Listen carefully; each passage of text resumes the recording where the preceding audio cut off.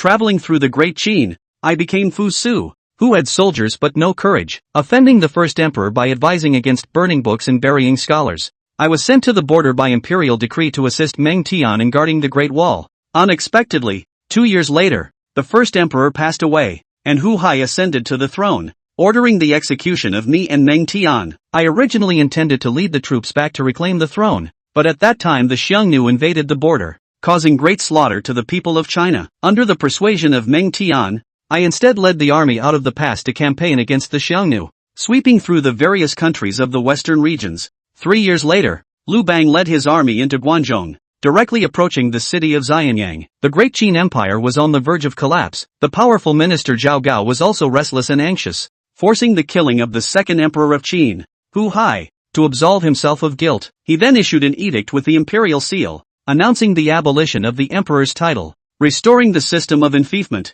in an attempt to appease the anger of the princes and to divide Guangzhou with Liu Bang. At this time, I also led tens of thousands of elite riders back to Xianyang. Upon seeing my return, countless officials and people prostrated themselves in worship, some even weeping and wailing, looking up to the sky and shouting, "Now the eldest son of the first emperor has returned with fierce and brave soldiers. Truly the Qin Dynasty will not perish." At this moment, I halted my warhorse and asked loudly, "Where is Hu Hai?" "He has been forced to death by Zhao Gao," came the unanimous response from the crowd. "Are you willing to follow me in exterminating the traitors who have caused chaos in the country?" "We are willing, but dare not ask." Upon hearing this, I laughed heartily 3 times, then led the iron cavalry into Xianyang, heading straight for the Xianyang palace. The officials and people cheered and followed along. At the same time, in the main hall of Xianyang Palace, Zhao Gao stepped up the steps one by one, knelt down on the highest seat, overlooking the crowd of conspirators and followers below, with a sharp gleam in his eyes,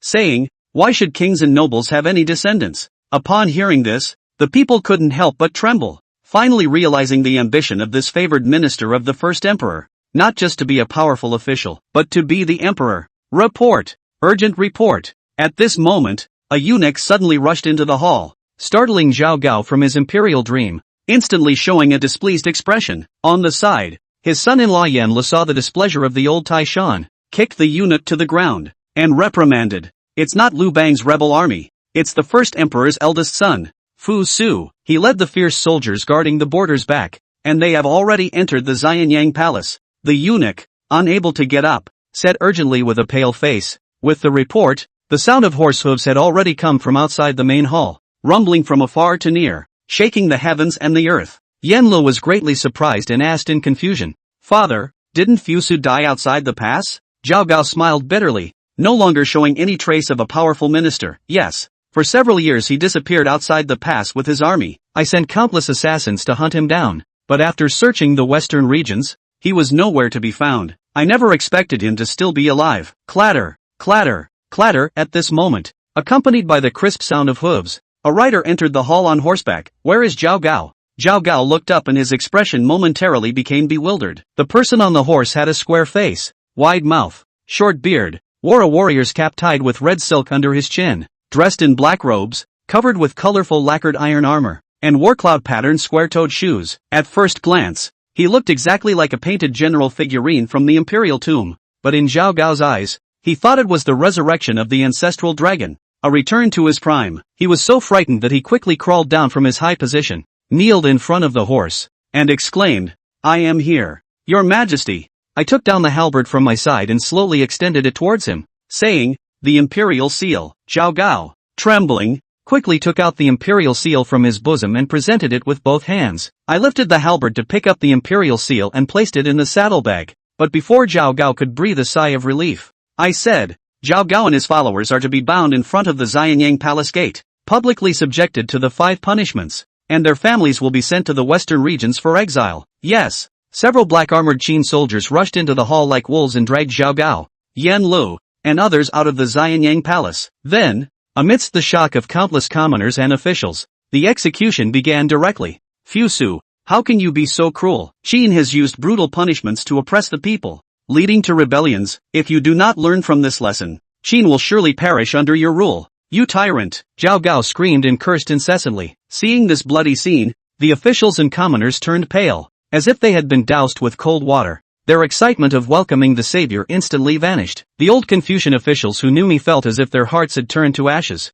It is well known that I was influenced by Confucianism, known for my wisdom and benevolence. When the first emperor burned books and buried scholars, I remonstrated, and as a result, I was sent to the border to assist Meng Tian in guarding the Great Wall. Now, 5 years have passed, and Fusu returns with his army. I thought that Confucianism would prevail, but seeing this scene, his cruelty is no different from the first emperor, comparable to Hu Hai. Qin will perish. Qin will perish by your hands. Amidst Zhao Gao's wailing, he took his last breath. I sat on my horse, surveying the trembling officials and commoners, and proclaimed loudly, the laws of Qin are the foundation of a strong and prosperous nation. But as times change, only the laws of Qin remain unchanged. Therefore, there are many examples that are no longer appropriate. Just considering the 5 punishments, are they too severe? The courtyard was silent, and after a while, someone timidly responded, they are too severe. Too severe. One person took the lead, and the crowd followed suit,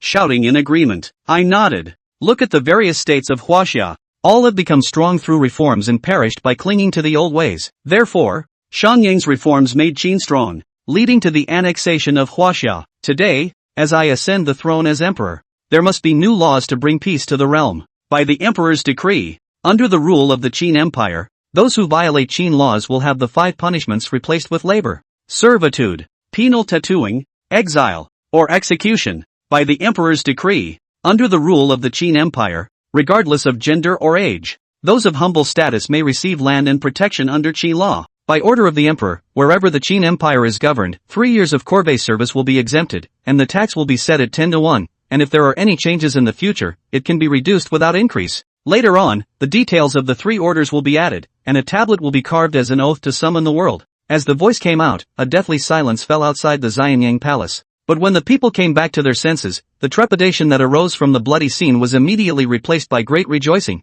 and earth-shaking cheers rose abruptly. Thank you for the emperor's grace. Since the reign of Emperor Shi Huangdi, he has been building mausoleums in the Afang Palace, and the endless labor force has reduced the people, who were already overburdened by the construction of the Great Wall, to complete slavery. In addition, the Qin law is harsh, often cut off the nose, limbs, even between neighbors. There is a risk of being tattooed on the face, a lifetime of shame. And now, with these 3 edicts, it is relief for the people. But the people are happy, but the officials are looking at each other. I's meaning is difficult to understand, even if it is practicing Confucianism. Officials, fierce hear such a benevolent policy, also do not know how to be happy or sad. Chapter 2. I'll take care of the enemy. The first edict only said that the people would be lightly punished for violating the law, but it did not release the shackles for the officials, and if they made any mistakes, they would certainly be subjected to brutal corporal punishment, which was tantamount to whipping the officials and strengthening the implementation of the Qin law in disguise, so that the people would not be relieved and would have to abide by the Qin law even more. The second edict, on the other hand, was to cut off the flesh from the honored class, and when this edict was issued, the slaves were all good, and the honored class was bound to lose a great deal of money.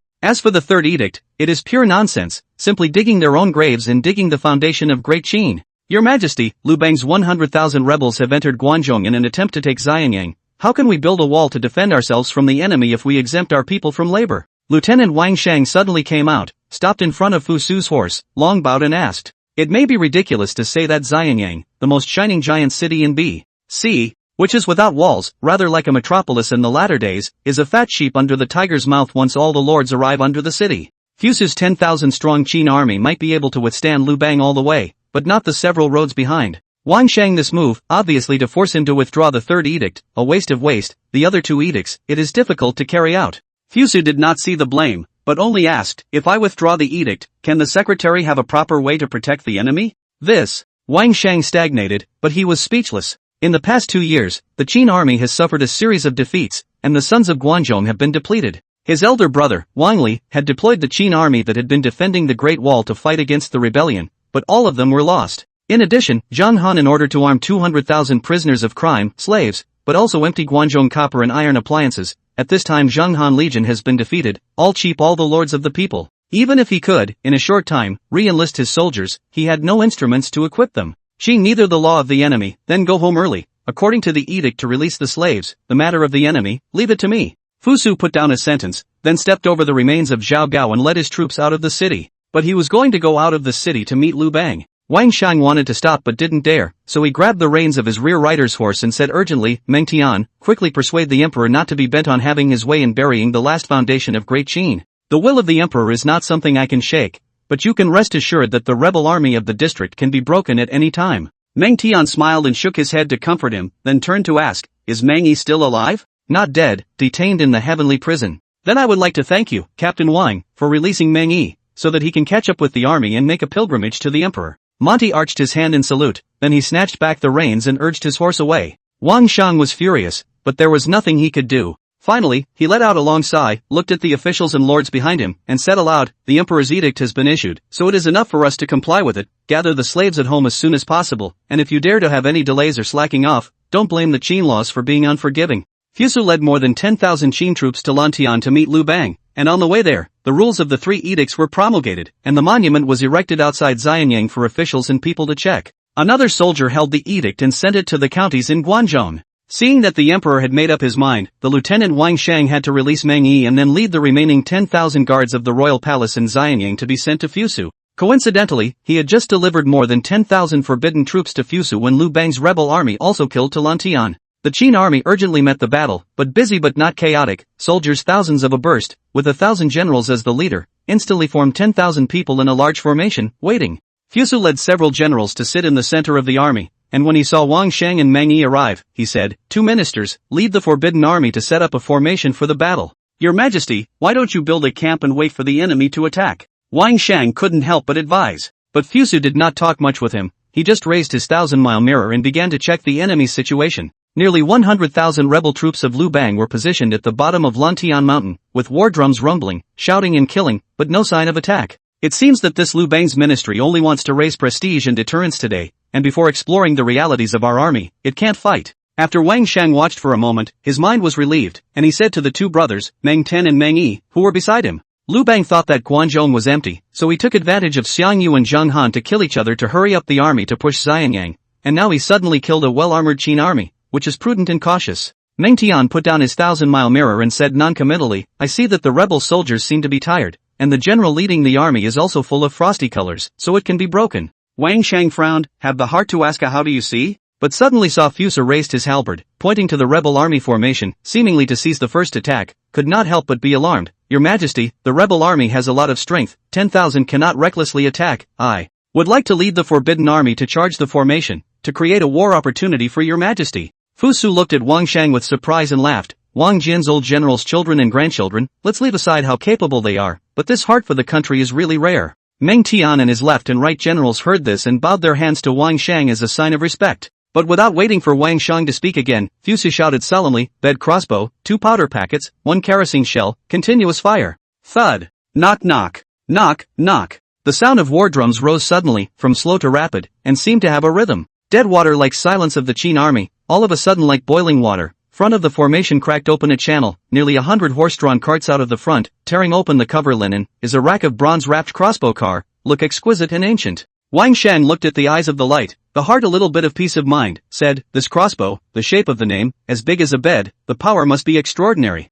It's extraordinary. Monty nodded his head with an odd expression. Wang Shang had been distracted by the crossbow truck by now and did not notice his odd expression. The Qin army was composed of 5 men, 2 of them fixed the crossbow carriage, 2 of them turned the winch to wind it up, and 1 of them placed the gunpowder packet, and they moved swiftly and cooperated with each other well, and in a moment they had already finished loading the crossbow, and were in the state of waiting to be fired. At that moment, the war drums stopped abruptly. Fusu violently raised his halberd, and more than 10,000 black-armored Qin troops, followed by their swords and spears, came out together. When Wang Shang saw this, his face immediately appeared excited, because he knew that this was to call out Wang Shang to strengthen his voice before the bed crossbow was fired in unison. Since he has been a lieutenant, he has been busy with political disputes in the courtroom all day long, and he has not seen such a scene for a long time. Bomb him a melon goon! More than 10,000 Qin troops shouted in unison, like a thunderbolt from a clear sky, and Wang Shang, who was boiling with blood, did not fall off his horse. This is et up. Hoo hoo hoo. Hoo hoo hoo. Hoo hoo hoo.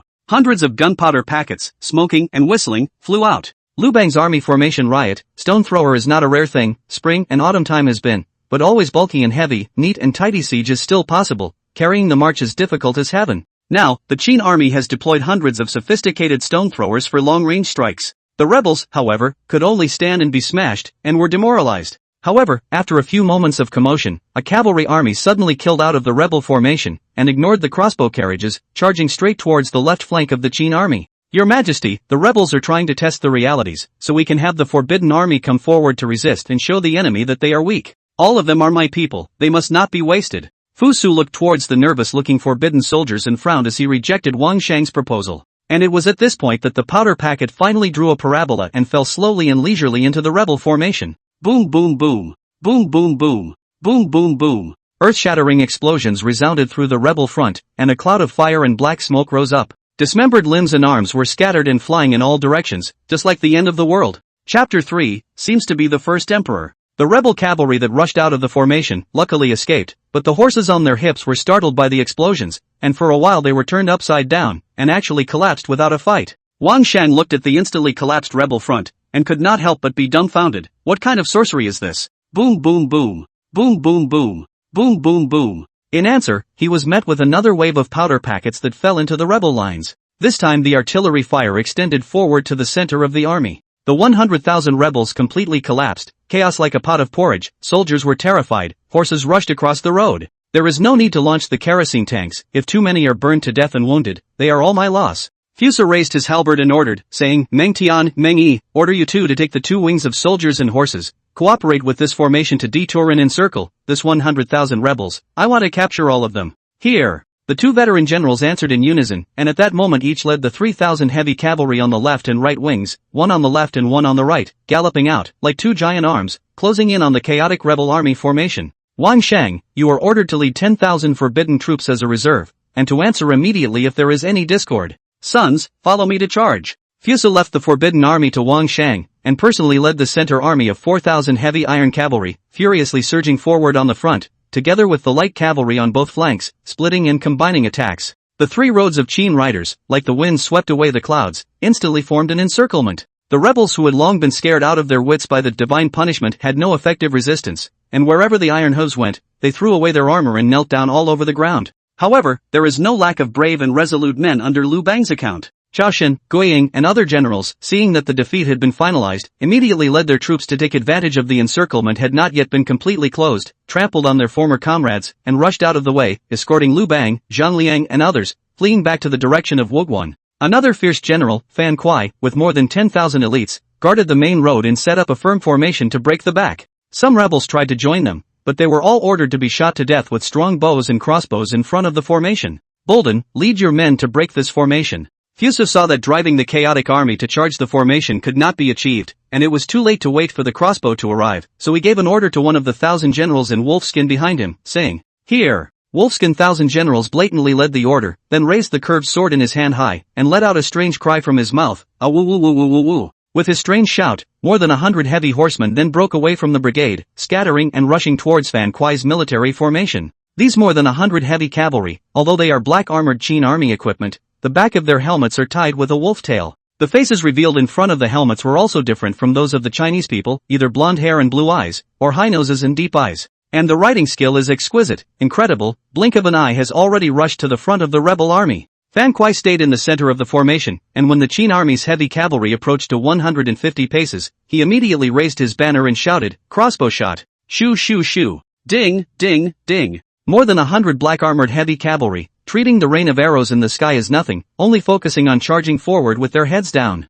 Fan Kuai saw that the 100 horsemen were not damaged at all, and hurriedly shouted, projectile, hoo hoo hoo.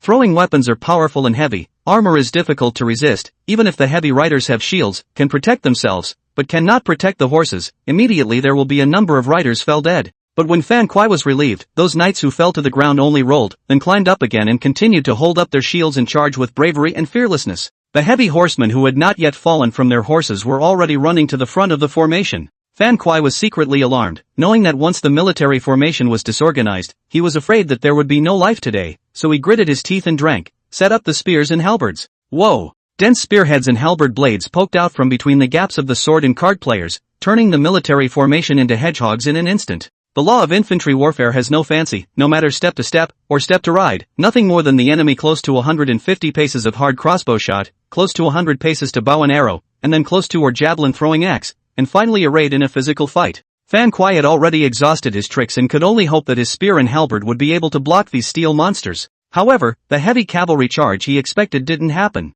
The heavy cavalry in the gallop suddenly took a turn in front of the formation, then fished out a fire discount and bit it in his mouth, took off 3 single gunpowder bombs from the back of his waist, ignited them and threw them into the formation one after the other. Boom boom boom. The dense concentration of spears and halberds instantly fell in pieces amidst the explosions. The heavy cavalry threw away all the gunpowder packs before waving their curved swords and converging into a single force, like a tank cluster, charging into the army formation to slash and kill. Seeing the collapse of the front line, Fan Kuai couldn't help but bare his eyes, so he personally led the center army to press forward, charge with yay, block. But by now, the several knights on foot had also arrived, following the Iron Horsemen, and in one fell swoop, they threw their respective 3 gunpowder bombs into the center army, and even the rear army. Boom boom boom. The sound of explosions rose again, and the entire military formation completely collapsed. Fan Kuai was knocked off his horse by a gunpowder bomb, and his guards were also killed and wounded. When he was staggering and barely able to climb up, he saw the heavy horsemen of the Qin army rushing towards him. Boom!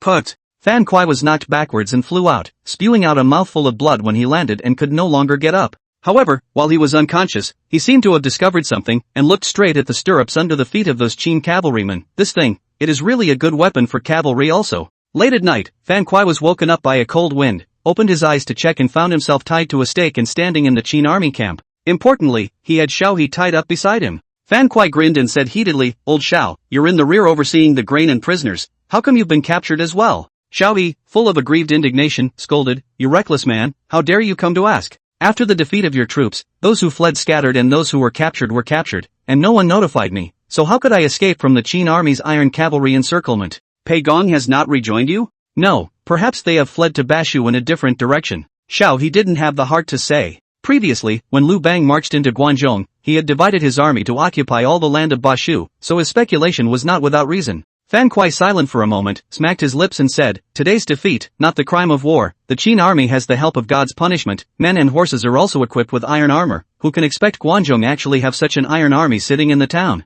This was an excuse for failure, but it was not unreasonable, and Xiao He nodded in agreement. "By the way, who is the leader of the Qin army?" Fan Kuai asked with a sudden curiosity as his words changed. Xiao He actually winced at his words and said with some trepidation, "It seems to be the first emperor." Fan Kuai stalled and said incredulously, "Old Xiao, the first emperor has been dead for more than 3 years, his bones have long since decayed, how can he come back from the dead?" Xiao He shook his head and said categorically, "I have seen Shi Huangdi before, and the man leading the army is clearly the likeness of Shi Huangdi, and he is Shi Huangdi in his prime." Fan Kuai's body is so cold, but he said, "So what if the first emperor is still alive?" Xiang Yu has already surrendered Zheng Han's troops and is on his way to Guangzhou, with no less than 400,000 troops. Even if Shi Huangdi is alive, with the help of divine punishment, defeat is only a matter of time. Speaking of Zheng Han, today I saw that the right and left generals beside the first emperor, it seems to be the Qin general Meng Ten, and his brother Meng Yi. Xiao He hesitantly said. Hiss. Fan Kuai sucked in a breath of cool air and was completely dumbfounded. Chapter 4, The New Emperor Fusu. He had refused to believe that the first emperor had returned to life. But now that Meng Tian and Meng Yi had also appeared, the joke was on him. Meng Yi was a scholar of law, and was appointed as a minister of state. He had great talent in ruling the country and securing the state, and was regarded by Emperor Shi Huangdi as his beloved, and he went out in the same carriage, and entered in the same seat. When Shi Huangdi was alive, he was on a par with Li Si, and Zhao Gao was a little behind. Meng Tian even led the army to conquer Qi in his early years, for the first emperor to unify China, and made great achievements, and then led 300,000 troops to attack Xiongnu in the north, recovered the land of Hetao, known as the first warrior in China. The world says that Qin General Zheng Han is good at fighting, and if Zhao Gao hadn't dragged his feet, I'm afraid he would have already leveled all the vassals, but he's just a brother of a brother when compared to Meng Ten. Now, this had text and a military Meng brothers out of the world, the good days of the various vassals, I am afraid that it is also to the end of the thud, thud, thud. As the day dawned, the slow, low sound of war drums resounded from the camp. In a little while there will be black armor Qin army, from a military tent out, ran to the Regulus Gate assembly, to 1,000 generals as the leader, 1,000 people abreast, in an instant and gathered. Xiao He looked staggered, said, but a few breaths, the battle formation has become, really as a sharp warrior also, another rabble defeat is not unfair. Fan Kuai hanging did not spray a mouthful of old blood, the heart cursed, you an old egg skin, blindly say what big truth? Knock, knock. After 3 drums, the Qin army finished assembling, and each 1,000 generals counted their own men and horses, and then went back to the worship platform to hand in their orders. Finally, 100,000 rebel prisoners were also escorted to the Regulus Gate, including Fan Kuai and Xiaoyi inside. Now Fu Su's troops have increased to 40,000, including more than 10,000 in the headquarters, more than 10,000 in the Forbidden Army, and more than 20,000 in the rescued Qin army in Wuguan, so there is no fear of a riot of the captives. Previously, when Liu Bang marched into Guanzhong, he saw that it was difficult to attack Wuguan, so he used a lot of money to subdue the generals, but he was afraid that if he only bought off one person, the rest of the Qin army in Wuguan would mutiny, so he turned his head and beheaded generals of all sizes, and then he took the opportunity to disarm the 20,000 Qin troops that had no leader, and only allowed them to escort the grain and grass. Now Xiao He, who supervised the transportation of grain and grass, was captured, and 20,000 Qin troops were naturally rescued. On the worship platform, Fu Su faced the rising sun in the east, stretched his waist greatly, and waved his hand and said, "Let's eat." So, in the stunned eyes of Fan Kuai, Xiao He and the 100,000 rebels, a team of fireheads, carrying large wooden barrels that were steaming, came out from the camp and began to distribute food. Each person a sea bowl of beef soup, a helmet pierogi, a large amount of filling. It's not just the Qin army that has it, but the rebels as well. Old Xiao, this sure Huangdi is not trying to kill prisoners, is he? You ask me? How would I know? The food was in their hands, but Fan Kuai and Xiao He did not dare to consume it, and the 100,000 rebels were in commotion for a while. After all, it has been the practice of the Qin army to kill prisoners, so there is no way for them not to be afraid. Yee-haw! Fu Su took a mouthful of steaming beef soup and tilted his head back unimaginatively to let out a long breath. Then the freshly cooked pierogies were broken up and soaked in beef broth. 100,000 rebels chaotic for a while, see no one take care of their own, finally cannot resist the temptation of food, pick up the broth holding the pot helmet to eat, die also do a full death. In front of the large regulator gate, a moment is full of the sound of nuisance huffing and puffing. Fan Kuai has a large amount of food, instantly a sea bowl of beef steamed buns down to the stomach, but feel that it is not enough, so he pulled a share of the meal of the firehead army, yelling, again to a certain family to give a bowl of meat soup. The fire chief looked up, revealing a hideous and horrible one-eyed scarred face. "May I have pierogies?" Fan Kuai was horrified and realized that this man was a warrior in 100 battles, so he could not help but be silenced by it. The fire chief picked up a big spoon and gave him a bowl of beef soup, and asked after him, "Do you want done cake?"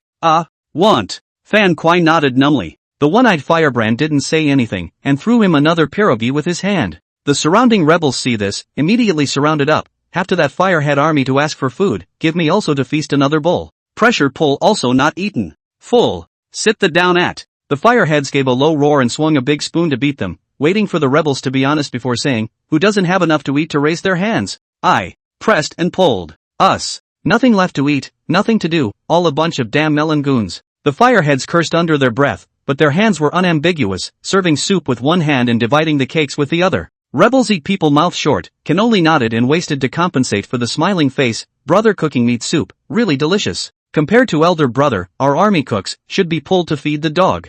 Firehead Army Sue was praised refreshing, the corner of the mouth tugged, and not just laugh as crying, lest to honeyed words to praise amount, quickly eat, later amount of the emperor has an imperial decree, to be passed on to you and so on. Is it the first emperor on the worship stage? Xiao He smoothly picked up the question. The firehead's words stopped and his one eye stared at him with a fierce glare. Xiao He was creeped out, and subconsciously shrank behind Fan Kuai. Spying on military information has always been a great sin. However, the Firehead army instantly withdrew his fury and said, the first emperor died 3 years ago, how can he be the first emperor? On the stage of worship is our new emperor Fusu. Xiao He's eyes instantly lit up. First emperor's eldest son, Fusu? Exactly. I've heard that Prince Fusu was benevolent and righteous, is it true or not? Who dares to say it's not true? Otherwise where would there be broth pierogies for you to wait and eat even if you want to fart? The Firehead army spit cursed, and then with honor to stand up his chest, said, not afraid to tell you and so on, the amount of the emperor yesterday made 3 edicts, 1 said the abolition of the Qin law of the harsh meat punishment, 2 said the lifting of the world's pariah return to the good, and 3 said that exempt 3 years of corvée service,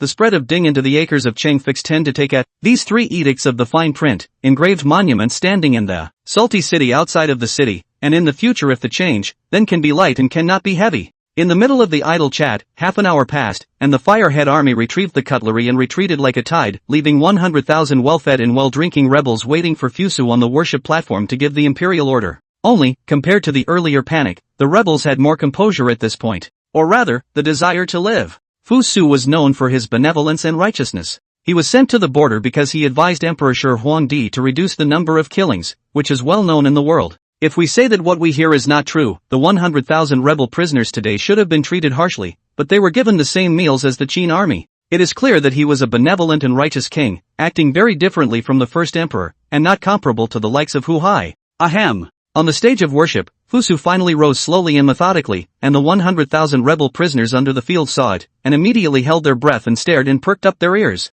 The time has come to decide the fate. Fusu spoke aloud, although you and others are rebels, but in the end, also have no choice, blame only Hu Heizhaogao chaotic country, so that the people of the great land of China are not happy. That's a suspicion of dumping, but in fact, the first emperor was quite responsible. And as the Qin army, in the dialects of various places, conveyed Fu Su's words to the 100,000 rebels, Xiao He and Fan Kuai could not help but secretly bristle. But the duo then realized that the rebels around them, who were illiterate, had a look of solidarity on their faces. Well, the children of workers and peasants are so simple. The new emperor gave us meat soup pierogi to eat, is a great good man. Good people say naturally is also the truth. And now, I am the new emperor, want to widely implement benevolent policies, so that the people of Huaxia have food to eat and clothes to wear, so that the land of Huaxia, return to peace no longer have war and chaos. Fusu's great vernacular edict, combined with the earlier momentum of the many fireheads, appeared extremely persuasive. After all, what bad intentions could such a benevolent ruler have? Chapter 5, The First Look of Benevolence and Virtue. But nay, the old nobles of the Six Kingdoms took advantage of the situation and stole the fruits of the victory of the peasant resistance,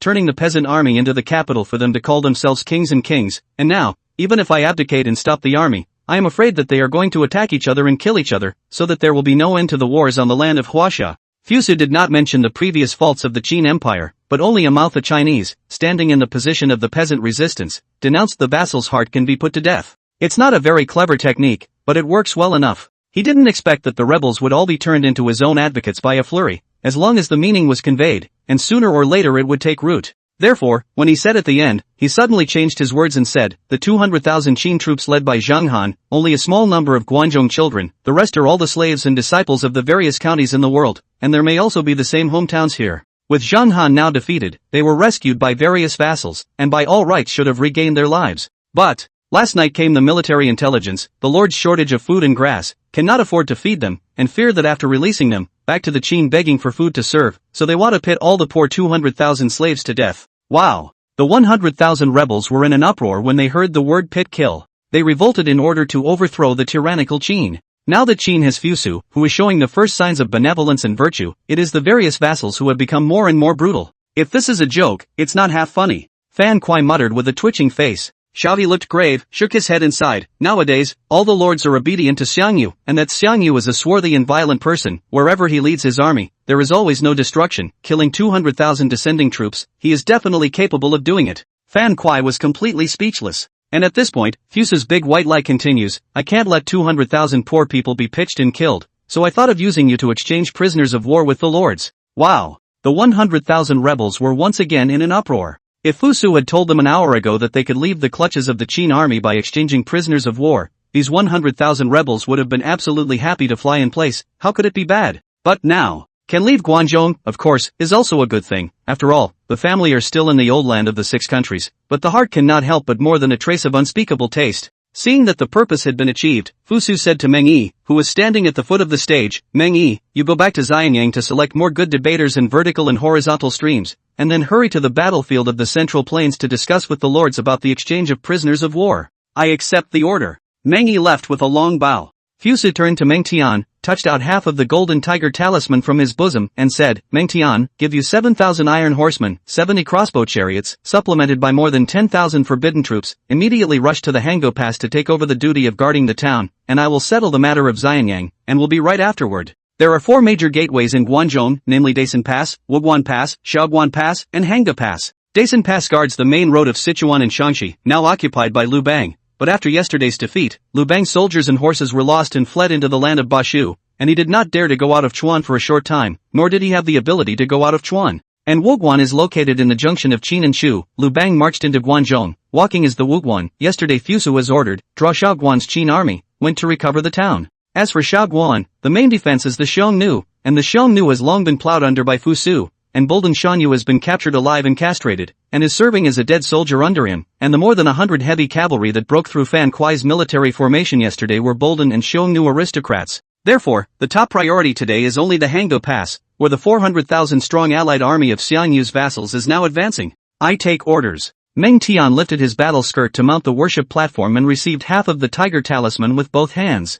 Fusu nodded his head, got down from the platform of worshipping generals, and bowed to Meng Tian, performing the ritual of worshipping generals. The war is urgent, everything is simplified, and the safety and danger of Guanzhong is entrusted to the great general. I will do my best to do so. Meng Tian received a salute, returned a salute, and then from his arms also touched out half of the tiger symbols into one, raised high facing the Qin army formation, drinking, Wan Shang. Winsome, winsome, winsome. The Qin army's swords and spears were raised together, followed by 3 consecutive shouts that resounded through the clouds. Half an hour later, Meng Tan led his army to start, distributed the spare horses of 7,000 heavy cavalry to more than 10,000 forbidden troops to walk on their behalf, and in the blazing sun of late fall, escorted the grain and grass in 4-wheeled carriages, and sped toward Hango Pass. Fusa sent off Meng Tian after, and will Wang Shang recruited close to the front, asked, yesterday, I have the 3 edict details, Wang Chen can read it? I watched. May the officials of Xianyang be urged to carry it out? It was urged yesterday, but what? There is no harm in the secretary speaking frankly.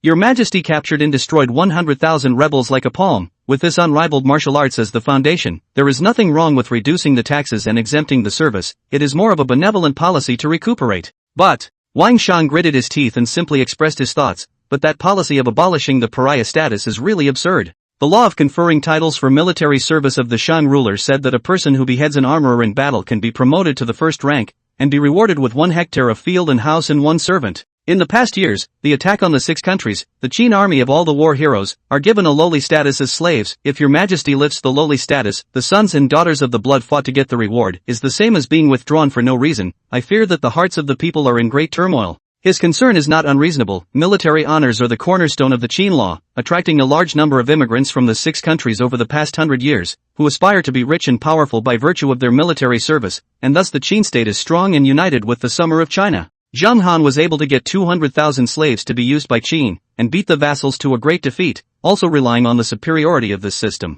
In other words, neither the remnants of the 6 kingdoms nor the people of Guanzhong had much sense of national identity, and they had milk to spare. If Fusa dared to take back the reward, there was no need for the lords to attack. The people of Guanzhong would dare to revolt. Wait! Fusu interrupted Wang Shang's words, said, existing Chinese untouchable nationality, to Huqiang slaves against the exchange, and thereafter military achievements do not reward slaves, to be exempted from service to reduce the tax. This is the abolition of untouchable nationality of the imperial decree details. Wang Shang frowned, just where did the slaves of Huqiang come from? Qing looked out of the camp. Fu Su smiled slightly and pointed towards the regulator gate. Wang Shang followed his finger and looked, but he saw that at some point, a wave of people had vaguely appeared a few miles outside the camp. From afar, it was extremely huge, like a flood roiling. This, Wang Shang ate a shock, hurriedly took out the 1,000-mile mirror rewarded by Fu Su yesterday, and carefully looked at the tide of people. I only saw that in the rolling smoke and dust, it was tens of thousands of black-armored Qin troops, men and horses in costume, flags hunting, and Fu Su brought back more than 10,000 heavy cavalry yesterday, just like the same.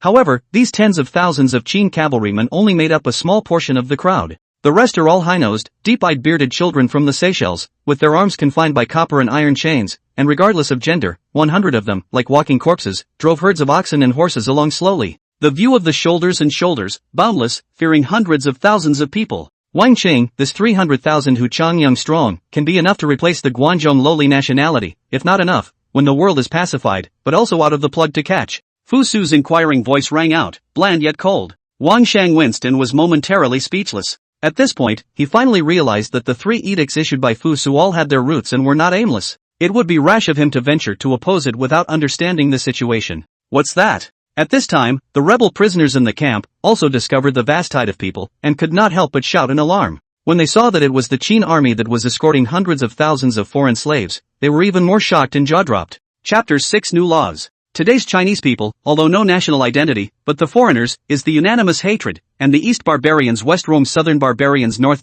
has always been immortal. Suddenly seeing so many foreign slaves, there was no way for them not to be shocked. No wonder he dared to abolish the pariah status and exempted the people from labor for 3 years. As long as we can capture a steady stream of foreign slaves, what can we not accomplish? Xiao He and Fan Kuai sighed repeatedly, not knowing whether they were happy or sad in their hearts. They could already foresee that the institutional superiority of the Qin law would inevitably be taken to the next level in the future. The restored noble lords of the 6 kingdoms, on the other hand, still have the same corrupt system. If Xiangyu can attack Guanzhong this time and nip Fu Su's benevolent rule in the bud, everything will be fine. But if not, in the future, Fu Su's edict will be spread all over the world, and that I am afraid that we will repeat the scene of the people of the 6 countries migrating into Qin after the Shang ruler's change of law. At noon, Fu Su left 20,000 Wuguan Qin troops to guard 100,000 rebel prisoners, while he himself led more than 35,000 iron horsemen and escorted 300,000 slaves to the outside of Xianyang to hold a grand annual festival. Yes, the annual festival. The earliest pictograph of the year is a bunch of ears of grain hanging downwards, symbolizing the ripening of grain, and the ripening of grain is a year, so during the Qin and Han dynasties, the new year was celebrated in the month of October, to celebrate a good harvest.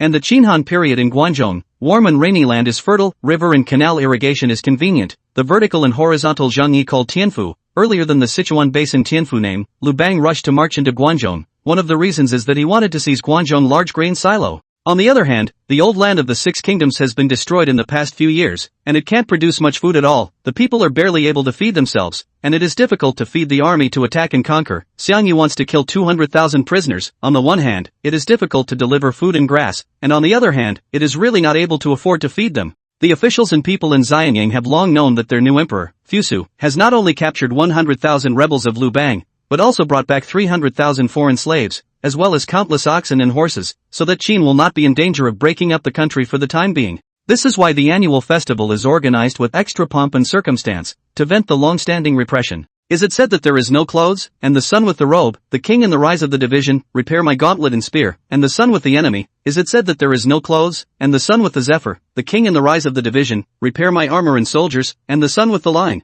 Qin Fang's battle song resounded inside and outside Xianyang city, and Fu Su's prestige was truly established at this moment. Everyone knew that their new emperor was not only benevolent, but also had unrivaled martial arts skills. Fu Su, holding a short goad, personally harvested a handful of late rice, notifying the people of the official start of the fall harvest. When the people dispersed, Fu Su turned to those officials and nobles, and asked with a smile, all the ministers, yesterday's new law, can be implemented? Han Gong, the left supervisor of the court captains, stepped forward and said, I, Han Gong, the left supervisor of the court captains, have complied with the imperial decree to modify the penalties and ordered the post horses to pass them on to the counties in Guangzhou. The court captain of Qin was one of the 9 ministers, in charge of justice and judgment, equivalent to the supreme law in later times, with 1 chief officer and 1 supervisor of the right and left ministers. The only reason why the left supervisor is now listed is because the court captain is a member of Zhao Gao's party and was sentenced to 5 punishments yesterday. Fu Su nodded with satisfaction. The secretary is in charge of things properly, when it can be a positive. Here. Han Gong took his orders with a long bow. The group of officials behind him could not help but look envious. The left supervisor seems to be only 1 step away from the 9 ministers, but the difference is not even close, which is considered to be years of daughter-in-law to become a grandmother. After Han Gong had retired, the left supervisor of the inner history also came out of the class to present his report. Minister, the left supervisor of the inner history, Zhu Shou, has complied with His Majesty's imperial decree and sent out the policy of reducing taxes and exempting people from labor. Good. Fu Su nodded, but then said, is there any coordination among the lowly members of the capital city of Xianyang? Neishi was one of the 9 ministers of state, in charge of taxation and household registration, much like the Ministry of Revenue after the Sui and Tang dynasties, with a high level of authority. Zhu Shou is now the left supervisor, full of expectations for the transfer, but also into the ranks of the 9 ministers, but do not want to. Fu Su still have the words, a moment cannot help but mute, I have not yet coordinated. The smile on Fu Su's face converged and he frowned. Why? This? Zhu Shou was dumbfounded, and cold sweat broke out on his head. Most of the pariahs in the Xianyang capital and the surrounding area are the private slaves of officials and honored people, and he does not want to offend them, so naturally he does not dare to send someone to the door to coordinate. My new law, how can I allow you to go against the grain and pick and choose what to implement? Fu Su read his mind, coldly said, both unwilling to serve, then remove the crown and seal, ink face tattoo, never employed. Zhu Shou was horrified, but did not allow him to argue. There are already black-armored Qin troops came forward, dragging the dead dog like a frame away. When the crowd of officials and honored officials saw this, they couldn't help but grin darkly. Although the new emperor is not as brutal as Hu Hai, but it is a clear-cut reward and punishment, more like the style of the first emperor. It's really hard to fool. And as Fu Su watched their reactions, the conviction in his heart that the abolition of the pariah status was even stronger. Now that Xiangyu's 400,000-strong army is pressing the border, these vested interests of the Qin Empire, who need to rely on his soldiers and horses to protect their families and properties, can take the opportunity to popularize the abolition of the pariah status, and they can only tolerate it even though they are unwilling to do so.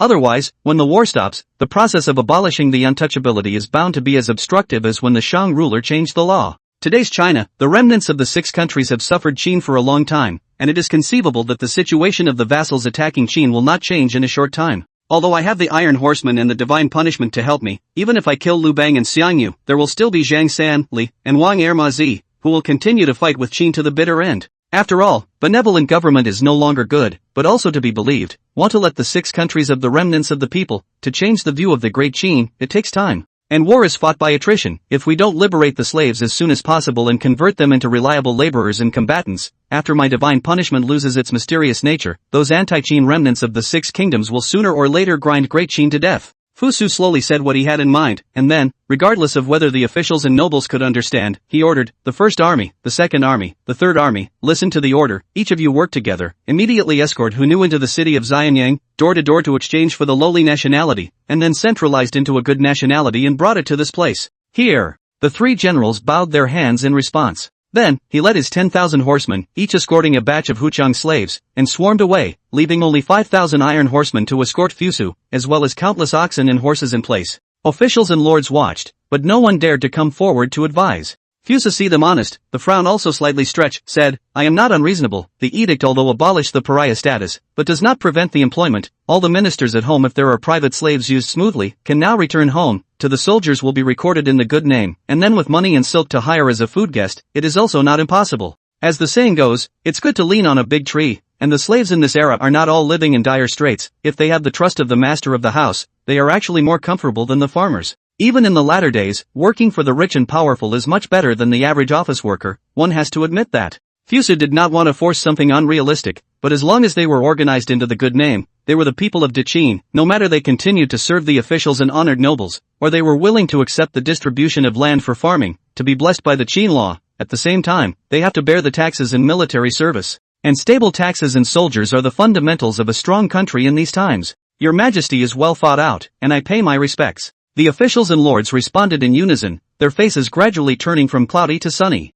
Chapter 7, Cattle and horses may be used for plowing. That's the way people are. When he's so disheartened that he thinks he's going to be faced with a clean slate, he's going to be grateful when you say he can get by with spending money. Ugly words in front, who dares to harbor private slaves, blocking the record of soldiers, then no blame Qin law merciless. Fu Su added one last sentence, coldly. Officials and nobles heard the killing intent implied in his words, could not help but all hit a jolt, and only after a long time did they respond to the sound of yes, or personally return home to deal with it, or send someone to send a message to go home. Your Majesty, now is in the agricultural busy, all of you colleagues got a strong Hu Nu, since it is not worried about the agricultural work, but the people of Qianzhou home, but the Qingzhuang half of the army, the remaining old and young women and children, harvesting the crops can be, but after the autumn harvest of the cultivation, is the need for a large number of laborers. If you let the good land is wasted, that's a great sin. At this time, a white-haired, plain-clothed old man suddenly came out of his class and played with a long bow. Wang Shang also clasped his hands and agreed, what the old prime minister has said is true, I hope that your Majesty will think about it.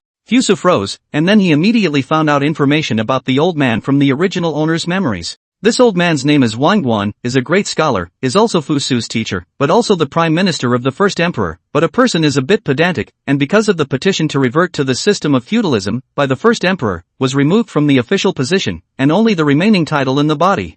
Fusu stepped forward to help him up and laughed, the old prime minister does not need to be polite, this matter is easy to solve, when available oxen and horses to plow the land. Saying that, he raised his hand to point at those countless oxen and horses that remained in place. Wang Guanqiu raised an eyebrow, Your Majesty, although I am old, I am not confused, how can a loose cow or horse plow the land? Wang Shang and the remaining officials and lords were even more frowning, looking at Fu Su with stunned eyes, even contempt. Since the ancient Shang and Zhou dynasties, both horses and oxen have been tamed from childhood so as to be docile enough to be driven, and are therefore scarce and regarded as symbols of national strength. And the grassland free-range cattle and horses, wild and untamed, encounter fierce beasts also dare to fight with them. In their opinion, Fusu's allowing the people to plow the land with grassland oxen and horses was, by and large, extremely absurd words and deeds, rather like the style of Emperor Hui of Jin in later times, who did not eat minced meat. When Fu Su saw them like this, but he didn't explain, he just smiled slightly and said to the guards behind him, Bolden, go and capture a cow and a horse here. Here. Bolden led the way, turned on his horse and went.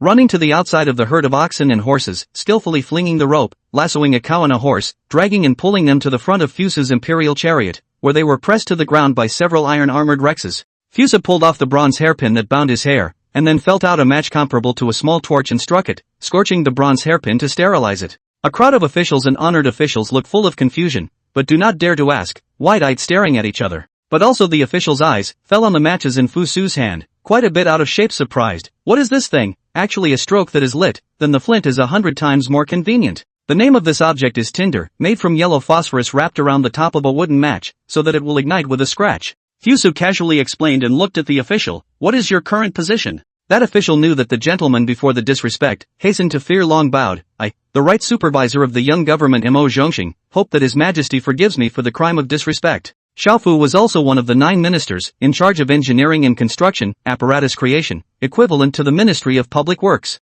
This Mo Zhongxing, if nothing else, should be a direct descendant of the Mo family, serving as the right supervisor of the young house, but also the best use of talent. Qing see the benefit of the people and happy, it is in its position to seek its own politics, not only not guilty, but win the reward. Fu Su smiled with an appreciative remark and threw the exquisite matchbox, cast in bronze, directly to him. Mo Zhongxing was overjoyed and carefully put it away. Minister, thank your majesty for the reward. By this time, the copper hairpin was already sizzling red, and Fu Su ordered people to find 2 wrist-sized iron rings. Then, to the dumbfounded eyes of the officials and lords, he went to the oxen and horses that had been pressed to the ground, pierced the septum of the oxen and horses with a copper hairpin, and placed iron nose rings. Moo woo woo. Sigh. Fu Su was also the first time to do this kind of thing, more or less rough technique. Make a cow and a horse screaming. The scene is a little bloody. Cattle and horses have always been precious, officials and nobles are heartbroken, a moment cannot bear to look at, have moved away from the gaze. In the middle of the day, Fu Su finally finished fiddling and personally took the nose rings of a bull and a horse and said to the Rexes, let go.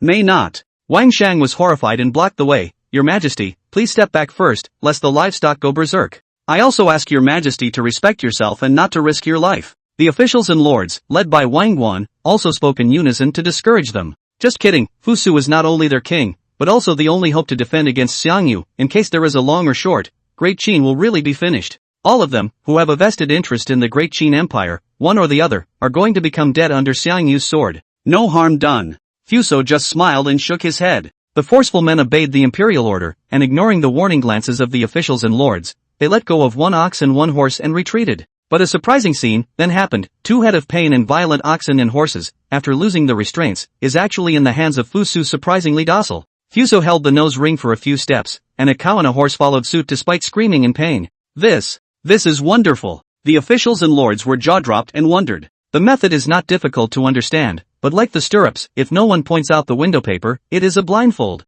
Your Majesty is truly a clever mind, and the old minister was out of line earlier. Wang Guan was pleased and bowed long to Fu Su, and then said to the officials and lords, go, and get the hackamore plow, and assemble this ox and horse, and try to see if they can plow the land. A certain person went to the farmhouse and borrowed it. Mo Zhongxing answered excitedly and went to get his own mount. Fu Su noticed that the horses he was leading were even fitted with brand new stilt saddles and stirrups. I think, should be yesterday the Iron Horseman into the city, he found the stilt saddle and stirrups are different, so also built a set of trial. The ability to learn is powerful. Maching, wait. Fu Su suddenly opened his mouth and called out to stop Mo Zhongxing, who was in a hurry, and touched a few pieces of silk from his pocket, handing them to him, saying, this is a new type of ordnance atlas, and Mo can order the craftsman to supervise the construction more. Mo Zhongxing received unfolded to watch, a moment later, but the eyes are glowing. Tisk marveled. True skills, Gongshou family is also afraid of not as good as. He was mesmerized for a moment and stood still, leaving the matter of borrowing the plow behind. Wang Laoguan, angry white-beard straight up,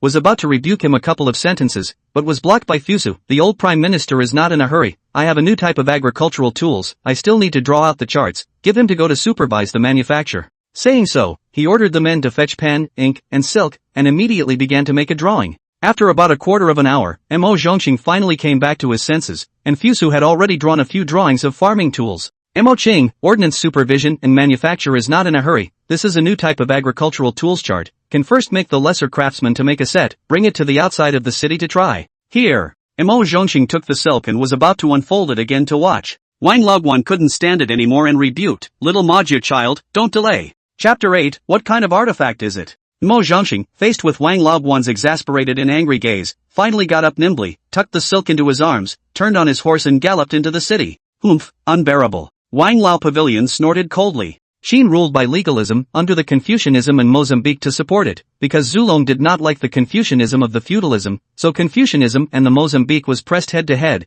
and always do not deal with each other. Wang Laoguan finished his mouth, and then turned his attention to which a cow and a horse, with many officials and nobles, try to pull the nose ring to drive. Mo Zhongxing is a man of science and technology, certainly mute and naive, but things are extremely appropriate, with the unique artisan work system of Qin, making a new set of agricultural tools, since it is a short time to complete. In less than half an hour, Mo Zhongxing had already driven the carriage back with the new farming tools, and Wang Laoguan is still holding the ox and horse nose ring around. See him return so fast, quite a bit resentful, invite favor and pander to the people. Mo Zhongxing left and right are wrong. Also do not bother to pay attention to this Confucianism old herdsman, from the carriage to hold out a man-powered rice threshing machine, close to the Fusu imperial chariot in front of, Your Majesty, please look at, this thing is whether it is in line with the intention? One try and you'll see. Fusa picked up a bundle of late rice harvested by the people and stretched the ears all the way into the mouth of the feed. Mo Zhongxing hurriedly shook the handle, only to hear a burst of snorting sound, Fusu, and then pull out the ears of rice. There is already only a bare bundle of rice poles.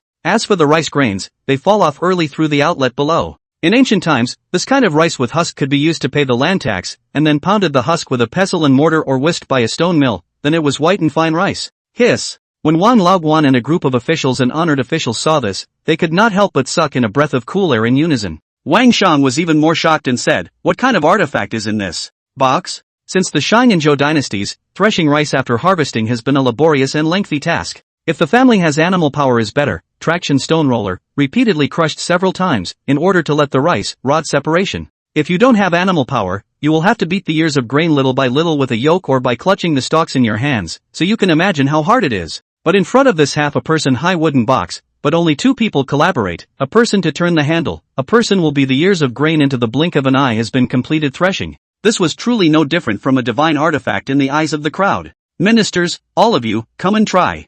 Fusa smiled and stepped aside, signaling the crowd of officials and honored officials to try it themselves. Wang Shang and Wang Laoguan were not polite, and took over from Fusu, one of them picking up a bundle of rice and sticking the ears into the mouth of the material. Mo Zhongxing only had to act as a drudge and continue to turn the handle. Prickly, prickly, prickly. Two males with the name of Wang had a great time. A bunch of officials and honored officials joined in, you try one and I'll try another. However, this can be bitter to turn the handle of the Mo Zhongxing, hand cranking sour for foot pedal tired for hand cranking, the dignity of the Hall of Foodstone, just like a real drudgery. Come on, don't even play. Mo Zhongxing saw that a full acre of rice had been threshed, so he decisively called off the crowd, then lifted the dome-shaped machine cover to check the internal situation. Officials and lords are curious, have poked out their heads to see. Wang Shang and Wang Lao Pavilion is even more eager to shove their heads in, to find out what is going on. But, after they saw the internal structure, they were stunned in unison, just this. Inside the cover is a cylindrical roller, which is covered with thick and short bamboo thorns, crisscrossed with teeth, and at a fierce glance it is quite a bit simple. The principle is even simpler to understand at a glance. If the bamboo thorns on this roller were replaced with iron nails, the threshing effect would definitely be better and more durable. Wang Laoguan couldn't help but propose. Fusa shook his head and said, I made this machine to popularize the world, so that the people who are proficient in carpentry can make it themselves, so save what you can, otherwise the people can't afford it. Wang Laoguan nodded his head indistinctly, then straightened his crown and sash, made a long and solemn bow, and exclaimed, Your Majesty is thinking of the people's urgency, and is truly a saintly lord. I pay my respects. Wang Shang and the officials and dignitaries followed with a long bow of praise. Fusa did not expect to usher in a wave of horses, goosebumps, breathless waved his hand and said, Okay, in the future, less of these words of praise and praise. Mo Qing will be the other new type of agricultural tools also moved down, try the effect of how. Here. Mo Zhongxing led the order and turned back to the wagon, carrying out several frames of farming tools from inside the bucket. These agricultural implements, compared to the threshing machine, are not much more complicated. The only thing worth noting is that they all have iron plows, which are relatively expensive to build. One of the plow is not the so-called curved plow, but the later more convenient and useful push and pull plow, front single wooden wheel, rear anti-sloping plowshare, connected to a simple wooden frame, the two armrests backward, high to the waist, easy to hold and make the power to arbitrarily control the depth of the plowing, manpower push and pull the use of the oxen and horses, can also be drawn. And with this push-pull plow, there are numerous benefits. By simply replacing the plow head with a long horizontal harrow, it becomes a harrow plow again, breaking up the soil of the tilled field for later plowing, as well as for crop growth. If the plow is replaced with a triangular shovel, it is a good tool for ridging, cultivating soil, weeding, pushing and pulling it in the field, walking through a trip, it will become a ridge, weeds are removed, eliminating the pain of bowing and waving a hoe. Fusa's previous life in the countryside, followed by his parents to do farm work, no less than the operation of such a hand-pushed plow, simply do not be too much time-saving and labor-saving. In addition to the push and pull plows, there are two simple columbines, divided into single-footed columbines operated by a single person, and three-footed columbines drawn by oxen and horses. single-legged columbarium, front single wooden wheel, rear double handrail, and the common later generations of human hand-push seeding machine, the shape has not any difference, to leather instead of chain drive down the seed. The three-legged columbine is equipped with 2 wheels on the front and 2 wheels on the left and right, drawn by oxen and horses, and driven by ratchets to plant seeds. Mo Zhongxing learned his lesson this time, and instead of rushing to act as a hard laborer, he called the people who were harvesting the crops nearby and let them experiment on the land that had already finished harvesting. Wang Shang and Wang Laoguan, as well as a group of officials and lords, naturally had no objection. After all, when it comes to manipulating the fields, the people are the most vocal, and whether the new agricultural tools are good or not, it is also necessary for the farmers to speak to be useful.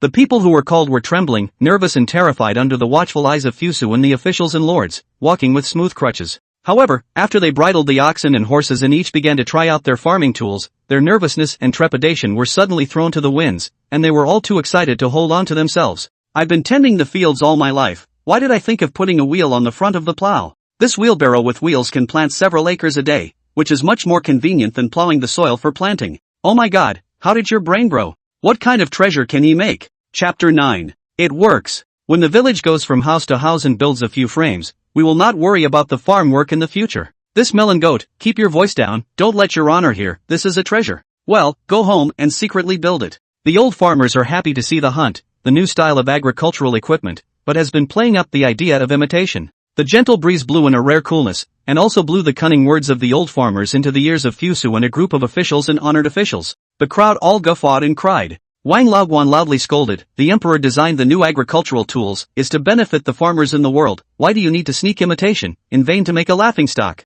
The old farmers were scolded and shrunk their necks in unison, but in an instant they were overjoyed. Really? The emperor is the son of heaven, he has the constitution of heaven in his mouth, and his words follow the law, so what's the point of fooling around with your qianlongs? Wang Lao Pavilion continued to rant. Fusu glared at Wang Laoguan, and simply walked down the ridge to the old farmers and asked, I designed this new type of agricultural tool, is it good? Aha! Good use of. It's great. Like chickens pecking at rice, the old farmers nodded their heads in unison in response. Fusu nodded, that's good, later there will be a drawing of agricultural tools, sent to all counties and even townships, miles, villages and societies, loud and clear for their own use can be made, do not have to sneak around. Put. The old farmer at the head of the group suddenly fell on his back in the soil, performed a 5-body salute to Fusu, and shouted, the emperor's great virtue was not as great as that of the ancient Shinon. The rest of the old farmers see this, is also excited to lie down on the ground, itching to kiss Fusu's boots. Thank you for the emperor's benevolence. Fusu's head was filled with black lines and he can only help them up one by one, less sweet talk. It seems that singing praises and kissing ass is something that not only officials and dignitaries are skilled at playing, but old farmers are also skilled at it. When the old farmers will try out the new farming tools once, full of longing to leave, the sky is also close to dusk. Meanwhile, the 30,000 Qin iron horsemen who escorted the Hu Nu away earlier returned one after another, and following them were the remaining tens of thousands of Hu Nu, as well as the hundreds of thousands of slaves who had been exchanged out of the city. As far as Fusu's eyes can see, all of them are ragged clothes and withered faces, and there is almost no old and weak. Because of the old and weak slaves, there is no master's family willing to provide, and they have long been thrown to the mass graves. It turns out that the slaves who mix well are, after all, a very small minority. Your Majesty, the first, second, and third armies have completed their tasks and have integrated all the lowly registrations inside and outside of Xianyang City into the good regimes. The 3 generals personally escorted dozens of carts of bamboo slips and finally handed over the order. Fusu nodded appreciatively, good, all generals. Your Majesty. Wang Laoguan suddenly jumped out and bowed his hand. There are hundreds of thousands of residents in Xianyang City, even if all the civil officials of the imperial court are mobilized, it will take a few days for them to coordinate properly, and I am afraid that these 3 generals may have the suspicion of dealing with the matter hastily. When the 3 generals heard this, they couldn't help but glare angrily at the old man in unison, cursing, old piker, how dare you slander us? Wang Laoguan ignored the 3 of them, and just bowed to Fusu again, quoting the classics, as the teacher said, the world does not suffer from scarcity, but from uneven distribution. Since your Majesty has implemented a benevolent policy to abolish the pariah status, then you must carry it through to the end, so as not to sow the roots of trouble. Well, ha ha ha. Fusu froze, and then laughed out loud. The old prime minister is too much to worry about, these soldiers under my command, not to say that everyone can poetry, but also everyone can read and write, that is, the ordinary soldiers, is not much worse than the court's clerical officials, the household record, will not cope with the matter. With that, he turned to the 3 angry general officers and said, report the coordinated data, and report it to the old prime minister to hear it. Here. The 3 generals led the order, immediately took the bamboo slips, gritted his teeth and recited, Xianyang City of the cheap registration, a total of 284,592 people, divided into men 194,541, women 85416, male and female children under the age of 10 4,635 people. Are willing to share the field as farmers 279,957 people, of which there is a small family, or voluntary organization among them, those who have small families or those who voluntarily organize themselves into one household, a total of 32,640 households, and the rest are all orphans. They read it carefully, each figure to the nearest single digit. Wang Laoguan heard dumbfounded, but some incredulous, trembling from the carriage, respectively, took a few bundles of bamboo slips, one by one to look through. Bamboo slips are densely written with names, genders, years, and even abbreviated facial features. Moreover, the handwriting of several bundles of bamboo slips is also very different, obviously written by different people. Wang Laoguan heart believed the majority, but still shouted Wang Shang help, peeled off a few carriages above the bamboo, bottoming out and took a few bunches of unfolding view. After a long time, Wang Laoguan finally put down the bamboo slips, straightened his clothes and crown, faced the three generals, bowed low to the ground, trembling. It's the old man who's reckless. I hope the three generals will bear with me. It's very open, but it's also quite a mixed bag of dead pigs. The three generals skimmed their mouths, seeing that the old man's waist was almost broken. They could only wave their hands resentfully. The old prime minister doesn't have to be like this. We juniors don't dare to be saluted. Then I'll take it that the three generals are forgiven. Wang Laoguan laughed and straightened his back, turning to look at the 35,000 iron horsemen behind Fusu with a green light in his eyes. Wang Shang, as one of the three lieutenants, in charge of the world's army and horses, was unable to resist. Dare I ask, Your Majesty, how is this iron army, which can write and fight, forged? Fusu heatedly said, even cajoling. Wang Shang? Wang Laocan. Officials and lords. Everyone was so confused that they thought they had heard wrong. Don't believe me? Fusu smiled and asked a rhetorical question, saying, since Hui usurped the throne, I have led 50,000 generals out of the plug, saying that it is to conquer the Xiongnu and sweep the western regions, but in reality, it is just an exile. I can only deceive them, promising high ranks and titles, promising to return home in fine clothes, so that while they are attacking the city, they will try to study and learn to read, so that they can look forward to the time of their return. All of them can be outstanding.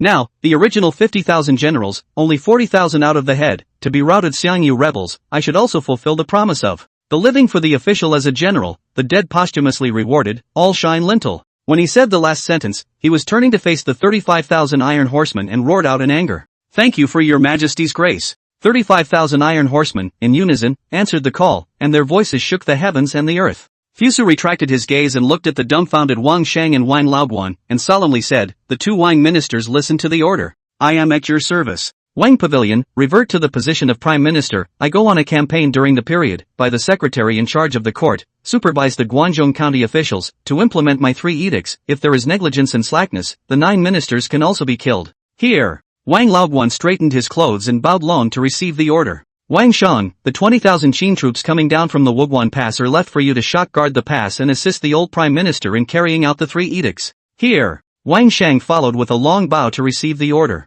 Chapter 10 Equal meals with the Qin army's iron cavalry. Fusa put up a solemn look, will be called to the two close to the front, ear to face said, new into the good people, all for the rare young strong, even if the share of the field and grain planting, but also to wait for the coming year before the harvest. If the court is only subsidized food rations, and keep them, it is really a big underestimation. And now Guangzhou youth shortage, when you can order officials to organize them, or to help the people to complete the autumn harvest, cultivation, or to help the lesser government to build water conservancy, to create equipment, set rewards and penalties for more work for more money, this is the work for food. Your Majesty's strategy is wonderful. Wang Shang and Wang Laoguan, with a unanimous sigh of approval, said, I will certainly comply.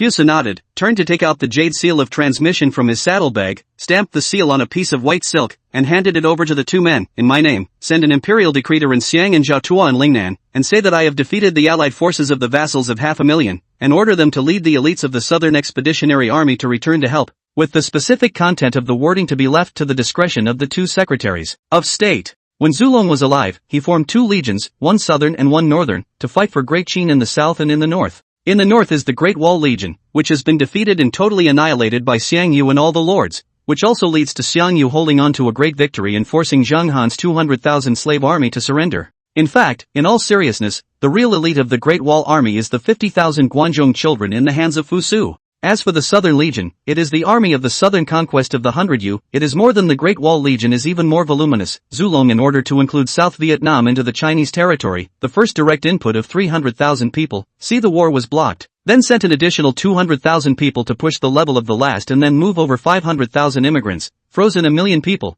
the South Vietnam completely tripped leveled. However, after Great Qin fell into civil strife, Ren Xiang and Zhao Tuo, who were in charge of the southern legions, saw that Hu Hai's power was gone, so they severed their ties with the imperial court with the intention of establishing themselves as kings. Now that Fu Su has returned, he naturally wants to hammer these two monkey cubs. Remember, the messenger who goes to pass on the imperial edict must make a big fuss and pose as an angel, so that the people and army of Lingnan know all about it. I understand. The two old ministers nodded in understanding. A few days later, on the broad road near Hango Pass, 35,000 iron horsemen escorted the grain, armor and equipment, as well as 100,000 rebel prisoners meandering, and the sound of singing resounded for dozens of miles in a radius, so that the people of Guangzhou, who were working in the fields, looked sideways frequently. Forward! Forward! Forward! Our ranks turn toward the sun, with our feet on the earth of China and the hopes of our fathers on our backs. We are an invincible force, we are the sons and daughters of the people, we are the people's arm. Never fearing, never yielding, fighting valiantly until the deceiving lords of the people are wiped out and the banner of victory flies high.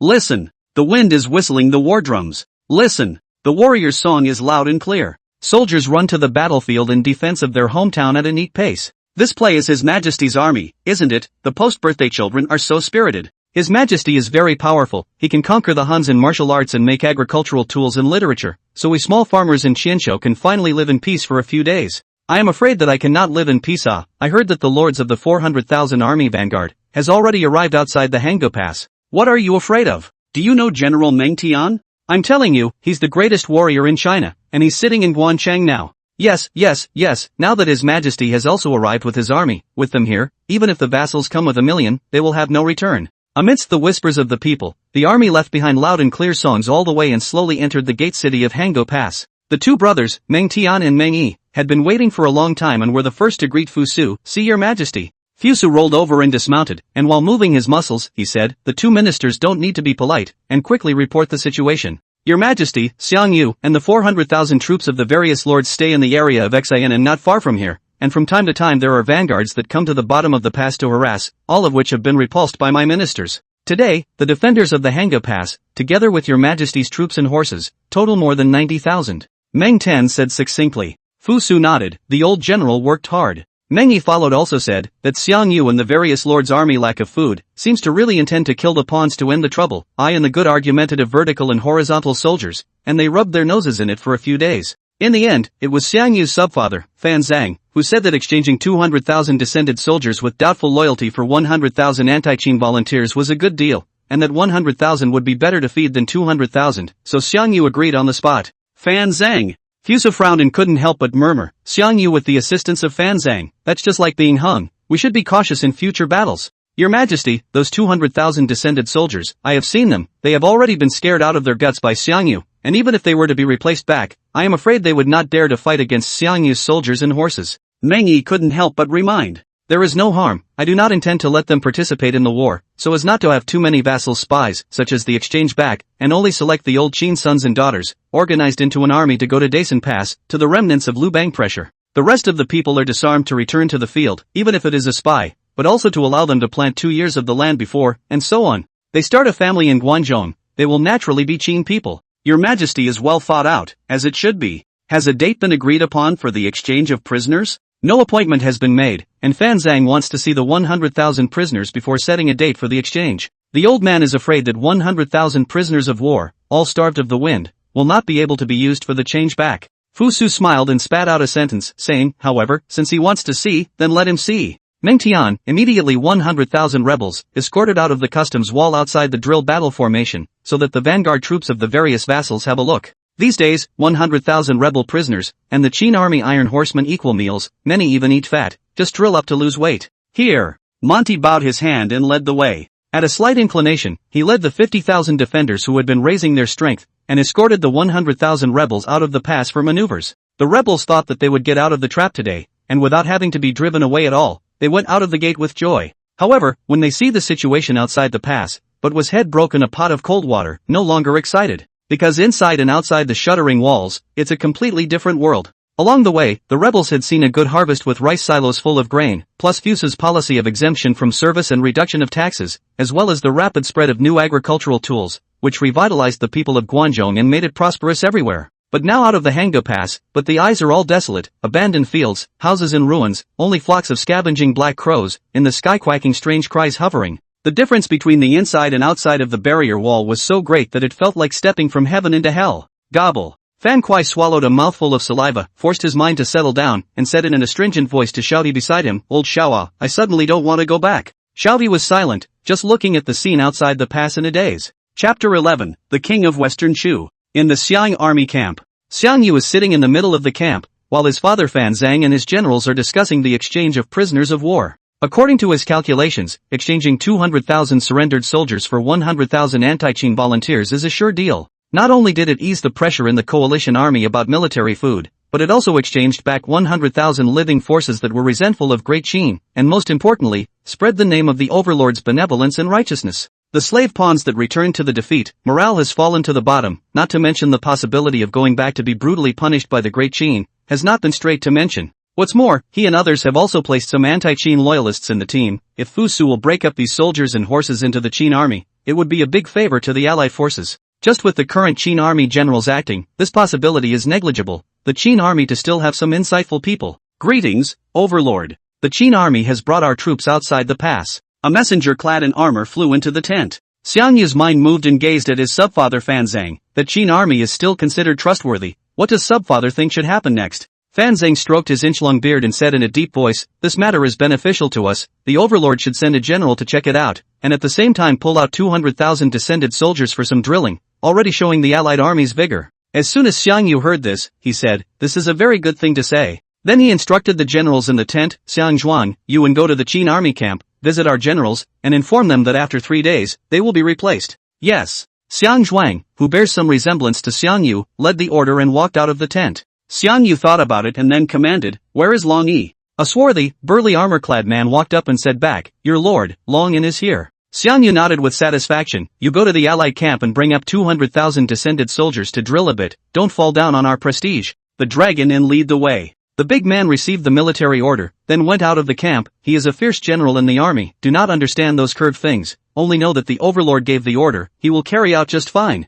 Fusu at this time is practicing the 42,000 iron horsemen under his command, although there are still 40,000 city guards and 10,000 palace guards under Mingtian's command, but after all, those are not as good as the single-handedly drilled up soldiers and horses. First of all, regardless of the fact that the 40,000 soldiers and horses on hand are all the rarest heavy cavalry in this era, what's more important is that there are still a few thousand or so Hun cavalrymen in this team, and they are the key to the victory or defeat of this war. Gunpowder is, after all, too far ahead of its time for this era, and many tactical techniques are only understood by Fu Su himself. So Fu Su was very attentive to this matter. Even the training is not false to others, but also with the generals to eat and live together, everything personally. Just as he was seriously drilling, a messenger suddenly arrived, only to see him come to Fu Su and kneel down on one knee. "Report, Your Majesty. A general has arrived from the rebel camp, claiming to be a rebel emissary, and has come to discuss the date of the exchange." "Have the rebels moved?" "The rebels are burying their pots and pans and want to follow our example and pull out 200,000 descended soldiers for some drilling." Fu Su smiled bashfully. Everything was in his plan.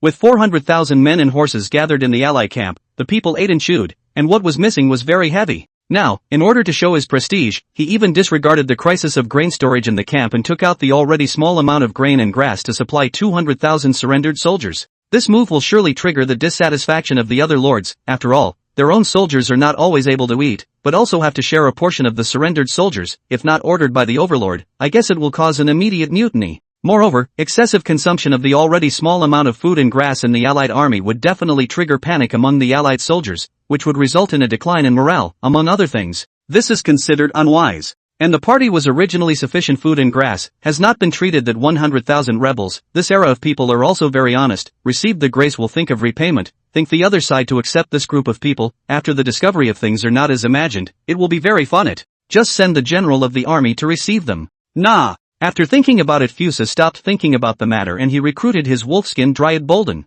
Wolfskin Dryad Bolden stepped forward sharply and knelt on one knee. "Your Majesty, I am here."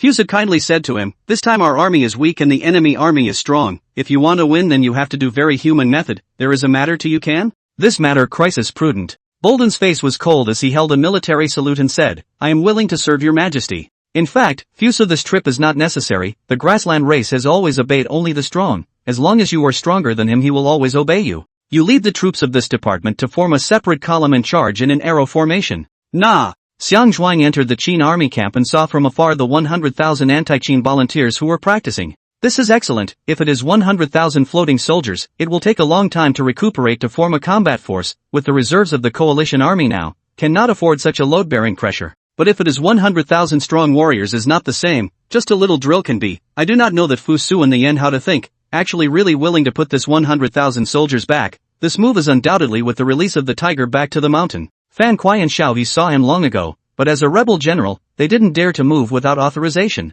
Seeing him coming, they knew he had gotten the order, and surrounded them one after another. General Xiang. General Fan, Mr. Xiao. Three people cannot say how familiar, just before also counted acquaintance, our anti-Qin righteousness, heard of each other's big name. It's sad to say, I didn't think I'd get a chance to see you again. Xiao He said with a despondent face. When the battle was lost, he was ready to martyr himself, just did not die into it. Mr. Xiao He, and do not say so. Victory and defeat is a common thing in the military, cannot be determined by one battle. Besides, we are all part of the allied forces, so why should we be divided into one another? That's right, I told you old Xiao that you're too abrasive. Look at others. General Xiang doesn't mind at all. If you ask me, as long as you don't die, just keep doing it, what's there to be sad about? Fan Kuai grinned and said loudly, he was a straight man, the kind who said what he had to say. How could Xiao He not know in his heart that the allied forces still needed them, and as long as they could still fight, they would not give up by and large. Just line to send her all favors. The defeated general wants to look good on the face, this kind of polite that is necessary, of course, this kind of plot, this kind of course martial arts will not understand.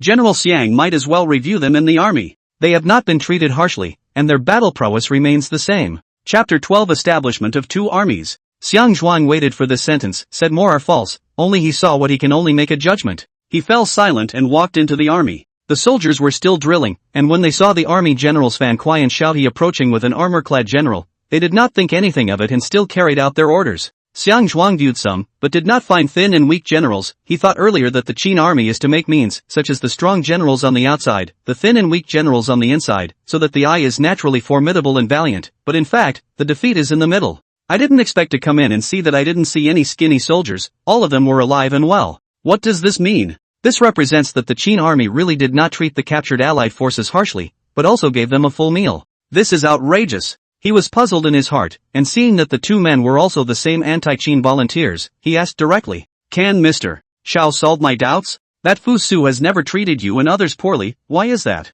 Xiao He knows what Xiang Zhuang has in mind. After all, the defeated army has no status at all to speak of, and it is already benevolence to not let you starve to death. From ancient times to the present has never heard of such a good treatment of prisoners. This matter harbors a demon. But Xiao He does not think so. This period of time within the past all kinds of changes in his eyes, although it seems unlikely to say, but in his mind there is really a kind of idea. That is, Fu Su was different from Shi Huangdi and Qin Ershi in that he had benevolence and righteousness in his heart, and he seemed to be able to become a bright ruler. But right now, with 400,000 troops gathered outside the pass, there are many things that can't be undone.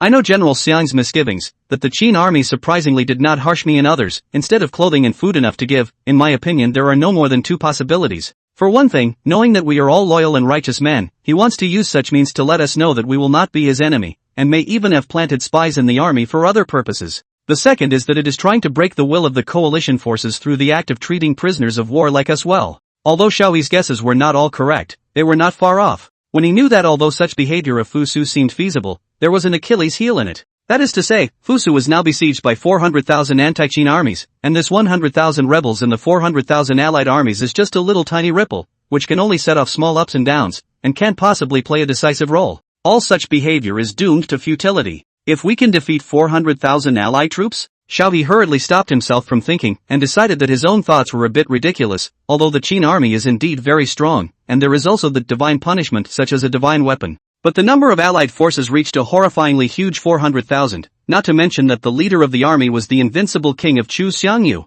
Winning with less is the strength of the overlord, not to mention the contrast in strength at this time. Xiang Zhuang after hearing this felt reasonable, hands hanging down in the middle, then said, at this time I will report to the Lord, but also please wait a little bit, within 3 days will certainly be replaced by the two back. After saluting, Xiang Zhuang left with his men. On the high platform, Meng Tian quietly watched this in silence. Time flew by, and 3 days passed in the twinkling of an eye, reaching the date agreed upon for the exchange of prisoners. Just after noon, Meng Tim led 50,000 elite defenders to release 100,000 rebels outside the pass. The 100,000 rebels learned that they were free from the trap today, but they didn't seem to be overjoyed. Many of their soldiers lingered on, and there were even soldiers who asked if they could join the Qin army's ranks. After getting a negative answer, he could only absent himself towards the allied camp. Fan Kuai and Xiaohe looked at this scene helplessly, then they knew that the heart of the army had been taken away by the Qin army, and there was nothing they could do about this scene, even they actually didn't really want to leave. When the coalition side got the news, they released the 200,000 Great Qin surrendered slaves. Outside the Hangdo Pass, Zhu Hegemon Xiangyu was leading his generals and watching the scene from afar.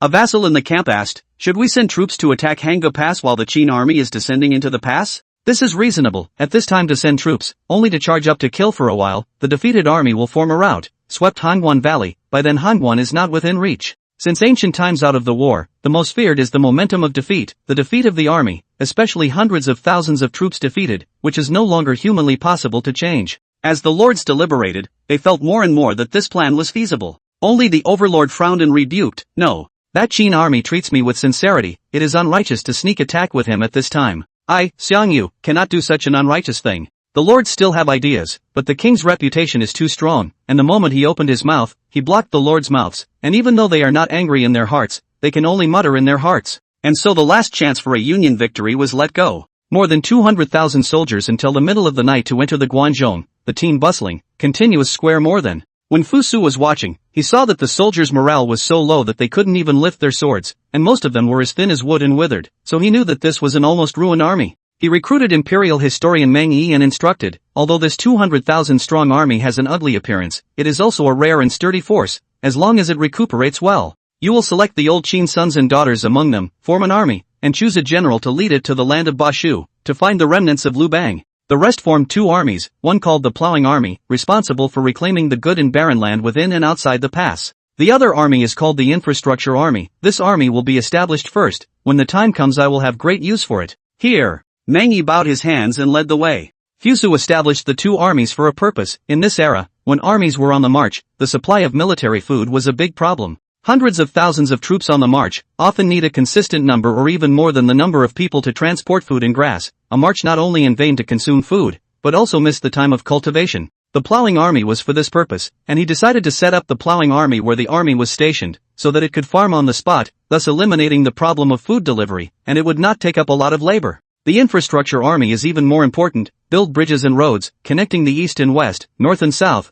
promote the development of social production and improve the standard of living of the people. It can be said that the Great Qin Army front can be expanded to where the whole depends on the infrastructure army to build the road to where. As a somewhat idealistic traveler, Fu Su's eyesight was more than just the three boundaries in front of him at first. Looking at the whole world, he would like to visit other places in his lifetime. Like Fu Su. Like a big meal. For example, Tianzhu. Chapter 13, Fu Su's Strategy. That said, Fan Kuai and Xiaohe led 100,000 rebels to the camp of the allied forces, and had long been watched by all the lords. Though they look sickly, their bodies are really strong, even stronger than some of the vassal soldiers, so it's no wonder that the vassals don't salivate. As for the sickly scenario, it's not new to say that this is what they all look like when they're fighting a losing battle. So the question of the distribution of the rebels was on the table before they even arrived at the camp. Although the overlord is definitely going to take the lion's share, it's good for the other vassals to get a little more. Fan Kuai and Xiaohe walked into the center army camp. The tent was filled with lords and generals who came to deliberate. The eyes of the people looked at the two of them as if they were seeing a hen that would lay eggs, full of blazing light. Xiaohe understands what the lords are thinking, and is frank. Fan Kuai then felt that there was something wrong with the gazes of the lords. He knew that the nobles were nasty in private, and even worse, they would have the hobbies of child molesters and good men, and at this moment when they looked at themselves in such a way, they felt nauseous in their chests. I, Fan Kuai, meet the overlord. I, Xiaohe, meet the overlord. When he saw the overlord, he got down on one knee and offered his courtesy. Although we are not all ministers in the same hall, but the king and Liu Bang are both officials who have received the title of King Huai of Chu, and the etiquette should not be abolished. Xiangyu was delighted and went forward to help the two up, exclaiming, I have long heard that Pei Gong sat down on the name of the two of you, and today I have seen that it is indeed true to its name. Once Xiangyu said these words, he gave enough face to Liu Bang after Xiaohe and Fan Kuai, and all the people would only say that the king is kind and righteous when they heard it. However, Fan Kuai was a one-dimensional military general, only to see him touching his head, shaking his head and muttering to himself, so I, Fan Kuai, have become so famous. Then he also grabbed Xiaohe's wrist and said, Old Xiao, did you hear that? We are surprisingly so famous. Xiaohe was bitter in his heart but couldn't say anything, he could only show a dry smile. The surrounding lords were shocked by Fan Kuai's words. There is such a flinty dilettante in the world. Pei Gong has worked hard. Fan Zheng stroked his beard and came forward, saying to the two of you have been in the Qin army camp for a long time, and our allied forces are going to lead an army to break through the pass in the next few days, so do the two of you have anything to teach us? Said to say two people, in fact, the eyes are only looking at Xiaoyi alone. As for the other martial artist, this appearance has been abandoned. Xiaoyi cleared his throat then said, the current emperor of Great Qin is His Majesty Fusu, and I heard that after His Majesty Fusu ascended the throne, he set 3 iron laws. View of the Chinese countries, all to change the law and strong, conservative and died, is the Shangjun change the law, then Qin strong up to, and then annex the Chinese. Today I succeeded the emperor, when there is a new law, in order to secure the world. By order of the emperor, if any person under the Qin Empire commits a violation of Qin law, the 5 punishments will be changed to labor, service, imprisonment, and beheading. By order of the emperor, under the rule of the Qin Empire, all those of lowly status, whether male or female, old or young, may return to the good and share the land, and be blessed by the Qin law. By order of the emperor, wherever the Qin Empire is governed, 3 years of corvée service will be exempted, and the tax will be set at 10 to 1, and if there are any changes in the future, it can be reduced without increase. Xiaoyi next spoke of the new emperor's benevolent policies concerning civil affairs, and also of the new emperor's improvement of agricultural implements, as well as the fact that the people of Guanzhong were now affluent, which washed over the hearts of the lords one after another. When the lords heard about it, they were all moved by it. The reason why they were against Qin was that the harshness of the tax, the lowly registration, the labor, and the criminal law of Qin were the majority of the reasons. Now that he heard that the new emperor had directly promulgated the new law, he developed a strange feeling that the new emperor didn't seem so bad. The most awake person in this room was Fan Zhang, only to see him shatter a teacup on the ground. The crisp sound immediately woke up the crowds thinking, what are you thinking about? The reason why this world has become what it is now is not because of the sins of the first emperor in Qin Ershi. Now that Fu Su has exerted but a little benevolence, has he bribed you and the others? He is now merely forced by the pressure of the allied forces to think of utilizing such a method to break our will.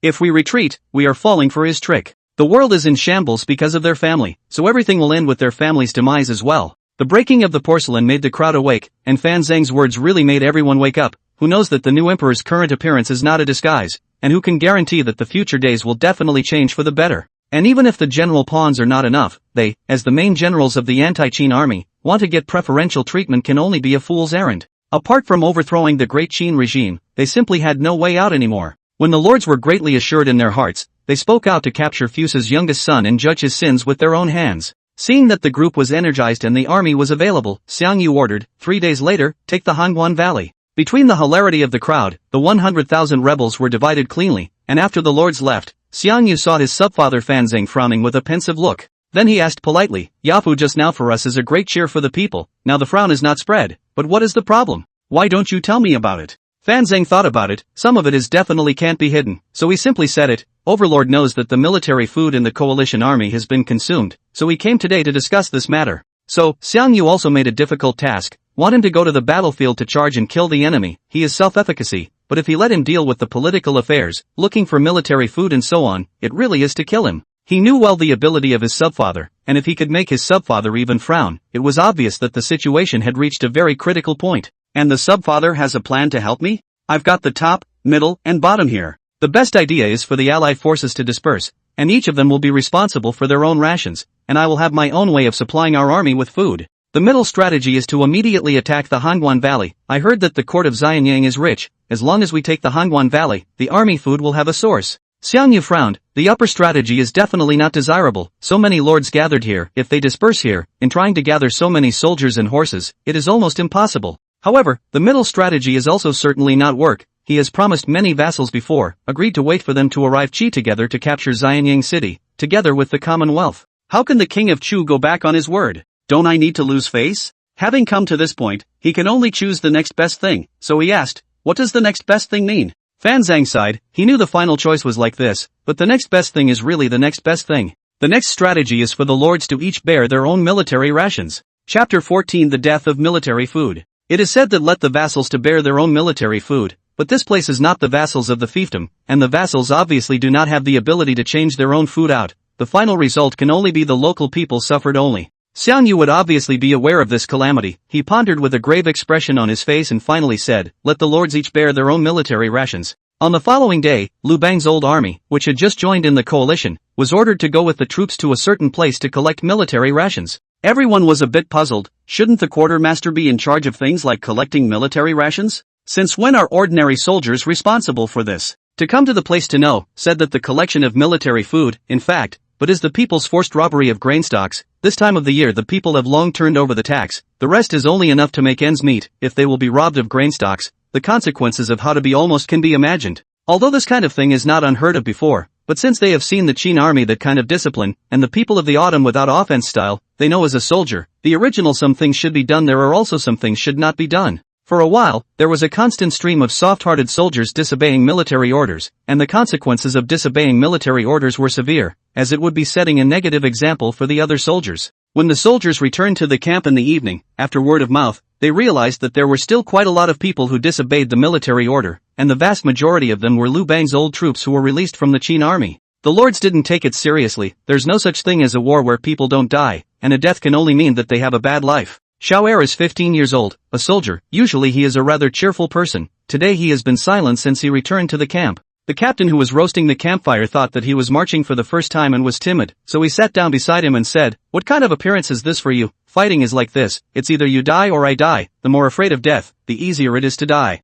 Xiao Er lost his head and said, "Wu Chang, I'm not because of the fighting. I used to fight some battles under General Fan Kuai's banner." Wu Chang was a little curious. In the barracks is not because of the war can also be because of what things to worry about. Come to the war are bitter people. Bitter people live are not easy.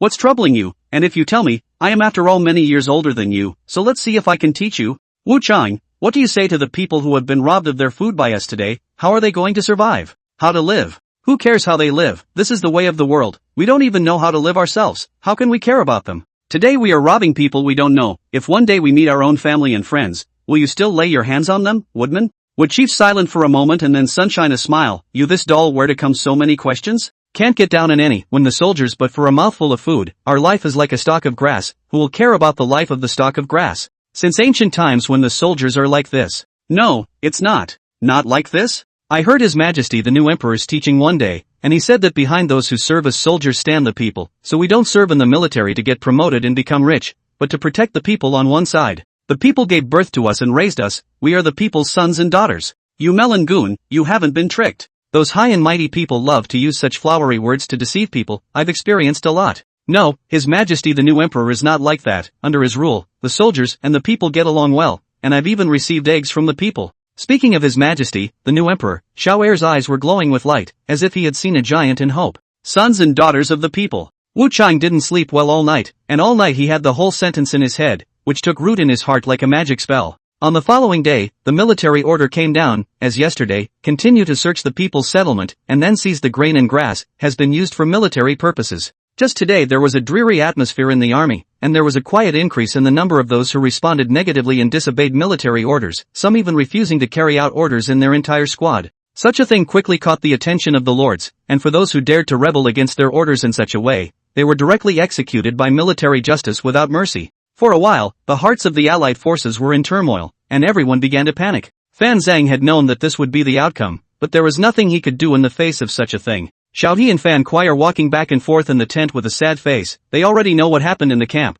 and they also know that most of those killed were Pei Gong's former subordinates. Don't look at them now can still live in a separate tent, feel as if they are still very much valued. In fact, this is all just due to others to see the appearance of it. Secretly they have long been no right to military, only a bare-knuckle commander is left. Fan Kuai couldn't stand the oppressive atmosphere and indignantly lifted the curtain and walked out. Although he could do nothing about it, he was furious. Xiao He is also indignant in his heart. As a strategist, out of the current situation, he cannot do anything. As a general, the soldiers under his command were slaughtered, but he can do nothing. His heart was bitter. General, but there is no need to be like this. The matter at hand is the fault of non-personal generals. Xiao He probed and looked, only to see that the speaker was a soldier on duty. The man was born a good-looking man, but for some reason he became a pawn on this watch. At this time indeed the crime is no longer me, but inside and outside are our soldiers. If the battle died in the sand we'll also have nothing to say, but this day this death of these hands, but call my heart angry, I'm ashamed of you and so on. This is how soldiers have fought since ancient times, so why is the general so resentful? Xiao He suddenly awakened to the fact that his remarks are indeed perverse. Once upon a time he is not this kind of person, in the end when he became now this kind of appearance. I think it is to see the difference between Guanzhong, the original soldiers and the people can also get along with that kind of goodness, amicable. This is his heart has been chanting and endatong it. His Majesty, Fu Su, is indeed different. He treats people kindly and does not disparage them because of their lowly and vulgar status, nor does he think highly of them because they are princes and nobles. He cared for the people and personally gave new types of tools that would help with farming. He treated the people well and personally abolished that cruel and tyrannical torture. He was kind to the people and abolished those in slavery as good citizens. He's a different person. Chapter 15, Kira Daibi. Days of training had resulted in dwindling reserves of gunpowder, but But this was a battle about the rise and fall of a dynasty, and there was no way for Fusu not to be cautious. The good thing is that the generals have practiced hard, have learned the essence of gunpowder battle formation, at least in Fusu's opinion in this era is already invincible, is a little hurt. On the question of gunpowder, which was the root of an empire, the formula was known only to him, and even the few craftsmen responsible for its manufacture would only know the steps. Thinking about it made him a little hurt. He was still underpowered, or else he could have created a large area of gunpowder and directly paved the ground with it and bombarded it. Whatever you are, king of Western Chu, whatever you are, 400,000 allied troops, in front of my gunpowder army, they are all just dirt. Fusu was sitting in front of the hall, and there was a man kneeling and supporting himself on the ground, performing a great salute. This person's name, official position, identity and place of origin are all missing, even if he is in the position of the world's information center of the Xianyang Palace cannot be found. Some people in the palace know him but do not know his position, and they have come to see him today. There were countless guards hidden in the darkness of the hall, and security was effectively guaranteed before Fusu was interested in getting to know the unknown official. Who are you? My name is not very important, Your Majesty can call me whatever you think I should be called. Ha! What kind of answer is this? Feeling offended. Heir is in post? When His Majesty the First Emperor was around, I was the head of the Black Platform Soldiers, in charge of the Black Platform Soldiers of the world. Kurodai soldier. Fusu remembered the Qin Dynasty information he had seen in his previous life, and the department of the Black Platform Soldiers was equivalent to the Genie of the Ming Dynasty. They were under the direct control of His Majesty the Emperor, and as the military organization of the Emperor's guards, the Hadai soldiers were mainly in charge of direct guards, inspections and arrests, and were engaged in scouting, arrests, interrogations and other activities. They were also involved in gathering military information and turning enemy generals. As opposed to the Ming Dynasty's Genie Wei, who could still be seen, the Black Platform soldiers during the Qin Dynasty were completely in the dark, and outsiders referred to the pawns inside as black soldiers. No wonder they couldn't find any information about him, because all information with it had been destroyed, and the only person who could control him could be His Majesty, the current emperor. Fusu's mind moved. He was worried that there was no news from the rebel side? He just didn't know that the world was in turmoil, and he had retained a few points of strength. I am aware of your identity, do you have any way to prove it? I have. The person kneeling on the ground, hands merged and consecrated over his head, and at his hand half of a black tiger talisman was silently presented. An inner tube immediately presented it, and Fusu played with it with his hand, only to see that the black tiger talisman was engraved with the inscription, the talisman of the armored soldiers, the right talent of the emperor, the left talent of the black platform. During the Qin Dynasty, the tiger symbol could be used as a military talisman for dispatching troops and generals, and could also be used as a proof of identity. Although this person took out a tiger talisman that can prove his identity, but Fusu, who is a modern person, still won't believe him so easily. At least there is still a probationary period of 5 to 10 years. I'll check my identity, so I can say your name now? Back to Your Majesty, I am terrified, I have no name. No names? This isn't a joke? Without names, how does the ancestral dragon address you? Ancestor dragon addressed me as a supervisor. Supervisor? I thought it was an official position. So that's what you call a supervisor. I don't think it's a good idea. The name of the supervisor doesn't fit the tone of the Kurotai soldiers. The man on the ground floor respectfully got down on the ground, his head hanging low, and said in a muffled voice, "Please give me a name, Your Majesty." Let's call it Trump. Trump and all that doesn't sound as good as a supervisor yet, Your Majesty. From now on your name will be Trump. Yes, sire. How many soldiers are left in the Kurotai army now? Back to Your Majesty, there are still more than 5,000 men. Is there any news of the rebels outside the country? Back to Your Majesty, I have recorded all the news about the rebels outside the pass in the bamboo slips. Saying so, he presented a bundle of bamboo slips with both hands. I can see that he is a practical man who knows what kind of things His Majesty needs and has prepared them in advance before. Fusu spread out the bamboo slips to check. The bamboo slips in the handwriting of the seal script, the small seal script, also known as the Qin seal script, is the common script of the Qin state, the simplified font of the big seal script, which is characterized by the uniformity of the form. The font is easier to write than the prehistoric script. Fortunately, Fusu had inherited the memories of his predecessor and was no stranger to this kind of writing. The bamboo slips contained a lot of information about the rebels. Thanks to the experience of looking at cell phones in modern times, the irrelevant information was directly swept away, and the most important information was 2 points. For one thing, the lack of food and provisions in the rebel army has not only triggered strong conflicts between the rebels and the people, but even the army is showing signs of division within the army as a result. This was expected by Fusu, and when the rebels are defeated, it will be enough to compensate the people as appropriate, and you can also reap the reputation of being a virtuous man. Secondly, the rebels will, tomorrow, gather 500,000 troops and attack the Hangguan Valley under the leadership of the Chu hegemony King Xiangyu. It's finally here. It's been a long time waiting for this battle, and the rebels have a great gift for you, so make sure you remember to claim it. When he thought about it, Fuso couldn't stop his emotions from stirring, even he didn't know when Trump left, but that didn't matter. He immediately ordered that the 1st, 2nd, and 3rd armies be given a half-day's vacation. The battle was to be fought tomorrow, and they had to be given a little moderate rest. He took a moment to look at the bamboo slips and felt that they were, well, bulky, not easy to carry, not easy to store. Then they began to miss the soft and lightweight white paper to come. This is when the benefits of being an emperor appeared. Other people want a certain thing.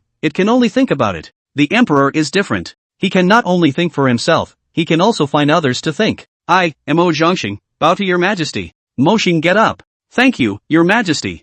I wonder what your majesty has summoned me here for. Emoqingjia, I heard that the children of the Mo family are all proficient, specializing in the art of organ forging, and gong. Back to your majesty. In fact, the children of the Mozi family are not only good at these, but they also have a certain degree of knowledge about agriculture, handicrafts, military instrument manufacturing, logic, and so on. Ha ha. Yes? Fuso was a bit embarrassed. All he knew about the Mozi family was through novels and television, so much so that his understanding was rather one-sided. Yes, sire. And this Mo Zhongxing is obviously a dilettante as well. He doesn't even know how to take care of his majesty's face, so it seems that he is a polytechnic man without a doubt. However, it is still good to say that the polytechnic man, this kind of man is mostly a straight man, will not turn, good to fool and no bad intentions. Work hard, but also very specialized. It would be a shame for the travelers if such talents were not snubbed. Chapter 16, The Battle of the Siege. Fuso knew that the practice-oriented polytechnic men like the Mozi family, promising them high positions and high salaries, were not very attractive to them. They were more focused on the construction of the heart level and liked to advocate their own doctrines. Therefore, want to recruit them is still difficult. Of course this difficult as compared to others. As the emperor of Great Qin, Fuso was still very qualified, just how to start is a key. After thinking for a moment, Fuso still decided to make paper first. For their kind of science and technology men, technology is also a very attractive thing. When the time comes to use technology as an attraction, supplemented by advocating a part of their doctrines as a help, it should be able to put them all under the bag. Secretary Mo, what do you think of the bamboo slips normally used? Back to your majesty, I think it's still okay. Fuso is forgotten, he and other never used paper, naturally do not know the benefits of paper. Then, following the good advice, if there is a thing, light as a feather, but also in the function of record over the bamboo slips, Mo Qing think how? Mo Zhongxing heard, two eyes very light, he eagerly wanted to open his mouth to ask, have remembered that the person in front of him is the 9 to 5, only to ask patiently, what is it that your majesty is talking about? I have never heard of it. During the Qin Dynasty, there were two types of methods used to record writing. One kind is made of bamboo cut into long, narrow pieces of bamboo, each piece of writing a line, all the pieces of an article will be woven together, known as documents. The second, recording the text on cloth, was generally the method by which the emperor's edicts and imperial decrees were delivered, at the cost of too much money. As a son of the Mo family, Mo Zhongxing mastered the most advanced science and technology since the spring and autumn and warring states periods. As far as he knew, even the lightest cloth couldn't be made as light as a feather, and his intense desire to know made him more and more hideous. This thing is called paper. It is the product I saw when I was in the grassland. I now give you the method of making it, and I hope that Secretary Mo can recover it as soon as possible.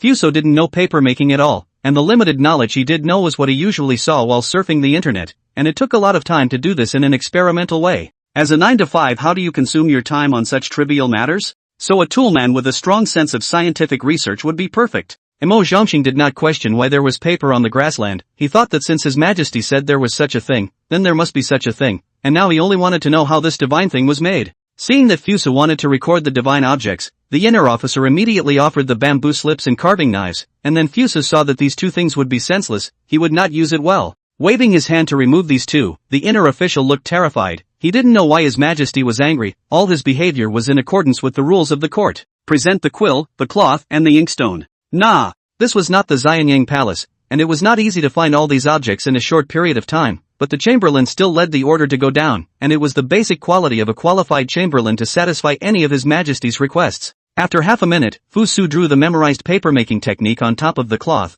then handed it over to Mo Zhongxing to study. The land of Basho. Since that day when he fought with Fuso's cavalry at the bottom of Lantian Mountain, he was unexpectedly defeated by 10,000 Qin troops with 100,000 people. Not only was his army of 100,000 captured, but his general Fan Kuai and strategist Chao He were also captured, and since that day, the Pei Gong's camp has been full of sighs of relief. Pei Gong was sitting in the camp, and his eyes could not see what he did not know. The atmosphere in the camp was also sullen and disheveled, not what it used to be. Seeing this, Zhang Liang stepped forward and admonished, victory and defeat are commonplace in military affairs, Pei Gong must not be depressed. With these words, the atmosphere in the camp immediately changed for the better, and Lu Bang finally snapped out of his contemplation, his eyes focusing on Zhang Liang. What does the gentleman teach me? Zhang Liang cleared his throat, and after a long period of contemplation in recent days, he finally came up with some wording and chose the perfect time to announce it. If this is accomplished, it will enable Pei Gong to revitalize his ambition, and then recruit troops and horses, so that he may not fail to have a place in the future. If this does not work out, his destiny with Pei Gong will end here.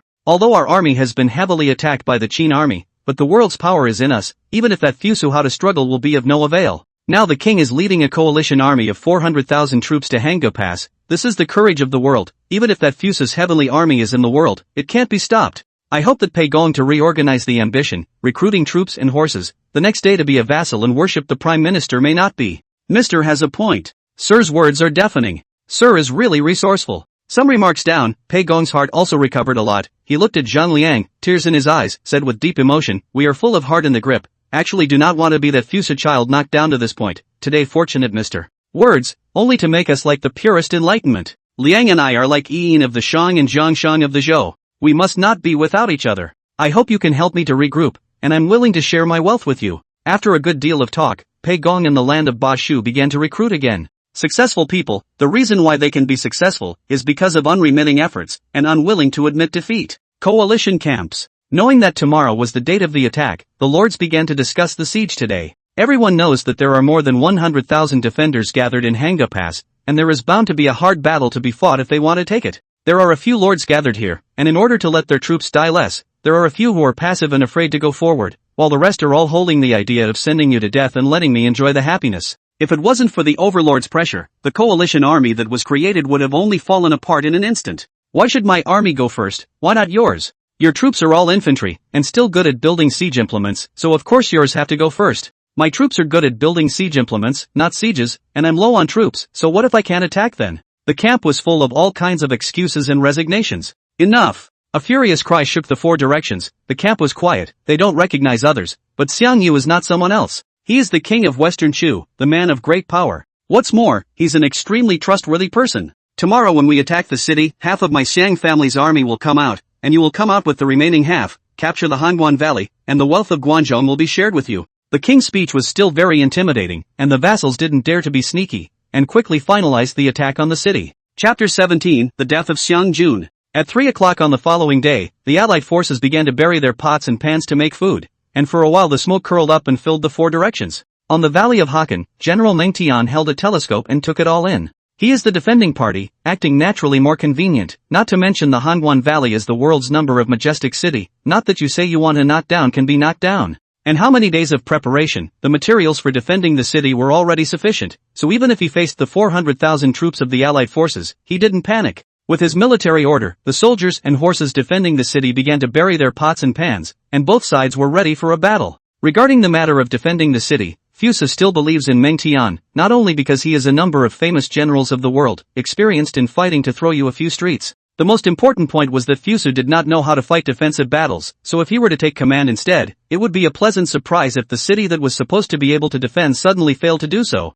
At the dawn of the day, the 500,000-strong coalition army joining the 100,000 rebels assembled outside the Hangguan Valley, and at a glance, it stretched on forever, without a horizon. Woo woo woo. A pale trumpet sounded, and every time he heard it, he assumed that there was a war going on, and this was no exception. With the sound of the siege horn, countless shouts and killings suddenly emerged from the quiet battlefield, and countless crowds of people the size of ants attacked towards the Hangzhou Pass in great numbers. The Battle of Hangzhou Pass officially kicked off. Kill! Kill! The Xiang family army is mighty. 10,000 victories for the Union army. Those who break through the city will be rewarded with 100 gold and made a 10,000 household candidate. The allied forces rushed into the battle formation of the unknown, and there were even a varying number of siege equipment. Columns such as chariots, the lowest level is to push the car forward soldiers, able to load 4 layers of siege combat soldiers. The body is taller than a dozen battles, moving up to look like a fortress. The column is like a ladder, there are several wheels on the ground and a folding staircase is placed on top of it, so that when you get close, the staircase is raised and you can ascend at speed.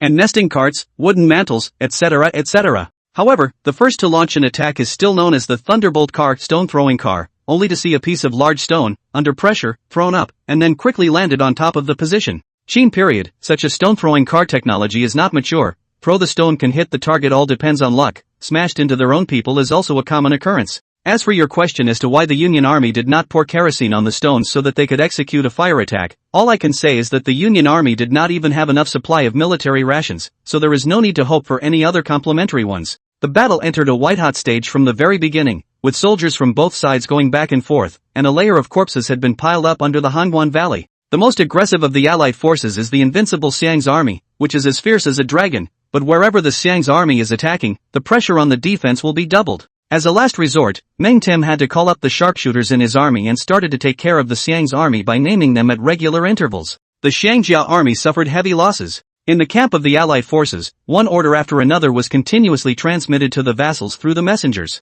In the blink of an eye, a morning passed in this way, yet the only battle reports that were sent were where and when the troops had been hit short and needed to be replenished, and there was not a shred of good news at all. So the otherwise quiet vassals couldn't help but start whispering. Xiangyu doesn't need to listen to know that it's not good words, since he has been in the army, he has experienced countless battles, and he has faced even worse situations. The scene in front of him is really not worth mentioning. Long Yi came forward and said to Xiangyu with an ugly face, "My lord, the Chu family army is in a state of disarray." Xiangyu directly stopped the next words with a big wave of his hand. He knew the meaning of long and coming. No matter what, he must take Hangzhou Pass. He will be the man to end Great Qin. Inside the Hangzhou Pass, Fusu was drilling the remaining 42,000 cavalrymen, and the soldiers now defending the city were the 40,000 elite defenders of the original Hangzhou Pass Valley, plus 10,000 palace guards. So many people definitely can't guard 500,000 troops, but Fusu didn't expect them to guard 500,000 troops, they only need to hold them for one day.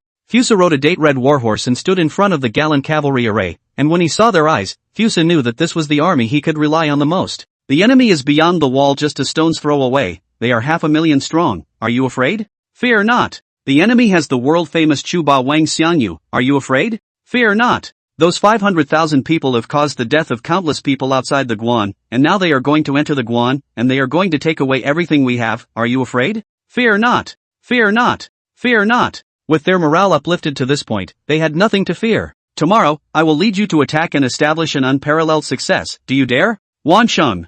Wansheng!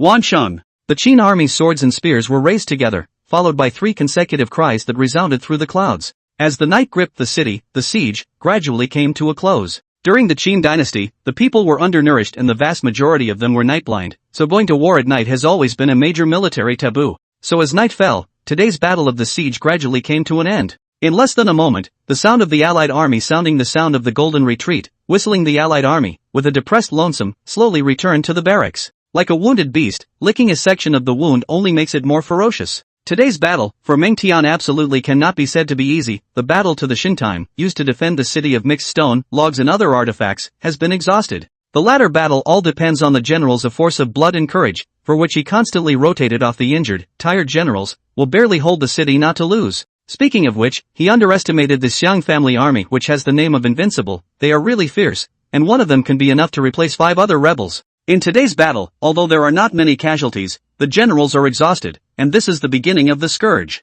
Thinking of those brave Xiang's army, Meng Tian's backbone was cold, and at this moment he even had the thought of not being able to defend. Once a thought arises, it is like taking root and can't be cut off. So he began to study how he could defend himself even if his opponent was the Xiangjia army. It certainly won't work with the current force, the end is just a matter of time. Then we can only look for foreign aid? But Great Qin is at the end of its rope, there are still reinforcements there. So it can only be that all cavalry contingent of His Majesty's? Chapter 18, I want to fight with you beyond the pass. Meng Tian shook his head and laughed, not to mention the fact that cavalry was His Majesty's life route. Whether His Majesty would lend it or not was still a matter of opinion, and even if he did lend it to him, what could he do about it? It is true that cavalry can also be used to defend the city, but the end result is only to last a few more days. As long as the coalition army does not stop for a day, there will always be a time to break through the Hangzhou Pass. Just then, a palace chamberlain approached, frowning as he avoided the clutter cluttering the walls. Meng Tian watched the scene, but his heart was in awe. Was there any oversight in today's battle?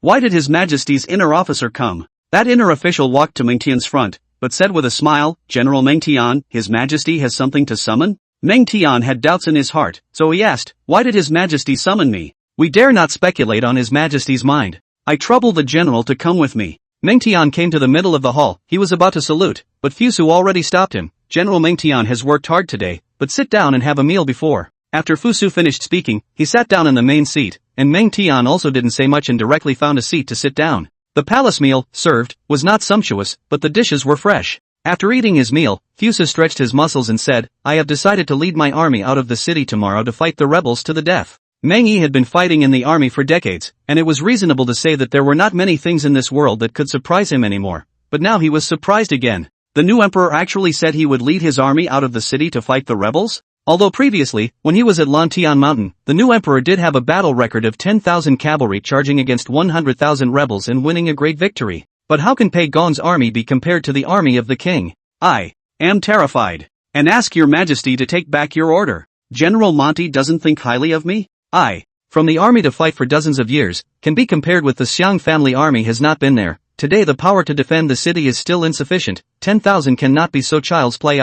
General Monty, I am not speaking to you here to seek your opinion, but to tell you what I have decided. Tomorrow, the third night to make food, before the fifth night to be assembled outside the city. If there is no one who does not come, an army law on your majesty. Coalition camp. At this time, the lords were having their dinner, and Long moreover, who was the vanguard general, had already pushed open the curtain and walked in. Leaning in front of the vassals still think in Long and say hello to set close, but look at Long in full of iron face appearance, scared not dare to say more. Longan came straight to the king's table, said in a cold voice, reporting to the lord, today's attack on the city are casualties of more than 10,000, of which the Xiang family army killed 3,000 men and horses. The damage to the siege equipment cannot be counted. I know. The overlord's complexion was quite calm, although he had guessed it, the percentage of Xiang clan's men and women casualties was still too high. But he had a plan in mind, and for this purpose, these damages were within the bounds of acceptance. Long moreover sighs were cracking, but in the end, he could only say in a muffled voice, it's good that the overlord knows. After saying this, he rushed out of the tent angrily, and the other vassals felt that the atmosphere was not right, and they all took their leave.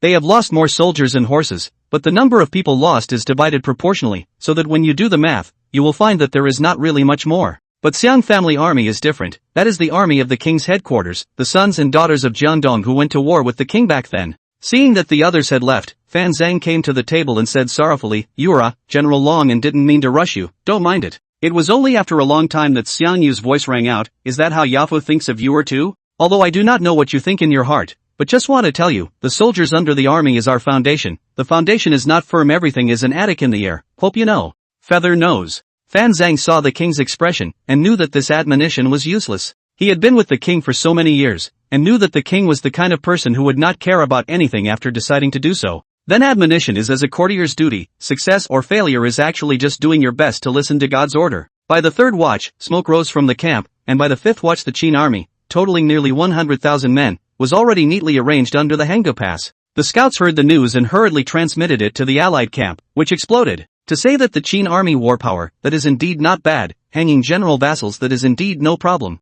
But who's here? The invincible fierce overlord of the world. The Qin army was defending the Hanggu Pass, and the attacking soldiers suffered heavy casualties, which was to be expected. I never thought that the Qin army would dare to come out of the city and set up a battle formation. Is this looking down on me, the king of Western Chu? Is the sword of the Chu army not sharp enough, or is the name of the king of Western Chu not working? The vassals in the allied army were talking. Everyone had a happy face, and they could not help themselves. The Qin army is truly abominable. How dare they underestimate us like this? If you ask me, it should be that the defending general, Meng Tim, has become senile in his old age and has given such an order. This is to see that we are attacking the city too hard, and is ready to sacrifice the city to come. Could it be a conspiracy by the Qin army, that they deliberately left the city but actually had other plans? What kind of scheme can there be? The might of my 500,000 troops, even if the heavens send divine punishment, it can't stop us. Xiang Yu swished and got up, unable to hold back a hint of a smile on his cold face. The entire army is under orders to attack at dawn. Wansheng!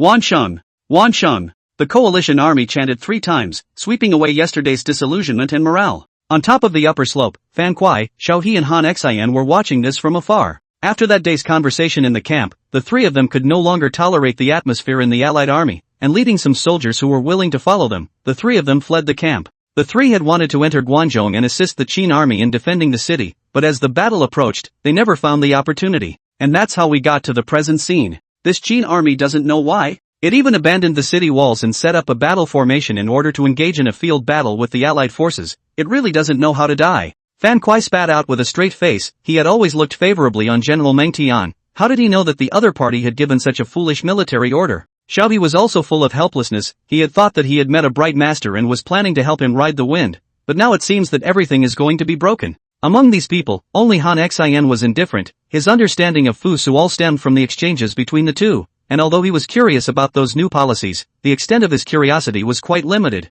He was a man of the country, and although he did not understand why the Qin army had gone out of the city to answer the enemy, this should not make him think about the reasons why the Qin army had done so. Chapter 19, Persuading Surrender in Front of the Array. Autumn winds, the two armies are on display with the Hanga Pass, and as far as the eye can see, the military formation stretches for dozens of kilometers. The aura of solemn killing spreads across heaven and earth, and this is the scourge of the earth. Da, da, da, da.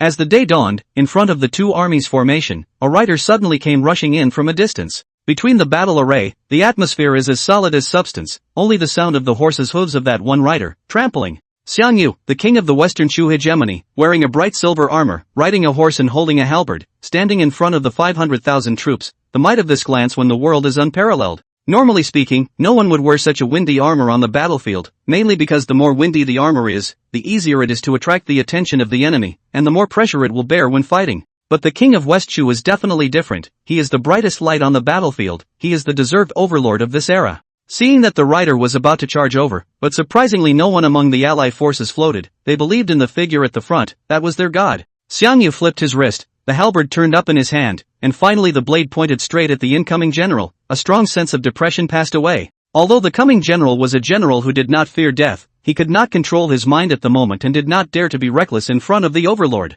He stopped and stood on his horse, clasped his hands and said, "By the will of His Majesty Fusu, I have come to the front of the battlefield to ask the king of the country for a word." Does the king of the country dare to answer? Why not dare? But there's no harm in saying so. His Majesty has been devoted to Overlord for a long time. If Overlord is willing to put down his sword, His Majesty can with grant Overlord endless glory and wealth. Ha ha ha. Xiang Yu laughed up to the sky and rebuked, "Fusu kid, don't act like this. This kind of countermeasures is really boring. If you are a man, you will have a big fight with me." Your Majesty has anticipated this statement from the Overlord. His Majesty has another word, and dragged my lord to bring it with the Overlord. Don't talk too much nonsense, just tell me what's going on. I want to fight with you outside the pass, do you dare? These words, but also like a man. What dare not? If you want to stand, then war. War. War. War. The allied forces perked up in unison as if they had been pumped with chicken blood. Above the hill, Han Xian contemplated what Xiao He had said before, deducing His Majesty Fuse's character from just a few words, and with a thought he said in a deep voice, "If my guess is correct,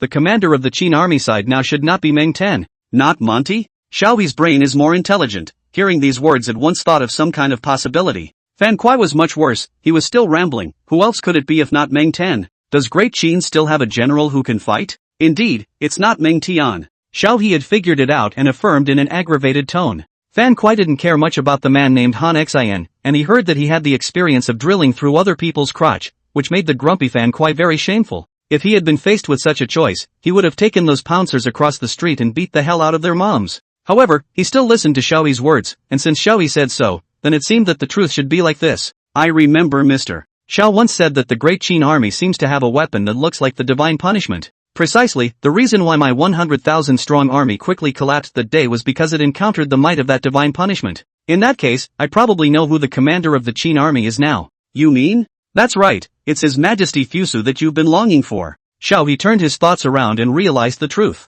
There are only two people who can order the Qin army to go out of the city to fight in the field. One of them is General Meng Tian. Although General Meng Tian's method of warfare is not lacking in radical aspects, but with less than 100,000 soldiers to meet 500,000 troops head on such a crazy idea, I think he would not dare to do so. As for the other person, that would be His Majesty Fusu. If it's His Majesty Fuso, it seems like it could be explained reasonably. Since His Majesty ascended to the throne, he has often acted in a way that is inconsistent with propriety and law, so His Majesty is not someone who can be reasoned with by common sense. Then how can I say that there is still some chance of victory on the part of the Qin army? No? Why don't you know? All of my inferences are based on the information you provided, and I know even less about the divine punishment weapon you mentioned, so how can I infer a winning percentage under such circumstances? So what did you just say? What I just said is nothing more than speculation based on knowledge of Fuso's own character. He's a man who does things with forethought. And he is opposite with an army of 500,000 led by the Overlord. Right now there is no one in the world who can solve the situation. Xiao He froze. The feeling of having just built up a glimmer of hope and having it immediately snuffed out was something that really made people impotent and furious.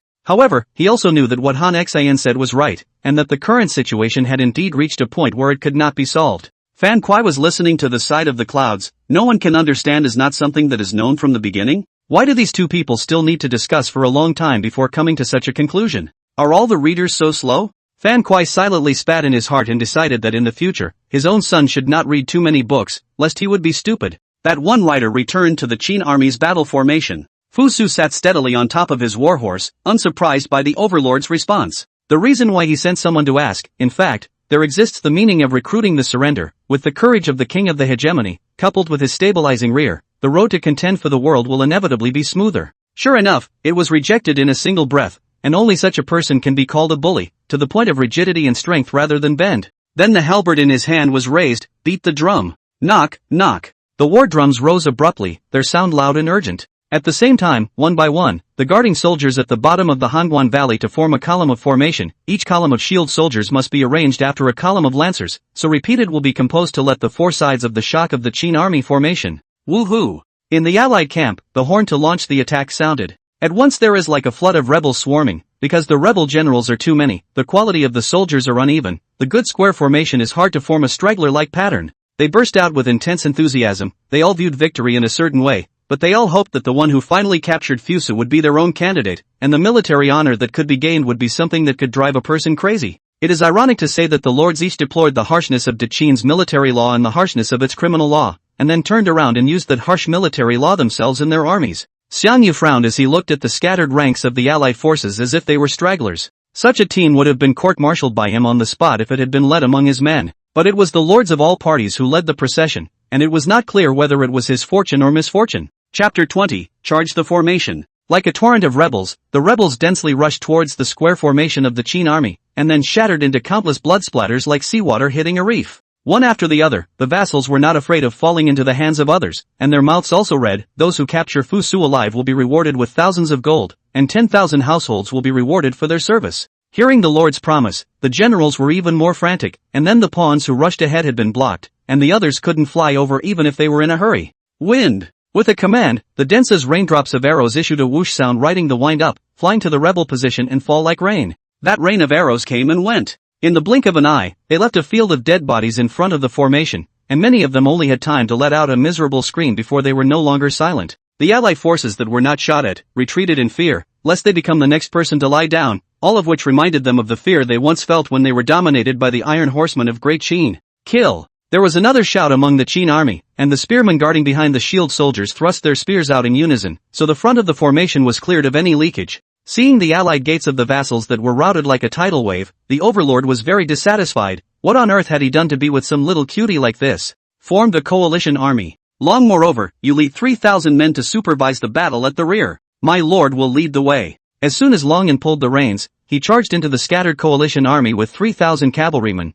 and only stabilized the front army after killing a dozen or so pawns who led the escape in succession. The center army advances, forming a shield formation, followed by the spearmen. With the movement of the flag-bearer, the naming of the overlord spread to the entire center army, and countless generals held their shields high as they walked towards the Qin army's position. Beneath the shields, shadowing the countless spearmen that accompanied them, they were the mainstay of the attack. Wind! Another shower of arrows shot out from among the Qin army, and then this time it met the other sides had been and came, getting little results. Fuse's face was calm, all of this was expected, then he droned, go to bed with the crossbow, for rounds of gunpowder packs, continuous fire. The crier then passed the order down, only to see the Qin army in the rear suddenly crack open a four-man parallel opening, and nearly 100 horses pulling carts came into the position. A set of bronze-wrapped crossbow carriage revealed, the Qin army 5 people in a team, 2 people fixed crossbow carriage, 2 people turn the winch to wind up, a person to place the gunpowder packet. The action of the swift cooperation, in a moment has been loaded, in the state of waiting to be fired. Above the mountain Fan Kuai, who was watching the battle, suddenly said aloud when he saw this object, here it comes, here it comes. It was precisely this kind of artifact that our army was defeated. That day, Han Xian couldn't help but show a gloomy look. No matter how he deduced, the Qin army has no chance of winning. He was curious about what the artifact that gave Fu Su courage actually looked like. Fu Su estimated the number of allied troops roaming over and waved his hand to order, release. Nearly 100 smoking gunpowder packets whistled and fell into the position in front of them. Boom boom boom. A series of explosions resounded through the front line, and wherever they went was like a thunderbolt from the sky. The strong explosions set off flying sand and rocks, and the limbs and arms were uncountable. This act was like divine punishment, shocking all the rebels present. Even the always calm and collected overlord couldn't help but show a shocked expression. Boom boom boom. Another burst of explosions rang out, 4 rounds of gunpowder in a row, bombarding the rebel lines directly in front of them. As far as the eye can see, only greenish-black smoke rises, and the rest of the people are all dead and wild. Fusu raised his halberd and ordered, Meng Tian, Meng Yi, order you two to take the two flanks of soldiers and horses and cooperate with this formation to encircle in a roundabout way. Nah! The two veteran generals answered in unison, and at that moment each led the 8,000 heavy cavalry on the left and right wings, one on the left and one on the right, galloping out, like the wings of a giant eagle, closing in on the chaotic rebel army formation. Fusu personally led the 36,000 heavily armored iron cavalry of the Central Army, furiously surging forward on the front, together with the light cavalry on both flanks, wantonly tearing apart the Allied army's defense line. Xiaobi felt that the scene in front of him was similar, and unconsciously the side found that there were tears flowing down his face. Fan Kuai was even more sorrowful. That's how it was that day, that's how our army was defeated and crushed to the point of falling apart. Han Xian's lack of light, the original artifacts are like this, and then he felt wrong, and carefully checked the side to find that the battle formation above the real death of the gunpowder explosion looks quite a lot, in fact, not much. The reason why the Allied forces were showing a rout was because they had been scared out of their wits by divine punishment. There are also fun things. When the coalition defeat comes together, it can't be stopped. Hundreds of thousands of people fled to the rear without looking back, as unstoppable as the collapsing mountains. And in the midst of this defeat, where everyone is fleeing for their lives, there is still one army that remains standing. That is the King's Chu's army. Although the Chu family army was also shocked by the divine punishment, they still have a pillar in their hearts, and that is Xiangyu, the Western Chu hegemony king who was like a heavenly god. That's why in ancient times, the role of generals was huge, and a good general was often able to lead his team out of desperate situations and accomplish a comeback. Worse, a good general is the faith of the army. Xiangyu has been observing divine punishment. As the commander of the army, he has seen more and looked farther than the average person. He saw the Qin army using divine punishment after charging, and it was bound to be thrown into the crowd, so he thought that the damage caused by divine punishment was something that the Qin army itself could not withstand. Moreover, the power of divine punishment was not as great as imagined. Thinking through this section, he raised his halberd and ordered, that divine punishment is bound to have some limitations. All the generals listened to the order, charge with me with all your might, and take down the head of Fusu.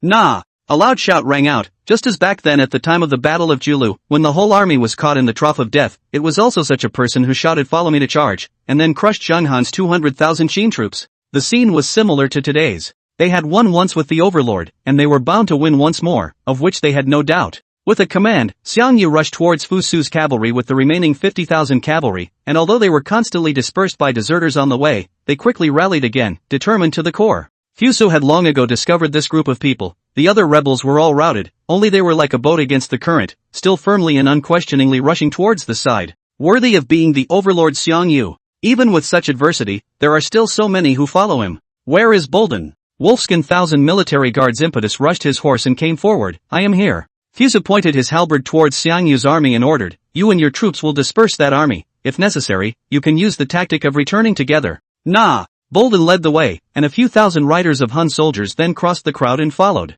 Chapter 21, Breaking the Enemy. The movement of the Qin army has long been watched by Xiangyu, and when he saw a few thousand cavalrymen coming across the crowd, he knew that he and the others must be scheming. The order was then given for the cavalry under his command to spread out to avoid injuring a piece of it by the force of the gunpowder explosion. As the leader of the Xiangnu, Bolden, a race that lives on horseback, is too familiar with the ways of cavalry to be familiar. At this moment, seeing that the other general even dispersed his team to charge, his heart was delighted, and with a command, his cavalry formed a formation of arrows and charged towards Xiangjia's army. When the two armies met, it was the brave who won. However, Xiang's army was directly scattered because of the defense against the power of gunpowder. Naturally, they were no match for the gathering charge of Bolden, and after a bout of killing, they suffered heavy casualties at once. If it were the troops of other vassals facing Bolden's cavalry charge, by this time the troops would have been torn away from the cavalry weight. However, Bolden encountered Xiangyu, the Western Chu hegemon, and Xiang's army, which is known to be the most resilient, and although this charge killed a lot of enemies, he could not even kill them.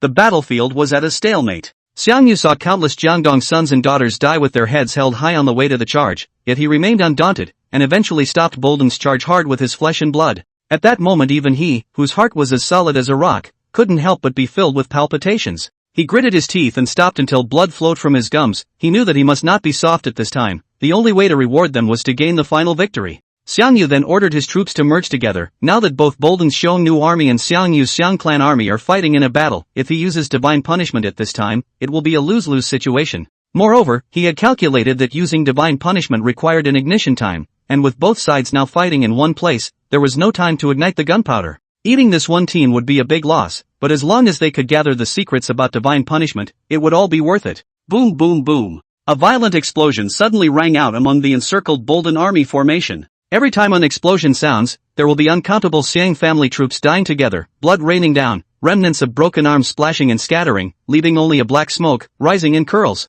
Every explosion sounded as if it was ringing in Xiang Yu's heart. He never thought that there is such a trick as dying together. He felt his whole body floating when he looked at those Jiangdong sons and daughters who died because of his order. The continuous explosions finally broke the heart of Xiang clan's army, and by the time Fusu rushed here, only countless corpses remained at the scene. Fusu looked at the scene in front of him and fell into a deep thought. After this battle, the world should restore peace. Let's use the deaths of these people to recast the strength of Great Qin. At this moment, a general greeted him. Your Majesty, the corpse of the rebel general Xiang Yu was not found here, and I suspect that he has already protruded from the siege. Fusu woke up from his contemplation. Xiang Yu is now a defeated dog and can't make waves. However, looking around and realizing that the generals around them are still lingering on the matter of Xiang Yu's departure, they remembered that it is now the ancient times, and they do not know the future experiences that Xiang Yu will face, and their hearts are still fearful of the overlord. It will be handed over to you at this time. Make sure to let Xiang Yu die with honor. Promise. I will not fail to fulfill your Majesty's trust. The general bowed with both hands and readily took his orders.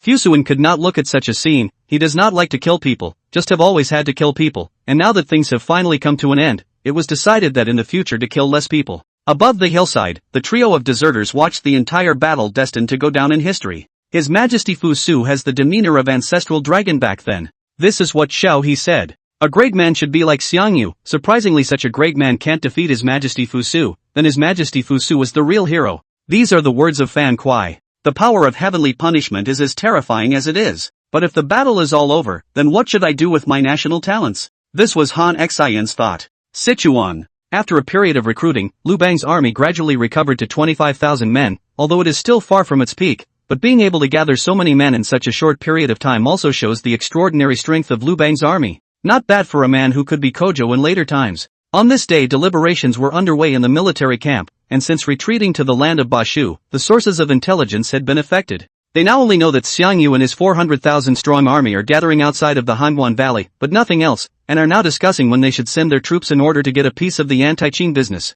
Liu Bang actually do not want to go out. He was just a Pei County Surabaya pavilion chief. There is no great ambition, the reason why to the current position that are forced out. Ever since he was defeated by Fusu with a disparate force, he had been doubting his life, and after living in Bashu for a while, he felt that Bashu was also quite good, and didn't really want to leave. Pei Gong must not linger here. Our army still needs to go north, where there will be the opportunity to be a vassal and worship the Prime Minister. Zifeng is right. I just feel that this place has a destiny with me, and feel happy for the fact that I can casually recruit soldiers and horses here, not linger. It's good that Pei Gong understands. Today we discuss when to send troops north. Report. Just then, a messenger hurriedly walked into the tent. The crowd all revealed curious looks. They had been here for a long time and were curious to know how the Battle of the Hanguan Valley was fought, which would Zhu Ding Liu Bang's army's direction of development afterward. Report to Duke Pei. The Qin army and the allied army of the Overlord fought outside the Hanga Pass. The allied army was defeated, and the Overlord is nowhere to be found. Ah! The crowd all sucked in a breath of cool air. They had previously made multiple plots.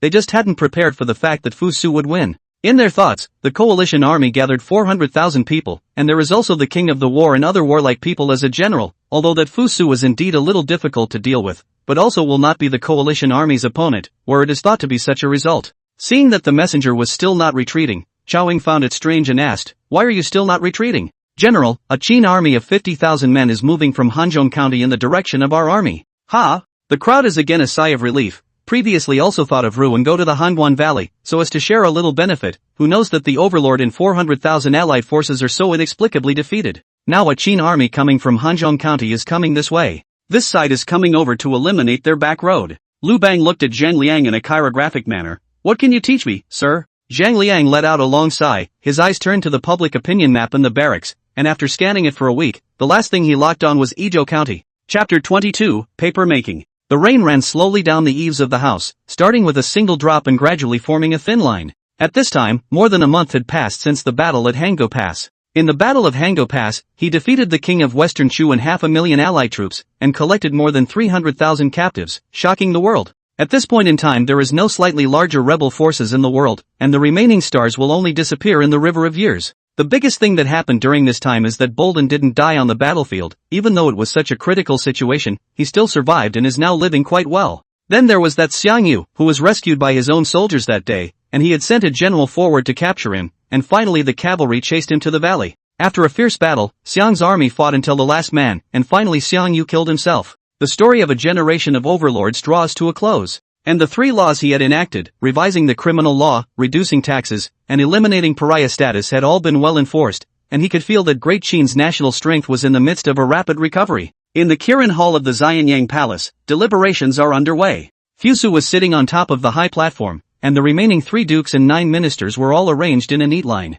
At that moment, an inner official shouted, "Something has arisen." As soon as these words came out, Prime Minister Wang Guan stepped forward, only to see his 2 hands together, hidden in his sleeves, and said in a fluttering voice, "Please ask, Your Majesty? How are the 300,000 surrendered soldiers to be dealt with?" Speaking of this matter, Fusu calculated the number of soldiers he had in his hands, excluding the county soldiers who had been conscripted for rotating military service. The forces at hand are as follows. This ministry's Great Wall Legion, 40,000 men in cavalry, with a few thousand lost at Hango Pass to make up the 40,000. Palace Guards, subdivided into Palace Guards and capital cantonment troops. Among them, the Palace Guards and Palace Guards totaled more than 10,000, and the capital city troops were 50,000 elite soldiers from the Hanguan Valley, 30,000 garrison generals from the Shaoguan Pass, 50,000 soldiers from the sons and daughters of the old Qin people from the Scattered Pass, and 20,000 elite guards from the Woguan Pass. Southern Expeditionary Corps. The Southern Expeditionary Corps is claimed to have an army of 500,000 men, but the real Qin and Old Qin men in the army do not make up the majority of the army, which contains people from the original 6 kingdoms, especially fighting with the Baihui, so the original Qin soldiers make up a lot of the 500,000 men.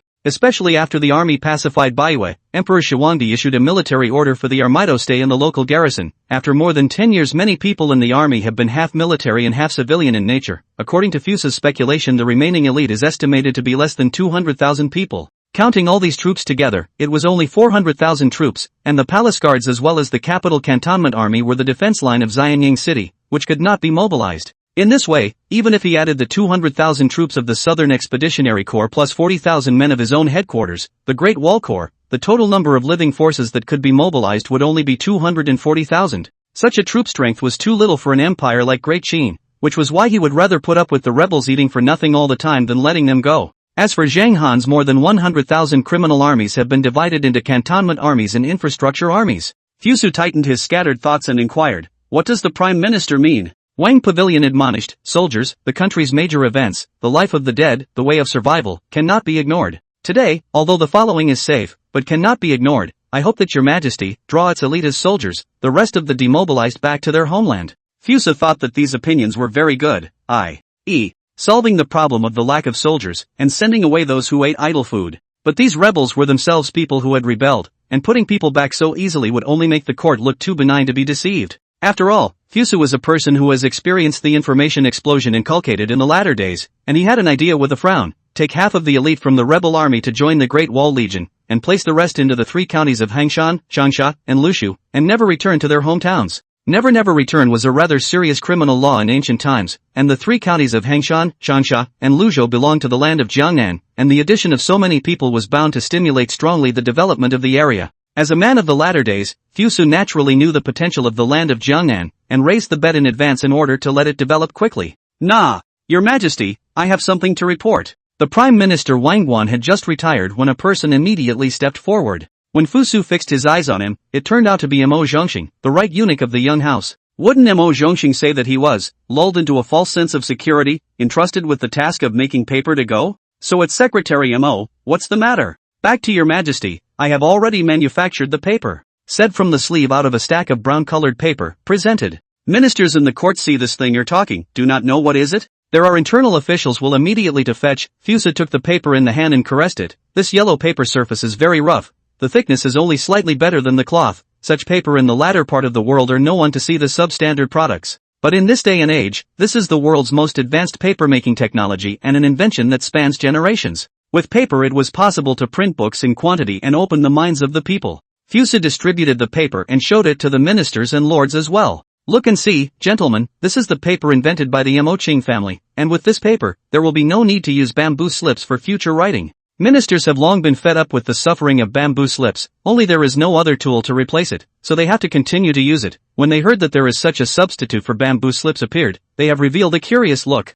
This object called paper is so lightweight that you can't even feel the weight when you put it in your hand. If this item can really replace the bamboo slips, it can greatly simplify the seal engraving time for us. In the Qin Dynasty period, all over the zhangjiang is the form of bamboo, right? A zhangjiang will want to say, manually engraved on top of the bamboo, can be wrong, but also to eliminate the modification, very troublesome. So in order to carve fewer words, the vocabulary used on the bamboo slips are able to save the cultural level of the poor, see cannot read, Fuso this period of time, see this kind of zhangjiang is also very big head, and now there is a paper is good. Secretary Mo. What is the cost of this paper? Back to your majesty, after some research according to the method written by your majesty, I have found a way to use raw materials such as tree bark, hemp head, and my cloth and fishnet to make paper, and now the cost of a piece of yellow paper is less than a penny. The ministers were in an uproar when they heard it, and the cost of a bundle of bamboo slips can buy several hundred sheets of yellow paper of this size. These artifacts are very good, please spread them, your majesty. Prime Minister Wang Guan, as a great scholar of the dynasty, naturally knew how much of an impact this object would have on the court if it was spread.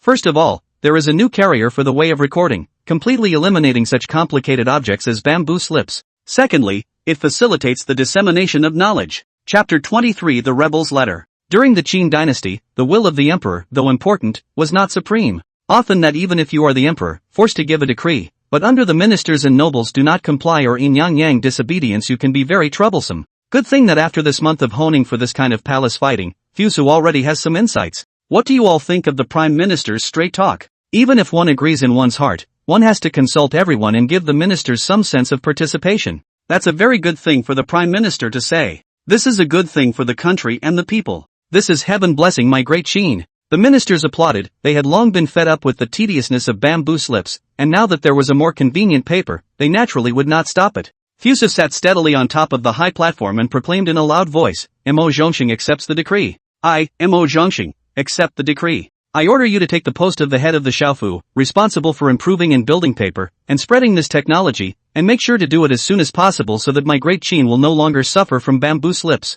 I obey. The spread of paper technology not only means that a large number of workshops will be born, but more importantly, the spread of paper will bring more people into contact with knowledge, which can be said to pave the way for future policies. Morning after the dynasty, Fusu will have to deal with countless zhangjiang, general affairs, will be prepared by the Prime Minister in his hands under the 13 Chao after the opinion, the Emperor swept a direct signature on the line, generally is aware of it, can, quasi, etc. Words. But even so, the daily pile of bamboo slips still have several hundred pounds so much, and many bamboo slips on the handwriting I'm afraid that only the author of this person to recognize, Fusu at first feel fresh, but also conscientiously read the end. With the passage of time, he is more and more impatient with this way, now the daily folding is his personal officer Ji Jian being read to him, he listened to respond to Can.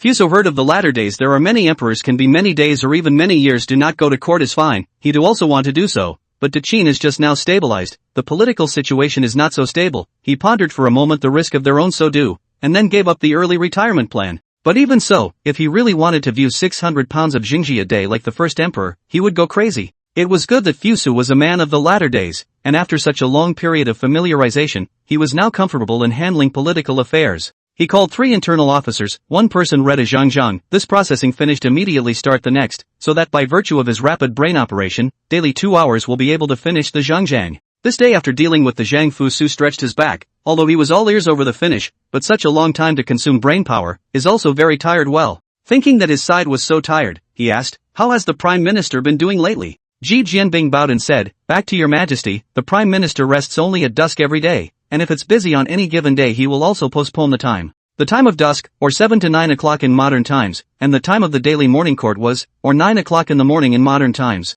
When he thought that Prime Minister Wang was still working 10 or 12 hours a day at his age, Fusu felt a lot more comfortable, that's how people are, there are comparisons that lead to happiness. At that moment a man dressed entirely in black walked in, wrapping himself up tightly, revealing only a pair of sharp eyes. Fuso recognized at a glance, in front of the eyes of this wrapped like a dumpling-like man, it is the black table soldiers in charge of the Trump, the reason why he can see at a glance, because this goods last time is also so dressed up. Trump walked up to Fuso and respectfully said, Your Majesty, I have already sorted out all the letters from the rebel camp. All those people? Above the court, only Prime Minister Wang, Shangshu Wang, General Meng Tian, General Meng Yi, head of the Shaofu Mo, and a handful of others have not written. As soon as this name was read out, even though it had long been speculated, Fusu was still chilled to the bone. When the coalition forces could gather 400,000 troops, how could they do it without the support of the great families behind them, except that this number was much more than he had imagined. But this is good, those letters to and fro, now all in his hands, what he wants to do, the ministers and lords will not dare to speak out to stop.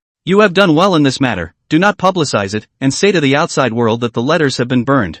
In fact, the best way to deal with this matter is to burn the letter in a fire in front of all the ministers and lords, and then the ministers will all remember the new emperor's goodness and be grateful. But Fusa knows that what he is about to do will inevitably touch the vital interests of the honored ministers and the great families of the world, and these people are not oil lamps, and if he wants them to yield, bright means are necessary, and behind the scenes means are also necessary. Nah! After dealing with this, Fuso felt better, and he felt uncomfortable when he looked at Trump's oddly shaped clothes. Is this how you dress to go out every day now? Back to your majesty, I do go out dressed like this every day. Is that how you Kurotai soldiers dress? Back to your majesty, all of them. How in the impression of the secret service agencies are not the same people genie way are a flying fish suit, embroidered spring knife, all full of air. How to me here, the black table soldiers is a group of black people who wrap themselves into dumplings. I feel offended. You're all wrapped up like this, so once an enemy imitates you, how will you be able to tell which of you are your own people and which aren't? Back to your majesty, the black platform soldiers have their own set of strict tests within themselves, and will certainly not put in unfamiliar people. What I mean to say is, what is to be done if someone imitates your appearance, mimics your modus operandi to commit a case, and then frames you for it? Trump was a little dumbfounded. This problem he never thought of. He was originally the first emperor's righteous son, grew up to be responsible for the establishment of the black table soldiers of this backstage organization, has always been also peace and quiet, thought he did quite well, did not think that the original there is such a big break. When you see Trump's dumbfounded look, you know he doesn't have an idea. However, as the head of the Secret Service Agency, it does not matter if the IQ is low, as long as it is loyal. After all, many secret smart people know do not live long. You go and find Mo Zhongxing, the head of the Young House, and say that it's my decree to have him design a more imposing uniform for your department, and that in the future, the entirety of your black terrorist soldiers will go out in uniforms, so don't cover them up. Nah! Trump led the retreat. Chapter 24, Changing the Law. Fusu was looking at a paper folding. Paper was made, although not yet popularized the world, but the transmission method within the court has been completely changed to paper composition of the Zhangjiang. The way in which so many pieces of paper had to be hauled in carts was a thing of the past, and gave a respite to the wrists of the chamberlains. Fusa looked at that Zhanzhua carefully, and his brows gradually wrinkled until they formed a Chuan character. According to reason, at this time, the world is peaceful, the people live in peace and work happily. Fusa's burden should be much lighter, and then in fact did not so. This Xingzui in his hand was passed up by the black tie soldiers. Since the black terrorist soldiers were in his possession, he had Trump select the more resourceful sons and daughters of the poor to join them, and then had them go deep into the counties to probe into lawlessness, and this was already the 39th petition he'd received regarding the corruption and abuse of the law by the local officials, and more were still on the way? Even if Fusu has long been prepared for the heart, is still depicted above the scene stabbing blood, the people are still so painful, we'll call him as the emperor's sleep and food insecurity. Yet in the face of such a situation, he didn't have any better means at the moment. The Qin Dynasty's monitoring system is a centralized, local, as well as speech officials to advise the system consists of monitoring officials can directly pass the Zhangji to the emperor's hands. This side can be excluded from the interference of the rest of the place. The emperor saw the Zhangji smoothly. This is the uploading of heavenly hearing. Moreover, the central and local authorities, as well as the institutions in which the procuratorates are located, are generally organized as independent departments, which facilitates the use of procuratorial power by the procurators without being influenced by external forces. The inspectors who went out to inspect places were often in lower positions, but because they represented the will of the emperor and the court, they were often able to participate in inspections no matter how big or small, and were not bound by any institutions or officials when doing so. Because of the importance of the prosecutor, successive rulers have paid great attention to the selection of prosecutors. First of all, it is necessary to have a clean as water, upright, cynical and so on. The quality of the second also need to have a certain degree of experience in monitoring and tactics, so the prosecutor is often required to have a very high level of qualifications. Speaking of which, most of the supervisory bodies of later dynasties were modeled after the supervisory system of the Qin Dynasty, and it can be said that the Qin Dynasty actually set a lot of precedents. However, even the best system are to be implemented by people, as the emperor, although you can choose to monitor the staff,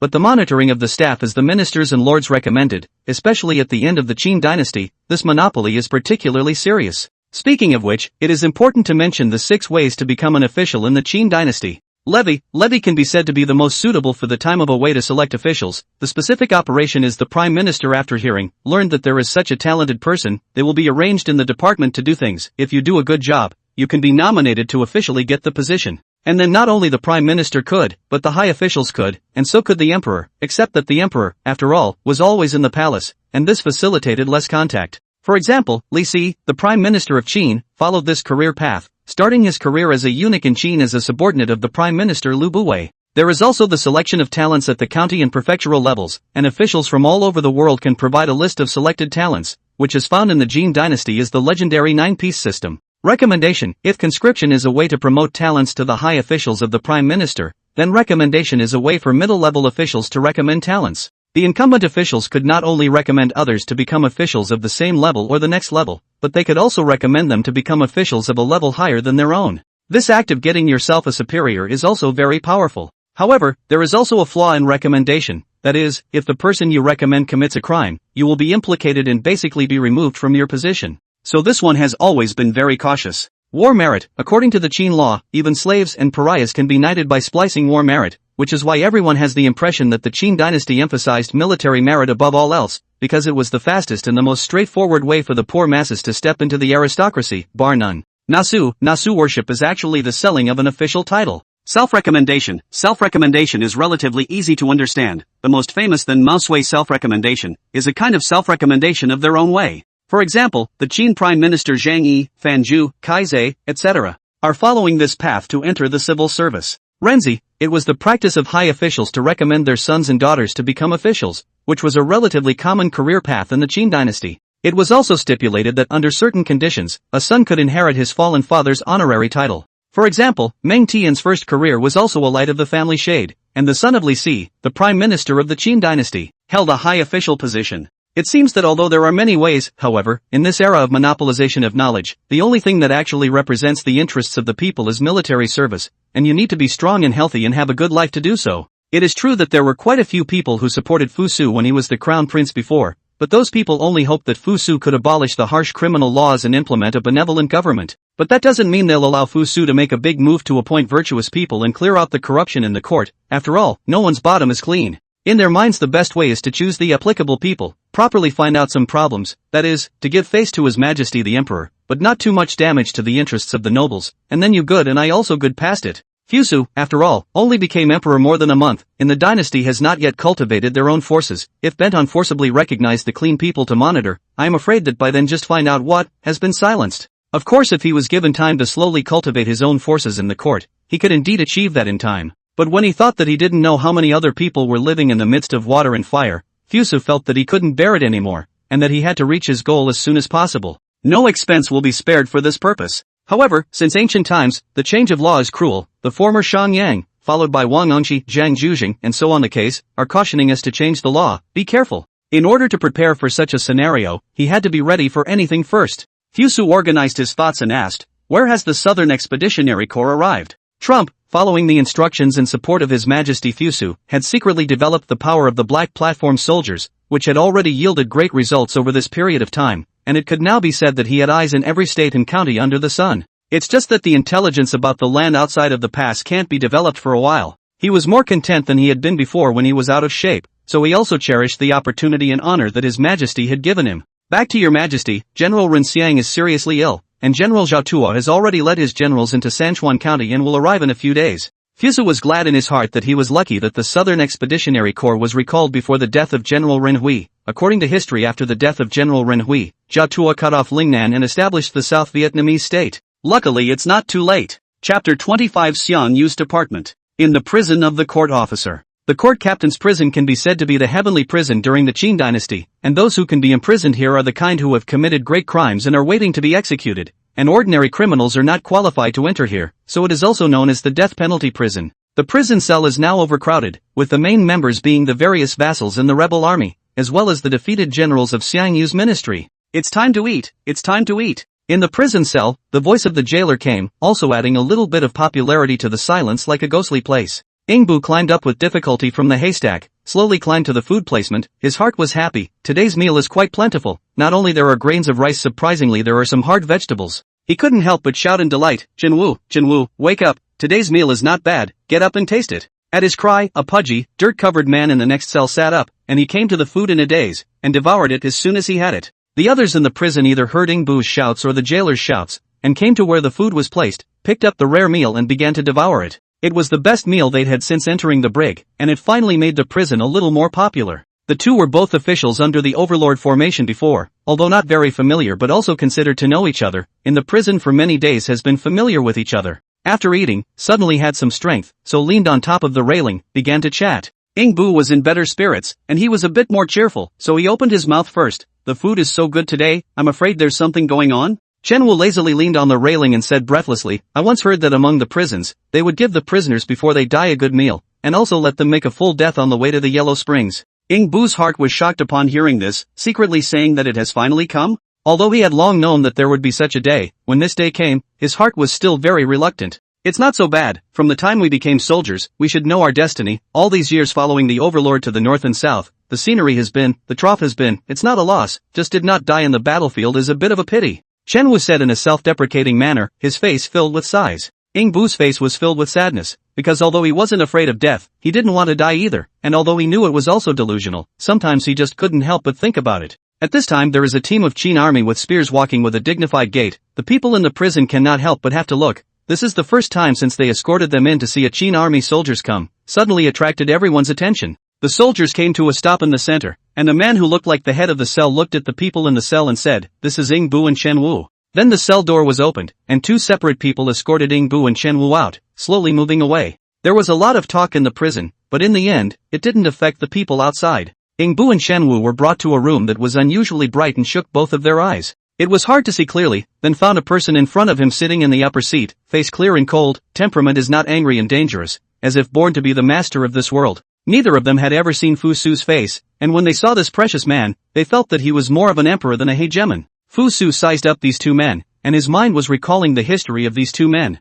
Ingbu, originally a member of the Xiang family's army, Ingbu threw himself into Lu Bang's army and became one of the three kings, and was finally killed by Lu Bang's troops. Chen Wu, speaking of Chen Wu alias General Pu. In the process of eliminating the Qin state, Chen Wu and Ingbu did not distinguish between them, like Xiang used two sharp knives sweeping all the enemies in front of them. In the second year of Han, he rebelled against Chu and returned to Han, but he was not reused and did not do much again. These two are Xiang Yu's subordinates, in the formal history, are subordinate to Lu Bang's army, and also in the history of the name, can be seen as also a rare talent. Then now Xiang Yu is dead, Lu Bang's army disappeared into Izhou County, back or not come back or to say, so the two people suddenly have no place to go. Now most of the people in the court have a coupled relationship with the ministers and lords, and if they want to find useful people, they can only look for them from among the rebels, who were previously incompatible with the court, and the rebel crowd will certainly not be accepted by the court, so they can only be loyal to His Majesty the Emperor, and they must be loyal to the Emperor, because they have no choice. You are Ingbu and Chen Wu? Chen Wu had a calm face, but was unwilling to say much.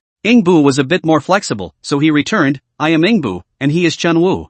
Fusu nodded slightly, then said, you should know that what you have done is punishable by torture according to Qin law, and you will be implicated in all 9 clans. Chen Wu said disdainfully, since we have already been defeated and captured, we are naturally ready to die, so don't talk too much, just do it. Seeing Chen Wu speaking hard words, Ingbu hurriedly stopped them, and then pleaded, we know that we are bound to die, and we have no regrets, but I implore you to be magnanimous and spare my family, and we will naturally be grateful. So what's the point of me asking you to be grateful? This? Ingbu made a mistake. They had been captured because of the defeat of the army, they already had no belongings, and it was thought that ordinary objects would not be able to impress the nobleman in front of them, so they were a bit at a loss for words. That Chen Wu was heard before that sentence and this word before belongs to the personal pronouns, since the first emperor after the unification of the world, has become the emperor's exclusive use of words, non-emperor cannot be used also. With this association, his eyes brightened up, the reason why he previously mouthed, just feel that he is bound to die just do not want to struggle, at this time know that Emperor Fusus summoned 2 people, and then is not a matter of no matter what, will ignite the will to save life.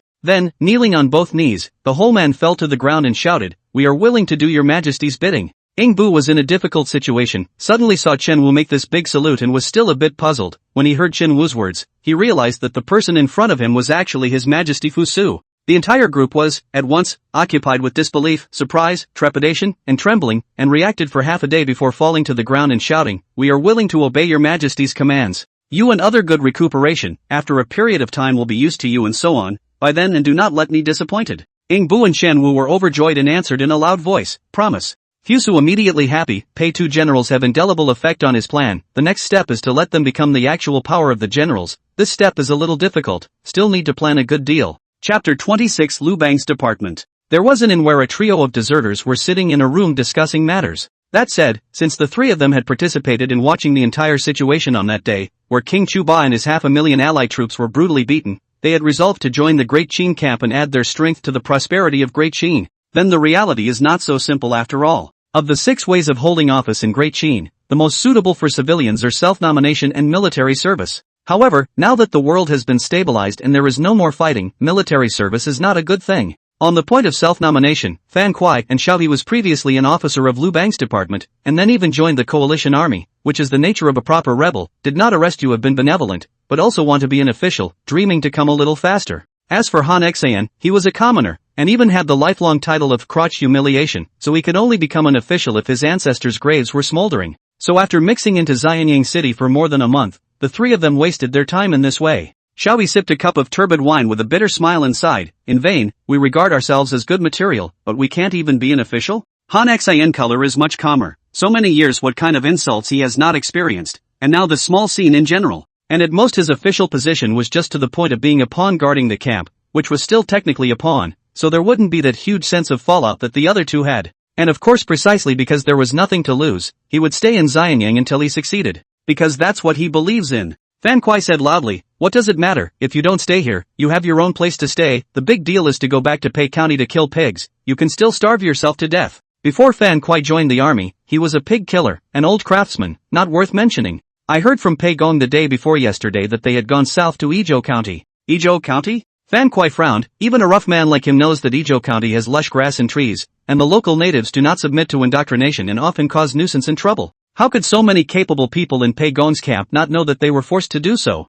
Essence flickered in Han Xian's eyes as he pondered the treatment and risks he would receive if he went to Liu Bang's ministry, but then he was discouraged when he thought of the heavenly punishment in the Qin army. However, whenever there was such a thing in the Qin army, there would be no way for other rebels to live, unless the secret of the heavenly punishment was leaked out, and from that there would be a solution. Just as the three of them were breaking their boo-boos with a long sigh, there was a sudden knock at the door. The three of them were instantly alert, they did not have any friends or family in Xianyang City, and it was not mealtime. Who would knock on the door at this time? Who is knocking at the door? Fan Kuai asked, he had the loudest voice and was usually the one in charge of socializing. 3 gentlemen, my noble family has asked me to come and invite the 3 of you to come forward. A thin voice rang out from the doorway, the tone was a bit strange, suddenly male and suddenly female. The 3 men's eyes locked, and there was doubt in their eyes. Xiao He asked, who is your master? The voice at the door said, my master is the most honored person in the lower part of heaven. The most honorable man under the sky. What a mouthful. However, the other party even can detect that they live here, is already revealed the strength of the other party, and the other party is now invited with a gift, is for the first gift before the soldier's gift. If they do not go, the next thing to encounter is the soldier, right?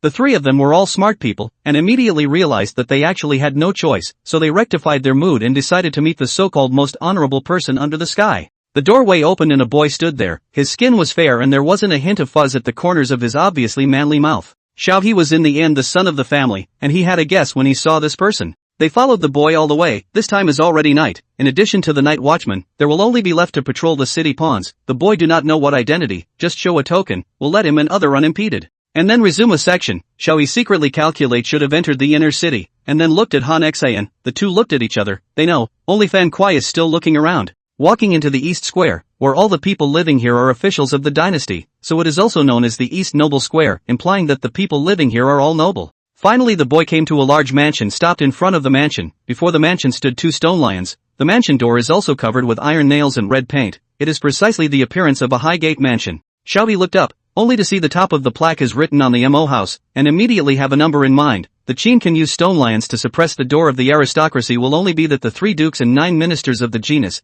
and the 3 dukes and 9 ministers surnamed Mo, can only be the lesser house in charge of Mo Zhongxing. I heard that he was originally the right supervisor of Xiaofu, and was promoted to the head of Xiaofu because of his merits in manufacturing paper, and is now one of the 9 ministers of the current dynasty. Speaking of that paper, is indeed a good thing, neither the heavy cumbersome bamboo brief, but also light as nothing, the selling price is also cheaper hundreds of times more, is indeed a good thing. The boy walked up and gently knocked on the door, and in a short time, someone opened the door, and a group of people went straight into it. All the way straight into the hall, in front of the eyes suddenly appeared countless candles, in the candlelight, there is a person in the upper seat, he looks young and handsome, but has a majestic appearance. This kind of appearance Xiao He and Fan Kuai have seen before, it is the time of the great defeat under Lantian Mountain, it is also this person who invited them to eat cake and drink soup, at this time it is His Majesty Fu Su. This is indeed the most honorable man in the sky. Kneeling was not yet popular during the Qin Dynasty, and although the 3 were puzzled, they all went forward to bow and mouth, Your Majesty Fu Su. Fu Su looked at the 3 people calmly, Xiao He and Fan Kuai he has seen, just this third person who he does not know,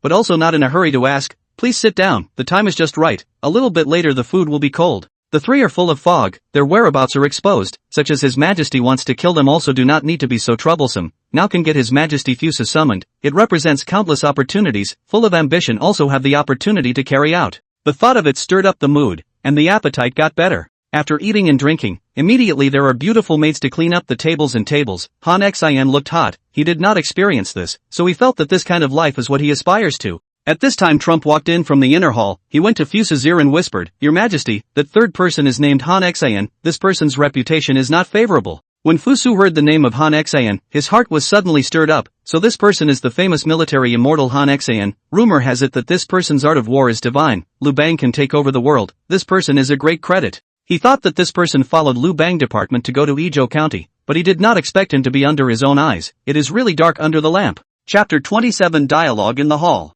The emperor resided at the head and asked the public, who then answered, and the latter was greatly satisfied. The record of the rise and dwelling of emperors and kings, Fusu's specialization. Fusu was in the upper seat, with Xiaohe, Han Xin and Fan Kuai sitting at the bottom. The talent of all of you, I have also heard of, today the side would like to test the teaching of all of you, thought not? The three of them ran to Xianyang City, originally with the idea of joining the imperial court to build a career, and this time they met the right master, so how could they not agree to it? I've heard that Mr. Xiao is skilled in politics, so let's start with Mr. Xiao. To be called sir by His Majesty Fusu, this side is an extremely honorable thing. Xiaohe hurriedly tightened his mind, sat upright and waited. I want to implement a benevolent government so that the people can prosper, so how can Mr. teach me? Xiaohe thought carefully, this problem is not difficult, just this time to cope with about the happiness of the rest of his life, so again in his mind to play again in the abdomen before slowly said. It seems to me that people's livelihoods can be restored by means of settling the people down and alleviating the corvée, adjusting the law, striking the soldiers and returning them home, and encouraging early marriages. This is one of the reduction of corvée. His Majesty has promulgated the law of 10 tax 1, however, since the Qin sealed the world's tax has been poor year after year, many counties cannot collect the tax can only oppress the people cannot pay the tax will be convicted of forced labor, once forced into forced labor is bound to be a long time cannot return home. This said Fusu understood, the Qin children themselves are required to serve hard labor, usually 1 month of the year for the period of hard labor, this time is equivalent to the government requisition, but no wages, tube meal. However, because of the harsh laws of Great Qin, once you fail to pay the tax, you will become a hard laborer, and very often the people do not move to break the law and then fall into hard labor, so there will be a large number of hard laborers. The emergence of these drudgery naturally had a positive significance, such as the emergence of the Xianyang Palace, the Great Wall, the Straight Path, the mausoleum of the first Qin Emperor, and so on. But as hard labor is inevitably the family's young and strong, such a young and strong, once gone, the output of the field is bound to be affected, and once the impact is too much will not be able to pay the tax, thus falling into a vicious circle. What's more, when counties need manpower to build something, they often don't spend money to rally the people, but instead find ways to get people to do hard labor so that the spending that would otherwise be needed is saved, and they just manage to feed them. The second point is to adjust the law, because the Qin law is harsh, and the people are often stupid, so there are many people who break the law without realizing it, thus becoming criminals and laborers. Fusu a little sweat, he thought the biggest problem of the law is too harsh, after all, the 5 punishments seem to be inhumane, in fact, the people fear of the Qin law is illiterate, cannot read, and then do not know the law, accidentally violated will be heavily punished. The third point is to dismiss the soldiers and return home. After the world is settled, Your Majesty may demobilize the soldiers and give them fields to restore their livelihood. This was done by Liu Bang after he pacified the world, and it worked well, so you can try it then if you can. The fourth point is to encourage early marriages, and if a woman does not marry from 15 to 30 years of age, she will be heavily penalized. This law was used by Emperor Han Huidi, and the result was very happy, and Fusu did not know how to say it well. Mr. S words have made Fusu gain a lot, and I hope that Mr. will assist Fusu more in the future to secure the world. Xiaohe was overjoyed to hear that he had passed the test, and then kneeled down on both knees and said, I will not fail to fulfill Your Majesty's trust. Fusu has been because he is a person of the later generations, then according to their own ideas to see the problems of the Qin Dynasty. In fact, there are so many curves, if not today to hear what Xiaohe said, he thought he had done very well.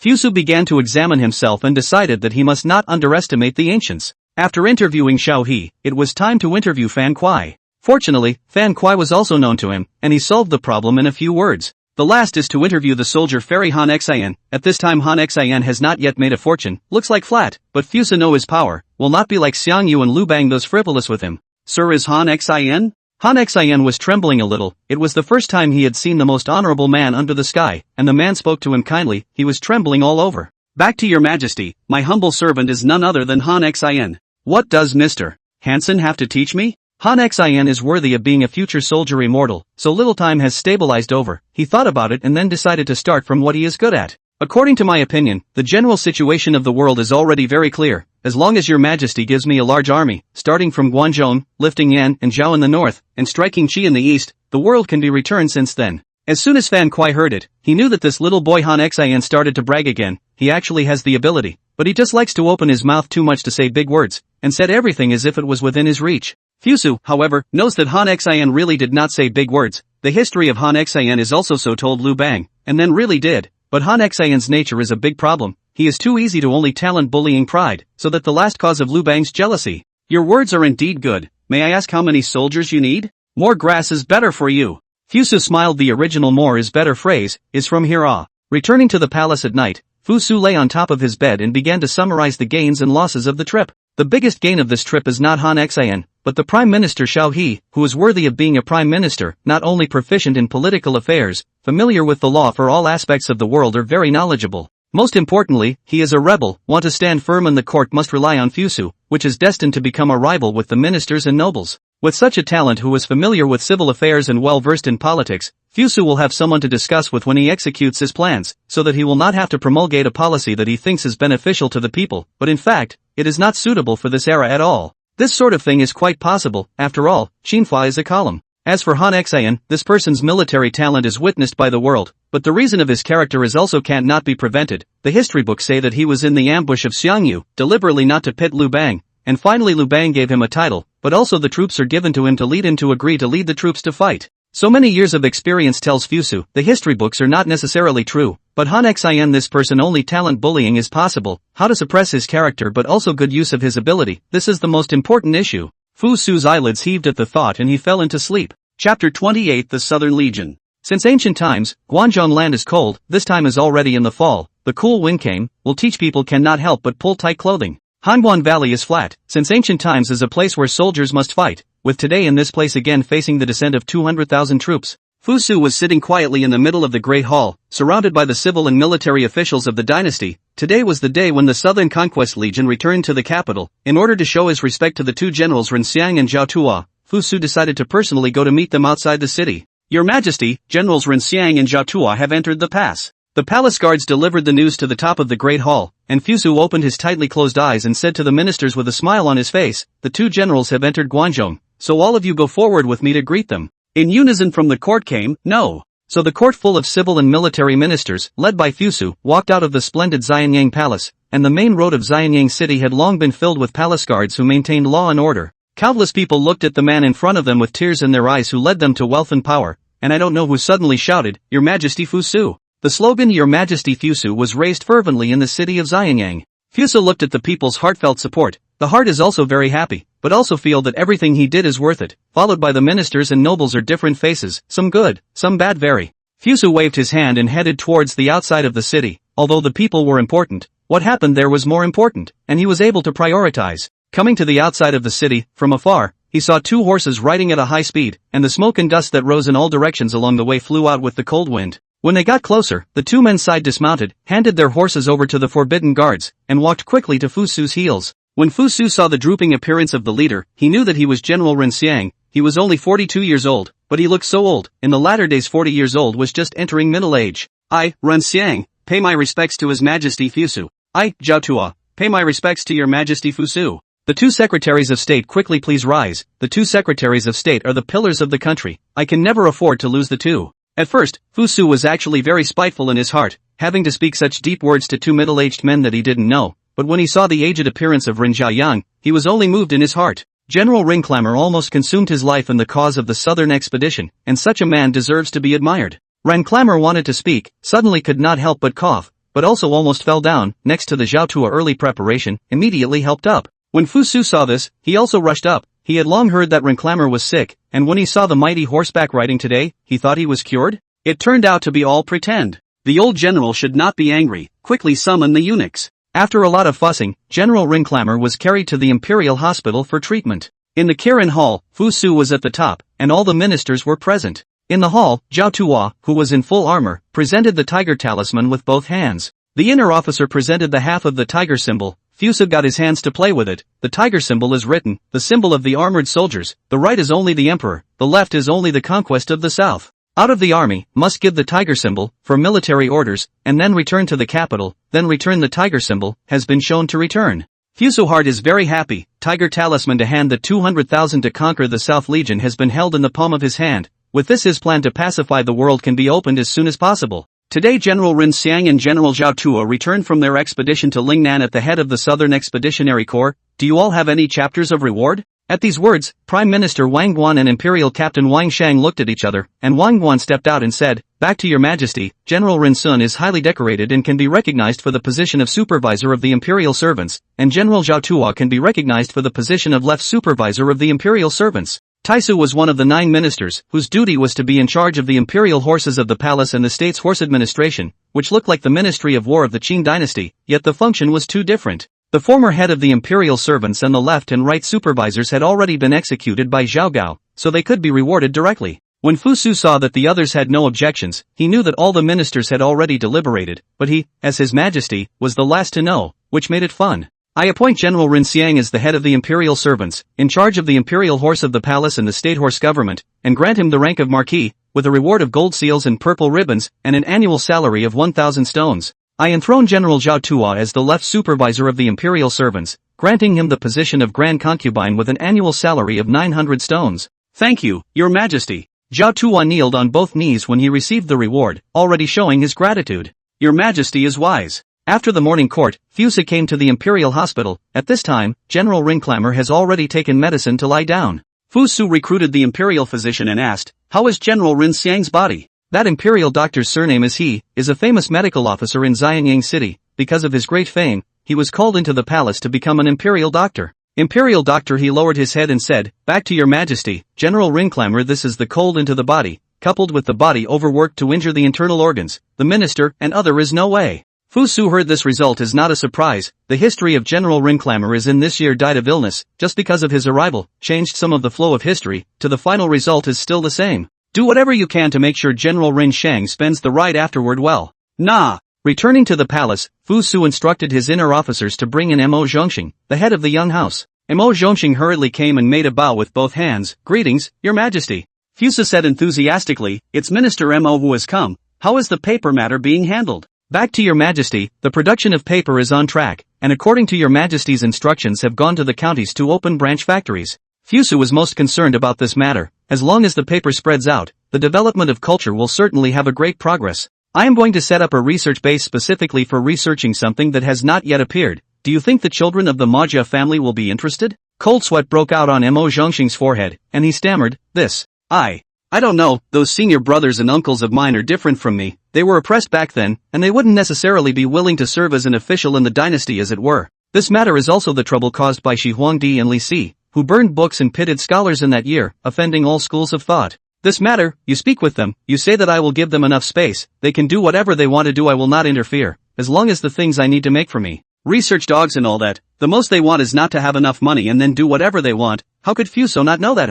Let's see how you can still hold back once such a condition is made. By the way, also ask the heir to the Gong Fupan family, the conditions are the same. Nah. Chapter 29 The Four Powers Pact. Handan County in Hebei. Handan County was now the territory of Zhao Shi, the king of Zhao, because the great defeat of the overlord led to the fact that the descendants of the 6 kingdoms in history were not able to claim the title of king, but the territory was occupied. Zhao Xia was high up in the upper seat, showing all the vigor of the master. The rest of the protagonists made their entrances, King Wei Bao of Wei, King Tianguang of Qi, and King Yen, respectively. The 4 kings are gathered here today to discuss only one theme, the resistance against Qin. When the 4 kings sat down, there was a person who came forward. This person is tall and thin, with 2 whiskers on his long thin horse face. This person is the king of Wei's strategist Kuai Tong. All the 4 kings knew this man, and it was thanks to his continuous lobbying that the kings were able to discuss the anti-Qin cause together in the same room. I, Kuai Tong, have met the vassal kings. Mr. Kuai Tong, don't talk too much gossip. We have come today only for the great cause of resisting Qin.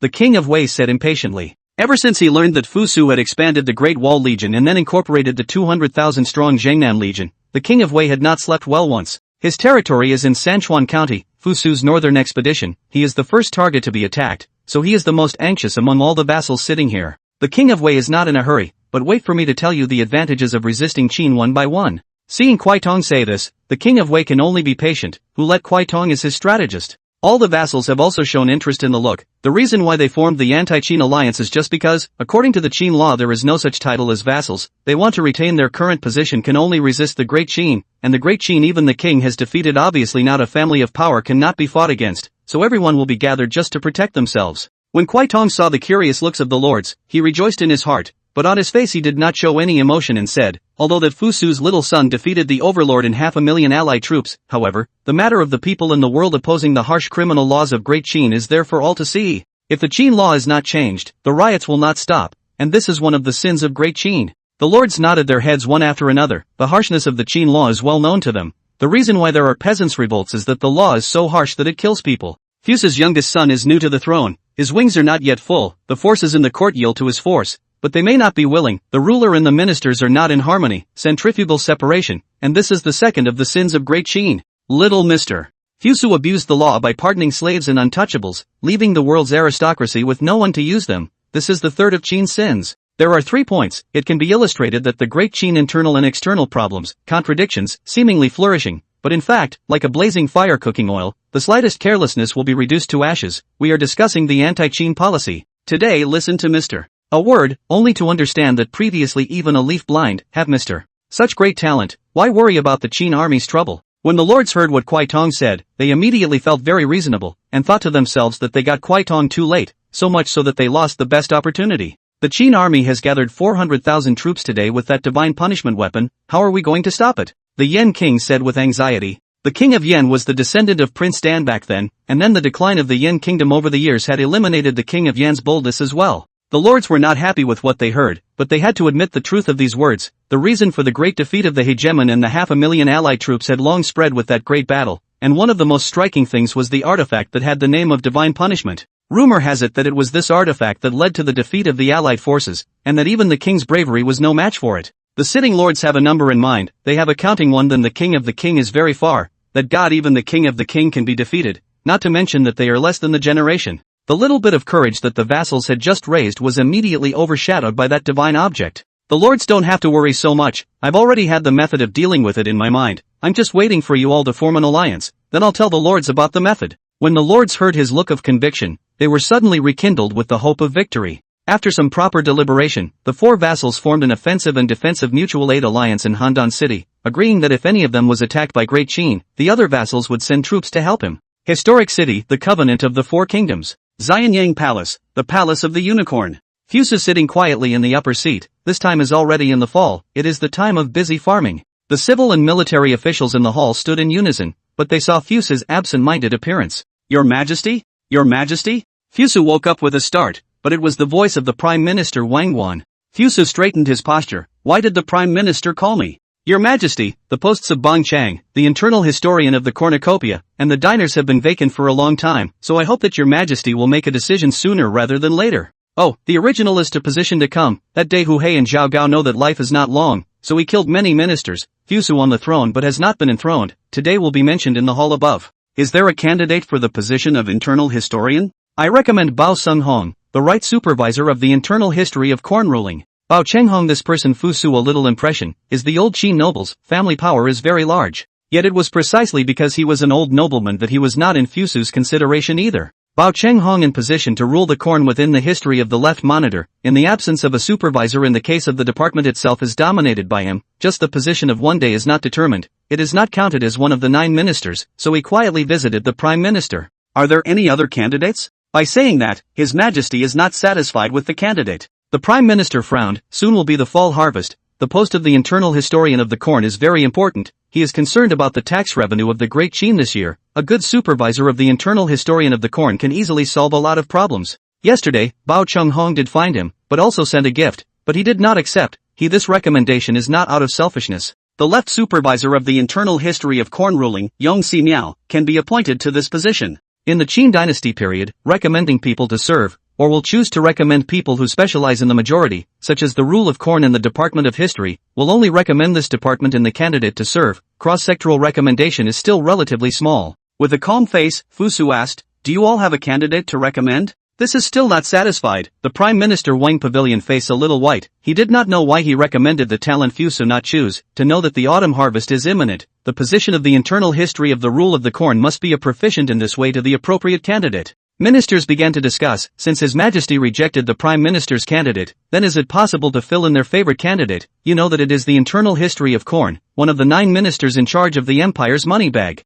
I recommend Ru Hanzhao, the left supervisor of Zhongzheng. There is a difference of 3 levels between the right supervisor of Zhongzheng and the supervisor of the internal history of the corn. This is basically the rhythm of the sky if you can be selected. The others disagreed at the first glance, and raised their favorite people, lest they be stood up cheaply by others. Chapter 30, Xiao He, the inner secretary for corn rule. Just as the ministers were recommending their own people, an abrupt voice rang out, I recommend Xiao He as the head of the internal history of corn ruling. There was a sudden 3-second pause in the courtroom, mainly because everyone was thinking about what kind of person this Xiao He was. Xiao He, isn't that a senior general in Liu Bang's rebel army? How could anyone recommend this man? Recommending a man from the rebel army, the recommender really doesn't know the sky. The people have looked towards the recommender, want to see in the end is that too little cute. How dare you risk such a big mistake? Think has received a lot of silver but unfortunately this silver is afraid to use. When the crowd looked, they saw that it was surprisingly the head of the young house, Mo Zhongxing. Who is Mo Zhongxing? His Majesty's hand-picked young household supervisor. He is like a banner representing His Majesty in the court. The ministers were quick-witted and realized in a flash that Xiao He was the one His Majesty wanted to use. Fusu laughed softly from the high platform. What do you all think? I don't think so. The first to speak was the left supervisor of the internal history of the corn ruler, Bao Chenghong. Looking at the hands of the supervisor's position is about to be snatched away, if it is a certain bigwig in the dynasty even if it is, and now want to snatch the position of a rebel general, how can this be tolerated? That Xiao He is a senior general of Liu Bang's ministry, and Liu Bang's ministry has not surrendered, so how can we know that this Xiao He is not a spy of Liu Bang's ministry? I don't think this is a good idea. Once this statement was made, it was echoed by many ministers. There are only so many positions in the courtroom. You a rebel man, what virtue and ability to want to sit on one of the 9 secretaries of the position? This is not to say that even the rebels are not as good as in the courtroom. Opposition is as numerous as the waves. Fu Su was prepared for this, and he looked at Meng Yi, the imperial historian, and said, what does Minister Meng think? Meng Yi forehead a cold sweat. He understands the meaning of His Majesty. He also knows that at this time to speak is the same as offending the bureaucrats of the dynasty. However, his position is the imperial historian. The supervision of the 100 officials is the same as offending the 100 officials. Moreover, the 2 brothers had long been branded as His Majesty's men, so he chose to say from his heart, I think it's fine. When our dynasty employs a man, we should focus on his character and talent, and there are countless people who have made mistakes and then made great achievements, so I don't think Xiao He's previous action should be a hindrance to him. The ministers began to fall silent, only to look at Meng Yi as if they were looking at a mole, a traitor. Fuso smiled with satisfaction, then looked at Prime Minister Wang Guan again and asked, what does the Prime Minister think? Wang Guan was getting old, and his idea was to assist Fu Su in holding the court in a stable manner. Although Xiao He was the person appointed by His Majesty, the position of the head of the internal history of the corn was a very important one, and it must be held by a capable person. My great Qin employs people with the highest regard for their talents. Your Majesty, can you let Xiao He come and play a match with me? Or can you tell all the ministers to take a look? May. The inner officer immediately shouted, declare Xiao He to have an audience. Declare Xiao He an audience. The palace has its own inner officers who transmit orders, layer by layer, to pass out His Majesty's orders. Outside the Xianyang Palace, Xiao He heard the summons and slowly walked in, knowing that this was his first step into the Xianyang Palace, but it wouldn't be his last. The ministers saw a man walk in from afar. Even if he was stared at by so many eyes, he still had an unassuming look, which made people not to underestimate him. Xiao He walked to the front of the hall, made a bow with both hands, bent down 90 degrees and saluted, my humble servant Xiao He, meet your Majesty, meet all the ministers. You are the Pei County main official Rafter Xiao He? Wang Pavilion eye to see this person polite and courteous appearance, the heart is happy, he is to follow the Zhou rituals of the Confucianism, for follow the etiquette of the senior, will be pleased with a few points. Exactly Strawman. Do you know that Mo Zhongxing, the head of the Xiaofu, has recommended you to be the head of the internal history of the corn ruler? Grasshopper had previously served as Pei County's chief official Rafter for many years, and was familiar with all the county's affairs, both large and small. How can the affairs of a county be compared to the affairs of a country? Bao Chenghong, the right supervisor of the internal history of corn control, cried out in pain. The rest of the ministers all talked from time to time, obviously looking down on a position like the chief official Rafter and on Xiao He as a person. Prime Minister Wang Pavilion stared at the group of ministers, suddenly no sound. Wang Pavilion is a 3-dynasty veteran, distinguished aura compelling, no one dares to oppose its front. Fusa suddenly laughed. The king's pavilion is even more useful than his own anger. These people in the court can be really interesting. Well then, I'll ask you a question? Please ask the Prime Minister. Now there are pheasants and rabbits in the same cage, with 35 heads on the top and 94 feet on the bottom. May I ask what is the geometry of each of the pheasants and rabbits? This question, immediately the presence of the ministers to be difficult. The rule of corn within the history of the court is the Ministry of Households. The Ministry of Households in charge of money and food, naturally, to be proficient in arithmetic. So in the rule of corn in the history of the officials are more or less proficient in arithmetic generation. However, Wang Hall Prime Minister out of this problem is so tricky, many ministers can only understand the meaning of the problem, crack the method is no matter how to come up with, and therefore have to admire the Prime Minister's erudition and versatility.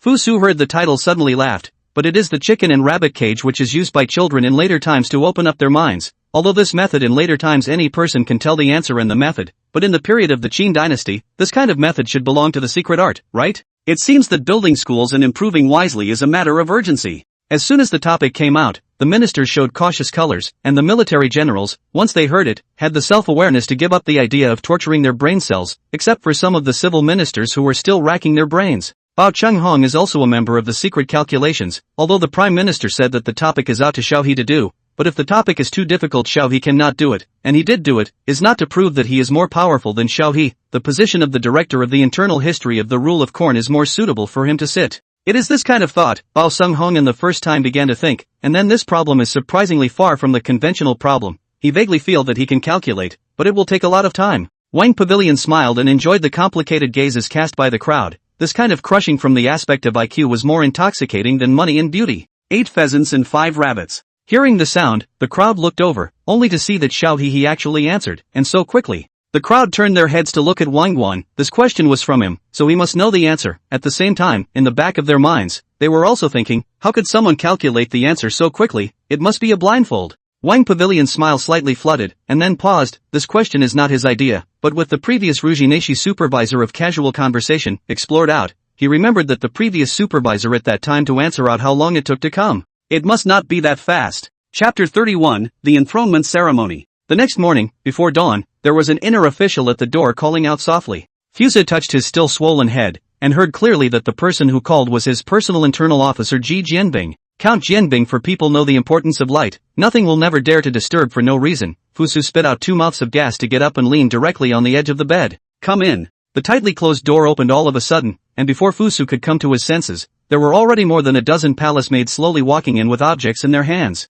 The inner official, Ji Jianbing, walked up to Fusu and said softly, Your Majesty is about to change his clothes. Fusu still have some blindfold. Usually you're not so early.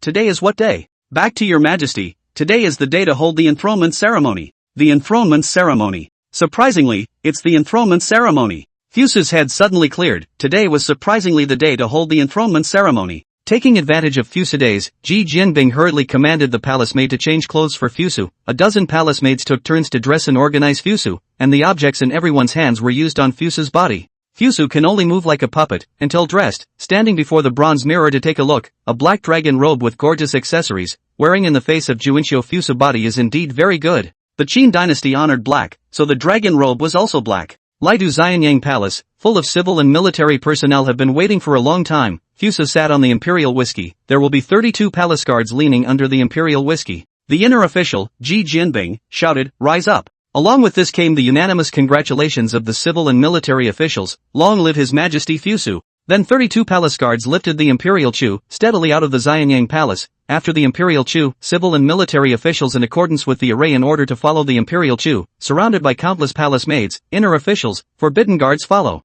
At this time, the sky is just dawn, Fusu sitting on top of the 32 imperial Chu. As far as the eye can see are all the silhouettes, and he is the most honored person. The imperial whiskey came to the clan temple. Fusu down on foot, presided over the worship ceremony as the left supervisor of the Fengchang Xian Kaishan. No wonder yesterday to discuss the candidate in charge of the Fengchang. The original is to be used today. Fusu felt that he could guess the length of the shadow area in Fengchang left supervisor Xian Kaishuan's heart at this time. That must have been a long. Xian Kaishan first took out an obituary, which was read to the ancestors of the Qin Dynasty. The general content is that your children and grandchildren, Fusu today became the emperor of the Qin Dynasty, and came to the temple to tell the ancestors, and asked the ancestors to bless the Qin Dynasty for a long time and so on. This thing still sounds quite scary. After all, Fusu was not really Fusu. He is still more afraid of the ancestors of the great Qin to find him. To find who? Hey. That is a real unworthy son and grandson, not only killed more than 20 brothers and sisters, but also caused the destruction of the great Qin, and he also went down, do not even need to send, so it is good.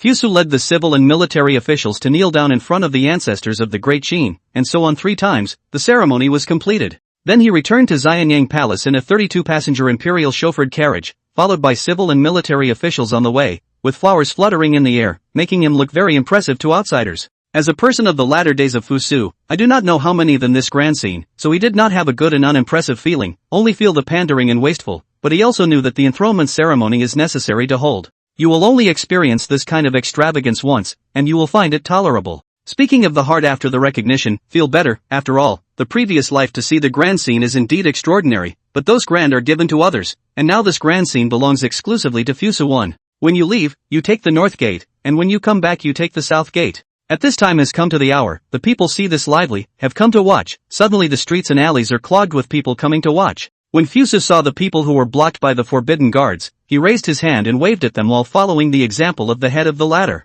This move immediately triggered a frenzied reaction from the people, and Fusu looked at all the many people who were desperately shouting, "Long live His Majesty Fusu! Long live Great Qin! His Majesty King Fusu is blessed and well!" All kinds of blessings sound endless, but also a lot of people shouting red in the face, shouting more than tears. Fusu would glance everywhere you go or so, the heart cannot help but full of joy, these from the people from the heart love, which means that his way of governance is beneficial to the people. This may be the reason he came to bring this era. The accompanying civil and military officials each looked different, but in the face of the people's heartfelt love, there was no official who would not like it. Xiaoyi's heart rejoiced. Wasn't it for such a scene that he had thought of ambitions in his heart? He was determined to make sure that all the people of Great Qin, like the people of the Guanzhong land, enjoyed the benefits of His Majesty Fusu's benevolent government. After the royal whiskey was gone, the yelling continued until it was hoarse. Returning to the Xianyang Palace, Fusu stepped down from the imperial whiskey and led the 100 officials into the Kirin Hall, then slowly walked up to the dragon chair and sat down. Inside Officer Count Jin Bing opened a holy decree read, Feng Tian Cheng Yun Huang Di Zhao Dai, the late emperor suddenly collapsed, return to the 5 elements, I undertake the emperor's favor life, the holy manhwa, by the emperor's legacy of the great Qin, belonging to the order of Luan, into the ancestral halls. It's next year for the first year of Tianqian.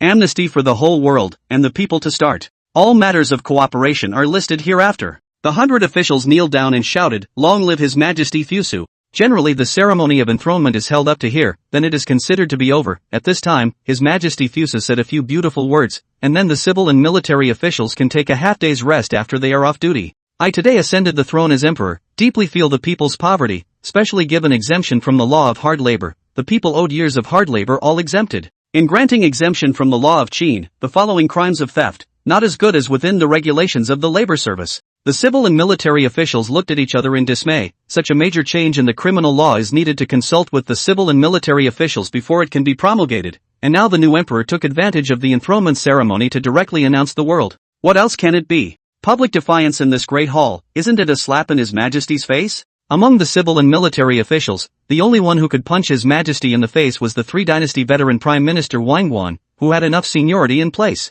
Only when the ministers looked over, Wang Guan put on a look of not being awake, not knowing whether he was really not awake or pretending to be awake. Anyway, it was obviously a look of not wanting to care. Ministers also have no choice but to beat down the teeth to the stomach to swallow and endure. After dispersing the morning court, the 100 officials dispersed, and many of them deliberately waited for the appearance of Prime Minister Wang Guan so that they could go and talk about something. However, after the king's pavilion left the hall, no one saw anyone, and only when they knew that they had gotten into their own carriages did the ministers stop their footsteps. It's going to change the sky, Wang Guan said as he looked at the sky. Chapter 32, The Mo family. Since the first emperor burned the books and pitted the Confucian scholars, the 100 schools of thought were extinguished, those who went into seclusion, those who went into hiding, and those who disappeared, and the flow of time never returned to the spring and autumn and warring states period of contention. A flying pigeon, from nowhere slowly flew into a small farmhouse, a pair of white palms smoothly catch the landing of the flying pigeon. The owner of the palms is a very young girl, wearing a bangcourse cloth made of clothes, but the exquisite face does make the clothes are good looking.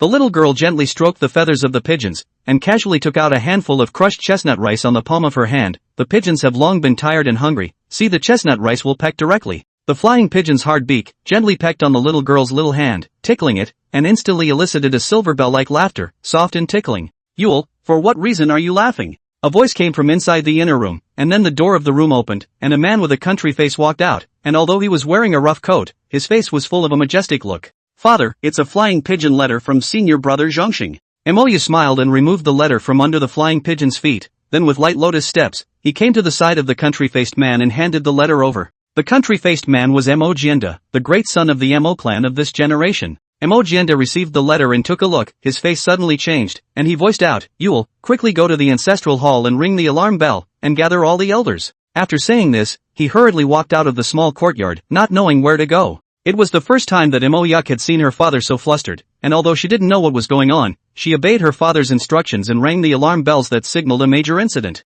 Knock knock knock. It was not long before everyone in the village, whether they were farming, making tools, or building people, heard the mellifluous sound of the bell. There is an old custom in the village that if the bell rings, something big is going to happen, and everyone has to gather at the ancestral hall to discuss how to deal with the big event together. For a moment, everyone put down what they were doing and rushed towards the ancestral hall, and from time to time, there were small children happily chasing after each other. They didn't know what the big event was, they only knew that it must be fun for so many people to gather together. Mo Honkai this year has more than 70, this age of the old man in the latter part of the world that is everywhere. However, in the Qin Dynasty, the average life expectancy of men is only 35 years of age. Such an old man can be called a man of fortune. Mo Honkai was already in a drooping old age, then even so, he was still in good spirits, and under the support of his two juniors, he walked to the ancestral hall with a difficult gait. Elder Hong is here. Elder Hong is so hardy. Hong Lao, this is a blessing for our village. Along the way, people kept calling out Hong Lao's name and greeting him warmly. In such a short-lived era, such a long-lived person is a man of honor.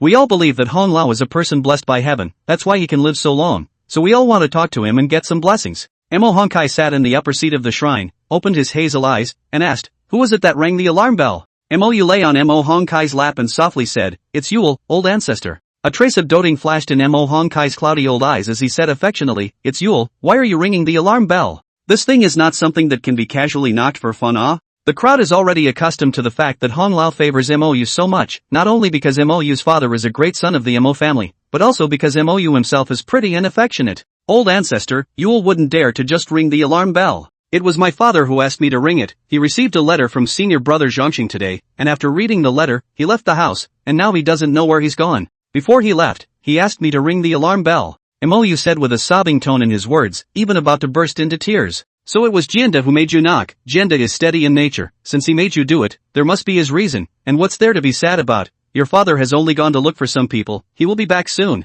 Hong Lao is the most respected person in 10 miles and 8 villages. His words are sometimes better than the words of the officials. Hear him say so. Mo that moment hanging heart, let go. If old ancestor says so, then that must be it, right old ancestor? Mo Honkai smiled helplessly, who made this quirky junior his favorite. "Don't worry, your father will be fine." These words stopped Mo's ramblings, but could not stop the ramblings of the other lets in the ancestral hall, and everyone was speculating about what kind of letter it was that had made the contemporary Mo family's momentary son, ringing the alarm bell of the assembly. "Coming?" I don't know who suddenly shouted, and the eyes of the crowd looked toward the outer room, only to see the distant field sprinting to several people, carefully recognized, will know that in addition to the Mo family moment's son Mo Jianda, the rest are the Mo family elders level characters. They didn't live inside the village for other reasons, and after a few people came to the ancestral hall and met Elder Hong, they took their seats. Mo clan's momentary son, Mo Jianda, looked at the crowd with a serious face and said, "As you all know, my eldest disciple, Mo Zhongxing, who was expelled from the Mo clan by me because his philosophy was at odds with ours, is now serving as the head of the Shaofu and Xianyang."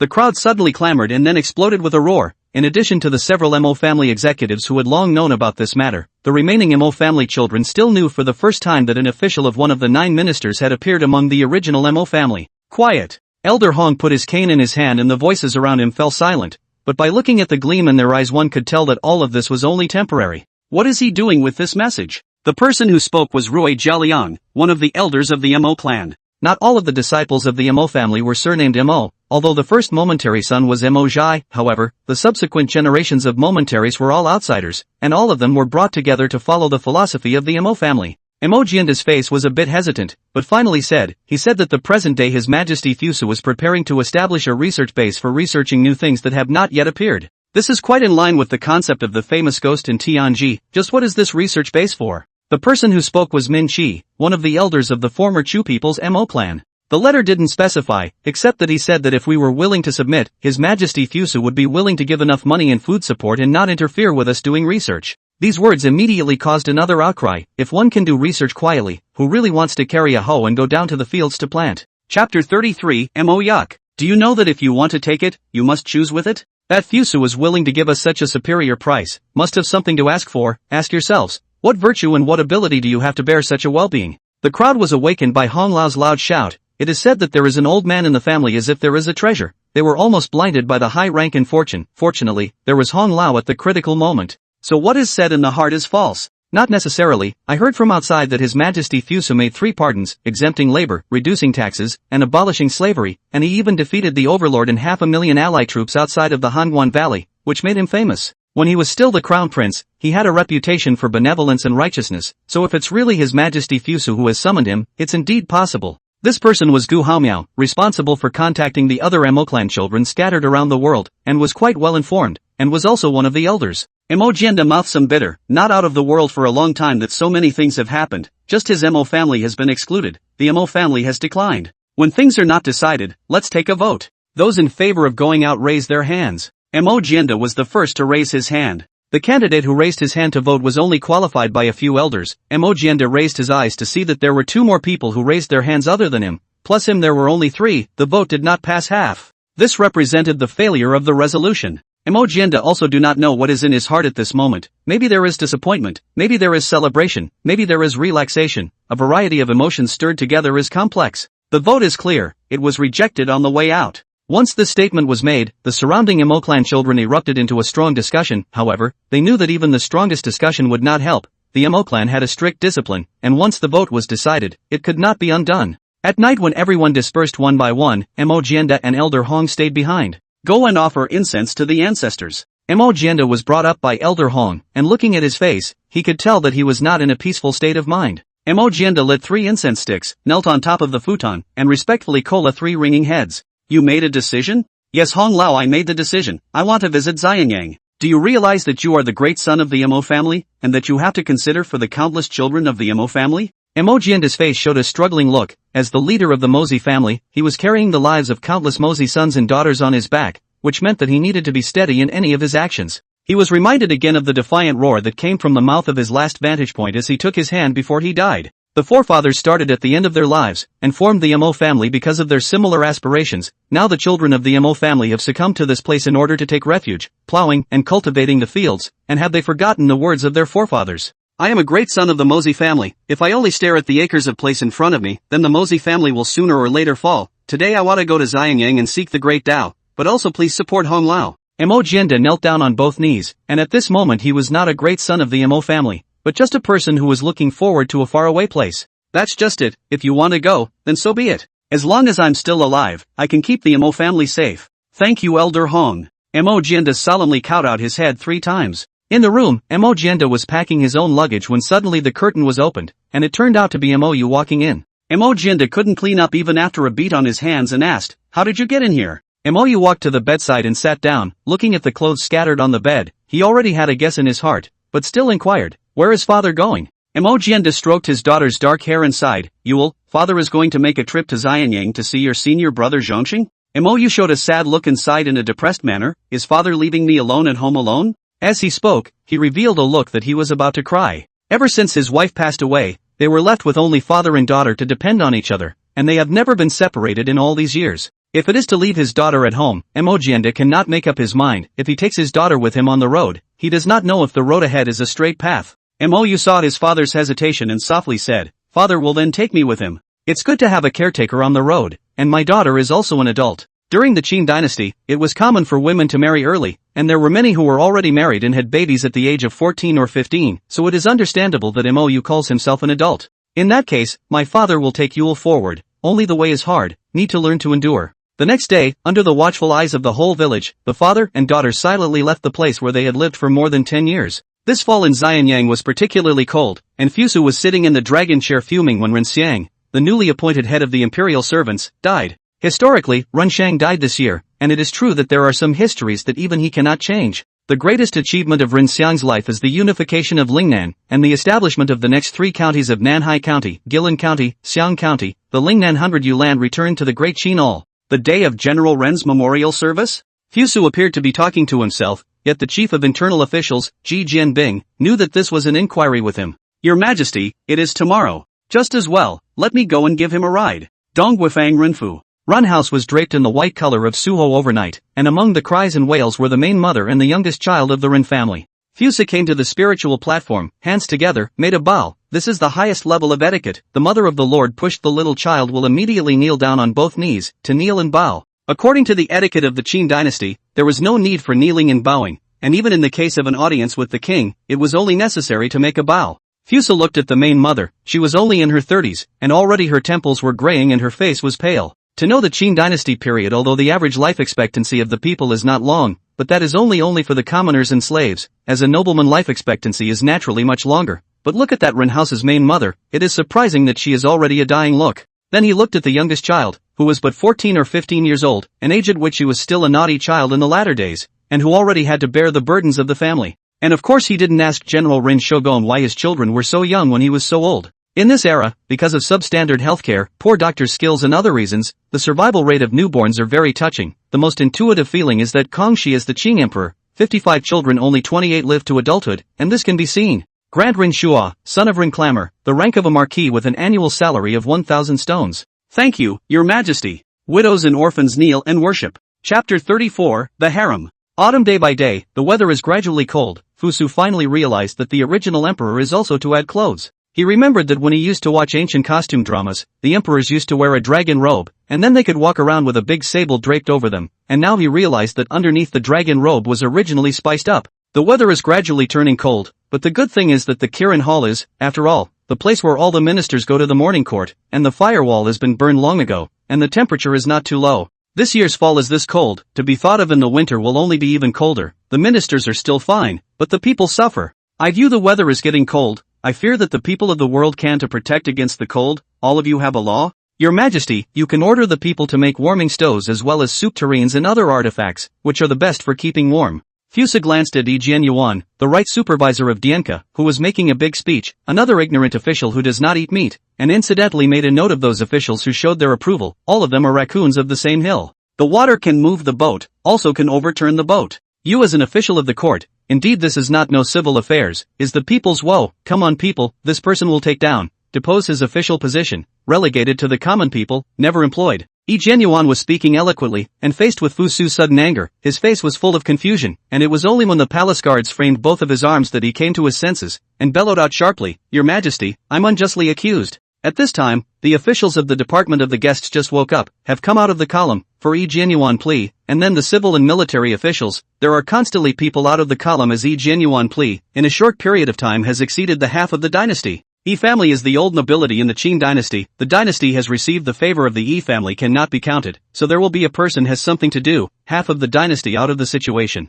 Fusu hard a cold smile, he knew it would be like this. The Qin dynasty since the establishment of more than 500 years, the dynasty of nobles do not know how many, each other has long been intertwined, each other have marriage. He casually move a person may lead a hair move the whole body, and he did not have the first emperor that the 6 countries of the achievements can be suppressed the ministers, and cannot use Qin Ershi who hide it, the brutal means of regicide. That was one of the reasons he had been holding back. He looked at the 3 princes and 9 ministers and realized that only the head of the Dienka department stood out to speak, which is inevitable. If your little brother makes a mistake and you don't dare to stand out to speak, the hearts of the people are scattered, and the team is not good to lead. If the 3 dukes don't say anything, they are acquiescing to this matter, and if the 9 ministers don't say anything, it's a bit suspicious. I wonder what they are plotting? Take them down. Anyone who pleads for mercy will be punished for the same offense. Nah. The ministers, seeing that His Majesty was so firm, and that the 3 princes and 9 ministers were all so eerily silent, all stopped speaking to return to the queue. Those who are flexible in their brains have already figured out that this is the new emperor's way of establishing his authority and releasing his own signal of love for the people to the ministers, so the 3 princes and 9 secretaries will not stop at this moment. After Yi Jianyuan was dealt with, Fusu's anger still did not come down. He looked at the ministers and loudly rebuked, this kind of person is in a high position, but there are still so many people to plead for him. It seems that there are many cavities in the court. Where is the royal historian? Mengi stepped forward at the order and said, Back to your majesty, I am here. The officials in the dynasty is so you and other supervision is not strict, now ordered to monitor the 100 officials, divided into upper, middle, and lower 3 classes. The upper class can be promoted for meritorious service, the middle class to maintain the original sentence, the lower class dismissed. Set this as a customary practice, once every 5 years, is the Beijing inspection. Nah. After getting off the court, the 100 officials all looked sad, or gathered in 2s and 3s, or in groups of 3 or 5 to discuss. There hasn't been such a watchdog since the beginning of time. I think His Majesty is floating. Brother Hanzao, be careful what you say. This kind of law, but I'm not afraid, the officials in the court where there is not know us and so on, when the time to communicate one or two will be good. Communicate together. Together. Prime Minister Wang Guan slowly walked forward. Following him was Xiao He, the newly appointed head of the internal history of corn ruling, and the other officials had the good sense not to come and disturb. Wang Hao smiled like an ordinary family old man, but Xiao He never dared to underestimate him. After 3 dynasties and not fall, those who underestimated him are gone, he is still good on the visible. What does Supervisor Xiao think about His Majesty's new policy? Xiao He of course knew what His Majesty meant, but he could not put his finger on Wang Guan's desire to talk to him, so he said, Your Majesty's move seems to me to be an excellent one. Most of the officials in the imperial court are aristocrats and do not know anything about civil affairs, which is not in line with Your Majesty's idea of settling the people. Is that really so? Wang Guan asked with a smirk. Xiao He said in a cloudy voice, naturally. Wang Guan suddenly stopped in his tracks and stared straight at Xiao He, as if he was looking at a stunning beauty. Xiao He felt that the sweat in his brain was leaving drop by drop, but he still held on strongly. This time is the time to compete for the momentum. Once he fell into the wind, then he wanted to get back to it, but it would be too difficult. I don't know how many years have passed, but in Xiao he thought it was like years. We are all old, while Your Majesty is young. This side is Your Majesty's advantage. Too much impatience reveals the cracks. By saying this, Wang Guan agreed with Fusu's reforms, but at the same time, he also suggested that we should not be too hasty in seeking speed, as the reason why Qin Shang and Wu Guang revolted was because His Majesty, the first emperor, was too hasty in his behavior. What the Prime Minister said is true, and I think His Majesty will understand. The implication is that I will find time to mention this matter to His Majesty. No. His Majesty is young and impetuous, and I'm afraid he doesn't understand so easily. Well, Prime Minister, what are you doing? I am just a courtier. What can I do if His Majesty wants to listen or not? May I also ask the Chancellor to give his word? Wang Guan glanced at Xiao He and suddenly changed the topic. Your Majesty is not young anymore. That is, when you are waiting for the throne, the harem naturally cannot be without a queen. Xiao He instantly understood that the Prime Minister's intention was to find an empress for His Majesty, and thought that with an empress and emperor's son, when there was His Majesty in the administration, the considerations would be a bit more calm, right? Xiao He had to say one thing. It's true that Ginger is still old and hot. The Prime Minister is right. The people of the harem do need a master. Since you kid has understood, then admonished this morning, remember it is better to be early than late at this time. Wang Pavilion finished speaking and left. Xiao He walked behind him, slowly reminiscing about today's conversation. The first point would be to be sure that the Wang Pavilion is currently on His Majesty's side, so he is keeping a hands-off attitude towards a series of His Majesty's policies. Secondly, he said that they were old, which meant that His Majesty should not be in a hurry, but slowly cultivate his power and wait until his wings were full to carry out the matter of reform. Thinking of this, Xiao He cried and laughed a little, only that His Majesty could not wait. Chapter 35, The Year of Kyocha. Year of the King's Republic, 1146 to 1234, period of political turmoil in China. Great Qin is about to face its first ever Beijing investigation. Some officials are scared and trembling, others are not impressed, yet reality does not stop with the will of the masses. The first Beijing inspection began, and the main investigator recognized by His Majesty was the imperial historian Meng Yi, while the deputy investigator was not a candidate from within the prosecutor's office, but Xiao He, the head of the internal history of corn ruling. Some people who understand will know that His Majesty is going to come for real this time, and hasten to find out by all means what is in the Jingsha, and then start to rectify the situation, and I don't know whether it is useful or not, but it is also a dead horse anyway. After discussing with His Majesty at the Tianlu Pavilion, Meng Tian and Xiao He made the 4 characteristics of the Beijing inspection and examination. 4 qualities, firstly, conduct, which is categorized into honesty, mediocrity and corruption. Secondly, government, which is categorized into diligence, mediocrity and negligence. Thirdly, talent, which is categorized into excellence, mediocrity and inferiority. And finally, age, which is categorized into youthfulness, middle-agedness and old-agedness. The qualifications were given to the ministers of the court according to this criterion, and so this fall was not so quiet. Fusa sat on a chair and roasted his hands next to the fire on the copper basin where he lit the firewood. It was already cold at this time of the year, and the amount of firewood needed to be consumed to light the firewall in Tianlu Pavilion was just too much. The temperature of lighting the firewall would only warm up a few people, while the firewood consumed in a day could be a people's lifetime of food. Fusa was unable to bear it in his heart, and besides, lighting the firewood would be just as warm. Trump came to debrief to report on how the blacktop soldiers have developed over these times. Fusa felt warm as he roasted the fire, and asked, how many Hudai soldiers are there now? Back to Your Majesty, the black platform soldiers have already developed more than 30,000 peripheral members, and the periphery is spread throughout the counties of the country. I have one more thing to enlighten you. Trump shrunk his body. Just now walking outside he didn't feel cold, but at this moment when he was roasting in the wood fire, he felt a little cold. What is it? Back to your majesty, the 4 northern countries have formed an offensive and defensive alliance, agreeing that no matter which side is attacked by Great Qin, the other 3 countries will do their best to assist. Fusu was a bit interested now. After all, there was no such scene in the original history. How exactly? Back to your majesty, it was the strategist under the king of Wei, Kuai Tong, who traveled around the countries and then lobbied the vassal kings to sign the contract in Handan City. Said Kuai Tong. Fusu remembered, this is the end of the period of Qin. A more powerful strategist he had for Han Xian to plan the 3 world. The results of Han Xian did not listen to, and thus fell into the death of the fate of the body. If Han Xian had listened at that time, I think the situation in the later generations would have been a new one. Seeing Trump cowering, Fuso purposely asked him to move a little closer to the fire pit so that he wouldn't feel the cold. Trump was touched in his heart, and a feeling of the death of a man who knows himself was born. Fuso didn't notice, this was just a usual move in his opinion. He didn't even take it seriously. The matter of Jingcha, what's the situation now? Leaning against the fire, Trump spoke a little more fluently. Back to your majesty, since the beginning of the Jingcha, countless officials have sent their subordinates to the Mang and Shao mansions to send gifts, and both of the 2 lords have kept the doors of their rooms tightly closed and haven't let anyone in. Fuso think this is very normal. Mang Yi and Xiao He are his personally selected main investigator. Even the guidelines for monitoring are discussed by them together. As long as these 2 are not stupid, will certainly know Fuso on this matter is how much importance is attached to it. I also know that tomorrow there will be many officials who will jointly impeach Supervisor Xiao He, Trump said, and also took out a list from his sleeve. Fuso opened it and looked at it, and found that many of them were the people of the meat mince recorded on that day, then revealed to a smile. The following day, the morning court at the Temple of the Forest Spirit. Today is the end of the Beijing inspection, and according to the process, the officials who took up the post of Beijing inspection today will organize the data collected, then divide them into different categories, and finally submit them to His Majesty. As soon as the morning court began, someone couldn't bear to step forward. I have something to report.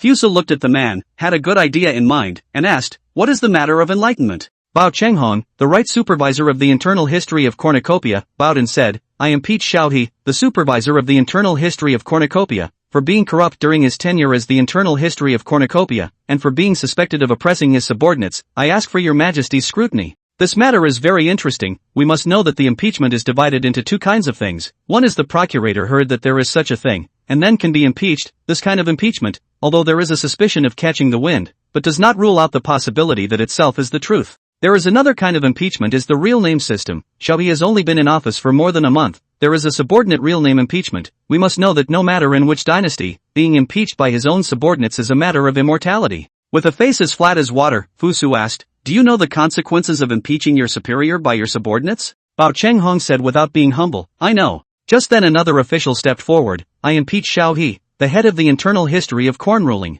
I impeach Xiao He, the head of the internal history of corn control, for many wrongdoings. One by one, the officials who impeached Xiao He came out in response, and there were as many as 7 by careful count. Fusu said with a calm expression, is there anything else? Is there any more impeachment of Xiao He, the head of the internal history of corn ruling? The group of ministers looked at each other in disbelief, and 3 more people came out. I impeach Xiao He, the head of the internal history of the rule of corn. Ha ha ha. Fusa sat on top of the dragon chair, suddenly let out a laugh, and then from the hands of K. Jinbing received a Zhangjiang read, Rule Corn Any Aisha Right Supervisor Bao Chenghong, the Beijing inspection scores for the inferior, after checking and proving that the person's integrity for the embezzlement, the government for the negligence, the talent for the mediocre. What else do you want to say? Bao Chenghong suddenly collapsed into a ball. The one in His Majesty's hand is actually the result of this Beijing inspection. Obviously the result of the Beijing inspection will not be out until tomorrow. They had all planned it out, starting with the impeachment of Xiao He, the deputy investigator, because he had only just taken up the post of head of the internal history of the cornucopia, and there were a lot of things that he simply couldn't talk about, so the evidence of impeachment was very easy to come by. After Xiao He steps down, Meng Yi will think about whether it is worth it to offend so many colleagues at the same time, and then they will form an alliance, negotiate with Meng Yi, and hand over some scapegoats, so that they can cover up this incident of Beijing investigation. They had all planned it out, where they knew that the results of the Jingcha had already appeared in His Majesty's hands. Wei Zhengqing, Prime Minister of the Ministry of the Imperial Household,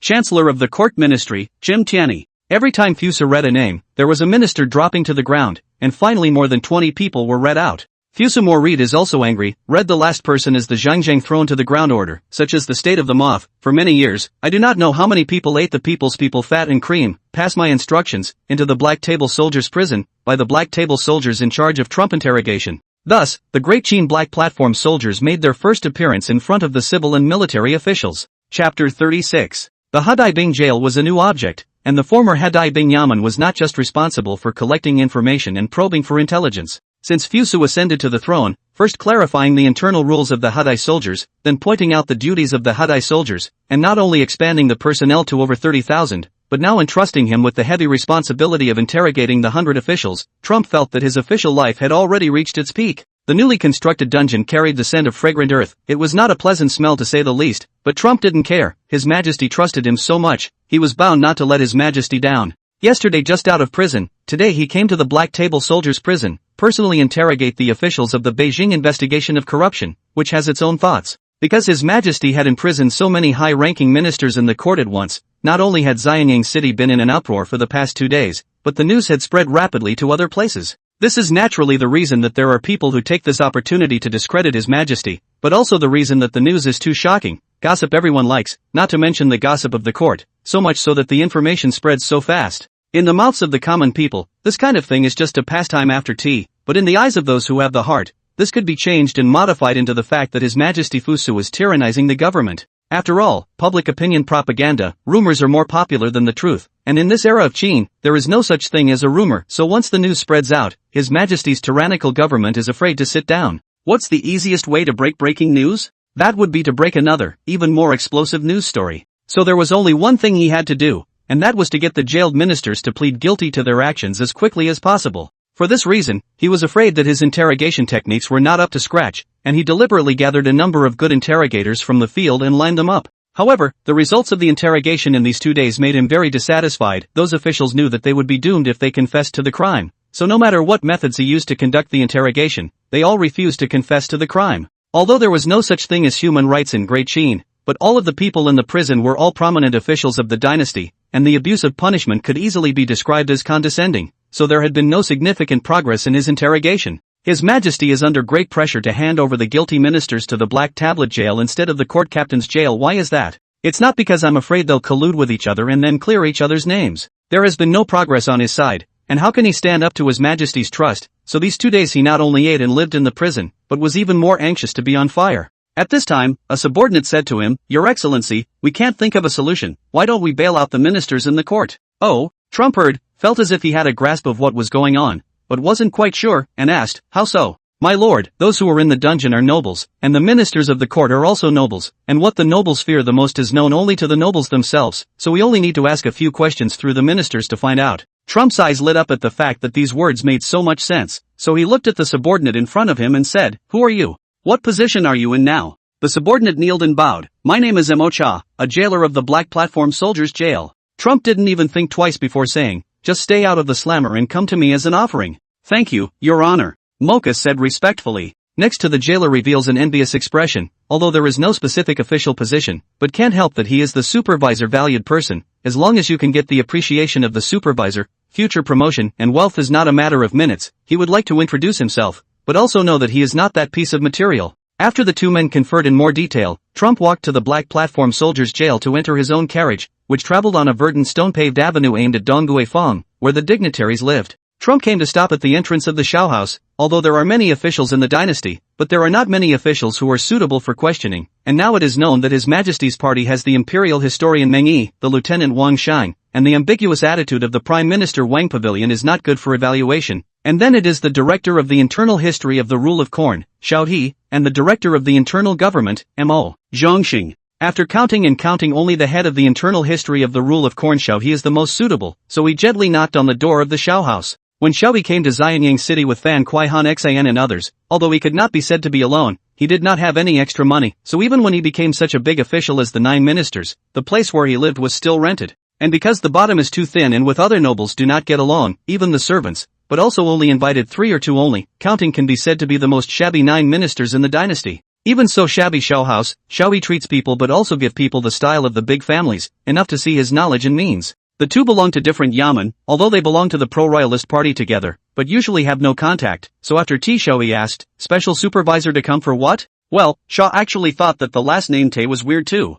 Trump is not as rugged as a man in the military, but he is not much of a cultured man, and being abrasive is not his style, and he feels that both men are royalists, and counted as natural allies. "I have come today for a matter, and I would ask you to teach me?" Trump said respectfully, bowing with both hands. The term Mr. until modern times, was a title of respect. Not just anyone could be called Mr. First you had to be highly educated, and secondly you had to have a noble character. According to Xiaohi's previous behavior, it belongs to the private morality, and calling him Mr. here means complimenting him, but say no harm. In fact, Xiaohi is guessed, but the readers are like this, others do not say out before, he will not open, mainly for fear that you guess is not what others have to say that thing, but how to fall out of compulsion.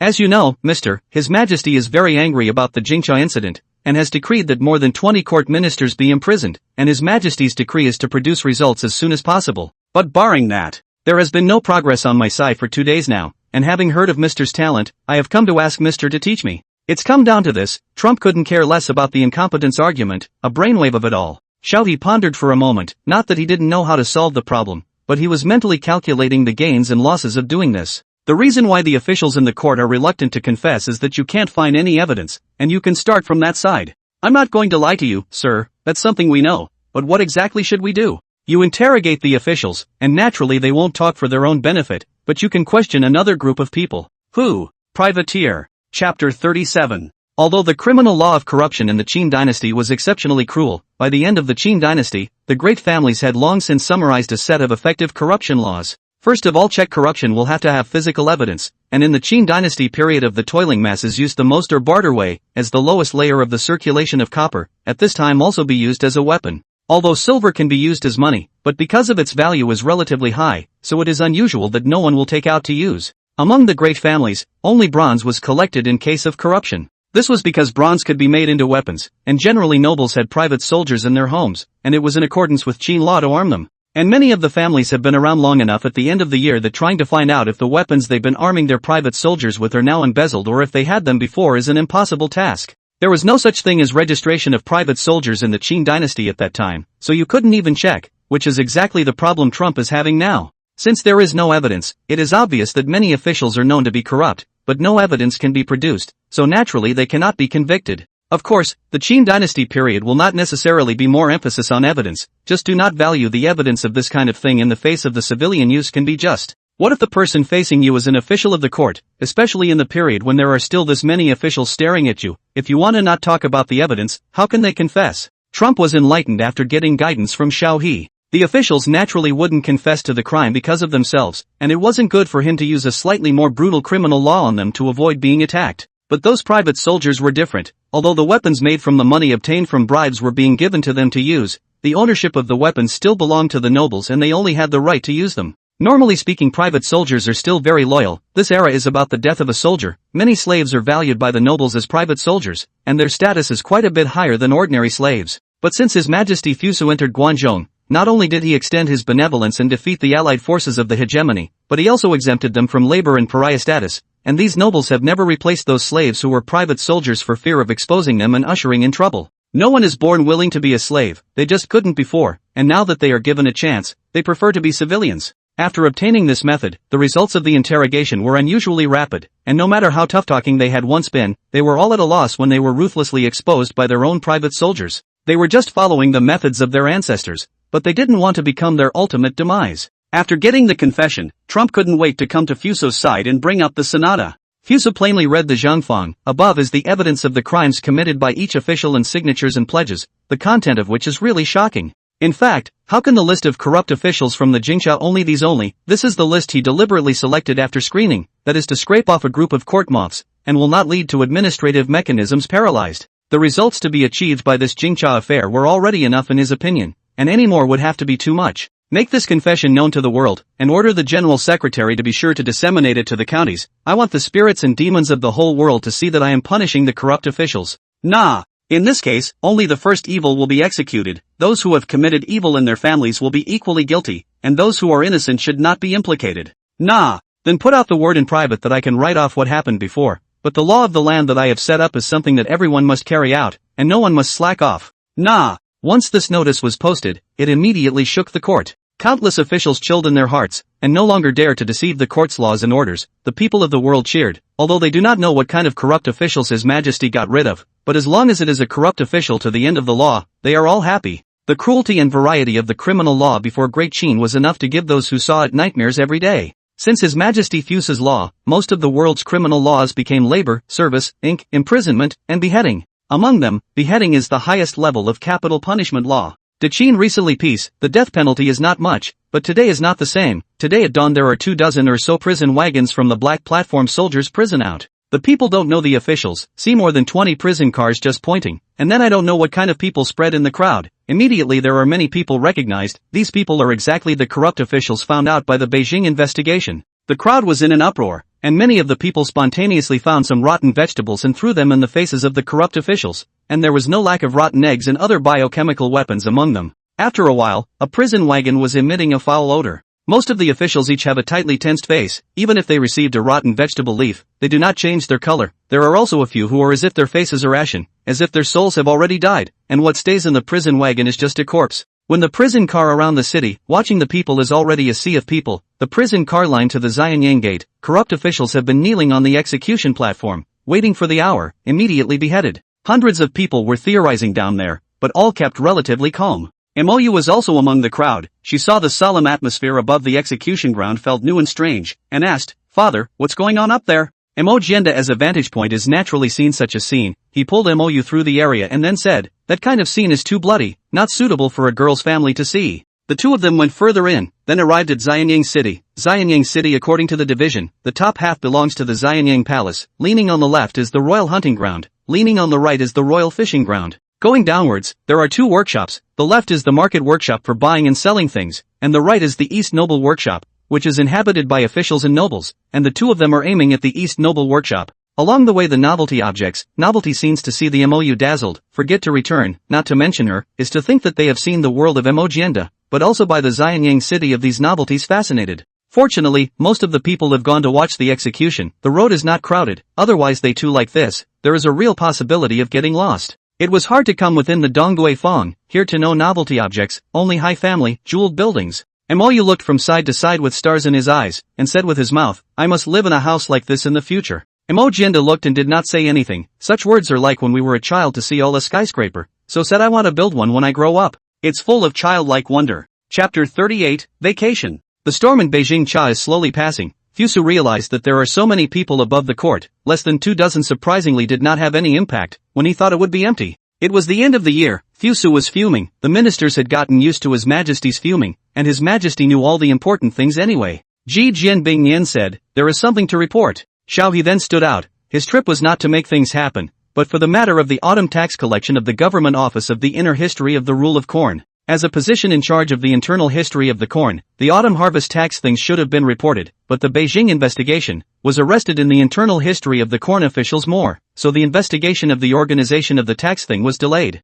Speaking of the rotten accounts in the government office of the governor of Sueni Aishur, they are countless, even with the new figures and new algorithms Fu Su gave him, it took him a lot of effort to organize the data. Your Majesty, I have already compiled the data of the autumn harvest taxes, as well as the existing stock of silver in the Naishur Yamen of the corn ruler. Xiao He said as he held a folded letter. The ministers had long heard that Xiao He was making a big investigation into the rotten accounts in the government office of the internal history of the corn ruler, and when they saw that the latest figures were out, they all looked curious. Fusu also came to the spirit. This data is related to his plan at the beginning of the year. He is also very curious, so he said, Xiao Aiqing may wish to read directly, or let the 100 officials know. No. Nah. Since His Majesty's law order the world, endowment 10 tax 1, this fall tax is 7 million money, all have been put into the treasury, and now there is a total of 12 million more money in the government office of the inner history of the ruler of the corn. For this number Fusu does not have any specific concept, is to feel a little less, to know the later generations of taxes are calculated by silver, are millions of taels of silver or something. The Song dynasty did collect coins, but they are also calculated according to the Guan, no matter where to look at, vigorously develop the economy cannot be delayed.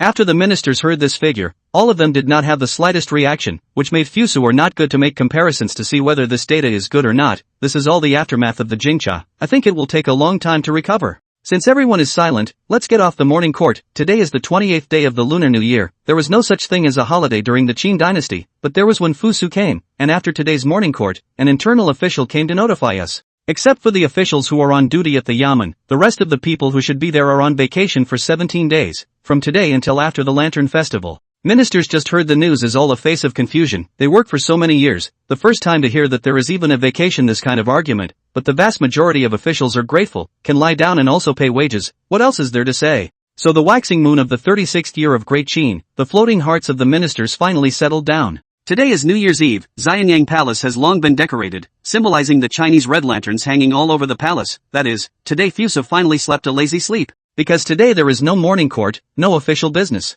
Seeing the busy palace women and officials, Fusa felt a burst of boredom. If he did not need to approve the zhangzhang, he is really quite boring, thanks to the 20 consecutive killings of the students of Huhai, so that his direct relatives are not one. And his distant relatives didn't even qualify for the palace, which cleared his ears.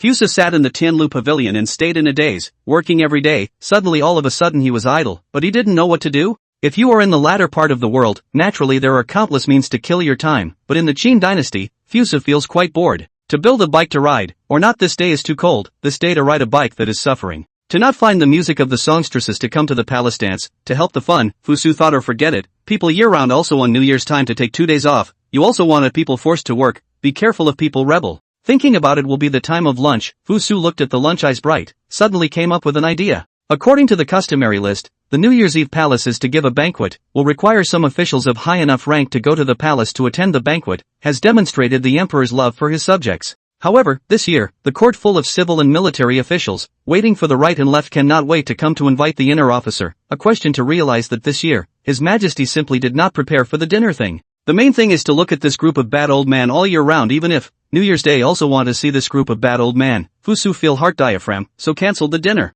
The city of Xianyang is also decorated with lights, and many restaurants in the outer city are also overcrowded, and on such a day of family reunion, a carriage in the city of Xianyang, staggering most of the way around the city. Fusa pulled open the curtain, watching all this, only to see the people's homes also have more fish and meat. Although the weather is cold, most of the cold clothing, everyone's face is full of smiles, that is from the heart, that is full of hope. Fusa watched from afar, will feel comfortable, the people ask for nothing more than to be able to eat, can wear warm only, see these, he felt everything is worth it. Your Majesty, should we go down to visit? Ji Jianbing, who was acting as a coachman, said, as His Majesty's personal inner officer, he naturally knew how lonely His Majesty was at this time. Don't bother them, go to the Mo mansion. Secretary Mo's family is also alone, so it's a good time to talk to him. Nah. As the position of His Majesty, he naturally knows the family of the people under his command like the back of his hand, and then in such a cold day, it would be better for one person to eat than 2 people to eat, just to talk with him about the follow-up of recruiting the people of the Mozi family. The carriage stopped at the Mo mansion, and Ji Jianbing went to knock on the door, and the concierge asked, who was knocking?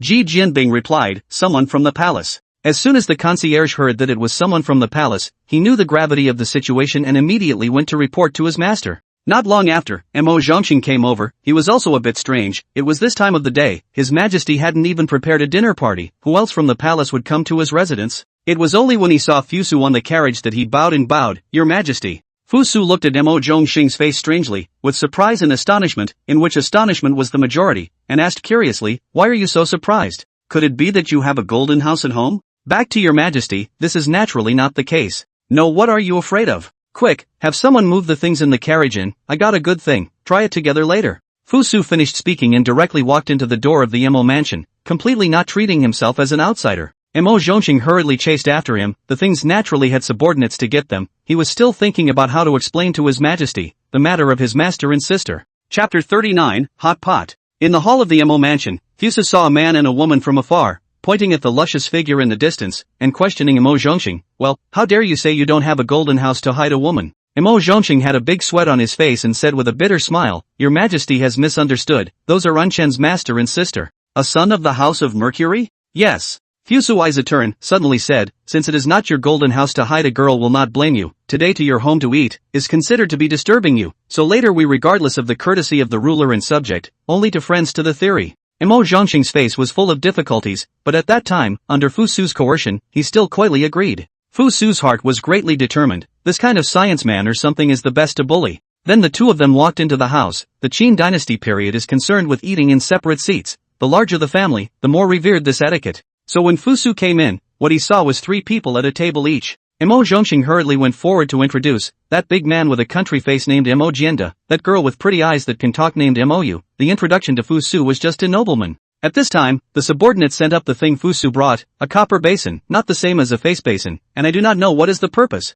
As soon as Fusu came in, he said, let's put the 4 tables together and show you something good. As soon as Mou came, he felt that the visitor was so rude. How can he command others when he is a guest in someone else's house? But they are also guests, plus the host family didn't say anything, so they naturally won't say much. Not long after, for small tables were in together, Fusu filled the bottom of the copper pot with charcoal, before putting it on the table. The atmosphere of eating hot pot was there. Quickly sit down, Fusu said, and seeing that the soup on the hot pot had already boiled, he chucked on some woad and put it on. Emojienda, as a great man, saw this novelty and couldn't help but ask, "This honorable man, what are these things?" Fusu saw Emojienda smile warmly and said, "This thing is called a hot pot, with charcoal fire at the bottom of the pot and boiling hot soup inside. As long as you put the dishes on it, you can eat boiling hot dishes in not much time, which is most practical in winter." Hearing Fusu's introduction, the three of them all revealed a curious look, knowing that it was troublesome to make a fire in winter, and it was also troublesome to take a bite of hot food. Often the food would get cold halfway through the meal. This object called a fondue pot is so new that it keeps the food hot all the time. With curiosity, the three of them followed Fuso's example and took out the woad that had been put into the pot and put it into their mouths. So hot. Emoyu was too busy to spit out his tongue and blow. It turned out that he was scalded by the boiling hot woad. Looking at her hands and feet, Fusu only thought it was cute, so he handed her the bottle of wine in his hand. During the Qin Dynasty, men and women got along normally with each other, and there was no big defense between men and women as in the Ming and Qing dynasties, so Fusu's action did not attract attention. After taking a bite of the hot dish, Emojienda and Emo Zhongxing's eyes both lit up, and after they scrutinized it carefully, they understood the principle of the object called the hot pot. In fact, a lot of things, the principle is very simple, but not made before everyone does not know, made after a look at everyone will understand. So this is the reason why the patent law exists, to protect intellectual property rights. This object, although not exactly subtle, is novel in conception. It can be said to be a blessing for the people. Emojienda was the first to open his mouth in admiration. His Emo clan was known for their subtle skills, so he was interested in seeing any novelty object. Fusu humbled himself twice, fair. The main reason was that he didn't invent the hot pot, he just borrowed it, and besides, he didn't need such a reputation as an emperor anymore, so he must not even care. Emojienda, however, just felt that the young man in front of him, not arrogant, vain as a valley, is a gentleman's talent. In looking at the side of the Emoyu, only to see her face hump red, eyes like water disorientation, but also have a drunken look, cannot help but wonder when she drank the wine. For people eat, drink, the atmosphere is familiar with. Fusuno in front of you is the people of the Mozi family, although I do not know why only two came, but this does not prevent him from out of the words to pull together, so he said, "To speak of refinement, I know of one thing, all made of steel, that can travel 1,000 miles a day with only one man." The crowd listened to the great wonder. The world has such a magical object, but also can travel thousands of miles in a day, is unheard of. This is called an automobile, and the way it is made is too complicated to be made by human labor. Emoyu was drunk. Look at all this person, big talk appearance. Cannot help but say, bragging. There is something in the world there that my father can't make. You don't say it must be you are bragging, because there is no such thing. Emo Zhongxing was drinking well. When he heard this, cold sweat came out. He wanted to go and stop his senior sister's nonsense, but then he thought that now that His Majesty's status was just a nobleman, he would instead cause suspicion if he showed too much, so he stopped again, then sat alone in cold sweat. "Yo, your father is so powerful, can he make anything?" Fuso couldn't help but tease her as he looked at her drunken eyes, which was very cute. Emojienda did not say anything on the side. He came to Xianyang this time to show his talent, so he was happy to have his daughter speak for him. "That's for sure. My father is the vantage point of the Mozi family. Any organ skill is out of the question. What else can he do?" "Then how is this object?" Fusu took out a piece of transparent glass from his sleeve, which still had a greenish color inside, obviously because it was not manufactured well. Emoyu saw this piece of glass, two eyes shine. Girls are born to like shiny things, let alone glass such as high-grade items. There was no glass in the Qin Dynasty period. There was such a glaze. Because it is difficult for folk to get, so people regard the glaze even more precious than jade. "Can this thing be made?" Fusu smiled then asked. Emoyu suddenly speechless. The appearance of the glaze is extremely rare. More often than not it is an accident to get. In front of this person is really hateful. Even take this thing to taunt her. The only good feeling left in him suddenly all turned out to be gone. "Do you know how hard it is for a finished likeness of glaze to appear? How dare you think a glaze can be manufactured?" Ruri huffed, both cheeks bulging out like buns because of her anger. "Is it? But the glass in my hand, I made it, and I can keep making it as long as I want to," Fusa said, taking out a transparent wine cup from his sleeve. This wine cup was shaped like the wine cups of the latter days, not conforming to the aesthetics of the Qin Dynasty, but no one would dislike it because it was fully transparent. Chapter 40, The First Year of Tianqian. Today was the first day of the first year of Tianqian, symbolizing the first year of Fusu's reign over Great Qin. Early in the morning the civil and military officials will gather in the Tianlu Pavilion, the first visit object of the feudal dynasty. That must be His Majesty the Emperor. Poor Fusu yesterday back to the palace time is relatively late, and now can only hold on to sleep and ministers to play ha. The good thing is that the ministers are just here for the color and luck. They don't care what state you Fusu is in, and more ministers are looking for a chance to take a look at the Tianlu Pavilion. Not every minister has the chance to be called to the Tianlu Pavilion to deliberate. As a boss, although Fu Su was forced to take office, but the position of a boss should have the qualities Fu Su still have, such as the most important link, send red envelopes. Each minister received a red packet with only 1 copper coin in it, the same for everyone, childlike. It's also meant to be festive and auspicious. Fu Su also does not know if he is the first person in history to send red envelopes, but looking at the ministers full of happy faces, I think it is also the first time to receive a red envelope from the king. After dismissing the ministers, Fu Su was ready to sleep in the Tianlu Pavilion, and remembered in their own hands under the life of the palace women officers, are you under the hands of the work, do not give them to send a little bit of thick and thin, right? This is a reward and a few thousand money is gone. We must know that in the Qin Dynasty, the management of the imperial estate of the Yamen called Shaofu, is one of the 9 secretaries of state. Such a high-ranking official position on behalf of what? On behalf of the imperial estate of the income is to be into the national treasury, only a small part of it is reserved for the emperor's own use. Fu Su silently spat in his heart, but even the output of his own family's land, they cannot collect, do not engage in some side businesses afraid to die of poverty. At this time, Ji Jianbing said quietly from the side, Your Majesty, the head of the Black Terrace soldiers, Trump, seeks an audience. Ji Jianbing knows Fu Su's itinerary like the back of his hand. He knew that Fu Su came back late yesterday, so he hurriedly reported it while His Majesty was still awake. Of course, this is also because the head of the Hutai soldiers is one of His Majesty's beloved ones, so he would be so kind. If it is the general public, then naturally, it is necessary to wait until His Majesty wakes up from his sleep. Fu Su thought about how many ministers had just arrived here, and he was in a hurry to send them away without taking a close look at each of them. So it turned out that Trump was not there just now? What does he think in his heart? The first day does not come to see the boss. Is it a bit drifted? The situation is that I will be annoyed if you come, and that is my problem. But if you do not come, you will annoy me, and that is your problem. Let him in. Nah. Trump joyfully walked into the Tianlu Pavilion, saw Fu Su lying on the soft collapse, and bowed with both hands. Greetings to your Majesty, wishing your Majesty all the blessings of golden peace. Fu Su lying on the soft collapse lazily said, It's Special Secretary what's the matter? Returning to your Majesty, I was specially sent over to pay my respects to your Majesty. Fu Su's eyes stared at Trump before he blandly said, The ministers have all left, why didn't you follow along? Trump suddenly realized that although His Majesty's words were plain, they contained this hint of anger, and if this was a bad answer, the consequences would probably not be so pleasant. But such a martial artist like him, talking about martial arts is just fine, on the wit is really not able to keep up, and finally said carefully, Back to your Majesty, I got up late when I woke up, but you can rest assured that the first thing microcosmic ministers do when they get up is to come over and give you a good day. That's not so bad, knowing that even I have to get up early. Trump heard the first half and thought His Majesty had let him off the hook, and then he heard the second half and realized that the first half was a joke. Your Majesty is right, I will definitely get up early every day from now on, and will not dare to be lazy. No, what you should really be concerned about is your subordinates. You know that even I, today, have given red envelopes to the entire court, internal and external eunuchs and palace maids, in order to thank them for their hard work since last year. Trump's heart went cold and smiled bitterly, Your Majesty, it is normal to care about things like your subordinates, but it's just that the yearly bounty of the micromanager really isn't much, so could you look into other caring methods? Fu Su looked at the dome with both eyes and said expressionlessly, It seems that Taiching is unwilling, huh? Trump immediately showed his rigid side and said firmly, Your Majesty is mistaken, I am very willing, I can't wait to do it right away. Fu Su again revealed a look full of sympathy and said, Will it make it difficult for Secretary Tai? If that's the case I will be uneasy in my heart. Don't worry, Your Majesty, it must not even be difficult, this is exactly what I have in mind. Trump said with full certainty, the corners of his mouth twitching a bit as he spoke. Fu Su took some of it all in and felt soothed. After this tossing and turning, but also no sleep, Fu Su bored in the Tianlu Pavilion walking around, the bookshelf placed a lot of new excerpts of the book, before all the bamboo version, and then invented the paper, naturally, all excerpted once. Paper factory after continuous improvement, finally developed a white paper technology, of course, the best batch of natural priority to provide to the palace. Fu Su turned over a look, found that the handwriting is majestic atmosphere, a stroke are extremely flavorful, obviously a calligraphy everyone transcribed.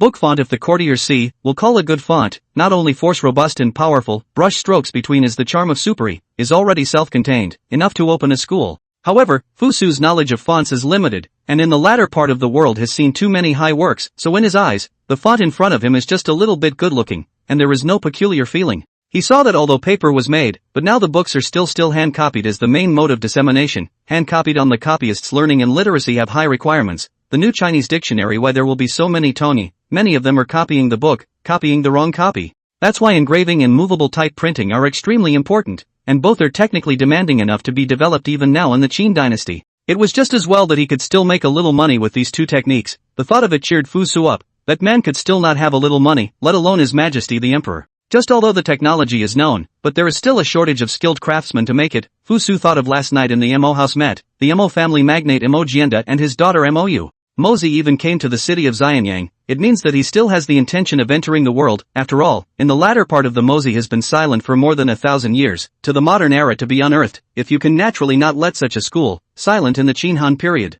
Chapter 41 Lantern Festival. Because he was bored, Fuso spent this free time at the beginning of the year drawing a large number of newfangled tools, as well as a large number of black technologies in terms of this era. Looking at the white paper in front of him on the complete text description of the blast furnace, even similar drawings, Fuso with his memory to spend out, think with this drawing, plus a skilled craftsman's continuous research, the smelting technology of Great Qin will rise to a new level. Fuso saw the stack of paper in front of him and felt proud. What was recorded in here covered all aspects of military and civilian use, and what was in there, once manufactured, would be a great improvement to the quality of life of the people of Great Qin. This was the best thing he could bring to the people of Great Qin as a traveler. After many days of hard research, Fusu wanted to relax himself and asked, "What day is it today?" Ji Jianbing replied, "Your Majesty, this is the 15th day of the first lunar month, the Shangyuan festival." Oh? Fusu's eyes lit up, so it was already the Lantern Festival. He especially liked Xian Shiji's green jade case Yuanqi lyric in his previous life. Now he had a rare opportunity to naturally go and take a look.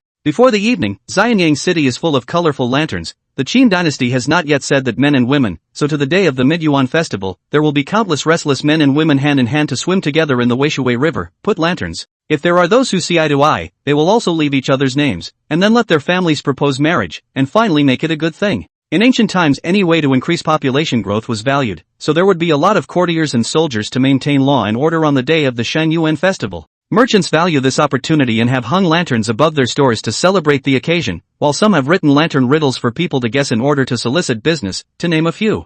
Fusu was wearing a white robe, which, together with his handsome face, made him look like a fluttering dandy, and at this moment, with Ji Jianbing, who had also changed his costume, he was curiously wandering around the city of Xianyang. And Mou, who has been in the Mo mansion for many days, finally convinces her father, Mo Jianda, to take her out on the day of the New Year's festival to visit the flower market and see the lanterns. After an early dinner, Mou dragged his father Mo Jianda and his elder brother Mo Zhongxing, and walked along the Weishui River, where the crowds were the largest and the lanterns were the most beautiful. Mou has never seen such sophistication. The whole street is filled with fireworks and pedestrians are bustling. The young girl's heart cannot help but leaping heart, everything want to see, so pulling her father and elder brother toward the lively place to go. Mo Jianda had also never seen this kind of scenery, and he couldn't help but marvel at the powerful vitality that Fusu had brought to the city. Mo Zhongxing to feel that everything in front of him is quite boring. He is now one of the 9 ministers, but he is still essentially a polytechnic man. In his opinion, His Majesty's talk about the objects shaped like glaze that day is much more beautiful than the scene in front of him. Is it Xiaofu Mo Zhongxing? Mo Zhongxing is dumbfounded, suddenly heard a voice calling his name, raised his eyes, only to see a person standing next to him. She has a reddish pointy chin, under the eyebrow is a big eye that can speak, flowing green silk. A closer look at this person is a curvaceous and graceful. Mo Zhongxing froze after only one look, and only came back to his senses when the girl called out again. Realizing that his behavior was too out of character, he hurriedly bowed with both hands and said, "I am none other than Mo Zhongxing, may I ask for the girl's name?" The girl gave a slight salute and laughed softly, "Concubine Wang Yuji, my father Wang Pavilion." Then he sidled over to the girl next to him and introduced, "This is Wang Yannan, her father is the Imperial Lieutenant Wang Shang." Mo Zhongxing heart vibration, the original is the daughter of the King Prime Minister. He only now look at the girl next to all, only to see that she also looks fair and beautiful, face qualifications are superior, rushed to another salute. When the two sides met, Wang Yannan asked, "Is Mr. Mo enjoying the lanterns alone?" Mo Zhongxing had less contact with women, and at this time, his face was a bit slightly red as he said, "No, I was out for a trip with my master and senior sister."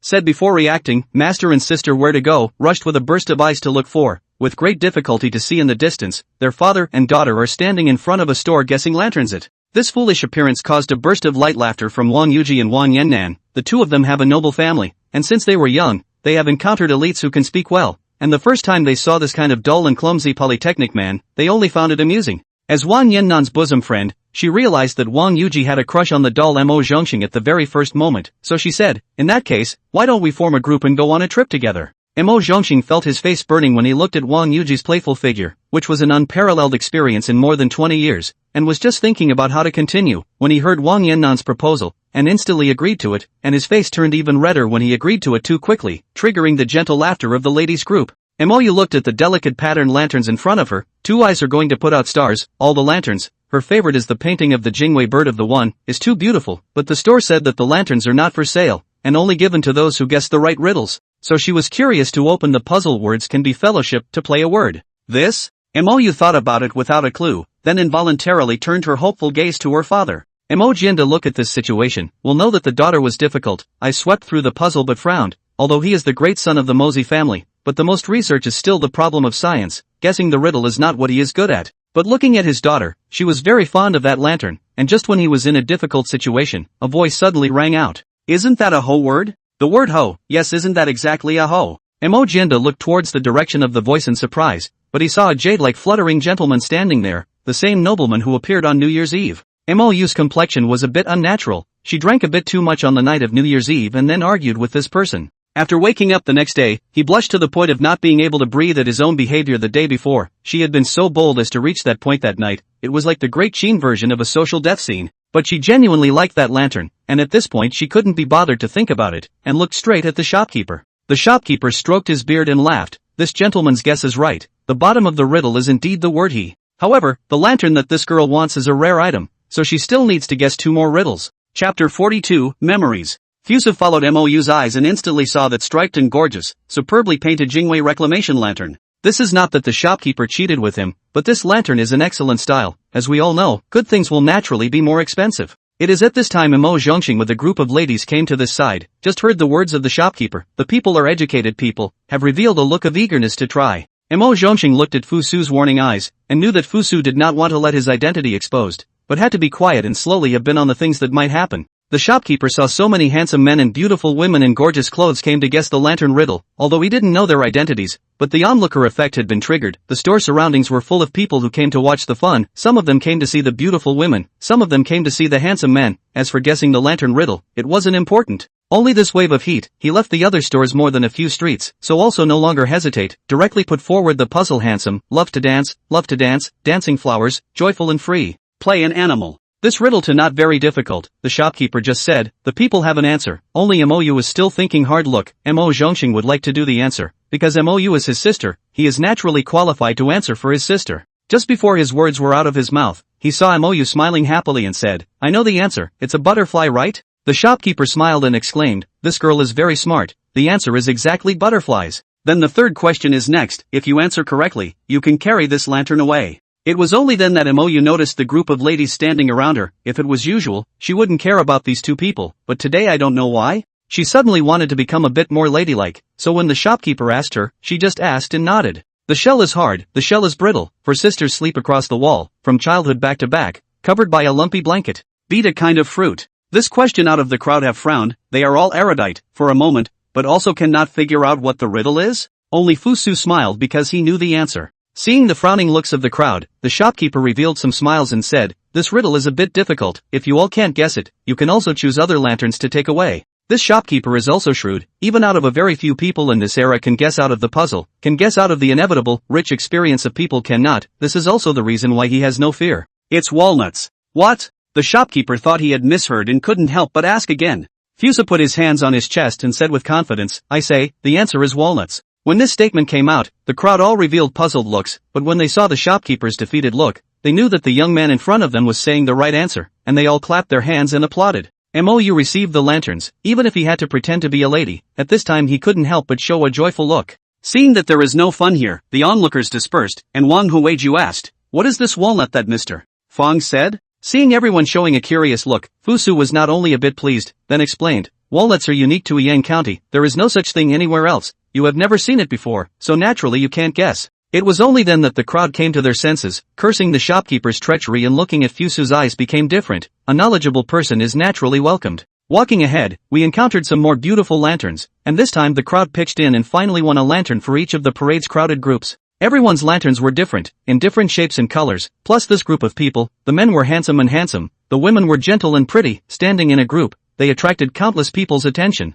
Han Xiu is one of them. His father is the head of the court, in charge of the judicial trial, is one of the 9 ministers, high power. Since the Beijing investigation, his father Han Gong has warned him, let him do not go out to make trouble. He is also quite obedient, stayed at home for more than a month, until the day of the New Year's Day, only peacefully out to look for fun. Today he is not going to go to the greenhouse first. Really, the girls in the greenhouse are all the same flavor. Play too much is no more than that, while the girl in the Shangyuan festival is different, not only beautiful but also fresh. Now he met 3, the shorter one. There is a kind of naive virgin beauty, the 2 larger, with a gentle and graceful beauty of the girl. The beauty of him cannot leave his eyes. The family man who stayed by his side naturally knew his own son's temperament. Seeing that he couldn't keep his eyes off of him, he said, "My son, that line of people in front of us are dressed gorgeously, using fine silks, and it's obvious that the family is not simple, so are we not thinking about this in the long run?" Han Xiu thought for a moment. His father had previously instructed him in that way, and these people in front of him did not seem simple, so he called a family man and said in his ear. The family man looked unchanged until Han Xiu had finished speaking and then led the order to leave.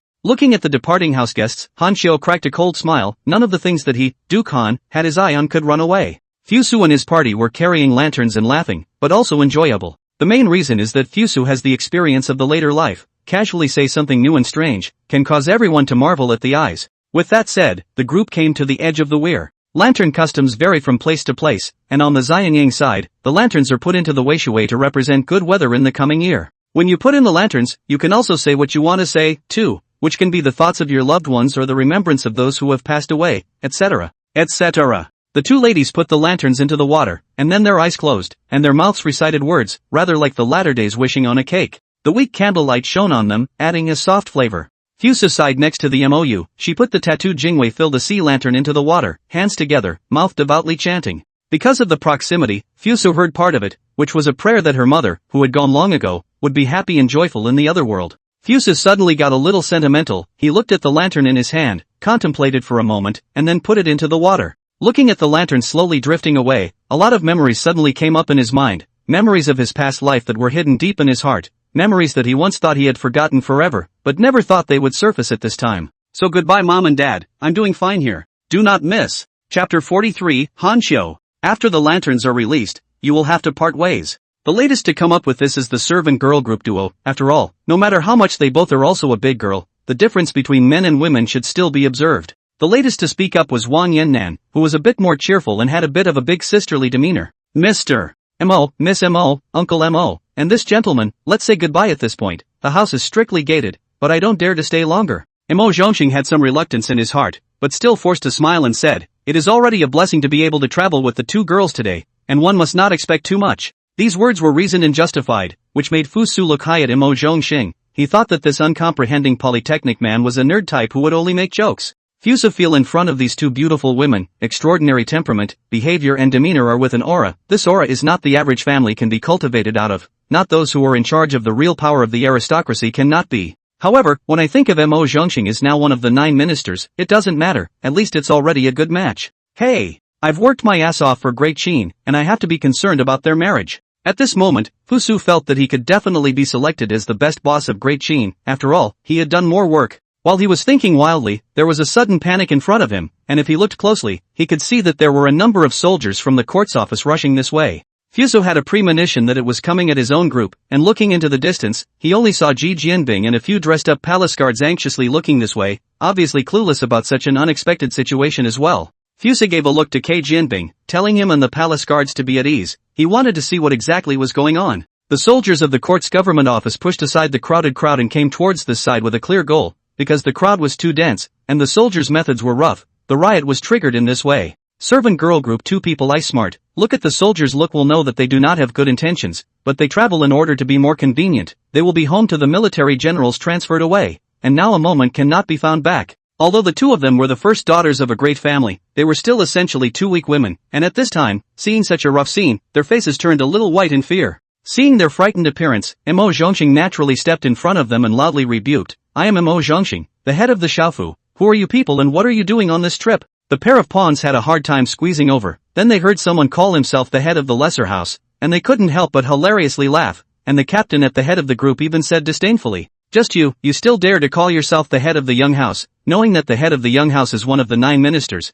and anyone who dares to assume the name is committing a felony, and is sentenced to banishment, come and take him down." Nah! Immediately, 2 soldiers dressed in black armor stepped out and walked towards M.O. Zhongxing, apparently to take him down. M.O. Jianda and M.O.U are about to make a move. They are both children of the jungle. Their thoughts on such things are naturally more direct. Slow down. Wang Yannan, who was wearing a long dress, stood out, only to see that her face was light and cold, as if she was a chilling fairy. Who the hell are you people? How dare you arrest people indiscriminately? She looked calm on the surface, while Fusu saw a slight tremor in her arm, obviously suppressing her inner fear. When the captain saw Wang Yannan's appearance, he couldn't help but feel in his heart that he had met a tough opponent. However, when he thought of Han Shu, the son of the head of the court officer who gave him the order, he weighed the pros and cons and decided that it was more important to go over there, as he had heard that the young master Han was very protective of those who had done work for him. The captain had already made up his mind to follow Duke Han, so at this point he said, regardless, we are from the court, and we have received a report from the public that you people have hidden swords and soldiers, so now I'm asking you to go back with me to be investigated.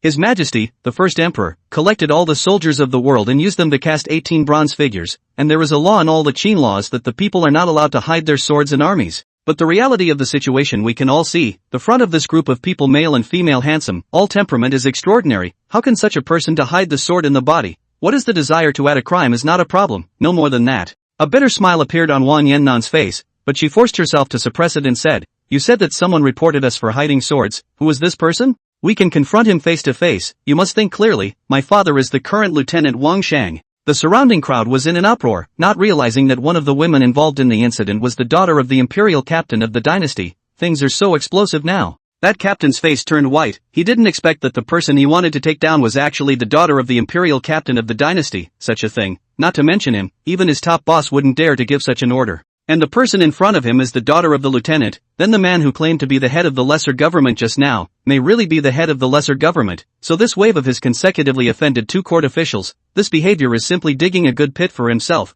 Just jump in. Don't even need to bury the kind. The captain is also on the battlefield, only to see his face changed, and said, this matter is still fishy. I think it is the report of the person who was harboring trouble, to wait for us to go back to investigate some in the argument. After saying this, he didn't even dare to look at it again, and directly threw his head and left. Behind him, the court officers and soldiers looked at each other, blankly followed. Oh, yay! The crowd erupted in triumphant cheers. It was clear at this point that it had nothing to do with them, they were just spectators, but they were making triumphant noises at this point as if they had won the battle against the courtier's pawns. Wow, sister, you're awesome. As soon as the people had just left, Mou stared at Wang Yannan with this wide-eyed envy. Wang Yannan let out a long sigh, but her face still maintained a clouded look as she said, how am I any good? What they fear is just my father. Saying that, he was actually happy in his heart. Mo Zhongxing had a frustrated expression on his face, wanting him to be the head of the Shaofu, one of the 9 ministers of the court, to blow up his own house, to be ignored, and to lose face in front of his beloved girl to this extent, so that he would die of phases. When he came to his senses again, he was already back at his home in Dongguifeng. Mo Zhongxing returned to his room with a face like death. Mo Yu looked worried outside. Father, is eldest brother he alright? Mo Jianda nodded his head expressionlessly. What can it be? It'll be fine in a little while. Fusu was sitting on top of his bed. In his hand was a note item handed over by the black platform soldiers, which stated the person behind tonight's incident that had been investigated. Han Xiao, the son of the court officer in charge. Fuso reveals a sneer. Chapter 44. Today is the first great court meeting of the first year of Tianqian. Normally speaking, so the capital officials who were on duty at the court had the opportunity to enter the Xianyang Palace, but of course those whose official positions were too low naturally lined up at the back, and from a distance they couldn't even necessarily see the shape of His Majesty. The backlog of half a month's worth of matters all had to be dealt with on the same day, so much so that the first day of the court session seemed rather busy, with many officials having something to initiate. After dealing with the business, everyone seems to have nothing to do. Fu Su had to take the initiative to ask, yesterday was the Shang Yuan festival, Wang Prime Minister, Wang Tai Lieutenant can go to enjoy the lanterns? The two old ministers stepped out together and said with a calm face, the old ministers, being old, did not go out to enjoy the lanterns. Fu Su does not believe that yesterday's matter, the two of them will not know. Now this attitude, is not want to be the head of the head. But people who are fathers are unwilling to stand up for their daughters. What can he do? It seems that even if they are first daughters, their status is not high in the eyes of the nobles of the family. Fortunately, Fu Su still had a backhand. He made a look to Trump. Trump immediately stepped out and bowed with both hands. I, Trump, the head of the Black Terrace soldiers, have something to report. Fu Su looked as if Trump's appearance had nothing to do with him, and he asked gently, what is the matter for which you are playing, Secretary Tay? Trump took out a zhengbiao from his sleeve and said, I impeach Han Gong, the head of the court lieutenants, for indulging his son in evil deeds and for having the suspicion of using the court lieutenants' pawns for public and private purposes. I impeach the officials of the imperial palace for their corpses and lack of action. The first impeachment is fine, it is just acting normally. Usually when an official impeaches, if His Majesty asks about it, he will hand it over to the law enforcement department to investigate and find out the evidence before pronouncing judgment. The focus is on the second impeachment of the imperial court officials. You have to know what the imperial court officials do? specializing in impeaching others, and now they were actually impeached, which was like playing with a big sword in front of Guangdong. And the reason for being senator is still corpse food, which means they occupy the position does not work, eat white rice. In this way, the officials of the Royal Historical Office cannot be dry, each is a red-faced look. But they had not received the news beforehand and had not prepared the impeachment memorial, and an empty impeachment would only make people laugh, so they also had to hold back for the time being. Fu Su revealed a curious look and said, "How could there be such a thing? Do you have anything to say, Minister Han?" That court captain supervisor Han Gong, as soon as he heard that it was impeachment of his son, immediately stepped out of the line, hands bowed and said, "Back to your majesty, Micro-Minister did not know about this matter, Micro-Minister's little son is stubborn, I think he did something wrong, but in the dissemination of intentional people, before spreading to the special supervisor's ears, Micro-Minister go back to will be strict investigation of this matter, but also a justice for all people." Fusa sneered, "This Han Gong is good at talking, 3 words to characterize the matter as a villainous slander, but also go back to the rigorous investigation, naturally, to erase the evidence. Han Gong, how much more do you want to fool around? Do you still have the entire court in your sights? Pass on my decree that Han Gong, the head of the court captain, be suspended from his duties, and that the case concerning his conniving son's wickedness be referred to the Inner Historian's Office, the Inner Historian's Office of the Corn Ruler's Office, and the Imperial Servant's Office for a joint trial."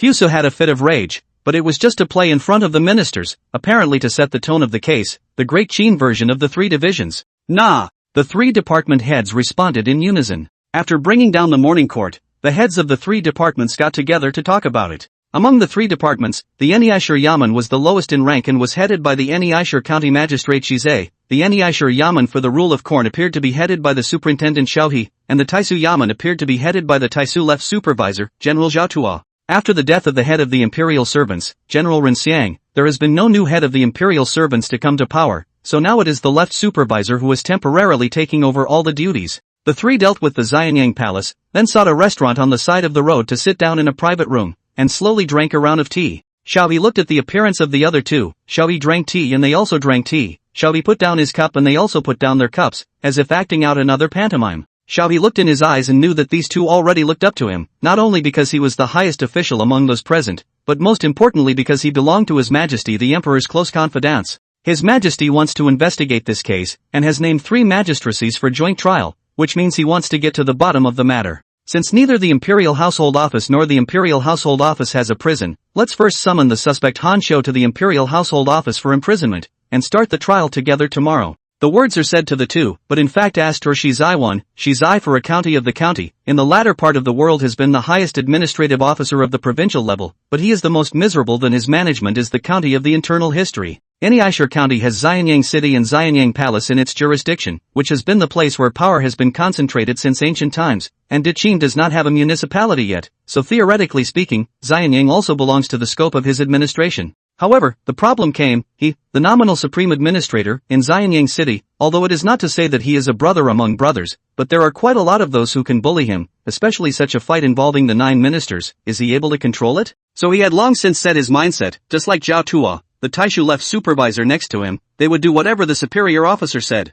acts as the strongest tool officer. Holding this idea, she said with an earnest face, Lord Xiao said very reasonable, the next official this will go back to take care of the matter, tomorrow in all the sessions of the trial. Next to the Imperial Servant Left Supervisor Zhao Tuo also followed the nod, he is a military general, then the heart of the heart there will be the opponent of these civil officials, so the whole call he did not say a word, as if an onlooker spectator, watching His Majesty and the 9 ministers fight. This can be much more exciting than the battlefield. Seeing that both co-inquisitors readily accepted the advice, Xiaohe was also very pleased and directly raised his glass to toast them, and then the banquet ended in a harmonious and friendly atmosphere. As soon as Shizei returned to the Eniaishur Yamen, he summoned the county lieutenant, and then instructed him to go to the Han mansion in person to handle the matter. Let the county lieutenant personally go, is to give enough face to the Hanfu if not want to recalcitrant to the end, will certainly not dare to block. Sure enough, by mid-afternoon, the county lieutenant brought Han Shou back and escorted him directly to the inner historian's prison. Although Han Shou sent Han Shou to the prison, she did not treat him poorly, not only gave him the best location of the room, even the food is the best, but the people Han Gongzi simply do not buy the account, not only snorting and screaming outbursts, but also hands to beat the jailer. In the prison, if it were not for the lord in charge of the inner history personally giving the order not to be neglected, just like this, the next day can let him have a piece of good skin on his body is the jailer slack. Chapter 45, 3 Yamen Trials. Xiaohe did not go to the morning court today, because today he, together with Zhao Tuo, the left supervisor of the imperial servants, and Shizai, the head of the internal history, were to preside over the trial of Han Gong, the head of the Tingwei, who had indulged his son in evil deeds. This is one of the rare 9 ministers-level cases in Great Qin, so early in the morning, the people who came to watch in good faith were especially numerous, and the hall entrance of the inner historian's office was full in minutes. Shizai, who was sitting on Xiaoyi's right side, awkwardly explained, "This is all a manifestation of the people in the capital's enthusiasm with law enforcement, and it has nothing to do with the interrogation, nothing to do with the interrogation." He wiped a handful of sweat and said in his mind, "These damned unruly people, just like to watch the fun, when is it not good to watch, they have to watch it at this time." For such a situation, Xiaoyi also does not care. The 3 people look at each other after a glance. Xiaoyi a slap in the hand of the shockwood, "Drink order." Today I rule the Corn Internal History Supervisor Xiaohe and the Taisu Left Supervisor Zhao Tuo as well as the Internal History Supervisor Shizai, seal the order of the Emperor.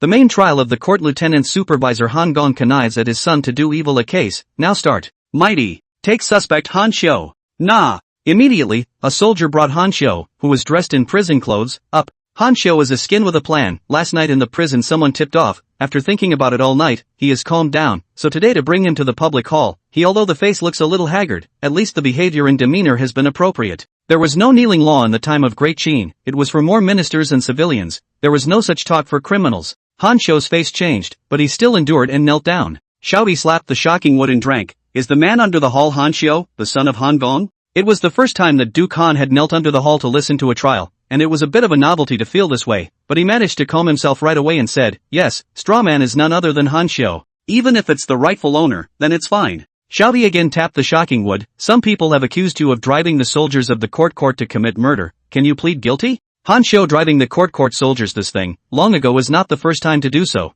This is just the first time someone to control just. Are there fewer people in the capital who have done this? It's just that he, Han Xiu, was ratted out. Han Xiu revealed a look of grief and said, "Grasshopper is wrongly accused. Grasshopper has never done such a thing. Please find out the truth and return justice to me, Your Excellency." Xiaoyi heard the meaning of his words, had a bad feeling in his heart, and ordered, "Bring witnesses." A tall and thin man was brought to the hall, so that if Mo Zhongxing was here again, he would recognize that this man was the captain of that team of courtiers soldiers that day. Only at this time he was not wearing that black armor. "Who is in the hall?" That captain knelt on the ground and quietly glanced at Han Xiu before bowing and responding, "My humble servant is Niu Huaqi, the Shirkai chief of the court officer's office. Although he has broken the law, he has not yet removed his official status, and it is naturally lawful for him to say that he is a subordinate official. I ask you, what did you do on the night of the Shan Yuan festival?" Niu Huaqi said with trepidation, "Back to Your Excellency, on the day of the New Year's Day, we went to Xianyang City to maintain law and order at the request of the Inner History Yamen, when we suddenly received a report that someone was privately carrying swords and soldiers in the city, and so I led the men forward to apprehend them. When I arrived there with my men, I saw that there were several women as beautiful as flowers, so I was moved to take them down for my own selfish purposes, but who knew that one of them claimed to be a lieutenant of the dynasty, and I thought that the daughter of a lieutenant naturally couldn't be the one who hid the swords, and then I quickly retired." After Niu Huaqi finished speaking, his entire body crouched down on the ground and assumed the appearance of listening to the sins. Xiaoyi frowned. This Niu Huaqi even answered without a drop of water. This passage was obviously not something a rough man like him could come up with. Someone behind the scenes was stirring things up. Is it the relatives of Han's supervisor, or the ministers of the court, or those who oppose his majesty? Do you mean that all the behavior at the Shangri-La festival was your doing alone? Niu Huaqi showed a cautious expression, and he quietly glanced at Du Kan again before he gritted his teeth and said, "Indeed, it is the work of my people, and I ask you to investigate." Xiaohe had other witnesses brought up, who were the soldiers who had followed Niu Huaqi out that day, and received the same answer, that they had all acted under the orders of Niu Shishang, and knew nothing else. Xiaohe realized the trouble in this case, although Niu Huaqi was instructed by Han Xiu to do it, but at that time, he passed the oral order, there is no substantial physical evidence. Now one of the parties involved, Niu Huaqi, admitted in one breath that he had done the thing, and then the clues were all cut off, and in order to make things clear, it was still necessary to catch the private soldier who had gone forward to pass on the order to be able to do so. The case could not be tried any further unless he identified Niu Huaqi as the culprit in the case, otherwise the present clues would not be enough to convict Han Xiu. Thinking of this, Xiaohe decisively retired from the hall and decided to hold off for a day before the trial. The other two presiding judges were dominated by him and naturally had no objections, and so today's trial came to a close. Down the hall Xiaohe sat on his own carriage and left, which made she who wanted to invite him to dinner a little lost. He also wanted to take this opportunity to get acquainted with Xiaohe. Fusu remembered this matter after he got off the court and recruited Trump to inquire about it, and Trump conveyed to Fusu what had happened at the Neshi Yamen, word for word, and it was clear that there were people from the Black Terrace soldiers within the Neshi Yamen at that time. After Fusu heard this, he asked, who was behind the maneuver? Trump bowed and said, "Back to your majesty, it was a plan made by Huan Kangol, the prime minister of the Tingwei department, and Han supervisor's kinsman, with Huan Kangol in charge of lobbying Niu Huaqi, and the kinsman in charge of communicating the matter to Han Xiu." Han Xiu? Fu Su felt strange. Wasn't Han Xiu imprisoned in the inner historian's office prison? Only after Fu Su realized, must be someone opened the back door. Han family in the dynasty for so many years, the disciples of the old man do not know how many?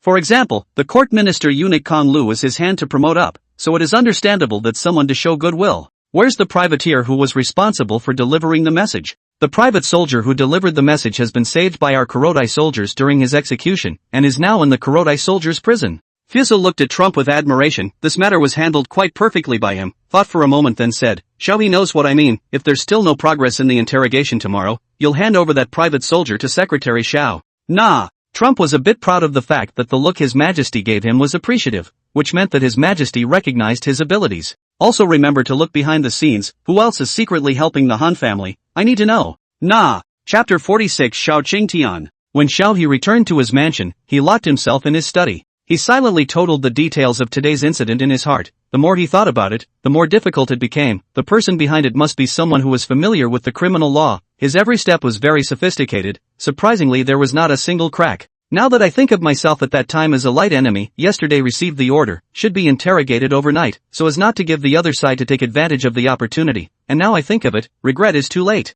Moreover, this matter was personally hand-picked by His Majesty Fu Su, so if a joke of Dukan being a good man came up then, it would not be him alone, it would be a living slap in His Majesty's face. At that time, his own impression in His Majesty's mind will certainly be affected. His Majesty treats him as a national scholar, how can he let His Majesty down? So Xiao He did not leave his study since he returned to the mansion, and it was not until the next day that he, with the help of his subordinates, straightened himself out, and then boarded his carriage and headed for the Nei Shuriyaman. The next day's trial began as scheduled, and both lords, seeing Xiao He's haggard appearance, expressed their respective concerns deeply. Xiao He looked at them without moving, then said, "For today's trial, I hope that no outsiders will be present, even those jailer soldiers?" Zhao Tuo and Shi Zai exchanged glances, then commanded their soldiers to start clearing the field. So a while later, there were only 3 officials left on top of the high platform, and there was even no one under the hall. Xiao He nodded his head, then slapped the shocking wood and ordered, "Bring the suspect Niu Huaqi." Immediately there were 2 jailers escorting Niu Huaqi into the Nei Shuriyaman, and after bringing the prisoner, the 2 jailers led the order to go down, leaving only the 3 presiding judges and Niu Huaqi 4 people at the scene. Compared to yesterday, today's Niu Huaqi looked a bit haggard, and it looked as if it was due to a night's sleep. "Is the hall Niu Huaqi?" Niu Huaqi said respectfully, "It is none other than my humble servant. You said yesterday that it was you who got up the idea of instructing the soldiers to go forward and falsely accuse others, having achieved other ends, did you not?" Niu Huaqi flatly admitted, "It was exactly what my subordinate did, and it had nothing to do with anyone else." Xiao He suddenly stepped down from the high platform and came directly to the stage, right next to Niu Huaqi. This can be the other 2 presiding officers stunned, to know that Niu Huaqi is a Shirkai, is in the battlefield to kill, get people killed, that is the basic operation. If he is not favorable to Xiao He, with Xiao He's weak body, cannot even hide. Luckily, Niu Huaqi seemed to be stable. Even when Xiao He stood beside him he just kept his head down and didn't dare to have any dissent. Xiao He came to Niu Huaqi's side and said softly, "You said you did it. Do you know that falsely accusing someone else also involves the officials of the 9 ministers in the court, according to the Qin law when beheaded, and family members sent to Lingnan?" A trace of fear flashed in Niu Huaqi's eyes, then he firmly said,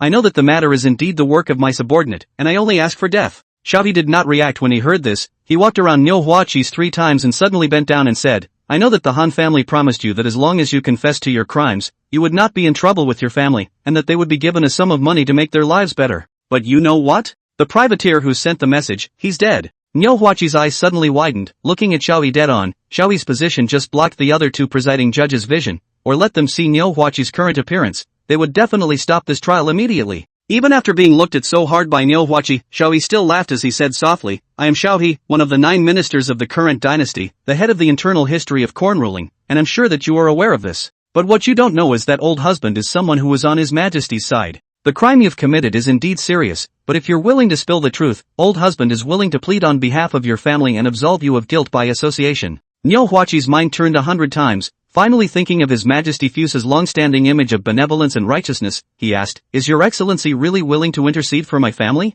"This is natural." The old man swears on his own honor. The Qin Dynasty attached great importance to honor, and also feared ghosts and gods, so any oath of honor was a very heavy oath. "Thank you, your honor, my humble servant is willing to confess." After getting through the knot, Niu Huaqi will be very painful to tell the story. In fact, he also knows that like, the Han family is the words of the big families cannot be trusted, but he cannot help it. He made a mistake is to be a disaster to his family, but where there is a glimmer of hope that he will go to fight for it. But now it is different. Now there is one of the 9 ministers, Mr. Shao, as a guarantee, and with His Majesty Fuse's consistent benevolence, it will not be difficult for his family, so his worries are solved, and he does not have any other thoughts in his mind. Xiao Tuo and Shize really don't understand why Xiaohui ran down to the hall and spoke softly to Niu Huaqi, and Niu Huaqi immediately changed his previous confession, not only confessing that he was assigned by Han Xiu on the day of the New Year's festival, but also confessing to a lot of illegal things that the Han family had done before. But not understanding didn't affect the outcome of the matter, and once again Han Xiu was recruited to testify against him, and this time, under Niu Huaqi's testimony, Han Xiu was unable to defend himself,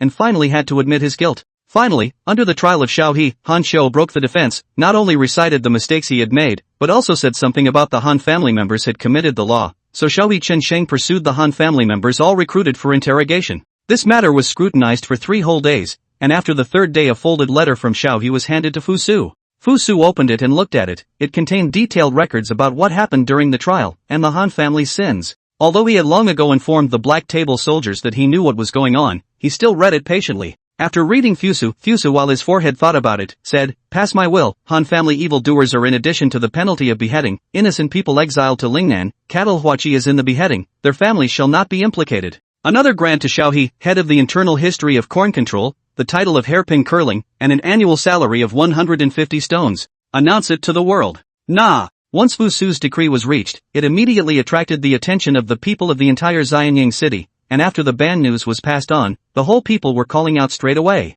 Xiao Qingtian. Xiaohui's name was officially spread in Qin, and everyone knew that there was a Xiao Qingtian in Xianyang who was a god of case solving. And our Xiao Qingtian is lying at home huffing and puffing, continuous days of just strength interrogation, let him have long been unable to eat, at this time things have been, just sleep. Prince's mansion. Wang Guan was writing in his study when suddenly the butler delivered an invitation and said, "Master, this is an invitation with the word Pu written on it, would you like to read it?" Wang Guan was practicing his calligraphy, his brow furrowed slightly as he said, "Help me burn it." No. Chapter 47, The King's Northern Division. The market value of March is the day when the earth warms up, and this is also the time when the farm is busy. Fusa decided to send the Southern Expeditionary Corps north to crusade at this time, because a large number of Xiongnu slaves appeared in Xianyang, rather than affecting the spring plowing matter. Hanga Pass outside 10 miles, this was once the place where the king was defeated, think of the battle, but also regardless of only a few months of Su, now the world has to restart the war. Only compared to the fearfulness of that time, this time the generals and soldiers of Great Qin were all in high spirits.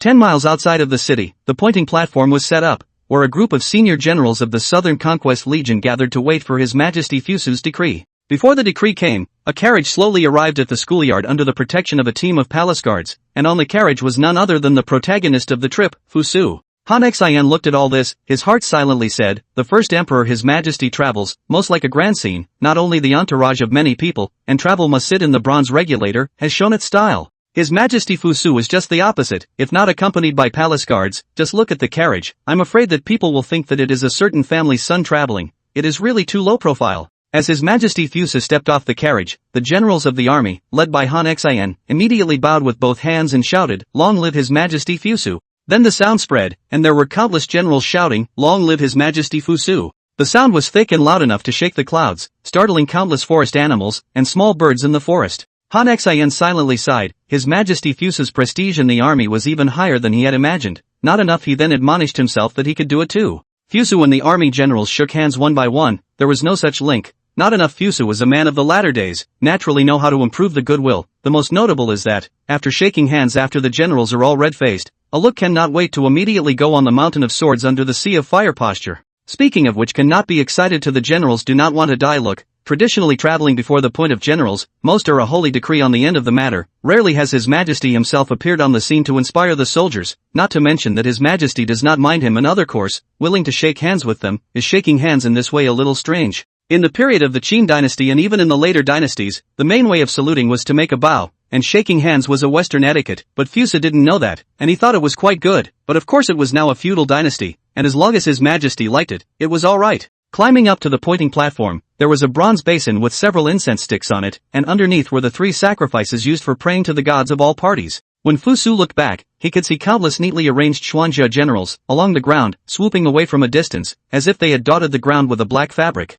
Since I have succeeded to the throne, defeated Pei Gong, destroyed the king, but there are still 6 countries in the north of the descendants intend to split the Great Qin. The Great Qin's misfortune, today will be you and others to rise up and attack, is the right way. Effective immediately, change the name of the Southern Expeditionary Corps to the Division of Northern Expedition. Appoint Han Xian as the Great General of the Northern Expedition, and grant him the Tiger Talisman. Appoint Fan Kuai, Ingbu, and Shen Wu as generals of the Northern Expedition, under the control of Han Xian. Seal. I hope you all will return in triumph soon and drink this cup together. Fusa finished his speech and painfully drank a glass of wine in his hand. Encouraged, the generals of the Northern Expedition Division drank from their cups and then returned to their respective ranks to organize the Northern Expedition. The only ones still left on the scene were Han Xian, Fan Kuai, Ingbu, Chen Wu, and a handful of other generals, all of whom were senior generals of the Northern Expedition, and were also qualified to accompany His Majesty for a word. Fusu went down to the pointing platform, saw all the men standing straight as iron towers, sighed, the matter of the Northern Expedition, it will be necessary to trouble all the generals.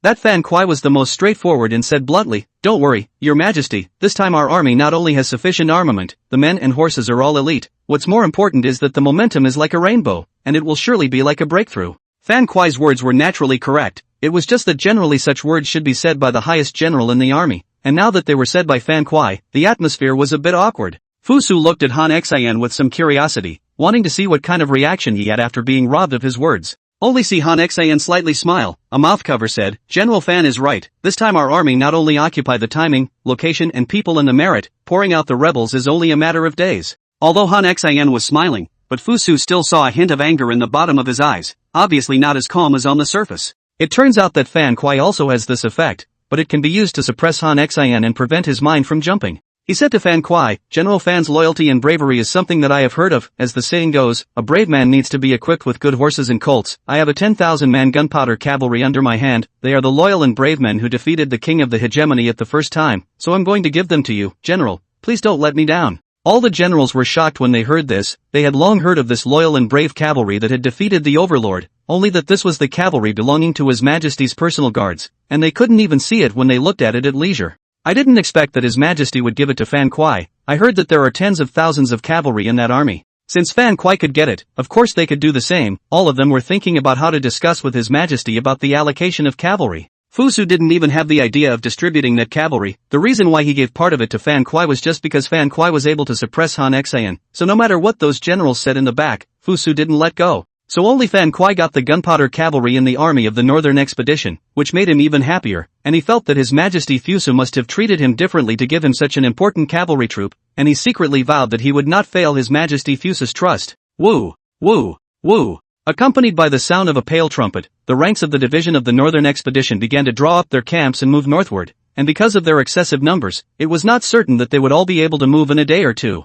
Luckily, His Majesty the First Emperor had constructed the Qi Road, which was like the highway of the later times, and was the only way to support large-scale troop marches in such an era of poor roads. The Northern Expedition Division marching on the Qi Road was like countless ants marching in the direction of Hadong County. Hadong County was the territory of Wei Wangbao, and since Fusu succeeded to the throne, he was always on the lookout for news coming from Xianyang. Well, after so many days of grinding, today finally waited, just when he saw the information sent by the scouts, this person are stunned. Surprisingly, it was 200,000 Great Qin elites. Chapter 48, Social Death. Ever since the Shang Yuan festival, Mo Zhongxing had fallen into a mood of suffering. Although he usually looked roughly unharmed, Mo Yu and Mo Jianda, who were familiar with him, still knew that he was in a very low mood right now. Mo Jianda had experienced the loss of his wife and could generally tell the difference, but he was clearly not a qualified opener, and the few times he had talked about it had been ineffective. This can put the Mo Yu anxious, he is this dumb and silly look, where there was that spirited youth should look. After seeing that her father's enlightenment didn't work, she felt that her eldest brother needed to be enlightened by herself, thinking that with her own skills she could definitely bring him to his senses.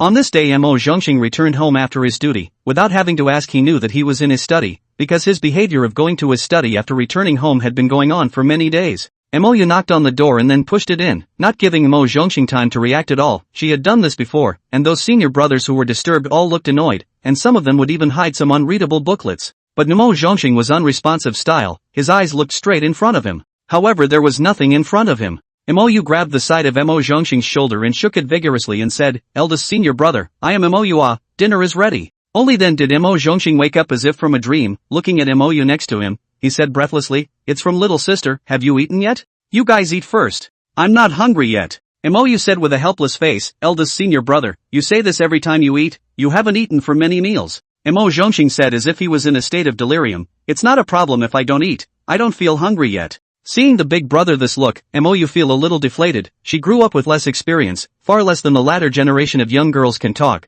this moment feel that they cannot save the big brother, so they thought to look for some helpers too. Oh eldest brother, where does that nobleman live? Come to think of it seems to be only the New Year's Eve appeared that nobleman is the most appropriate, after all, in that kind of day still come over to see the big brother, at a glance you can tell that it is a friend with deep feelings. Mo Zhongxing was now in a state of disorientation, not knowing what he was doing at all, and answered to his little sister's questions, he lives in the palace. Palace? Mou's eyes lit up and he asked again, is he a prince? Because of the closure of the news, and for the royal family scandal blockade relationship, Mou simply do not know who hate to kill off more than 20 siblings, she only knows that can live in the palace of the nobleman, that should be the emperor's son. He is His Majesty Fu Su. Mo Zhong shouted in a state of having questions and answers, casually revealing Fu Su's identity. What? He's today's His Majesty Fu Su? Mou incredulously asked rhetorically, if this person in front of her, was not her big senior brother who never lied, if it was not the big senior brother out of this kind of inexplicable state, she would not have believed that that person likes to brag about his nobility was actually the emperor.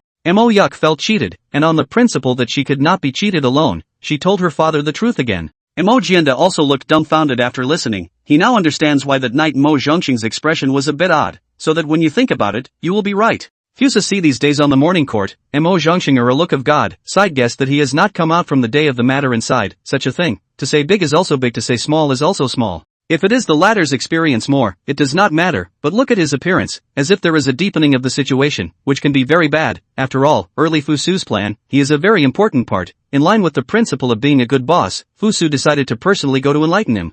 Fusa once again came to the Mo mansion, the subordinate who opened the door saw Fusa come, directly invited him to go in, the last time Fusa came, he saw his own master call this one as a nobleman, obviously a nobleman who should not be neglected. Most of all, their Mo mansion didn't have that many rules. Mou, who was sitting in the front hall and sulking, saw him at a glance, and a trace of surprise flashed in his eyes, but he did not move on his face and said, my humble servant Mou greets His Majesty Fu Su. Fu Su was a bit stunned, he was exposed. When did it happen? But exposed is exposed, he didn't have any bad intentions anyway. How did you find out about me? Back to your Majesty's words, it was my eldest brother who said that. Mou quietly stared at Fu Su, although she had seen Fu Su a few times, but each time she was in a hurry and didn't look too closely. Now that she knew that the person in front of her was the emperor, she felt that she should look at him a few more times and dip some of her blessings in order to be good. Your eldest senior brother still has the mood to chat with you about me. It seems to be waste of time I ran a trip, but also want to help him look at the disease. As soon as she talked about eldest brother Mou sobered up, she busily said, no, eldest brother is not well yet, I'm chatting with him, I inadvertently knew the information. Fusu originally believed it, but he saw that when Mou said this again, his eyes had averted, which was the phenomenon of telling lies, and he wanted to tease her a little. So he didn't say anything, his eyes just stared straight at Mou, 1 second, 2 seconds, 3 seconds, Mou couldn't hold on, his face flew from white to red, just like a red apple. Take me to see your eldest senior brother. Fusu laughed, girls can't stand this trick the most, in his previous life he loved to use this trick to tease little girls, it was tried and true. Ha? Yes. Mou slowed down for a while before coming back to his senses, then turned around and led the way in front, only his red cheeks were getting redder and redder, while reviewing what was wrong with him, so he was quiet on the way, not daring to say a word. Fusu to the study, Mou will escape generally ran away, she was trembling all the way like a little rabbit, but let Fusu was not good to speak. Originally he was also ready to ask some things about Mojienda, can only ask later. Push open the door, you can see Mo Zhongxing is sitting in front of the desk. I heard that in ancient times there will be some people because of lovesickness and get hysterical, now it seems to be possible, at least he is not far from it now.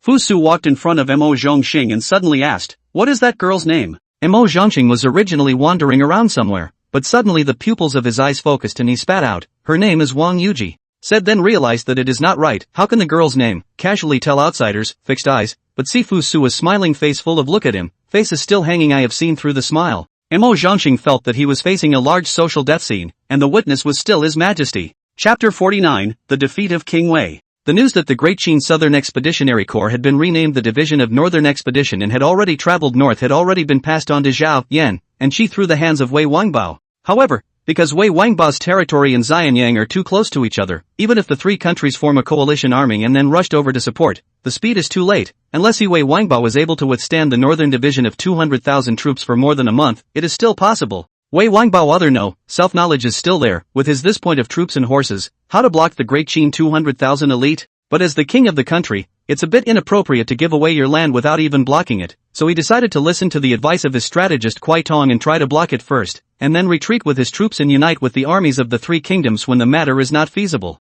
In the main camp of the northern expedition, Han Xian was deliberating with his generals. Report! Suddenly a messenger rushed into the camp, holding information and reading, "Our scouts report that the Wei King's ministry has sent heavy troops to guard Puban." Han Xian and the crowd looked at the map and saw that Puban was a dangerous place, surrounded by mountains on two sides, and with the Yellow River on one side, so as long as the river pass was blocked off, if you wanted to go through, you could only spare a big circle. But this is impossible, fighting the war this thing, rarely around the circle, and they are the division of the northern expedition, is to fight all the way up. Fan Kuai, Yingbu and Chen Wu all requested to go to war, only Han Xian was silent. Puban is a built-up city, to take it will definitely consume a lot of troops, and once the time is delayed for a long period of time, it will give the army of the three kingdoms a chance to gather. His Majesty has given him 200,000 troops this time. What trust? How can he stagnate here? With a flash of light in his eyes at the thought, he had a plan. On the second day, Fan Kuai, Yingbu and Chen Wu each led a large army to approach the city of Puban, and also displayed their boats in the river to set up a multi-front siege.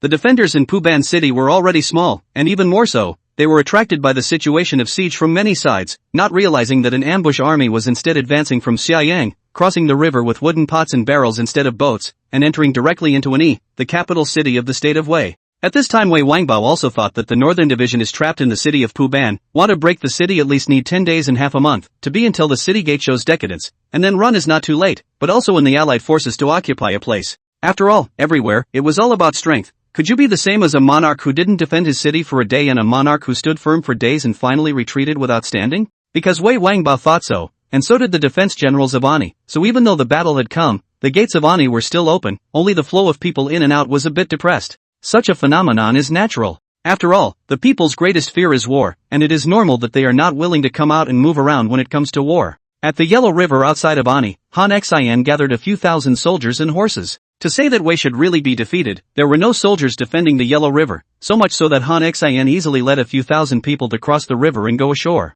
As for the ones that didn't make it to shore, I guess there's no chance they'll make it there again. Han Xian chose a few hundred men out of the thousands and told them to put on the clothes of the people and sneak into the city to take advantage of the opportunity for rebellion, while the others waited outside the city. Thousands of people waited outside the city for more than an hour, then heard the violent explosions of the divine punishment. Han Xian rejoiced. This generation changed, the city gate has been taken under control, so immediately led the people to rush in. At this time, King Bao of Wei was still in the palace, secretly grieving, when he suddenly heard that a Qin army had already broken through the gates of Ani, and he was scared out of his wits. But how to say Wei Wangbao is also a military born, a man who fought this land with one fist and one foot, should have the quality of education is still there. After a short period of disorientation, he analyzed that Puban city is so solid, and the heavy guards that he posted, even if there is a divine penalty to help, want to take it in a short period of time is also not possible. Obviously the enemy had found a way to bypass the river pass barrier and used a strange army to break through the gates of Ani, and since it was a strange army, the number of people was bound to be small, and he might not be without the power to fight.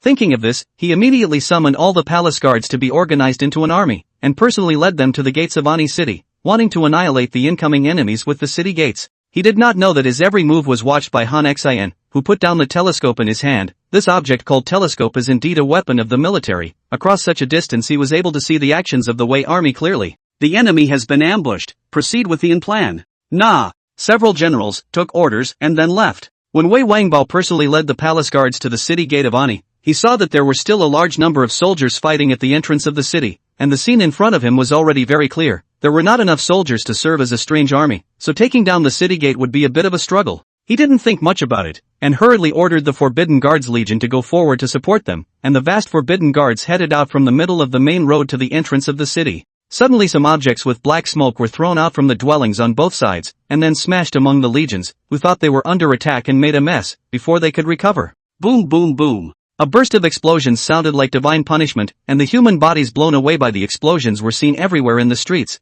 as well as the remnants of broken arms, as if it was hell on earth. It was only when Wei Wangbao saw this scene that he finally realized that divine punishment was like this. At this moment, the Forbidden Guards fled in all directions and collapsed, and Wei Wangbao also lost the courage to run away, and the city of Ani was broken. 3 days later, the city of Puban was tricked open by Han Xian soldiers, the defending general committed suicide, and the city of Puban was broken. So her name is Wang Yuji. Imo Zhongxing's face had already turned red into a pig's liver color. The secret that he was dead set on keeping was actually known by His Majesty, which made him wish to immediately crash on the spot. What kind of girl is this, that she is even looked upon by my young house supervisor? Imo Zhongxing revealed a look of wanting to say but not wanting to say, his face constantly changing. Obviously a very complicated exchange was going on in his heart. Since you won't say anything, I'll have someone look into it, and how about pledging her to you then? Imo Zhongxing's face reddened into a pig's liver color again, only to see him argue in a small voice, back to your majesty, I lost face in front of them last time, but now I have no words to make a second plan.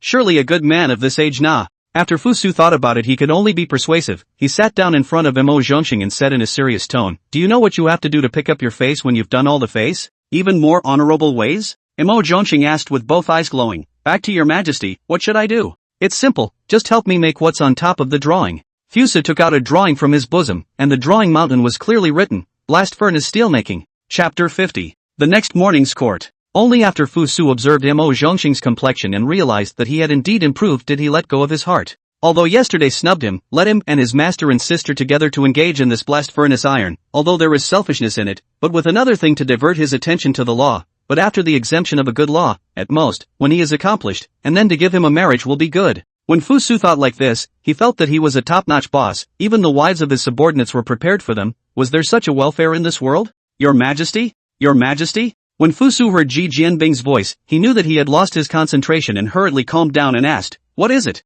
At the bottom out of the line was Tu Jinpeng, the minister of the Royal Historical Department, and when he heard His Majesty ask the question, he realized that His Majesty had not heard it just now, so he had to clear his throat and say it again. I, Tu Jinpeng, the minister of the Royal Historical Station, have something to report. I impeach Trump, the head of the Black Terrace soldiers, for his misbehavior, moral turpitude, and insults to his fellow soldiers. Ever since that day when Trump impeached the imperial court officials for their corpse-like behavior, it was as if a hornet's nest had been stirred up, and folders about impeaching Trump have been coming out all over the place. Every day, a large number of folders are collected from the royal court, the vast majority of which are about impeaching Trump, and a small number of which are shooting off their mouths about Trump as well. However, after these folding up, all of them have no movement, like a stone sinking into the sea without waves. Then how can this work? I, the royal historian, have been slapped in the face like this. If I don't retaliate back, where will I have the face to hang around the court in the future? This led to the impeachment in the presence of an official of the Royal Academy. Fu Su felt his eyelids jump, and those who were familiar with him would know that this was the precursor of his anger.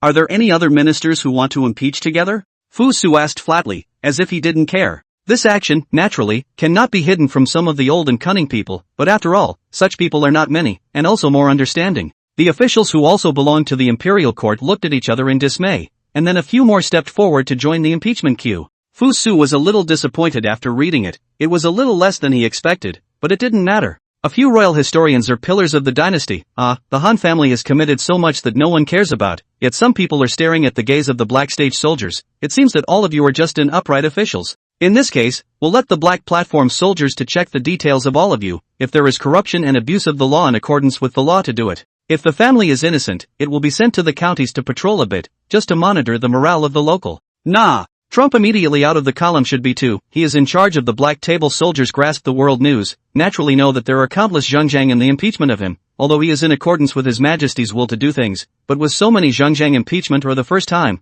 the heart more or less a little bit panicked. At this time, when he heard His Majesty's words, he knew that His Majesty would definitely protect him, and as he had long been impatient to see these royal historians, he happily took up this task. As soon as the morning court was over, Fu Su recruited Xiao He to the Tianlu Pavilion. It's been more than 3 months since Secretary Xiao took office in the imperial court. When will you bring your family kinsman over? This is how it is in this era. Wherever an official takes office, he will bring his family over, and as for relatives, he may bring some, but seldom will he bring a clan with him to his office. Back to your Majesty, my family is already on their way and will arrive in a few more days. For such a kind greeting, Xiao He was really touched, and Fu Su felt much better about opening his mouth. I want to set aside a place in the hunting ground to establish an institute, and I don't need to build a big one in the early stage. Do you see how much money and food the government office of the internal history of the ruler of the corn can still support? Xiao He's face changed, his eyebrows were wrinkled up and said, back to your Majesty, the government office of the internal historian of the rule of corn cannot take out a copper plate. Fu Su naturally knows that the Ministry of Revenue is short of money, and he has seen the number of summer taxes last year,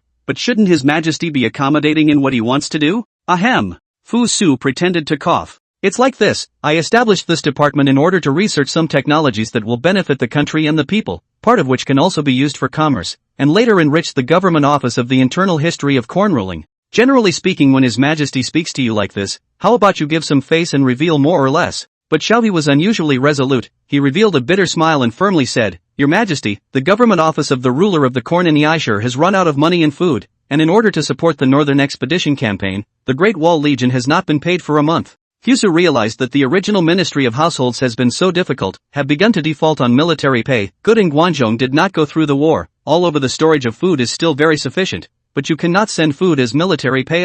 Fusu thought for a moment and then said to Xiaoyi, I authorize you to mobilize a batch of grain and grass from the storage into the market for sale, and the money raised will be issued to the Great Wall Legion, which must not be in arrears with the military pay. Nuwa. Xiaoyi first answered, then whispered, But Your Majesty, there are still more than 2 months before the summer tax. Well, it was at this moment that Fusu felt that he had decided on the Northern Expedition, or should have. Isn't it just money? I'm a man who has traveled through the world, and I can still be stuck with money. After Fusu thought about it, he asked, Does Secretary Shao know anyone who is proficient in the art of commerce? Back to Your Majesty, I naturally recognize some of them. Just what is the use of needing such people? Xiaobi's reaction was normal. In ancient times all classes despised merchants, thinking that they bought low and sold high, their minds were mixed, and they would pass off good for bad, simply corrupting the custom. Fusu realized the problem, but this kind of thing cannot be stopped. The best way is no better than to make rules. Let them abide by, violators heavily punished. Most of the business mind is more active, punished once or twice after they will be obedient. Fusu took out a clear-colored glass from his sleeve, the same batch as the one unveiled at the Mo mansion.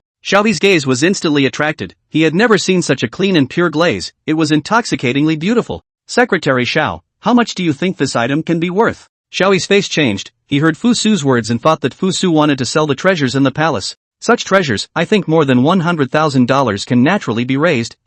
It's just that you're willing to sell such treasures, Your Majesty. Isn't it good to sell something else? Xiaoyi sighed in his heart. That's good. Fusu didn't hear the subtext of these words, only to see him take out a few more transparent glass products and say, I've made quite a few of these, I think it should be enough to support this period of time, right? Xiaoyi's entire body is confused. These are actually made by His Majesty. Chapter 51, Xiaoyi's Trouble. I don't know from when, Xianyang City suddenly set off a rumor that there is a set of pure and flawless immortal weapons in this world, which is glazed in color, radiant, and captures the essence of the world, and it is an artifact used by the immortals. Once this rumor was spread, it became more and more intense. Not only the streets and alleys, even the princes and nobles also heard about it. This day in the morning court, Xiaoyi heard from other officials have to talk about it. What is this thing that dares to claim to be an artifact used by immortals? Where will be what immortals artifacts, but is the pretext used by merchants? Just heard that this thing is the world of the treasures of the less used, but can go to sea. Detto. The ministers in the court are interested in a lot. Xiaoyi has a good idea about this matter in his heart, since that day by His Majesty's hands of the glaze stabbed blind, recommending a person with the merchant together with a quite talented person. This news is in the salty city that is surrounded by all around the rumor. Don't need head think also know that this is the result of His Majesty in the back to push the splash. If it is a general thing, Xiaoyi naturally want to stop. In his opinion, this kind of momentum to promote the wind of extravagance in the people do not benefit, really not desirable.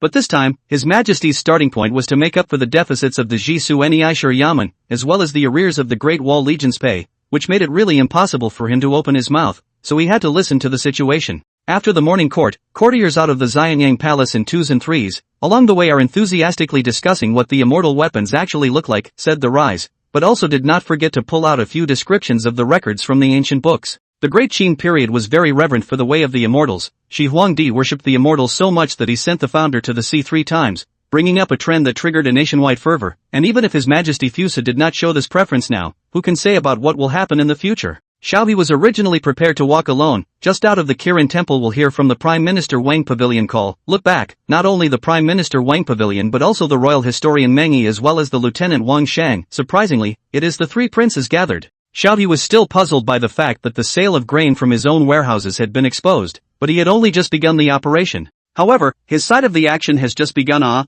Big brothers can already foresee? Prime Minister Wang Guan was the first to say that Tao Reserve is the one you introduced to His Majesty, isn't it? Xiaoyi's heart is certain. The original 3 dukes want to ask about this matter. Tao Reserve is his introduction to His Majesty is good at the art of business merchants. I heard that his ancestor is the Chu family, later revered as the saint of commerce Tao Zhugong. Xiaoyi calmly replied, indeed. The 3 heavyweights in the court exchanged a wave of information as if they were looking at each other. Finally, there was the Lieutenant Wang Shang who spoke up. I heard that the immortal weapons that have been spreading so much in the streets lately and talking about the sky is the one that came out of Tao Reserve's Tiankalu? This matter Xiao He is not too clear, he is only a recommender, the specific operation is Tao Reserve and His Majesty to discuss and complete. The specifics are not known to my humble servant. Wang Pavilion softer tone asked, I observe you do things, behavior has degree, do things have rules and regulations, this and natural, do not want to do that in order to invite favor generation. Xiao He earnestly accepts his predecessor's admonition, and he knows that Prime Minister Wang Guan really values him, and that these words would not be said to an idle person.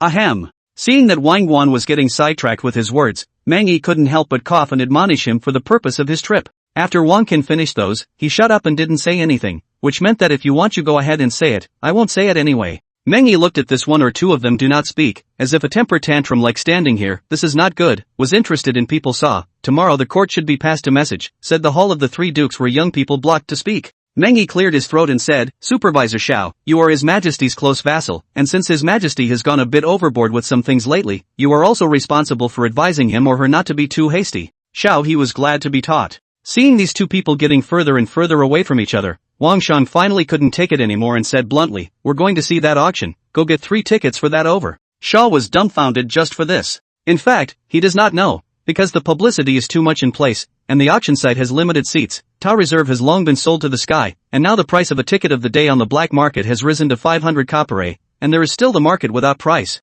According to His Majesty's new tax law, a family of 5 would only have to pay 500 copper in taxes a year. According to the price of goods at that time, the dowry for marrying a daughter-in-law was only 300 copper. Fortunately, after Shi Huangdi pacified the 6 kingdoms, he moved all the nobles of the 6 kingdoms to the vicinity of Xianyang, so Guanzhong at this time was the richest place under the sky, with 6 kingdoms but rich in one place. With so many rich people gathered here, do you think tickets are still really tickets? That's a status symbol. Without a ticket for the day of the auction, you're embarrassed to go out and say hello. When Xiaoyi found Tao Reserve, he was arranging for the day of the auction at Tiankalu, which would be closed these days just so that it could soar on the day of the auction, and for that reason he would set it up in strict accordance with His Majesty's wishes. Xiaoyi and Tao Reserve is an old acquaintance. When they were small, they played together, but Tao Reserve's family is a stream of merchants, the status is not very good, then slowly separate, until 3 months ago, the 3 of them came to Xianyang requesting to be an official. They contacted Tao Reserve, who was doing business in Xianyang. What's up with that auction house and tickets of yours? They were all acquaintances, so Xiao He didn't spare the circle and asked directly.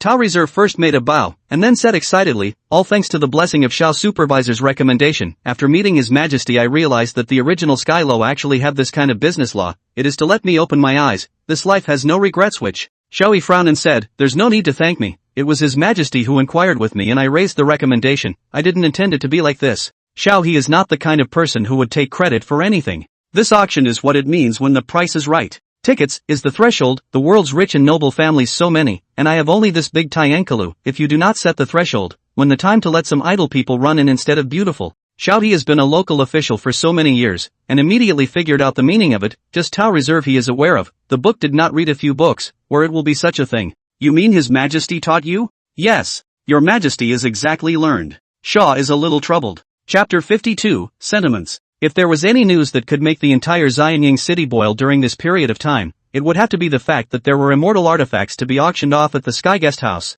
Thanks to the publicity, the auction, and the word ticket, has spread among the people. At first there are a lot of people do not care with this, think that since ancient times there has never been a ticket this kind of thing, spend a large sum of money, can only look at this kind of thing, really will be someone why? But the reality is more in your face, and tickets are not only selling out, they're selling out of supply. Now that the whole nation is waiting for the auction to start, even things like the Northern Expedition Division defeating Wei Wangbao have to be pushed down a bit. The time of the auction was fixed at 4 minutes past garrison time in the evening, or 8 o'clock in the evening in the latter days. Just after the hour, there are a lot of existing carriages coming. Good thing Tiankalu has prepared. Even the place where the carriages are parked is ready. The ambition is to let the Koreans feel at home service. As the time got deeper and deeper, people came from all the families who said their names, and the Tianka building was already full of people. Xiaobi sat in the elegant room on the 2nd floor. Together with him there are also the 3 dukes of the court. An elegant room can be done 6 to 8 people ranging. Xiaobi looked around and could see more than 10 rooms. I heard that the rooms are seated in the VIP. Just hear the design of the light. From here is not to see the other rooms and the people.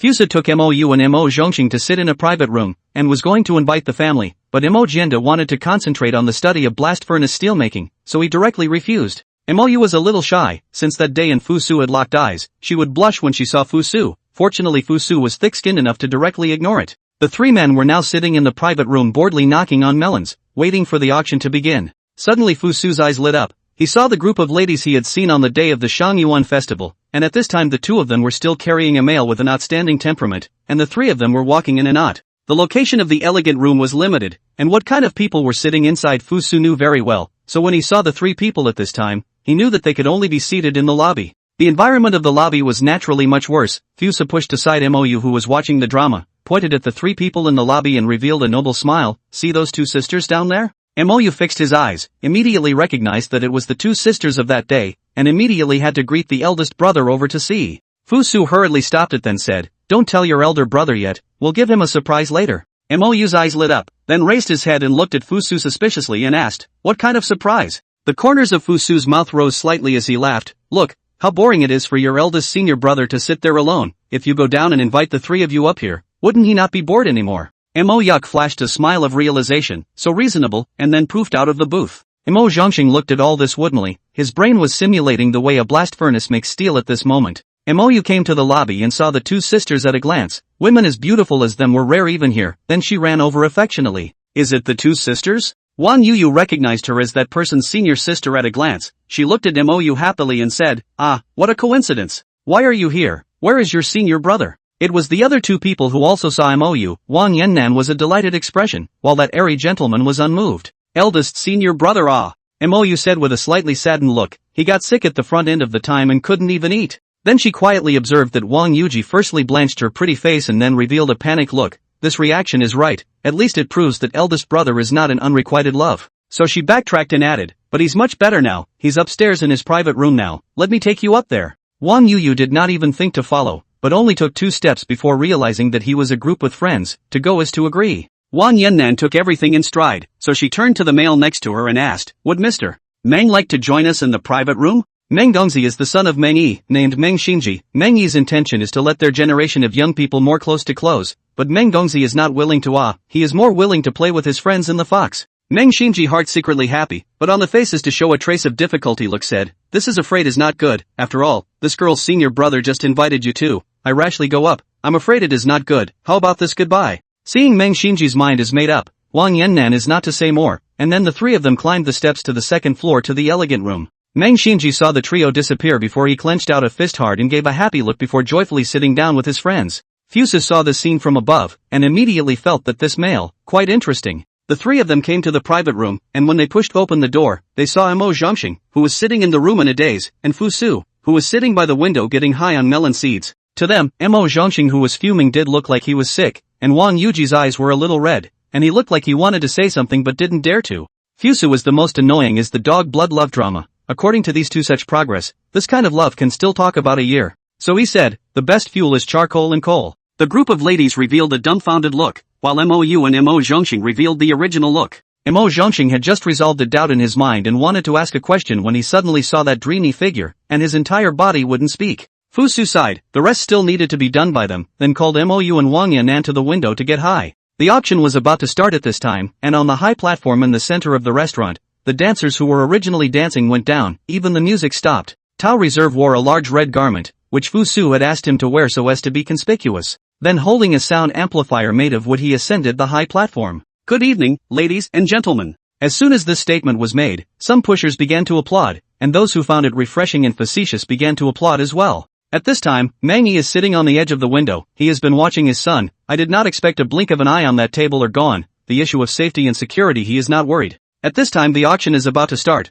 He also inconvenient to think too much. He came to the auction for the purpose of simple, just want to see what exactly the immortal weapon for. Chapter 53, Zhao Di. The division of the Northern Expedition then defeated King Pao of Wei with great speed and little loss, and took the territory of Wei, which not only boosted his morale, but also boosted the prestige of Han Xian himself. On this day all the generals were in the camp discussing the plan to attack Zhao. Han Xian said, "I want to attack the state of Zhao, but to do so, I have to pass through the defile of the Taihang Mountains. I heard that the king of Zhao and Shen Anju and Shen Yu have 200,000 troops at the defile, ready to fight with our army. Do you generals have any ideas?" The generals have already heard the scouts report, that the defile way is narrow, the cavalry cannot form a queue, the soldiers cannot walk side by side, the vehicles escorting grain and grass can only be passed one by one, the army to pass there, tens of thousands of people have to be lined up in dozens of miles of queue, such a terrain is too treacherous. There is no way out for Han Xian in such a situation. The well-flanked mouth of the Taihang Mountains has been a moat since ancient times, so it seems that he can only send his men to march on the water, and then disembark on the river in the river, to have a fight with the enemy. But there is a downside to going ashore in a river, and that is that there is no backup for those who go ashore. If the enemy sends a cavalry to attack at this time, the troops who go ashore first will be completely destroyed. Li Zuoche, the Guangwu ruler of Zhao, said to the commander-in-chief, Cheng and Jun, our scouts report that the Qin army has given up passing through the defile, and I judge that the enemy army will disembark from the water of a river in Hebei province, and at this time, you only need to give me 30,000 troops and horses and I will be able to stop the Qin army above the water of a river in Hebei province. The king of Chang'an was a famous scholar of Zhao. After hearing this, he said, the Qin army has come in force this time, and there are 200,000 of them. Our duty is to guard the defile and not let them pass through. Moreover, what you said is only the words of your side. If you are right, it is fine. If you are wrong, it will scatter the strength of our army. So Lord Shendan rejected Lord Guangwu's offer very seriously. The Qin army was able to safely drop their soldiers onto the banks of the river, and by the time Cheng and Jun reacted and sent his troops to attack, the Qin army was already 100,000 strong, and they were easily repulsed. As the two armies began to face each other, Lord Cheng'an wanted to lead his entire army to attack and fight the Qin army before it could gain a foothold. Lord Guangwu didn't think so, and he said to Lord Cheng'an, the Qin army has gained momentum, so we should retreat to the city and look for another plan. And Lord Cheng'an said, the Qin army came 1,000 miles by ship, and the soldiers have long been exhausted. This is the best opportunity for us to send troops. We only need to crush these, so that the power of Qin will be weakened, and then Zhao's prestige will certainly override the other countries. At this time, Fan Kuai is taking advantage of the night, quietly with 2,000 men lightly loaded, quickly through the defile. To use this amount of men to attack the Zhao camp is no different from sending death. They have other purposes for this trip. On the following day, at the break of dawn, the whole Zhao army left the camp and set up an array in front of the water in Hebei province. Naturally, the Qin army would not show any weakness, and set up a square array, standing by. Woohoo! The horns blew, and the Zhao army took the lead in the attack as the soldiers began to advance against their shields. Wind! A howl rang out from the Qin army camp, followed by a burst of arrows as dense as rain, flying out. Because the Zhao army had prepared for this round of arrow rain had limited effect, but this was all within the plan for a long time. Attack! Accompanied by another loud shout, the Qin army square began to charge forward. Once the two sides fought, they killed each other. Zhao's army won in the advantage of geographical location, and the number of soldiers in his army was twice as many as Qin's army. Qin's army won in the refined armor, and the morale of the army was in full bloom. The front was fighting hard, and Cheng Anjuan didn't notice a squad of 2,000 men in the rear, taking advantage of this opportunity to actually occupy their rear camp. The two sides fought for more than an hour. Han Xian estimated the time and felt that it was almost time, and immediately gave the military order. Immediately afterward, the rear array of the Qin army spread out, and more than 100 horse-drawn carts with bronze crossbows appeared in front of the Zhao army. Cheng Anjuan do not have binoculars such a device, at this time to see the Qin army camp changes. It is predicted that there will be changes, but at this time the two armies battle into a stalemate, unless the first party to lose, or must be divided into a winner and a loser. Consoling himself that this was only a trick of the Qin army, and that what happens on the battlefield is not a matter of having more soldiers, Lord Cheng'an once again ordered the addition of 30,000 reserve troops.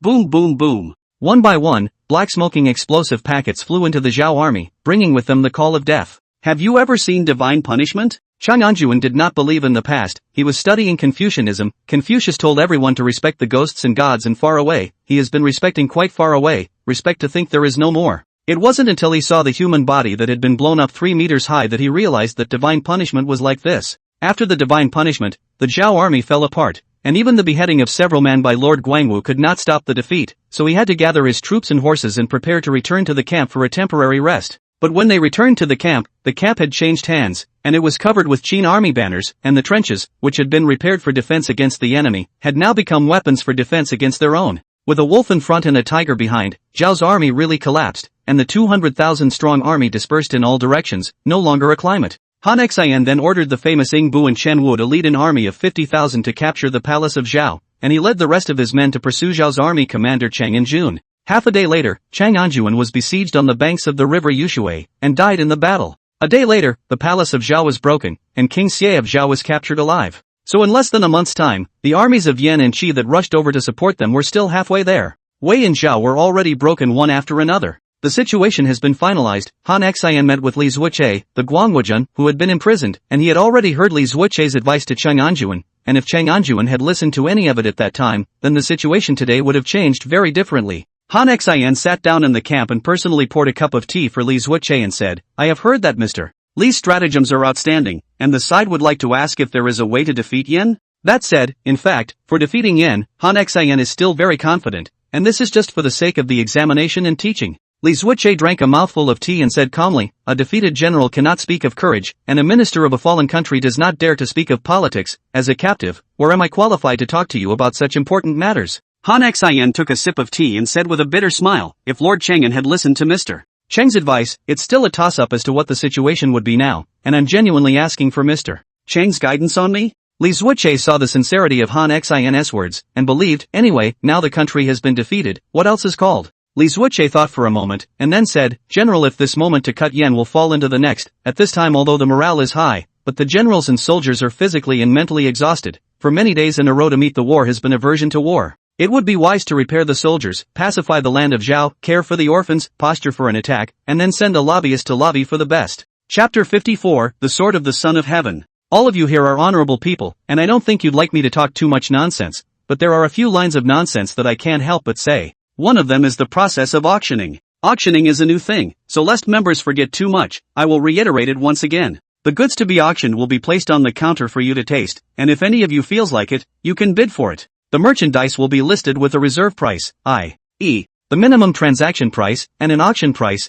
and each bid cannot be lower than one of the auction prices. The second is that the final proceeds of this auction as well as the tickets will be turned over 1/10 to the Imperial Office of the Inner Secretary for the Governance of the Corn, which is a commercial tax. This statement, then some people began to talk to each other. The Qin Dynasty at this time the commercial tax is not low, just roughly divided into salt, iron, wine, meat, the 4 categories, the rest of the behavior are not required to pay taxes. We all know that the person behind the Tao Reserve is His Majesty, and the behavior of this move, in everyone's opinion, is not a signal released by His Majesty in advance to expand the target range of the commercial tax. Regardless of what people think, the auction has begun. Tao Reserve off the stage, a young and beautiful woman came on stage. There are recognized will know, this woman is in the city of Xianyang Pleasure, quite famous Qin 13 Yang. This Qin 13 Yang temperament is unique, that is, there is a pure woman's sensuality and a mature woman's charm. No wonder it can fall in the Xianyang city no big name. My daughter is Qin 13 Yang, specially hired as the auctioneer for this auction. Qin 13 Yang said these words but with a cold look, looking noble, cold, and unapproachable.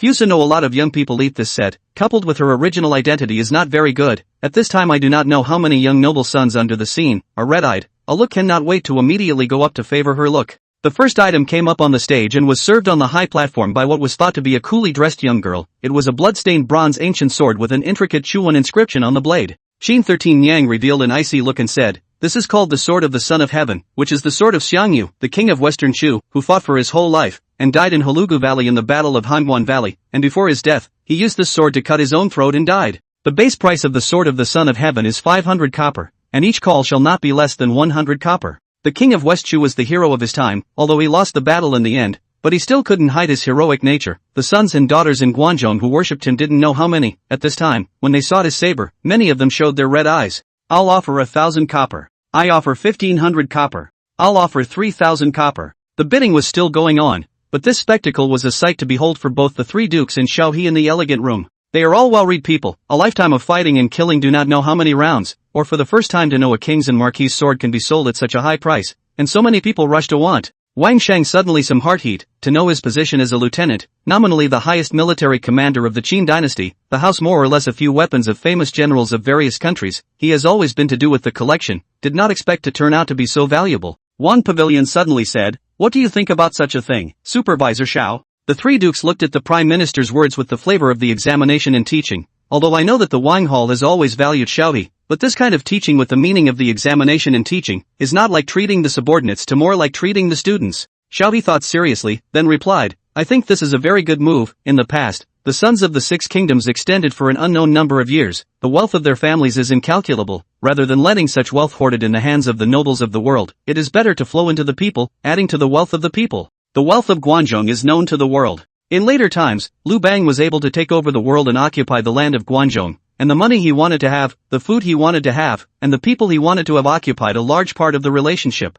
Wang Guan nodded his head, looking as if he was satisfied with this answer, but there was no smile on his face. Don't forget that your status is now one of the 9 ministers, and fundamentally, you are now a noble as well. The last 4 words, all spoken word for word, carried a deep cold flavor, like extreme ice. Xiao He smiled, his smile was very amiable, as if a spring breeze was brushing his face. His Majesty once said that the people of Great Qin were too miserable, and he wished to let the people live with some dignity. I felt at the time that these words were extremely good, so I was willing to follow His Majesty to reach this goal. Wang Qin suddenly scared a smile. That smile was strange, with a hint of relief, a hint of worry, and a hint of helplessness. This gentleman is bidding 9,000 copper, is there any higher? I'll give you 10,000 copper. A male son shouted loudly with a red face, and the surrounding area became silent. The price of 10,000 copper was indeed too high, and was already higher than the taxes of some counties. With such a large price to buy a dead person's object, in the view of many people is not sensible. I do not know this gentleman go back to the old father will not be beaten to death. Qin 13 Yang looked at the stage. Besides that red-faced male, there were indeed some other males hammering their heads and stuttering their feet, hating the fact that they couldn't get that much copper, but it looked like no one would bid higher. The sword of the son of heaven of Xiangyu, the western Shuhi Gemin, was obtained by this gentleman. There were countless rounds of applause, the vast majority of which were from the actors who had sought to support the show. After all, there was no such welcome of applause in this day and age. But some of the applause was genuine, partly because some people were shocked at the inhumanity of the way it was done, and partly because of the herd mentality. That gentleman saw so many people applauding, the whole person became even more excited, to know that those who can come in here are the children of nobles or nobles themselves. Now so many people applauding is the recognition of him. Before, he was still a little bit of meat pain. After all, he spent so much money, although he admired Overlord Xiangyu, but he spent too much. But this moment he balanced out. After all, there are so many noble people supporting his Actually, people are just watching the show mostly. The next several items were some old items from the Six Kingdoms period, or extremely well-made bronze products. Such things were naturally treasures when placed outside, just that none of them could make any waves here, and were taken away at a relatively reasonable price. Until then, a young and beautiful little girl with a transparent and flawless glazed marigold walked up to the high platform, instantly catching the eyes of everyone present. He looked at the three court eunuchs sitting next to him. Even they had their eyes taken away by this object, so one could imagine how much of a furor this kind of object would create afterward. And when he thought that His Majesty could already manufacture such objects in large quantities, he suddenly panicked a bit in his heart. Would it be too much? Chapter 55. Wan Yannan was also sucked away from her gaze by the glazed marigold. Even her father couldn't avoid it, let alone her. Girls are naturally attracted to these glowing and shiny things. It's like it's in their nature. Mo's eyes flashing light. This thing, even if she has long seen, at this time to see is still joyful. A heart is a kind of eye I've seen earlier than you pride. Fusu looked at the two young couples that were slowly approaching. They had pretty much blocked out the outside world at this point. Fuso couldn't help but feel that love was awesome. Accompanied by a burst of huffing and puffing, a stream of shrieks and screams came out from the Tianka building, and the soldiers of the Niishur Yamen, who were responsible for guarding the outside, looked in with some curiosity, not understanding what this group of noble lords were playing. A moment to inhale, a moment to scream. Could it be a multiplayer sport? This object is a purebred transparent glazed marigold, rumored to be used by immortals when drinking wine. Qin 13 Yang introduced herself, and at that moment she looked indifferent, as if she were an attendant beside an immortal. This object is indeed something that only exists in the heavens, crystalline and translucent, and can illuminate a person's shadow. Immortals should naturally use such immortal objects. Where are the objects of mortal dust appropriate? It was only when they heard someone speak that the crowd snapped back from their shock, followed by all sorts of praises. But some people also realized the problem. They had heard that the best stuff would be put in the finale, and it was clearly not yet time for that. The base price of the glazed marigold is 5,000 copper, and each increase shall not be less than 500 copper. 200,000 copper. Qin 13 lady had only just finished speaking when someone shouted out a price, and they would also shout out a shocking figure. 200,000 copper is how much? The front of all the goods sold amount, add up to less than half of it. Some of the surplus real families, all the belongings, add up to not necessarily have so much. The vast majority of people still heard such a number for the first time. The crowd fell silent, stunned by the number. Qin 13 Yang was also shocked. It was good that she had been trained beforehand, and that the money, even if it was more, had nothing to do with her, and here she was able to make sure that her heart didn't waver. 200,000 copper once. Is there a higher price? 200,000 copper twice. If there's no higher price, the glazed marigold will have to go out. The crowd still didn't react, and as they saw that the third time was about to be sold, a voice suddenly came from the elegant room. 250,000 copper. This one voice seems to wake up the people sitting in the crowd. The people have called the price, one higher than the other. In the blink of an eye the price of the glazed marigold exceeded 400,000 copper. Hey! This was the man who had called for 200,000 copper. He was the head of a medium family. Originally he was almost able to take the glazed marigold. I don't know where the voice could interrupt. Interrupting him is exactly Fu Su. When he called out this number, can be next to the two beautiful women are stunned. 250,000 copper, such a number. They do not say is to see, even listen to, will still hear for the first time. I did not expect that it is still the side of the person set out. It is like originally think we all are similar, which know the original side sitting is a god of luxury. This kind of practice of shouting a high price to subdue the others once he came up, Fuso had also encountered it in his later life. That time he was a spectator, and was envious after seeing that person finally get the auction item at the lowest price in the room. Envy to envy, but this is their turn will not be able to. That person is now estimated to curse Fusu in his heart bad thing, but later he will read Fusu's good, because later he will know what is called to sell the glaze into the price of cabbage. The price continued, it had climbed to 450,000 copper, and those who were still raising the price were now sitting in the private room. It was only then that the crowd realized that the people in the private room were the real bigwigs. 480,000 copper. 480,000 copper, an offer from booth 3, is there a higher price? This price out, will be under the hall of people all crushed, can sit here is not stained with the rich, or stained with the power, and even more with both stained. Many times they also thought they were pretty good, until today, until this auction, they didn't know what it meant to be a frog at the bottom of the well, they didn't know what it meant to be a top aristocrat. In Shoui's private room, the three dukes' faces all grew more and more gloomy when they heard such an offer. 480,000 copper was already able to be used to form an army, or a fully clothed and armed army, and what's more was that there was more than one person who made the offer. 490,000 copper. A gnashing voice came out from the 10th elegant room, and it was clear that this was also his limit. This figure had already exceeded the limit of the vast majority of people present, but it was precisely because it exceeded by too much that it in turn attracted everyone's attention, and everyone guessed which family it was that had such a strong financial strength. As soon as the 490,000 copper came out, the other voice stopped as well, apparently having no more thoughts of continuing. Qin 13 Yang also breathed a sigh of relief. The number was so horrifying that she shivered plus dampness just thinking about it. We congratulate this honored guest of the 10th elegant room for obtaining the artifact used by the immortals, the glazed marigold. With the sound of a hammer, the lobby resounded with thunderous applause, and this time there was no need for ATO, as all those who were shocked couldn't help but applaud for the glamour of money. The auction is still continuing. After the climax of that just now, the back of the artifacts on the poor point of meaning, although the objects are not bad, but the nature of everyone cannot come up, and then skimmed over. Finally came to the finale product, only to see 6 maids in palace costumes carrying the exhibits, slowly walking. The final finale product was not 1, but 6. It was not until the exhibit was placed on top of the high platform that the crowd was able to see that it was a bowl, chopsticks, and 4 plates, a whole set of transparent glazed tableware. The crowd had been surprised too many times today, and at this point there was just silence, dead silence. Qin 13 Yang finally revealed a smiling face, and said that she was also springy and chirpy. It's just that at this point, everyone's eyes had already been sucked away by what was on the stage, and no one was looking at her. This is an artifact used by immortals for food, so it is too precious, therefore the proprietor has specially granted everyone a break of 1 incense stick of time. Someone is feeling strange? A break of 1 incense burner? Is it needed? They just watched the play all night, it's not like they're tired? The people in the elegant room also felt a bit strange, not understanding why they had to leave an incense burner empty, until they saw that some people in the hall began to whisper, and then more people began to whisper. One word flashed through Shaw's mind, union. It's amazing how the people down the hall have banded together. Chapter 56, The Plot of Kwai Tong. Han Xian listened to Li Zuochei's plan and had his army stationed in the land of Zhao. The rush march that came all the way made many soldiers in the army exhausted, and even many generals couldn't stand it anymore. And now that there was a rare opportunity to recuperate, the stagnant atmosphere in the army dissipated quite a bit. Then Han Xian began to pacify the officials and people of the Zhao land, issuing His Majesty Fuse's laws and decrees, which naturally stabilized the people. At this time, the troops from Yan and Shi who came to support the country had already arrived at the border of the former Zhao, and then they were in some trouble. Originally they came to support Zhao, but now Zhao was all gone. There was no choice but to station themselves at the border and wait for the king's orders. In Li Zuochei's scheme, one of the items is about sending lobbyists to lobby. Han Xian thought about it. Seems that when he broke through the palace of Wei Wangbao, he captured such a person who claimed to be a lobbyist, so he instructed his left and right to bring him up.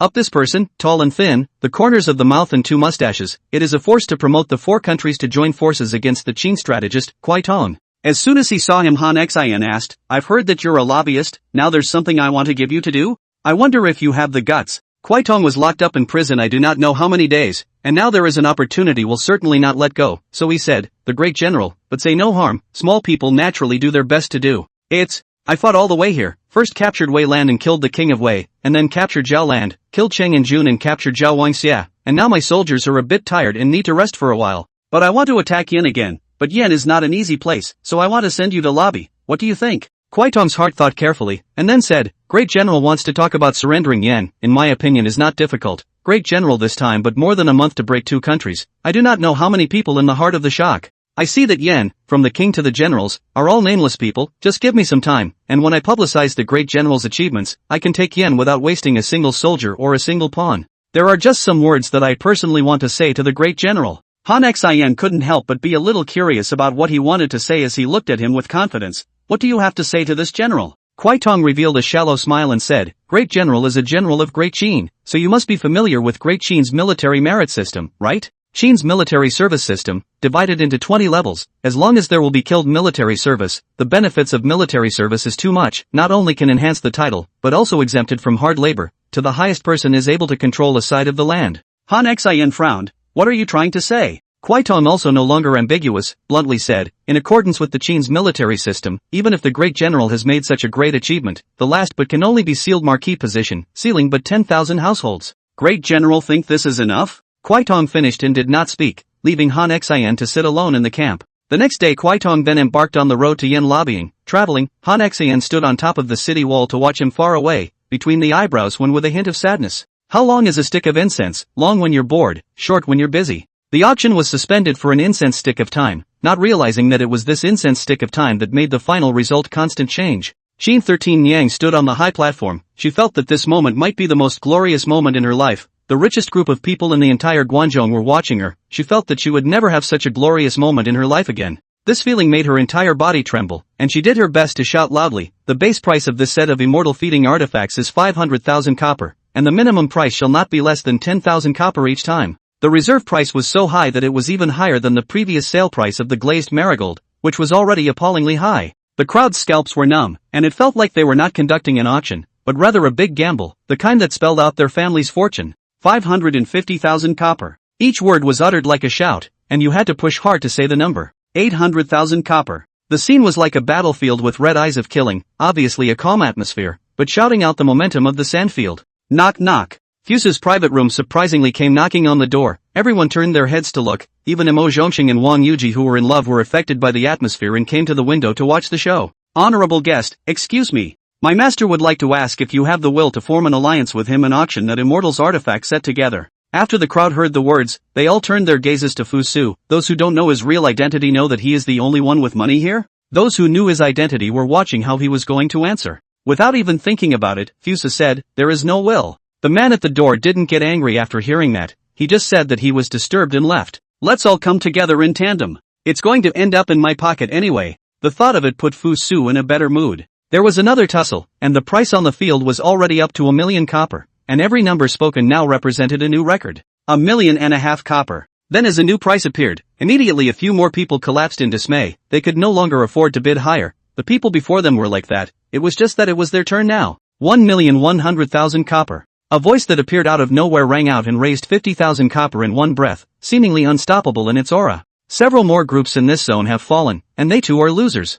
1,200,000 copper. A voice roared out the words as if it took all his strength. 1,250,000 copper. Yet that voice upstairs, without the slightest tremor, raised the price by 50,000 copper, as easily as if it had added 5 coins. This scene made people realize how terrifying it was when the top nobles united. If it were ordinary things, they might have given up long ago, but these artifacts were said to have been used by immortals, and there might be a chance to become an immortal in them, so how could this be given up? Several groups have combined in the church. 1,300,000 copper. And so at this critical juncture, the price of the auction continued to soar again. 1,350,000 copper. The voices upstairs remained firm, with an unflappable air, and the people in the hall had even less idea of what kind of behemoth they were up against. 1,950,000 copper. The people under the hall were already ashen. This was the maximum number they could gather. The people upstairs suddenly paused. It was obvious that such a number could not be decided haphazardly even by them. 2 million copper. Chapter 57, Han Xian's imprisonment. Things went smoother than expected in Yen, where Han Xian personally received the envoy of the King of Yen, and the two sides finalized the date for the invocation. Kwai Tong had already returned, and he was waiting for Han Xian in the camp of the division of the Northern Expedition. Han Xian lifted the curtain, and what he saw was the tall and thin Kwai Tong, who looked thinner, but in better spirits. Han Xian arched his hand and said, I'm sorry to trouble you for your trip to Yen, and I'll certainly claim credit for you for such a feat. Kwai Tong also arched his hand and said, all of this relies on Great General's trust to recognize me as a man of the defeated army. Thanks to Great General's lack of disdain, I am willing to work under Great General's command. Han Xian said joyfully, how could Xian dislike such a high talent as sir? Please help me, sir? The two then hooked up, and unbeknownst to them, someone else took it all in stride. At night, Fan Kuai was about to take a rest, when a soldier suddenly barged in, and Fan Kuai got up in shock and drew out his sword and pointed it at him, saying, who are you? What do you want? The soldier suddenly knelt down, then said, "Back to General Fan, I am the Black Soldier of the Black Terrace Soldiers, and now I have an urgent order to convey with you." Speaking of the great name of the Hadai soldiers, Fan Kuai still knew about it, and had heard that they had developed a lot of scouts, not realizing that there was one in his own army. "I heard that the Black Platform soldiers are good at probing for information and are a good hand at monitoring in the court, but Fan Kuai is not afraid because he has a clear conscience. What are your emergency orders?" The black soldier then told Fan Kuai about the information he heard before and the information he heard in the tent today. Fan Kuai's eyes were wide after hearing this, and he actually didn't know that this Han Xin had a different mind. His Majesty brought them not thin, not only did not dislike them because they are the generals of the defeated army, but also for several times the trust, and now that person who once suffered crotch insults, even thought of having two hearts, precisely the vertical sun cannot be conspired with. Thinking of this, Fan Kuai couldn't care less about sleeping and said directly, "Wait here, I'll go kill him." The black soldier hurriedly said, "General Fan, please don't be impulsive. His Majesty has already anticipated this and has already given a decree. All that is needed is for the general to gather all the other officers together and then he can read it." Fan Kuai thought that it was better to be early than late at this time, so he sent his personal guards to invite the generals over. At this time, it is almost half of the night. The final general, although the future, but also rambling, know that see Fan Kuai cold face, only a little more serious. "Until the people who should be there to gather," Fan Kuai said in a deep voice, "I received a secret report. The great general has a different heart." The crowd was amazed how they didn't know there was such a thing and said it was impossible. Fan Kuai then asked that black soldier to repeat what he had heard, and only then did the generals believe it, and Fan Kuai took out the imperial decree that His Majesty had crowned him as a great general, and all of them were convinced. After all, His Majesty's trust in Fan Kuai is also obvious to all. Even the closest gunpowder cavalry was given to Fan Kuai. It means that Fan Kuai is his beloved. So Han Xin and Kuai Ton were still asleep when they were imprisoned. Han Xin was taken down to prison, where he still could not believe that, as he was the great general of the northern expedition, there were still people in the army who dared to take him down, when it was clear that the royal officials accompanying the army were all placed in the land of Wei by him. On the second day, Fan Kuai had a smooth transition of power, and he came to visit Han Xin in prison. After a night of pondering, Han Xin had calmed down a lot, and he said bluntly, "I am a great general in the army, and your arresting me belongs to committing a capital offense against my superiors."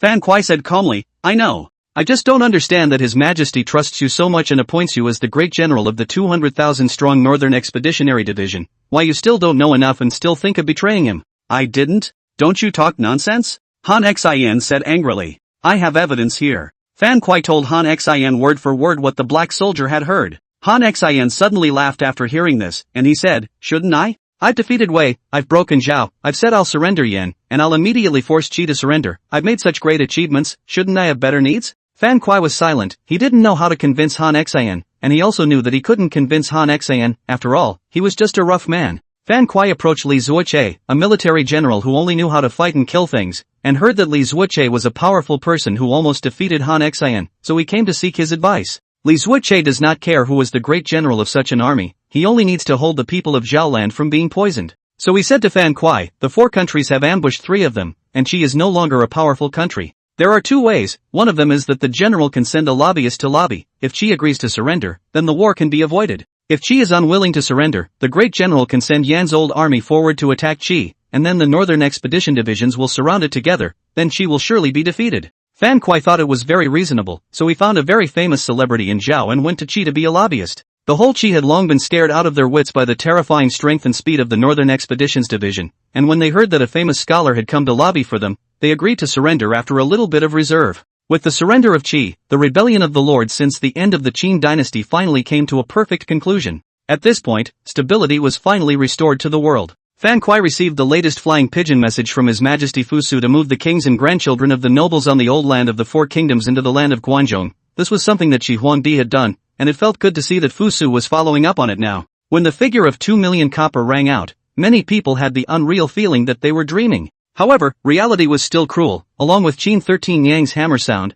this largest number of auction amount ever had been sold. It's such a great night to see what real rich people look like. Xiaobi didn't know how to comment on it. He had never imagined that someone would be willing to take out more silver than a quarter of the fall tax to buy a vain thing. Knowing that he heard the 3 justices talking about how they could convince His Majesty Fusu to send out his troops to fetch the things used by the immortals, he realized that too many people had fallen for this scam. He thought about it. If he hadn't known the truth beforehand, would he be so settled now? The answer was no. Perhaps he had long since been transformed into one of them as well. The auction had ended, those who left the venue, and the rest would naturally be taken care of. On this night, some people were happy and some were sad. Countless sons and daughters who were unable to vent their anger turned their attention to the greenhouses, which was a good way to promote a wave of business. Fusu also rode the carriage back to the palace. After this night, his plan could finally be implemented, and it was not in vain that he had planned so hard. Chapter 58. The auction thing has finally drawn to a close. On the following morning's morning court, Fusa saw that many of the ministers had two hazy eyes, and he didn't know whether they hadn't slept well or hadn't slept at all, but anyway, he slept quite well. The beginning of the court, Ji Jianbing routine shouted, "There are ministers out of the column of the work, Fusu look, but it is the three dukes." The three dukes are very prestigious in the court. Even if they change the dynasty, they are still very prestigious people. They just can't roll to the court anymore, otherwise it's more dangerous. Senior Minister Left Prime Minister Wang Guan. Old Minister Imperial Historian Meng Yi. Senior Minister Captain Wang Shang. Something is enlightening. I've got something to tell you. What can it be? It's not about last night. Since the Black Platform soldiers came into play, Fusa was able to get more information than he thought, so even though he already knew all of it, he still had to go along with this performance. Otherwise the ministers had no presence. Fusa moved and said, "What is the matter with the three loving ministers?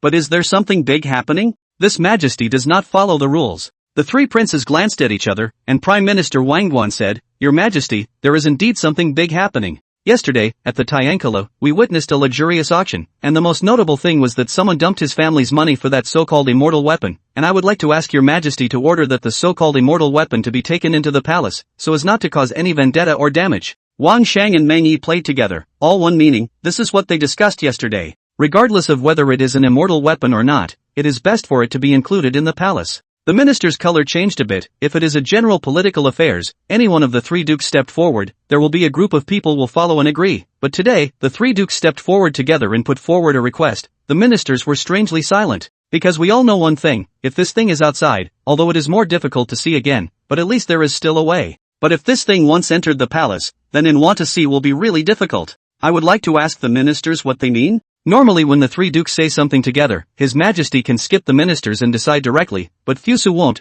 There's a bit of something here. Minister. The left supervisor of Bangchang, Xian Kaishian, has something to say. Oh, then tell me about it. Fusu acted interested. Back to your Majesty, back to the three dukes. I feel that this matter is inappropriate. I was at the scene yesterday, and I know that according to the Qin law, the behavior of Tiankala yesterday was legal. I, Great Qin, have always ruled the world by the Qin law. But to take the law in vain today is really inappropriate. Moreover, there is a provision in the Qin law on the payment of grain, that is, if the people pay a certain amount of money in grain can get an official position. Yesterday, the proprietor of the Tiankala building also said that he would pay a layer of the income from the auction to the government office of the internal historian of grain control. If we not only don't reward them, but also plunder their belongings at will, I'm afraid it will chill the hearts of the people of the world. Xian Kaishian, a burst of eloquent talk, is to make Tiankala yesterday's behavior become legalized, so the court can only pinch the nose to admit. Fusa smiled then asked, "There are a few points of truth in what Minister Xianai said. Is there any other minister who would like to come out and say something?" We can see, Tao Crown Prince behind the stand of His Majesty, and His Majesty simply do not want to care about this matter. Now is to pull out a few ministers and the three dukes debate a bit. When will be able to get His Majesty's goodwill? Such a good thing that cannot let a person eager to try. Seeing that the number of self-nominations was relatively large, Fusa chose one from the Yamen of the Neishur, the ruler of the corn. I, Wang Ji, Minister of the Ministry of Internal History of the Corn Rule, have a matter that I would like to inform your Majesty and the three princes of. Since the beginning of the first year of Tianxian, the court has authorized the Northern Expedition Division to march northward, and what has been triggered by this is the emptiness of the treasury of the office of the Internal Historian of the Corn Ruler. The silver stored today is no longer enough to support the salaries of the border troops and the monthly contributions of the ministers, and there are still more than 2 months to go until the summer tax, so I hope that your excellencies will think twice. This sentence sums up to one thing: the government office of the governor of corn is out of money, and if there is no new money coming in all the time, all of you won't be able to get paid for the next few months. What followed was the performance of the group of ministers, quoting all sorts of scriptures. Anyway, it was said that the court should have credibility and should not arbitrarily deprive other people of their belongings. After all, the three males are old, thinking where to keep up with young people. In a short while we'll be arguing, but when Fu Su saw that any further argument would turn into a group of ministers crusading against the three dukes, he immediately called a halt to it. And so the matter about the Tinker House was left unsettled. With this matter concluded, Trump, the head of the Black Platform soldiers, stepped forward and said, "I have something to report." Fusu also already knew, but still had to pretend to be unaware and asked, "What is it?" Trump felt that His Majesty wasn't acting skillfully enough, and the look of unawareness came across as unnatural, but of course he wasn't going to say anything about it. I have here a memorial from General Fan Kwai of the Northern Expeditionary Corps, in which General Fan Kwai impeached General Han Xan of the Northern Expeditionary Corps for having second thoughts about his self-importance. The ministers were in an uproar. The Northern Expeditionary Corps was fighting on the front line and had 200,000 troops at their disposal. If the main general had second thoughts, then it would not only cause the Northern Expedition to be a lost cause, but it might even shake the foundation of the country. Even if the ministers are in a hurry, it will not help. Xianyang is 7 or 8 days away from Zhao, even if the horse is fast, and the information that the people are seeing now is the information that happened 8 days ago. And look at His Majesty is not in a hurry at all. There is obviously a hidden message. Show the folders to the ministers. The ministers were scrambling to look through the Jingji, but after reading it, they fell silent, and this bizarre situation made those who didn't read it puzzled, not understanding what kind of change was going on with them. Until he saw the Zhangji, it was written that Han Xian's achievements, within a month to break the way in Zhao 2 places, and then said surrender Yen, this kind of war achievements is only afraid of the year on the General Wang Jian can do. And General Wang Jian couldn't have done all that in 1 month. All the silence from everyone was due to shock, sighs, and anger. All of you have read the Sangha, tell us what you think. The crowd turned their attention to the imperial captain Wang Shang, as the army piece was under his control, to see what he thought. Poor Wang Shang has been talking with his ministers all morning, and now it's a little hard to come out and debate. The old minister thinks that this Han Xian still has the ability, but the character is too arrogant, not conducive to control, not beneficial to the country, not if it is given to death. The ministers all felt that this law was quite good. This is a man with handsome talent, but he has second thoughts. It is hard to guarantee that he will not have other ideas in the future. Such a person only dies in the interests of Great Qin. Fusu knew that it would be such a result. Speaking of Han Xian is still his hand to promote, from the faction will also be royalist it. Chapter 59, Steel. Regarding the matter of Han Xian, he has already been taken into custody in the prison, so let's wait until we return to the capital to finalize the matter. The ministers had no objection either. Although Han Xian was a capable talent, his crime was too great, and he had no connection with any of the factions in the court, and no one would step in to protect him. The matter of Han Xian has caused me a great deal of pain and suffering. I have promoted him to the lowest level, but caused him to have second thoughts about me. Can you all tell me why? How to answer this question? Everyone is different. It's not that if you are nice to people, they will appreciate you. The difference between people is bigger than the difference between people and pigs. Ministers began some competition performance. There are from the sages in the ancient books to find cases to tell the story. There are based on their own personal facts and their own words. There are also said that they are outside the hearsay. In short, is to say what all have. When Wang Ji, the minister of the Ministry of Internal History for the ruling of Korn, observed that His Majesty's expression had remained unchanged, he knew that none of this was what His Majesty wanted, and he had a sudden idea based on his own thoughts and bold speculations. I think, from the matter of Han Xian can be seen that the people do not have the concept of family and country in their hearts. Fusu's eyes suddenly brightened up. It seems that finally people have touched down on the point, so he asked, I Ching say it. Seeing His Majesty's response, Wang Ji knew that he had guessed correctly and hurriedly said what came to his mind. Back to His Majesty, I think this matter lies in the lack of dissemination. Imagine if His Majesty's fame and deeds can be spread to all the townships and counties in the world, so that they know of His Majesty's great talent and great strategy. They are bound to be convinced by His Majesty, and they naturally won't be disillusioned. Fusu looked at Wang Ji, is still a talent, although the idea is still very backward and there is the suspicion of flattering, but compared to those who cannot even think of people is also better. What Wan Iching said is not right, but it's not far off. I have a feeling that the people are ignorant, so I want to teach and educate with the people. For this reason I want to prepare a book called The Great Qin Theory. The ministers then realized what Fusu meant. Together, Your Majesty, you want to publish a book. In the Qin want to publish a book with the latter days is not the same. The latter days want to publish a book. If you are a well-known writer and publisher cooperation, then naturally can be very easy to publish a book, even if you are obscure salted fish, as long as they are willing to pay, but also can be self-funded book, just so that out of the book cannot be issued, can only be their own collection, used to give away also line. But in Great Qin, the difficulty of this matter is going to rise to the level of hell. If not with the paper developed by Mo Zhongxing, it would require a large number of educated manpower to manually carve bamboo slips one by one, which is not necessary to explicitly say how difficult it is. The second thing is the audience. You need to be a reputable person so that someone will buy the bamboo slips you carve and be glad that he can read the words you carve out. Carving is known to be a craft. The first point needs to be rich and powerful, because cultured people are especially valuable, so those with average strength can basically be passed over. The second point is that you need to be a reputable person, or else no one will read what you carve. Isn't it a joke? That's why Confucius Analects are so classic. Why don't you publish your own book? It's not that the times don't allow it. Of course, being in the position of His Majesty Fusu, all these conditions are not a problem. When it comes to publishing a book, shout he is in the spirit, before the people quarrel and he has nothing to do with it, it does not matter, but publishing a book is very much related. As I said before, the current Qin Majesty, there is no such thing as a small treasury. The proceeds of the royal estate will also be used to subsidize the state treasury, the same reason why His Majesty wants to publish a book. Where is the money elsewhere, but still have to be the state treasury to pay for it? Xiaohui stepped forward and said, "Back to your Majesty. Your Majesty's desire to educate the people is a blessing for the people, but now that the internal history of the ruling court is empty, is this move to be put off for a while?" Fu Su looked at Xiaohui with wide eyes. He did not expect Xiaohui to backstab him. Xiaohui is also bitter in his heart, but he had to go on. "The money from the Tiankula building has not yet arrived. Your Majesty, you are thinking of spending it. The Ministry of Revenue is really no money." The ministers did not speak. It was most interesting to watch the drama and all. Fusu pondered for a while and then understood. Xiaohui and the ministers think that Fusu out of this great Qin theory is to save each people are issued a copy, let them have time to read a little, so that the people will naturally feel the kindness of Fusu. After all, how precious are books and how ungrateful can they be? I have no intention of publishing a book for the time being, but the preparation of this great Qin treatise should indeed begin immediately. At the same time, I hope to gather people from the medical family and people from the agricultural family to write a set of books on medical science and agriculture. His Majesty has said so. What else can Xiaohui do? Do you all have a candidate for writing the great Qin treatise? Compiling books is a good thing. Not only do you get to add credentials, but you also get to keep your name on the books. Whether it's during your life or behind you, it's pretty good. Prime Minister Wang Guan stepped forward and said, "Your Majesty." The old minister can.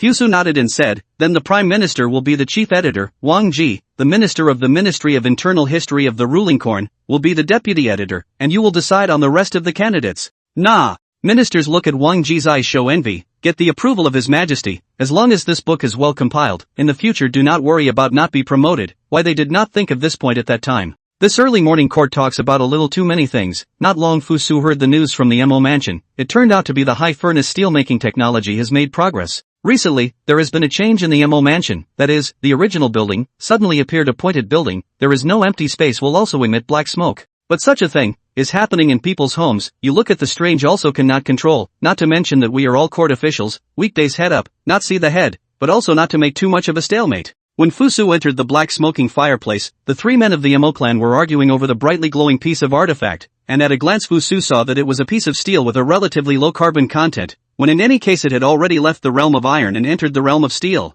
Watching Fusu come in, all three stopped arguing and bowed. "Your Majesty." Fusu made into a knife mold finished product in the hands to check, and the feel of raw iron is completely different. In his latter decades of experience in the use of the view, has been able to reach the use of the category. It's just that the carbon content needs to be further enhanced if you want military use. No need to argue, this is steel. Fusu sealed the deal. Yay! Mo you let out a happy cheer, not forgetting to scoff. "I told you it's steel, big brother, you still don't believe it. Now you know, right?" For such a senior sister, Mo Zhongxing could only smile bitterly. Chapter 60, the Mo family. Steel and iron together to build the foundation of industry, even if the industry has not yet begun to develop, but the emergence of copper and iron can replace bronze, become the armament of Great Qin. It is important to realize that compared to the resources of the bronze mines, iron ore is open in many places. Fusu was very happy. The next step was to discuss the rewards. Who researched this object? Mo Yu looked at his father, Mo Zhongxing also looked at his master, and as long as Mo Jianda looked at the ground, it was obvious. "I'll talk to Mr. Mo alone first?" Although it was said as a question, it was actually an affirmation. At least no one would think to ask a rhetorical question. Mo Yu also gave his father a special look before he left, and then thought about giving Fusu another look. As for what the look meant, I guess only she knew. Fusu found a place to sit down, then arrived at a cup of tea for himself and Mo Jianda, acting more skillfully than in his own home. "Mr. Mo has made a great achievement this time. The appearance of steel will change the course of the future." Although Fuso has been changing the course of the future, steel is unique. Mo Jianda also sat down, although he usually showed no obviousness, but as the great son of the Mo family, the demeanor should still be there, especially after making results. He was the type of person who was more practical, and his confidence would increase a lot after making results. "It is indeed inappropriate for your majesty to say that this art of steelmaking is still taught by your majesty. We are just reproducing it. Mr. Mo mustn't say that. Although the drawings were drawn by me, the manufacturing process was all painstakingly drilled out by Mr. Mo. Without Mr. Mo's drilling, even if there are drawings, they are of little use." There was a flurry of business exchanges on both sides, and it was all very happy talk. Suddenly Fuse's face was straight. Mo Jianda knew that the main event had come, and hurriedly calmed his mind, knowing that the next words would decide the fate of many people. Fusu knew that to convince a person, the first thing is to respect his ideals, so he asked, "Mr. Is the great son of the Mozi family? I heard that the Mozi family's situation is not as good as it used to be." Mo Jianda smiled bitterly and said, "Compared to the predecessors first, it's a bit worse now, but the fire is still there, there will be opportunities. If it were not for the knowledge that the people of the Mo family in later generations had almost disappeared, Fusu would have thought that the Mo family had preserved the seed when he saw Mo Jianda's swearing. There will be an opportunity for it now. Fusu looked at Mo Jianda and said seriously, Mr. has been in contact with me for such a long time, and has a certain understanding of my temperament. I still have a lot of drawings that I haven't realized, and I would like to ask Mr. to rate the Mo family's children to help me. Mo Jianda thought seriously for a moment. At this time, he just need to agree, the Mo family children brilliant and prosperous will be just around the corner, but is this really what the Mo family children need? Their forefathers had refrained from enjoying glory and honor in order to stand up for what they wanted, and today he was going to give up the obsession of his forefathers here? Mo Jianda smiled then said, My humble servant thanks your majesty for your kindness, only that the words of our forefathers will not dare to be forgotten by future generations, so I am afraid that I will have to disappoint your majesty's good intentions. Fusu understands that this is the temperament of the ancients, the bones of the Mozi family, and if this is not what I want, then even if it is glory and wealth, I will not put it in my eyes. It's useless to talk about treatment with such dignified people, you have to talk to them about ideals and ambitions. Fusu took a sip of tea and said in a cloudy voice, How does Mr. Mo think the people of Great Qin are doing? Mojander also gave a smile, then said, Not good? Fusu glanced at Mo Jianda, then asked again, How does Mr. Mo think the people of Guangzhou are doing? Mo Jianda thought about the people of Guangzhou that he had seen along the way, and their daily lives, and all the disparaging words could not be said, they are living quite well.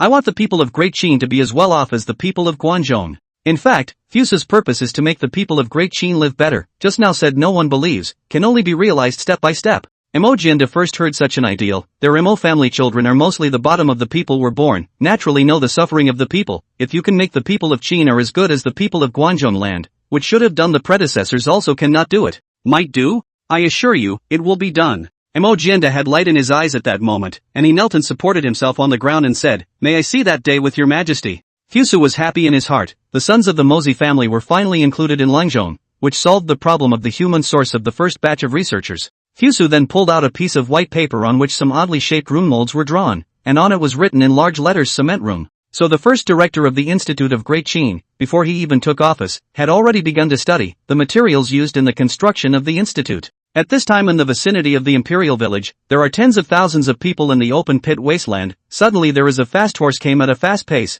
people have not yet arrived, sound has been in the air shouted, infrastructure army generals where? Brother you, a superior officer is looking for you. Yu Yongchang, who was hoeing the ground, was awakened by a bystander, he was so absorbed in his work that he did not hear. Back to your excellency, my humble servant is none other than infrastructure army general Yu Yongchang. The knight took a look, this Yu Yonglong the whole person black, the whole body only left teeth are white, some surprised, how to say are in charge of nearly 100,000 people of the general, how to get into this appearance. But that was none of his business, he just had to finish what he started. Yu Yongchang, by order of his majesty, order your infrastructure army to proceed to the royal hunting ground without delay. After Yu Yongchang heard this, he suddenly revealed a mouthful of white teeth and said, My lord, what about here when we go to the royal hunting ground? Is this something you should ask? Go to the royal hunting ground quickly or be punished by military law? Nah. Long time no contact with the military, but let Yu Yongchang forget, they are also soldiers to come, although the name is called infrastructure army. The 100,000 people entering Xianyang naturally caused a shock, but the direction they entered the city was the west gate, which was right next to the royal hunting grounds, causing less of a stir.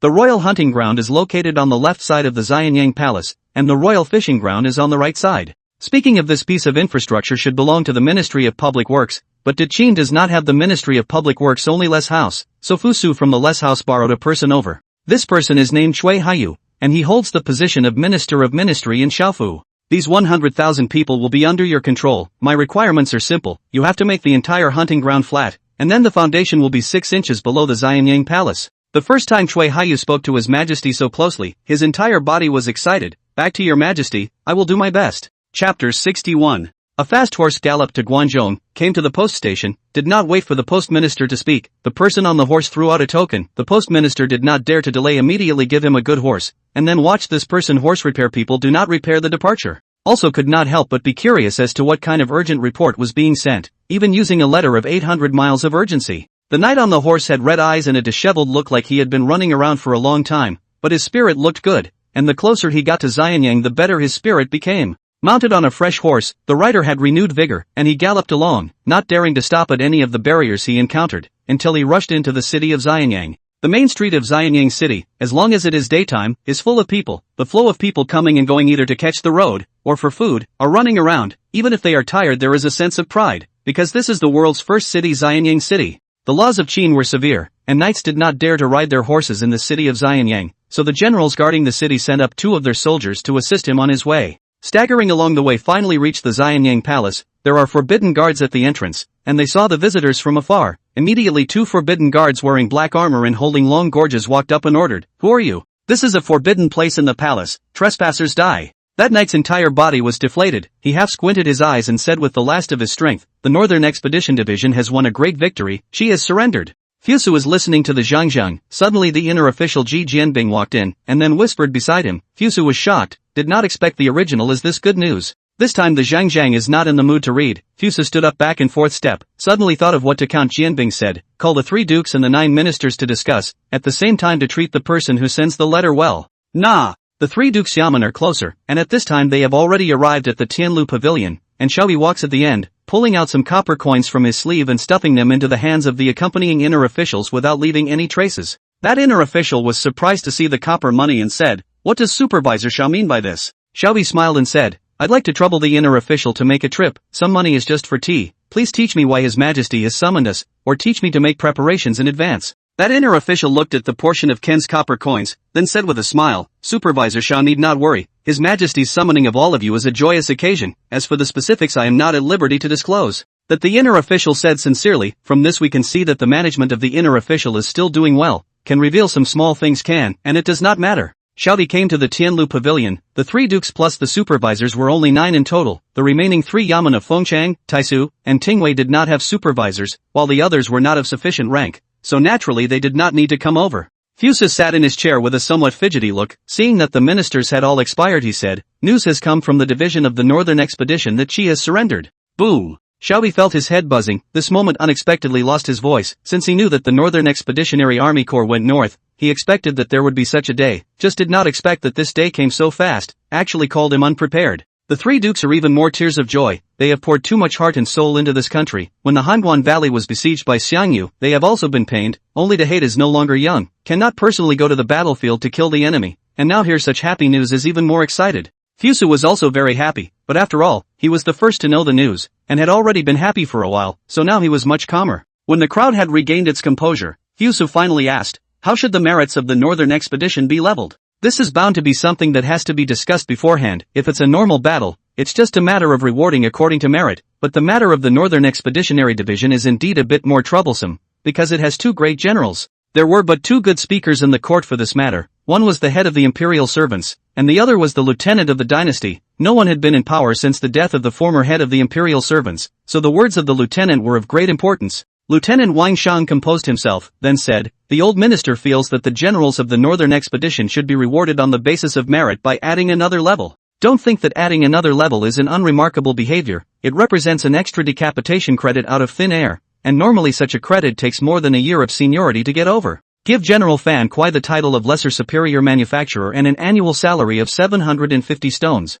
The Manhan Xin will be left to your Majesty's discretion." This speech was to separate the merits of the 2 great generals of the Northern Expedition, and General Fan Kuai received the credit of having recruited and surrendered Qi. No one jumped in to intercede for Han Xian, not even Xiao He, who was said to be a close friend. "I think there is something wrong." A voice suddenly rang out, and the crowd looked to see that it was the Prime Minister Wang Guan's speech. Feeling strange, Fusu asked, "What does the Prime Minister think is wrong? But there's no harm in saying so." Wang Guan said in a peaceful manner, "I don't have any opinion about the reward of the generals, only the last reward about Great General Fan Kuai. I think it's biased. I think we should give the title of Guan Nai candidate. It looks as if the title is simply elevated by a few ranks. In fact, this generation changes the attribution of military service. If Fan Kuai is promoted to Marquis of Guan Nai, it means that the court recognizes him as a great general and counts the previous Han Xian's achievements to him, while Han Xian will surely die." Fusa frowned. He understood Wang Guan's meaning. Wang Guan was the one who had experienced the whole experience of Great Qin from calm to scourge and back to calm again, so he was well aware of the danger that such skilled military generals would pose to Great Qin. He was trying to nip the danger in the bud. The 2 dukes each had their own opinion, making it hard for Fusu to decide. Although his heart was in favor of the Lieutenant Wang Shang, he could not deny that the Prime Minister Wang Guan's words were also very reasonable. "Does General Meng Yi have an opinion?" "I have no opinion. I don't know why." Fusu always feel that the imperial historian Meng Yi the whole person become very negative. not willing to be in the undertaking affairs, as the position of the imperial historian to monitor the work also do not do well, from when it started? It seems to be from the prison out of it. Fusu frowned, then looked at Xiao He, the inner historian of the corn ruler, and asked, "What do you think of this matter, Minister Xiao?" Xiao He actually didn't want to answer. One side of this matter was his friend, the other side was his majesty and the law, and it was still a complicated single-choice question. It was impossible to keep him fair and impartial in this situation. He could see that his majesty was somewhat fond of Han Xian, but he couldn't feel if his majesty was testing hearts. I think the Prime Minister is right. Chapter 62, His Majesty calls for money. I think Lord Prime Minister is right, but the words of Lord Imperial Captain are also reasonable. My great Qin governs by the law, and naturally relies on the law for what it does, and the crime committed by Han Xian should be judged according to the Qin law. Xiao He remembered what he said in Tianlu Pavilion and showed a bitter smile. Han Xian was not sentenced to death in the end, only he remembered the eyes of the Prime Minister Wang Guan who looked at him in the end. It was a kind of coldness with a chilling wind, right? The news of the victory of the northern expedition had reached us, and His Majesty had sent down a decree granting amnesty to the whole world, and the people in the streets were rejoicing, and smiles were spreading on every face, as if they had entered the land of smiles. The carriage was walking in the avenue. Xiao He suddenly saw Tao Reserve's carriage. His carriage was different from others, looking ragged, so Xiao He was very impressed. He also asked Tao Reserve why he wanted to ride in such a shabby carriage. It wasn't like he couldn't afford a new one. Tao Reserve smiled then said, "A carriage that is too ornate is not suitable for a merchant like him, it's dangerous." Xiao He did not understand before, and then became the main official of Pei County Rafters only to know some people live will have to fight to the best of their ability. The ragged carriage rattled along on top of the greenstone slabs, looking at the aspect of the location of the palace. At this time of the day it should be arriving at His Majesty with glad tidings. Xiao He returned to the government office of the internal history of the rule of millet. As soon as he entered the door, he saw everyone smiling with a big smile, and did not care. After all, today is supposed to be a day of celebration, until his adjutant walked in with a booklet, and only then did he notice that the magnitude of the adjutant's smile was not right. Xiao He handled the official documents while asking curiously, "What is it? It makes you laugh like this." That adjutant said happily, "Your Excellency, the taxes of Tiankalu have been paid. This is the booklet of taxes. Please take a look at it." Xiao He knew that the number should be large when he saw the happy look of the adjutant. He had already prepared his heart, only when he saw it with his own eyes, he was still shocked by that number. 350,000 copper. Tiankalu said on that day that it would pay 1/10 of the tax to the state treasury, yet 1/10 of the tax is as much as 350,000 copper, so you can imagine how much His Majesty has earned behind the scenes? Xiao He immediately got up after thinking about it, then walked out the door. Surprised, the adjutant asked, "Where is your lordship going to play?" Xiao He didn't turn around as far as a sentence drifted in, "I'm going to the palace to get some money." Fusu also saw the account book at this time, and the strings of Arabic numerals on it were exceptionally striking. Fusu estimated the figure and asked with a frown, "Didn't you keep any for yourself?" Tao Reserve knelt on the ground and said respectfully, "Thanks to your Majesty's blessings, the strawman's Tiankalu has become the most well-known auction mecca in Guangzhou, and those who come to find the strawman's auctions can't be won over, and the strawman's ability to get the method taught by your Majesty has already been satisfied, and he really doesn't dare to ask for too many luxuries. If it is a general emperor at this time has already been patting the rise of the horse's ass, but Fusu was a man of the latter part of the world, such horse's ass, although it is also very useful, but he knows a reason, win-win is the way to the long term. In his long-term plan, business is a link that is destined not to be ignored, so this one is just a test, testing the ability of Tao Reserve. It was good that Tao Reserve's ability could not be said to be much outstanding, but it was enough, and Fusu decided to spill a little to him. "I wonder what kind of people you've met before. What kind of things have you done? But I have an idea. I want to raise the status of merchants." If someone else said so, Tao Reserve must spit in his face. Spittle. What things to think about is not good. Have to say it. But the person standing in front of him now was His Majesty, and he could feel that His Majesty did not have the same kind of scorn for the merchants that the scribes had. He was born into a wealthy merchant family, and his family was actually very rich and had the means for him to take other routes, but he was born with a natural love for the ways of business, and the person he admired most was his ancestor, Tao Zhugong. For this purpose, even if the world was not friendly to businessmen, he endured it. Even if he faced more injustice, he endured it. Even if he was rusty with his former friends, he endured it. But now when he was facing the Emperor of Great Qin, when he was facing this young man whom he had only met twice and could only be called a familiar face, he did not control himself at once, and he burst into tears. Just because His Majesty said something that he never dared to say even though he wanted to say it all his life, raising the status of merchants. Because Tao Reserve had kept his head down, so Fusu did not see this scene. He so would not have thought that just because of his own words, "Let this in the West Marketplace has a great reputation of merchants shed tears." After a period of time, when the Great Qin Institute is repaired, there will be a lot of new things. I hope that by then you can organize a group of merchants and traders, not just any merchants and traders or merchants and traders who have sales channels in all counties and counties. The new commodities will impact Great Qin's existing channels, so I hope that you will lay out your plans ahead of time, not focusing on immediate gains and losses, but taking the long view.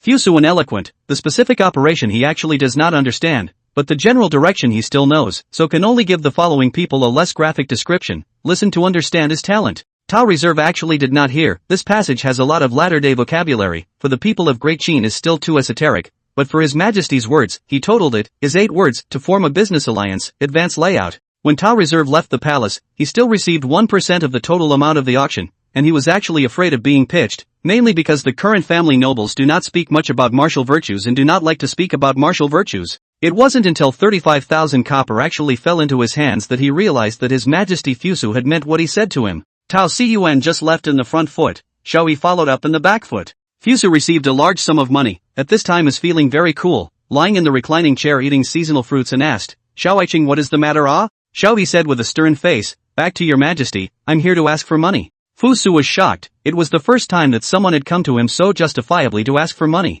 Is Xiaoiqing suffering from hysteria? If you're not well, get off duty earlier, don't be too tired. I am not suffering from hysteria, I have come to ask for money from your majesty. Fusu understood, or that day he flaunted his wealth and caused trouble, now the treasury is empty. In Xiaoyi's opinion this world is all His Majesty's, so it's reasonable to take some money from His Majesty to save the world. Fusu thought about it, coughed and said, Xiaoiqing, the national treasury has no money, that is the rule of Corn and Yashir Yaman need to consider the problem, or else I raise so many officials as to do what? Chapter 63, The Healer and the Farmer. Thinking of Xiaoyi, Fusu's heart is a burst of depression. Surprisingly, this person hard to take away 20% of the turnover, if not know that he is bent on serving the country, if not know that what he is doing is right, if not know that he is capable. Never mind talking too much to get angry. Fusu suddenly laughed. He actually understood that Xiaoyi's approach is right, just see to the hands of the money has not been held steady, so disappeared a large piece of the inner resistance, with no gas. When you think about it that way, it's better to be a Morayan child, eating the least and giving back the most. With that said, Fusu's side wanted to go to the Mo mansion to see how the progress of developing the cement was going.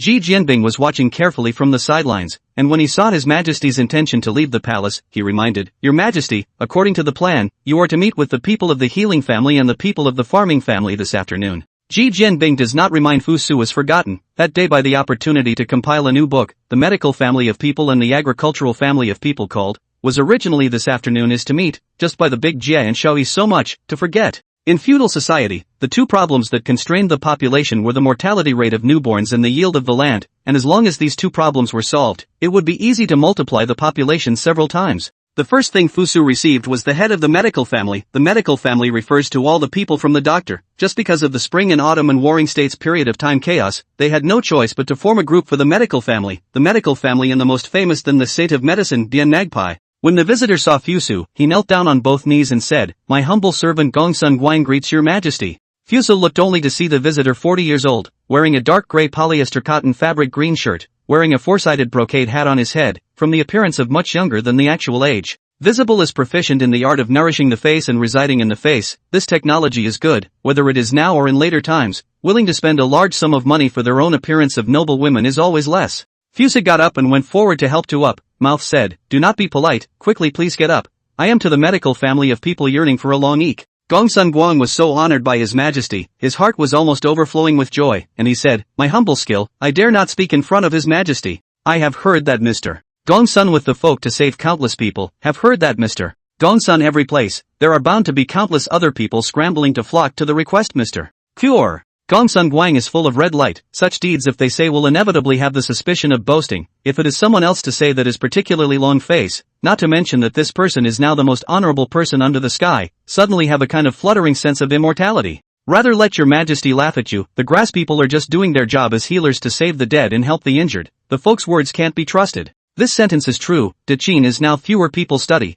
after the original intention of even fewer from the doctor, the people rarely need a capable doctor, it is easy to so beautiful words are imposed on him. However, this also showed that Gongsun Guan was indeed very accomplished in the medical arts at this time. Gongsun Guan has been engaged in the work of a doctor for many years, and naturally scores full marks in the item of observing words and colors, coupled with Fusu's intention, under a conversation, each has its own needs. Dare I ask what you think about the way of the healer? Gongsun Guan stroked his inch-long beard and said, In the view of the grass people, the way of the healer, it is in and see more, listen more, study more. For the healer to do these, will also be considered a qualified healer. This standard is a template for a quack doctor in later times, but in Great Qin this is already a good healer. Watching the time is almost up, Fusu will no longer procrastinate, Mr. No, I have dared the people to be troubled by the disease. I want to set up the Imperial Hospital in Xianyang, gather the world's bright doctors, study the way of the healer. If it was before, Fusu naturally didn't dare to say this. The moment he heard about the Thai hospital and whatnot, he knew that it would cost a lot of money. But now that the Mozi children are coming to Xianyang, when the institute is established, Fusu won't be bothered by money for a long period of time, and that's the reason why he is saying this now.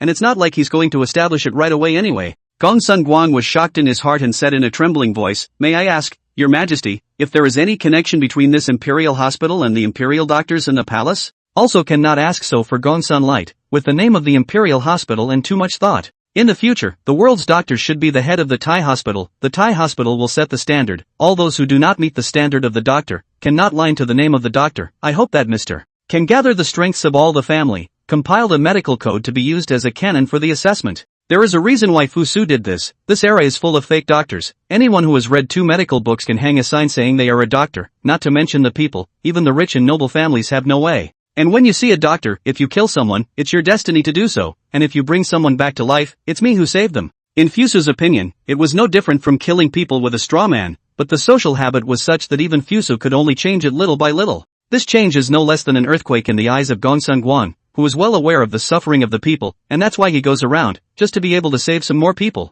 If such a standard is set up, it will force those unqualified medical practitioners to know the medical classics, and although the medical classics may not be all correct, they are many times more superior than their haphazard attempts to save lives. My humble servant thanks Your Majesty for the people of the world. Your Majesty is merciful. Mr. Gongsun do not want to say this, I just provide an opportunity, the real people who do things or you. After sending Gongsun Guang away, the next person he met was Su Xian, the leader of the farming family. This Su Xian is not the other Su Xian, he is not said to be a snake. Su Xian was a middle-aged man who appeared to be in his mid-40s, made to look a little older than he really was due to his years of farming duties. He looked a bit more restrained than Gongsun Guang. Fusu said gently, Mr. Su doesn't need to be so nervous. I called Mr. Su to come because there are some things I want to discuss with Mr. Su. When Fusu said this, Su Xian calmed down quite a bit, and he smiled a little, full of big shafts, living like an old farmer. But Fusu was looking for old farmers, and only someone who had worked the land all his life would know what to do to optimize the land and improve the seeds. This time of year, it's bull ***** to talk about potatoes, corn, and sweet potatoes. It's better to rely on homegrown optimization and improvement. Speaking with Su Xian, he hoped that he would take the people of the agricultural family and study the method of multiplication in Fusu's imperial villa, and that all resources could be called upon, and that there would be a reward for any results that could be produced. Su Xian bowed and left. Fusu looked at the sky from afar. In this era, what he can do he is doing. As for the result, it depends on the will of heaven. Chapter 64, Election of the Queen. Fusu yawned in the morning court. He had a very strange dream last night, dreaming that he had returned to the modern society, and then ate takeout at home, met his ex-girlfriend who came to the house to pick up some things, and then some indescribable things happened. It had been years since he came to this world, and this was the first time he had such a dream, so Fusu spent the latter part of the night in deep thought to the point that he didn't sleep well. The morning court was used to deal with important matters, or matters that could be decided upon, so if there was not much to do on any given day, the morning court would seem to be relatively free. I have something to report. Fusu half smiled as he looked over, and it was Xiao He who spoke up. Fusu asked listlessly, what is it? Xiao He put his hands together and said in a serious manner, since ancient times, a country cannot be without a king, and a harem cannot be without a queen, and as the world is now settled, I implore your majesty to welcome a consort. Wang Guan looked at Xiao He and nodded with satisfaction. Fusu was instantly energized by this. Is this about getting a daughter-in-law? But I'm not ready yet. Marrying a daughter-in-law, this kind of thing, no matter in the previous life or this life, Fusu has no experience. The TV series to have seen a lot, the specific how to operate do not know.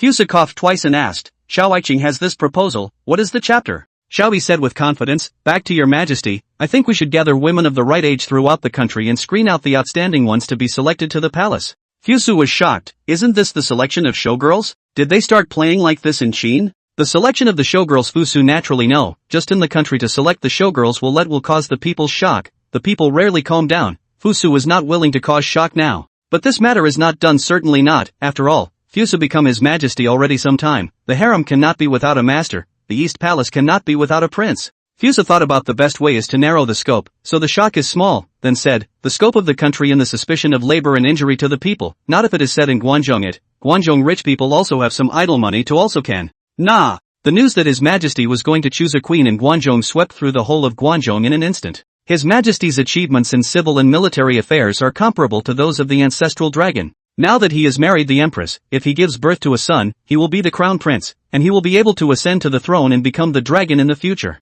I don't know how many people envy such an opportunity. For a while, whether it is the common people or the family nobles who have a woman of the right age in the family are all overjoyed. The hottest thing in Xianyang City is to talk about your family can have the right age of the woman. If there is a family will be to the side of a burst of bragging about their own women beautiful. If the family does not have a long sigh and short boo. Inkwell, name. Ever since hearing the news that His Majesty was going to marry, Mojienda had noticed that his own daughter was sulking, the reason for which he naturally knew. He puts down the cement recipe in his hand and comes to all his daughter's boudoir, hesitates for a moment then knocks on the door. The door opened, revealing Mo's shriveled appearance. Mojienda was not good at persuasion and only said, if you want to marry His Majesty, you can go and choose a draft girl, father will definitely help you. Mo said with some heartfelt and hesitant words, but father, he is His Majesty of the day. I am just a daughter of a grassroots, how can I be worthy of him? Mojienda said with an unchanged face, your father I will become the director of the institute, your eldest brother is the head of the lesser house, so how can you be the daughter of a grasshopper? Moreover, you have spent so much time with His Majesty, you should know his nature, he doesn't value these. But if I marry, I won't be able to serve father in the future. Mojienda looked at Mou's reluctant look and couldn't help but sigh, his daughter has grown up. Daughters have to marry after all, as long as it's to someone they like, so come out and visit when you miss your father. Aha! Mo Yuk nodded solemnly, then leaned back against his father's shoulder, as if he had come out last year. Prince's mansion. Wang Guan, who was eating at the table, looked at his flowery daughter and asked, His Majesty is going to marry, do you have the will? Wang Yu paused, and only after half a second did she return, my daughter has no wish. Wang Guan took a bite of food and said, it's fine if there is no will, our family is not bad at this, who is your intended? Tell me about it? Wang Yuji knew that he couldn't hide it from his father. With his father's power and shrewdness, I'm afraid that the matter would have been exposed long ago, so he confessed, it's the head of the young house, Mo Zhongxing. A light flashed in Wang Guan's eyes and he exclaimed, it's him. At such a juncture again, Fusu encountered an incident where someone approached him to recognize his relatives. He looked at K Jianbing and frowned. What does that man claim to be me? Ji Jianbing laughed bitterly, Your Majesty, that man claims to be your uncle.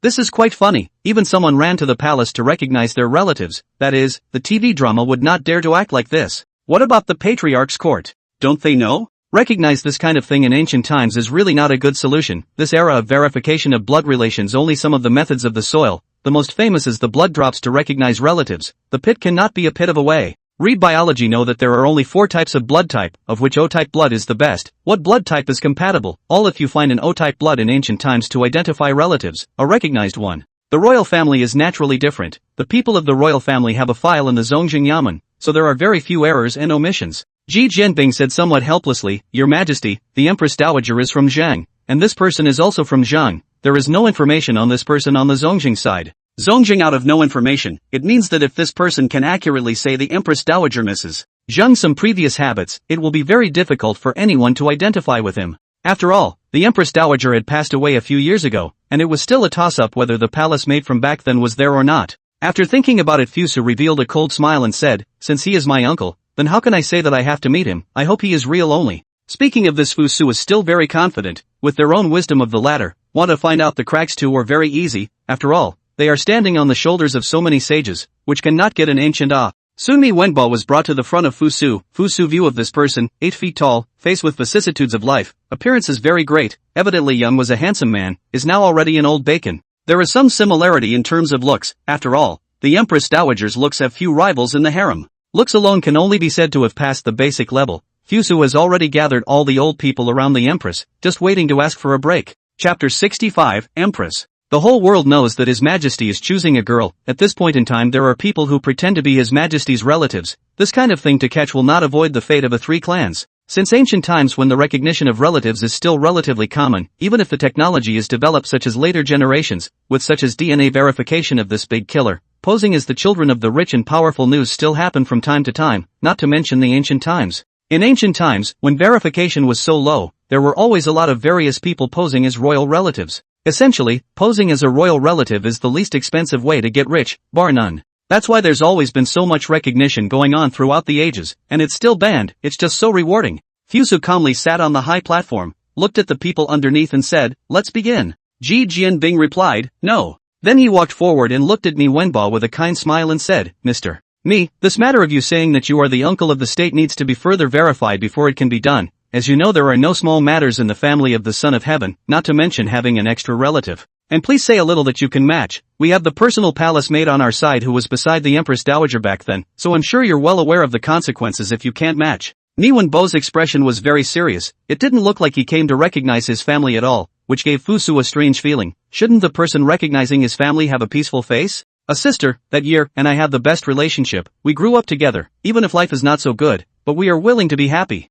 I remember one year I was seriously ill. The doctors were at their wits' end. It was my sister who didn't leave me alone and brought me back from the brink of death. So from then on I swore that I would not let sister be wronged, until sister was married off to Qin, and although I tried my best to stop it, I still couldn't resist my father. I was grounded at home for 3 whole months, and for 3 months I thought every day about getting sister back, and when I came out 3 months later, sister had already gone to Qin and become the consort of the first emperor. When Mi Wenbo said these words, his facial expression could only be said to be just qualified, and did not show a very strong emotional conflict, but it was this kind of look that was more in line with the state of mind of a disheartened person. Fusu also do not know how to say, he has not experienced the drama of recognizing relatives. With the eyes of an outsider, Mi Wenbo behaved perfectly, but he felt that there is a hint of disharmony, specifically where the disharmony is and cannot say. Ji Jianbing revealed a tougher smile and said, also please Mr. Me say something we do not know, otherwise I'm afraid that there is a disaster to happen. Mi Wenbo saw Ji Jianbing smile. His smile was clearly amiable, but you could feel the coldness behind the words. It was a stare from the head of the palace's inner officials, the kind that you can't see in death.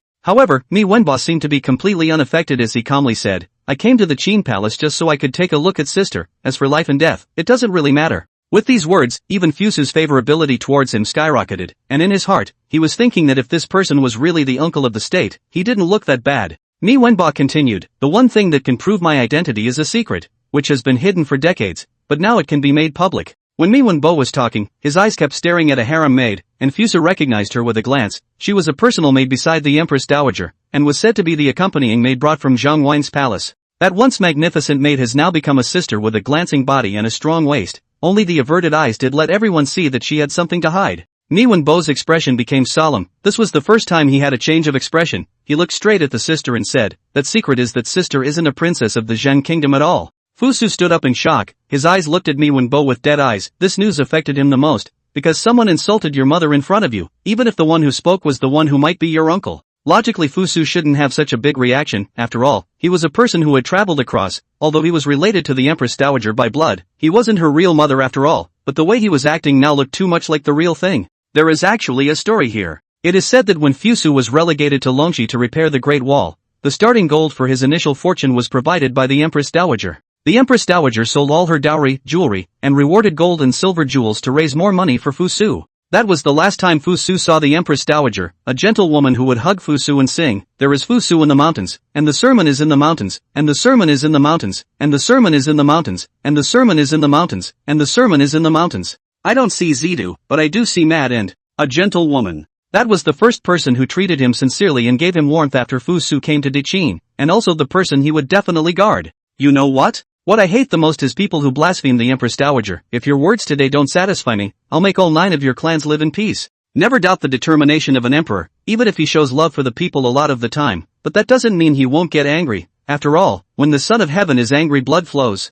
Mi Wenbo pupils dilated for a minute. This is the realization of fear. He knows that His Majesty is finally angry. No one in this world can withstand His Majesty's anger. No one. He forced himself to calm down, and then said, back then, Zhang wanted to marry the princess to Qin, and the king of Zhang finally realized that the princess was actually having an affair with someone, but the words were given already spoken, and the people of Qin were already on their way, so how could they back out at this time? So the king of Zhang had to choose a woman of the right age from his minister's family and marry her as a princess to Qin. Anyway, the people of Qin didn't know if it was really the Duke of Zhang, so as long as Zhang said she was a princess, then she was a real princess. Sister was the one who was chosen at that time, and because she was gifted and very talented, she became the best candidate to replace the princess. And this is the secret that Zhang has been hiding. This statement shocked everyone present, so it turned out that when Zhang married the princess, there was such a twisted story behind it. Fusu's face was gloomy like water. Ji Jianbing rushed to the sister and asked, what was the matter like back then? You quickly tell. That sister trembled more than half a day, shivering half a day before lying on the ground and shouting, Your Majesty, what happened back then was done by the Lord of Zhang, and has nothing to do with the Empress Dowager.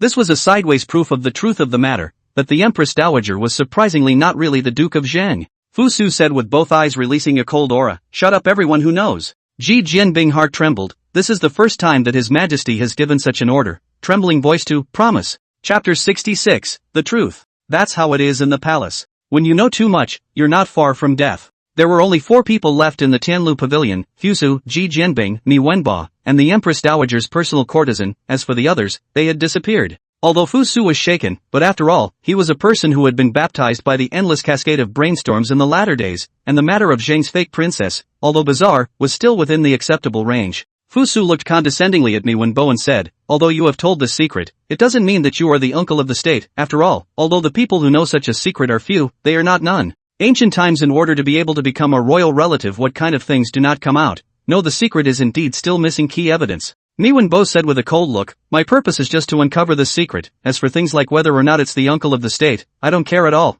As long as if your majesty wants to look into it, you can look for the nobles of the Zhang state in the past, there are some of them who know me. Mi Wenbo spoke with great righteousness, and his words did not put the position of uncle of state in his eyes at all, but the method proposed was excellent. Fu Su does not doubt, so he instructed Ji Jianbing will be 2 separate imprisonment in the palace, waiting for him to send people to investigate clearly in the say. Today's time had disrupted Fu Su's sleep schedule, and even late into the night, the candlelight was still on in the bedchamber. Are you asleep, your majesty? Fu Su was in the midst of his rambling thoughts when Ji Jianbing's voice suddenly sounded outside the door. Thinking that after all, he was one of the witnesses to the evening's events, and thinking that there were some things to be accounted for, he asked him to hold back his right and left, and then came in. Ji Jianbing pushed the door in, bowed and stood to the side and said calmly, your majesty's finishing touches have all been taken care of. Fu Su's eyes trembled, he knew how much unrest was hidden under these calm words, as long as he sat in this position, yet he also had to deal with any obstacles for this identity. Empress Dowager Zhang must be the Duke of Zhang, was, is and will be.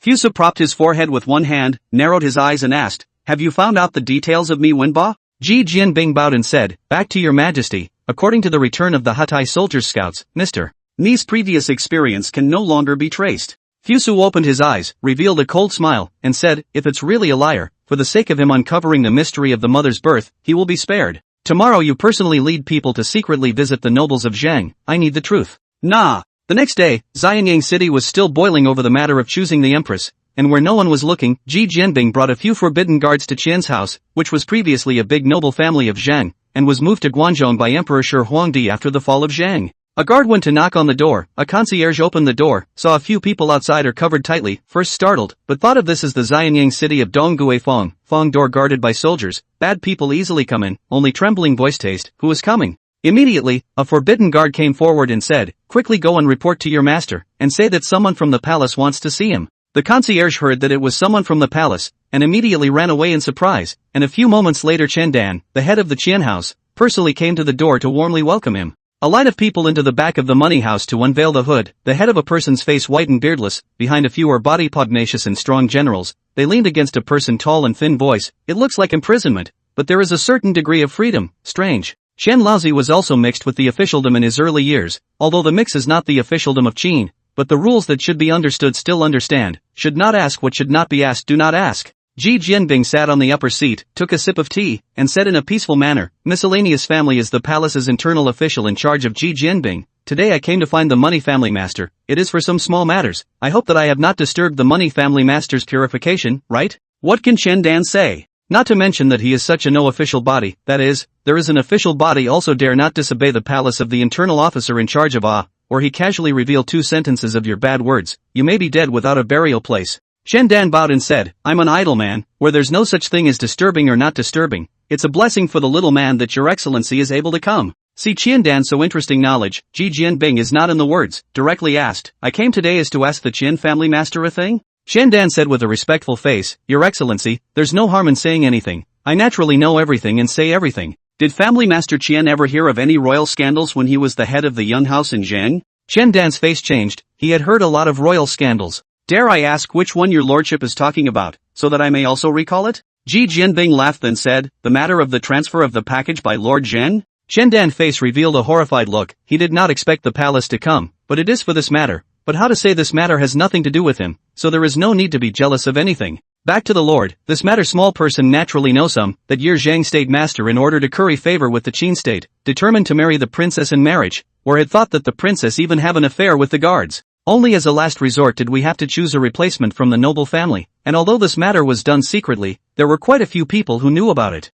Chen Dan told the whole story. He was in charge of Zhang's young house at the time, and knew more about royal matters. Ji Jianbing nodded. The difference between what Chen Dan and Mi Wenbo said was not much. It seems like it should be true. Then does the Qian family master know which family's woman was substituted for the princess that day? This? Chen Dan revealed a look of trying to remember. After all, this matter had already passed for so long, and it wasn't their family's daughter who was replaced in the first place, so it was normal that he didn't remember it. Suddenly he had a flash of light and said happily, right, I remembered, it's Miss Mi family. I heard that the Mi family's kid stopped and didn't allow it at that time, and Hard let the Mi family's head break his leg and then locked up for 3 months. This matter also became a laughingstock for a while. Ji Jianbing suddenly pointed at the person being escorted by the forbidden guards and asked, does the Qin family master recognize who this person is? The forbidden guard suddenly lifted the man's hood, revealing a slightly vicified, yet still flavorful face, and this person was none other than Mi Wenbo. After Chen Dan stared at him with wide eyes and carefully examined him, he suddenly said, isn't this that kid from the Mi family? You're actually still alive.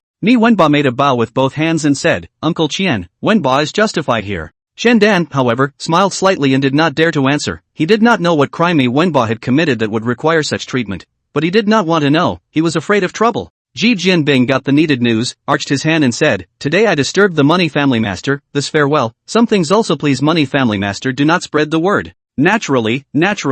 Chapter 67. On the way back to the palace, the atmosphere of the procession was suddenly much more relaxed, and the forbidden guards no longer looked imprisoned, but stood behind him, like the guards of a great man. Walking on the road of the palace, Ji Jianbing suddenly smiled and arched his hand at Mi Wenbo. Mister, Mi won't blame us for what happened today, right? The corner of Mi Wenbo's mouth revealed a smile as he said, how dare I blame your excellency? Your excellency is only acting according to orders. Ji Jianbing smiled even more, and said in a peaceful manner, with this sentence of the state uncle will be a success, here first congratulate the state uncle. What kind of person is Ji Jianbing? He is the personal officer of His Majesty Fusu, so if he can get his approval, he can basically assume that there is no problem in this matter. The corners of Mi Wenbo's happy mouth were about to split open, and it was hard to control it. What are you saying, Your Excellency? The matter has not yet been decided. It's going to be finalized, soon. Listening to Ji Jianbing's compliments, Mi Wenbo was happy in his heart, but he still forced himself to calm down. The two came to all the Tianlu pavilion. Ji Jianbing came to all the Fusu side, bowed to the things that happened in detail described once again.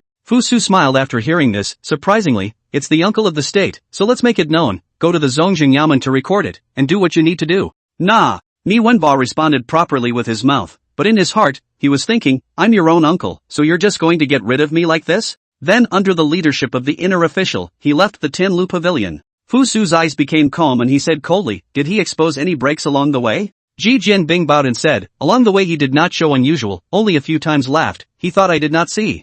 Fusu smiled, praised, this thing you do well, go and collect the reward yourself. Things have been successful, in a month should be able to close the net, you send people to keep an eye on point, this person I still have to use. Nah. At this juncture, even if the palace had posted the notification paper, not many people cared about this matter, and everyone was frantically pursuing the one who would become the empress. Fusu chose the queen of the matter of the final bombardment of a month. Fusu also do not know the specific selection process, only know to the end to his press on the list for 5 people. They were Queen Yan'an, the daughter of the imperial captain, Mou, the daughter of the future head of the researchers, Jing Yi, the daughter of the right supervisor of the court captain, Xiang Fu, the daughter of a former Chu nobleman, and Tai Shuzue, the daughter of a commoner. The emperor's selection of the showgirls is not just the empress alone, the harem consort is also a selection of the original empress of the position is required to the empress dowager and a few nobles together with the selection of the empress. But Fusu's mother, Empress Shang, had already passed away, and all the nobles in the palace had gone to be martyred for Emperor Shi Huangdi. Therefore, Fusu could take charge of the matter of appointing the empress. Fusu looked at the 5 names and recognized only 2, one was the daughter of the imperial captain, Mo Yan'an, and the other was the daughter of the future director of the institute, Mou. Said to choose, in fact, there is nothing to choose, cannot choose a person who do not know as the queen, then to do something, there are people diaphragm really good? Wang Yannan's character is a bit strong, chosen to be the queen in time to quarrel rather unattractive, so Fusu with a red pen to check the name of Mou, admiring her as a candidate for the queen. Because the marriage was to a minister's daughter, on the same day there were officers from the Zongjing Yamen who went to the Mo mansion to conduct the rituals of the marriage and asking for the name of the bride. After completing these 2 rituals, Fusu will send the palace officials to the Mo mansion with the relevant documents and gifts, which is the completion of the ceremony of Naji. Then came the rewards, not only the main family members were rewarded, even the household servants, slaves and the like were also given a share, and after the rewards were given, the rite of levees was completed. After the marriage ceremony, the date is set for the wedding, and after that, the only thing left to do is to welcome the bride. Even with the inner officials handling things, Fusu still found things troublesome, but fortunately, all he needed to do was just wait and he was able to tolerate it.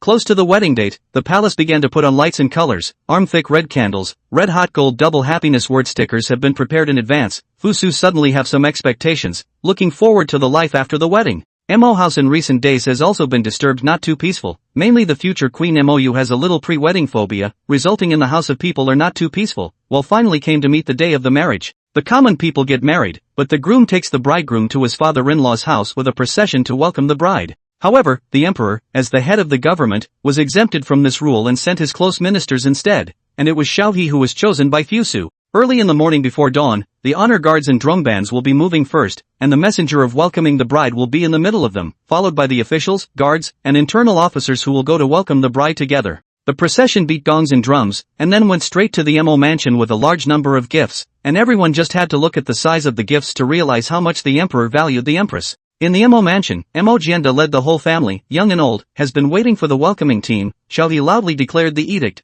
and then will be dressed in full Mou sent into the sedan chair. The group returned to Xianyang Palace in a blustery and joyful manner, where Fusu and the empress-to-be were married at the Vermilion Bird Hall, where, unlike the usual custom, Fusu was not required to go and drink with the courtiers. The emperor and the empress after the marriage is completed after the 6 rituals. At this time they also have to take the imperial whiskey to the temple, in front of the forefathers and grandfathers of the door to declare the matter, declared that only after the completion of all the formalities. Once back in the Vermilion Bird Palace, Fusu finally breathed a sigh of relief. This day's tired him out. Fortunately only need to tie the knot once in a lifetime. He watched dressed in Fengguan Shopi Mou. She would have been extremely beautiful woman, so some dress out of thin air added a few points of nobility. At this time in Fusu's gaze, the small face read, "Thought of this whole day, not a drop of water, not the slightest bit of food." Fusu will come to Mou's small hand sat down at the table and said, "Today you and I have become husband and wife, in the future it is to be held hostage to each other, the first to drink a cup of wine and the eat something it." Mou blushed and didn't dare to speak. She did whatever Fusu said. Fusu poured 2 cups of wine, and then handed one of the cups to Mou, and then drank the wine with the zither between the zither. Fusu was aware that Mou is not good at wine, so he put some food on the table. Both of them were hungry for the whole day, and at this time, they didn't talk much, directly picking up the pasta food and nibbling on it. Having finally filled his stomach, Fusu lay like a large character on his new bed, enjoying a rare moment of peace. He saw Mou sitting timidly at the table and greeted her. Mou's face was as red as if it could drip water. She walked slowly towards the bed, and was suddenly grabbed by Fusu and pulled down onto the bed. Fusu felt that Mou's whole body was hot. Holding her was like holding a fireplace. He couldn't help but kiss her. Mou managed to struggle up and said, "Your Majesty, the candles haven't been blown out yet?" Fusu said in a good mood, "Bright, see more clearly." Chapter 68, Population and Acreage. A small field mouse was crossing the field when suddenly there was a violent vibration in the distance, and the vibration continued for a while. The little vole did not know what to do, but still frightened, it ran back to its own nest in a panic, longing for a trace of warmth, but in fact, the nest is not peaceful, only it is shivering. Looking from the Hanga Pass, the stretching basilisk-colored army was slowly coming. Fan Kuai looked at the lofty city in front of him and sighed, "We're finally back. From the March departure, to June and return, this way to make countless achievements, and then even in the outside world and how good, after all, is not comparable to Xianyang, because this is the place where the dream began." Fan Kuai led Yingbu and Chen Wu to enter Guanzhong, a peaceful atmosphere, countless people working in the fields, all kinds of new tools greatly reduce the people's labor. You can see the people's faces cannot hide the smile. This kind of scene has never been seen in the north, not even in the royal cities of the lords, so it can be deduced that the people are really benefited, and His Majesty Fusu's benevolent government is more popular. The 3 generals looked all the way to the road to be shocked. The scene in front of them is surprisingly they have never seen. All these years the heavy labor and harsh laws of Great Qin, the pressure of the people cannot get up straight. What we see now is their thick smiles, and how hard it was to come by. If the people of the world are like this, I am afraid that no one dares to rebel against Great Qin. Qin Wanshi is also within reach. The 3 of them came to the outside of Xianyang City. Fusu and the 100 officials have long been waiting here. The 3 of them dismounted their horses and walked straight over.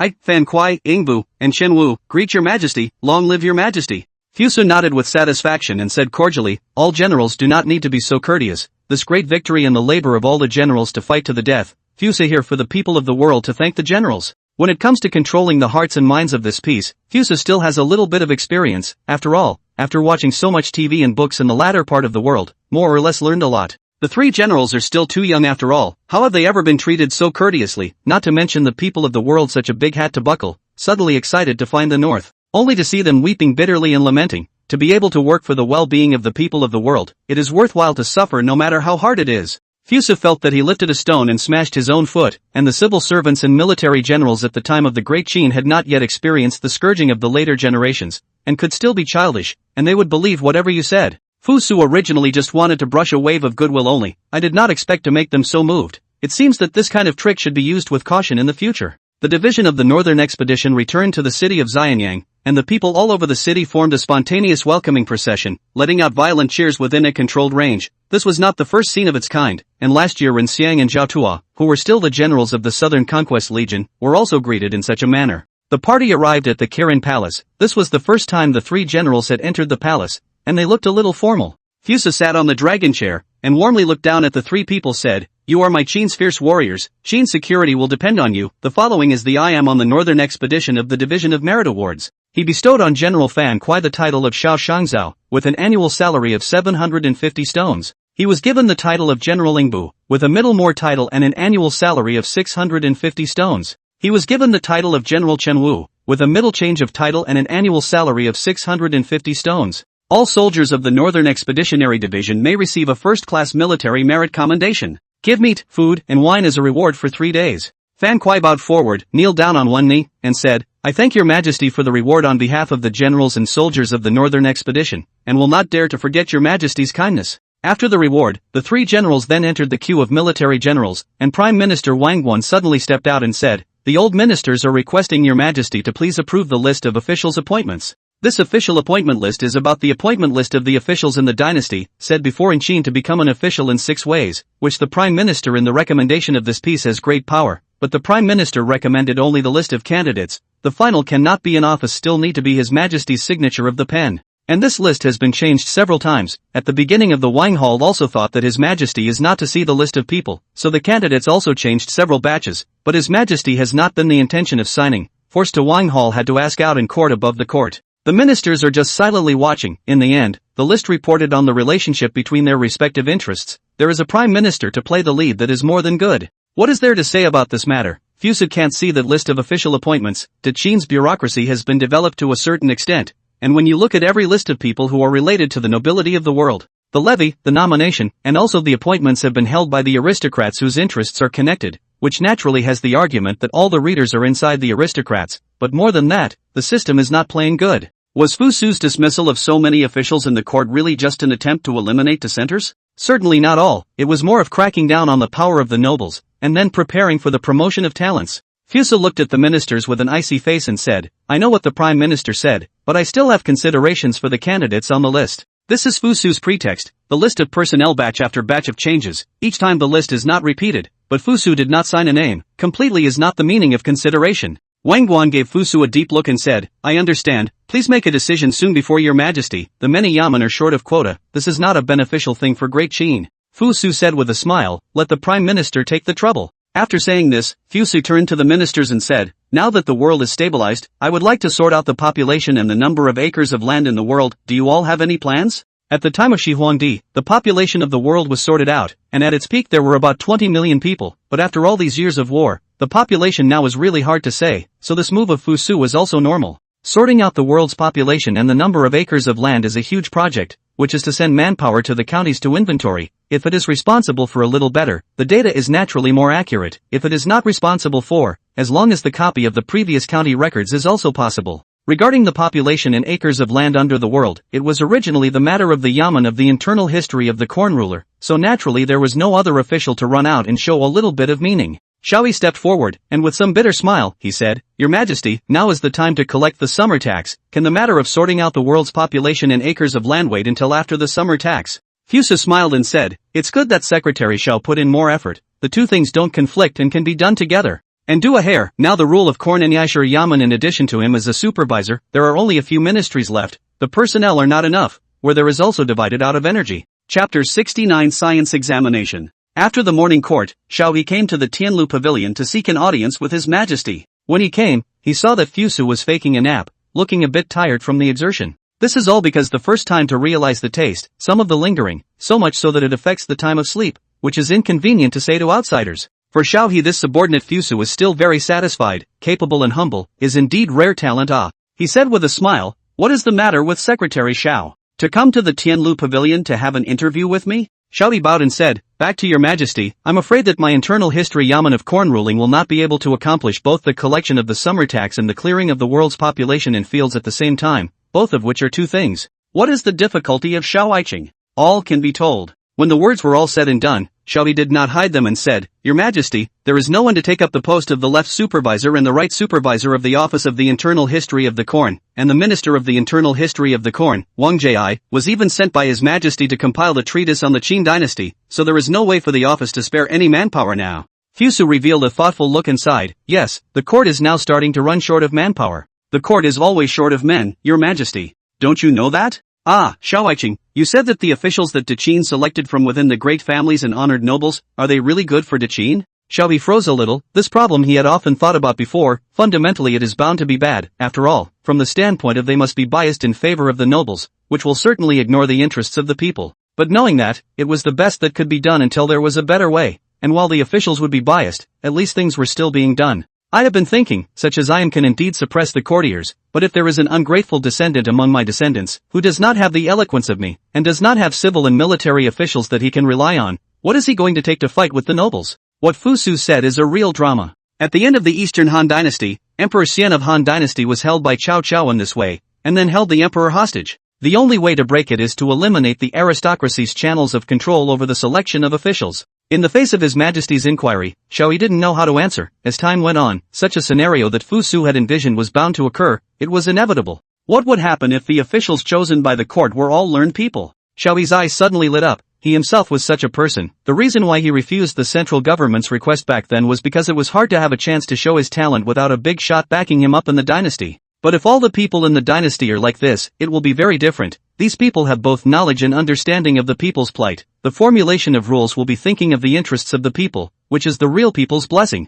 Xiao Yi asked seriously, "Your Majesty has a very good point, but just how do we get such a candidate to become an official? The obstruction from the nobles among them is feared to be worse than a flood." Fu Su snorted and said, "To be an official is to have indomitable spirit, but whoever will give up after encountering a little bit of hardship, what's the use of having them? As for how to select is also simple. The court issued a selection of officials of the examination. As long as you pass it can be selected as an official." How can Xiao Yi not understand that Fu Su has already had a comprehensive plan, and now he is telling him about the plan, so that he can put it forward in the court, and the previous words were said to him. Xiao Yi heart bitter, this plan once set out, almost do not even need to think will certainly be full of civil and military officials of the attack, not to mention that he is only a corn internal history supervisor, even if he is the prime minister of the dynasty, but also will not be able to withstand the attack from the full of civil and military. Although His Majesty will definitely protect him, but he is a person who is hated by the whole court, too if he is to get a foothold in the court, only that even your subordinates will be shady to you. Xiao Yi really wanted to yell out, "Your Majesty, can we change the person?" Of course he knew that this was impossible. First of all, such a thing would necessarily require an official of sufficiently high rank to bring it up. In fact, the prime minister level was the best, and the 9 ministers level was just up to par. Secondly, to accomplish such a thing, it was necessary to have the full support of His Majesty, and a man of His Majesty's bright side like him fit the criteria perfectly. He was suddenly a bit scared. If His Majesty had already thought of this step when he was first elected as an official, then everything would be too scary. What kind of deep planning and layout was needed? Xiao Yi felt bitterness fill his chest, but still smiled and said, "I am willing to be the one to speak first." Fusu looked at Xiao Yi with a deep glance. He knew that Xiao Yi had understood what he meant and said, "Xiao Aiqing, don't worry, Aiqing has not been negative to me. I will certainly not let Aiqing disappointed. This matter will be meritorious in the present generation and in the 1,000 years, and all the people of the world will be convinced by the great righteousness of Xiao Aiqing." Xiao Yi stumbled out of the Xianyang palace, and instead of getting into his own imperial carriage, he chose to walk slowly back to his mansion on 2 feet. For the world to open the door of convenience for this matter, even so that he agreed, which the danger of thinking about all feel terrible. The last change in the law is Xianyang, his end is 5 horsebody.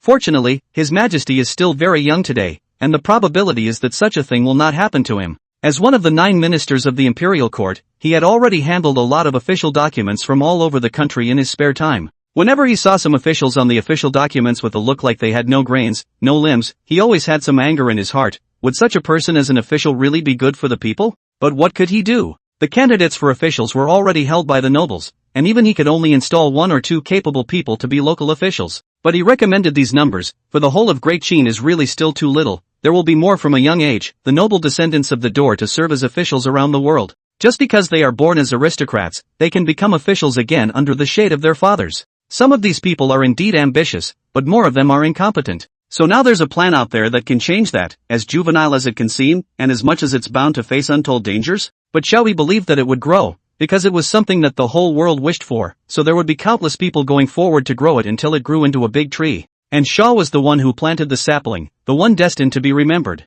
Chapter 70, Nanhai County. At night, Fusu is sleeping with his arm around Mou. Usually after doing exercise, the two of them will go to sleep. Only today Mou realized that Fusu has not yet fallen asleep. So he got up and stroked the long hair in front of Fusu's forehead, and said worriedly, "Why hasn't His Majesty gone to sleep today? But what is troubling you?" Fusu, as soon as she embraced her into the arms, triggering a jiao gasp, feel full of raw flesh, smell incense, and the arms still send out this heat, suddenly feel the mood calmed down a lot. Fusu revealed a bitter smile, said, "I have recently decided to do something, but this thing is very difficult. If successful will certainly make my great Qin strong, if it fails, think I can also shock." Fusu has long been not the same Fusu who just crossed over. Since defeating Pei Gong and defeating Xiangyu's allied forces, his civil and military achievements have already reached their peak in the past 2 years, especially in the Northern Expedition Division that stabilized the 4 countries in the north in a matter of months, which has made the world return to its heart, and any forces must hunker down. This time period, Fusu was confident that even if there were any problems, he would be able to shock them. Mou tightly embraced Fusu, cheeks together, can feel the man's breath everywhere, intoxicated, said, "My father once said, His Majesty's talent is God-given. Amazing talent, but also the heart of the people of the world, which is the appearance of the wise ruler of the world, but also the well-being of the people of the world. This is the reason why he agreed to let the Mozi children come out to help Your Majesty, and the people of the world will remember Your Majesty's kindness and will naturally bless Your Majesty with all their blessings and accomplishments." Fusu revealed a bitter smile. Mou, these words would be a bit superstitious. As a materialist in the latter part of the world, he largely did not believe in this set of things. He felt that only to make the plan enough, you can cope with any situation. But he wasn't averse to such superstitions. After all, it was a great pleasure if your bedmate worshipped you greatly, and superstitions especially aggravated that worship. That's a good feeling. Someone to guide Fusu will feel better. In fact, he does not really need someone to guide, just when the big event is about to happen before the heart some apprehension. Even if there is no one to guide him, he will be determined to make this happen. Fusu, 2 hands around Mou's thin waist, sliding up and down feeling full of slippery hands, excitedly said, "Yule, I just thought of a new posture, why don't we study it?" Mou sniffed and her cheeks turned red. She didn't know why His Majesty had so many strange thoughts and could come up with so many strange and humiliating positions every time. She didn't really understand it and thought it was because she was poorly read and these were normal boudoir pleasures, so even the more humiliating positions she submitted to one by one. Next day, sitting on the dragon chair, Fusu felt in good spirits. Even last night's overexertion didn't affect his state, because there were big events to happen today. The ministers who came to the morning court also realized that today His Majesty came earlier than usual. Usually His Majesty would come late only after the ministers arrived, but today he arrived earlier than them. When an infrequent situation occurs, it signals a demon, and the ministers, all of them old men, came to their places and stood. Xiaobi also saw this scene. He secretly grumbled in his heart, so he thought that His Majesty was not going to give him a chance to back out. In fact, or he knew that Fusu was just a little too excited. As Ji Jianbing shouted, "Something is revealed." The most important morning court in the first year of Tianqian began. The first one to appear was Imperial Historian Jishou, only to see him come out of the line, bowing with his hands clasped together. "Back to Your Majesty, I, Imperial Historian Jishou, have something to report." Fusu was a bit surprised. How as an Imperial Historian first opened his mouth, he thought Xiao would do it himself first. He did not expect to find a helper. It didn't matter who started it though, as long as things were said, so he said blandly, "What is it?" Jishou took out a zhang from his sleeve and said, "Back to Your Majesty, I have a zhang here from the Nanhai County Governor." The zhang said that in recent days, the old people of Baihui land in Nanhai County, there are signs of resurgence. Nanhai County Governor Ji Sui pleads with the Imperial Court to send troops to suppress it. This matter Fusu already know, originally was ready to get off the morning after the court to find the lieutenant to discuss, did not expect someone in the morning court time to say it. That said, why was such a thing brought up by a royal historian? It's not like the area he oversees is in the South Sea County, so it turns out they have the same last name, so it's fine. The ministers in the courtroom are all discussing, expressing their own opinions, but Fusu does not care. In the latter part of the world, there is Zhao Tuo's 200,000 conquering South Legion suppression. The Baihui land only smooth access into the territory of the Central Plains, and now that the conquering South Legion are gone, there will be a little ups and downs is also understandable. Fusu calmly asked, "What do you all think about this matter?" Shen Kaixian, the left supervisor of Fengchang, stepped forward and said, "Your Majesty, I think that the people of Baihui have only just returned to the Qin Dynasty, so it's inevitable that there will be some restlessness, so we only need to let the local county governors apply benevolent policies and supplement them with indoctrination in order to pacify the people. As soon as he finished speaking, Ji Shou, the Minister of the Imperial History Department, immediately spoke up and said, "Your Majesty, I don't think it's right for Lord Qin to say this. The people of the Baihui land are stubborn and vicious, so it's not possible to pacify them with just a few benevolence and indoctrination. I still ask your Majesty to send out generals to suppress them." People kept coming out in the courtroom, those in favor of Xian Kai-shian and those in favor of Ji Shou, and each had a strong reason. The reason given by the peace advocates is that dispatching a large army would require a large amount of pay and provisions, and at this time the summer tax had not yet been collected, so the national treasury could not afford to support the military expenses. Besides, the state treasury always needs to save some silver, otherwise how to cope with the emergency in case of an emergency?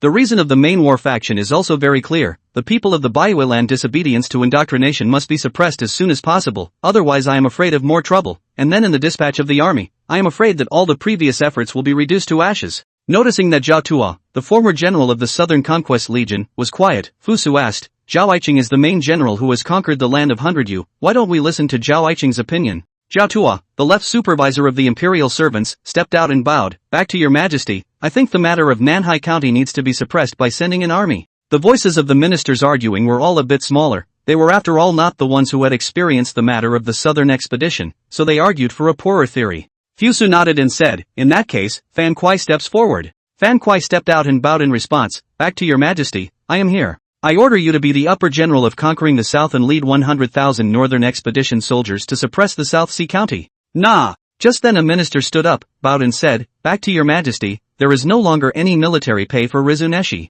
Fusa took a look. It turned out to be the rule of Corn Internal History Department Ben Wenbin. "I think it is to see that the boss has been silent, so I had to stand out." Chapter 71, The Turmoil Begins. Fuso Heartclear Xiaoyi's change, smiled and said, "I know the treasury is empty, so the preliminary military expenses for this conquest of the south, it will first come out of my internal treasury. The ruler of the Sueni Aishur Yaman remembered to give me a note of indebtedness." The faces of the ministers became odd, and it was the first time to see that there was a Your Majesty who played simply like this. With that out of the way, there were a few more things to discuss next, but none of them were too problematic. Until Xiaoyi stood out and said with a firm face, "I have something to report." Xiaoyi is a bit abnormal today, has been silent without saying anything, even if the matter is related to the internal history of the ruling corn, he did not react, but let the following people speak. This was naturally inexcusable. After all, as one of the 9 ministers, it was only natural that he no longer needed to show up for everything. But Prime Minister Wang Guan had been keeping an eye on Xiaoyi. After all, he was his intended future successor, and although he occasionally didn't get along with him, it was all a matter of political opinion, and wouldn't affect his evaluation, so the attention given to him would indeed be a little more. He noticed that today Xiaoyi has big bags under his eyes and his eyes are very red, which is actually very easy to do, as long as you don't sleep all night. It's just that he's too old to advocate this now. The problem came after the discovery, being one of the 9 ministers, that is, getting the Prime Minister's regard, and having His Majesty today standing behind him, with such a background, what else needs him to stay up all night thinking about? Wang Pavilion naturally thinks should not have, after all, now the world has been peaceful, and then there is a problem is just some moss disease, although looking at the trouble, but also just lifting the hand thing only. So I think it should be a family matter. The family house is not peaceful, indeed quite troublesome. Most of the ministers thought so. More people actually did not pay attention to Xiaoyi. After all, a big man, what to see?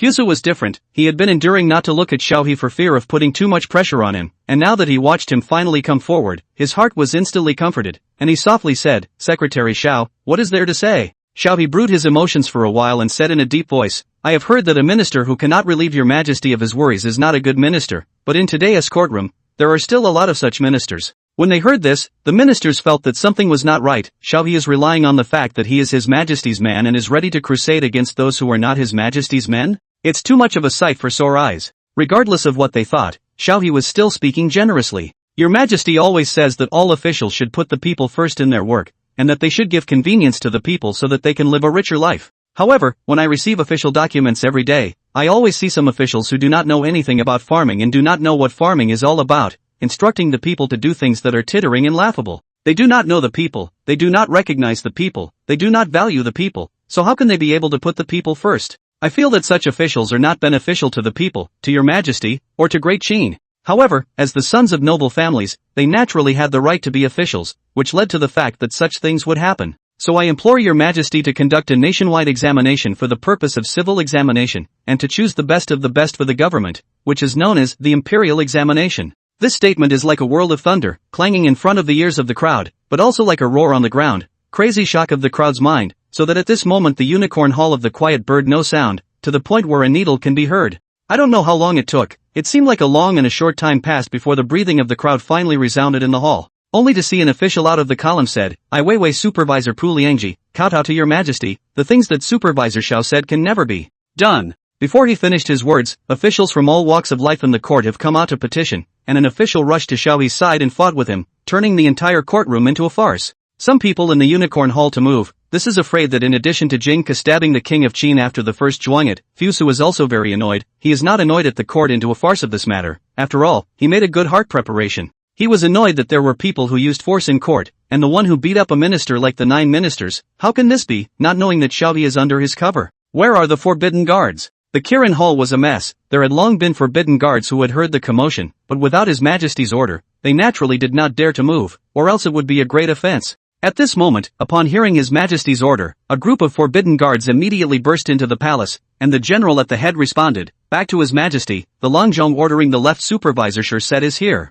Fusu pointed down and said, "Stop them all and maintain order." Nah! The ministers instantly sobered up a lot as soon as they saw the entrance of the forbidden guards, and the only one who was still holding on for dear life was the one who was pulling Xiaohe to not let go. Finally, with the assistance of a few guards, Xiaohe was able to get away, but his image at this time is not very good. His hair is messed up into a pot of porridge, the face is also hung with color, the official uniform is wrinkled into a ball and a ball. Things have developed into such a way to make Fusu very unhappy. He iron green face in the dragon chair angrily. Look, what are you all like? How dare you openly use force in the courtroom? Have you ever put me in your eyes? Who is the one who did it? It was the first time that the ministers watched Fusu's anger, and they were like frosted eggplants that did not dare to squeak. In the end, it was the person who made the move who stepped forward, kneeling on the ground sadly and said, "Back to your majesty." It was the right supervisor of the ministers Zhongxing Yamen, Zhao Liangji, who made the move. Fusu also when it is who has so much guts. The original is the Zhongxing Yamen people, Zhongxing Yamen management of the royal family and clan affairs. The personnel are generally elected by the royal family people, since the glad to be superior, so did not put the other ministers in the eyes of the matter of martial arts is also said to be in the past. Zhao Liangji wanted to say more, but Fusu directly rebuked. "Is this how the Zhongxing Yamen disciplines the clan? I allocate so much silver to you every year, but you have raised such people who defy the ministers, the court, and me?" Seeing that His Majesty was so furious, Zhao Boyu, the head of Zhongzheng, hurriedly stepped forward and said, "It's all because of the old minister's failure to discipline. The old minister is guilty." Fusu looked angrily at the people of the Zhongxing Yamen and said, "I don't know who gave you guys so much courage to have the guts to do such a thing. It seems that it must be the ancestor who gave too much power. But I am different. I am very tired of this kind of behavior." Ji Jianbing proposed to show that the right supervisor of the Zhongxing Yamen Zhao Liangji hands to beat the court ministers, is now dismissed from the official position and the royal status, relegated to the common people, never law use. Patriarchal supervisor Zhao Boyu was lax in supervising his subordinates and caused them to make mistakes, so he will be punished with a year's imprisonment as a warning to others. Zhao Liangji's face turned pale, looking at Fusu incredulously and pleading, "Your Majesty, I know I'm wrong." Immediately, a forbidden guard took him to the palace. Chapter 72 Reforms. Seeing the minister's silent appearance, Fusu will know that now is a good time to promulgate new laws, but if this time to let them implement the imperial examination system, I am afraid that the majority of the yin and yang violators, taking into account this point, Fusu changed the plan. "I perceive that above the court, the division is chaotic, want to reform it, at this time the prime minister to come up with a charter." Nah! Wang Can led the way with his hand. Hearing that His Majesty wanted to reform the positions of the officials within the court, this should have been a sensational matter to stir up the court, only that the minds of the honored ministers were now attracted away by the matter of the imperial examination, and no one even replied back. After the morning court, all the ministers were discussing a lot, only Xiaohe was walking alone, and suddenly there was a sense of loneliness in the wind. He came to the outside of the palace and saw a surprising number of black soldiers surrounding his carriage, which he did not recognize before, but since they had changed into a uniform, they were much better recognized. In days gone by, he would have most likely complimented the uniform, it was handsome. But today he was in a bad mood and walked up and asked with a frown, "What is the purpose of your trip?" A black soldier at the head made a bow with both hands and said, "I am Ran Su, 100 generals of the Black Terrace soldiers, and I have come to protect Lord Xiao by order of my superior." Xiaohe understands that it is mostly His Majesty's intention to send someone to protect him, knowing that he will become a public enemy in the court after he said those words, but this is good, but it saves him from hiring his own household guards to protect the courtyard. So the people in Xianyang City saw dozens of black soldiers escorting a carriage forward. The reputation of the Black Table soldiers had already made a name for itself, just not a very good one. After all, the last time they did it, it was to collect evidence of the guilt of more than 20 ministers of the court. Not bright enough. Trump knows his niche. What does not being bright enough count for? They were supposed to belong in the shadows. Prime Minister Wang Guan had just returned to his residence when his housekeeper came up and said, "Master, Lord Imperial Historian and Lord Imperial Captain have arrived at the door. What is your master going to do about it?" Wang Guan sighed. There are always some things that can't be avoided, so he said, "Just entertain them in the study, prepare a little meal in addition, and then don't let anyone disturb them." Nah. Wang Hall's study is not big, but sit down 3 people were more than enough. At this time the 3 people are somewhat silent looking at the exquisite meal in front of them, but no one said anything. It was unusually dim until all the underlings had retreated and the door panel of the study was closed. But this could not affect the 3, after all, they did not come here for the food. Wang Can thought to himself, if I had known, I would not have set up the food. Guess what, they could not eat it either. The 3 were as silent as a statue, and in the end it was Lieutenant Wang Shang who couldn't help but open his mouth first. What do the 2 adults think about the imperial examinations? Imperial historian Meng Yi interjected, it's not good to do nah. This matter was opened by Xiaohe, that's His Majesty's intention. If His Majesty has such a mind, how can we stop it? The 3 of them were silent. His Majesty is so young that he has already convinced the world with his civil and military skills. There is nothing in the world that can stop His Majesty anymore. It is easy to defeat a Xiaohe, but how to make His Majesty change his mind is the biggest problem of this trip. But after all, His Majesty is young and vigorous, and has won many battles and made a great name for himself, and is now even more admired by the people of the world, and wants to create a little setback for him or so difficult. The 3 were silent for a moment before Wang Shang suddenly asked, Lord Wang, what kind of policy is this imperial examination system? Wang Shang out of the lieutenant for a long time usually contact or military affairs. For these civil officials to understand the rules and regulations is not very clear, so there is this question. Wang Pavilion finally stopped being silent. He stroked his beard and said, on the bright side, this imperial examination system can gather all the capable people in the world to become officials in the court, which is naturally good for the people, for His Majesty, and for the world. But for the great families of the world, this is indeed a ploy to cut off their children and grandchildren's future generations from the idea of everyone becoming an official, no less than an extermination ploy. Wang Shang sighed, so this is to be a good plan. It was normal that Wang Shang would think so, because none of the military achievements made by the soldiers were hereditary, and even if the generals became officials, the possibility of a highly educated offspring was unlikely, so there was little feeling among the officers for this system. Meng Yi smiled sadly. It would be nice if everyone thought that way, only that there would be a lot of desperate people who would not be willing to have the future path of their descendants cut off.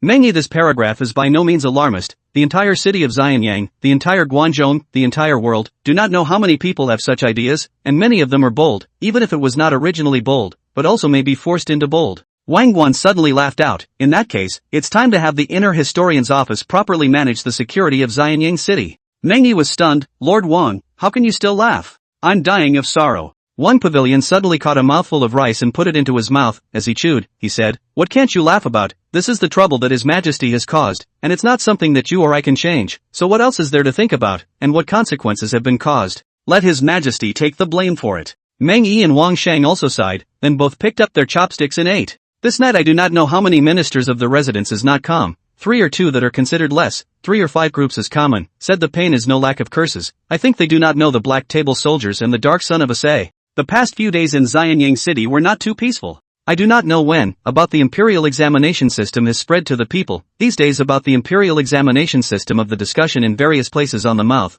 often can be seen whether it is in the restaurant of the people who eat, or the neighborhood to the night incense of the women will mention line a few sentences. Although they might not understand what the imperial examination system was at all, it didn't stop them from having a rich imagination. After all, how wonderful it would be if commoners could also become officials. The hottest topic in the whole Xianyang city is the imperial examination system, and even suppressed the previous luxury 2 million copper of the heavenly price of the gods and goddesses artifacts. After all, the gods and goddesses artifacts is how ethereal. The imperial examination system is much more intimate. There are quite a few people to visit Xiaohe's mansion, want to meet this official who proposed the imperial examination system, but Xiaohe, whether it is traveling, or the mansion, are tightly guarded, but there are dozens of black soldiers on guard, to let people extinguish a lot of thoughts. I just heard through the grapevine that Supervisor Xiao has been assassinated quite a few times in recent days. His Majesty has even strictly ordered the inner historian's office to rectify the security of Xianyang city, and all persons entering and leaving Donggui Fang are to be inspected. There's a big storm coming. Chapter 73, Assassination.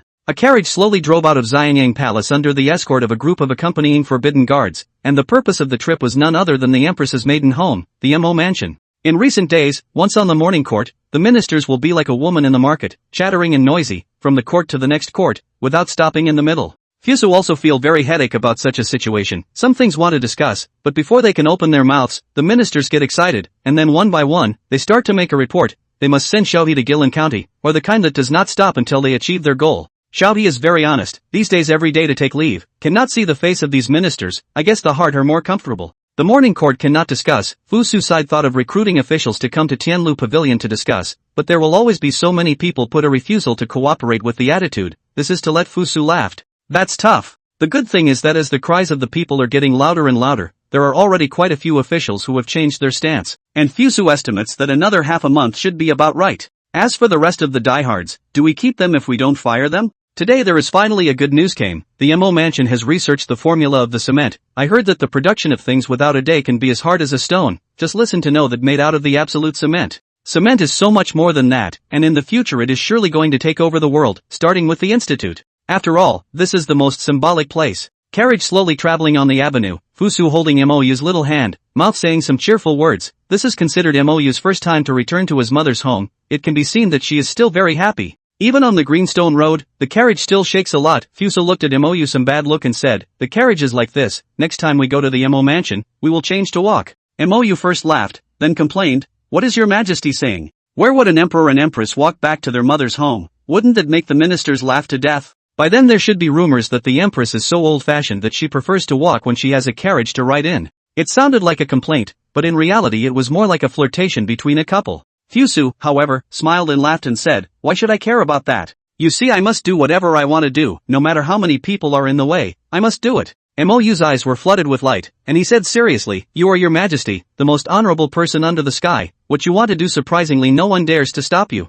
Fuso heard, immediately retorted, you say so cannot be right, I do things successfully, that is because I do things before will be careful planning, first thought in the implementation, so naturally can guarantee success. MOU said excitedly, right, everything your majesty said is right. At this time, the distance suddenly shot a lot of arrows, the arrow is a lot, densely nailed on the carriage body, issued a nail sound, the original carriage looks like a wooden, but in fact, the inner are made of bronze, so driving will be very slow. The forbidden guards were the first to realize the situation and hurriedly called out, there's an assassin, come and protect us. Then the whole group of forbidden guards began to gather towards the carriage, and the leader of the accompanying forbidden guards even leaned against the side of the carriage and asked eagerly, your majesty, are you alright? Although Fusu and MOU were startled by the nailing sound of the arrows, they were not harmed, and at this time, there were countless masked black-robed men, who came from all directions to kill the forbidden guards. After all, Fusu was on the battlefield, immediately calmed down, he lifted the curtain to check, then said, the enemy is prepared, we return at this time will only be more passive, let the caravan go to the MO mansion,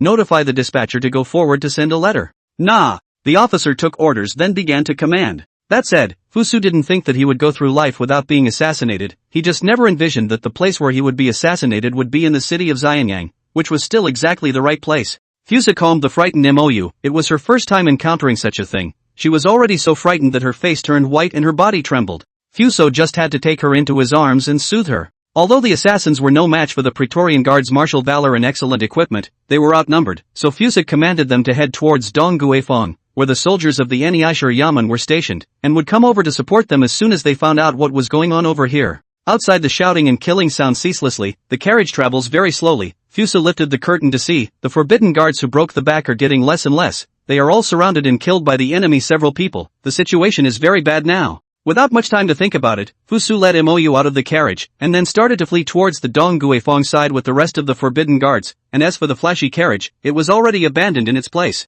The more they ran this way, the more strange Fusu felt, reasonably speaking this distance was already enough for the people stationed at Dongguifang to discover them, but up to now they hadn't seen a single person. So all the soldiers from the Neshi's office have been mobilized? It's really a tight siege, one after the other. Now the question arises, does he still want to enter Dongguifang? Behind this assassination operation, it was unknown how many families and nobles and court ministers were behind it, and their base camp was Dongguifang. Entering Dongguifang at this time was no less than a wolf entering a tiger's mouth. But is it really safe elsewhere? Who knows? Fusa frowned, he was now facing a choice, choosing the right one would naturally be safe, choosing the wrong one might be very dangerous? How should he choose? Fusu suddenly laughed, and there was a hint of cruelty in that smile, and then he led the crowd into the East Noble Place, into the base camp of the nobles. However, all the way around was very quiet. Fusu knew that he had gambled correctly, the nobles' private soldiers and household guards were all sent outside, so at this time their base camp was very empty. They thought that this arrangement would scare Fusu and make him choose other directions, but in fact Fusu had already seen through their ploy. All the way in fighting and fleeing, the people finally came to the MO mansion. MOU rushed up to knock on the door. The assassins also surrounded them. They cannot afford to delay. Once the patrol pawns found, there will be countless generals surrounded by, and they have not yet completed the task, and at that time I do not know how many people will be involved in broken homes. The door of the MO mansion finally opened. The concierge just saw that the person in front of him looked familiar. It has been pushed, and then it is Fu Su to enter. At this time a man in black in the distance is holding a Baoforce standing arrow aiming at Fu Su. He knew that people tended to slack off the closest they got to safety, and he'd been waiting for this moment. Then he waited, only to see his hand let go. The arrow flew out, flying directly to Fu Su's chest. Chapter 74 Mo Jianda's Ambition. People always do things in this life straight from the chest. The assassin, who was hiding in the shadows, shot the arrow he thought was bound to hit, thanks to his years of experience. He was born in an organization of assassins, the organization from a young age to teach them all kinds of assassination techniques. He also lived up to the expectations, at a young age to become a number of the organization's top assassins. Because he was powerful, his fame and status grew, and the people he killed had changed from ordinary people to heavily escorted nobles of the world, honored ministers, and all worthy targets. Just 5 days ago, the organization's supreme leader had approached him and told him to lurk in Xianying City to prepare to fulfill his highest bounty order ever, which was a full 1,000,000 copper. What an exaggeration this figure is. In this era when human life is like grass, in a remote area, 300 copper coins can buy a yellow girl, and 500 copper characters can buy a young man. A whole man's life is worth 1,000,000 copper? Okay. He couldn't do the math, except to realize it was a big amount of silver money. Such a number had never been seen before, and if it wasn't for the other top assassins not being in Xianying City, it wouldn't have fallen to him to complete the mission alone, right? But it was all over. As soon as this arrow pierced that nobleman's body, the toxin on the arrow would quickly erupt and take his life in a few breaths, from no list. But the hired hand was strong this time. To have sent so many people as cover to create an opportunity for him was quite a remarkable experience for the first time since his debut. Your Majesty. Just when that arrow was about to eyeball Fu Su, a figure blocked in front of Fu Su, then the arrow shot into him, and along with it, dropped Fu Su to the ground as well. Fu Su raised his eyes to see, blocking the arrow of the person is actually forbidden guards of the 100 generals, this person all the way to escort him to do Mo Fu,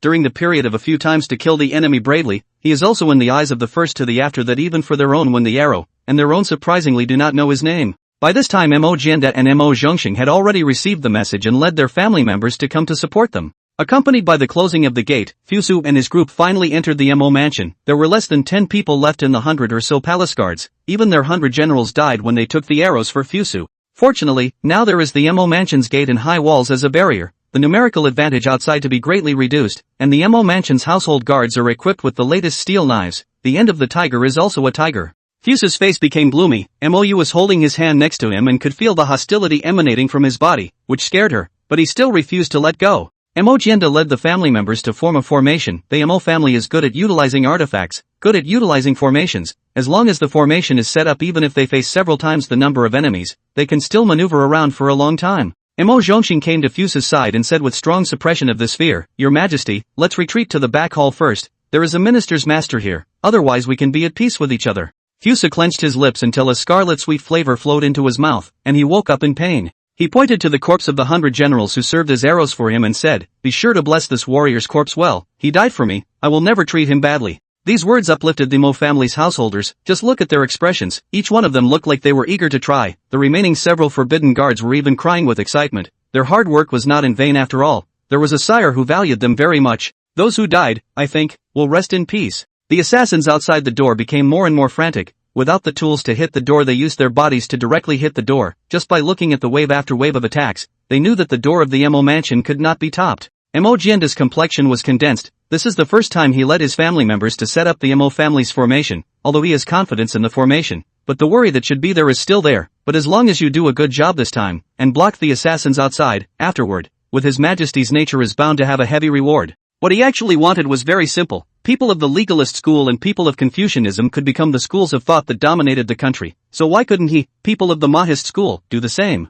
As long as he was able to make enough contributions, coupled with the support of his great disciple, he might not be unable to occupy a place in the court again in the future. By then the great name of the Mo family will be able to be sung in the great Qin. Then Mo Jianda, as the great son of the Mo family who made this possible, can get the influence of the Mo family is only second to the Mo family's oldest ancestor, Moz, alone. This is the kind of splendor that can be considered worthy of the trust placed in it by our forefathers. Just as he was rambling on, the door of the Mo mansion had been crashed open hard, and uncountable black-clothed men rushed in carrying Qin swords. Mo Jianda was pleasantly unafraid and commanded, "Crane immortal formation." The houseguests ran in good order to their designated directions, holding steel machetes cast in steel, surprisingly looking murderous. Fu Su led the rest of the people have come to the back hall. At this time the people are hungry and thirsty. The maidservants were scared to come, only to pour their own water. After drinking tea, the front hall has already come from the sound of killing, obviously has begun to short fight. Fu Su has calmed down, for the front hall of the matter does not care. He revealed a gentle smile and said, Secretary Mo,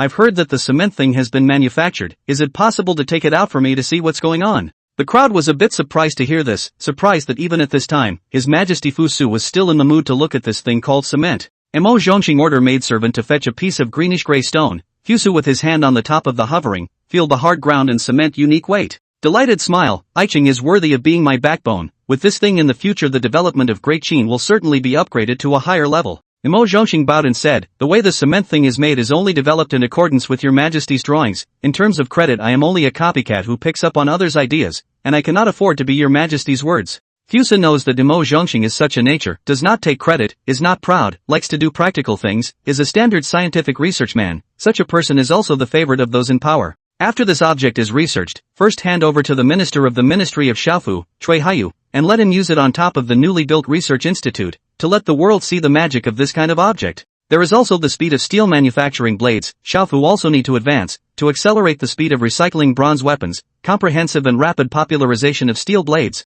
Nah! This bit of guidance from His Majesty made Mo Zhongxing a bit puzzled, but he still took it next very seriously. At this time to see the crowd in the back of the hall, surprisingly all relaxed, even if the front hall is still coming from the sound of killing, but also seems to affect the crowd. Chapter 75, Return to the Palace. The core idea of Moism is that it is good at summarizing and exploiting the nature of affairs. The resulting series of formations were felt by the assassins outside who were fortunate enough to feel them. Rushed into the formation of the black people, often with the change of the formation, and faced the situation of the back of the enemy, and then died on the spot. Outside of the people are limited to the size of the Mo mansion doorway, all of a sudden cannot rush in, can only dry eyes. Seeing that time is getting more and more urgent, but Fu Su still has not been beheaded, the person behind the curtain is also anxious, and can be ordered to build a human ladder to enter the Mo mansion from both sides of the high wall. Then as more and more assassins poured in from the high walls, Mo Jianda also ran out of options. The number of household guards is only so many, guarding a gate is barely enough, to guard the entire Mo mansion is really difficult.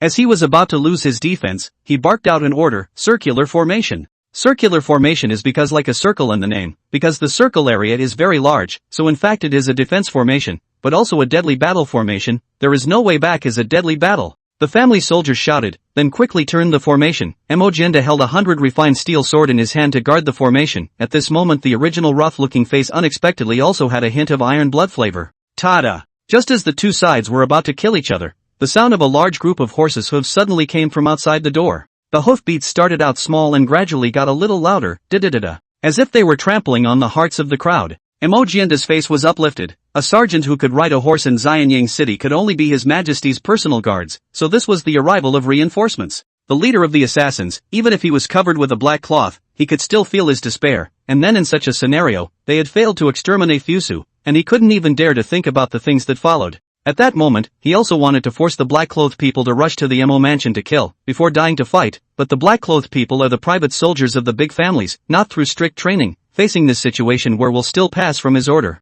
When the large group of cavalry rushed toward this side, the black-clothed people immediately split into several groups. There are people who see the situation is not good immediately fled, but some people still think of completing the task, and more some people even have already put down their swords and soldiers to bind their hands to capture the leader of the assassins, seeing that the momentum has been lost, indignantly shouted, "The sky does not bless me," and then cut his own throat. Zhang Gaoi, the head of the Longzhong order, led a large number of Palace Forbidden Guard cavalry, and was confronted with such a scene when he arrived. He hurriedly ordered his subordinates to pursue each other, while he himself led his personal guards to the back hall of the Mo mansion. Fu Su in the back hall was talking to Mo Zhongxing. His demeanor looked natural and interesting, not at all like a person who just faced the threat of being assassinated. He didn't understand, but it didn't stop him from doing something. I, Zhang Gaoi, the head of the Longzhong order, was late to save the emperor, and I beg your majesty's forgiveness. Fu Su laughed softly and said, "Better late than never." Zhang Gaoi felt a cold sweat on his forehead. There was a great meaning within His Majesty's words, but it was good that there was no intention to reproach him. Fu Su looked at Mo Zhongxing somewhat apologetically and said, "This time, I have disturbed the Mo mansion. I hope that the Minister of Love and the Abbot of the State will not mind. There will be heavy thanks in the future." Mo Zhongxing answered in a loud voice. Only then did Fu Su pull Mo's hand out of the door of the Mo mansion and boarded the same carriage he came in.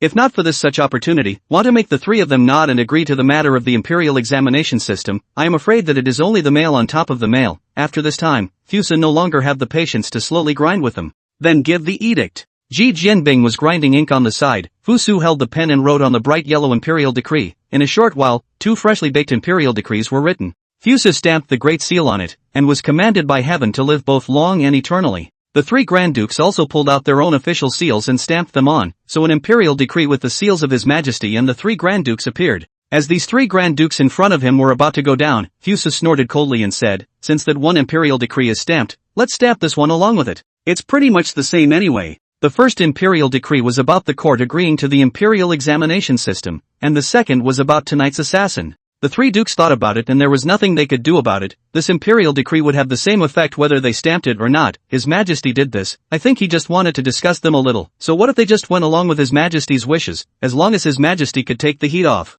So the 3 princes stamped another holy decree. Fusa threw the second holy decree onto Trump, who was kneeling on the ground, and said coldly, "The holy decree is for you. Remember my words. I want everyone who knows to leave no one behind. If you can't do it, you don't have to come back." Trump's forehead slammed into the ground, knocking out a sound, and said, "No." Then took the imperial decree head and did not return to leave, looking at his back of the departure. Xiao He as if he saw a bloody storm is about to happen. Fusa handed another holy decree to Xiao He and said scornfully, "I have given you the holy decree, and you will have to do a beautiful job for me in this matter." The annual imperial examination is scheduled for the beginning of June. The examination is divided into 3 levels. The first level is taken in the county, and the content of the examination is narrative and arithmetic. The second level examination is held in the county, and the content of the examination is divided into 5 schools of thought, namely, ink, Confucianism, law, medicine and agriculture, and any one of them can be taken. The third level exam is in Xianyang City, and the content of the exam will be the Great Qin Treatise and the policy of enriching the country and strengthening the people. Xiaobi was shocked in his heart that His Majesty had already thought everything through, so he hurriedly answered, "Promise." Xiaobi sat on the carriage home, looking at the imperial decree in his hand and falling into deep thought. The third level of the examination of the section bureau, the test is the Great Qin theory, and it is obvious that His Majesty has played a great game of chess a long time ago, and now it is just a game of chess to gain victory. With his understanding of His Majesty's scheming, His Majesty's assassination today should have been something that His Majesty did not anticipate, which is why His Majesty is so angry. Then according to the original theory, His Majesty should have known that the nobles of the world's families would revolt against the matter of the imperial examination system, so he must have taken precautions. Xiaoyi thought of the fact that his residence had recently been surrounded by several hundred black soldiers. It was only then that he realized that in His Majesty's anticipation, the person who would be assassinated should be him, the one who proposed the imperial examination system, but he didn't expect that the people of the nobles of the world family would not follow the rules and chose to directly assassinate His Majesty, which is why His Majesty was taken by surprise. Thinking of this, Xiao He revealed a smile. Originally he thought that this trip was all about cliffs in front of him, and if he was not careful, he would fall to pieces. Where did he think that by karma, it was His Majesty who had cleared all the obstacles in front of him? Now a straight path. If he couldn't do this again, it would naturally be impossible. When Fusu returned to the Phoenix Palace to rest, it was already 4 minutes past Cinnabar, which is 4 o'clock in the later world. Even at this hour, Mou remained awake, the room lit with candlelight, waiting for Fusu. Fusa came. Outside the door there will be internal officials. Palace made greetings. He quietly pushed open the door. He saw Mou wearing white lingerie, leaning on the edge of the bed, is squinting, apparently already tired but not yet wait for him, so strong support for sleep. The sound of the door opening woke up Mou, and when she saw Fusu come in, she revealed a sweet smile and said, "I knew that your Majesty would come, and I specially warmed the quilt for your Majesty." Fusu laughed. Now is the June season, the weather is not cold at all, where the need to warm the quilt said, but he also do not say broken. Take off the clothes to uncover the quilt and lie up. The courtesans extinguished the candles, then retreated out of the house. Fusa wrapped his arms around Mou's body, only to feel warmth all over his body, and sighed, "Knowing that I will be back late, why don't you go to bed early?" Mou lay down on Fusu's chest, and after feeling the strong male scent, she said in a mesmerized manner, "I promised your Majesty that I would wait for your Majesty to fall asleep together, so how can I go back on my word?" After a pause he added, "Are those things taken care of?" Fusu naturally knew that Mou was talking about that matter, but he didn't want to answer because the answer would be heartbreaking. So he said, "Go to sleep, I'll hold you, it's safe." Chapter 77 Gossip. Peace is what it looks like, and peace is supposed to be peaceful. But recently, the city of Xianyang is not peaceful. Exactly since His Majesty was assassinated, the whole city of Xianyang has become unpeaceful. Throughout the day there would be black soldiers in uniform searching, going to jail, and raiding homes, both in the court and in the people's homes, all of which were in a state of panic. On this day, Xiaoyang's is buying vegetables back, passing by Dong Guifeng, she saw the black soldiers are escorting a batch of prisoners to leave. The prisoners are chained, among them there are old people, children, women, children, light strong. She was afraid and wanted to leave as soon as possible. Qin, who was traveling with her, saw and chided, "Why are you running so fast? What's there to be afraid of?" Xiaoyang see Qin's not afraid at all, can't help but be curious and ask, "Even the big officials inside have been taken away, not to mention us ordinary people. Why are you not afraid at all?" Qin asked contemptuously, "You're new to Xianyang City, aren't you?" Xiaoyang didn't know where she was seen to be different, but she still honestly admitted, "I'm not hiding it from my sister, my husband, and I only arrived in Xianyang City today." That Qin said in a serious tone, "Sister need not be alarmed, this black soldier is His Majesty's personal guard, specializing in dealing with the corruption and ill intentions of officials in the court. As long as we act without doubt, we won't be made to suffer." Xiaoyang opened her mouth and asked, "And how did sister learn of all this, knowing that even the public officials of our counties are not following the reason to find trouble with our people, let alone His Majesty's own guards? I'm only afraid that it will intensify." His Majesty Fusu was different. He says that the black soldiers are his personal guards, so he strictly requires the black soldiers of the Black Terrace Soldiers Office to act, and anyone who is captured by the black soldiers must have an official document posted stating his guilt. If a person is caught in the Heitaibing Yamen and the Yamen can't write down his crime, they can go to other government offices to report him, and once the facts are found out, the person who reported the case will be rewarded, while the offender will be severely punished. Xiaoyang marveled, "Is that even possible? Won't the officials collude with each other?" Qin shook her head. "It's true that there would have been in the past, but His Majesty gave a strict order that anyone found harboring a criminal act would be punished for the same crime. So now where else would an official dare to do so, using their official hat to shield others?" Xiaoyang's face is still scared. "Then these arrested people are guilty of what?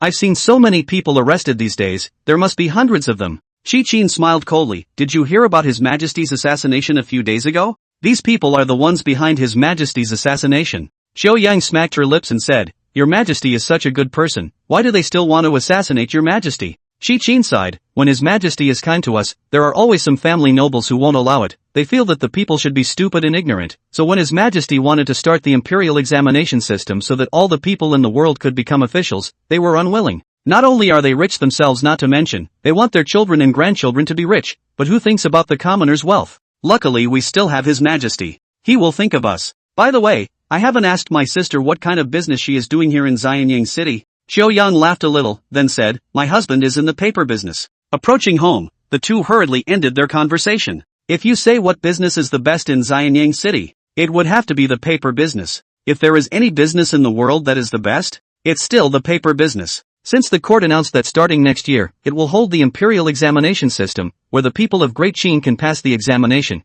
enter the officialdom of Great Qin, then directly began to shock the world. Countless people were mad, countless people were ecstatic, but even more were already working on what needed to be tested. At the same time, thanks to the promotion of the imperial court, papermaking has blossomed throughout the country, although the price for the people is not a cheap object, but compared to the previous bamboo slips, it is a world of difference. Long Boyan has just come out of the bookstore in the county town, and in his hand is a Confucian scripture. He thinks that with his own strength to face the county examination is naturally no pressure, but the imperial court in the county examination will be examined to the 5 schools of scripture. It wasn't really something he was good at, so he'd have to step up his grind now to make it work. The ink on the books is still a little warm. It can be seen that this batch of books are rushed to rush out. I heard that the newest opening of the printing press worked 12 hours a day, but still cannot meet the market demand. Any scriptures about the 5 families can no longer be found on the market, and it is said that there are still some on the black market, only the asking price is ridiculously high, and more people are still willing to wait for the printers to supply them. It is said that countless people squat in the bookstore every day, and as soon as a new book arrives, it is immediately snapped up.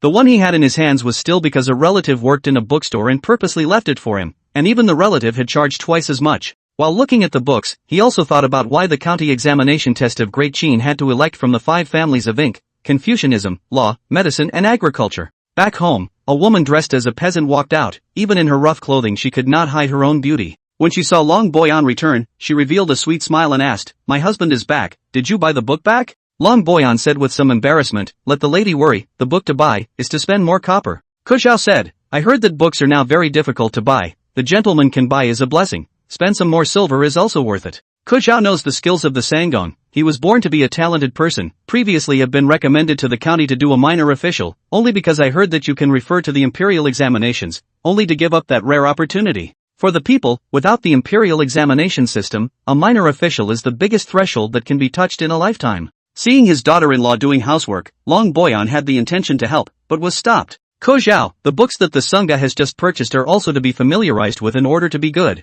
so I won't bother the Sangha with these small matters. Long Boyan had the heart to say something, but finally gave up helplessly. The copper to buy books are borrowed, and it is not a small amount, if the time to pay back is a big problem. But things have come to this, and he has no choice but to go all the way to the end. I just hope that the court for the first time to open the imperial examination, there will not be a lot of powerful talent. Good to know that although he holds some talent, but really in those who have been educated since childhood, the nobility of the family's sons, compared to, or a little worse. Chapter 78 Beheading. The Pu family in Dongguifang is also a famous big family. The main Pu family head Pu Liangji is one of the 9 ministers of the current Weiwei supervisor. The duty is to take charge of the palace gate guards. Knowing what an honorable duty it is to be in charge of the palace gate guards, how could one be given such a position if he would not be someone close to His Majesty? But today is different. Pu family head Pu Liangji hanged himself, leaving a house full of orphans and widows crying outside. I heard that people have also been sent to search for the Pu family clansmen, but just have not yet arrived. When Trump arrived at Pope House with a large contingent of black soldiers, this was the sight he encountered. The Pu family's matriarch was a very imposing noblewoman, and even though she was wearing a plain white dress, one could vaguely tell that she was young and beautiful. Maybe it's too long for the mind to be inflated, and at this time she saw the black soldiers surrounded. She was not the least bit afraid, but swaggered and said, "Special supervisor, this is bullying. Our head of the family has just passed away. There is no one in charge of the family, so it's good to bully?" Trump, somewhat unable to understand the idea of this lady. See his appearance on the field, this lady can still be so hard. Is there any hold battle? Trump laughed, then said, "The lady is joking. I am running a royal errand, but there is no bullying or not bullying. It is all about what His Majesty says, and what does the subject do? Do not dare to have other ideas." Mrs. Pope saw that this move was effective, and then she became a little more bold, where she had any holding, but it was just that when her husband was alive, he used to despise Trump, thinking that he was a villain for flattering His Majesty so much. So even his wife looks at Trump through colored glasses. She is often out of the deep boudoir, and does not know what her husband has done. At this time, she still thought that her husband had just died, and Trump brought his subordinates to find the scene, and as the main wife of the Pope family, she naturally wants to preserve the prestige of the Pope family. My late husband was one of the 9 ministers in charge of the Weiwei lieutenants, and now that his bones are not yet cold, you and others have done this kind of behavior. Not only are you not afraid of the world's shame, but are you not afraid of being punished by His Majesty? Once Trump heard that, he realized that this woman doesn't know anything and is pretending here. With that, he made a gesture, and the black soldiers under his command immediately rushed into the Pu mansion like wolves and tigers, and then took control with reckless abandon. Mrs. Pu then revealed a shriek. My late husband was one of the 9 ministers, Weiwei Lieutenant Supervisor Pu Liangji, deeply trusted by His Majesty. Trump, how dare you bully orphans and widows like us like this? Trump walked up to Mrs. Pope and said with a smile, "Does Mrs. Pope know why Lord Pope hanged himself?" Mrs. Pope was naturally curious and asked, "Why?" "Because, Lord Pope assassinated His Majesty." Mrs. Pope sat paralyzed on the floor, her eyes full of disbelief. Trump looked at the list in his hands, and the next stop was the House Historian's office. On the day of the assassination, the soldiers who were supposed to be on duty at Dongguifang were unexpectedly transferred, and it was clear that the Animerecap Yamen had been warned before that there would be a riot. Animerecap County Magistrate, she is sitting in the high hall of the government office. His eyes do not have a glimmer of God, for the people in front of him also turned a blind eye. Unlike Mrs. Pope, who has no knowledge of the Pope House, from the current situation Animerecap County Magistrate Shize should be one of the core officials of the assassination plan, so Trump's treatment is also a little bit special. Although the end result will be the same, but the tenderness now is also tenderness, just as a gift before leading to death. He dismissed his men and came alone to the side of the county magistrate, saying, "Mr. She was once a member of His Majesty's hand, but I never thought that he would end up doing such a thing." She said as if he had no soul, "His Majesty is indeed not a normal person. Nah, I have also wanted to work in the hands of His Majesty all my life, only that His Majesty wants to let the throne of the great Qin to pass on permanently, but does not want to let me and other descendants also follow the enjoyment of riches and wealth. The heart is a little reluctant to." Trump smiled and said, "The world situation, who can say, children and grandchildren, you seek this wealth for your children and grandchildren, there will be a lot of people who do not seek wealth. I think other people are very reluctant." Nah. Shize suddenly laughed and sighed, "To the extent that I am overly concerned, the things of the world is nothing more than I robbed you, you robbed me, there is no difference there. I no longer have anything to say, the assassination failed when already prepared. It's good that Mr. Shize has figured it out. Can you also please write down the list of people who conspired to commit assassination? You know, if you don't want to talk about it, we at the Hadaibing Yamen have a lot of good criminal laws that we would like to exchange with Mr. Shize. What's more, it's too lonely to walk alone on the path to the Yellow Springs, and some company would be good, wouldn't it?" She then laughed. The assassination would have been the great crime of conspiracy, then involved in a number of families and nobles, and there are so many private soldiers were captured. and where it is hidden. Now Trump's behavior is just trying to save a little time. Shizai took out a Zhangbiao. Trump gladly turned to see, into the eyes or the list of personnel. Many are able to call the wind and rain characters. I did not expect to be involved in this assassination. You've got what you asked for, just one small request, let's see if you can oblige me. Trump was going through the list and said without thinking, what's the request? Shizai, we will definitely be beheaded, but I hope that your excellency will collect the bones of my family people and bury them with one out so that they will not be gnawed by the wild dogs, which is considered to be the last thing I will do for my family people. Trump's lips moved as if he had something to say, but in the end he held back and simply said, this can still be done. Shizai laughed, then the old man is relieved. On the following day, above the court officer's execution ground, the knees were filled with people who were about to be beheaded for plotting against the government. At the bottom were countless onlookers, who either cocked their heads or tripod their feet just so they could get a closer look, but this time was different from previous days after all. The beheadings were surprisingly endless, and by the end of the chopping, even the toughest of hardened criminals couldn't hold it together and fled the scene early. Generally beheaded corpses will naturally be committed by someone's family to collect the body, but the people who conspire against the people are all the 9 clans of the people. They no longer have relatives still in the world to collect the body for them, so this kind of corpses are generally thrown to the mass grave. But the Shi family's corpse is different. Even a big man is willing to pay copper to let the corpse collector dig a pit and bury it. There was nothing else to do, but why not dig a pit and lift a few corpses to earn a copper? So among the beheaded families, surprisingly, only the people of the Shi family had graves, and even though they were also buried in a very sloppy manner, at least they were in the ground and not gnawed on by wild dogs. Chapter 79, A Little Tenderness. The shaking of Xianyang City lasted for a whole month. The list of names submitted to Fuse's shore was also changed from one batch to another. Killing was actually not that fun. When you closed your eyes you could hear there were countless cries wandering in your ears. Just these days, above the court of the court captain's court, kill the human head can build a small mountain. Bright red blood soaked the whole piece of land. It is said to dig down a few dozen inches or bright red color. Auspicious sculpted animal, USU. A unicorn or deer with a long tail. Today's scene is somewhat similar to the day His Majesty was assassinated. At least the staffing is the same. Xiao He was a bit helpless. Today to advise this matter has nothing to do with him. He was dragged over here on the grounds that he is a close minister beside His Majesty. What he said His Majesty will always listen a bit.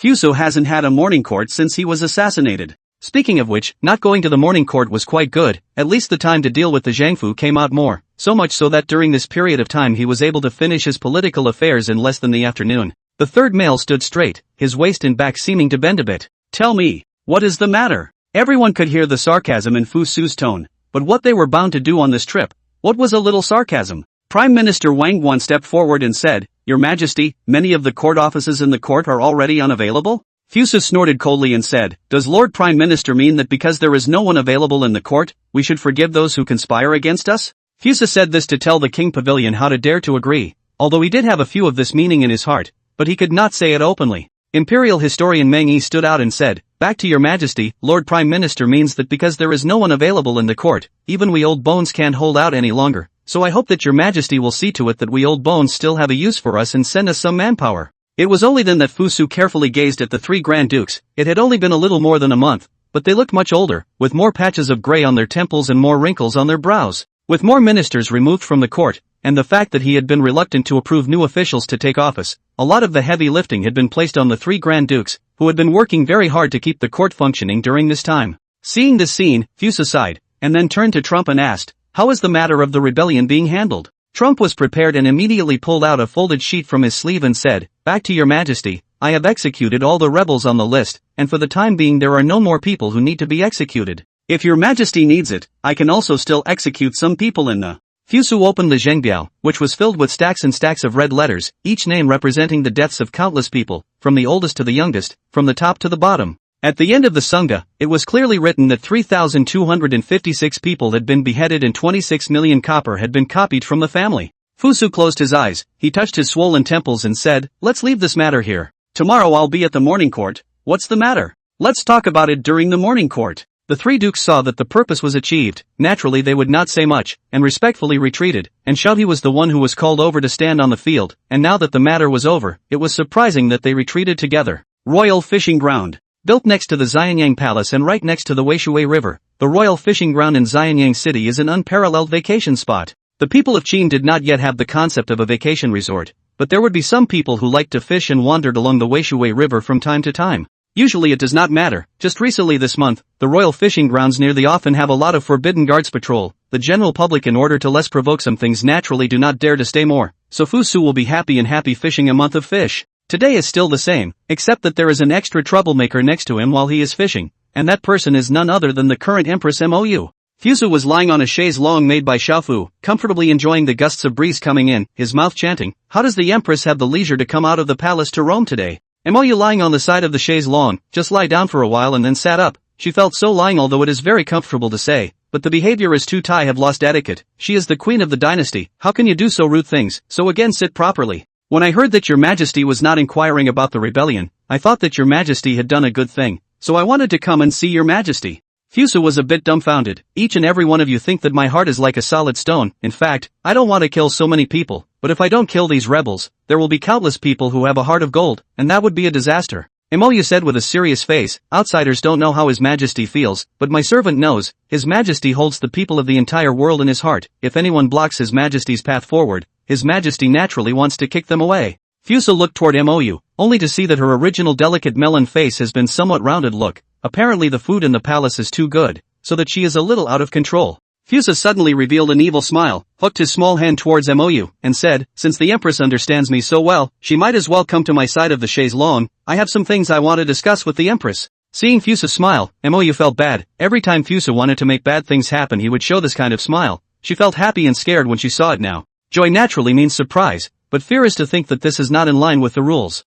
I'm not going over there. Your Majesty should be more steady. There are so many people watching nearby. Fusu exuded a look of being hurt by her, and his mouth chanted, "Obviously, it was the Empress who said she understands me, but now she doesn't even want to listen to me. It seems that the Empress doesn't like me anymore." Mou's face was reddened by Fusu's such blunt words, and after looking around and realizing that no one was paying attention to this side, she said, "Concubine will now go over to His Majesty's side, but His Majesty has to make sure that he can't make a bad move or do anything else." Fusu perked up the corners of his eyebrows and asked, "What are these other things that the Empress is referring to?" Mou's small face was red, but still firmly said, "Naturally, it means that you can't make bad and worse things than making bad." Fusu laughed at once and said seriously, "If the Empress doesn't make it clear, how will I know what is worse than making it bad? I don't care, if your Majesty doesn't agree, I won't go over." Mou saw that he couldn't discern Fusu and directly started to play rogue. Fusu naturally agreed to it with his mouth full. So Mou quietly ran to Fusu's side, and then the two of them lay down on a chaise longue. Then the two talked and fell asleep talking. Chapter 80, Harvest. In July, the morning court, which had been suspended for more than a month, was finally opened again. Fusu once again sat on the dragon chair in the Kirin Hall, looking at the sparse number of ministers in the court, and couldn't help but sigh. He used to just think that there are too many officials in the court, most of them are corpses, thinking that a little less will not affect the overall situation, but there is a big difference between the less he wants and the less like this now. But no matter what he thought, it had happened and there was no way to return, only to move forward with determination. "I pay my respects to your Majesty, long live your Majesty." The court rang up the minister's greetings, but ultimately it is a little empty, and then less people should have echoed the words, "Right." Ji Jianbing shouted, "I have something to report." There seemed to be a hint of desolation in the usual bright call. The three dukes looked at each other, and finally Prime Minister Wang Guan stepped forward and said, "Your Majesty, the various government offices are no longer sufficient to support the current situation due to a lack of manpower, and I would like to ask your Majesty to approve some officials to be appointed. The matter of the shortage is indeed serious, or it would not be worthwhile for the Prime Minister to bring it up again and again." Fusu nodded, and then asked, "I'm also very clear about the problems mentioned by Wang Iching, only that I've already notified the world that all future officials will be elected from the imperial examinations, so if the list of officials is approved at this time, wouldn't it be telling the world that I've broken my word? Is the credibility of the emperor important? That is definitely important. If the emperor has no credibility, then the credibility of the imperial court will be in jeopardy, which is something that no one would want to see." Wang Hall is a bit dumbfounded. The three princes even talked about this issue before, directly skipped the section of the imperial examination. They had been thinking in the old way, did not understand the meaning of the imperial examination. "I have something to report." Fusu looked. It turned out to be the Lesser Government Department Minister Zhu Wenluan. This person in the Lesser Government is also considered to be a high position of power, just before the performance of a very low profile. "I do not know why now suddenly active. Ai-chan, please speak." "Back to your Majesty, I feel that since the number of officials in the court is insufficient, we can draw officials from every county in the world to the capital. These adults are familiar with the government and people's affairs, so they can naturally support the court's great ship."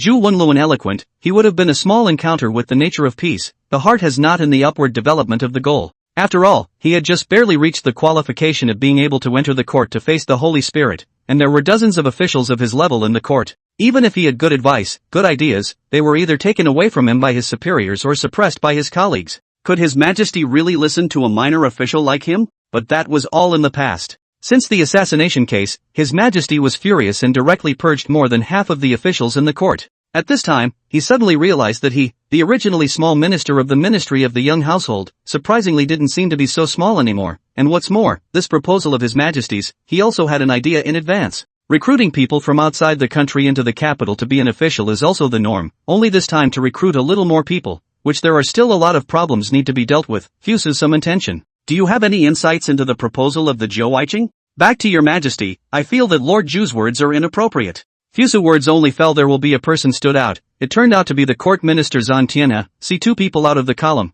Let Fusa feel a little strange. Today there is no big man top in the front. Instead of letting the subordinates first, some strange. What is Zhan's opinion? But there is no harm in saying so. Thank you, your Majesty. Zhan Tianhe stepped out to look at Zhu Wenluan and said, just now, Mr. Zhu said that he wanted to select officials from all counties in the world to enter the capital. This method is good, but this time there is a huge shortage of officials in the capital. If all the officials are recruited from the counties, I am afraid that the counties will lose their chiefs, which will not be beneficial to the local peace, and there are long and short distances between the counties, the shorter ones being only 3 to 5 days, and the longer ones taking more than a month. 3 or 5 days would be just that, more than a month would be too long. However, if we only transfer the officials of the nearer counties to the capital, then it is bound to cause dissatisfaction among the officials of the faraway places, not rich yet. At this time, it was not yet like the Ming and Qing dynasties, when being an official in a place a little farther away was like being sent away. So I propose that your Majesty may vet a group of officials to enter the officialdom, just to fulfill the daily needs. This side will then not affect the court's plan to take soldiers. Zhan Tianhe finished, then put on a respectful posture. The ministers in the court watched him. More people did not think that these usually very low-profile officials, previously do not speak, as actually in disguise themselves. It was a moment of awakening for many of those with active minds, some tugging at their heels, others leaping to their feet. After all, the positions in many departments are vacant, and when the time comes for the candidates to fill them in, all of them will be in a similar position, and in the end, it will not be a matter of how well you all look in the eyes of His Majesty. Matters of official position such a big deal, how can anyone still be able to look he down? Fusa frowned. Both of these people's ideas had merit, making it hard for him to choose, so he looked at Wang Guan and asked, what does the Prime Minister think?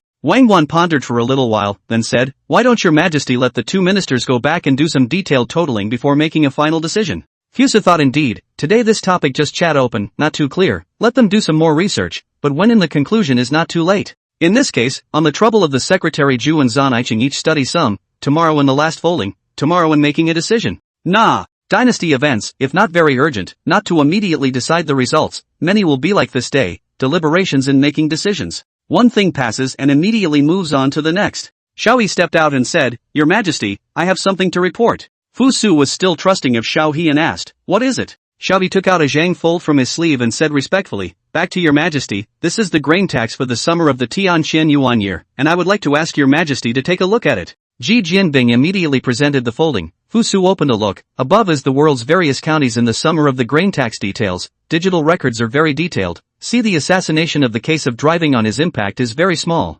Fusa finally looked at the summary figures. He remembered that last autumn's autumn tax was only 7 million copper, while the summer tax in the first half of this year was 15 million copper, which is naturally due to the increase in the cultivating population after the destruction of the 4 northern countries, but also because the world was pacified and the people tended to be stabilized. No matter what, this number could support the smooth excesses of the court without him, His Majesty, always thinking about how to subsidize the treasury. Xiao Aiqing has worked hard. Give the folders to the ministers with them as well. 81. Infrastructure Army. Today it is raining. Yu Yongchang looked at the rain outside, and sighed in his heart. It seems that today is not dry work. Since being transferred to the royal hunting ground to organize this side of the territory, has been more than 2 months. At first the brothers feel bitter, dry for a long time on the same, are dealing with the ground. One is dealing with the field, one is dealing with the barren land. What is the difference? There were no walls in Xianying city, they had expanded far out, and although they had expanded far out, every piece of it was tended to smoothly, and he had heard his superior officer say that this was what His Majesty had requested, so he had been very conscientious.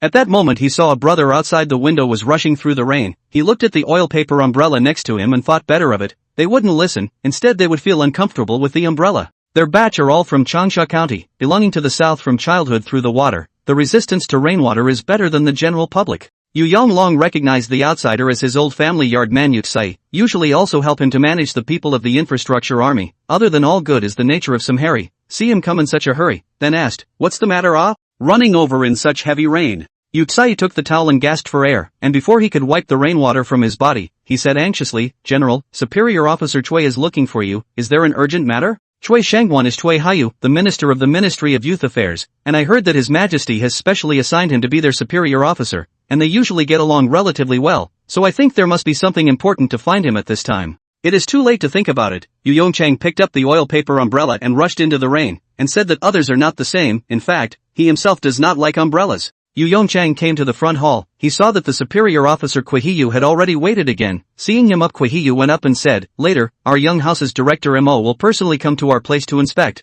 The director of Mo's deepest trust of His Majesty. You'll follow me later, don't lose your etiquette." Although Yu Yongchang is the general of the infrastructure army, but he is not the normal promotion up. When they heard that the descending army to be categorized as the infrastructure army, a little bit of doorway in the army generals have made a way to run away, and finally only left him. This has just been promoted to 1,000 long to do the general. So he seems to be a general, but in fact is essentially a small officer only, usually rely more on the first to drive the following soldiers. Chui and you do not know the depth of he is very courteous to him, and today decided to instruct him. Yu Yongchang also think that Chui Shangguan is a good official, and so also work extra hard. Hearing that it was the supervisor of a government office that was coming, Yu Yongchang thought in his heart, the supervisor of the Shafu, isn't that one of the 9 ministers? Although they hear is very close to the Xianyang Palace, but plainly can only be far to see those who are officials of the big man, did not expect that today there will be a big man to visit them. This is the first dynasty. With some nervousness in his heart, he asked, "Lord Chui, since it's a visit from a big shot, should we prepare for it?" Chui and you know that His Majesty's attention to the construction of the institute, and the construction of the institute is bound to use the infrastructure army, so incidentally, he also think highly of the infrastructure army 1 point, and have the intention to promote Yu Yongchang a little. This supervisor of mine is bent on focusing with practical matters and doesn't care about those tricks, so don't make more trouble, that will rather make him dislike. Yu Yongchang bowed and responded, thinking that such a courtier is really rare. It wasn't long before the rain tapered off. In the distance a carriage came this way, and as it approached the horseman pulled back the curtain and a young man stepped down, and Chui and Yu enthusiastically surged forward. Seeing Chui Yu enthusiastically go up, Yu Yongchang was shocked in his heart and hurriedly followed suit. He didn't expect that one of the 9 ministers, the head of the young house, would be a youth who looked this young. Choi Weiel, the head of the Shaofu ministry, welcomes the Lord in charge's invitation to come and inspect. Seeing his subordinates make achievements in other places, Mo Zhongxing is also very happy, which has nothing to do with character, but just a kind of human nature. There is no need to be polite, I just came over to take a casual look around and then give you one thing according to His Majesty's wishes. Chui and Yu side supervisor is still the same supervisor, not good at official socializing, and do not like so hypocritical things. Although the royal hunting ground has been repaired, but the way of repair is the whole or plowed off a layer, when the sky is clear when the foot is yellow soil, now it rains to walk on it will inevitably be stained with a foot of mud.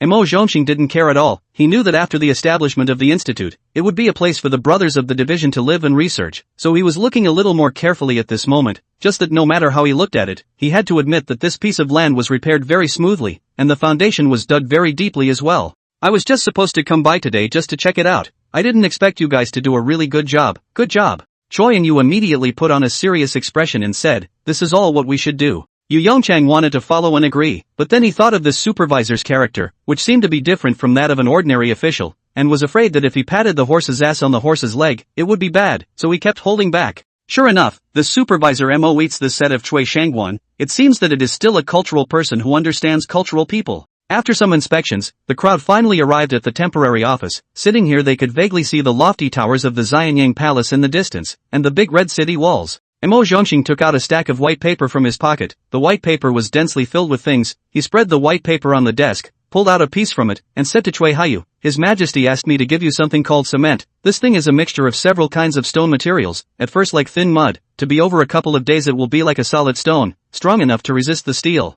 Both Chui Yu and Yu Yongchang stared in disbelief upon hearing this. If the person who said this at this moment wasn't their officer, they would most likely think that it was a hysterical person from somewhere who had run off and was babbling so much. It's uninformed to think that mixing a few types of stone together can withstand steel. But the person who said this was one of the 9 ministers, a big shot who was known for his steadiness, and he was bringing in His Majesty's wishes, so even if the things he said were no longer outlandish, there was a certain degree of feasibility to them. Chui Haiyu knew that the superior officer wouldn't lie to him as there was no need to, but he still couldn't help but ask. The supervisor said that by combining several types of stones together, they could form an object that could withstand steel. So what do the subordinates have to do to make this object called cement? Mo Zhongqing naturally understood their incredulity, because before he himself made the finished product, he himself didn't believe that a few kinds of stone materials plus water could be as hard as solid stone. Chapter 82, Ministers in the Capital. Every drink and every peck in life has its own destiny. The impact of cement on the later generations, the impact of Great Qin will only be more important than imagined, so Fu Su led Mo Zhongqing personally to teach this technology, is to make the infrastructure army to pay attention to this technology,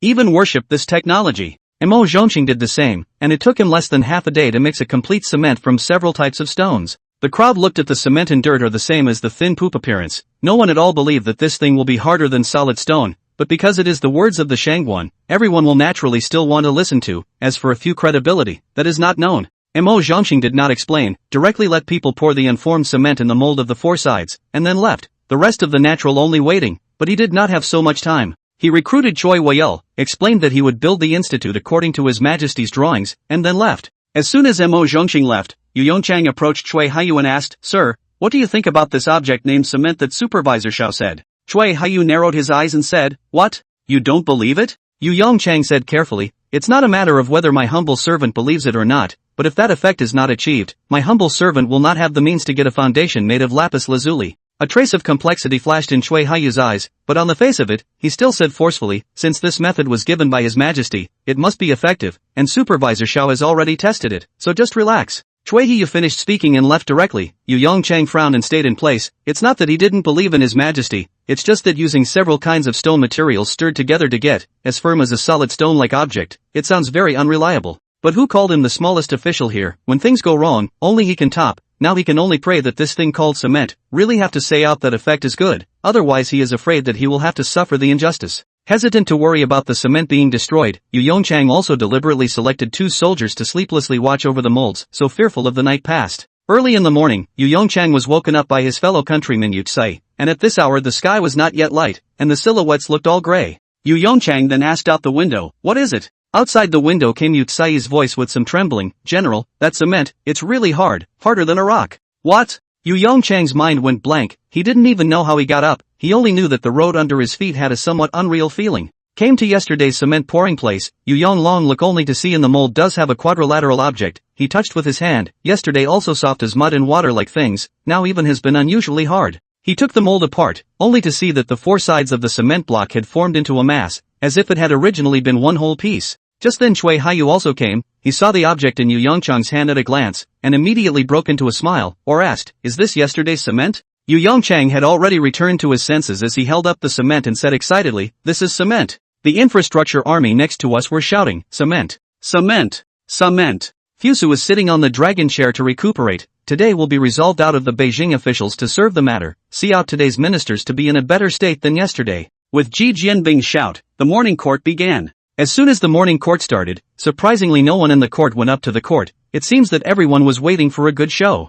Fusu also did not force, looked at the ministers in the court and said, Secretary Zhu and Secretary Zan, about whether to transfer foreign ministers to the capital, or to select people in the capital, who are the 2 of you prepared to go first? Zhu Wenluan proudly glanced at Zan Tianhe, and then bang hand out of the column, he called 3 or 5 friends yesterday, measure thought for a long time finally figured out if the game, this time the victory is in the hands of nature, naturally. Back to your Majesty, regarding the matter of transferring foreign ministers to the capital, I thought about it for a long time yesterday and finally came up with some insights. It is mainly divided into 3 points. First, the court wants to transfer foreign ministers to the capital. The transfer is naturally to review the excellent local officials. These people into the capital will inevitably give an example to the other officials, as a way to warn the officials, no honor and disgrace. Secondly, I think that it is not necessary to mobilize all the officials needed to the capital. Taking a part of them will be sufficient, and will neither affect the office of the court nor the counties of the world. Thirdly, the foreign ministers understand the situation in their respective jurisdictions a little bit more deeply, which helps the court to formulate policies without knowing, understanding the situation.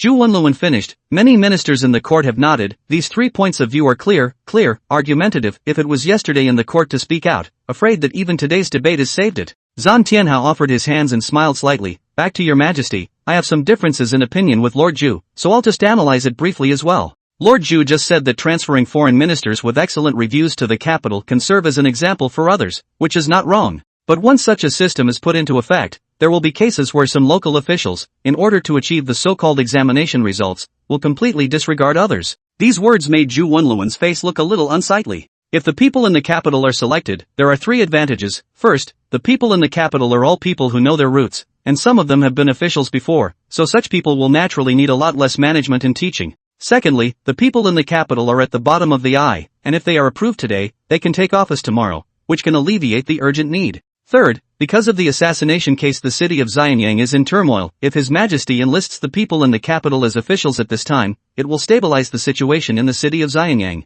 These words were said out. The voice of discussion is even louder than before, visible in the minds of the ministers have made a choice. Fusu knew that the time had come to make a choice, whether to choose foreign ministers to enter the capital, or to recruit people from the capital's families to become officials, all in his mind. Zhu Wenluan's theory was activated by the Ming and Qing dynasties in later times. When the cabinet and the emperor wanted to know what was happening inside a certain territory, they would ask the officials who had entered the court to report their duties, and it was used as a regular column. Zhan Tianhe's remarks, on the other hand, were more towards the present, which could not only alleviate the immediate crisis, but also play a role in stabilizing the Guanzhong's lineage and aristocracy. There are times when theories that look far ahead are not necessarily the ones that are he thing, at least not the ones that Fusu needs right now. Fusu heart has been determined. Looking at the civil and military ministers in the hall said, I view Zhan Iching's words are reasonable, the resolution to adopt. Zhan Iching remonstrate meritorious, the official promoted 1 level. Nah. Chapter 83, Tianlu Pavilion. It was raining in the sky. Fusu sat in front of the window and watched. The rainwater slowly flowed into the canal along the eaves. It is said that the water in this canal is connected to the Wei River, and it will eventually slip inside the Wei River.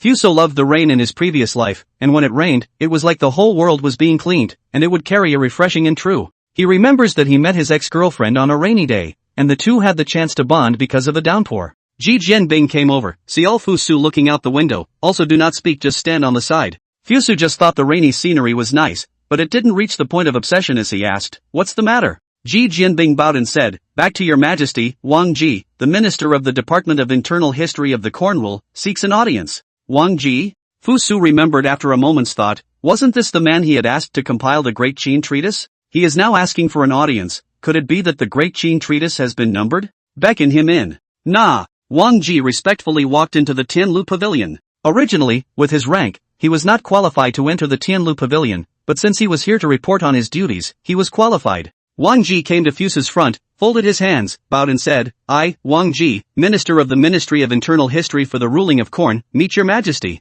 Fusu revealed a gentle smile and said, Wang Iching has come, but the Great Qin Treatise is not far off? Wang Ji bowed his head in response, then took out a book without a cover from his sleeve and handed it over. K. Jianbing results the books and then delivers them to Fusu. Fusu opened the book to check it out, jumping from page to page, and from his years of reading experience, he didn't find what he was looking for. He closed the book and pondered in his head for a while before asking, does Secretary Wang know that I have listed the Great Qin Treatise as one of the mandatory examinations for the imperial examination system? How can Wang Ji still not understand that His Majesty is not satisfied with the current Great Qin Treatise? He truthfully returned, back to your majesty, I know. Why does Secretary Wang think I'm compiling this Great Qin Treatise? Wang Ji felt a bit at a loss for words, and he said after some deliberation, Your Majesty is trying to educate all the people so that they will know honor and disgrace, and understand the gains and losses. This is what you want, this is not what I want. What I want is that when the people read the Great Qin Treatise, they will be proud to be a Great Qin, they will have a sense of happiness because they are a Great Qin, and they will sincerely love this land.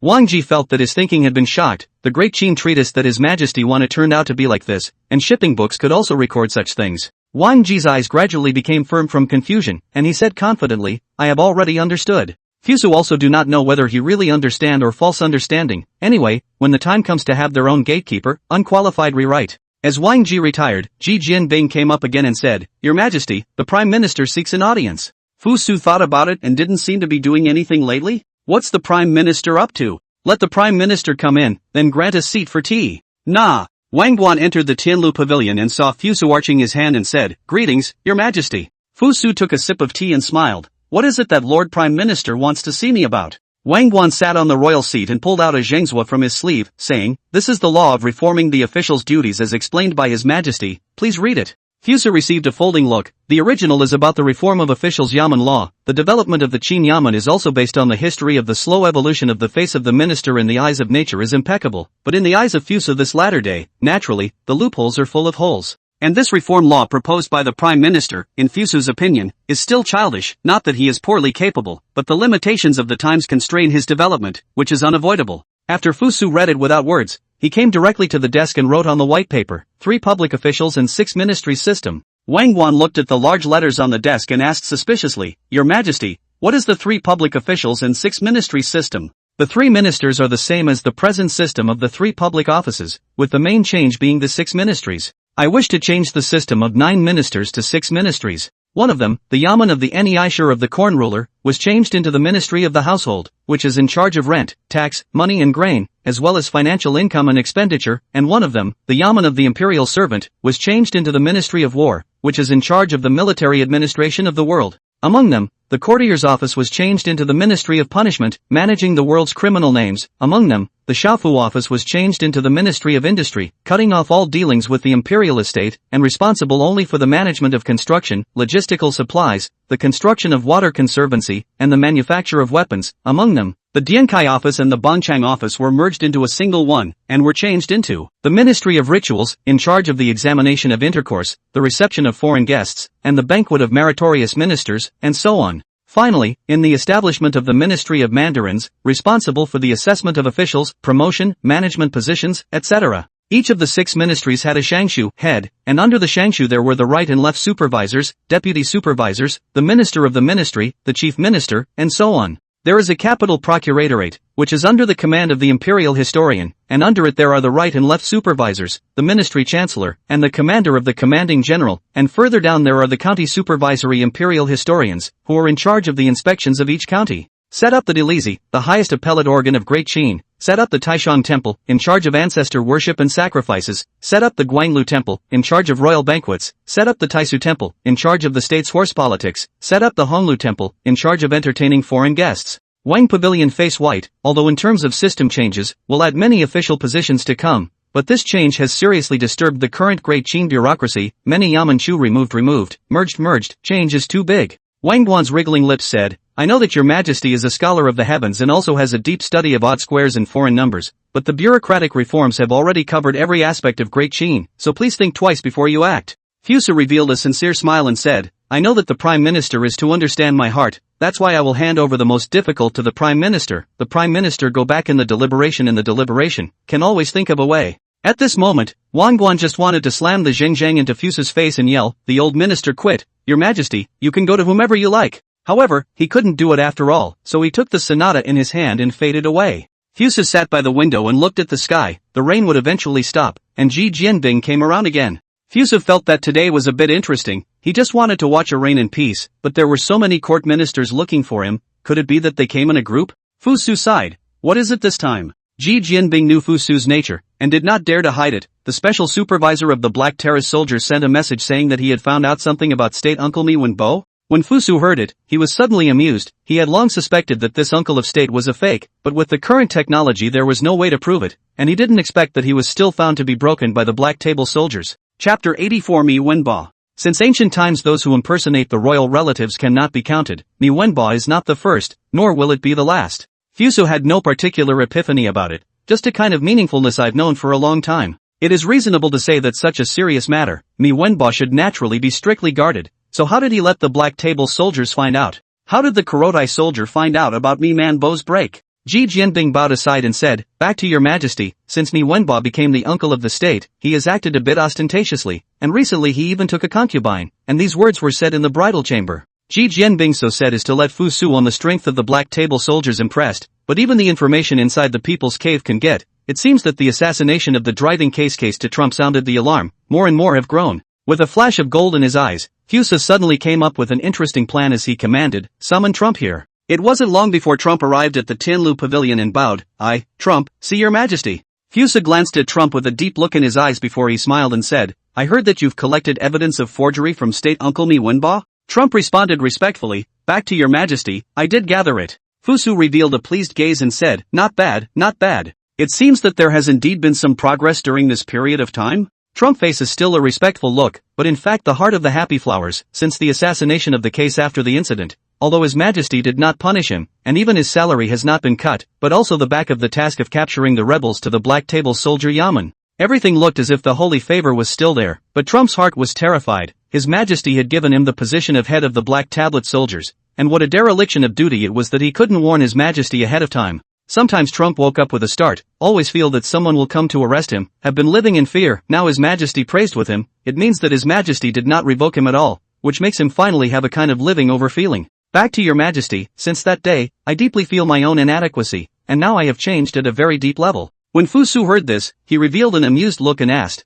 this very deep level, how deep is it? Trump is flabbergasted? Your Majesty, I'm just going to say something on the spot, why do people take it so seriously? Fu Su's face straightened and he said seriously, since I've got the evidence of Guoyu's guilt, I now have one thing I need you to do? Trump bows, 10,000 deaths. Mi Wenbo became the uncle of Emperor Fu Su of Great Qin, or what the world calls a state uncle. It was as if he had reached the pinnacle of his life at this moment, and it would have been even more perfect if the person who was also in the know hadn't still been alive. After the matter of the immortal weapon, Tiankalu had completely exploded in Xianyang City. No matter who talked about the restaurant, the first thing that came to mind was Tiankalu. Tiankalu also followed the rise of the boat, not only the height of more than 10 times, even weekdays to come here to eat the guests are endless, and even rumors of a hard to find a beautiful name. Then it's because one person is hard to find, and the number of people who come to eat there is rather more, so much so that people are willing to talk about important things here, and think that there is a sense of heaviness. Mi Wenbo specially changed into a basalt-colored clothing, on the way he intentionally avoided other people's gazes, and tried his best to keep a low profile to the private room located on the 3rd floor.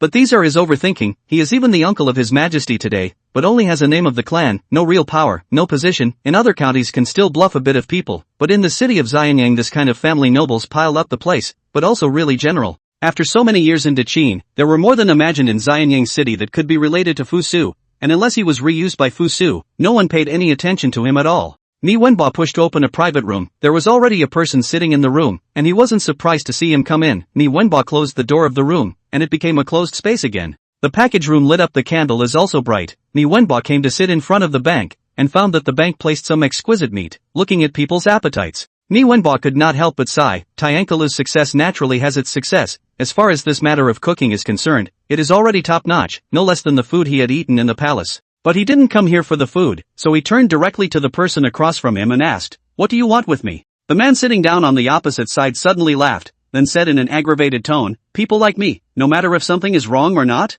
naturally all of them don't dare to come and find trouble with Uncle Gua, don't you think so? Mi Wenbo. The person who came clearly said respectful words, are talking in a tone of voice is very eerie, and finally called out the great name of the uncle of the state. This situation even the average person would have already flipped out, but Mi Wenbo had no reaction after hearing it, as if what the visitor said was not him. Mi Wenbo laughed and asked rhetorically, Family Master Qian is underestimating himself too much. Look, you have something to summon me, this is why I'm here. Chen Dan revealed a cold smile and grunted, I thought Lord Mi had been living comfortably for a while and had already forgotten about someone Qian? Mi Wenbo accompanied smiled and said, Chen Family Master, where are the words? Mi Mao, forget anyone but do not dare to forget the money Family Master. After all, if there is no money Family Master words, there will not be today's Mi Mao. Xiandan said smugly, it's good that you know. The room went quiet again as the two men finished their heartfelt words. Mi Wenbo couldn't withstand this pressure and took the lead to ask, what is it that Mistress Qian is looking for me in such a hurry? Knowing that the hibernation period they had negotiated was a year's time, and now Chen Dan had contacted him ahead of time, the consequences would be unimaginable if someone with a heart of gold found out.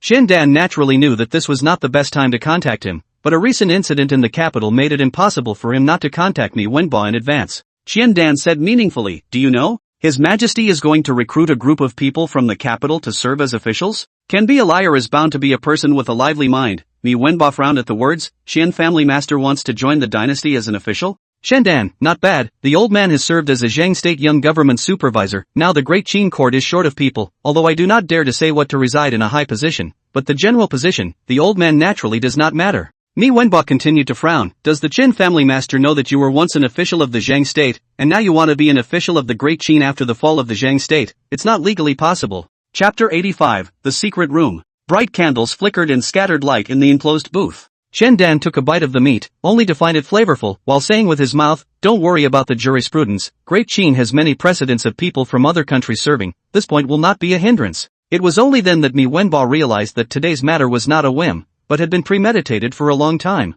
But Qianfu Master, let me how to help you, I am just a small person without any real power, the court officials serve such a thing, how is it that I can interfere? Mi Wenbo began to elaborate on the fact that everyone thought that after becoming a state uncle, they would be able to soar, but in reality, the royal family did not know how many relatives there were. There is no difference between an unappreciated state uncle and a salted fish. Qin Dan revealed a mysterious smile and said, State Uncle Master is not a small person. I heard that when the Empress Dowager was alive, she was very good to present-day His Majesty, and after His Majesty ascended to the throne, he rewarded many of the Empress Dowager's palace staff. And as the State Uncle is the Empress Dowager's own brother, if the State Uncle goes to beg His Majesty, mindful of the Empress Dowager's favor, will more than likely oblige. Qin Dan's meaning Mi Wenba naturally understands, His Majesty's filial piety to the Empress Dowager is something known to the whole world, and if he as an uncle begs His Majesty for one thing, His Majesty is in the way most likely to agree. But this would make him much less impressive to His Majesty, and if he had recommended Chandan, the breach would have become obvious.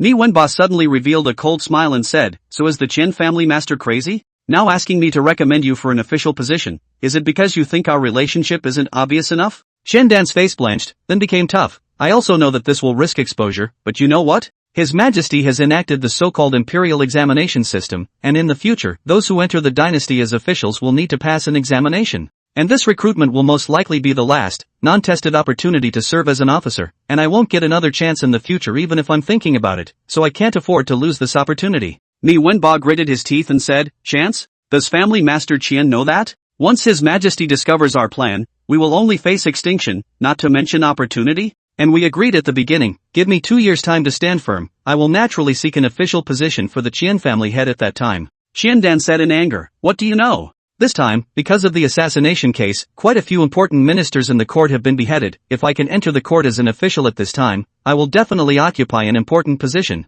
At that time, you only need to hold steady for a year or two, and then you can become a minister of the imperial court, which is many times better than the official position that you still don't know how long it will take you to seek. Mi Wenba angry face is white, but he is even more afraid to turn the face, because do not turn the face there is still a possibility, turn the face will only be able to die together, he has only become the uncle of the state not long ago, the house of the young lady has not yet enjoyed enough. Qin Dan also knows that the words just said a little heavier, also know how dangerous this behavior, but the rich and powerful, after this village will not have this store, he must be ruthless to himself. Thinking of this, Qin Dan calmed his tone and said, I have calculated that this matter is not entirely impossible. When His Majesty sent an angel to my residence to inquire about me back then, it was evident that His Majesty only knew my name and did not know my figure and appearance. And now that more than 2 months have passed, His Majesty is busy with his daily political affairs, how much impression can he retain of a name, and then we only need to buy off the internal officers of the day, and we can conceal it from the world. Right in the next room, Fu Su had been sitting there listening to the conversation in the private room, and when he heard this, he couldn't help but laugh at Ji Jinping. Yo! Planning to bribe our Supervisor K, I wonder how many coins you would charge to bribe Supervisor K once. Ji Jinping kneeled on the ground and said respectfully, Back to your Majesty, I am loyal to your Majesty, but I have never let anyone bribe me, please be clear about it, your Majesty. The smile on Fu Su's face was a coffin, and he said in a cold voice, Your loyalty I naturally know, but in their conversation just now, there were a lot of news circulating from the palace, I don't want there to be so many talkative people in the palace, do you understand? Ji Jinping knelt on the ground and said firmly, I understand, and I assure your Majesty that such things will never happen in the future. Fu Su stood up and said, Alright, don't kneel, things are almost done, it's time to go and meet our state uncle and the Qin family lord. Qian Dan's ability to talk is still very strong. Mi Wenba was said to have some confidence in this matter. Dang! Dang! Dang! A knock suddenly sounded at the door, and then a voice came, 2 guests, can you need to warm up the wine? Mi Wenba and Qian Dan were first shocked in their hearts, after all, the things they were talking about were so secretive, if they were heard by outsiders the consequences were unimaginable.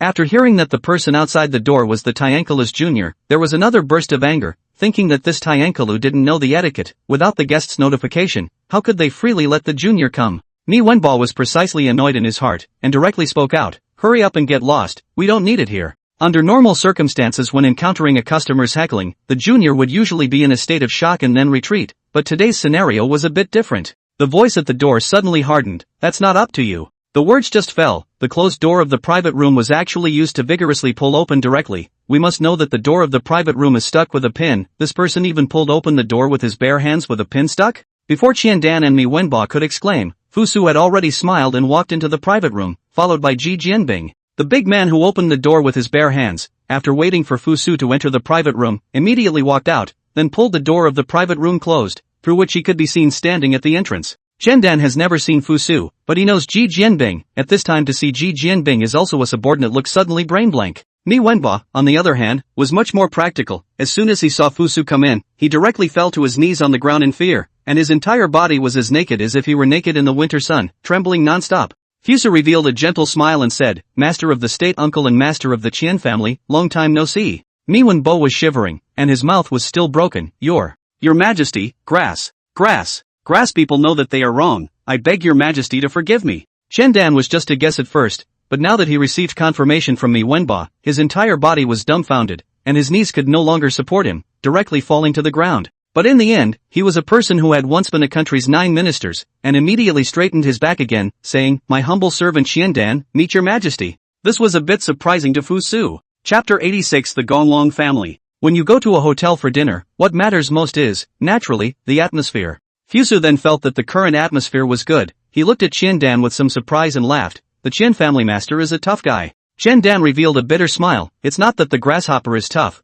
but all of our scheming has been seen by His Majesty, and we're still acting like little cuties. As self-righteous as we are, if we are tougher now, we will be more honorable when we leave. Fusu suddenly laughed. This Shendan too is still a bit interesting, can tell a handful of cold jokes. Fusu found a seat and sat down, then said, "Tell me, what do you think I should do with you?" De Qin is still mainly kneeling and sitting on the ground, but Fusu over is not used to it, pondering when the stool will be studied. Mi Wenbo was a bit surprised at what he heard. He thought that if the matter was discovered by His Majesty, he would only be beheaded immediately, but he didn't realize that His Majesty would put the question to them and let them answer it themselves. Shendan's heart is a little more stable. At this time the brain has already turned a few circles. He deliberated for a moment and said, "The grass people think, Your Majesty should not kill 2 of us, we still have a use." Fusu seemed to say carelessly, "You think so, then say what you think, and if it's right, it's also possible not to kill." Mi Wenba's heart trembled, his mind could not think of anything, and he could only hope that Shendan played well. Shendan knew that he had passed the first hurdle, and at that moment, he opened his brain with all his might, and one thing flashed through his mind.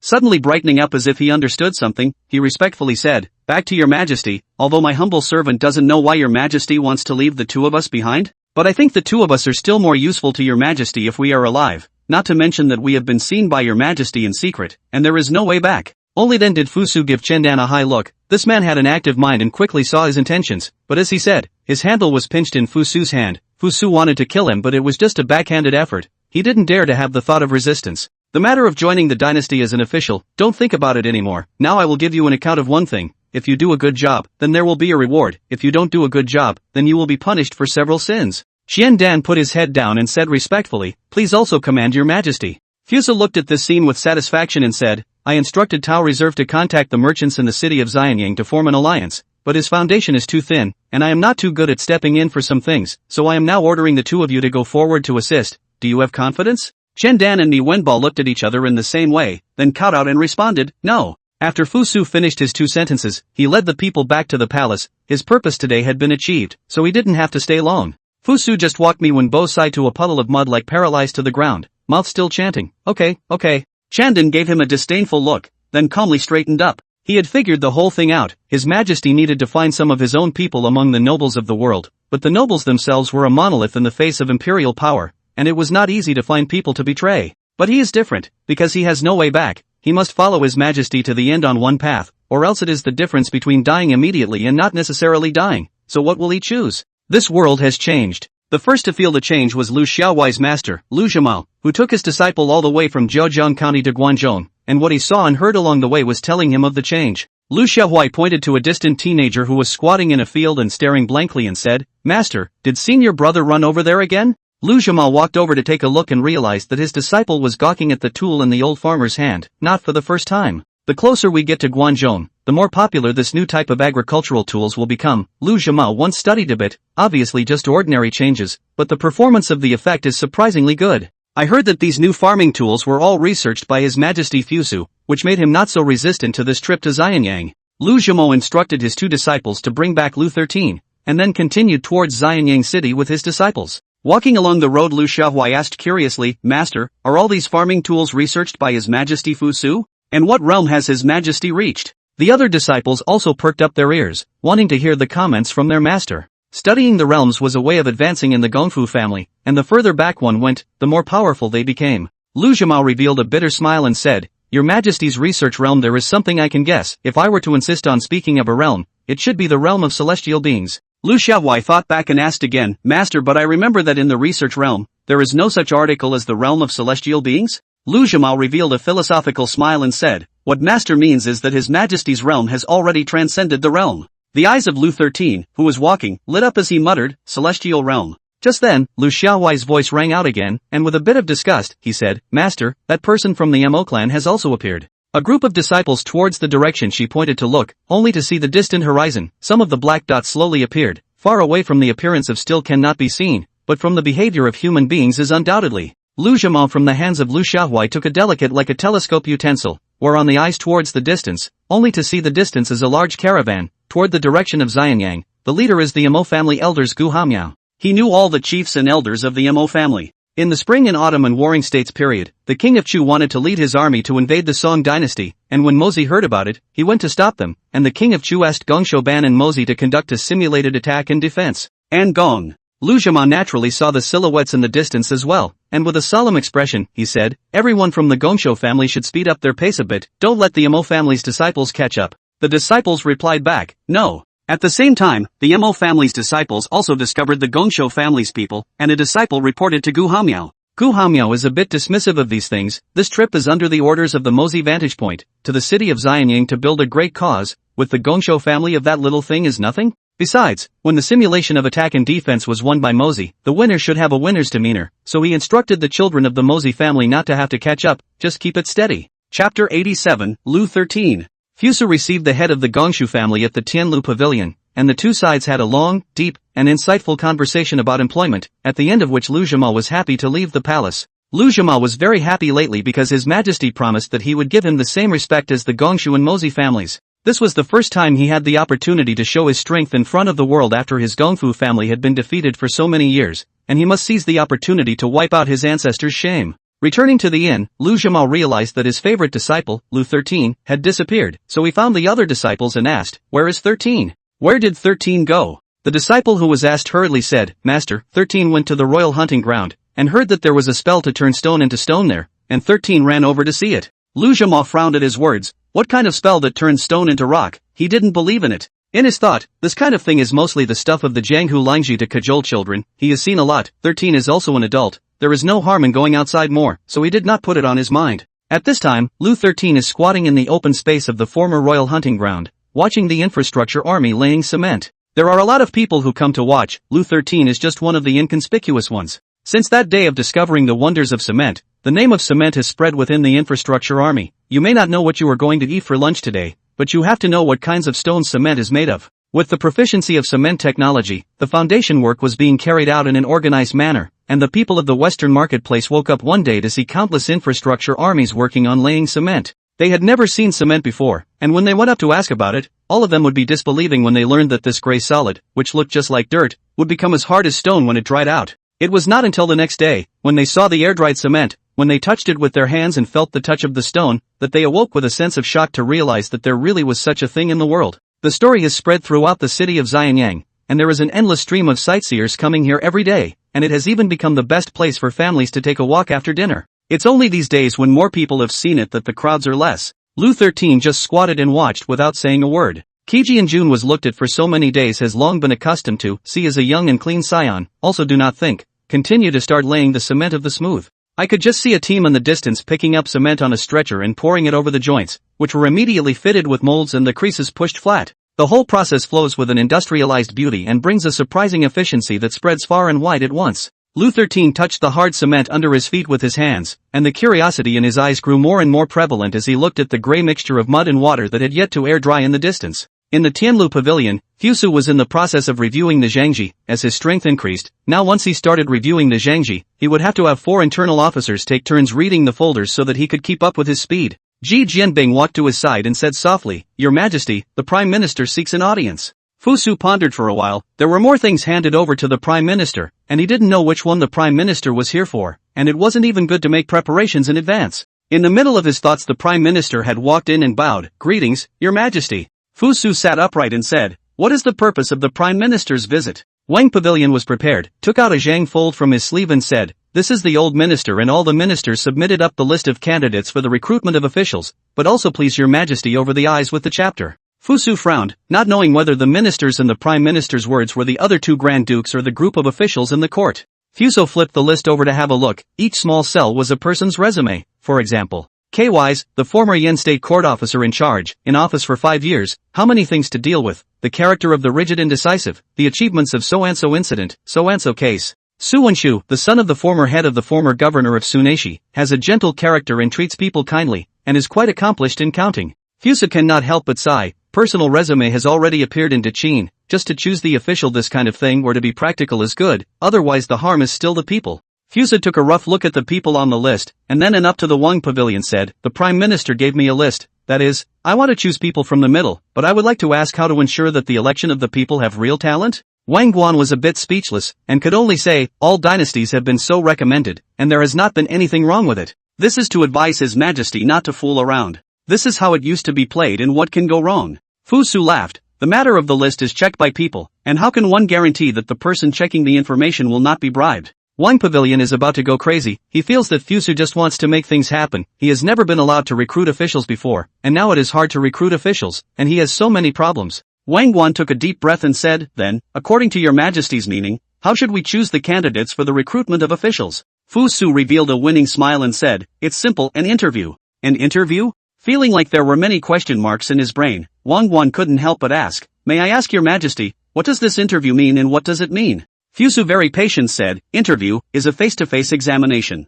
Because of the officials elected by the ministers are not familiar with, I decided to assess their ability to work face-to-face. The ability to excel in the natural can be selected to do the official, indiscriminately the person will be punished. Wang Pavilion immediately understood the meaning of Fuso, although this move is a little unconventional, but with Fuso's nature, if you do not agree at this time, he is very likely to be stuck on the list without signing. After all, that's what he's done before. Wang Qin had to agree after thinking about it, then agreed on a time and left. Before Fuso could sit down, Ji Jinbing came over again and said, Your Majesty, Shen Kaishan, the left supervisor of Fengchang, seeks an audience. Fuso frowned. Fengchang Yamen, in charge of the affairs of the temple rituals, belonging to the position of few things in noble. Recently it seems that there are no things that can be involved with Fengchang Yamen, right? Not long after, Shen Kaishan walked into the Tianlu pavilion and bowed. I, Shen Kaishan, have met your Majesty. Fuso asked with a calm demeanor, Shen Iching see me in important things? Shen Kaishan pulled out a zhengzhua from his sleeve and said, back to your Majesty, I have a state letter here from the Silla Kingdom. The Silla King Xiaichong Wang would like to my dynasty to be tied for 100 years of goodwill, and specially sent the Yushu princess to come over to make peace with the family. Fu Su sighed, Yushu or Yushu. Chapter 88 Interviews. To change something is not something that can be done overnight. For the Silla King's peace, in Fuso's view is just a small thing. After all, the world is tired. Great Qin needs a long time to recuperate, even if Fuso has the thinking of the latter days, but it cannot change the fact that the people need to recuperate. The fact that His Majesty will be interviewing the draft list has already been rumored in the court. For this matter, some people are a bamboo. As for whether it is a real bamboo or a fake bamboo, only he himself knows. Some of them revealed a worried look. Only the cold light under their eyes that was inadvertently revealed his inner thoughts. The last part belongs to the real salted fish, who relied on the blessing of their fathers to get the chance to become officials, and now they are going to face the real critical moment. After the morning court, it began the original first interview in the first year of Tianqian. This wave of candidates there are 40. The actual will be selected for the official position of only more than 20, that is to say, there are about half of the people, is to go through the motions. In order to show the fairness of the interview,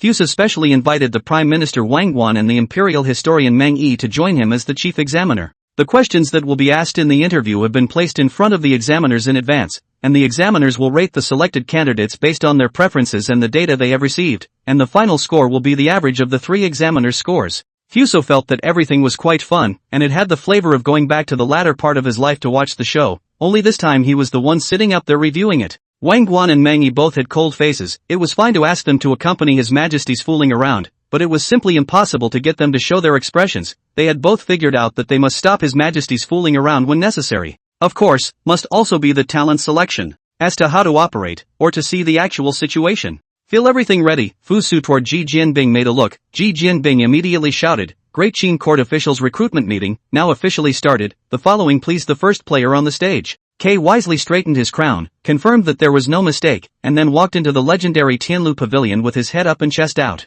As soon as he entered he saw that His Majesty and the 2 archdukes were seated in one piece, with a large block of table in front of them, and that the eyes of the 3 were looking at him, while there was a chair in his present place. K Mingqing calmed his mind and bowed with both hands. Greetings, Your Majesty, greetings to the 2 lords. This person has thick eyebrows, big eyes, decent looks, and acts generously and courteously, winning the favor of the two Grand Dukes, which is also considered to be an open door. Fusu latter life interview experienced quite a lot, to such a situation has long been immune to. This behavior in the later life can only be said to be barely qualified. Sit down. K wisely sat down respectfully. For some reason, he felt that once he sat down, the pressure from the opposite side of the room unexpectedly skyrocketed. Candidates who came in for interviews came in according to a pre-arranged order, in order to make people and resumes right. After all, there is no such thing as a photo in this day and age, and getting a resume wrong is a very common thing. Asking questions about this kind of thing was usually done by the deputy inquisitor, but Fusu took into consideration that it was the first time both archdukes had played this way. After all, the first time to experience the interview this kind of thing, not familiar with the fluent, also he decided to make a sample himself first.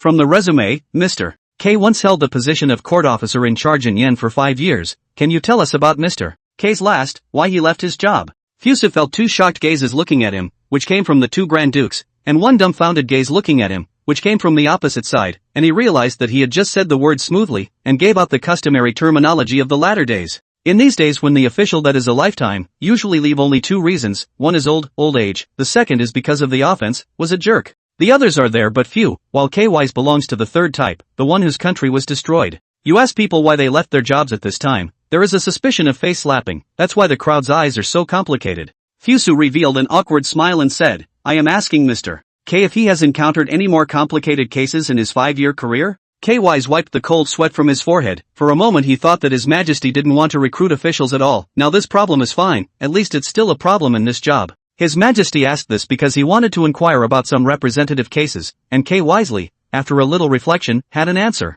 Your Majesty, I have a rather bizarre case here. It says that there used to be a man named Li Si, who would need to take a boat ride every day because of his work, and after taking more boat rides he realized that whenever he took a boat ride, there would be a pretty girl who would keep looking at him. When Li Si saw that the girl was pretty and kept staring at him, he thought that the girl must like him too, so he decided to send someone to the girl's family to talk about marriage. The Li family had some reputation in the countryside, so the girl's family readily agreed. Just a few days before the wedding, a man named Wang Wu came to the Li family. He said that Li Si and the girl's 8 characters collide with each other, in order to break the need for the new couple sent to the bridal chamber after the new room doors and windows sealed, to be opened only after 3 days. Li Si listened to this, and after entering the bridal chamber, he had the new room sealed up, and instructed the people not to come and open it until 3 days later. And so the people waited, 1 day, 2 days, 3 days, until on the morning of the 4th day, as soon as the underlings opened the door of the room, they saw a look at a man in the dress of a groom's officer, who rushed out in a frenzy and then jumped into the river. It wasn't until 3 days later that the Li family's people found a water-soaked, faceless body downstream of the river, and because the body was unrecognizable, coupled with the fact that the Li family was the only one that bailed out the missing person, everyone defaulted to the fact that the body was Li Si's.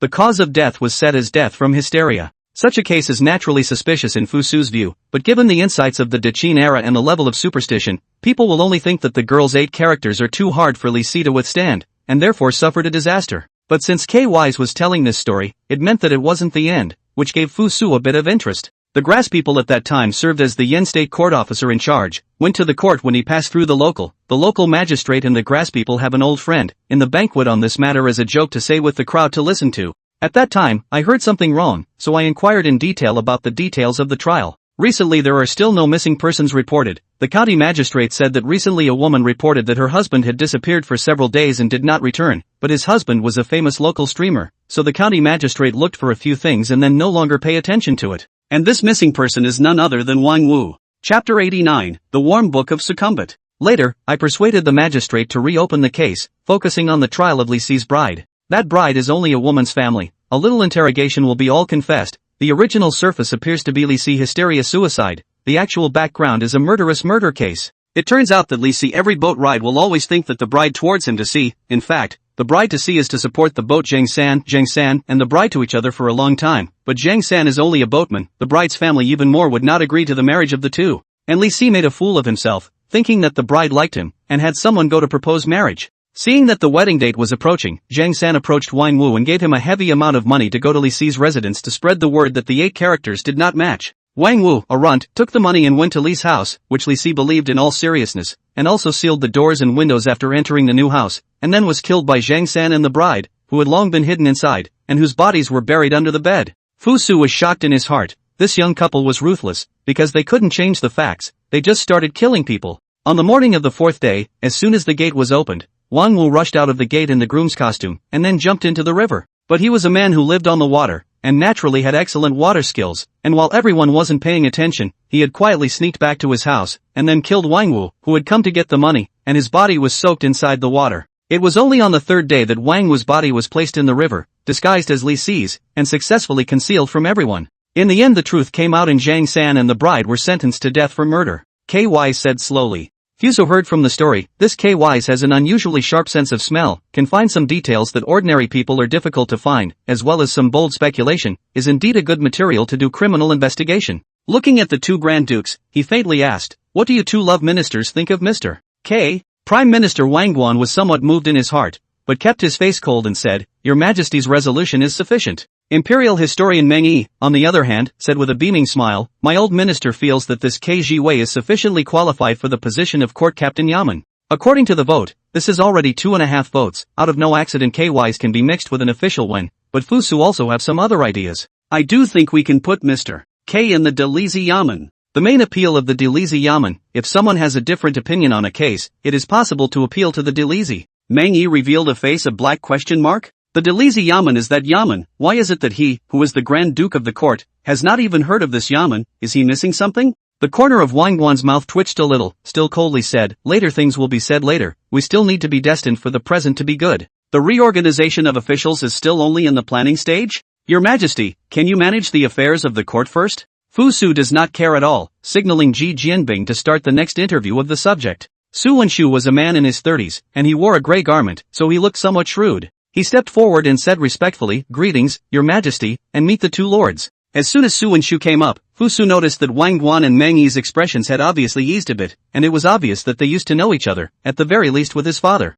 Fuso looked at the person's resume. It turned out that Thesis, the son of the former director of the internal history of the rule of Korn, which makes sense, are officials in the dynasty, know each other's children and nephews is not a big deal. Fuso was a little displeased with this, but if this person really has the strength, he will not stand in the way. I've heard that Mr. Sibu is proficient in arithmetic, so I have some questions that I would like to test Mr. Sibu on. Mr. Sibu won't mind, right? So Wenshu froze a little. Could he be allowed to mind under such circumstances? Fuso signaled, and then counted Jianbing took a test question to all the case of Su Wenshu. Su Wenshu carefully viewed the test question with a new type of numbers written with some need to calculate the problem. Looked to be not difficult. He began to seriously answer up. Within moments, he raised his hand to signal that he had answered the question. Fu Su was a little surprised. This person's speed was quite fast, not to mention the rest. This is to think that he remembered a latter-day joke. Someone said that he was very fast, so another person to test him 15 times 65 equals how much? The person thought of no thought on the answer 7812. The other person counted half a day before saying that the answer is not this number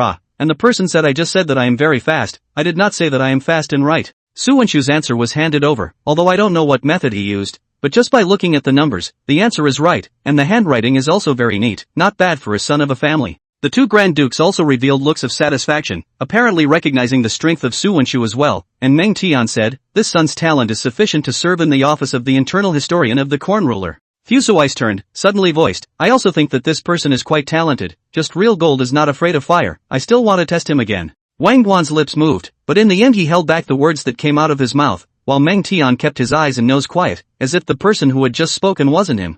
Fuso ignored them and asked towards Su Wenshu, I have another question to ask you now, listen carefully. In a river, there are some ducks and geese. It is known that there are 4 times as many ducks as geese, and there are 27 more ducks than geese, so how many ducks and geese are there respectively? Once this topic came out, Wang Pavilion directly felt that his brain is not enough, although he is a reader, but for the piece of arithmetic does not understand, at this time only feel that this problem is so difficult. Meng Yi, on the other hand, is a little more direct. He did not even hear the question. In his words, if you want to know how many ducks and geese, directly send underlings to count not? Why bother tossing these old bones? Su Wenshu frowned. He felt that the way the question was asked was strange. There were many questions but also many conditions given. He felt that he should be able to figure it out. Su Wenshu thought as he sat down, then used a pen to write and draw on the sketch paper, as if he had fallen into an obsessive state like this, unresponsive to the outside world. Looking at Su Wenshu in this state, Fuso to the point where he blamed himself a little. It's not that I'm afraid he'll turn into a cutie if he can't solve it, but rather worried that if he had to solve a 5th grade math problem,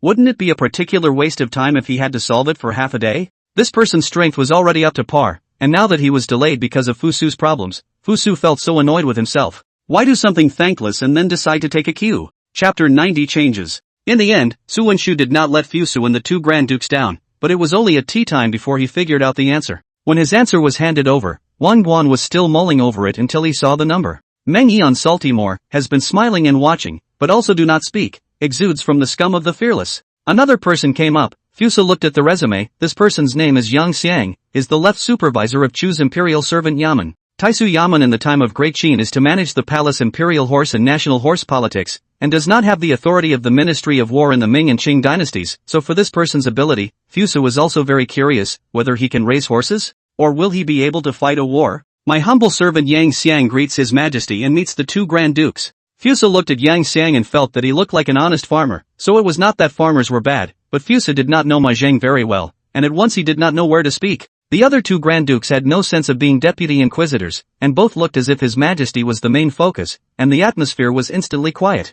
I'm most afraid of the sudden quietness of the air. Yang Xiang was a bit flustered. He didn't know why he suddenly stopped talking when it came to him. Could it be that His Majesty's test was meditation? So philosophical? Fusa coughed and said, Mr. Yang is the Taishu left supervisor of Chu, so I guess he must know more about horse politics, so let Mr. Yang expound on the characteristics of Chu's horse politics, right? Yang Xiang finally came back to his senses, so it's not a test meditation. That was fine, and with that he began to speak eloquently about Chu's horse politics. Fusa could see that this person was capable, but was it really good to find a person from Chu to work on horse politics? His Chu's horses are a what? We do not have a point in mind? Raising war horses must not be raised on the grasslands of Inner Mongolia? So this person, even if he is talented, Fusa was not ready to recruit him, not because of dislike, but the program does not match. The candidates for the office of the imperial servant were at an impasse, and often the candidates favored by the two Grand Dukes were shot down by Fusa, so that the election was delayed. The expression on Wang Guan's face stunk even more. The candidates from the Six Kingdoms Taishu Yamen couldn't even get into His Majesty's eyes. In his opinion, if it wasn't His Majesty's intention to make things difficult,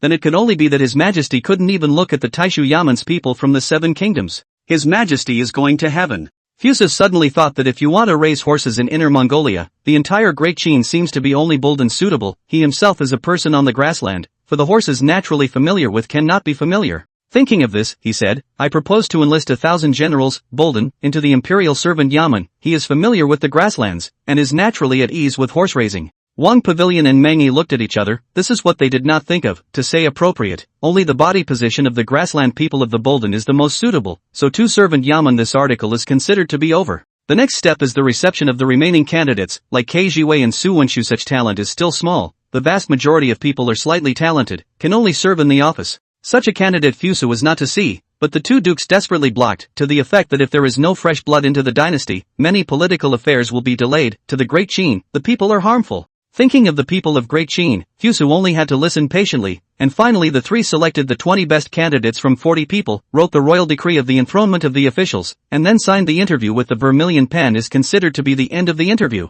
Wang Guan and Meng Yi finally breathed a sigh of relief. The matter that could trigger a crisis in the court was finally considered resolved. Fusa suddenly revealed a smile, then took out an imperial decree and said to the two Grand Dukes, I still have a list of some personnel here that I want to enthrone, so I'll trouble the two loving ministers to put their stamps on it together as well. The two Grand Dukes opened the list and took a look at it. Mo Jianda, the great son of the Mo family, was appointed as the director of the institute. Gong Sun Guan, the leader of the medical family, was appointed as the director of the imperial hospital. Su Xian, the leader of the agricultural family, was appointed as the president of the agricultural affairs institute, and Lu Zhimao was appointed as the deputy director of the institute. The head of the institute was equivalent to a prefectural official position, and the ones under him were equivalent to township and pavilion positions, a rank that was already very high. After all, these people were personally recruited by His Majesty to come to the capital, and had no connection to the court or anyone else. Now His Majesty is thinking of giving these people a certain official position, if it is really usual naturally by the 100 officials sprayed to death, but now?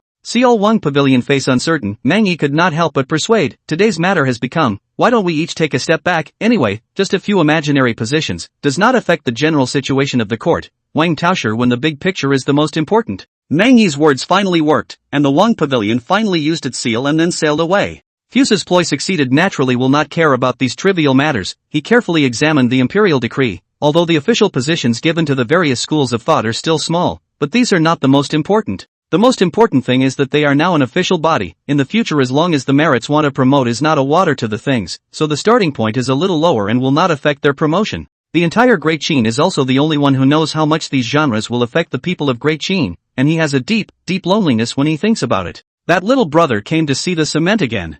Yu Yongchang did not take it to heart when he heard his subordinates exchange. He knew that little brother, who seemed to be a disciple of the Gongfu family, seemed to be called Lu 13. It is said that since this little brother came to Xianyang City, he came to the royal hunting ground every day to see the cement, no matter the wind and rain, or the sun and rain never stopped, has been widely spread in the infrastructure army. The building of the foundation has reached a stage where Yu Yongchang has to do something else today, and that is to build a house. Building a house requires red bricks. Yu Yongchang looked at the rows of rectangular red stones piled up on the side. He just felt that this stone is very beautiful, neatly crafted like a work of art. Then the house built with a work of art must also be a work of art, right? Yu Yongchang gathered his men and then began to build the first house of Great Qin, built of red bricks and cement according to His Majesty's drawings. Shui and Yu, according to the content of the drawings, plowing set the shape and size of the house. Then Yu Yongchang called his men, began to work. At first it was all a bump, but the more to the back of the more skillful. Until evening, a one-story red brick house was quietly born. It is very different from the rest of the other houses. It is red brick made and it carries the flavor of technology. Xianyang City, some people saw this strange house. Immediately someone spread the word. Everyone knows the square there is actually built a stone house. Chapter 91 Tao Reserve's Matters of the Heart. As a man with His Majesty's backing, Tao Reserve has not been having a good time lately. As a son of a business family, he was fearless even if there was a big storm across the street. Ever since that day when he came out from the palace, Tao Reserve ambitiously started to contact the merchants in Xianyang City. If in the city of Xianyang, the great name of Tiankalu is a household name, then in the Guangzhou merchants and businessmen, is Tao Reserve's great name that is also deafening. So about contacting and integrating the merchants of Xianyang City, at first it was progressing smoothly. Some people were trying to join in by hugging the big thick leg, some people were trying to listen to make friends with him and show goodwill to His Majesty. In short, all sorts of people were there. It was only after the assassination case that His Majesty's thunderous and bloody methods shocked everyone in Guangzhou, and people realized that His Majesty's majesty is not to be provoked. However, it was also after that day that the attitude of many merchants who had already had the intention of joining the chamber suddenly became cold, and even many merchants who had originally joined the chamber had drawn a line in the sand with the chamber. Where does Tao Reserve not understand that this is the entire Guangzhou aristocracy all united in taking the piss out of His Majesty? And he is nothing more than a salted fish that has been caught in the wave. Tao Reserve is sitting in front of his family's rice store with a worried frown. He has many industries, but right now, only Tiankalu is doing the best. Just then, a slightly older man ran towards him, looking out of breath, clearly overwhelmed by a long period of inactivity. The man with the hat, while running towards this side, also shouted loudly, "Dongjia, something big is wrong." Tao Reserve is upset with it, looking at the rice shopkeeper so shouting, a look of anger. The heart is very unhappy, loudly rebuked. Usually how to teach you, do things to be quiet. Lin shopkeeper, you are not a small person, how to still this kind of shouting behavior, where there are guests dare to door to door. That Lin shopkeeper was reprimanded like a dog. He knew that recently the proprietor's mood is not very good, always moving to open cursing. He usually has been very careful, just now the heart shocked a moment to forget. Tao Reserve reprimanded for a while, feeling much more comfortable in his heart, before asking quietly, what in the end let you panic into this? Only then did Boss Lin find the opportunity to complain, Dongjia is not well. The Lin family won't supply us with rice from now on. Tao Reserve face a white. The Lin family is a big family in Xianyang City, in charge of the city's rice and noodles business. If the Lin family does not provide rice and noodles to his store, then his store naturally cannot be opened. What's going on here? Why did this Lin family stop supplying rice all of a sudden when they were doing fine? Lin shopkeeper's face was a bit ugly as he stammered. That Lin family said that if our family store wants to buy rice, it's fine, but the price will have to go up by 30% in the future. Tao Reserve screamed in shock, his Lin family is crazy. He wants to raise the price by 30%, I don't believe it. I can't get by without his Lin family's rice in this store? You quickly go and contact the other rice merchants and negotiate with them. It doesn't matter if the price is slightly higher. Yes. Boss Lin received the order and immediately walked out in a hurry. Tao Cun understood in his heart that this was the nobles joining together to put pressure on him. They couldn't get any favors from His Majesty, so now they wanted to take it from him and recover a little interest.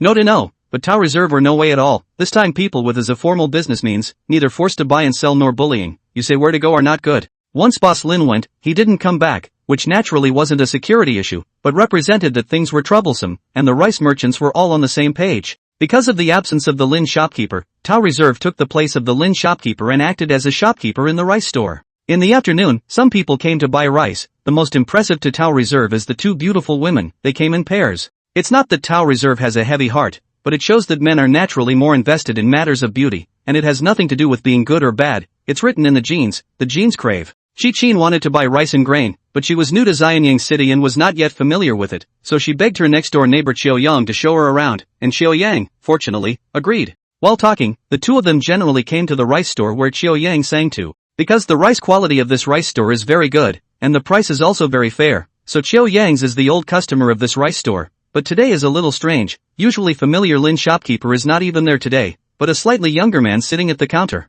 Qi Qin's looked at the rice store's rice which was indeed full, and asked the second to start weighing it, while still gossiping with Qiu Yang's. Does sister know the most famous red house in the capital recently? Said the red house, in fact, but with red bricks built up the concrete room only, but outsiders do not know the meaning. See its appearance is red, it gave it such a name as the red house. I have to say that on the appearance of the line is also quite apt. The corner of Qiu Yang's mouth rose slightly, and with a gossipy tone in her mouth, she said, how can you not know this? I'm telling you that house isn't called a red house at all. People's infrastructure army call it what it is, a cement house. Qi Qin's marveled, so it's called a concrete house, but I still think the red house sounds better. I heard that this house can be so sturdy that it's okay to use a rock? Qiu Yang said with a slight smile, that's for sure. I heard that this house is all made of stone, and it builds up fast. It's much better than a wooden house. Qi Qin's eyes glowed as she said, I don't know who the house built with all stones is for. I also want to have a house like this, it would be great if I could live in it. Just at this time, the second has been the rice and grain weighing good. Qi Qin's ran to the counter to pay. Tao Reserve collected the money to instruct the second to send Qi Qin's residence.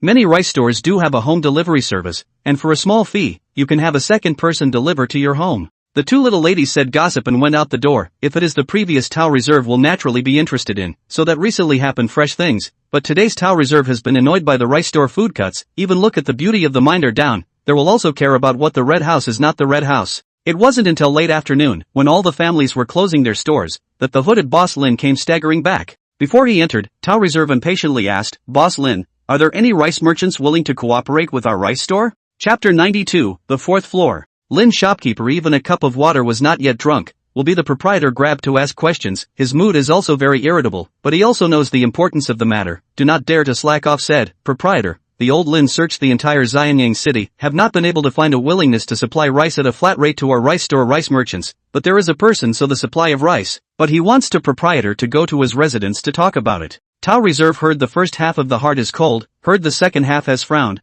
Want me to go to his residence to discuss in detail? Tao Reserve has a bad feeling, but he now has no choice, unless he is willing to give up the rice store, or how to take a walk. Tao Reserve heart weighing the pros and cons of this, said in a deep voice, which house? Boss Lin didn't dare to hide it and said, that person claimed to be the former Yin State Young Household Supervisor Qin Dan's household servant. Qin Dan, this person Tao Chu knows a little, although the Guanzhong land of the 6 old ministers and nobles of the family is very much, but can be a little famous is quite limited. Here is not to say that they people do not have the ability, on the contrary, these people are proficient in Go Dao and are not willing to publicize their ability, fearing that because of too much fame, they will easily attract inexplicable killing. Qin Dan, on the other hand, is an anomaly among these people, and he is a person who is willing to be famous, and some people say that Qin Dan, a person with a calm mind, has a big plan, but these do not have anything to do with Tao Reserve, because he is His Majesty's man, and he is fearless. That night, Tao Reserve knocked on the door of the Qin mansion with 2 subordinates, carrying some gifts. As soon as the Qin mansion's concierge heard that the visitor was Tao Reserve, he immediately let him in, adding that the family head was already waiting for him. Tao Reserve was shocked in his heart. He had never seen this Qin family head, but just entering the door and being treated with such courtesy made him feel a little panicked. But things have come to this point, and then let him go back is also impossible. Might as well wait and see what happens. Tao Reserve came to the hall. There was already a rich man in the appearance of a man sitting on the main seat. From the gracefulness and temperament should be the money family master undoubtedly. Tao Reserve stepped forward and clasped his hands together and said, late generation Tao Reserve has met the Qin family master. Qin Dan saw Tao Reserve came, the whole person smiled open flowers, he said warmly, Tao Dongjie do not have to be so polite, are the people of their own families, in the future, but also Dongjie more care is. Tao Reserve revealed a puzzled look. This Qin family had uttered these words without knowing what they meant, making it seem as if today's matter was Tao Reserve taking care of Qin Dan. However, people in the shopping mall to see the move is the norm. If you do not know now, might as well endure and say, Qin family master this said, Tao Mao is only a late generation, thin power where can afford to take care of seniors. Qin Dan deeply looked at Tao Reserve, smiled, Tao Dongjie must not be presumptuous, some things cannot be done now, but in the future it can be easily done. Tao Reserve's heart is thinking, could it be that my natural beauty thing has been discovered? Tao Reserve look at the two half a day to chat on the subject. The heart is a little bored, so also no longer round the bend said, here the money family master is willing to support the rice store business under? Qin Dan said smilingly, indeed, as long as the Tao family master nods his head, the supply of rice and grain from the rice store will naturally be no problem. Tao Reserve heart again shocked couldn't help but say, the whole Xianyang city merchants are blocking Tao, how could the Qin family master catch such a big no-no? Qin Dan suddenly revealed a mysterious smile and said, the merchants in the entire Guanzhong land can be divided into 3 layers. The first layer is just some subsistence commoners, they occupy the lowest level, doing more but earning less, is for the well-off. The second level, on the other hand, is a merchant like the Tao family lord, whose family is thin with money and has this own property, more or less, in the city of Xianyang, a medium-sized family. The third tier, on the other hand, are merchants and businessmen who have the nobility of the worldly families behind them, who are so wealthy and powerful that they can often control the rise and fall and change of an industry, and who are the upper class of the family. Tao Reserve has come to Xianyang City for so many years, he naturally understands this kind of implicit rule, and he wonders what Qin Dan means by saying this at this time. To popularize himself? Then you are really a good senior. When Qin Dan spoke, he suddenly picked up again, yet from now on a fourth layer has appeared. If the first three layers were nothing more than a hidden rule, then this fourth layer was what Tao Reserve was really interested in, because each layer represented some kind of secret, and this layer by layer going up the fourth layer would only be a little more advanced. Just like a student, Tao Dang sincerely asked, "Dare I ask the Qian family master about this fourth layer, how is it going to be answered?" Qin Dan took a sip of tea and said calmly, "The key to the fourth level does not lie in the shopping mall, but in the most honorable person under the sky." Who is the most honorable person under the sky? That is naturally His Majesty Fusa sitting on the dragon chair. Tao Cun's mind flashed and instantly understood. The key to the fourth level lies in the support of His Majesty, and if there is support from the most powerful person under the sky, then the establishment of a national-level chamber of commerce that shapes and sets the rules of commerce under the world is the highest level.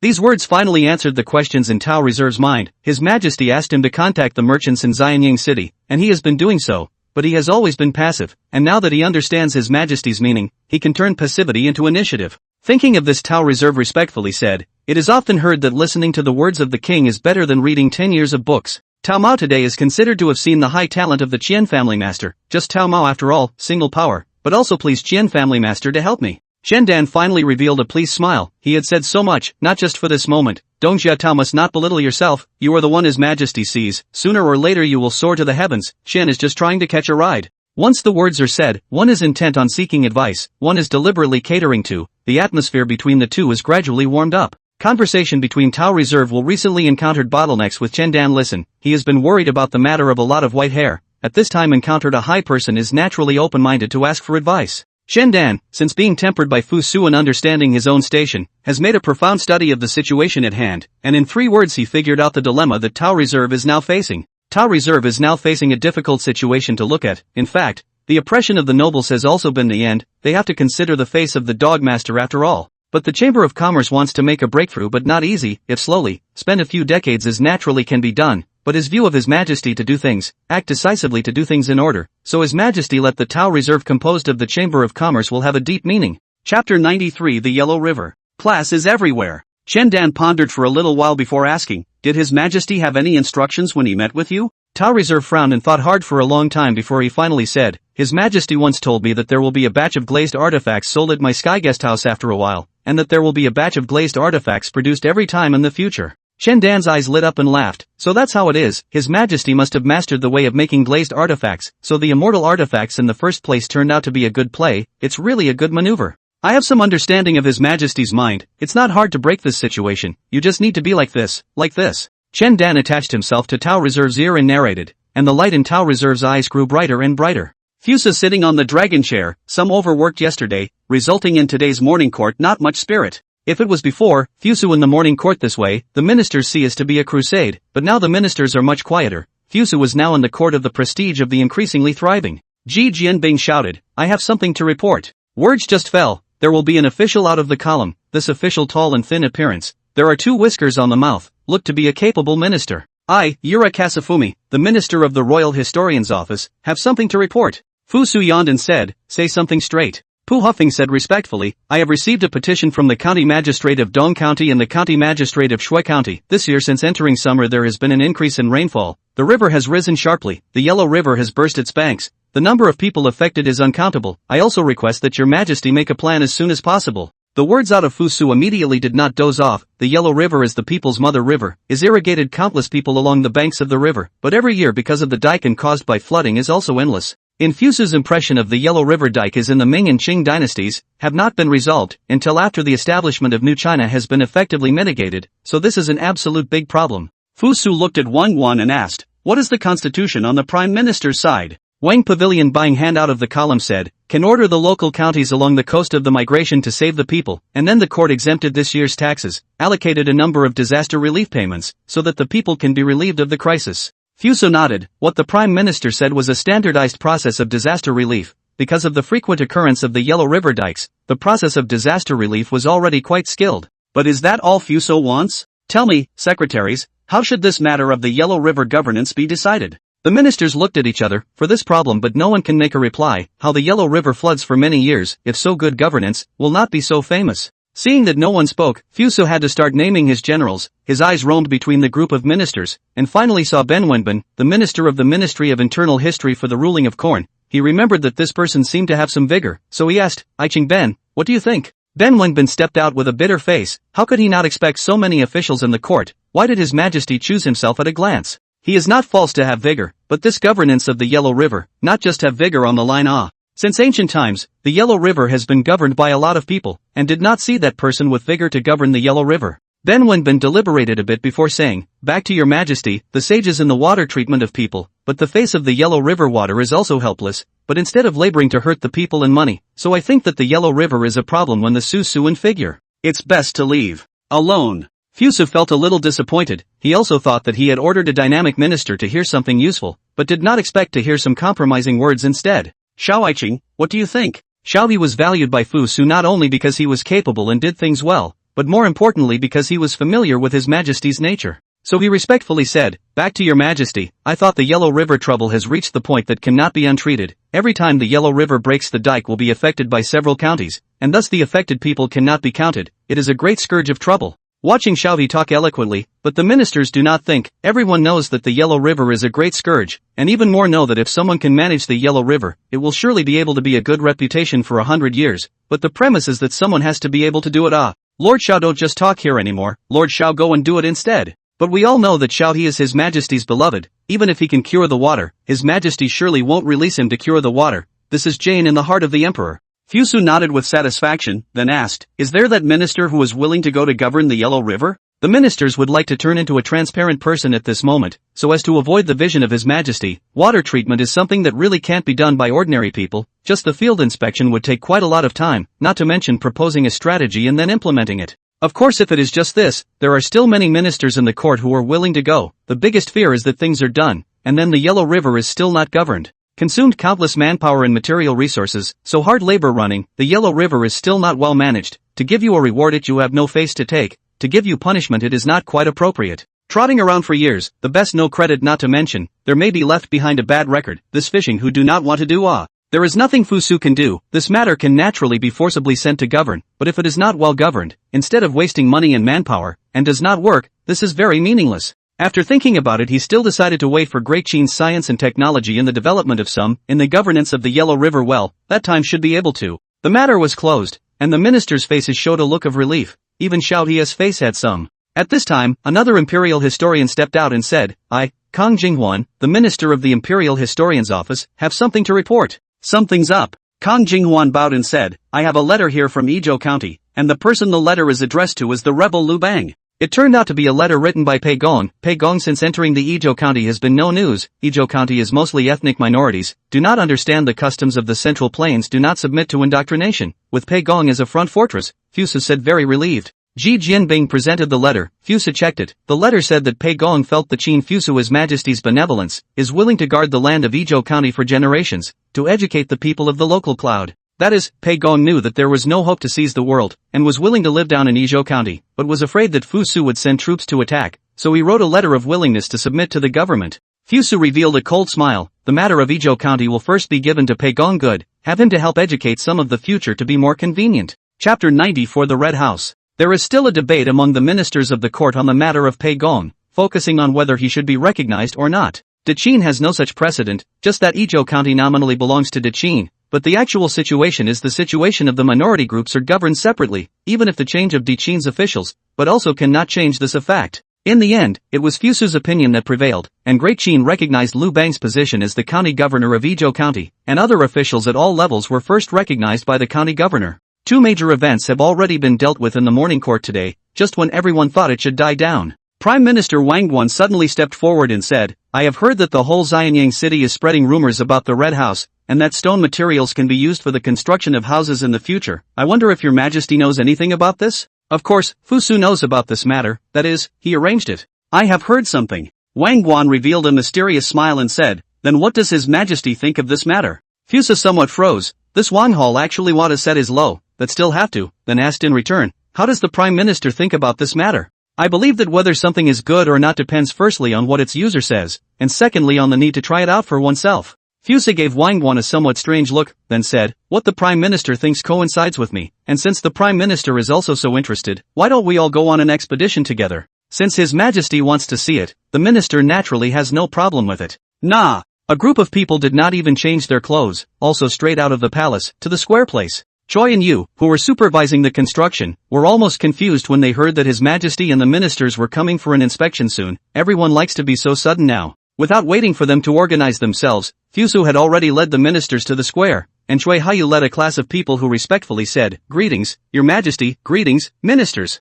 Fusu smiled and said, there is no need to be polite. I and my ministers have heard that there are many rumors about the Red House in the capital, so I came to take a look at it today. So Choi Aichen give me and my ministers an introduction. While leading the way, Choi Hayu introduced in an endless stream. The first thing he started to introduce was cement. When they heard that the cement was made from a mixture of several kinds of stones and that its hardness was comparable to that of ordinary stones, many of the ministers let out a gasp, and a number of others stepped on it to try it out. Then the introduction is the famous Red House of the whole Xianyang city. The Red House is all made of red bricks, and the way of building the house is all based on the method of the later generations. The ministers also took the opportunity to look around and study. Normally these were closed and could only be viewed from a distance. It was not easy to take advantage of His Majesty's inspection. They naturally wanted to study it. Counting that Fusu had not seen a red brick house for several years, when he saw it again, he suddenly had an inexplicable sense of familiarity. He touched it with his hand, and this hard touch was really the same as what he remembered. Fusu beckoned Choi and Yu to his side, then asked, is a house built like this solid?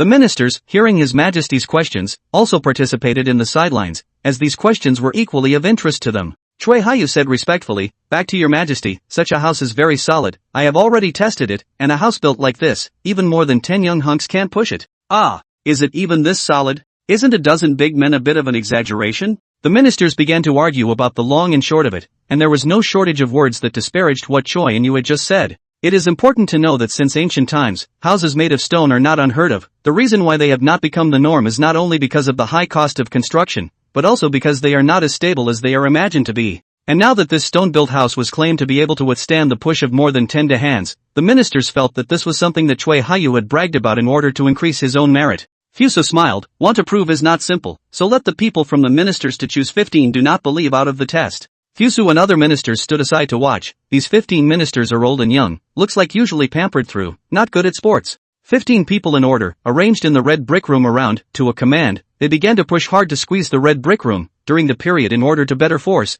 but also issued a variety of unclear meaning of the shout. Then the amazing thing happened. 15 officials of the unanimous pushing and squeezing unexpectedly cannot push the red brick house the slightest bit. This seemed to the onlookers of the crowd to see stunned. While we all marveled at how hilarious the ministers looked as they tried to push and squeeze and couldn't, we marveled at how solid the red brick house was. It was as solid as a rock. Lieutenant Wang Shang suddenly stepped forward with a serious look and said, Your Majesty, the old minister thinks that this item should be classified as a secret and then used for border defense, rather than used here for others to judge. When Wang Shang said so, everyone woke up. The sturdiness of this red house has far exceeded the level of expectations of the crowd. Such a heavy weapon is generally to be used by the army first tightly. Fusu restrained his smile and said seriously, Wang Iching's thought is right, but now the world is at peace. This object is suitable to become a weapon for my great Qin to build the world. We can't lose the big one because of the small one. Wang Shang quirked his lips, still wanting to admonish, but all of a sudden could not find any reason. His behavior just now was nothing more than a kind of spontaneous instinct of a good general seeing something good, right?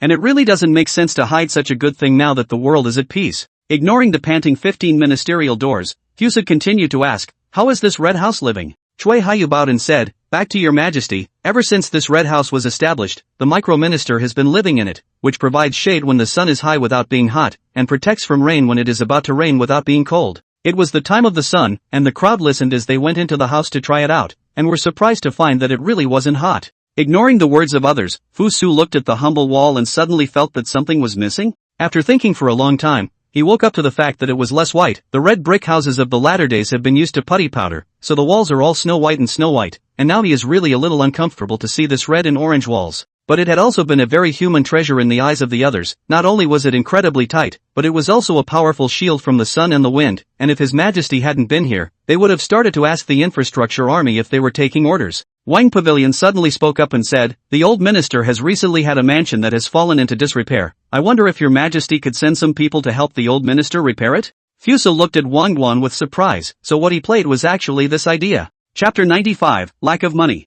Fuso hadn't counted on Wang Guan to make such a request. It has only been 10 days since the construction of the Red House, and the royal pavilion already knows and has begun to pray to His Majesty. Fuso feel that they have been in the camp out of a spy, otherwise the Prime Minister how to understand the Red House so well, and taking into account the Prime Minister for the Great Qin struggle for most of his life on the merits, this request you cannot be dismissed, so the Prime Minister a long time ago has been planned for the next day, the two rumors about the Red House that 15 ministers couldn't knock down, and the mansion that the Prime Minister of the current dynasty had to live in, had spread throughout Guangzhou. Rumors of such things become outrageous as soon as they are passed around, and in the end they become the immortal residence that 50 ministers can't push down, and the immortal mansion that the Prime Minister has to live in even if he kneels down. If Fusu hadn't been involved in the whole thing, he would have thought that something remarkable had come out of Xianyang City. After the rumors spread widely, the popularity of the Red House once again rose to a new height, and with it came quite a lot of trouble. Just recently, for example, the two old ministers, Wang Shang and Meng Yi, like to go around the Tianlu Pavilion. Then all the ministers are trying to find ways to beg His Majesty to give a set of mansion, and it must be in the style of the square, and nothing else is good enough.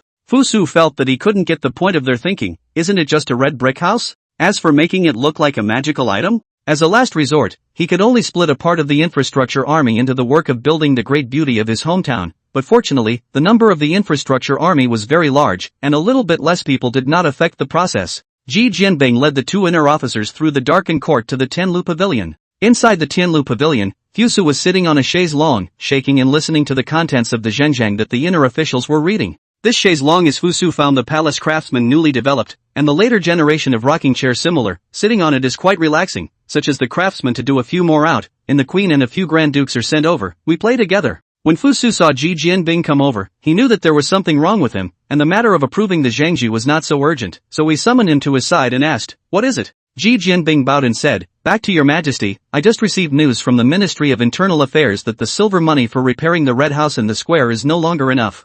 Fusu was shocked and asked sharply, "How can there be no more silver money? I remember the copying of the family exceeded so much family property, plus the amount of summer tax, how can there be no silver money?" No wonder Fusu was not surprised, he has never been a big spender. As a result, now tell him that he saved so much silver money have disappeared. This is like you every day to nibble on steamed buns saved also tens of millions of dollars. As a result, one day found tens of millions of dollars are gone, the idea of killing people are all there. Ji Jianbing heard the killing intent in Fusu's tone and hurriedly returned, "Your majesty is not that the treasury is out of silver money, it is that your majesty is out of silver money."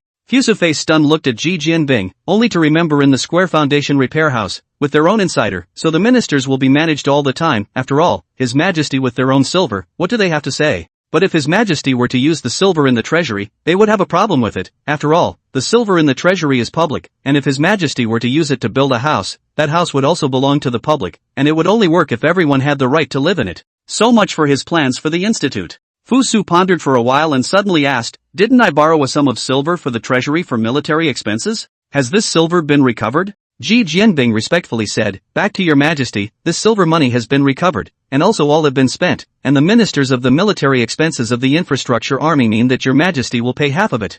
Fusu almost sat up in shock and said angrily, "Where did they get the guts to dare to make me pay for the army?" Ji Jianbing, the ministers say that the infrastructure army has been helping His Majesty to do private work, and according to the law, His Majesty is not doing this in accordance with the rules. Fusu are to be angry laugh. This group of ministers do not go along with their hearts and rules, usually out of order things more, also did not see them out of righteousness. However, there is a saying that the rules are something that must still be followed, and if the rulers don't follow the rules it will lead to a thicket of shallow rules in order to cause the Torah to be corrupted. Most of the problems of the fallen country stem from this. What is the cost of the infrastructure army? Back to your majesty, the total so far is 400,000 copper. The treasury can't come up with silver money, Fusu must find a way to get some silver money on his own. After thinking about it for a while he ordered, "Get Tao Reserve over here." "Promise." Ji Jianbing answered and left. Tao Reserve came to Xianyang Palace just at noon. Fusu saw Tao Reserve revealed a smile and said, "Mr. Tao has not eaten, right? Just eat a lunch with me." His Majesty gives meals, this is all the treatment that only the nobles of the world's families have. Tao Reserve has never enjoyed such an honor, that is, his ancestors have not experienced such a thing for several generations, and at this moment he is grateful. The imperial kitchen of the palace is based on the latter-day Shangxi cuisine, as can be seen from the latter-day ranking of cuisines. There is no place for Shangxi cuisine in any of the 8 major cuisines, not to say that Shangxi cuisine is not delicious, but that it is not distinctive enough. Fuse's taste is on the spicy side, belonging to the Hunan cuisine, but at this time chili peppers have not even been introduced to China. The spices that can increase the spicy flavor are all dead expensive. Considering his current debt situation, Fuse still resisted the impulse to add dishes. Tao Reserve on the honest much, give him the meal, eat clean. No will understand that he is in gratitude to his Majesty's gift of food, will not know, will also think that he is hungry, do not know how many days it. After lunch, Fuse decided to walk around the palace. He felt that he had neglected to exercise for a while, and his body was already showing signs of blossoming. I heard that after marriage men can't help but get fat. Fuse, after all, was once an emperor who fought the world right away, and that image of a big belly is something he can't stand. Fuse walked in front, Tao Reserve followed behind, walking not too fast, and talking in passing. How's the business I asked you to form the Chamber of Commerce going? Tao Reserve said somewhat sheepishly, back to your Majesty, the Chamber of Commerce matter, the grass people have already made some progress. Fusu glanced at Tao Reserve, obviously not angry, but Tao Reserve felt a majesty coming from his own, scaring him to panic in his heart. We have to speed up in order to do that. When the research institute in the square is established, there will be many new products that will require the establishment of many factories, which will require a lot of manpower and trade routes, and I hope to see your Chamber of Commerce by then. Tao Reserve hurriedly replied, please don't worry, your Majesty, I promise to complete the task. Chapter 96 Spreading the name of the Chamber of Commerce. The world is 1,000 times harder, and in the end, being broke is the hardest. Fu Su calmed his mind and said, what does Mr. Tao think about glazed artifacts? If there is a batch of glazed artifacts for sale, about what price can they be sold for? As soon as he heard His Majesty say that he wanted to sell the glazed artifacts, Tao Reserve knew that it was His Majesty who was short of silver, and hastened to say, although the glazed artifacts are good, it is almost impossible to reach the same prices in the auction, your Majesty. Fusa said with a flat expression, I naturally know this, so what is handed over to you for sale this time will not be any immortals artifacts, it will only be precious items. If that's the case, Tao Reserve said, each piece of complete color glazed artifacts can be sold for about tens of thousands to more than 100,000. This price is a bit let Fusu disappointed, compared with the previous auction is a few dozen times worse, but Fusu was also clear, the auction will buy the top of the immortal artifacts of the name, naturally can sell more. Now as ordinary precious items to sell, is the real price of glazed artifacts, but the good thing is that the cost of this thing is very low. Fusa decided to brush a few waves of high prices, and then in the beginning of mass production, and finally get into the civilian commodities for the benefit of the people. Fusa gave Tao Reserve his plan. Tao Reserve was shocked, but he was just a tool man, or he dared to question His Majesty's meaning, so he readily agreed. Tao Reserve returned home. There is a carriage with a carload of glazed artifacts came to his door. He once asked people to go to invite Shendan, once commanded the subordinates to the glazed artifacts into the home. Shendana came to Tao Reserve's mansion. See is a place of glazed artifacts. In addition to those styles seen in the auction, other shapes there are several, and each is crystal clear. Jade Ingran look, let a person look at the heart and soul like. Shendan couldn't help but pick up an artifact and touch it again and again. Although he had long known that His Majesty was able to manufacture glazed artifacts in bulk, he still couldn't help but be swayed by the sight of the real thing now. Shendan was also present at the auction of the divine immortal artifacts at the Tiankala building, and he also made some small attempts, but compared to the real nobles of the Guanzhong family, he is still far from it, so at this moment, when he saw such artifacts, he couldn't let go of his hand. Tao Reserve didn't care, after all, he was the one who took care of the whole thing, and he knew from the beginning that there were no divine artifacts. He detailed the exchange with His Majesty today with Shendan. Then inquired, His Majesty is no longer satisfied with the progress of the chamber's formation, so we must move on to the next step in the process. Shendan played with a wine marigold-like glaze, his eyes revealed a mesmerized look and said, things can go to the next step. Tao Dongjia can put the word out tomorrow at Tiankalu that the first store in Xianying City to sell pure glaze is called the Xianying Chamber of Commerce. Although the glaze is a valuable artifact, but since ancient times is also some production, but because the technology is not up to standard and other reasons, most of these production of the glaze in odd shapes, peculiar colors, very few can be collected value.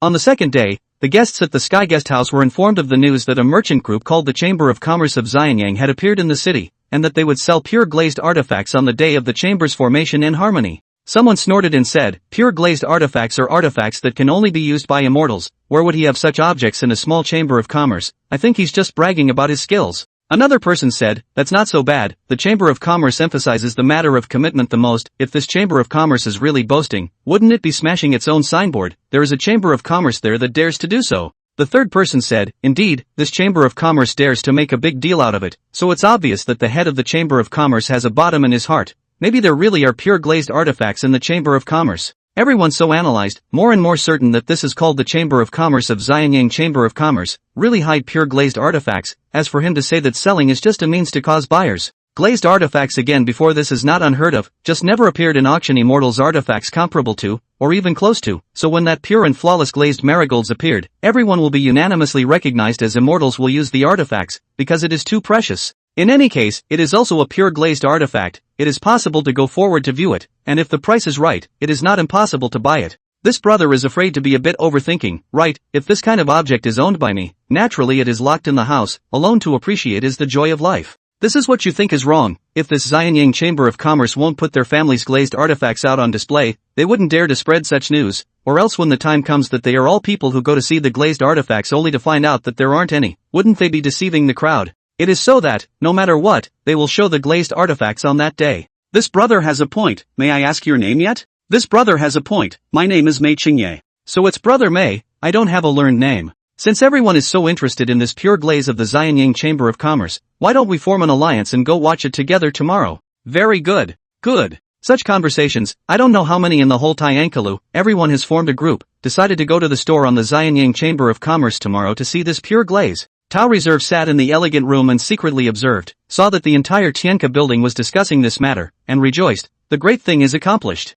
Sitting next to him, Shen Dan sipped a mouthful of tea with a bland demeanor and said, it's just an expected thing, and I'll have to count on the state uncle tomorrow to be good. Mi Wenba, who was sitting in the inner room, said somewhat sheepishly, good to say, since it is His Majesty's intention, I will naturally do it even if I put my best foot forward. Between his words, however, he did not dare to have the slightest intention of neglecting His Majesty. He knew in his heart that what His Majesty needed was his background as an uncle of state. If he couldn't even do this little thing well, then he had no value in existence, and in order to live well, nothing else mattered to him. Tao Reserve is not yet aware of those things that the two have plotted. He only thought that the state uncle came for the sake of His Majesty's face, and in his heart he had more knowledge of His Majesty's majesty. Tomorrow the name of the Xianyang Chamber of Commerce will spread throughout Xianyang City, and by then as long as we master the means of making glazed artifacts, there will naturally be merchants and businessmen who can't help but come to get a piece of the pie. When they realize that neither power nor money will work, they will naturally accept our conditions and join the Xianyang Chamber of Commerce. So the more successful this opening ceremony is held, the more the task given by His Majesty will be accomplished. Chen Dan held the transparent glazed marigold, as if he saw the longing gazes of countless people.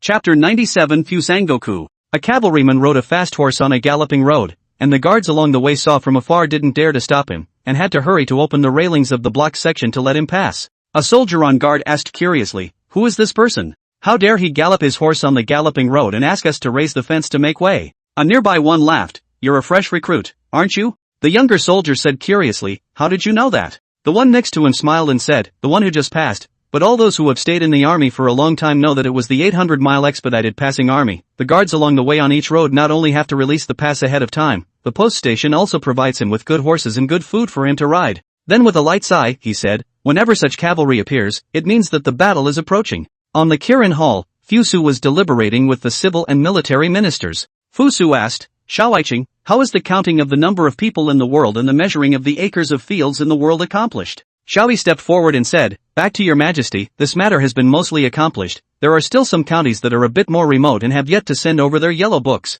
This time the transportation is really too difficult. The court's order to pass over all need a month's time, not to mention the counties around the counties have to complete the inventory and measurement of the work, and then is the collection of information transmitted to the capital to come. A round trip 3 or 4 months is fast. Fusu nodded and said, this matter also needs to be grasped a bit more tightly. Without data to support it, the information obtained is ultimately not comprehensive enough. Shaobi could not understand the content of Fusu's speech. In fact, the ministers in the court very often could not understand the content of Fusu's speech, because Fusu would bring some latter-day vocabulary into his speech. With these latter-day words, it's clear that you recognize each of the Chinese characters that make up the word, but when combined together it's quite possible to figure out what it stands for. Moreover, His Majesty would habitually say this vocabulary often, leading to the fact that the ministers now had a book in hand, dedicated to recording the novel words that came out of His Majesty's mouth, in such a way as to ensure that what they understood was correct. Among them, Shaoi's book was the most valuable. After all, he was His Majesty's beloved minister, and was claimed to be the most understanding of His Majesty.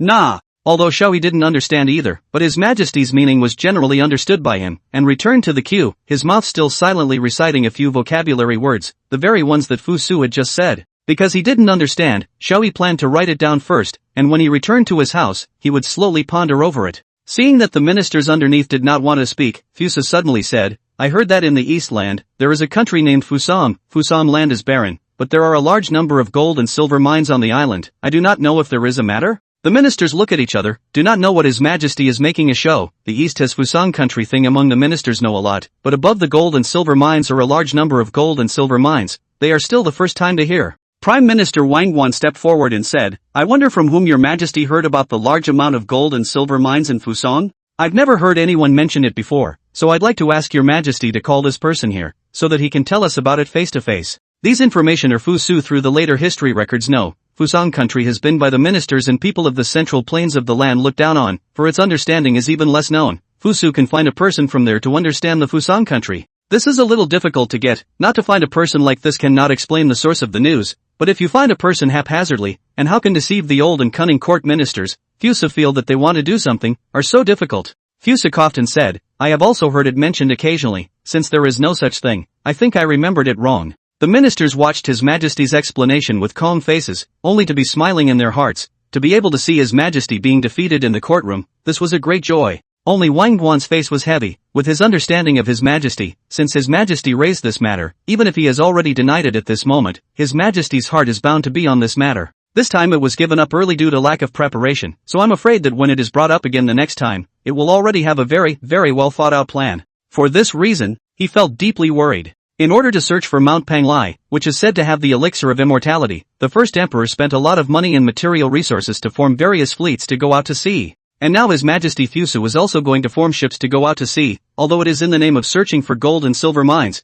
but I am afraid that the real situation is only clear to His Majesty, and he naturally does not want His Majesty to repeat Shi Huangdi's compound withdrawal. For that reason he was already pondering in his mind how he could disabuse His Majesty of the idea. After getting off the morning court, walking on the way out of the palace, Xiaohui suddenly heard someone calling out to him, and looking back, he realized that it was the Prime Minister who was calling out to him. Since Xiaohui didn't attach himself to Wang Guan in some matters, Wang Guan didn't speak to Xiaohui for a long time afterward, and he didn't know what he was calling him for today. Xiaohui came to the Prime Minister's side and said, My humble servant has met the Prime Minister. Wang Guan asked flatly, as a close official beside His Majesty, does Supervisor Xiaonou who was passing the words of that Fusan country's gold and silver mines around His Majesty? Xiaohui pondered for a moment and then said, I don't know about this matter, although my official is nominally a close minister of the Son of Heaven, I am actually not close to His Majesty. Wang Guan naturally know this matter, but once the label is hit, it is very difficult to tear it off. He asked again, regarding His Majesty's mention of the Fusang kingdom today, what is your opinion? Xiaohui previously did not attach importance to this matter. In his opinion, this matter is only His Majesty's casual remarks. At this time, when he heard what Wang Guan said, surprisingly, there is an idea in his mind awakening. The elixir of immortality? Wang Can nodded in silence as an acknowledgement of his guess. Xiaohui was having all kinds of thoughts in his mind at this time, and he was a little unsure of what he was thinking, because His Majesty was so young and looked so wise, it didn't look like he would go seeking immortality pills. Fusang country like that, heard that the land is barren, the people in the country are as short as dwarfs, there is no value in seizing it, but your Majesty suddenly mentioned it today, there must be a deep meaning in it. Xiaohui said with uncertainty, what does the Prime Minister mean? Wang Can said firmly, the country of Fusang is not to be visited, and the overseas lands are not to be visited. Xiaohui's eyes suddenly brightened, indeed.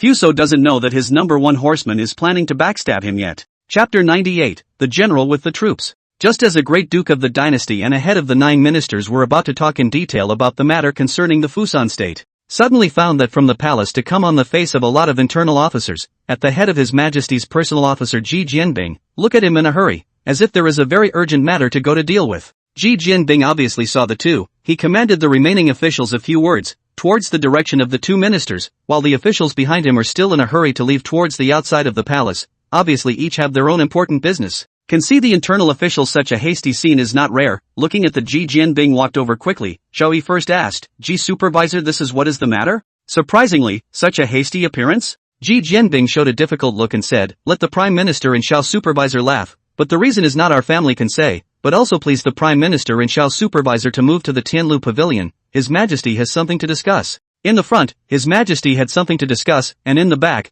there were so many shapes and colors of the inner officials leaving the court, and the head of the inner officials said that the matter should not be spoken of. Put these things together and it doesn't take much to realize that something big is going on. Wang Guan and Xiao He looked at each other and could only put down the matter of the Fusang Kingdom and moved to the Tianlu Pavilion first. When he arrived at the Tianlu Pavilion, he saw that His Majesty was not even sitting in his usual favorite rocking chair. His entire face was cloudy and uncertain, and his eyes were releasing light from time to time, obviously pondering over something. Speaking of the rocking chair, Wang Hall or quite like, lying on top of a rocking it is easy to let a person relax, especially suitable for people of his age. In addition to his old wife at home, other people do not have to use the qualifications, must give a good review to be able to do. Not long after the other ministers had also arrived, the ministers who could come to the deliberation of the Tianlu Pavilion were usually officials of the level of the 3 dukes and the 9 ministers. But as we all know, His Majesty Fusu was a His Majesty who was very fond of giving people transfers and dislikes giving people promotions, so the regular positions of the 9 ministers are now only 4 people: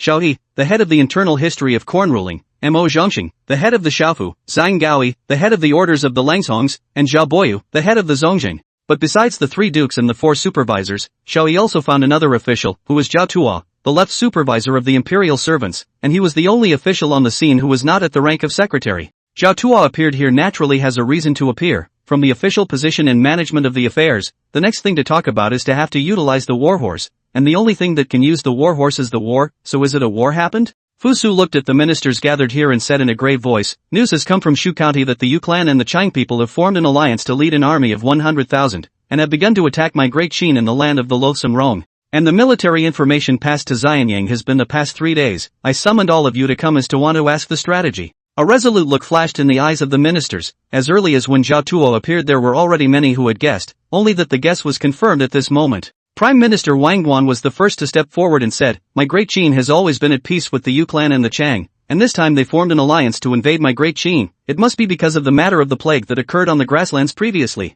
It was something Fuso had heard Trump mention a few times. There had been a pretty serious plague on the grasslands this summer, a plague that only targeted animals, not people. Fuso pondered if this was the swine fever of the latter days. Only that those who were struck were all animals, not just one animal, the pig, as in the case of swine fever. In the case of swine fever, I don't know how many sick pigs were pitted and killed, causing considerable damage in the country. You have to realize that this is in the latter days of such a medically sound era. It can cause a lot of damage, not to mention that this is now in Great Qin, where many people don't even know what medical care is. There's no way to stop something like the plague once it breaks out, unless it dies all by itself. Captain Wang Shang stood up and said, "No matter what reasons the Yu clan and the Chang people have, they are the enemies of my great Qin from the moment they started to invade it. I still ask your majesty to send an army out to fight." Fuso swept over the looks of the group of ministers and found that they were all filled with righteous indignation, so he felt that he was still satisfied. This time the Yu clan and the Chang people invaded my Qin with an army of 100,000. It is a provocation to my Qin's heavenly authority. Who do you ministers think should be sent as a general? The first candidate in everyone's mind was the military general Meng Tian, who was known as the first warrior of Qin and had rich experience in fighting against the Xiongnu, and was really an excellent choice as the main general. Lanzhou Order Supervisor Zhang Gaoi stepped forward and said, "I recommend General Meng Tian as the upper general." General Meng Tian dozens of years of war in the south and north, but also the north drive Xiongnu for more than 10 years, by his horse naturally invincible and unfavorable. Zhao Boyu, the head of Zongjing, stepped forward and said, "I second the motion." Xiao He, head of the internal history of corn ruling, stepped forward and said, "I second the motion." Mo Zhongxing, head of the Young House, stepped forward and said, "I second the motion." Zhao Tuo, the left supervisor of the imperial servants, stepped forward and said, "I second the motion." This? What kind of prestige does it take to get so many people to cite? All with so many ministers' recommendation on the Meng Tian is indeed the best candidate. Fusu is not in more consideration. Pass on my decree, appoint General Meng Tian as the general of the Great Wall Legion, give him the Tiger Talisman, and order him to lead the 200,000 Great Wall Legion to go to Shu to crush the Yuezhi Chine coalition without fail. Order Ring Bu and Chen Wu to lead our Northern Expedition Division to guard the capital.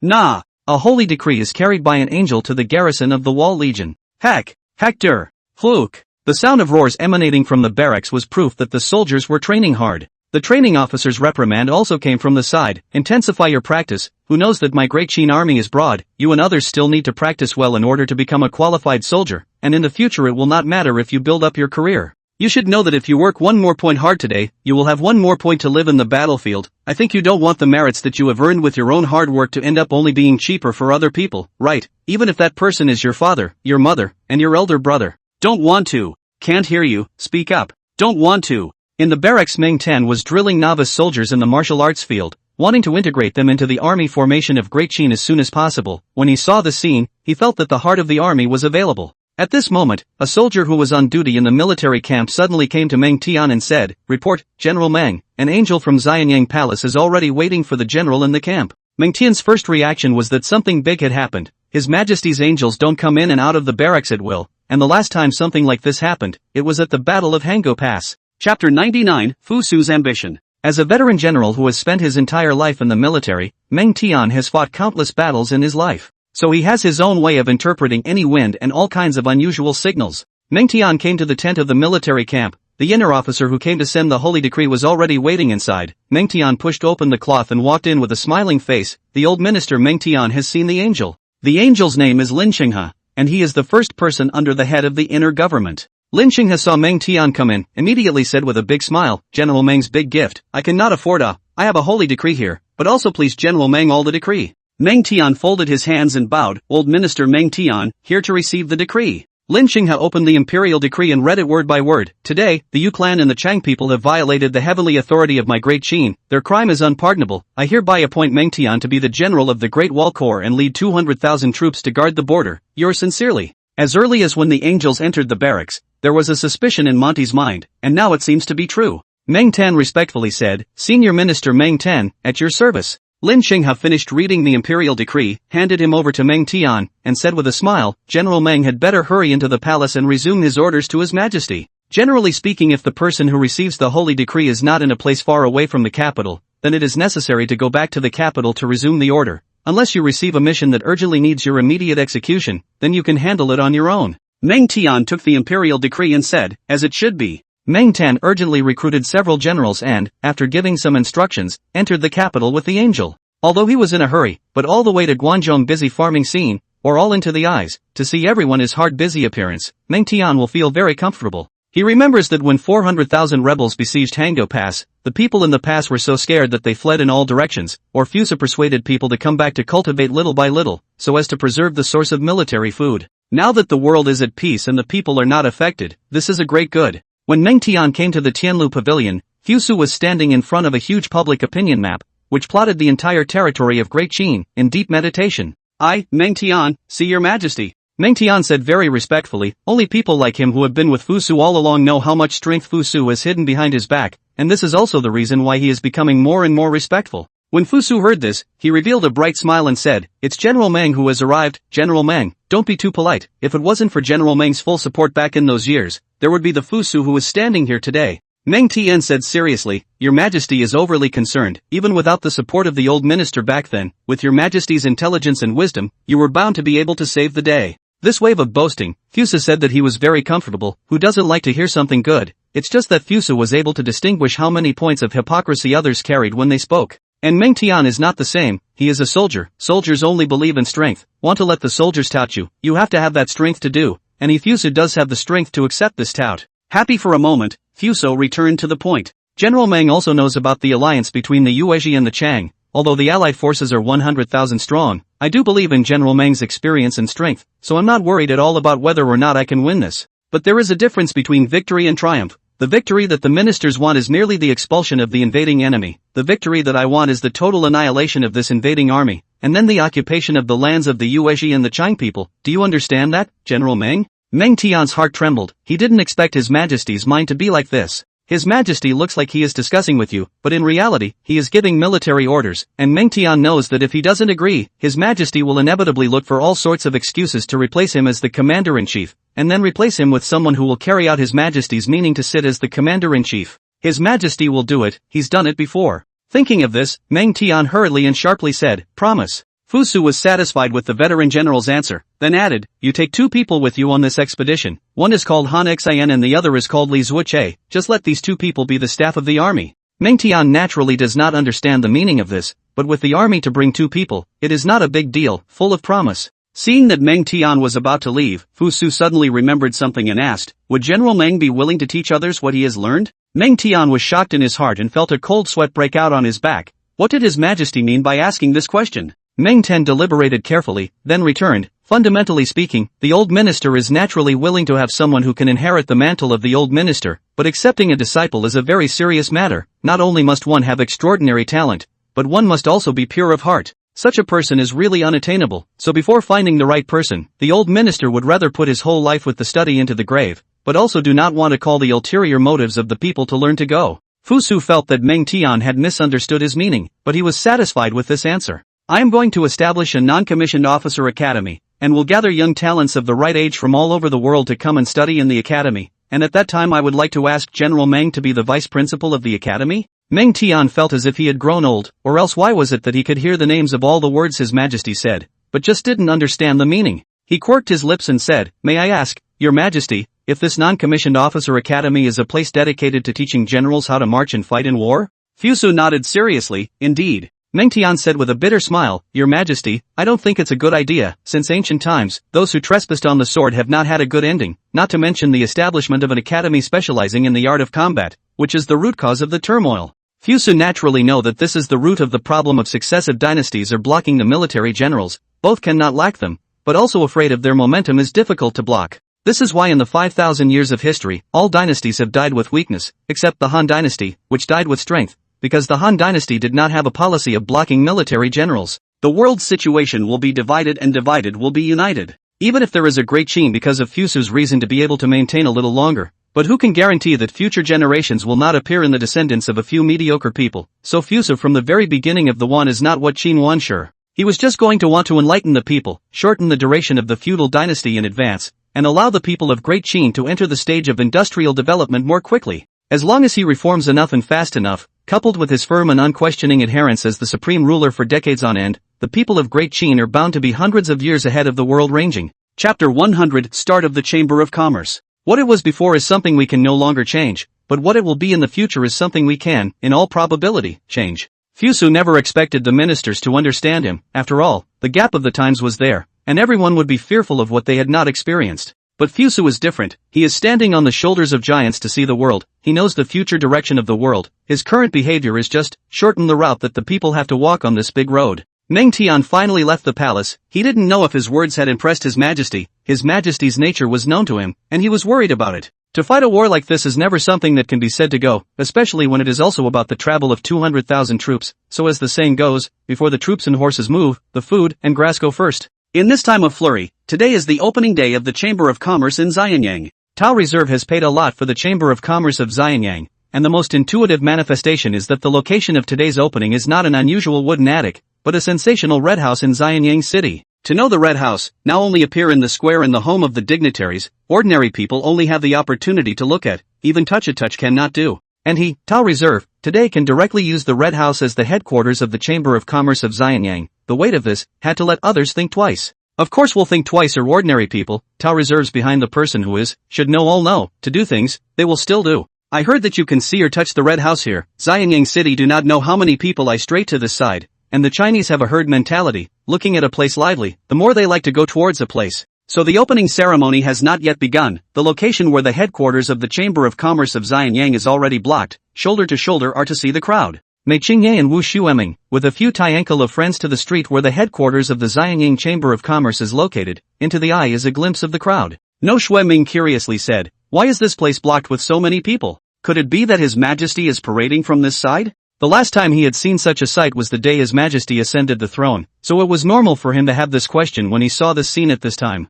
Mei Qingye retorted, "I've heard that His Majesty likes to travel in a simple vehicle, and unless it's a major event of last resort, he won't raise an army. And what is there here that could cause His Majesty to raise an army? So it categorically wouldn't be His Majesty." The people heard the words and felt justified. No Shueming asked again, "Then why are there so many people surrounding this place? Could it be that they are all here to see the artifacts of pure glaze?" At this time next to an old man look like people, said to them, "What pure glaze? Ah, we are here to touch the red house. I heard that there is a called Xianyang Chamber of Commerce here, surprisingly able to get the right to use the red house. I heard that this red house is warm in winter and cool in summer." A line of people are speechless. They are people with backgrounds. The family does not necessarily build a red house, but for the role of the red house or understand one or two. At this time to see these partiality of the people is also a burst of speechless. No Shueming frowned. "I don't know how many powerful people will come. We come to see the glazed artifacts are blocked in the outer room. The opening ceremony of the Chamber of Commerce in Xianyang is considered to be screwed up, right? Do not look at this time so many people blocked in front of the Chamber of Commerce feel very powerful look, in fact, really have the ability to buy people or dignitaries. If the nobles cannot get in, even if in the hustle and bustle this is a joke only. Mei Qingye also frowned. He pondered for a moment then said, let's wait and see what happens. If the people of this Xianyang Chamber of Commerce can't solve this problem, then there's no need for us to wait any longer. And if one of them is able to solve this problem, then it is evident that the person presiding over the Chamber of Commerce is a capable person, and a capable person is a person to be befriended. The people of the world's families make friends, long ago, not to see whether you are really sincere or not, but to see whether you have the ability to provide him with help. Although people are more realistic a lot of the time, the people of the lineage are more realistic than the average person. In the Chamber of Commerce of Xianyang, Tao Reserve saw outside for so many people, at first quite happy, but slowly he was not happy, because he realized that all the people blocking the outside were civilians who came to see what was going on, and all the customers who really needed it were blocked out and couldn't even get in now. How serious is this thing? If real customers keep not coming in, they are bound to lose patience and turn away, and your chamber can't afford to make a name for itself on the first day, and it's going to take many times more than that to get up later. He is now anxious like ants on a hot pan, want to find someone to talk about countermeasures, but found that Chendan is also blocked outside. It is precisely the house leakage of the night Reina. But this matter had to be resolved somehow or else the first day of the chamber's opening would be a joke. Seeing that there is less than half an hour from the opening, Tao Reserve's eyes lit up and finally came up with a way that is not a way. Only to see the vermilion red door of the Xianyang Chamber of Commerce was opened, the crowd immediately looked over in an uproar, but also maintained a good order, quietly waiting for the person inside to speak. Tao Reserve at this time wearing a big red dress, smiling face appeared and said, today is our Xianyang Chamber of Commerce opening day. Thanks to so many folks come to support the scene, in order to return the trust of the folks, our proprietor has given special instructions to give a free egg to everyone who arrives. As soon as they heard that there were free eggs to be taken, the crowd got excited and there was constant yelling about where to get them. What an advantage for the people to have free eggs to take, so much so that it throws the red house thing out the window. Tao Reserve then sent a few small too in a slightly distant place began to send eggs. Immediately the crowd of people surrounded by scattered, but fortunately because it is the opening so the manpower is more prepared, but also will not cause trouble. The ones who came to take advantage were all lured away, and the rest came to see the glazed artifacts, although the number of people seemed to be much less than before, but these people were the main force with the ability to buy. Mei Qingye's group of people watched the entire scene, only to see the proprietor of that Chamber of Commerce come out and say a few words, then countless people followed a few small children away. No, Xu Eming said in amazement, I didn't see that this proprietor of the Xianyang Chamber of Commerce is indeed a capable person. Mei Qingye thought the same thing. The purpose of his trip was to meet capable people, and now it seemed that the proprietor of the Chamber of Commerce was suitable. Chapter 101, The Chamber of Commerce in Progress.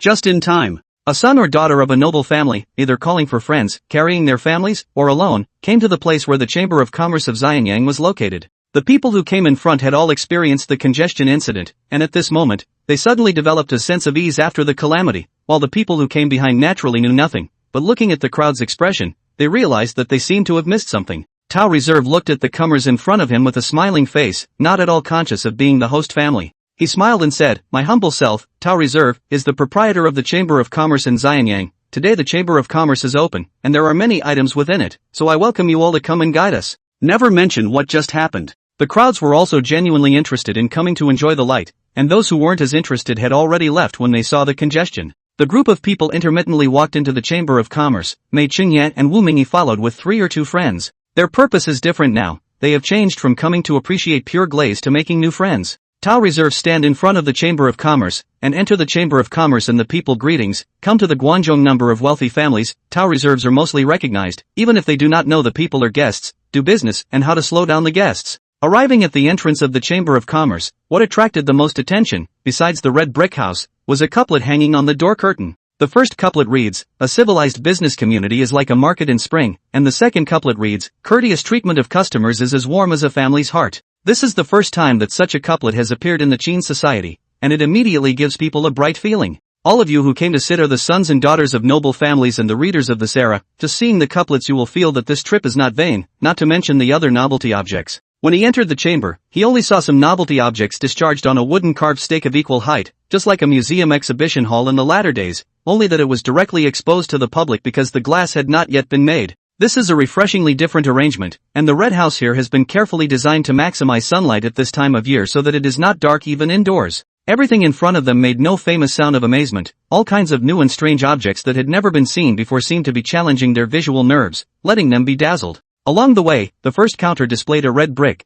standing in front of this object to appreciate a lot of people. They are all decent people. Seeing that there are a lot of people coming from the back, the people in front of them are not good to stay longer, so Mei Qingye and the others directly saw the objects on the counter. Mei Qingye saw the bricks at a glance, because it was more obvious. There were more people who recognized the items, but those who had seen the real thing were still fewer, so it wasn't exactly alone when their group started to gather around the bricks to study them. No Famous, pointing to the red bricks, surprised, said, "This is the raw material of the red house, right? I can't imagine that it is this kind of mold. It looks like there is a sense of squareness." They have seen a lot of green bricks, but for one thing, the color of green bricks is not as bright as red bricks, and for another, the refining of green bricks is not easy, so the price is naturally high, and generally only the royal family has enough silver money to use. Mei Qingye noticed that there was also some text carved underneath the counter, and upon closer inspection it turned out to be a written description of the red bricks. This thing is called red brick, is the use of less secret made, the finished product is slightly inferior to the solid stone, but with the cement, it can be solid with gold and stone. The crowd also saw the description, have been surprised. I did not expect this thing is actually made of lus.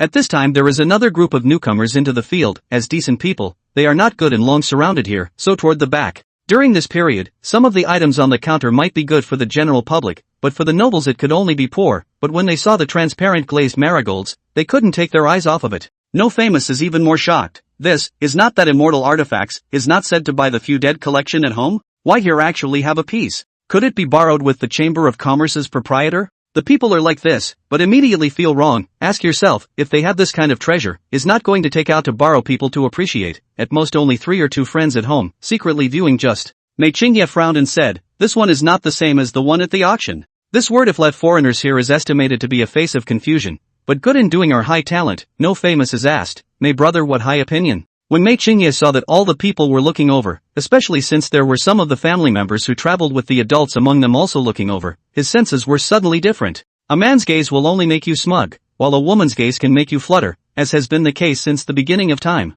Fortunately, these gazes didn't allow Mei Qingye to lose himself as he said with a calm demeanor, when the immortal artifacts were auctioned off, I was also present, although I didn't end up bidding successfully. But based on my observation, the textures on these 2 artifacts are different. Only then did it dawn on the crowd that the texture was different. They were looking closely at the glazed artifacts in front of them, looking and feeling as if the texture was indeed different. In fact, they there still remembered what the texture on the immortals' artifacts looked like in the first place, and only someone like Mei Qingye, who had studied it carefully, would be able to recognize the difference at a glance. There were people coming from behind again, they just had to slowly walk inside, just following their group a little more. People always want to interact with people who are capable, and Mei Qingye was now a little capable. Moving forward he saw some more transparent glazed artifacts, and although each one was exquisite, one of them in the shape of a horse caused the crowd to gasp in amazement. That horse is like a whole piece of crystal carved, the limbs are robust and powerful, the horse head up to the sky and long whistling, even from a distance to see all feel evocative and fine, obviously made by everyone. Horses are synonymous with success no matter what dynasty or generation, and idioms composed because of horses are even more representative of success,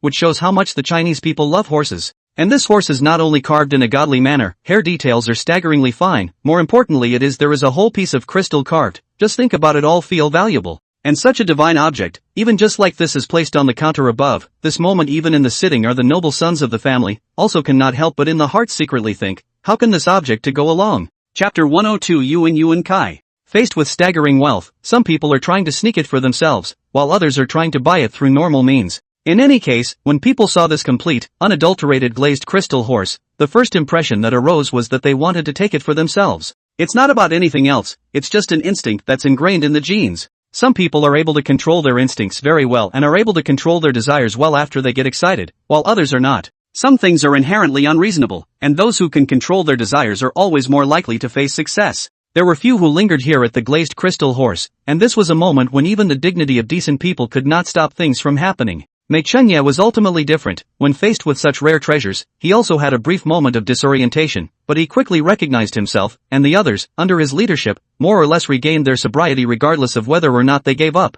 At some point, they realized that there were more merchants and businessmen visiting the Chamber of Commerce in Xianyang. How can I put it? The children of the world's families and the children of merchants were inherently a little different. The children of the world's families were more focused on the essence of things, while the children of merchants, as could be seen from their words and actions, all had profit in their eyes. After a round of appreciation, each guest is invited to rest in the inner hall, where some melon seeds, fruits, tea and other things to quench their thirst for gossip. After seeing so many novelties, everyone's interest in small talk was lifted, and at this time groups of people could be seen everywhere in the inner hall, sitting together and chatting enthusiastically. At that moment in the crowd, 2 people were talking, their position was independent on one side, that is, it was difficult to hear them in the neighborhood. Kuei Jiaojin said, Brother Pei, you've seen the situation here, it's not good. Pei Junchu's face was gloomy. The two of them were the representatives sent out by the nobles of the world this time to stop the rise of the Xianyang Chamber of Commerce, but in combination with what they were seeing right now, it was difficult for them to effectively perform the tactics of those from before. And the more successful this Xianyang Chamber of Commerce held, they later want to block the more difficult. Do not stop, for the people behind you cannot account for, but to stop, and found that the ability is limited, so Pei Junchu was very difficult. After a long time, Pei Junchu clenched his teeth and said, in this case, you go out first, then report the matter here to Ruan Family Master and let him decide. I'll be the one to take care of things here. Kuei Jiaxin thought for a moment and said, that's the only way, take care of yourself, and give up if it's not possible. After saying that, he just got up and left. Tao Reserve received at the door for a while, feeling that the flow of people went in almost, and came directly to the inner hall. Tao Reserve saw Chen Dan in the middle of the crowd, and the two of them looked at each other covertly, and if it wasn't for the people who had the intention to do so, they simply couldn't find out the small movements between the two of them. When the gossiping crowd saw that the proprietor of the Xianyang Chamber of Commerce had arrived, they naturally stopped and waited for his performance. First of all, for all of you friends to come here today to give my humble self a show, my humble self is really grateful. However, regarding the matter of someone saying that my humble self is the president of the Xianyang Chamber of Commerce, I would like to clarify one point. My humble self is just an agent. Where can be the president of the Chamber of Commerce? The president of the Chamber of Commerce is above.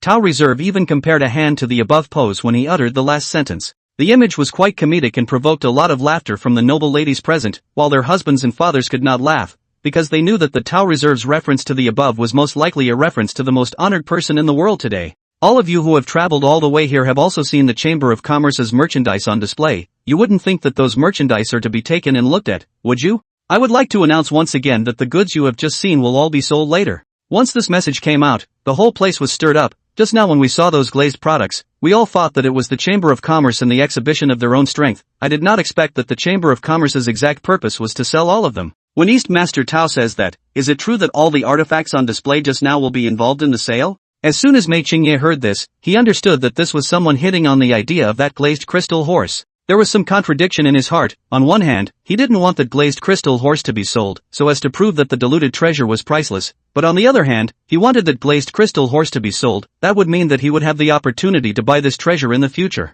Most of the people in the room were of the same mindset, commonly known as the sufferer. Tao Reserve looked at the crowd below and said firmly, please rest assured that all the artifacts on display just now will be involved in the sale. The moment Tao Reserve said these words, Mei Qingye felt his heart was in turmoil, as if his beloved goddess was about to be snatched away from him. But more people have already started to have their hearts on fire, especially those who have seen the glazed crystal horse. On the surface everyone is still in a peaceful manner, but secretly many people have already started to gang up. Just like the situation that happened above the Tiankalu auction, knowing that one person could not eat, there would be many people who would join together. The sons and daughters of the families were stringing together, but no one paid any attention to the merchants sitting among them. Although they were also sitting in the inner hall, they seemed to be directly ignored, and this was the sorrow of the merchants in this era. Things were still going on in the Chamber of Commerce, and Kuei Jiaxin had already arrived on top of the tea house not far away. It is reasonable to say that the hour is still early at this time. There should not be so many people out to drink tea, but everything is relative. As long as you give money, there is nothing that cannot be done.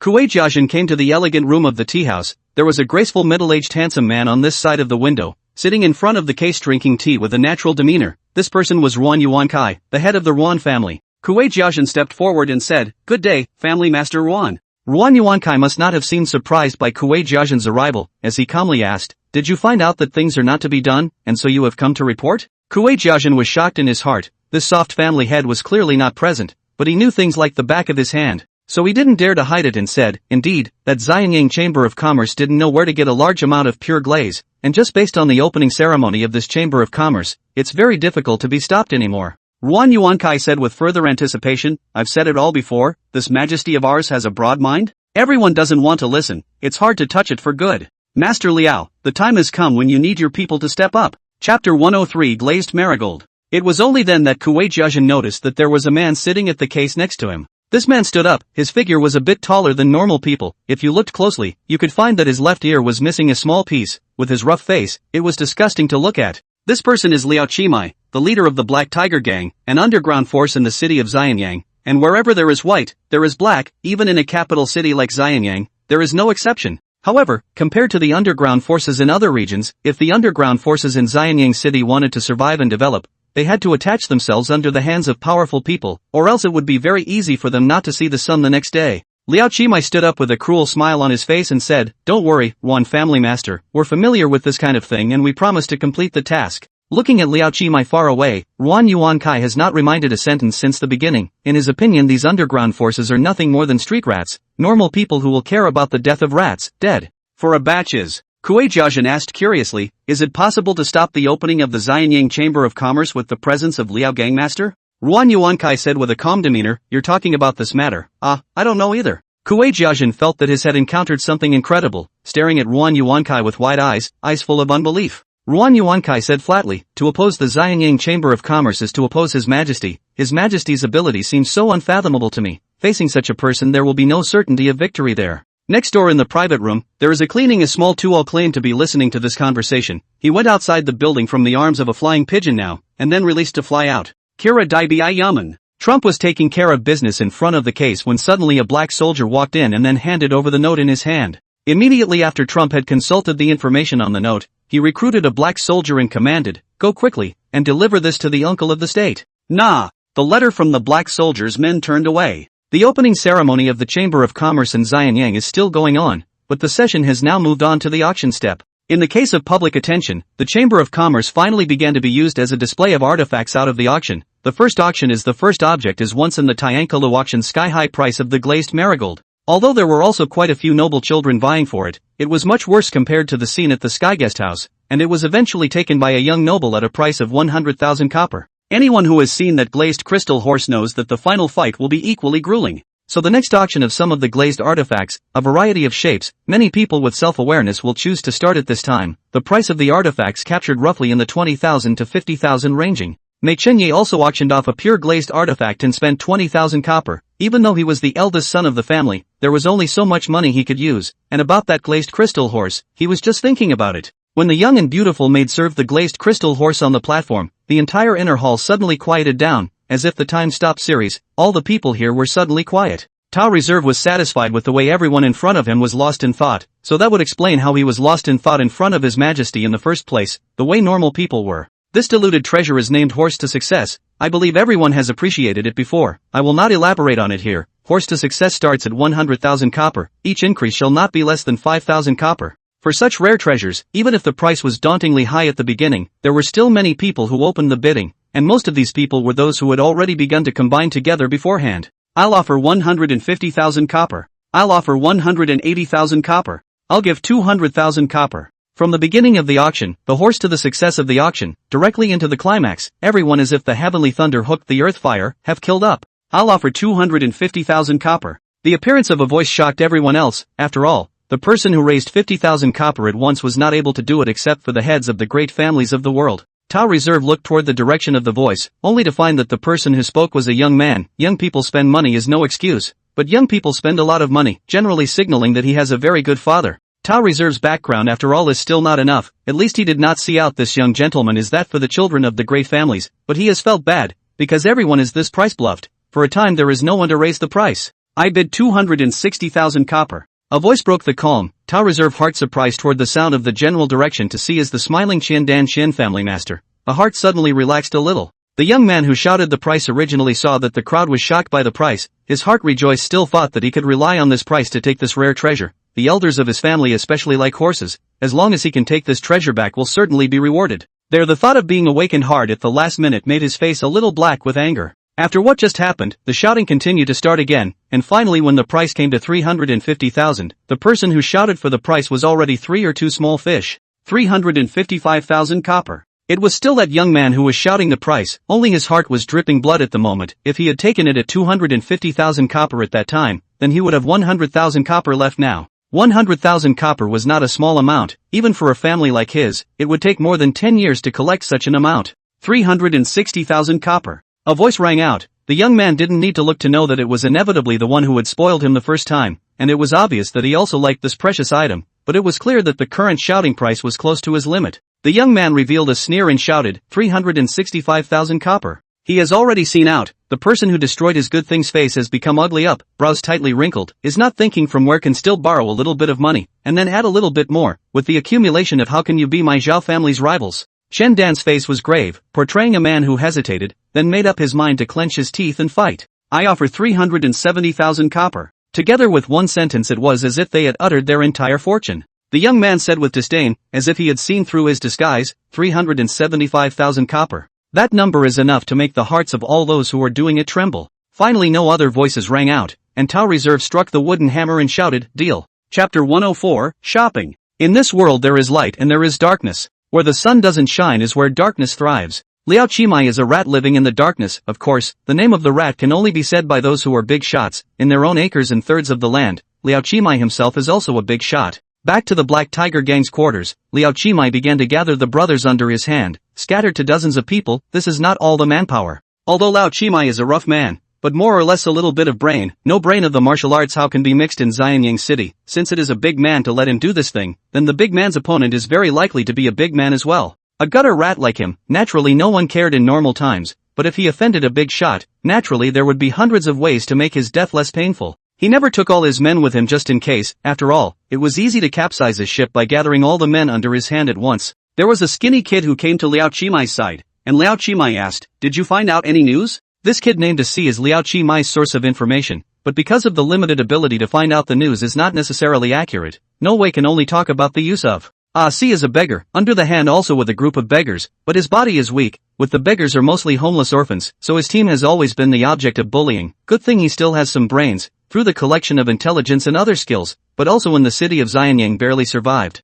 C said mysteriously, this time the matter is very troublesome. This person called Tao Reserve seems to be someone with a big background. Do you know about Tiankalu? It's that Tiankalu that spread throughout Xianyang overnight. He is the proprietor. Liao Qimai sucked in a mouthful of cold air. He had thought that things would be more tricky, but did not think that things would be tricky to such an extent. This is no longer an iron plate, this is the extent of the thickened steel plate. He had a choice? Liao Qimai frowned deeply. He felt that this time was really dangerous, the most dangerous time ever for the Black Tiger Gang. Liao Qimai thought for half a day a little clueless, then he saw the side of the four, thinking that this kid usually looks quite smart. Maybe there is a way? It's a dead horse anyway, so it's good to have one more idea. With an idea Liao Qimai said with a bitter face, you Liao brother I usually bring you not thin it, this time but encountered a big problem. You can do brother think of ways to The words are so, but Liao Qimai heart does not have any expectations. After all, is even he cannot solve things, can also expect a mixed worse than him beggar? But to his surprise, this Asi, who made him look down on him, said, alas, I really do have a way. Liao Qimai heart does not think so, but mouth still said, what do you have a way? Quickly tell me, if it can really solve the problem. Brother Liao I will definitely not treat you badly in the future. Si revealed a smile and said, since the other party may be an object we can't afford to mess with, but this is something we have to do, then we'll make a high-profile appearance. Liao Qimai frowned and asked, what does it mean to make a high-profile appearance? You mean? Si interjected, that's right, since we have to go through with this, let's make the scene huge and tell that Tao Reserve that someone is going to find him in trouble. If he has someone behind him, he will naturally come out to close the deal at this time, and we will be able to go along with it and avoid this matter. If there's no one behind him, Liao Qimai laughed, if there is no one behind him, these nobles will have hundreds of ways to make him unable to live in Xianyang City. If you offend the nobles, you'd better get back home honestly. Are there not fewer people's lives drowned in the Weiwei water every year? A four-heart a burst of chills, but also know that Liao Qimai said is also right. This is the era of the civilian sorrow, never have the opportunity to get ahead. All that is why so many people desperately to earn military service, because military service is the most suitable for the civilian's way of advancement. There is no one. With a plan in place, Liao Qimai was much more at ease, and one by one he notified the people under his hand, carefully cautioning them to follow instructions. The people under their hands had joined the Black Tiger Gang for so long, it was the first time they had seen the gang leader instructing something so seriously, so naturally they didn't dare to slack off. So the people of the Tianqian years were fortunate to see such a scene, dozens of pugnacious men walking in groups on the main road, exuding an air of I want to find things, but on the contrary, the movement is slower and slower, as if they are not in a hurry to catch up with the road. That said, since that uncle of state Mi Wenba received the information that the soldiers of the Black Stage had come out, he immediately sent people to the inner history office to move help. The previous county magistrate of the Eniaishur Yamen, Shizai, was beheaded for treason, and is now the county chancellor of the Eniaishur Yamen, Guangzhou, who is in full control of the Yamen. This uncle of the state sent people to the Yamen to bring help. Does he still dare to ignore, because of the fear that things have gone on for too long, for fear that the untimely rescue caused the dissatisfaction of the uncle of the state? He personally led more than a dozen Yamen pawns to go first. Then on the way, he saw this group of arrogant and domineering people of the Black Tiger Gang. If it was someone else who would still be afraid of 3 points, after all, you only have more than 10 people, while the other party has dozens of people. The number of people completely crushed you. But what's the Internal Affairs Office for? It specializes in controlling the security and morale of Xianyang City, so that gang would dare to stick a thorn in their side. This is not the case that when the Black Tiger Gang's people saw the Neisher Yaman's people, it was as if a mouse had seen a cat, their heads could not wait to lower into the earth. If it was usual, the Black Tiger Gang dared to make things happen in such a big way,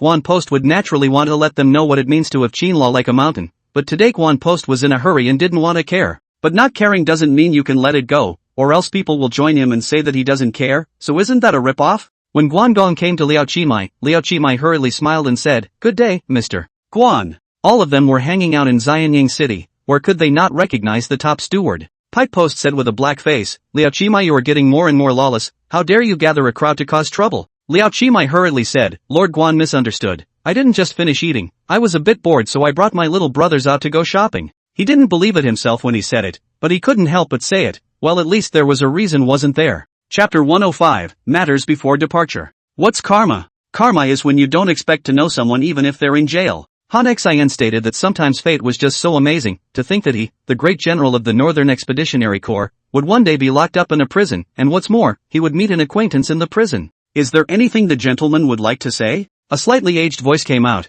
And why should the general mourn himself, since His Majesty didn't judge you for your crimes in the first place? It means that His Majesty isn't prepared to kill you, and all the suffering will eventually usher in the light. Please also ask the general not to forget Kwai Mao, such a late talent when the time comes. Han Xian was silent for a moment before finally sighing, "I hope you're right about everything." Compared to the spiritedness of his time as a general, the current Han Xian is much more composed and meticulous. He also gradually realized that what His Majesty is willing to give you, you can only take, not willing to give you, you take is going to die, since ancient imperial power is so. Tada! There are footsteps coming from the front. Han Xian is a little curious. This kind of jailer usually not until the mealtime is killed will not go to the prison to walk around. What is the situation today? As he was pondering, he saw a group of Qin soldiers and soldiers led by the jailer to the depths of the prison cell. The group of soldiers walked up to Han Xian, and the leader of the general asked in a cold voice, "Are you Han Xian?" Han Xian was ecstatic in his heart, but on his face he remained motionless and said, "Yes, I am Han Xian." The general commanded the jailer, "Let him out."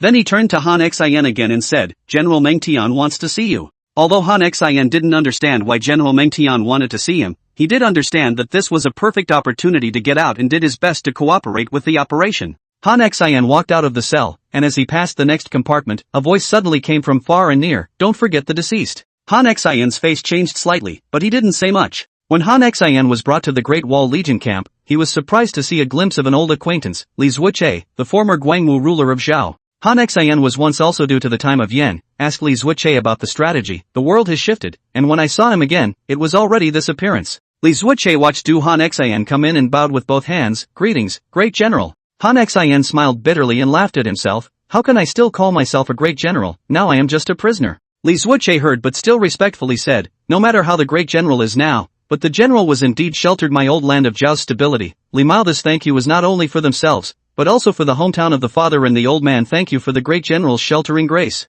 After saying that, he bowed deeply. Han Xian was a bit stunned. He had experienced more things in his life, but it was the first time that he was thanked for sheltering others. Although he did not do it out of sincerity at that time, he did not realize that there was still a day when he was thanked by people. Is this the way the creation of this world looks like? At that moment the messenger outside the door suddenly shouted, "General Meng Tian has arrived." See, a full body wearing black armor general pushed open the curtain and walked in, his face calm and have a beard, his waist don't have a Qin sword, a walk in only with a majesty. Han Xian, as the previous upper general of the Northern Expeditionary Corps, had never met Meng Tian. After all, the two armies did not belong to the same system. But now after seeing General Meng Tian, only to know a battlefield veteran should be what style, think he initially set up some credit on complacency, now think than such veteran generals, difference of more than a little distance. Meng Tian walked into the tent with great strides, then sat down at the position of the commander-in-chief and asked, "Are you Han Xian and Li Zuoche?" Han Xian, Li Zuoche, greets General Meng Tian. Meng Tian let out a hum from the corner of his mouth to acknowledge the salute of the two men, and then said, "It is His Majesty's intention to recruit you into the camp this time, although I don't know what His Majesty is talking about. I don't know what His Majesty's business is, but that's not important. If you are in my camp, you must abide by the rules of my camp. I don't care who you were before or what position you held, but if you enter my camp, you must act according to the rules of my camp, and if you don't follow them, you will be killed without pardon." Nah! Han Xian understood that the words seemed to be said to two people, but the actual reference was still on him. After all, he was a person with a previous record. Seeing the two promised, Meng Tian also not in more words, and said, "You two are temporarily organized into the army staff, early to get ready, tomorrow the army will be on the march. After saying that, he turned around and left. Obviously tomorrow the army will be on the march. As the commander of the whole army, Meng Tian has always been very busy. If it is not because of these two people are appointed by His Majesty to be recruited, he will not waste time to receive. After General Meng Tian left, naturally someone took the two men to the barracks for various formalities. Along the way the two men were silent, not that they didn't like to talk, but for the first time in an unfamiliar place, it was common to say less and see more. After all, the identities of the two people were too special. One was the former Guangwujun of Zhao, and the other was even more excessive, being the former great general of the Northern Expeditionary Army Corps. Before things became clear, it would be inappropriate for them to cause more trouble. Before the two of them rested in the evening, a soldier came to deliver a message saying that the great general had an invitation. The two arrived at the army camp, only to realize that the army's deliberations were now underway. See all two people come. Many generals in the camp eyes show a puzzled look, obviously do not know the identity of the, until the bystanders tell, only then suddenly realized, just the eyes also do not see friendly. Seeing the two men come in, Meng Tian did not make much explanation, but continued the topic just now and said, all of you are veteran generals who have fought against the Xiongnu. What do you think about this western expedition? Immediately, a tall and rugged military general stood out and said, how else can we look at it? We were able to beat the Huns into submission without gunpowder. And now that we have gunpowder, we will still be able to kill people on sight, and kill gods on sight. This statement immediately triggered laughter in the camp, but everyone's laughter was not with a sense of ridicule, but with a sense of approval. The two of them, Han Xin and Li Zuoche, did not laugh, mainly because they understood too little and did not know why the generals in the camp were laughing. Meng Tian took everything in his stride, and only when everyone's laughter ended did he speak emphatically. His Majesty places great importance on this western expedition, so our purpose is not just to expel the enemy, but to fight our way to their old homes. All of you are old men who have followed me for many years to fight in the north and south. There are some things that I don't need to say very clearly, just one thing, that is, only allowed to win, not allowed to lose, got it? Nah. Han Xian and Li Zuoche realized that it was the Yuezhi and Chang who fought over. Chapter 106 Responsible Persons System. There are times when life is just so much fun. Liao Qimai, for example, was originally approached to deal with the Xianyang Chamber of Commerce, but he turned his eyes and was dragged by Guan Post to act as a defense in terms of security for the Chamber of Commerce in Xianyang. That's probably something that no one expected. Regardless of what was going on outside, a unique selling ceremony was taking place in the Chamber of Commerce. At this moment, the people sitting in the inner hall were all merchants and businessmen who were able to make a name for themselves in Xianyang City, and if these people suddenly disappeared into thin air, then Xianyang City might not even have enough food to eat in a short period of time, because they had the strength to do so. Tao Ciyuan stood on the high platform with a peaceful face, because the silver money that His Majesty wanted had already been partially raised. At this time he looked a lot more relaxed. But the bottom of the people are not happy. This morning looked at you Xianyang Chamber of Commerce and the demon. Good things are also to the children of the world by a way. If not, no, there are good things in the back. Long ago no one is willing to wait down. Tao Dongjia, get started. Still in a hurry to get back for lunch? Yes, Tao Dongjia, so many peers came over to support the venue. You just show us this. To see also have to go to the hibiscus house to see in your place to see what is the matter? Tao Dongjia quickly start. I and others also want to see. Tao Dongjia is not really get the source of goods. That said, Hibiscus House, it seems to be often the Lord of the Loose. Hibiscus House is the most upscale greenhouse in Xianyang City. Less money dare not come to the door. Looking at the following boiling for, Tao Reserve is not good to sit alone, lest it cause public anger is not good. He walked to the front of the stage, looked at the crowd and said with a smile, all of you coming to my Xianyang Chamber of Commerce today is to give me, Tao, face, so this trip will otherwise not let you all down.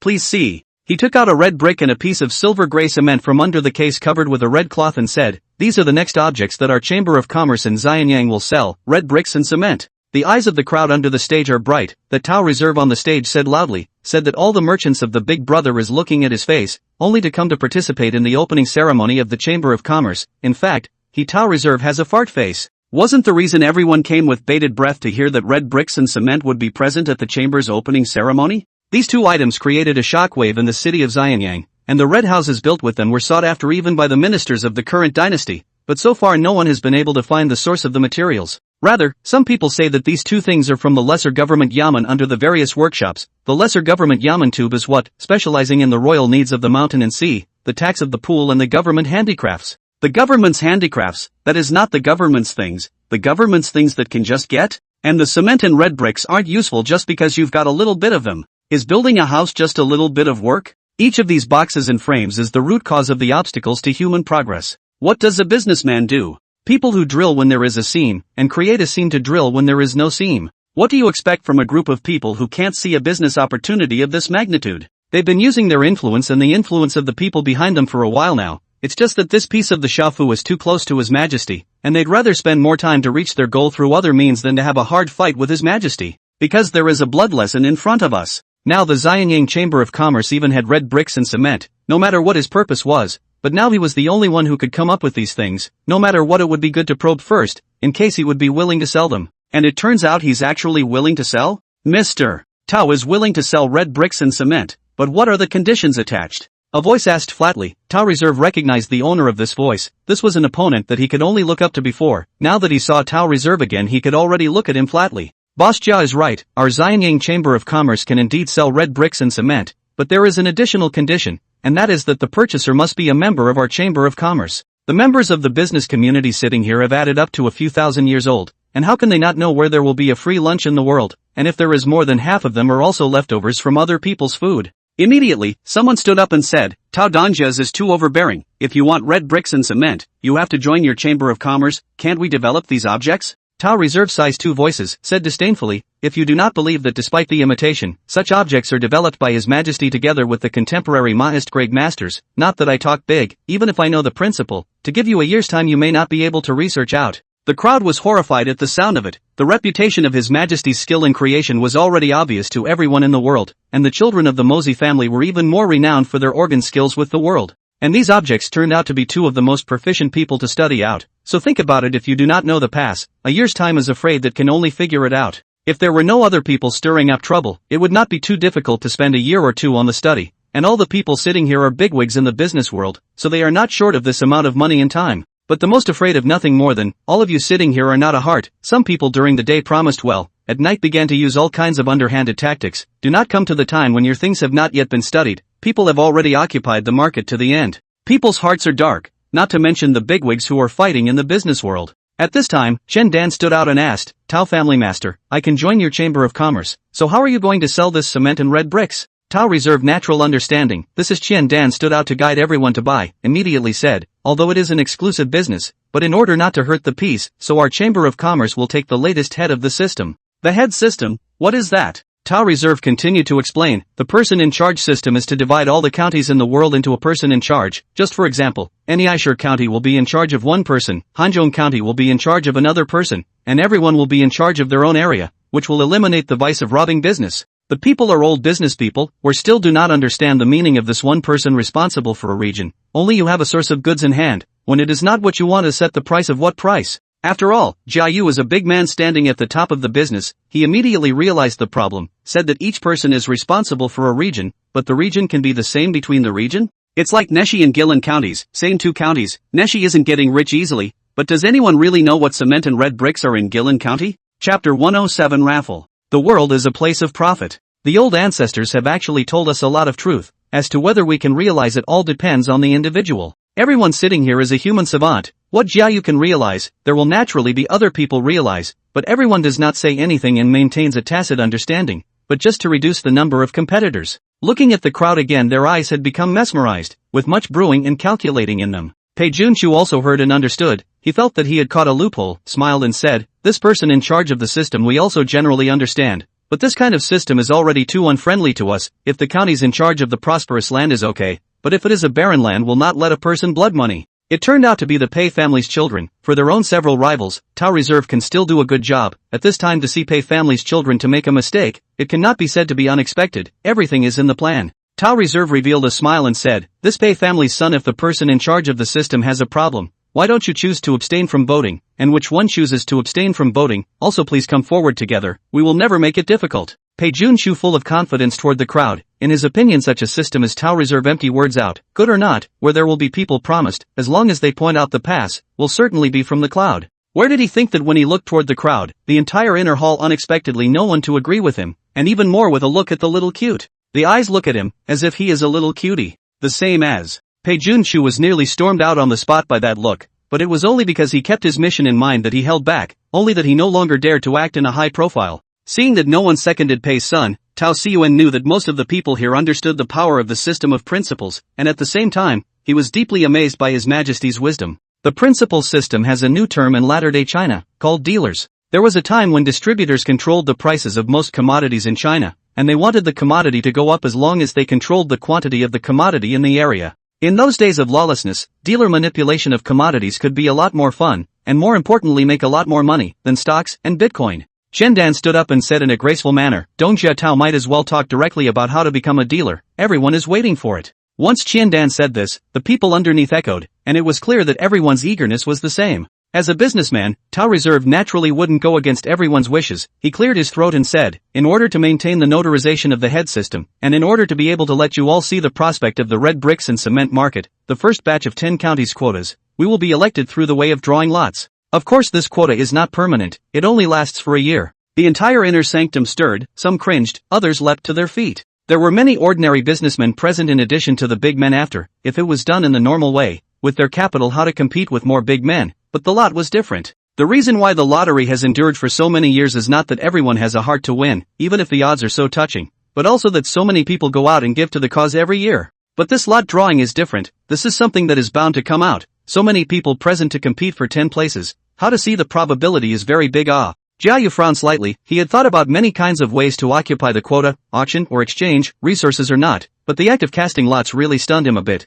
in which case the variables were a bit bigger. Of course a one-year deadline for such things depends on how to operate. After all, people are not the same. Some people give him a year he can make a lot of money, some people give him a year, he just put the foundation. A young, beautiful maid, carrying a large red box, walked onto the platform. Tao Reserve introduced, in this box, we put in the corresponding number of orbs according to the number of people present, and all the winning orbs have the corresponding counties written on them. Qian stood up at this time and asked, Master Tao, when you say according to the number of people present, do you mean including the family members who are sitting here? Tao Reserve said with a smile, naturally, the number of people I said are sitting is everyone sitting in the inner hall at this moment. At this moment those who came with their families let out a cheer. After all, there was only one chance, and now because they came with their families, they have another chance. Can they not be happy? Those who didn't bring it are naturally hammerheads with sore feet. Or would anyone think that there is such a benefit to coming with their families? Jia Yu looked at the concubine in front of him and fell into a deep thought. If she really won the prize, let's give her the position of the true wife. It's empty anyway.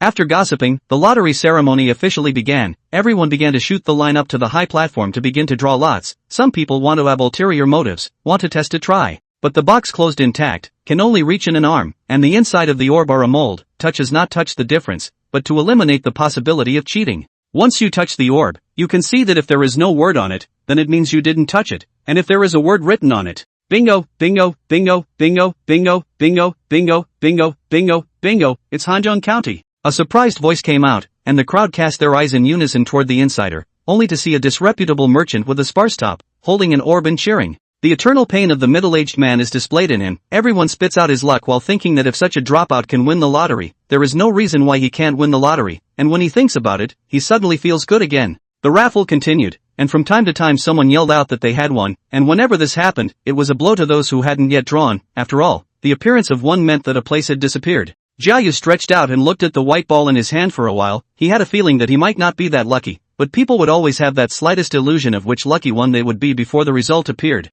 Before he could think more, a high decibel shriek already came from his ears. Master, I've won the lottery, there seems to be writing on this. Jia Yu raised his eyebrows. This concubine of hers was quite pretty, but being a daughter born of a poor family was illiterate. That's when the people in the neighborhood heard the shrieks and looked over. Jia Yu grabbed the white ball with the writing on it and took a look, only to see 3 big characters written on it in big seal script, Sanchuan County. Chapter 108, it's him. When luck comes, you can't stop it. Jia Yu was in such a mood right now, who would have thought that he would just take his concubine out for a stroll on a whim, not realizing that she would end up getting herself a big gift. It's truly the time and the place. The people around began to tisk and tsk. There are familiar with the people have come to jest, said his concubine. Good luck, Jia Yu Heartjoy, take out the means and all of you one by one thank you. For a while everyone is also pleasant. Seeing that the raffle was over, someone suddenly said, why are there only 9 places? This man himself did not draw a white ball with words, but he has always kept an eye on the number of counties that other people have popped out, because it is useless to cover this thing up, and the people who are interested in checking it afterward will know. So most of the people who saw the counties that they had drawn were the ones who had reported them directly. But this number of people went through and realized that there were only 9 places, so that's why the question was asked? Seeing that it's all about to be wrapped up, and in this aftermath of such a thing popping up, the crowd looked at Tao Reserve, wanting him to give a statement. Tao Tsuanshin first looked behind him with a frown, and then as if he had received some affirmative answer, he looked at the crowd and said affirmatively, you all should understand that my humble self, as the organizer of the opening ceremony of the Chamber of Commerce in Xianyang this time, is the one who most hopes that the opening ceremony can go on normally, so I can tell you all that the 10 lists have all been drawn out. said here Tao Reserve waited and so on and then continued. As for why only 9 lists appeared, I think there is a list of the proceeds of the person is not willing to come forward, just such a thing to see the party's own ideas, our Chamber of Commerce will not make a forceful thing. This statement, we think about it seems to be really such a reason, the organizers where there is a need for any reason to hide a list of the whereabouts, if they really want to, there are many ways to do it, why use this most stupid way? In fact, this kind of thing is strange to say, because although the white ball is a personal get, but in the end still have to join the Xianyang Chamber of Commerce in order to have the right to distribute the county, so this kind of thing can't be hidden from the people, and I don't know that in the end, this person is out of what kind of intention before refusing to show up.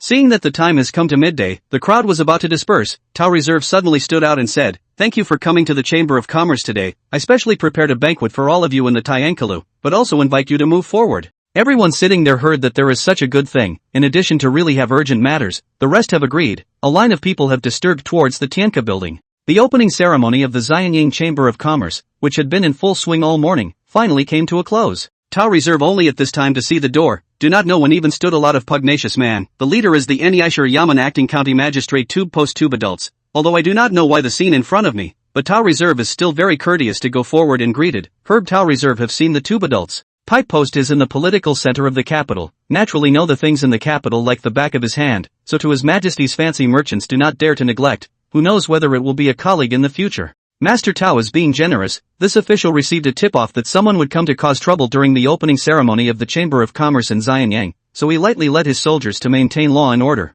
Tao Reserve only then realized what happened, at the same time he also a burst of fear. Fortunately, there are pipe posts in advance to send people to maintain law and order. If the opening ceremony really made a mess, I am afraid that the Chamber of Commerce in Xianyang will be reduced to a laughingstock. Ideas, Tao Reserve very enthusiastic request tube mail to the Chamber of Commerce inside a gathering, tube mail began to refuse, but cannot afford to Tao Reserve especially enthusiastic again and again invited, in line with the concept of harmony between the government and the people, he excused but then agreed to the situation. Outside the Chamber of Commerce, Liao Qimai looked at the Grand Master of the Internal History Yamen, polite and courteous and the Chamber of Commerce inside out of people talking and laughing, talking about the two also entered the Chamber of Commerce together, witnessed the whole process of his whole person is blindfolded. What about the status of the merchants? They didn't bully less on weekdays, although the ones they bullied were the ones with no background, but it was enough to show that the status of the merchants was just not as good as even compared to them, the Black Tiger Gang. But just now what did he see? A county-level big brother was talking and laughing with the merchant he despised. If he hadn't seen it with his own eyes, he would have been a talking that was having hysteria.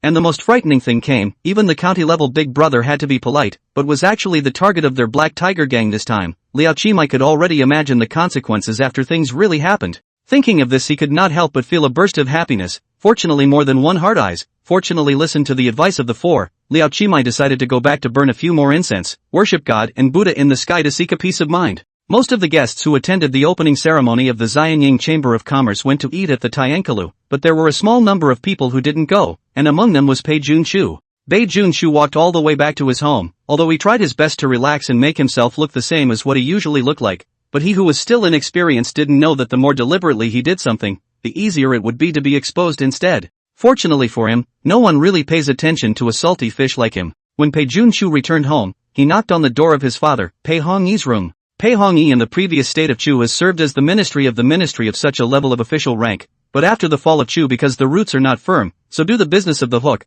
because he is an official turn of the business to not much will be despised. Who is it? What is it? Pei Hongyi's disgruntled voice came from the room. Pei Junshu had a deep prestige in the family. If it was usual Pei Junshu was already too scared to squeak anymore. But today was different, so he gathered his courage and said, "Father, it's the child has an urgent matter to report to father." Then a rustling sound came from the room, and when the door opened, Pei Junshu suddenly saw a white figure, but it was quickly blocked by the door of the room. But before he had time to think more, Pei Hongyi had already led him away, asking as he walked, "What is it that you are so anxious to report to me?" Pei Junshu looked around and realized that there were no other people's figures before he talked about what happened today, and finally took out a white ball with words written on it from his sleeve and said, "The child is exactly the one who won the prize at the end," and at this time he couldn't decide what to do, so he came to narrate it to his father. Pei Hongyi received the white ball with hot eyes and took a look at it, only to see 3 big words written on it, Surabaya County. Pei Hongyi saw the white ball, all kinds of thoughts rushed through his mind, and finally laughed out loud and said, "My son did a good job." Chapter 109, The Red House. There are 4 great joys in life, the reign of a long drought, the meeting of an old friend in another country, the night of the wedding, and the time of the golden list. During the Qin Dynasty, people didn't value houses that much. But this lack of regard is also relative. For example, if you are now allowed to stay in the red house that is known throughout the city of Xianyang, can you still keep your mind? Why the capital will set off a wave of red house fever, which has to mention a person. This person is the head of the three princes of the current Prime Minister Wang Guan. Ever since that day when he used some small tricks to get His Majesty to help him build the Red House, he had spent the whole day in front of the other ministers. As a cultured man, Wang Guan, the tactics he shows will naturally be a bit more upscale, but as an old friend for so many years, who can't see his smugness if Qin would have had a WeChat friend circle, his behavior like this would be heartless, taking selfies every day. For this kind of behavior, as a subordinate is naturally smiling in the face, after all, the status and age of the big man are placed there, who does not have some novelty hobby. But as the imperial historian Meng Yi and the imperial captain Wang Shang, who were also two of the three dukes, said they could not tolerate it,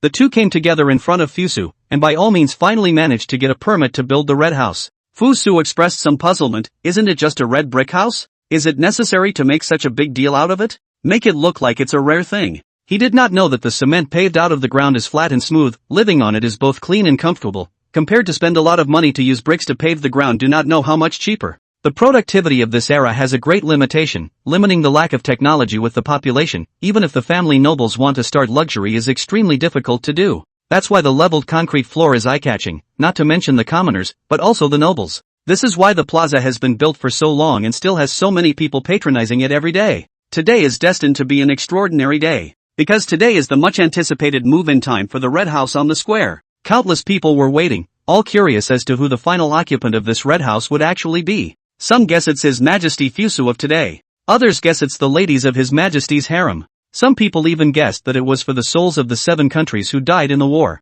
Back then, Emperor Shi Huangdi gathered the troops of the 7 countries and built 12 bronze men to suppress the world. If His Majesty Fusu wanted to follow the example of his predecessor and use the Red House to suppress the souls of the 7 countries who died in vain. When Fusu heard of such a thing for the first time, the whole person was square. What kind of people are spreading rumors blindly? The brain hole is also too big. All of this will come to a close today, as the Red House in today's plaza finally welcomes its owner. Mo Jianda was a little nervous now, because he was the director of the institute appointed by His Majesty and the first owner of the Red House in the square. The Red House is now so hot in Guangzhou, which they did not expect in the beginning. The people of Guangzhou now have how much love for the Red House. For those of them who occupy the Red House, there will be how deep resentment. It's like an unsolvable exercise. When you try to solve it, you have to always suffer the side effects that come with it. Mou purposely ran out from the palace today, not only to catch up with his old friends, but more than that, he came to cheer up his father. Looking at her somewhat nervous father, she softly consoled, "Father, this is the beginning of what you've been longing for, and since we chose it, it means it chose us as well, and since we chose this honor, it means being able to withstand the rays of light that come from it.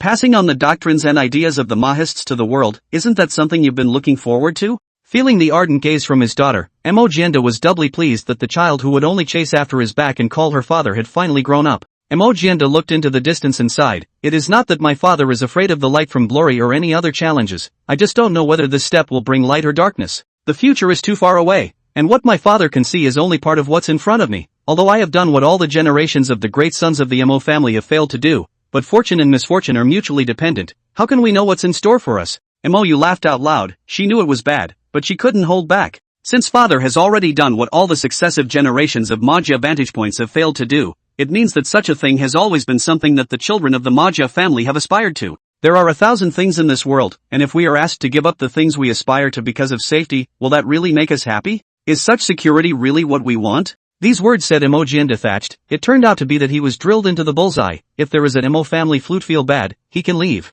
As for the rest of the people, since made a choice naturally have to bear the consequences, this is not the norm in life? Thinking of this, Mo Jianda bellowed, "Follow me." Behind him were hundreds and thousands of Mozi's children. At this moment they held their heads high, at this moment they were mighty and unyielding, at this moment they wanted to sunrise and emanated the breath of life. Watching their procession is like seeing seeds planted in the spring, giving you a sense of anticipation. Behind them were the disciples of the Gongshur family. Even though they were already outnumbered, in the spirit of endless struggle, they had to outperform the Mozi family's disciples. Watching their team is like seeing workers on an assembly line, resilient. Behind them was the team of the medical family. According to His Majesty's concept, all the members of the medical family wore white robes, which represented the concept of white, to fill the gaps in the world's medical path. Look at their ranks, like an indomitable pine with a straight neck beam. The last to appear is the team of farmers. They all look unimpressive, but about how to feed the people of the world's heavy responsibility, are called in their hands. Look at their team, like a wheat seedling, looking bad on the outside? In fact, there is something inside. The people of Xianyang City, even if they are watching, can feel the power of these teams, accompanied by some instructions, and the voice of naysaying is gradually small. Originally, Fu Su wanted to personally receive the various schools, but considering that the impression was too great, he finally decided to send Mo Zhongxing out. Generally speaking, the organizer of such a scene has to make a speech, roughly thanking these people for their strong support. But Mo Zhongxing was not an ordinary person. As a senior science man, there was no existence of those complexities in his brain. So with a big wave of his hand, the ceremony was officially over. Chapter 110, Jiuzhong County. It's October and the weather is turning cooler. Fusa now more and more do not treat the morning court, mainly because the weather has turned cooler. Every morning get up always less want to leave the nest and the queen. For His Majesty's current appearance, the ministers have long been accustomed to, although His Majesty's mouth has always been complaining, but at least never absent. For things like work, Hu Yang has not complained. Ji Jianbing shouted, "The morning court has begun, there is something to report." Before the words fell, a figure immediately stepped forward and said, "Minister of the Imperial Historical Department Shi, there is something to report." Fusu also do not know how to say, always feel that the Imperial Historian Meng Yi to the Qin Imperial Historian team to bring more and more biased, so that now what big and small things are by the Imperial Historian to start the beginning of the beginning to speak. Is it that the Prime Minister and his 13 Chow do not have the idea of it? Regardless of whether or not there was this kind of plotting and scheming between them, for the main event Fusu always had one word, speak. Kushi received the order and maintained his bowing posture. I received a letter report from the Imperial Magistrate's Office of Jiuzhong County, which said that the rebel ranks that His Majesty repatriated to Jiuzhong County were intercepted by Jiuzhong County Sheriff Feng Can and then placed for private use. Hearing this news, Fusu was all pissed off and laughed, and the ministers were also in an uproar. This Jiuzhong County Magistrate Feng Can was so bold that he dared to cut off His Majesty's repatriated people. He simply didn't know what to do with his life. Laughing, Fusu was still quite concerned about the rules he set, so he first asked, "What does the Prime Minister think about this matter?" Wang Pavilion has gotten used to it. His Majesty likes to find him to ask questions about this matter when something happens, and the onlookers thought that His Majesty has how much respect for the Prime Minister's opinion,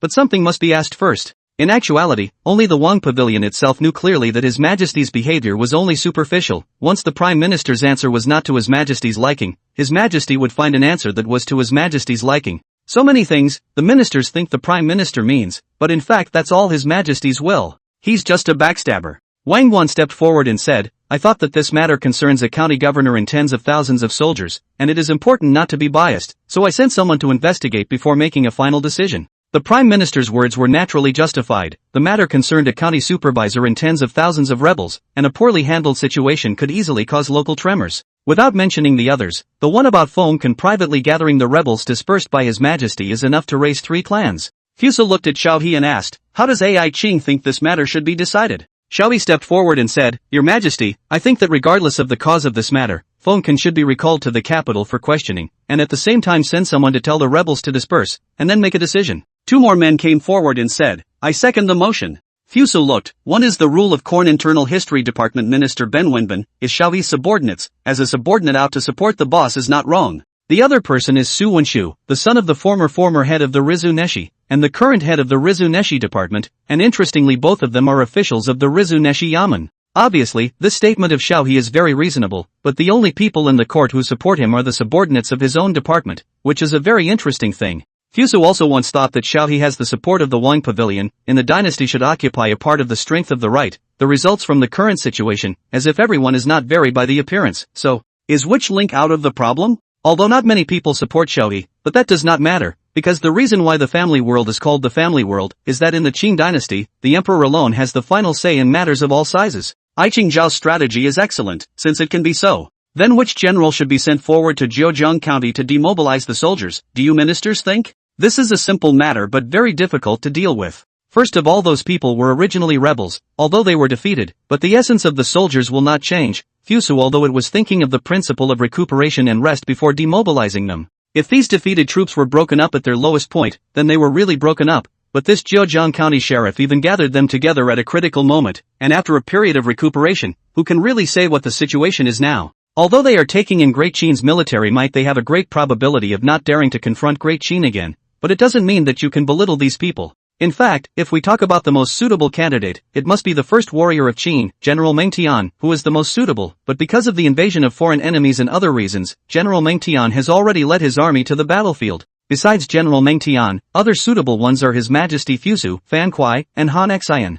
His Majesty, Fusu, defeated Xiangyu and 400,000 ally troops in the Battle of Hanguan Valley, shocking the world. It would be fine if His Majesty were to do it, but His Majesty is a man of gold, how could he do such a thing? Fan Kuai and Han Xian both fought in the Northern Expeditionary War, and it would have been fine if they had been the ones to step in, but Fan Kuai had already traveled to Guilin County, and that Han Xian was even more of a criminal with this duplicity. It's amazing that there's no one in the court to send after all the math. In fact, it is not really no one can send, there are still some generals, but on the prestige, on the fame they are very few. I'm afraid that when the time cannot suppress the scene, but instead of the wrong thing. Ji Shou, the Minister of Imperial History, stepped forward and said, I recommend General Ingbu of the Northern Expeditionary Corps as the emissary. Ingbu? As soon as his words fell, a man stepped forward and accused, I object. I doubt Lord Ji's mind again and suspect him of harboring evil intentions. Ji Shou face confused. ITM just recommend a person just, how to hide the evil heart. You sew a big hat cover down, if it is true, the future of the dynasty where there is still a place for me Ji. Although he was burning with anger, in the end, he still maintained the basic etiquette and said, Lord Ju, why are you spitting blood? This official is only in the spirit of a heart to get talent for the country. Where is the preservation of the evil heart? Ju Wenluan said with great righteousness, that Ingbu was a former general of the rebel army, so how can we know the disasters and blessings by making him the general? This? If this is the reason, Ji Shou really have nothing to say. The matter of the human heart is the most unspeakable. Ji Shou and Ingbu is only far from seeing a few faces. To say that for him to pack a ticket, that is 10,000 times impossible. Seeing Ji Shou mute, Ju Wenluan heart happy is waiting to ride the victory. Fusu really can't stand to watch, before also think that Ju Wenluan this person has some guts. Now it seems to be like a mad dog. See who bites who look. Transmit my Hanyu, Zhuoling Ingbu for this trip Zhejiang County Envoy. Full power to deal with Zhejiang County rebel matters. All departments need to fully cooperate. Nah. Chapter 111, The Great Qin Theory. It has been proven that people who do things with a plan are always a little further along the way. Fusu is a man who has experienced the 5-year plan of Greater China, and he is very impressed with the kind of behavior that has difficulties to solve difficulties and special difficulties to overcome. Wang Ji, the Minister of the Department of Internal History of the Corn Rule, presented his hands and said with a respectful tone, word for word, I have something to report. Fusu glanced at the fact that it was him and said, what is it? Wang Ji pulled out an object in his sleeve and said aloud, His Majesty entrusted the Prime Minister and my humble servant with the preparation of the Great Qin Treatise, and after all the vicissitudes of life, I have finally lived up to my mission today and hereby present the Great Qin Treatise. The minister looked at Wang Ji, then at Wang Guan, and finally at His Majesty, and seeing that the bigwigs were all looking indifferent, he knew that such things spoken in the courtroom were just going through the motions. Fusu's face moved slightly, present. This gold-bound book, in order to be able to play a protective role, the cover of the book is wrapped in precious cloth and silk, with the 3 seal scripts of the Great Qin Theory written on it. The Great Qin Theory will be turned over, which is all handwritten handwriting. The handwriting is elegant and straight, which can show the cultural skills of the owner of the handwriting. Fusa thinks that the text is good-looking, but he does not know much about calligraphy, so he is not good to rate it without authorization. The opening of the Qin Theory is the Prime Minister Wang Hall wrote the preface. Fusu's intention is to make this book become a national book. Since it is a national book, then naturally there is no need to write this kind of preface, but at this stage you need to take advantage of the influence of the Wang Hall of the Great Confucianism, so you can only edit a new version of the time to do the change to go. Fusa shallowly turned a few pages. The article was written somewhat raw, but the kernel of it was all about promoting patriotic sentiments. To some relief, this is written for the world's readers, raw, a little bit of no harm, just later out of the simplified version of the time, must be made easy to understand is. Turned over a few pages. Fusu will be sure that this is the books he needs, although not up to their own requirements, but the general content has been ready. After all, the latter part of the world is not necessarily suitable for the current Qin society. Thinking of this, Fusa smiled and said, I view this book, the central idea is clear, the things said are reasonable, the imperial examination should be this book as the question. Nah, the ministers have not yet read this great work, but have only occasionally heard of some of the contents of the book, which are the display of His Majesty's meaning, and they do not dare to make a fuss because of His Majesty's authority. In the final analysis, or the power of the imperial examination system is not enough heart preparation. If they know the power of the imperial examination system in the latter days, only afraid to cry, this will certainly stop His Majesty such behavior. This book can be accomplished Prime Minister and Wang Iching great credit, plus the Prime Minister's annual salary of 50 stone, Wang Iching officer promoted to the first level. Such a reward is also reasonable. The Prime Minister has been ranked in the 3 dukes of the position, rise cannot be risen. In addition to editing the book of this matter, he is just occupying the name of the editor-in-chief only, can get the reward of the increase in salary has been very good. Old Minister, thank your Majesty for the reward. Compared to Wang Guan's calmness, Wang Ji appeared to be much more impetuous. After all, to be promoted in the Qin Dynasty, which didn't like to give promotions, was really a thing worth celebrating. If it wasn't for the majesty of a court official, he would have hated to burst out laughing. As this matter came to an end, Xiaoyi suddenly stepped forward and said, "I have something to report." Fusu glanced at him and said, "What is the important matter of Xiao Aiqing?" Look at this address. This way of speaking can know that Fusu for Xiaoyi's attitude, compared to other ministers, to be a little too much better. The ministers of the heart is really lonely and sigh. Lonely is why that favored person is not their own. Sigh is this person is so demonic, words to pander to the top. No readers of the bones. Xiaoyi naturally did not know what the ministers were thinking at this time, but the general content could be guessed. This honor brings both honor and pressure. He can only repay his majesty with a better state. Will your majesty, regarding the counting of the world's population in acres of land, I already have the detailed numbers on my side, so I ask your majesty to take a look at them. It turned out to be this matter. Fusu has been chattering for a long time. Many of his plans are based on population. People who have experienced the latter know that the more the population can only explode into a greater power. Fusu gladly received the zhang to check. Just the more he looked, the more his brows frowned. According to the documents of the era of the first emperor can be known, the population of that time was about 20 million. But now, according to the documents handed over by Xiaoyi, the number of people in the first year of Qin Tianqian was only about 17 million, and this short period of several years of war has resulted in a reduction of the population by as much as 2 million. War is really the scourge of mankind.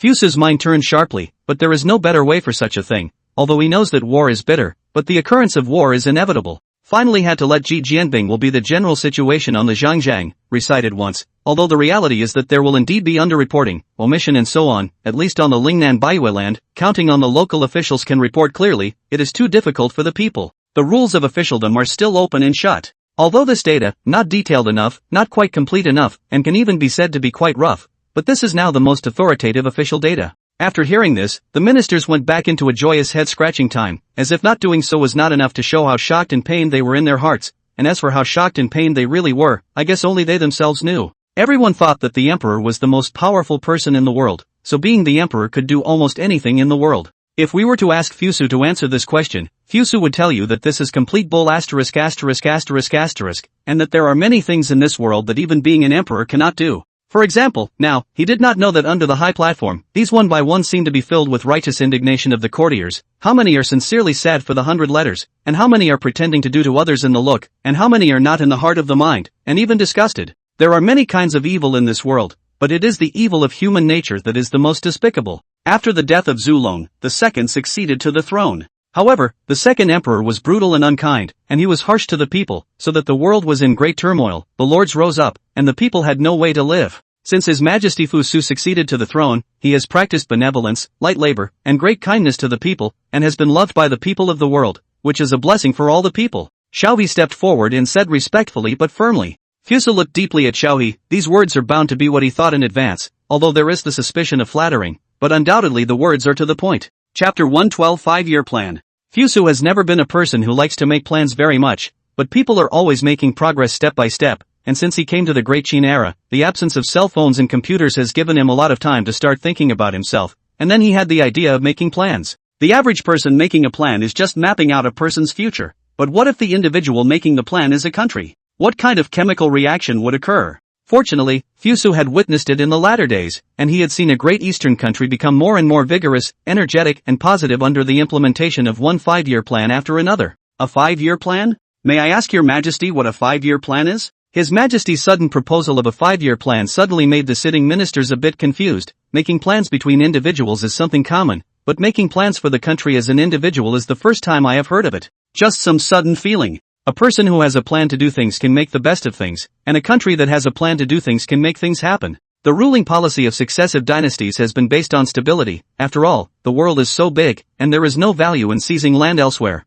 and the teachings of Confucianism are based on indoctrination. As for the people in the country, because of the way of cultivation and the yield of the land, the population does not see a large increase, so the way of governance of the officials on weekdays is to deal with the problems wherever there are problems, and this way is naturally stable and targeted. All of you are learned and talented people, must be aware of the significance of the plan for the individual. A person with a plan will be a huge change. Individuals are still so, let alone the country. I propose a 5-year plan, which is a plan for a country. Fusu proposed a 5-year plan to allow the ministers to mobilize their own initiative and take the initiative to try to make some changes to accomplish the tasks under the auspices of His Majesty. The ministers have become somewhat immune to the fresh vocabulary that His Majesty spits out from time to time, but to talk about it and then suddenly want to reform it is a bit hasty, isn't it? Although this so-called 5-year plan doesn't sound like a bad thing by any stretch of the imagination, any tiny thing that is put on a national level is a big deal. When the ministers looked at the wine pavilion, they hoped that the prime minister would come out and say something, because the prime minister was the head of the 100 officials, and in many matters, he represented the meaning of the 100 officials. But the prime minister seemed invisible to the crowd's gaze and had no intention of stepping forward at all.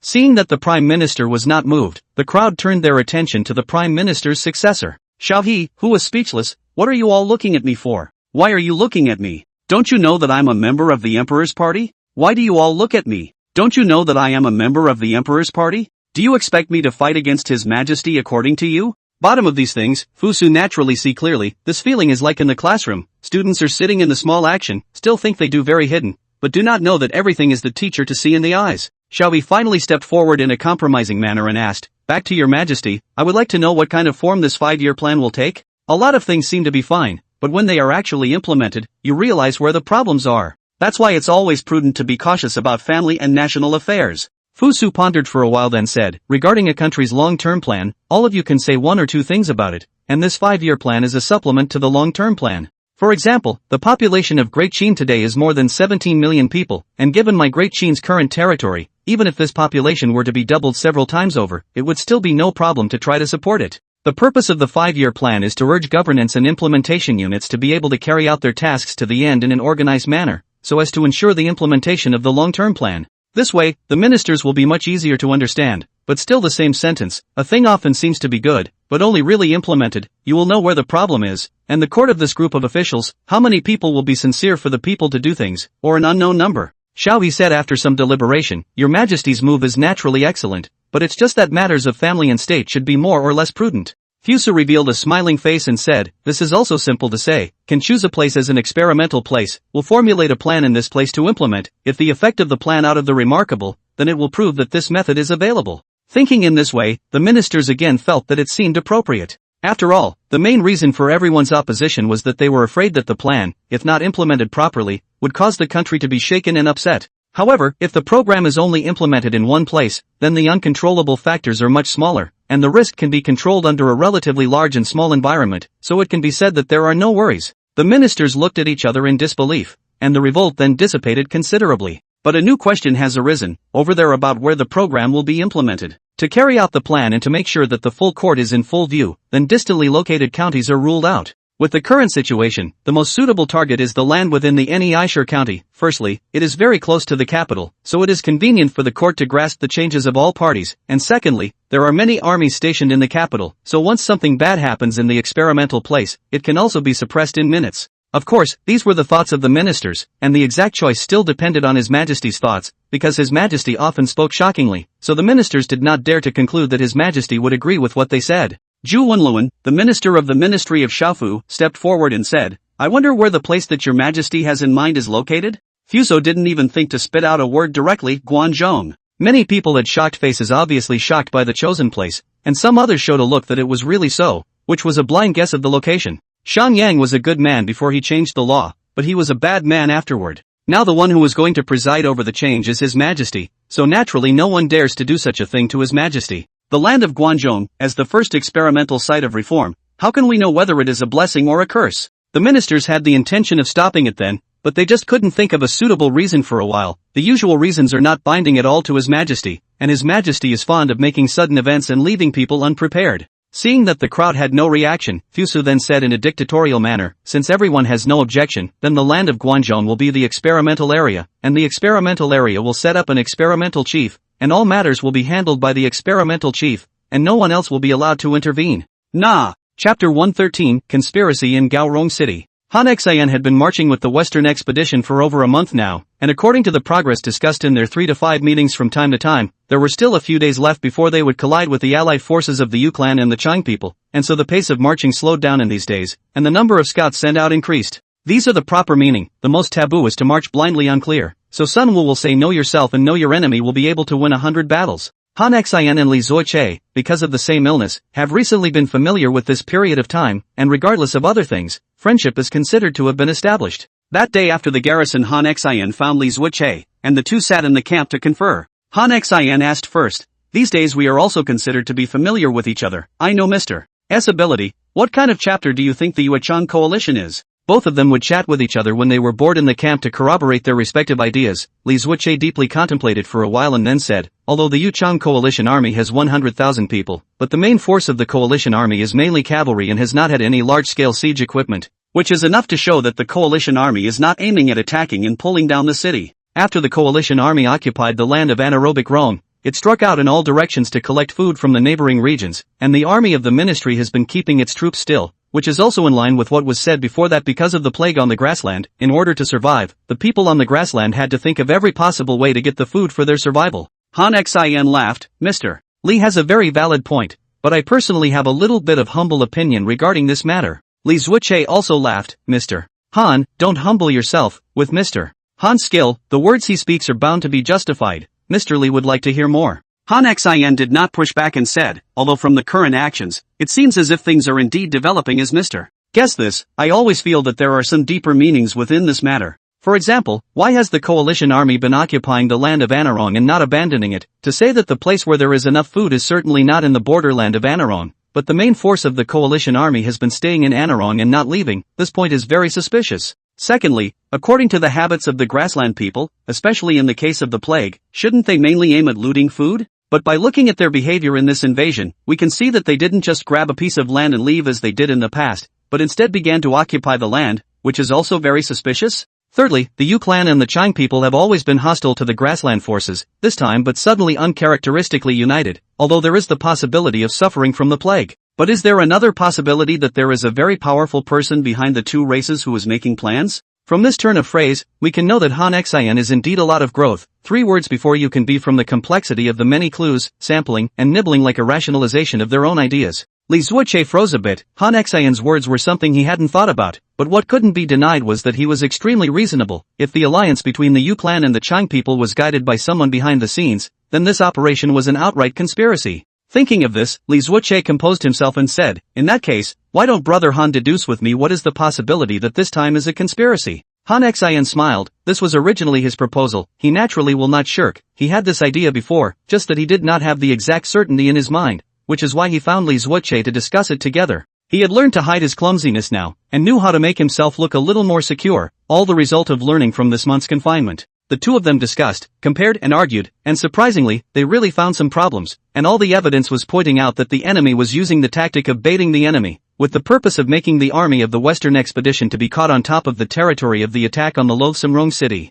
But why should the Great Qin's army be plunged outside the city of loathsome Rong? Could it be that this territory has other meanings? Han Xin and Li Zuoche looked at each other and smiled. Both understood the meaning of the other's eyes. They are hanging in the barracks as the position of staff, although no one in the barracks to pay attention to them, but the corresponding authority is still not deprived of. The two of them came to the staff office and began to consult the topographical map outside of anaerobic Rome. There was a lot of information in the staff office, and a lot of things weren't laid out in a standardized way, so trying to accurately find a piece of information was very difficult. If this is also tolerable, but just spend more time, always find what you need. Good in the anorexia Rong land because it is in the border not far away from the strategic place. According to the laws of Great Qin is required to draw military maps. Not long Han Xin will let out a sigh of surprise. Finally found. Two people do not care about tiredness, began to gladly take out the map to compare, but to Qin is not the latter part of the present. In this era of map drawing not only cloudy, but also very easy to mistakes and omissions, so very often the army will be every place will send their own people to explore the terrain clearly, so as to avoid omissions.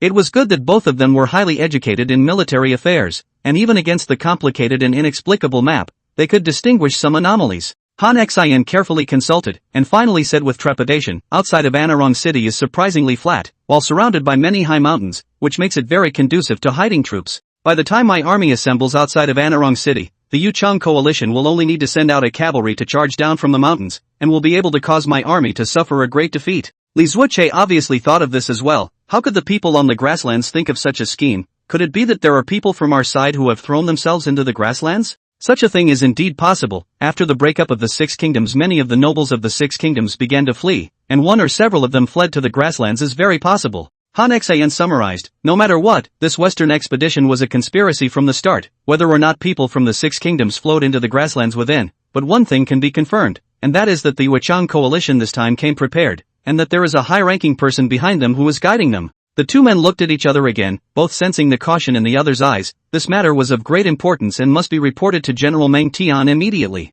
Just as the two were about to make their move, a soldier suddenly came outside the door and said, "Counselor Han, Counselor Li, the upper general invites the two of you to deliberate in the camp."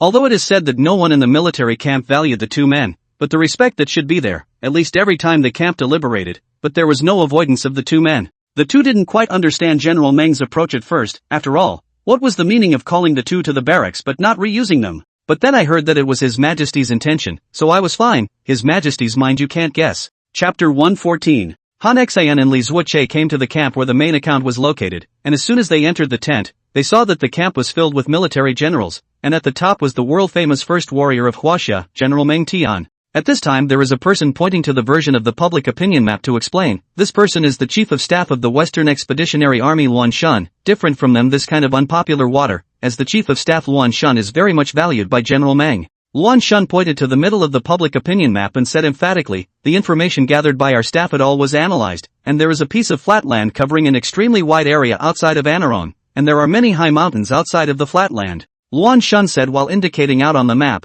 just such a simple explanation will be able to give the following generals a most intuitive understanding, enough to explain why he will be valued by General Meng. According to our analysis, if our troops gather outside of Anarong City, they will be easily ambushed, and this is a militarily dangerous place. So our staff's recommendation is to send troops to occupy the nearby mountains first, before focusing on taking down Anarong City. Han Xian and Li Zuoche glanced at each other with surprise in their eyes. This Luan Shun is indeed powerful. Even if he didn't guess that there are high-level people behind the Yuchang coalition army to support him, he judged that there is something wrong with Anarong City based on the terrain. Such ability is already very powerful. Meng Tian sat on the upper seat, his eyes slightly narrowed, as if he was about to fall asleep and said, "What do you guys think?" The military generals at the bottom looked at each other in dismay. Most of them were of a fiery nature and naturally would not be as meticulous as the civil ministers. Immediately there is a military general Hansbaud said, that Yuezhi and Chang people will guard what the son of the city, to the end of the general's meaning is nothing to care about, directly lead the army to attack the anaerobic Rome city, not half a day will be able to capture, at that time, regardless of what conspiracy is not conspiracy or dead.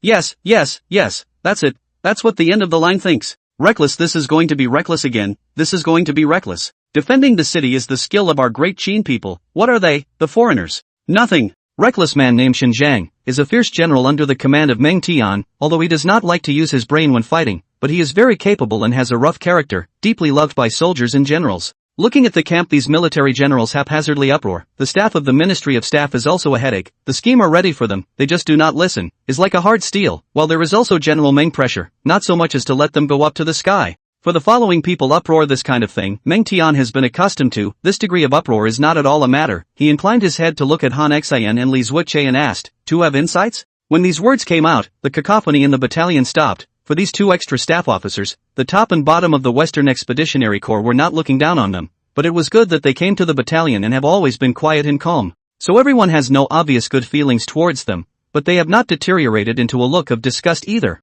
It is the first time that General Meng Tian has asked a question in such a long time, and in fact, everyone is very curious about what kind of skills they have. Can make General Meng 10 break the rules of the army? Han Xian smiled slightly. He knew that the biggest opportunity to turn around came, but there is a little problem, that is, the information they know has been Luan Shun said, they will be plagiarized if they say. The people in the army are the most straight but not stupid, although they have not read many books, but copying the obvious things how to hide from them, so how to expound the information they get more important. Some of the idle is very important. At this moment Han Xian thought of his present Majesty Fusu. His Majesty Fusu had the most novel vocabulary and the most fresh ideas of anyone he had ever met, and he needed something new for what he was going to do now, so he decided to learn the way His Majesty spoke. Han Xian revealed a confident look and said, "Doesn't the general think that this time the allied army of the Yu clan and the Changs are acting too unusually? First of all, if we look at it according to the plague on the grasslands, then the first priority of the coalition army that invaded Great Qin should be to loot a large amount of food grains and use it to feed the victims on the grasslands who can't survive.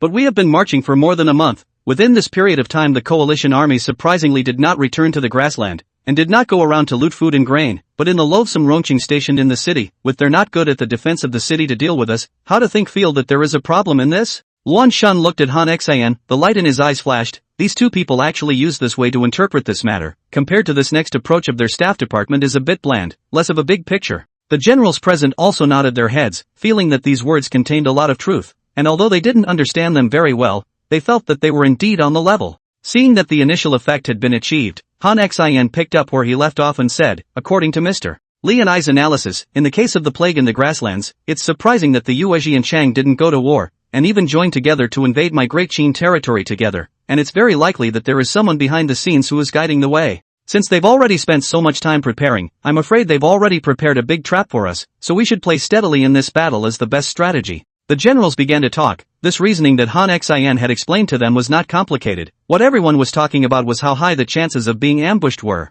There is one thing in the art of war, and that is not to have no intention of counting the heart. People have prepared for so long, you still want a hard steel, that's two-head ironsome, this kind of thing even known as reckless Xinjiang will not go to do. Seeing that the generals in the battalion had been convinced by these words and had begun to discuss the strategy of steady and stable fighting, Meng Tian suddenly ordered, silence. Just now also warmly discussed the camp, suddenly silent up, as if the time to stop the series of quiet, which is sufficient to prove that the prestige of Meng Tian more than the next person much carry. Meng Tian's aged features suddenly revealed a smile, and that moment gave Han Xin the feeling as if a tiger had bared its fangs, its sharpness revealed. The whole army listened to the order, quickly rushed to the anaerobic Rome city, repair for a day, and then by Xinjiang led 50,000 soldiers and horses began to attack the city. I give you half a day time, can you take the anaerobic Rome city? Xinjiang offered his hands and said in a neutral tone, half a day is enough. The rigid aura was on display. Meng Tian smiled and looked at Xinjiang and said, I have trusted you since. Then he said to the rest of the generals, bury the pots and make the food, there shall be no delay.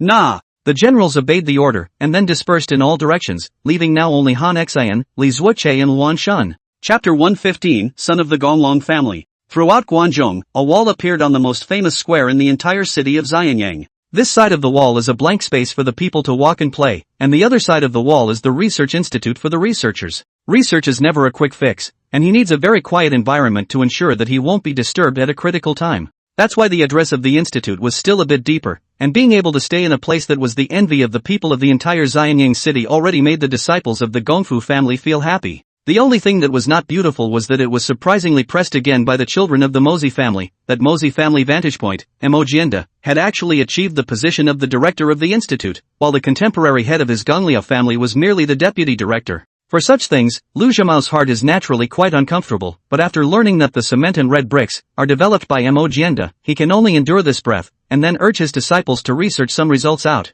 One of the disciples he favored the most was Lu 13, who had been staring at the cement for a long time. On this day Lu Zhimao was leading his disciples in familiarizing themselves with the environment and then making some handy tools when a disciple burst in panting. The disciple just wanted to speak but couldn't catch his breath, so he just had to get his breath even first. This movement has disturbed the Gonglong family disciples who are doing their work in the hall. The disciples are looking at him, although there are no words but the corners of their eyes are still showing smiles. The only one who is immersed in the world of crafts is Lu 13, who is not moved. Lu Zhimao walked up and taught with a serious face, how do I usually teach you to be quiet when things go wrong? Look at what you're fidgety like, isn't this a joke for the Mo family to see? The disciple who came running had managed to catch his breath, but he was forced to teach again, and his whole head hung low, like a quail. After teaching his disciple a little, Lu Zhimao felt that he should have understood his meaning, and suddenly remembering that he had run in such a hurry as if he had something he wanted to convey, he asked, what is the reason for your running here? That disciple was admonished to the point of autism, only at this time remembered the task of his trip, and eagerly said, Master, it is a eunuch who has come to the palace,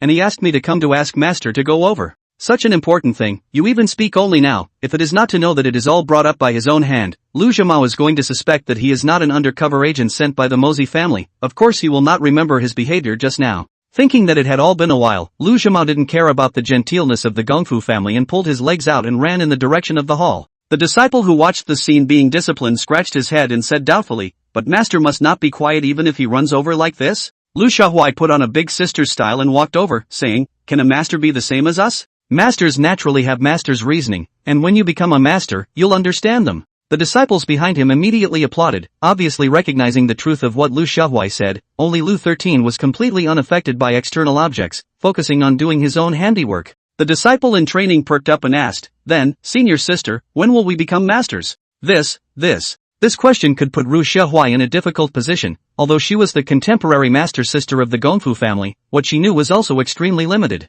Just when she was in a difficult situation, she suddenly remembered the new object that the master had been chanting in his mouth, and Fu Ru Xin said, if you want to become a master, the natural thing is to be able to make a new object. Oh! There was a sound of dismay in the hall, and it was clear that everyone knew how rare new objects were, and such sighs were more like sighs of relief at their own abilities. Lu 13 looked at the rivets as far as the eye could see, and thought to himself that he could just stick them in and be done with it. Lu Zhimao ran all the way across the main road. As a result, there was not a single person on the road, although therefore no one sought his disregard for Sven. but at this moment he would like to see one or two acquaintances, although degrading Sven, but at least avoided the risk of social death. But life will not always let people so satisfactory. When he came to the hall, when he saw an upright figure sitting on top of the main seat, that temperament, that appearance as the current Fu Su His Majesty. Lu Zhimao didn't have time to think about it and immediately came to the hall with his hands folded, bowing and saying, "I, Lu Zhimao, the deputy director of the institute, greet your majesty." The bow was a bit larger than before. It was only a few minutes or so, and Fu Su naturally wouldn't blame Lu Zhimao for such a small matter, smiled and asked him to sit down, and then began the business of the trip.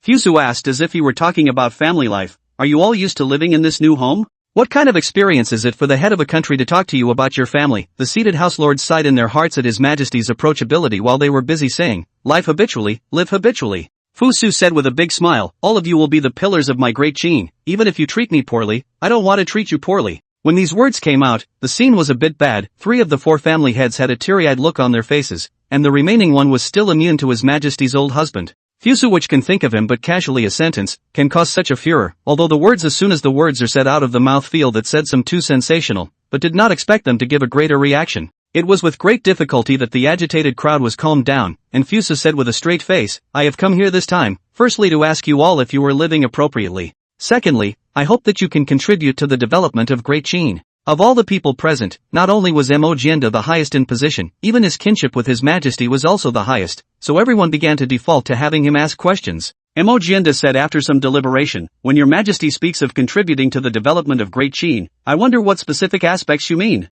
Fu Su smiled peacefully, "You don't have to be so nervous, your performance now is already very good. The thing I am talking about is about the things related to the examination with the imperial examination system. I think you all know that the examination content of the county examination is the need to learn the ink, law, Confucianism, medicine, agriculture, one of them as a fundamental, which is both in order to enhance the influence of the 5 families of countermeasures, but also for the 5 families of the scriptures a kind of encouragement. I don't think you all want to, on that day, be found out that there are even many loopholes in your disseminated scriptures, do you? That's why this requires you all to do your best to perfect it without sparing any details." Chapter 116, Soap Making. The reason why the Analects of Confucius is classic is that countless bigwigs throughout the ages have annotated each and every word of his, so that his words can be traced without any omission. But the 5 families in the Qin period obviously did not have such an opportunity. They were still in a period of haymaking, the scriptures were not perfect enough, and the theories could not withstand the test, and at this time, if they wanted to withstand the questioning of the people, there were a lot of things that needed to be dealt with. One of the medical and agricultural family is particularly serious, the place of the medical family, although there have been a number of world-famous great healers, but the way of medicine is like a boat in the deep sea. When you see the land, you think you have found the continent. In fact, you look at it as just a sea island. Farmers are also the same, the world's rare crops are not known, even ordinary farming have a lot of need to study the place, not to mention what potatoes, corn and other high-yield crops. On the grafting of fruit trees alone there are 5 kinds of more than other things need to be studied is countless. How can the scriptures be defied by such 2 families? Fu Su knew that the outcome would be like this. Why did he single-handedly make such a thing happen? The development of the medical and agricultural families is not something that can be changed by 1 or 2 people. It is something that must be done by millions of people together, and it must be done from generation to generation in order to make a change. When the imperial examination becomes the direction of upward mobility, there will inevitably be many people who will study the scriptures of the 5 schools, and no matter what the initial scripture is like, after generations of tireless study, it will eventually become a fairly rigorous discipline. The more rigorous the discipline, the fewer errors there will be, the more certain a doctor will be of saving a patient's life, the more a farmer will understand the structure of the land and the habits of his crops. Eventually medicine would be able to save countless people, and the products of farming would be able to feed a larger population, so that a few generations of change would change the entire ending of the Middle Kingdom. There were still Abbot Mo Jianda and Deputy Director of the Institute Lu Zhimao left in the hall. The future of Great Qin depended on healers and farmers, but neither the present nor the future of Great Qin could be without science and research. Fu Su glanced toward Ji Jianbing, who stepped forward with understanding, then pulled out 2 sheets of white paper from his sleeve and spread them on the 2 men's case. The 2 men looked up and saw a white paper with perfume manufacturing and another white paper with soap manufacturing. The 2 men were also well informed, they knew every word on it, but they couldn't recognize it when combined together. Mo Jianda was better, after all, he had been struck by His Majesty more than enough to have resistance, while Lu Zhimao was doubting his own life. Had he skipped too much schooling to the point that he couldn't even read the nouns? Fu Su naturally did not come to tease the 2 men. He stood in front of the case and said to the 2 men, "These 2 objects, one is a luxury item and the other is a common people's item. Although their roles are different, they are both beneficial to the people of Great Qin, so I hope that you can develop them as soon as possible." His Majesty so carefully account for a matter, where there will be their right to object, and finally Emojianda took over the perfume manufacturing technology, Lu Zhimao next soap manufacturing technology. Fusa still had some time in the afternoon, so he visited the place where they lived, although the red house was bragged by the people in Xianyang City, but before the appearance of putty powder, the lighting of the room was not considered very good. When Fusu casually walked around and gave them a little guidance, he was able to enhance them quite a bit, so much so that everyone looked at His Majesty with adoration plus blazing eyes. One of these children named Lu 13 caught Fusu's attention, because in him, Fusu saw the shadow of a researcher, and Mo Zhongxing also had the shadow of a researcher in him, but it was a bit heavier on Lu 13. Fusu silently memorized this name and decided to focus on cultivating it in the future. This kind of talent was unattainable. Witnessing the departure of His Majesty, Emojianda and Lu Zhimao both immediately quieted down, although they were now on the same side of the table, but this did not change the identity of the two families as worldly enemies, only that it had now changed from the martial fight of the past to a more civilized fight with a little bit of sass. The two parted ways at the fork in the road, and before Lu Zhimao could enter the courtyard, he heard loud discussions among the disciples, the vast majority of which were about how wise His Majesty was plus wise. Talking about it, the picture shifted to Lu Zhimao, talking about how he clearly admonished his disciple to have to be as quiet as water, but as a result, when he heard the news of His Majesty's arrival, the man was running away. The more Lu Zhimao heard, the darker his face became, and finally rushed in and punished all of these disciples who were chewing the cud before the farce was over. Angry Lu Zhimao hurried into the inner hall. He could not understand why people Majo's children look like Sizuan look, while his disciples look like a noisy look. Sprinting away, he didn't notice that a piece of white paper was thrown from his sleeve. Lu 13 had just finished a project and was a bit dazed when he suddenly saw the white paper on the ground, and just as he was about to call out to Lu Zhimao, he realized that he had already flown out of the hall and walked into the inner sanctum. Lu 13 did not think too much. Casually pick up the white paper will think to send the master, but when his eyes dare to see the big words on the white paper, suddenly cannot leave. The white paper is written on the soap making art. Soap making techniques? What is soap? And how is soap made? With the curiosity of the unknown, Lu 13 cannot help but read on. This reading will be immersed in, forgetting the existence of other people. Good thing everyone knows his nature, and did not disturb with him. Lu 13 finally put down the white paper. The moment the white paper was put down, a light flashed in his eyes, and it was as if he had clarified the truth of the world. Lu 13 walked quickly to Lu Xiaohuai's side and said, "Eldest sister, let's make soap." He said this with a declarative sentence, not an imperative sentence. Lu Xiaohuai was disciplining the disciples who were chewing the cud for his master. When he heard Lu 13's words he asked curiously, "What is soap?" Lu 13 thought for a moment and said bluntly, "I don't know." Lu Xiaohuai said with a shocked face, "You don't even know what soap is? And you want to make soap? How are you going to manufacture it?" Lu 13 did not hear Lu Xiaohuai tone in the blame meaning. He thought Lu Xiaohuai asked him about the production method of soap, so took out the white paper and said seriously, "This has the production of soap materials and description of the finished product. We only need to do a few more attempts to make it out of both." Hell, who asked that? Where did this white paper come from? Lu 13 thought for a moment and finally remembered, its masters. Chapter 117, Director of Planning. This is not the first time Cui Haiyu entered the palace, but this is the first time he was summoned to meet in the Tianluge, to know that those who can be received in the Tianluge are the important ministers of the imperial court. He is not the first minister-level official to be received by His Majesty in the Tianluge, but it can be counted as the first three. To be valued so highly by His Majesty, what a great favor, one that so many high-powered ministers would not be able to envy. I have to say that the Xianyang Palace is really big, especially after the first emperor destroyed the 6 countries. Will be the 6 countries are in the Xianyang Palace rebuilt once. A glance at the sky is the magnificent building, overlapping uncountable. It is important to know that Xianyang Palace covers a staggering 372 square kilometers, while the total area of the Forbidden City in Beijing is 720,000 square meters. It is known that 1 square kilometer equals 1 million square meters, which means that the area of Xianyang Palace is as big as 5 Beijing Forbidden City. When Cui Haiyu arrived at the Tianlu Pavilion,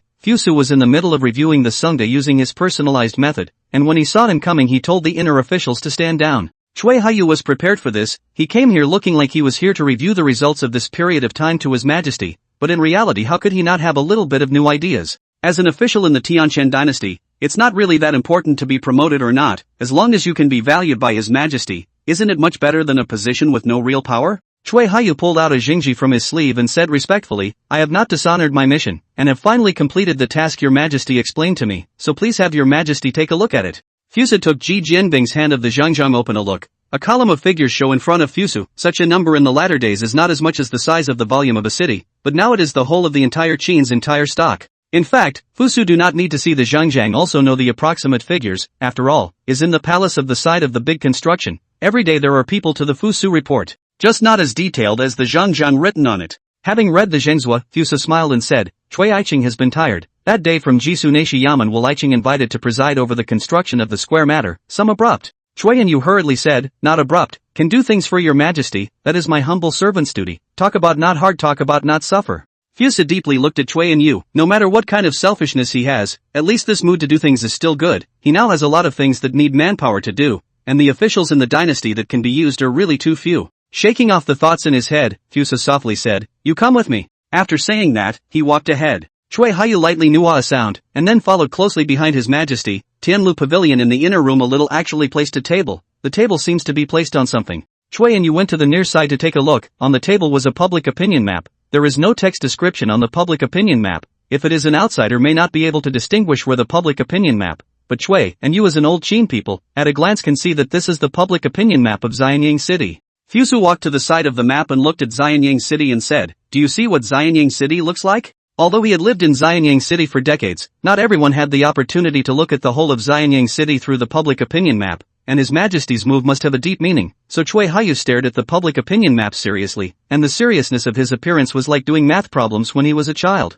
After looking at it for a few minutes, Chui Hayu said, back to your majesty, I have finished reading it. A public opinion map, if looked at meticulously, would take about half an hour to an hour to finish, but Chui Hayu said he finished it in a few minutes, and this is where his cleverness lies. His Majesty asked you to look at it, you look at it for a few minutes, it shows the fact that you have read the opinion map, but it doesn't keep His Majesty waiting in boredom, you make His Majesty lose patience, and you expect His Majesty to have patience with you? The most important thing is that this is, after all, the public opinion map of Xianyang City, which belongs to the important military secrets, and if His Majesty did not let you look at it, it would be a felony for you to look at it privately, and why are you looking at such a thing so carefully? It is best to act like him, having a general idea but not remembering it very clearly. Fusa pointed to the public opinion map and said, this thing is the latest version of the map that I let people draw, compared to the previous public opinion maps that only focused on city defense and large areas. This one of mine has to be much more detailed, and it's so detailed that every single street can be seen. Chui Hayu was shocked in his heart, since ancient times drawing public opinion maps was a time-consuming, laborious and unappealing thing, unless it was a military town like the border towns, and the rest were only cities like the capital, which would draw public opinion maps for people to view. Confined to the existing technology, the public opinion maps drawn are not only prone to errors and omissions, but also cannot reflect the topography perfectly, so the usual method is the spring and autumn brushwork, and what cannot be studied is blurred. Chui and Yu looked carefully with wide eyes, trying to discern if every street was as clear as His Majesty claimed. The best way to do so was to find a very familiar street to compare it to. Then Chui Hayu saw that his home, the street in front of his home, the path outside the street, was recorded above this opinion map without any discrepancy, and such a detailed way of recording was unheard of by him? Chui Hayu's mind swayed as he respectfully said, congratulations, Your Majesty, for obtaining such a divine object, with which you can easily reign over all parts of Xianyang City and not allow the assassins to escape. When Fu Su heard this kind of horse's ass, he did not have any joy. Assassins and this kind of thing can be solved by a public opinion map there. Then he flatly asked, I have observed that many of the people who come to the capital choose to build their houses close to the boundaries around the East Noble Square and the West Market Square. Things in this world are roughly like this, as long as no one is in charge, then no matter what you do, there is no problem, but as soon as someone is in charge, then even if you are doing a legitimate business, it will become very troublesome. Chui Hayu was steeply shocked and said with a trembling mouth, what does Your Majesty mean? I believe that the people's residence should be planned, the minimum toilet and sewerage system should be perfect, and secondly, such a thing Chui and you naturally know, because Xianyang City is not walled, so the people as long as they can get the land built there is no one said. Fusu frowned and said, I don't think this is right. The location of dwellings should be regular, not a piece here and a piece there. I want you to take charge of this matter and plan out the style for the construction of Xianyang City, to make sure that the people live comfortably and conveniently, without affecting the future development of the city. I have decided to name it the Urban Planning Bureau, with you directly as the director, and the way you design it will later become a template for other cities to establish. Nah. Chapter 118, Building Roads to Riches. A lot of things are a big deal to others, but to His Majesty today, they are not even a big deal. Chui and you took over the position of director of the Planning Bureau, which was a fresh term that hadn't even been heard of before, and it was good that it was His Majesty's word, and since His Majesty said that it was there now, regardless of whether it was there before or not. By the way, isn't the leader of the infrastructure army called Yu Yongchang?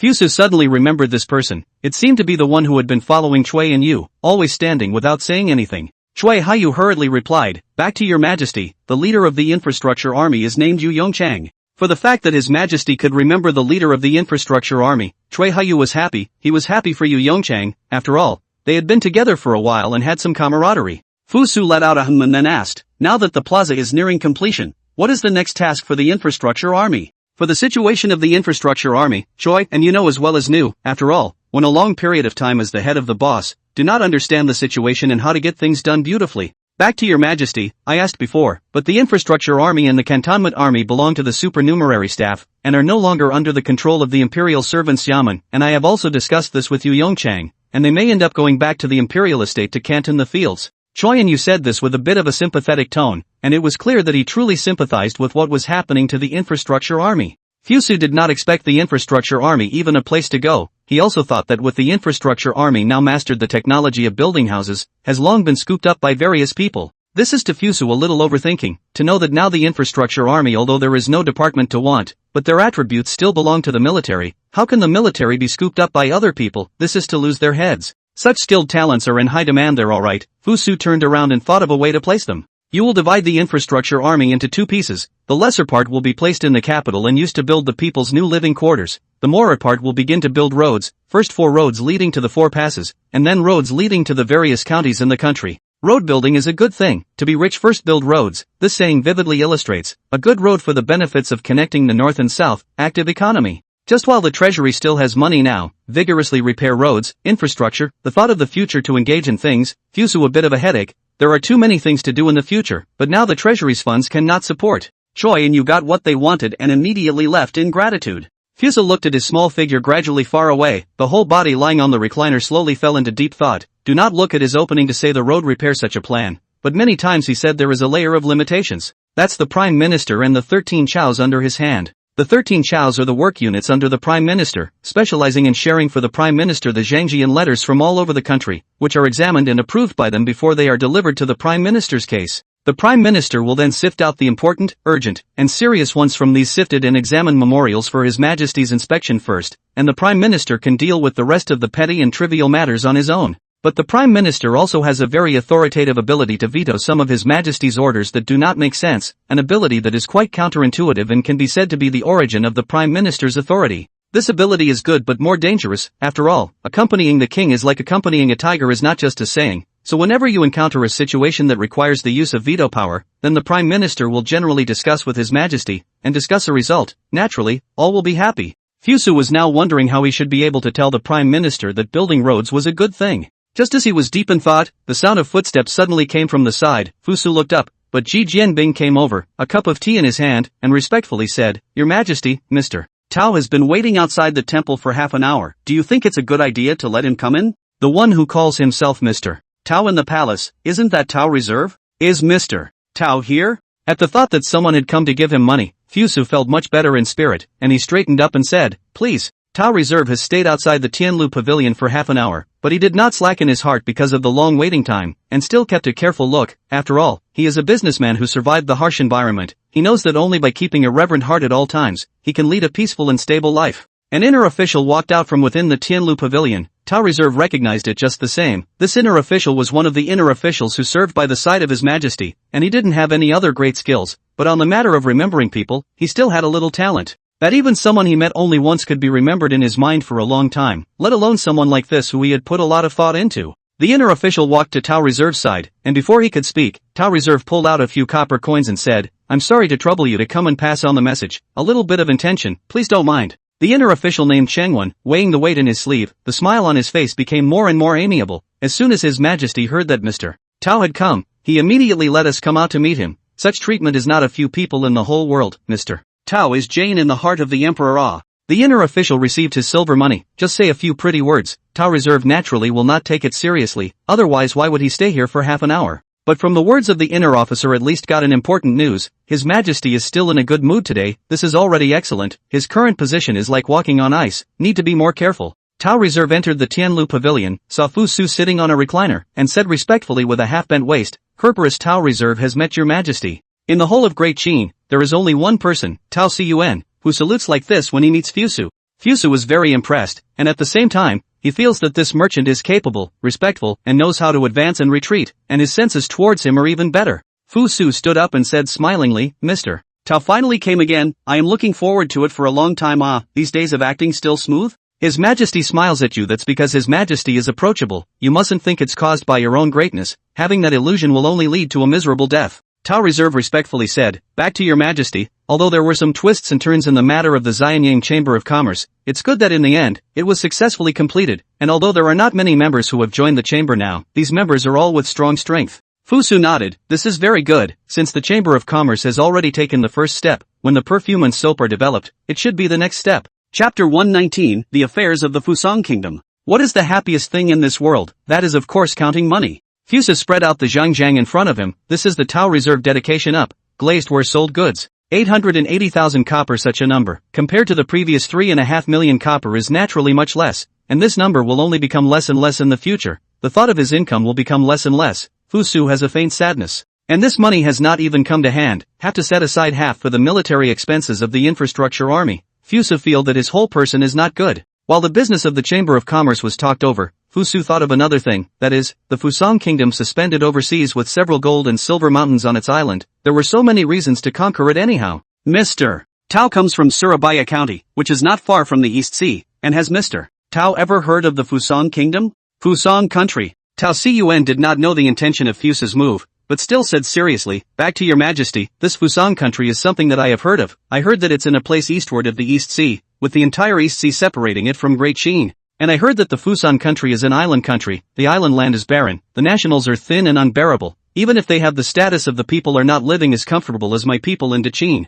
Tao Reserve said this with a strong sense of superiority. After all, in his opinion, Fusang Country, such a place, call it the capital of the country, is too reluctant. It is simply an uncivilized land. The people living on it are also uncivilized people. Tao Reserve such a natural is not a column. Now the whole world is proud to be a Great Qin people. This is a kind of pride from the bone. For those of different colors, different regions are in a state of despair. This state of affairs is illustrated by the statement that, nothing more, everyone here is trash. For these things, Fusu naturally would not stop them. After all, what he was trying to do was to perpetuate the sense of pride, so that the people of this great land would be able to pass through the stage of feudal society more quickly. Fusa listened to Tao Reserve with interest and suddenly asked, "But I have heard that there are a lot of gold and silver mines in the Fusang Country, and there are even some open-air silver mines. This?" Tao Reserve was instantly asked and didn't know how to explain, saying that Fusang Country didn't have gold and silver mines. He hadn't been there, so how did he know? This? The straw man is not sure.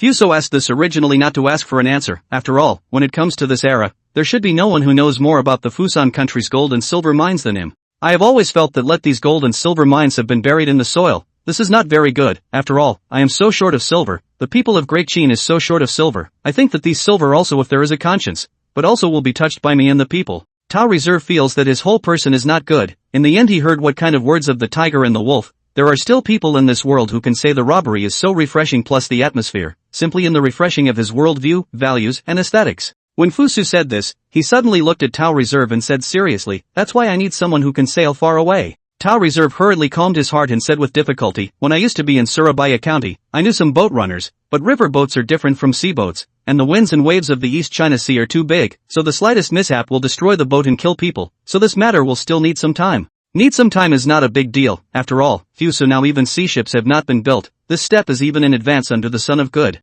Heaven see pity. Tao Reserve was obviously full of spirit when he came, but when he left the palace he was in a battered state, and he didn't know what he had experienced in that short period of time within the Tianlu Pavilion. So that's such a big change? The soldiers led in the Western Expeditionary Army were all elites from various armies, and then gradually integrated into the ranks of the Western Expeditionary Corps under Meng Ten's drills. Such a great army, which was formed by combining the essence of all armies, was bound to be invincible and invulnerable on the battlefield. Han Xian thought the same thing before, but when General Meng Tian knew that the city of Anaron was a conspiracy, he still insisted on sending troops to attack, not caring about conspiracies and such things, making Han Xian bitter. Alcohol is forbidden in the barracks. Li Zuoche had to watch Han Xian cup by cup, drinking water as if it were wine, and in a short time a pot of water had already gone down. Well, what else is there to think about? You and I are not important people. How can we influence General Meng's behavior? Since there is a precedent like Cheng Anjuan, Li Zuoche has begun to lie down. He knows that unless one day he himself as the commander-in-chief, he can decide the direction of the development of a battle, until then he can only watch others make mistakes.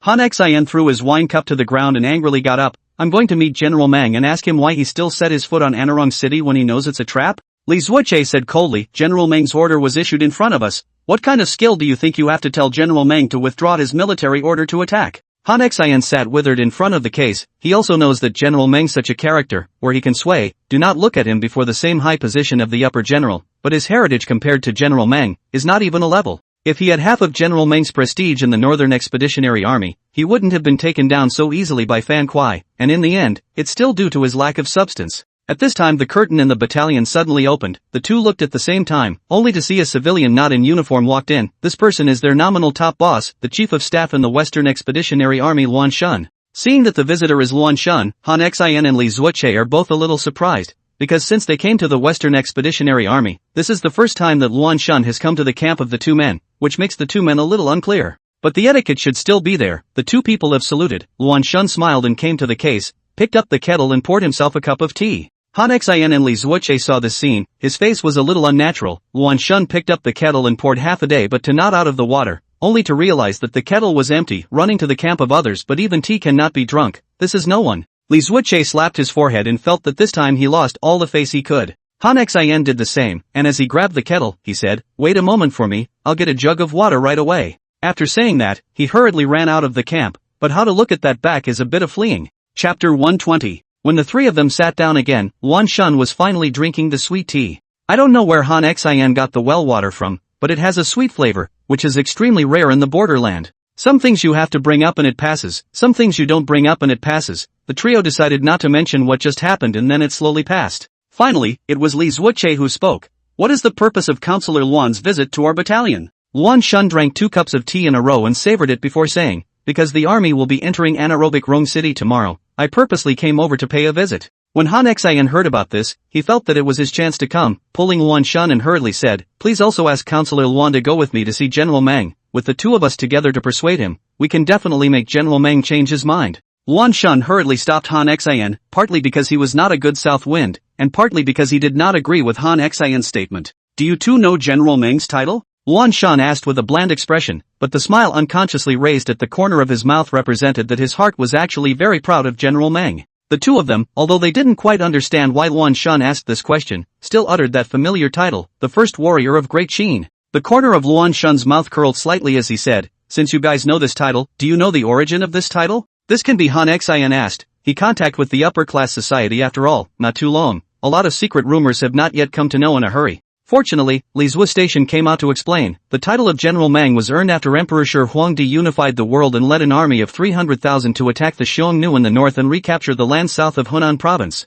A look of realization appeared in Han Xin's eyes, and just like that he learned another secret that was not considered a secret. Luan Shun revealed a look of longing and said, "General Meng Tian is gifted. When he was a young man, he was already able to fight well, and after that, he has made countless achievements for the Great Qin, and in the fight against the Xiongnu, who in the world can be more familiar with it than the general?" Li Zuoche looked at Han Xin, he saw a hint of faltering in Han Xin's eyes, he thought about the great generals of Great Qin who are still alive, counting it seems that only the former General Zhao Tua of the Southern Expeditionary Corps has such experience. But General Zhao Tua conquered the land of 100 Vietnams in Lingnan, and it is not the same thing as Huns riding on the back of a horse. After some thinking over, Li Zuoche then said, "I think there is no one in this world who is more familiar with the grassland people than General Meng." Luan Shun nodded with satisfaction, apparently recognizing the statement. "On the day the general issued the order, I was also puzzled for a while, because there was no reason for us to step on it when we knew it was a trap." Han Xin nodded vigorously, he had also been thinking about this question and had not been able to come up with an answer, which is why he made the decision to meet General Meng to confront him face to face. Li Zuoche also revealed a curious look, although he had always had a not concerned attitude, but speaking from the bottom of his heart, he was still very concerned about the cause of this matter. After all, in the handling of this matter, it was too out of line with common sense.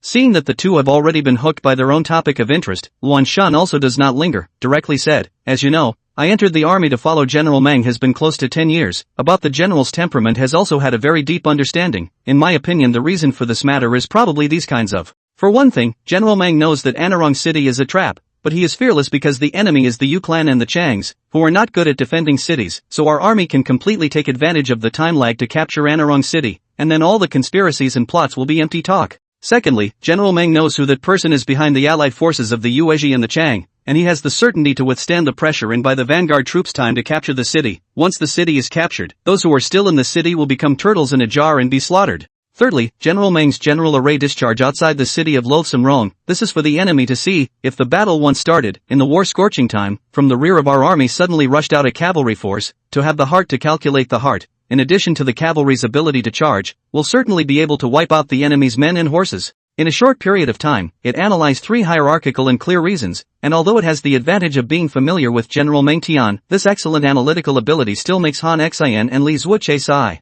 While Han Xian was still lamenting, Li Zuoche suddenly frowned and said, all 3 of the reasons mentioned by Counselor Luan are possible, but other than the first statement, the other 2 are very stressful for the generals. Very stressful is a euphemism that translates to mean that a lot of people will die. 3 people suddenly some silence. Here are long-time battlefield people, naturally know where to fight the war where there is no death, but if you use the beginning of the scheme, send soldiers from going to the mountains to search for the enemy, and then send soldiers to siege, then although it will take more time, but obviously will reduce the casualties of the soldiers. However, that's not how things work. That would reduce the casualties of the soldiers, but at the same time, it would also scare the snakes, and it would also leave time for the enemy's main force to retreat. It can only be said that things in this world are such that the fish and the bear's paw cannot have it both ways. The previous method was better than steady, although the kills would be reduced, but it could eliminate all the traps in the surrounding area and leave no loose ends. And General Meng's method was toward the idea of getting rid of it once and for all, and he was going to leave all the ambushers behind. To be able to think of so much in so short a time, General Meng is worthy of being a son of the world cultivated by a military family, and at this moment Han Xian feels that he can only look at the back of his neck, and the distance between them is separated by a sea.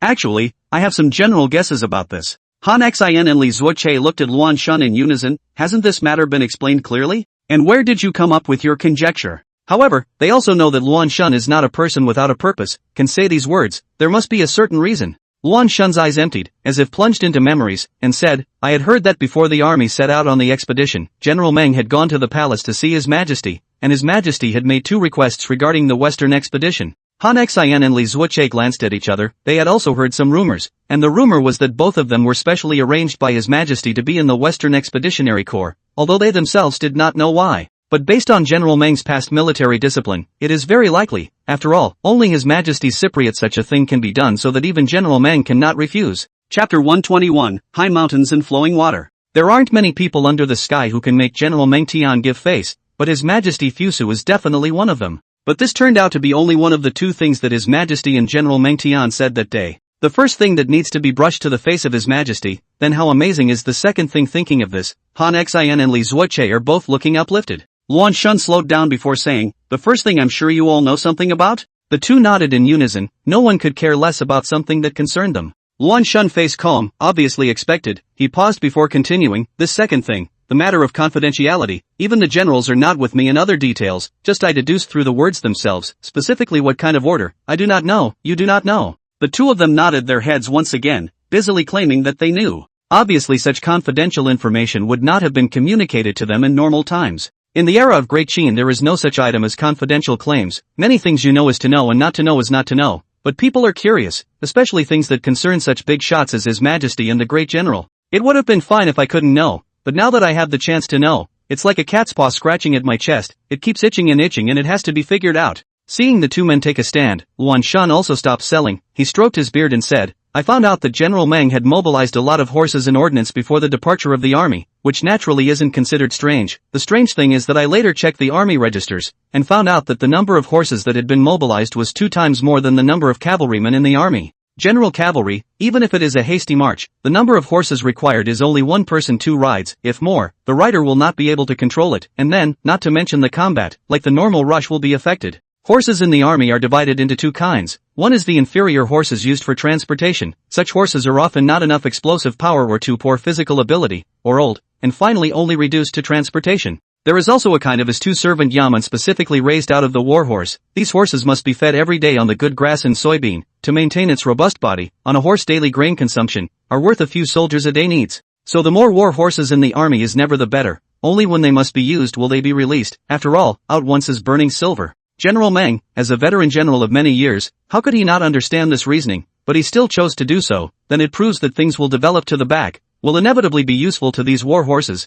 Then what kind of battle will be used to triple the number of war horses? Han Xian thought of a possibility, immediately looked at Li Zuokar incredulously. See, the other side is also shocked look, and then look at Luan Shun. Look at his look as trying to confirm from Luan Shun here. Luan Shun didn't speak, didn't even make a move, and then it was such a performance that instead confirmed what Han Xian had in mind. So your majesty means to take this grassland land? Han Xian didn't know how he managed to say those words. He felt his voice was trembling. What a great feat to take the step. It was a thought that could make one happy just thinking about it, and His Majesty had actually decided to make it a reality. From ancient times until now, no one has ever managed to occupy this grassland, and if His Majesty is able to do so, then he has set a precedent, and his achievements are comparable to those of the ancestral dragon. Luan Shun looked at the two people who were in shock, a sigh of relief. Even when he just knew this information, it was like this. I think the world will be roughly like this. Li Zuoche had seen a bit more after all, so before Han Xian had recovered from his shock, he was already saying, so General Meng's move is that he has already deduced. This time there was a plague on the grassland. In order to survive or for other reasons, the Yuezhi and the Chang formed an alliance, and then under the guidance of the person behind the scene, they began to occupy the city of Anarong and then set up traps, and the allied forces, in order to be able to defeat the Western Expeditionary Army, were bound to ambush a lot of people in the mountains and forests.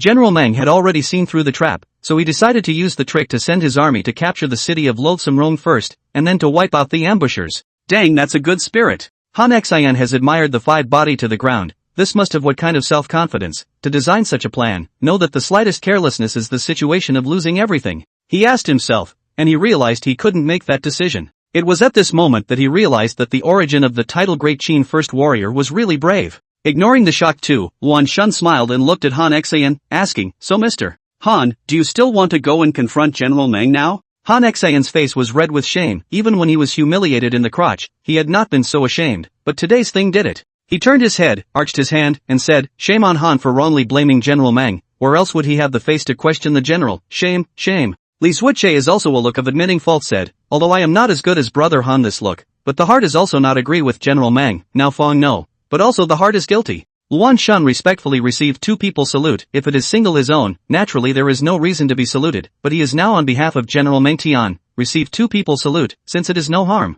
After the misunderstanding was lifted, the three people's communication became more and more unrestrained, whether it is to discuss the past war, or talk about the future of the act, the three people have their own strengths. Some talk down suddenly have a kind of mountain and water feeling, even if there is no wine, can let a person intoxicated. That said, Chen Dan, the former head of the Zhang State's Young House, has recently become very famous in Xianyang City, famous not because of his family's wealth, nor because of how sensational things he did, but because he served as the supplier of cement and red bricks to the Xianyang Chamber of Commerce's in Yaisher County. That's right, on that day, so many people in the Chamber of Commerce drew the places of 10 counties in the world, of which the best location, Yaisher County, fell into the hands of Chen Dan. So some people have said that there is an inside story. But it's not up to you to say whether there is an inside job or not. And first of all, those vested in the chamber's interests would not approve of such a thing. After all, it's a spot that came from a lottery, so if it pops out that someone got the spot through an insider, then how can anyone else's spot be made secure? So it can't have an insider regardless of whether or not it had one in the first place. It's all heartfelt.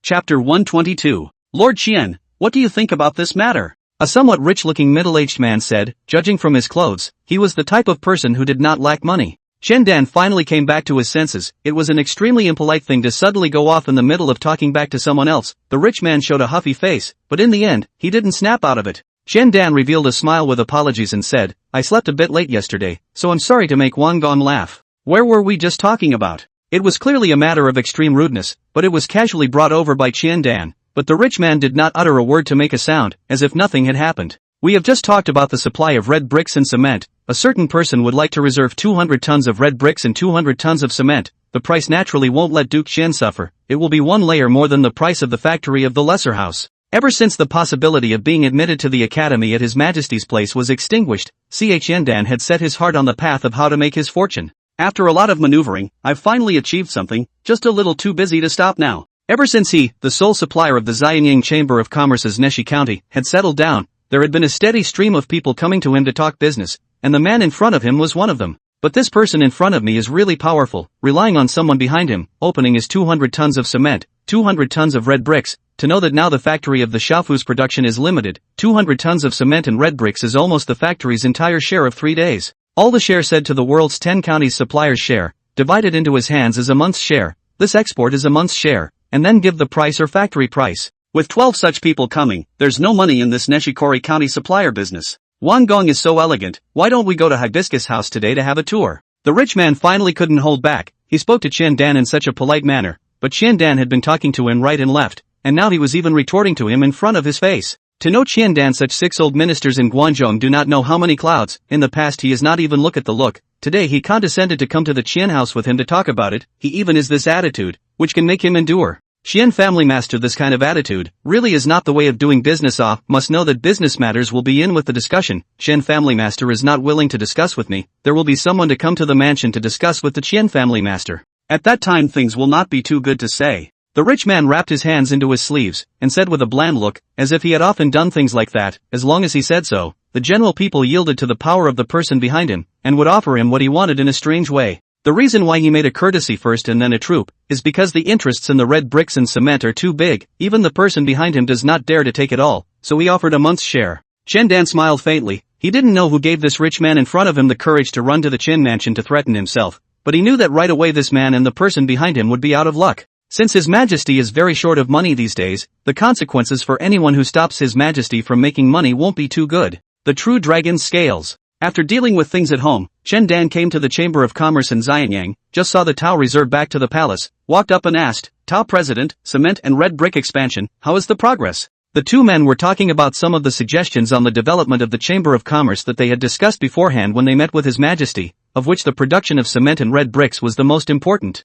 No way, now the whole Xianyang city are crazy needs cement and red bricks, is how much can not fill the kind. On the little production of the less house factory is also thrown a splash ring only. Tao Dang revealed a relieved smile and said, living up to expectations, His Majesty promised to build 2 large-scale cement and red brick factories outside the city, with an expected daily output of up to 400 tons after completion. The ton was a unit of measurement invented by His Majesty, who felt that the unit of stone was too general and listed a series of units of measurement, which were then standardized throughout the country. Now the market is popular in these 2 ways of measurement. One is the old style, one is the new style. The old style of measurement has a lot of inconvenience. Think soon will be defeated by the new style of measurement. For Chen Dan, this kind of news is really good news. These days his most agonizing thing is that there are countless people with silver to find him to ask for goods, but limited to the production of the problem, he has not been able to get out. That feeling of watching silver money float away in front of your eyes and you can't grab it is so incredibly painful that he's losing some of his hair. Chen Dan clasped his hands together and said solemnly, it's been hard on the president. The president, please come inside and drink a cup of tea first to moisten your throat.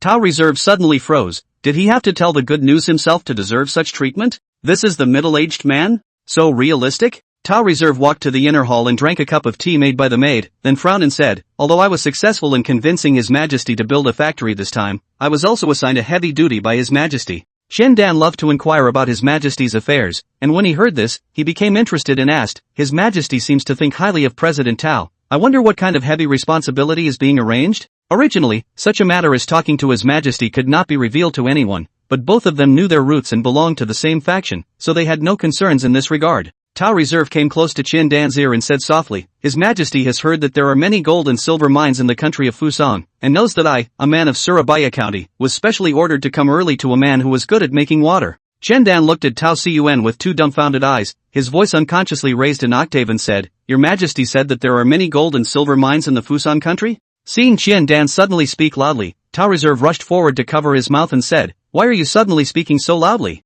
Aren't you afraid of being heard? Chen Dan also knew at this time that he had slipped up, and hurriedly covered his mouth and asked in a low voice, Your Majesty said that there are many gold and silver mines in the Fusang country? This question made Tao Reserve somewhat unhappy. The focus of his speech was clearly not this alright, but he still answered seriously, His Majesty did say so. Getting Tao Reserve's confirmation, Chen Dan feels like he has a gold and silver mine right in front of him. They are right in front of him, waiting for Chen Dan will mine and dig. So, do you know someone who is good at making water? It has to be the kind of person who specializes in the outer sea. Yes, naturally, there must be such people, said Chandan firmly. Chapter 123, Before the County Examination. Today is a big day. Today is the first imperial examination system ever held in the history of Great Qin, and also in the history of the world. The imperial examinations are divided into 3 levels, and today is the county examination of the first level, because there is no precedent for such a thing to follow, so each local government office is acting according to its own practice. Leaving other things aside for the time being, a series of things such as checking identity, searching for carrying personal belongings, and monitoring by the examiners were done in a decent manner. Although the local government offices had little experience in dealing with the situation, the candidates were also facing such a thing for the first time and were equally inexperienced, so they were fine with each other. Long Boyan was woken up by his wife Kojao on the 4th night. Today is the day of his examination. He tossed and turned half the night yesterday before he fell asleep, and now he is woken up. Both eyes are a little hazy. Kojao found a towel and wet it with cool water to rub it on Long Boyan's face. Being soaked in cold water, Long Boyan winced and was suddenly much more refreshed. Kojao looked at Long Boyan recovering and said gently, Husband, today is the big day of the imperial examination. Husband mustn't be sleepy and miss the big event. Long Boyan at this time has been awake. The natural province of great, good in pen, ink, paper and inkstone and other utensils have long been ready to carry away will be able to, just the burden of the family is heavy again. Outside the door came the yelling of Uncle Lee in the village. Because today we are going to go into the county, so a few days in advance and Uncle Lee said that today's matters. At this time the sky is not yet bright, but the attentive Ko Zhao has everything ready, looking at the handheld basket eyes about his wife. Long Boyan heart has 1,000 words, and finally only turned into a sentence. Wait for me to come back. Ko Zhao's voice choked with a choked aha. The ox cart was gradually far away in the yelling of Uncle Lee, and the last thing Long Boyan saw was the expectant figure of Ying under the small wooden house of his house. I heard that in the capital city appeared a kind of particularly comfortable, particularly strong also can protect the wind and rain of the red house. Long Boyan thought that he later developed, must also let his wife also live in such a house. Readers are always very welcome in any era, unless there are more readers. Uncle Lee still has some skills in the village, often driving an ox cart to the county to exchange some necessary objects, but also considered a decent person in the village. A burst of small talk between the two of them dispelled the silence of the journey and eased Long Boyan's mood. Arriving at the place where the county exams were held, there was already a long queue lined up at the yamen, and when many people saw Long Boyan, who had come in an ox cart, they all covered their noses in disgust for a while, as if there would be some kind of strange smell that they would be able to smell. Uncle Lee was a bit shy, after all, being disliked by so many readers. This was the first time in his life. Long Boyan was much more generous. He carried the basket and stepped off the ox cart, not forgetting to look back and thank you Uncle Lee. Uncle Lee busy said dare not, and then fled like driving an ox cart away. Long Boyan heart some apologies, but it is not good to say, can only be in the heart of this kindness. At this time is still the 5th night, but outside the government office has been arranged to enter the procession. There are soldiers holding torches in the illumination, but also does not appear to see the situation. The procession is not slow. Long Boyan to closer to know. The original front set up a search link, all to enter the yamen internal, must be searched to confirm, before entering. Such an act was naturally intended to prevent favoritism and fraud. And although it was now the first time that Great Qin had begun its county exams, the corresponding rules had long since been formulated by officials. Although such a rule is certainly not as perfect as the later generations, but to deal with the readers of this era that is also enough. Long Boyan had seen many people without utensils in their hands before. He was still wondering at that time, how are these people going to conduct the exams without their clerical artifacts? Didn't they know that the examination halls didn't provide these artifacts? Or is it that they have already sent the utensils into the examination center in advance? Until he heard someone in the front row whispering delicately, Brother Nian, what is it that these people are carrying in their hands? The slightly older man, named Brother Nian, hesitantly said, it should be writing utensils such as pen, ink, paper and inkstone. The man in the front row marveled, why do they people mention these things? Could it be that they dislike the official stuff and prefer to use their own? Brother Nian calmly said, naturally so, I personally have such a habit, I am more fond of my own brush, using it to write all feel smooth 3. That being said, isn't this smooth and trippy because that hairbrush in your house is shedding?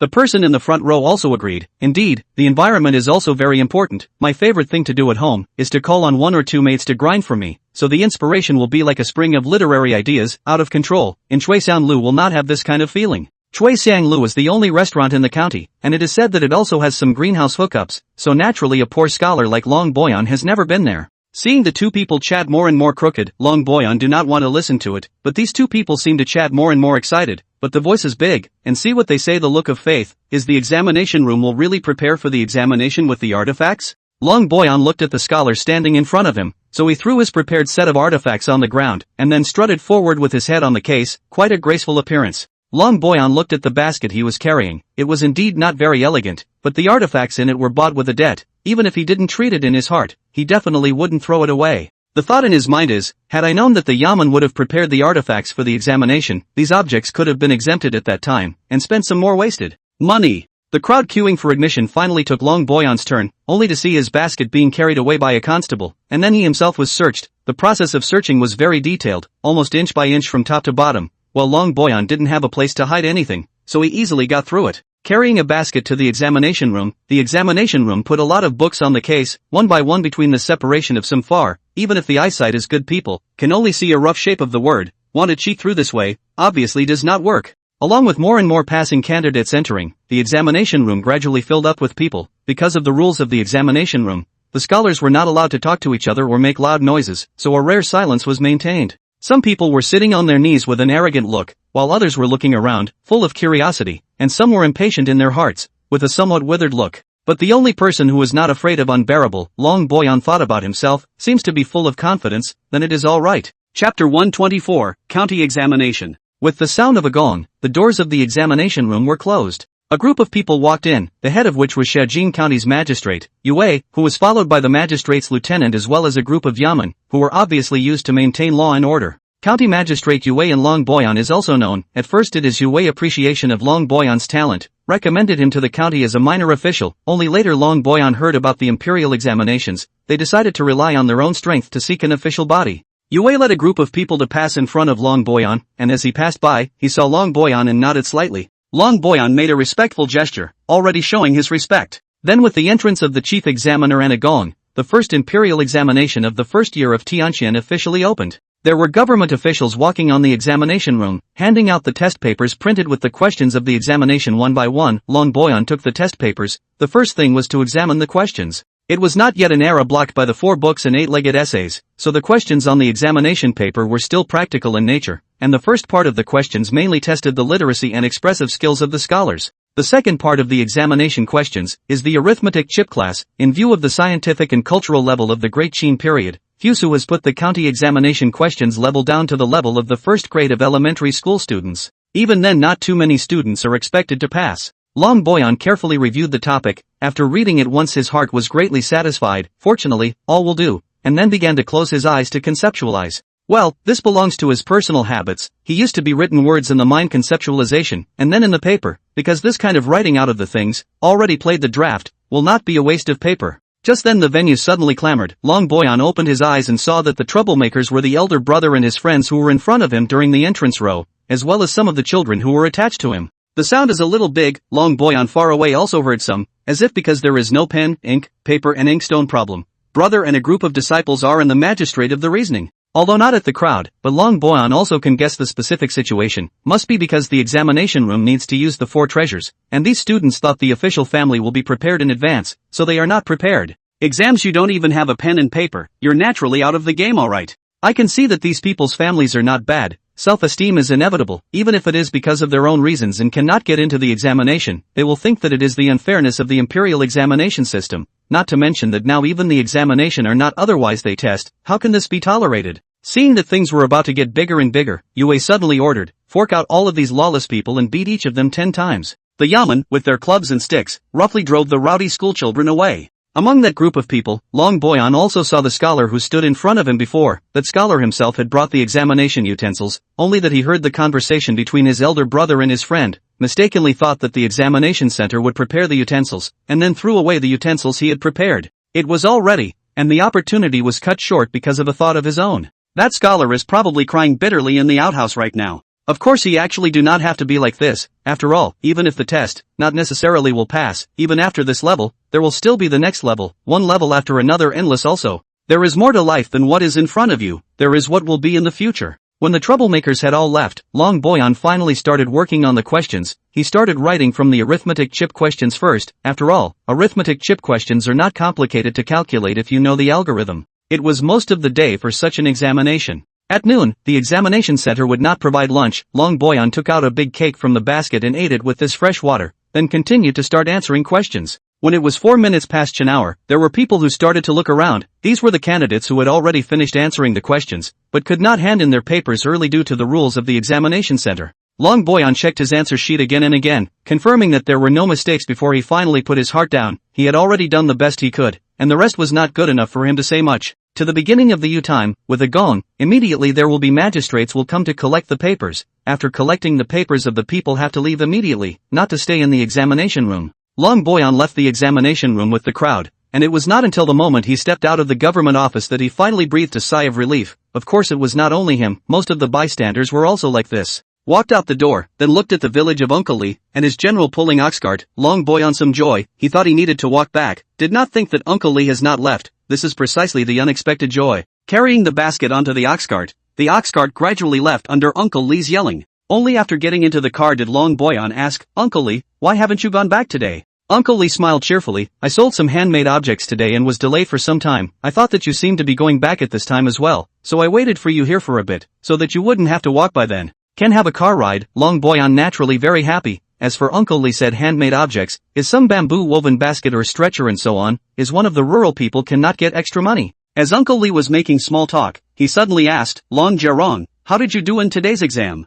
I heard that you can become an official after passing this exam, is that right? Being an official is a threshold that many ordinary people have stepped over in their lives, and just thinking about it can make them all excited. Long Boyan lightly laughed and said, today's exam, I did okay, but if you want to be an official, well you still need to conduct 2 more such exams before you can do so. Uncle Lee smashed his mouth, then said, that's also very good, as long as you take the test twice more, you'll become a government official, and then you'll have to bow when you see your Shishang and Tingzhang. Long Boyan didn't know how to explain to Uncle Lee, even if he became an official, it was still hard to say what kind of official he could be. After all, the court hadn't even issued an official document. Watching the sunset in the distance, the sky and the earth dyed a golden yellow, the beauty of this scene is like a picture. Not so easy, this time the examination of the scholars are nearby townships, the next examination to face the opponent is the county attached to the various townships and counties under the scholars. In the next examination, to face as the readers across the country, the difficulty of each level of the examination is a multiple of the upward increase. And through this examination today, let Long Boyan have a hint of critical, the examination topic is not as easy as imagined,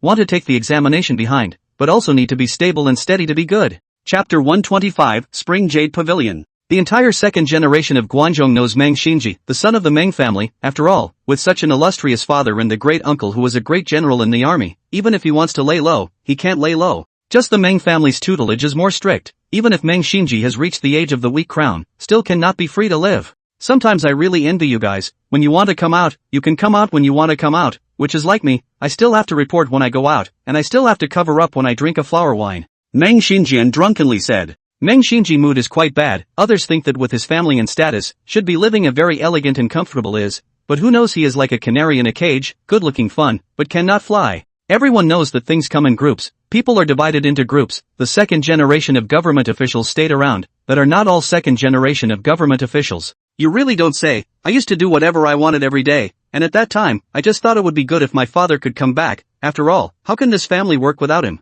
But now that he's back, I feel like my good days are over. A young son of a young man, said almost crying, see his appearance thin and small, but these are his own work. This son of a young man's name is called Zhao Gan. His father is the dynasty of the imperial servant left supervisor Zhao Tuo. Zhao Tuo served as the deputy general of the Southern Expeditionary Corps and accompanied General Ren Xiang in his expedition to the land of the 100 Yu for several years, during which time, because of his mother's indulgence, Zhao Gan had long been raised to be a fop, good at nothing, bad at everything. But the good thing is that he is still quite a mind. Know that his father is not in the capital, things are also still measured, but did not cause any big trouble. Just along with Zhao Tuo's return to the capital, Zhao Gan's good days are finally come to an end. First was forced to ban the foot, and then is the whole day cannot see the person, listening to the gossip that is his father locked up in the home drill. How could he bear to think that he, a playboy, was being drilled all day long? Today he took advantage of his father's to go to the court. He quietly sneaked out of the mansion, looking for this old friend in the past some spit. I have heard that you are confined to your home for drill, is this true? Speaking is the son of the Zhao family, his father is the Zongjing supervisor Zhao Boyu, said the ancestor generations ago is also the royal family line, but the bloodline is getting farther and farther away,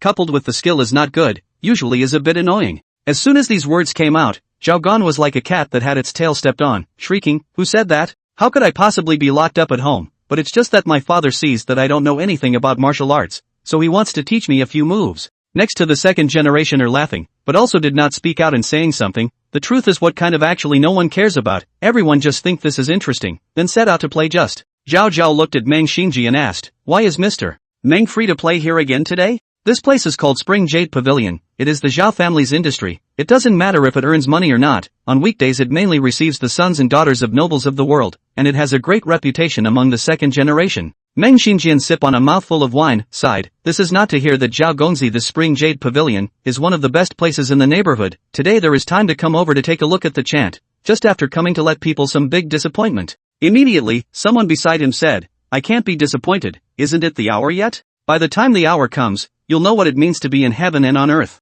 After saying that, he also let out a strange smile. This kind of smile seems to be contagious, and it once infected the number of worldly children, and immediately caused a burst of strange laughter. It's like everyone knows that a secret belongs among men. Meng Xinji has not experienced naturally do not quite understand, he just felt that these people's smiles, there is an unknown meaning, but these are not important. After drinking so much liquor, his brain has been a little dizzy, this feeling is as if the person is going to float up. Pop! Meng Xinjian fell headlong on top of the table, motionless and unconscious. This kind of thing, the playboys have seen a lot, but also did not take it seriously, here who has not been drunk on that are commonplace things. Zhao Zhao looked at the royally drunk Meng Xinji and frowned. I've heard that the Meng family's family discipline is very strict, and there's even a door ban, so if by a certain hour Meng Xinji hasn't returned home, the Meng family will send someone out to look for him. We are all out to play, the most afraid of is this will also drag the family, and his family. That mouth of the background is also a big thief, one of the 3 public officials of the royal historian. If the Lord Meng tonight do not see Meng Xinji personally come to the door to find that thing would be more exciting. It is estimated that the entire Spring Jade Pavilion will not be able to sleep well for a night, if it is in the middle of doing business when Lord Meng suddenly broke in. That scene is estimated that the person in question will not be able to be majestic in the future. So for the sake of future happiness, this Meng Xinjian must be sent back. Speaking of this Meng Xinji, although the family lineage is distinguished, but the house discipline is also too strict a little bit, living so hard, but not as much as those of us who live a good life. That's right, if I have to live like him for the rest of my life, then I might as well have been born into a rich merchant's family, at least I'd live a freer life. So what's the use of having a prominent family? Can't even make a good living for yourself, so don't bother with this family. Well said. The people in the audience began to comment on Meng Xinji. Only the parties have been intoxicated, to no longer have a critical taste. The crowd talked and veered off the floor, talking about whether the girl was skinny or fat to go. Zhao Hao looked at the scene and shook his head as he tentatively shook Meng Xinji's body, but Meng Xinji was completely unresponsive. Zhao Dan sighed, other people don't care about Meng Xinji Can, after all, they are all guests of the Spring Jade Pavilion, but he doesn't care about Kant,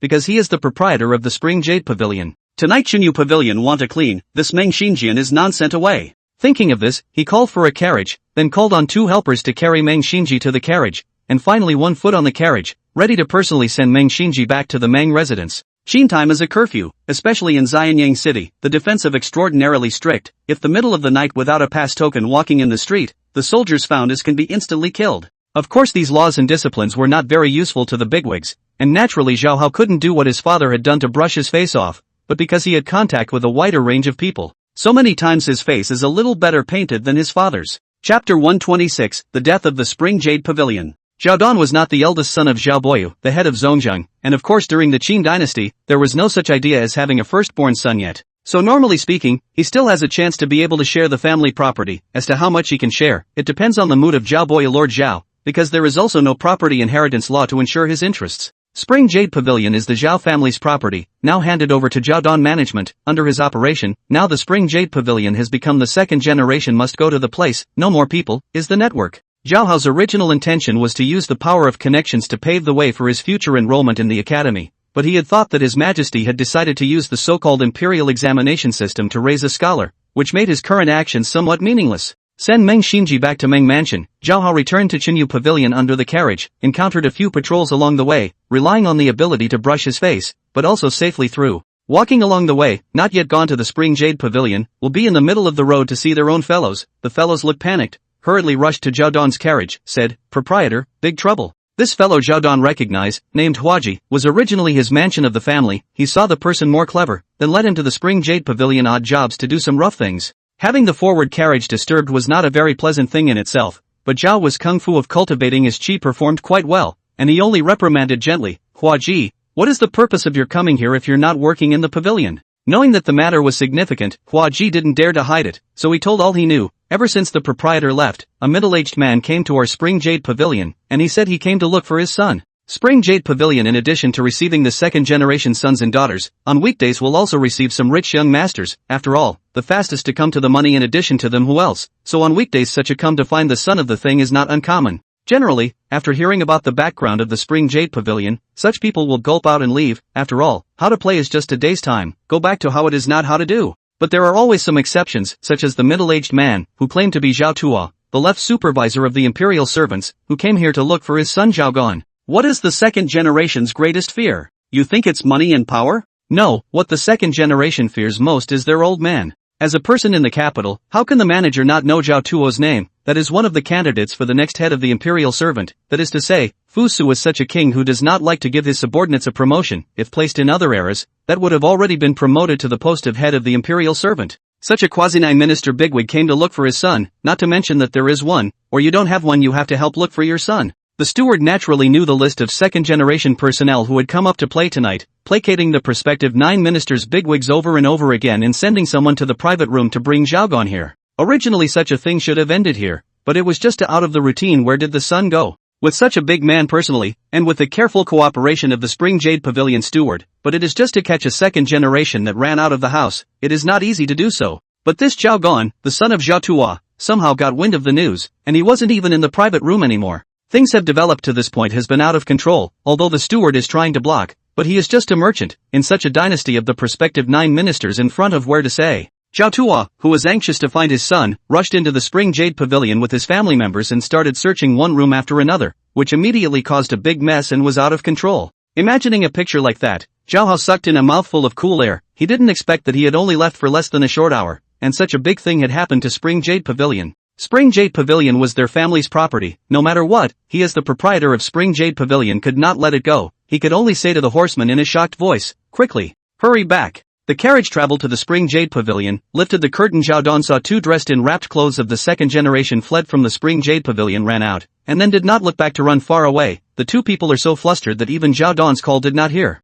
As soon as he entered the Spring Jade Pavilion, he saw a messy mess inside, tables and chairs and fruit plates spilling out all over the place, and all kinds of female shrieking. Zhao Don didn't even dare to look at it, and directly walked towards the private room. Along the way, Zhao Don and saw 2 second generation wearing clothes. These 2 people are usually quite powerful and righteous, but at this time as terrified as the general loss of the family dog. When they saw Zhao Don, they were like seeing their relatives. They came forward and cried, but when they heard that Zhao Don wanted to go to Zhao Tuo, they changed color and excused themselves, and then they ran away in their wrapped clothes. Look at them like this as being Zhao Tuo scared out of their wits. Zhao Hao dare not think about it now. The priority is to find Zhao Tuo as soon as possible, to stop things from further deterioration. After such a mess, Junya Pavilion can be imagined the end of the future. When Zhao Hao finally found Zhao Tuo, he saw a middle-aged man carrying the skinny Zhao Gon where he was reprimanding, and there was a girl on the bed beside him who was watching the scene with great interest, and the quilted garment that covered half of her body was still trembling, as if. Zhao Gon didn't need to ask to know that the middle-aged man was Zhao Tuo, and when he saw Zhao Gon being beaten up and snapped and wailed, he knew that this was for real, but didn't lay down a deadly hand as all.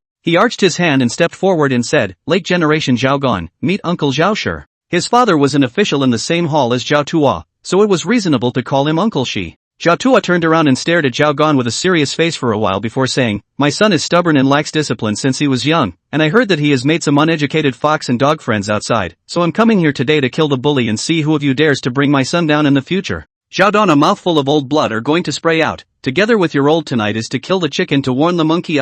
But you know your son's favorite place is Hibiscus House. He has 2 other lovers there. Why don't you go there and make some noise? Zhao Don finally held back and didn't say anything about this matter. It is said that peers are enemies, and he, Mr. Zhao, was so generous, not for any other reason, because Hibiscus House was also his family's property. Not. One of the most conspicuous greenhouses and one of the clubs in Xianyang City are all properties of their family. Uncle Shi is right. I will warn the others for Uncle Shi. I think they are also people who know right from wrong. Zhao Don felt so suffocated, obviously being made a big mess of the clubhouse, but he had to accompany the smile to talk. Zhao Tuo gave Zhao Don a deep look and said, "You're not bad." Zhao Don feels like his whole body is bad. Chapter 127, The Beginning of 9 Rivers County. Riding a fast horse, Ingbu finally arrived at the border of Zhejiang County. Ever since he received the order from the court to rush to Zhejiang County to disband the original rebel army on the spot, he traveled day and night with a few of his personal guards, and finally came to the boundary of Zhejiang County today. At this time, a personal guard who was scouting in front of him reported back and said, "General, Fengkan, the county governor of Zhejiang County, is hosting a banquet in front for General to receive the dust." The reason why the matter in Zhejiang County has become so big and troublesome is because Fengkan, the county magistrate of Zhejiang County, had the audacity to privately intercept the rebels that His Majesty had demobilized to the point that the rebels have now become a force to be reckoned with. One of the personal guards leaped forward and said, "General, this Fengkan person acts boldly, and even dares to propose to receive the dust for the general at this time. I'm afraid there is a fraud."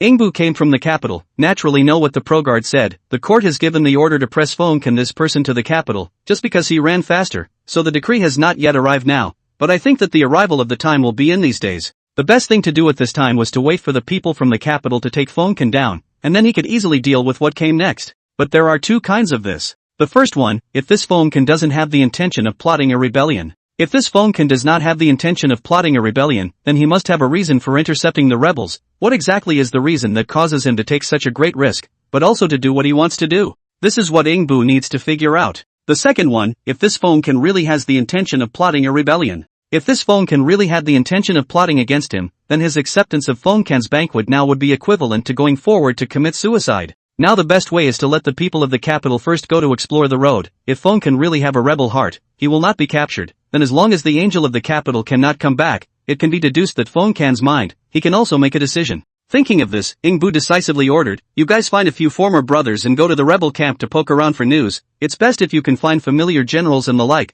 and ask about Zhejiang County, while the others first follow me to find a place to hide. Nah. The personal guards obeyed the order and immediately separated a few riders to run towards the direction of Zhejiang County. Zhejiang Commandery, 108 BCC, 300 AD, the capital of Jiangxi Province in northeast China. A middle-aged man in official clothes with a long beard looked at the visitor eagerly, then asked, "How is it?" The visitor presented his hands and said respectfully, back to the county governor, that General Ingbu has already left. I don't know where he's going. Fengkan revealed a lost look inside. It should be so, but it is the old man who is a bit whimsical. The master next to him stepped forward and said, "After all, not everyone can understand your excellency. It's just that your excellency is afraid that it will be difficult to make good on this one."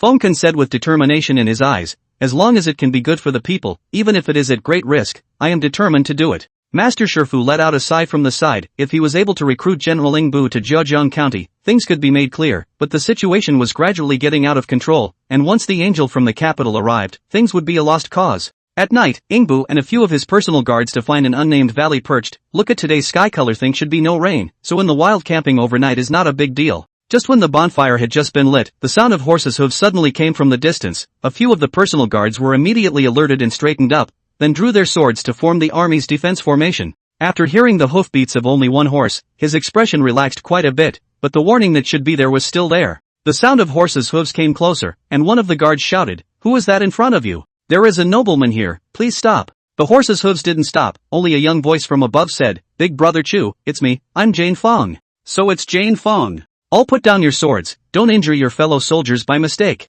Brother Chu said to the personal guards in the camp. In fact, he is not to say that other people will also do so. Jane conveniently is one of the personnel they sent to spy on the news, are all the same robe and howl the sword to each other. A horse through the night, came to the firelight. At this time the sky is not yet too dark, otherwise Jane Fawn would not dare to ride a horse at night. It must be known that at night, because of the invisible reason, it is most likely to have accidents. Jane Fawn rolled over and dismounted, then arrived in front of Ingbu. Ingbu sat by the campfire and asked with a smile, "How's the news poking around?" Jin Fong said with a respectful look as he put his hands together, "Back to General, our party searched all over the county and could not find that rebel garrison, and only after many more inquiries did we realize that the rebels had been transferred away and left by the county lieutenant, because they sent me to inform the general first. This news is a little different than expected." Ingbu sat beside the fire and thought carefully. First of all, this troop was intercepted by the county governor, but now it is being deployed and used by the county lieutenant. This shows that the relationship between the county governor and the county lieutenant has not deteriorated. Can this not show that Fengkan does not have the intention of plotting against the government?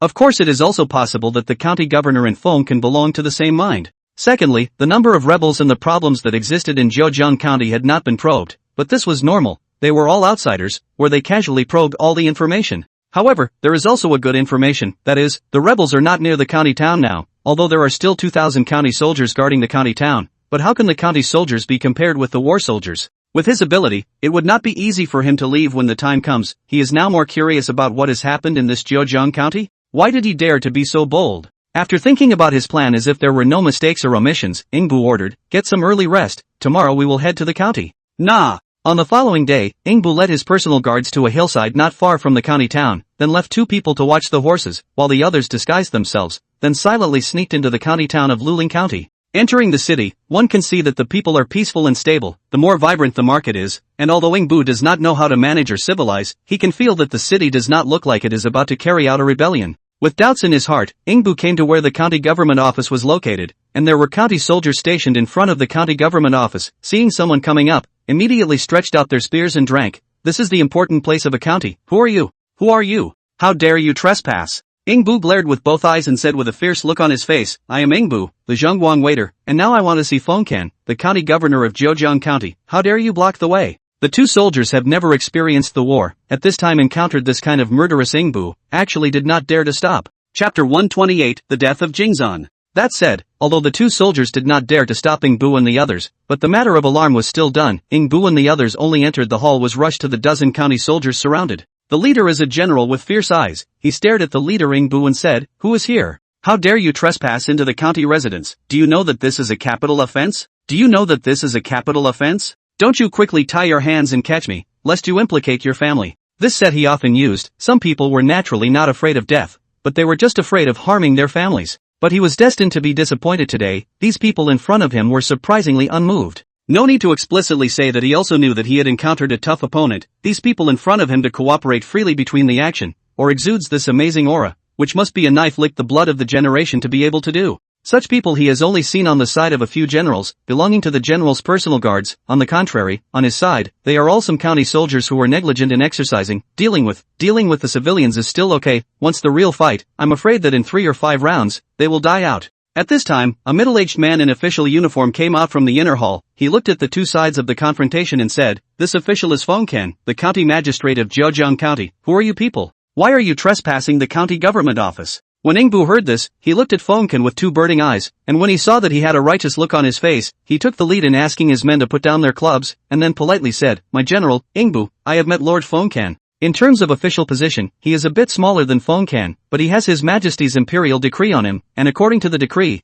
the officials along the way must obey his arrangement, so theoretically, he can control the top and bottom of Zhejiang County." When Feng Kan heard Ingbu's name, he first looked straight at him before ordering, "So it's General Ingbu who has arrived. It seems that this is all a misunderstanding." Ingbu also continued, "Yes, this is all a misunderstanding. So a big deal was made, and it was just a big deal, and a small deal was made." Entering the back hall, Feng Kan, who had a strong official authority just now, suddenly and enthusiastically entertained Ingbu to sit down and drink tea. Ingbu said with a smile, "A few days ago, Lord Feng wanted to receive the dust for my official, but I can't come if I have a job to do, so please forgive me, Lord Feng." The two of them were unaware of the exact reason why they couldn't come, so they also laughed and made a quick remark. Ingbu smiled again and said, "The mission for which I have come here, I think Lord Feng also knows something about it. Then I will not sell the secret, but I also ask you to tell me where that rebel army is going, so that I can also fulfill the task entrusted by His Majesty as soon as possible." Said here Feng Kan's face suddenly stiffened, he drank a mouthful of tea, suddenly sighed and said, "Recently there are some things happened in Zhejiang County, but also ask the general to wait for me to finish. After finishing a matter, the general can decide by himself." "Oh." Ingbu let out an exclamation, then said, "In that case, there's no harm in Lord Feng speaking up." Feng Kan took a deep breath, then narrated, "This matter starts with His Majesty demobilizing the rebels. Your Majesty's demobilization of the rebels and then placing them in the 3 counties of Hangshan, Changsha, and Luzhou was a great act of benevolence and justice, but one of the rebels was a nobleman from the old part of Hangshan County, named Jingzan. Instead of thinking about imperial favor, this Jingzan has been thinking about how to gather rebels from all over the world along the way, and thinking about making a comeback." Hearing this, Ingbu frowned and asked, "If this Jingzan acts in such a way, how could the officials around the country not know about it? And since the rebels have long been dispersed around the country, where is the chance for him to rebel?" According to the plan, the rebels were divided into 3 parts, and when they arrived at the place they were broken up and divided into various territories, and there would be no gathering together at all. The little man can testify to this matter. A thin middle-aged man walked in, he looked dry and thin, as if he had no oil or water in his body. Seeing the man come in, Feng Kan hurriedly introduced, "This is Hong Xueling. He used to work in the Hangshan County government. He knew about Hangshan County Governor Jing Ji's behavior. He was hunted down and killed. Now he is working in my government."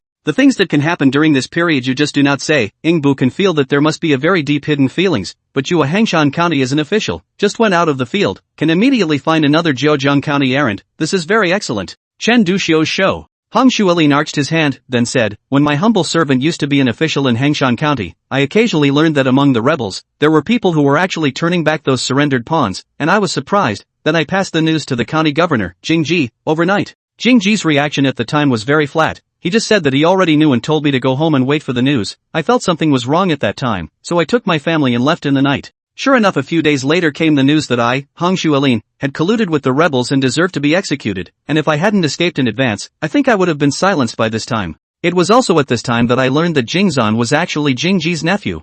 Yesterday late at night to get the news, today immediately sent people to silence. This Jing Ji is a decisive and ruthless person. Ingbu thought, this should be the nature of a lord. After a few turns, my humble servant finally made it to Zhejiang County, and then told Lord Feng what happened. Hong Xuelin finally finished his experience, but he only knew one piece of information and knew little about the details. Ingbu was more curious about what happened next and pursued, "What happened then? Since the rebels were from Hangshan County, how did they get to Zhejiang County and are now under the control of the people of Zhejiang County?" Hong Xuelin and Feng Kan glanced at each other, then said, "That Jing Ji, because he didn't kill me, knew that the news had been exposed, so he didn't cover it up and ordered his nephew Jingzan to start attacking Zhejiang County with rebel troops, intending to make a big deal out of it." Wait.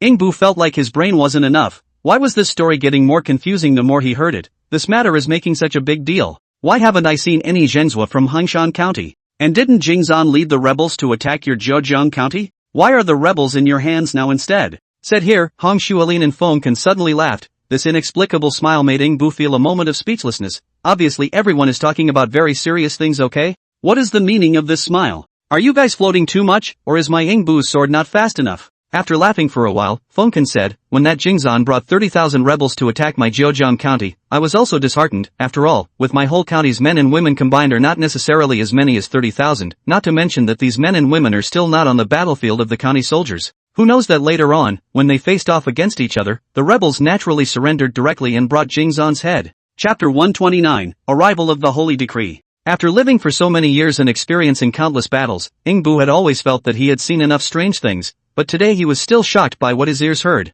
So this Jingzan who wanted to rebel was beheaded by the team he led? Ingbu felt that he had to confirm it before he could do so. This wanted news. If he could not confirm it, well, I guess in other people's eyes he would be the same as a claptrap villain. Fengkan revealed an inexplicable smile and said, indeed, the head has been sealed. If the general wants to see it, I will order someone to fetch it. What was there to see in such a thing? And besides, Ingbu didn't know that Jingzan and couldn't recognize him when he saw it. So what about the 30,000 rebels after that? Where are they now? Regardless of what happens in the end, Ingbu has been given the task of demobilizing the gathered rebels, so he can fulfill His Majesty's request by completing this. Saying this, Fengkan's face became resolute as he said loudly, those 30,000 rebels have disappeared. Gone? Ingbu frowned. He did not understand what this Fengkan meant. How could so many big living people be missing? Lord Feng would be better to think carefully. How could this many people have disappeared? You have to know that this matter is not only related to a certain family's mission, but also something that His Majesty is looking at. It's not something that Your Excellency can afford to do. Although there is no major fault between Ingbu and Fengkan, Ingbu still has some appreciation for officials like Fengkan, appreciating that this person has the responsibility and dares to take up the job.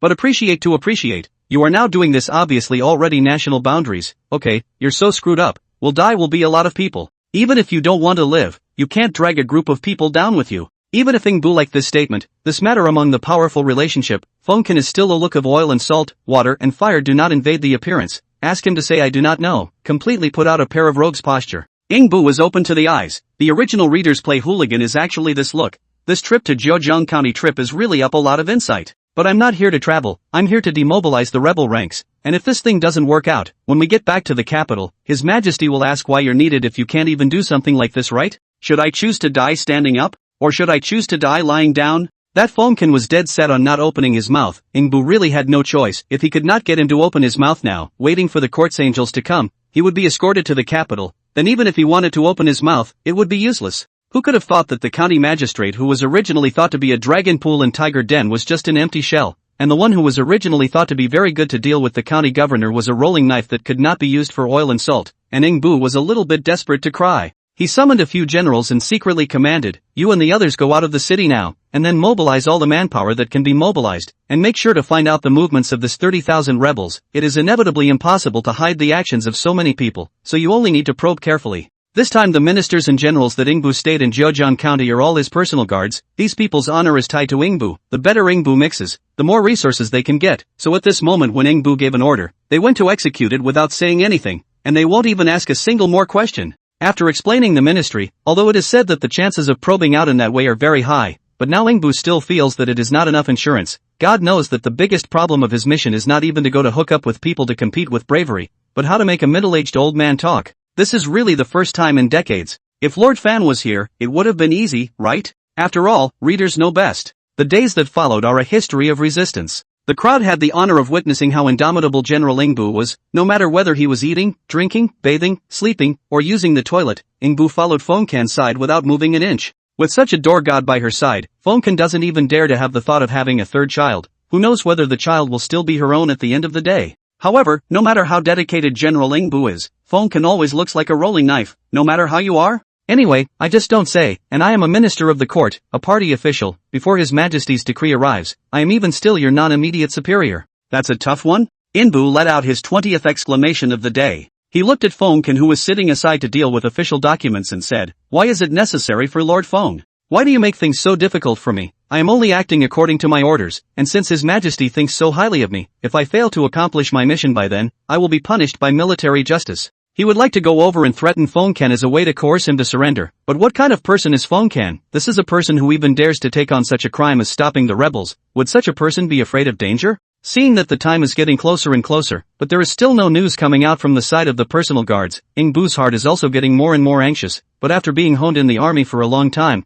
he also knows that impatience is the most useless emotion, so today he decided to change his mind. Feng Can looked at Ingbu, who was sitting on the side with a look of hopelessness, sighed and said, General Ingbu doesn't need to worry, the way down for those 30,000 people, I only have arrangement, wait until Xianyang City, I will naturally drag the whole thing out, then naturally I can return the general's innocence. Ingbu growled in his mind, is it innocence I need? Am I not innocent now? Is it not innocent enough that I came here and did nothing? There were a million thoughts in his mind, but they finally turned into a sentence, take your word for it. At this time outside suddenly broke in a soldier, see the two adults like this, the soldier has also been accustomed to, he hands on respectfully said a county governor adults, General Ingbu, the court's angel has arrived, just waiting outside it. Ingbu's heart thumped, the time has finally come. The two came to the hall successively, an inner official in blue dress was already waiting in the hall, seeing the two come, the inner official came forward and said, we are here to announce the imperial edict by His Majesty's decree, the one who is the county governor of Zhejiang County, Feng Can, why don't you quickly come to receive the decree? Feng Can was originally walking behind Ingbu, but at this time, he stepped forward and said, this is Feng Can, please pronounce the decree.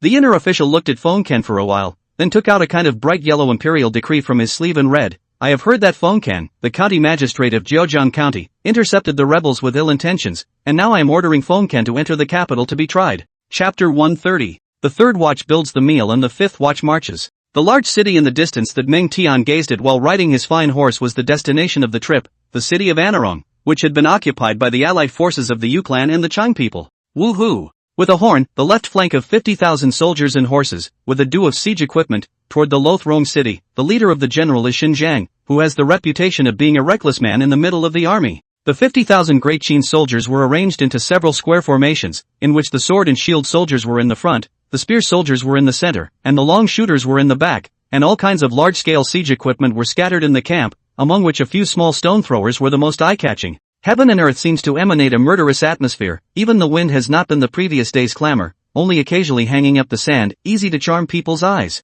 In the main camp, Han Xian and Li Zuoche are riding their horses and watching the battle with binoculars, thanks to His Majesty's technique, which has made the binoculars that can be used in the army greatly increased, or else with his two ranks he would certainly not have been able to share the binoculars. Li Zuoche helplessly rubbed his eyes, just now there was a gust of wind, the wind did not see how big, but the sand and gravel that was blown up in it accidentally entered his eyes, and now one of his eyes is painful to see things. Han Xian let out a merciless scoff next to him, it must be that you usually use binoculars to look at something you shouldn't have looked at, brotherly, and now you're getting long needle eyes. As he spoke, he looked very relaxed, with no sense of being on the battlefield. Li Zuoche reveals a bitter smile, of course he will not care about Han Xian this kind of joke, just recently do not know what is going on? He is always being sand and gravel eyes, let a person blow feel itchy, do not let a person blow and grinding quite difficult. And the point is that he keeps getting hit, which is a little embarrassing, and you can't keep letting people blow it. For those of you who know, you know it's blowing gravel out of your eyes, for those of you who don't, you think you're flirting? Although the time of the great Qin, the behavior of the good male style is not so serious,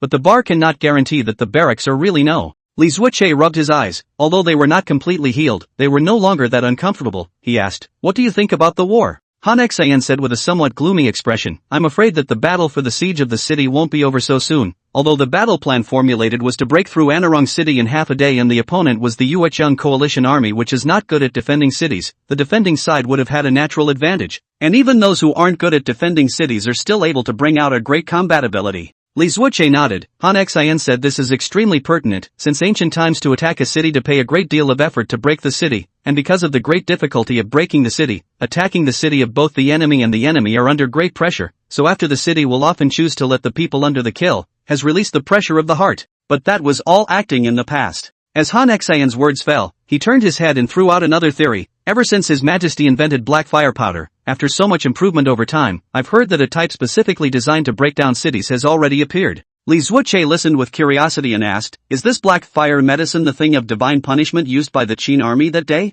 Han Xian nodded and said with a golden light in his eyes, this thing was invented by His Majesty, and because it is all black it is named black fire powder, and because it is so powerful that when it detonates it will emit a loud boom, it has always been referred to by the world as divine punishment. Originally about the gunpowder thing is belongs to the military confidential, is the generals are not necessarily able to know, but Han Xian after all, is a man who has done on the generals, to these knowledge is naturally as good as the palm of the hand, coupled with the fact that now Li Zuoche also belongs to their own side of the camp of the people, so to tell him there is no harm. Li Zuoche revealed a dawning realization and said with a smile on his face, when you say that, my interest in this siege battle has increased a lot, let me see the power of the Western Expeditionary Corps plus the Black Fire Powder Siege. Xinjiang rode his horse and led an army of 50,000 to the bottom of Anrong City, although he showed his disdain for Anrong City before the battle, but as a veteran general who has been in the battlefield for a long time, how should the battle be fought so that he will not be righteous? Today, the sky is gloomy. Xinjiang looked at the black loathsome Rong City in the distance. The loathsome Rong City is built on the mountains. The east side is leaning against the big mountains, want to attack only 3 directions.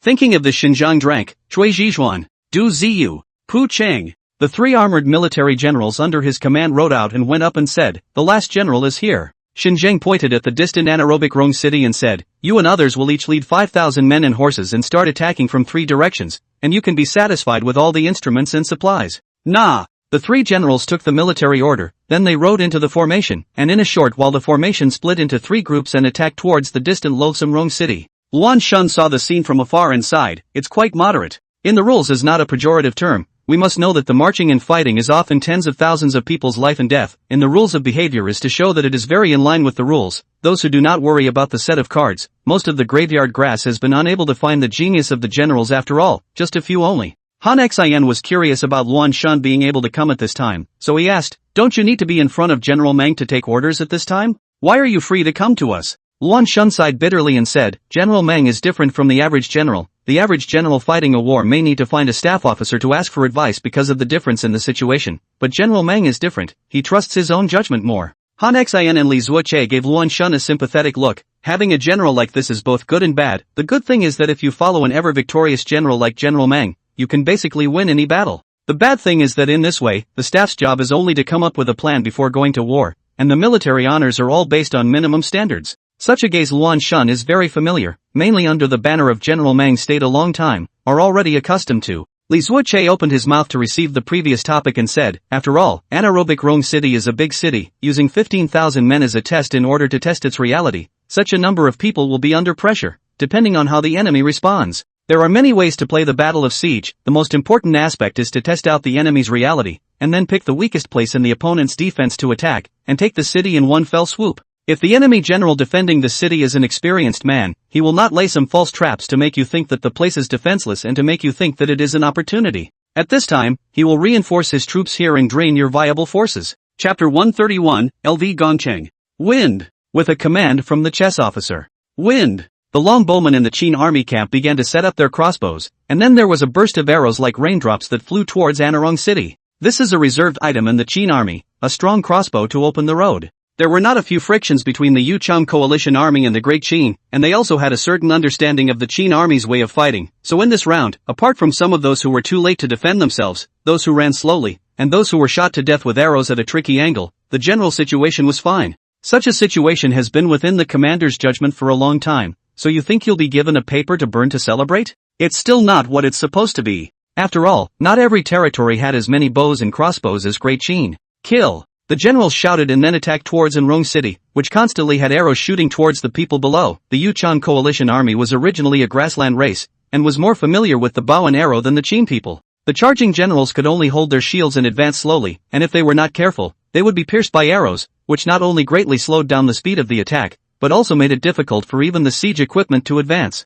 Wind. Another burst of arrows, like a blizzard, came, and since his own generals had not yet ascended to the city, Xinjiang did not hesitate to order the release of arrows again. People often use gale force winds to describe the density and speed of raindrops. In fact, the speed of arrows flying through the air is much faster than raindrops, the kind of fast that you can clearly see, but you can no longer avoid it. Have you ever seen such a fast and dense rain of arrows? Yuezhi and Chang people allied army, today has seen, this is a different from their rough style of archery, this is a kind of dense as if it is raining arrows, each dead people have at least a few arrows stuck in their bodies, more than one person has more than a dozen so many. With so many arrows sticking out, it's very reminiscent of an animal called a hedgehog. A round of arrows went down, the arrow suppression within the city of Loathsome Rong City was suddenly small for most of the time, and I don't know whether it was because they were afraid of the sharpness of the Qin army's arrows and didn't dare to suppress them too much, or whether they really died and wounded a lot of people all of a sudden. Seizing the opportunity, the sword and shield soldiers had successfully pushed their way to the bottom of the city of Lothrong, and the Qin troops who had just set up the ladder and still climbed up less than half of the ladder were smashed down by a huge piece of stone, letting out a despairing scream in the air, and then lost their voices.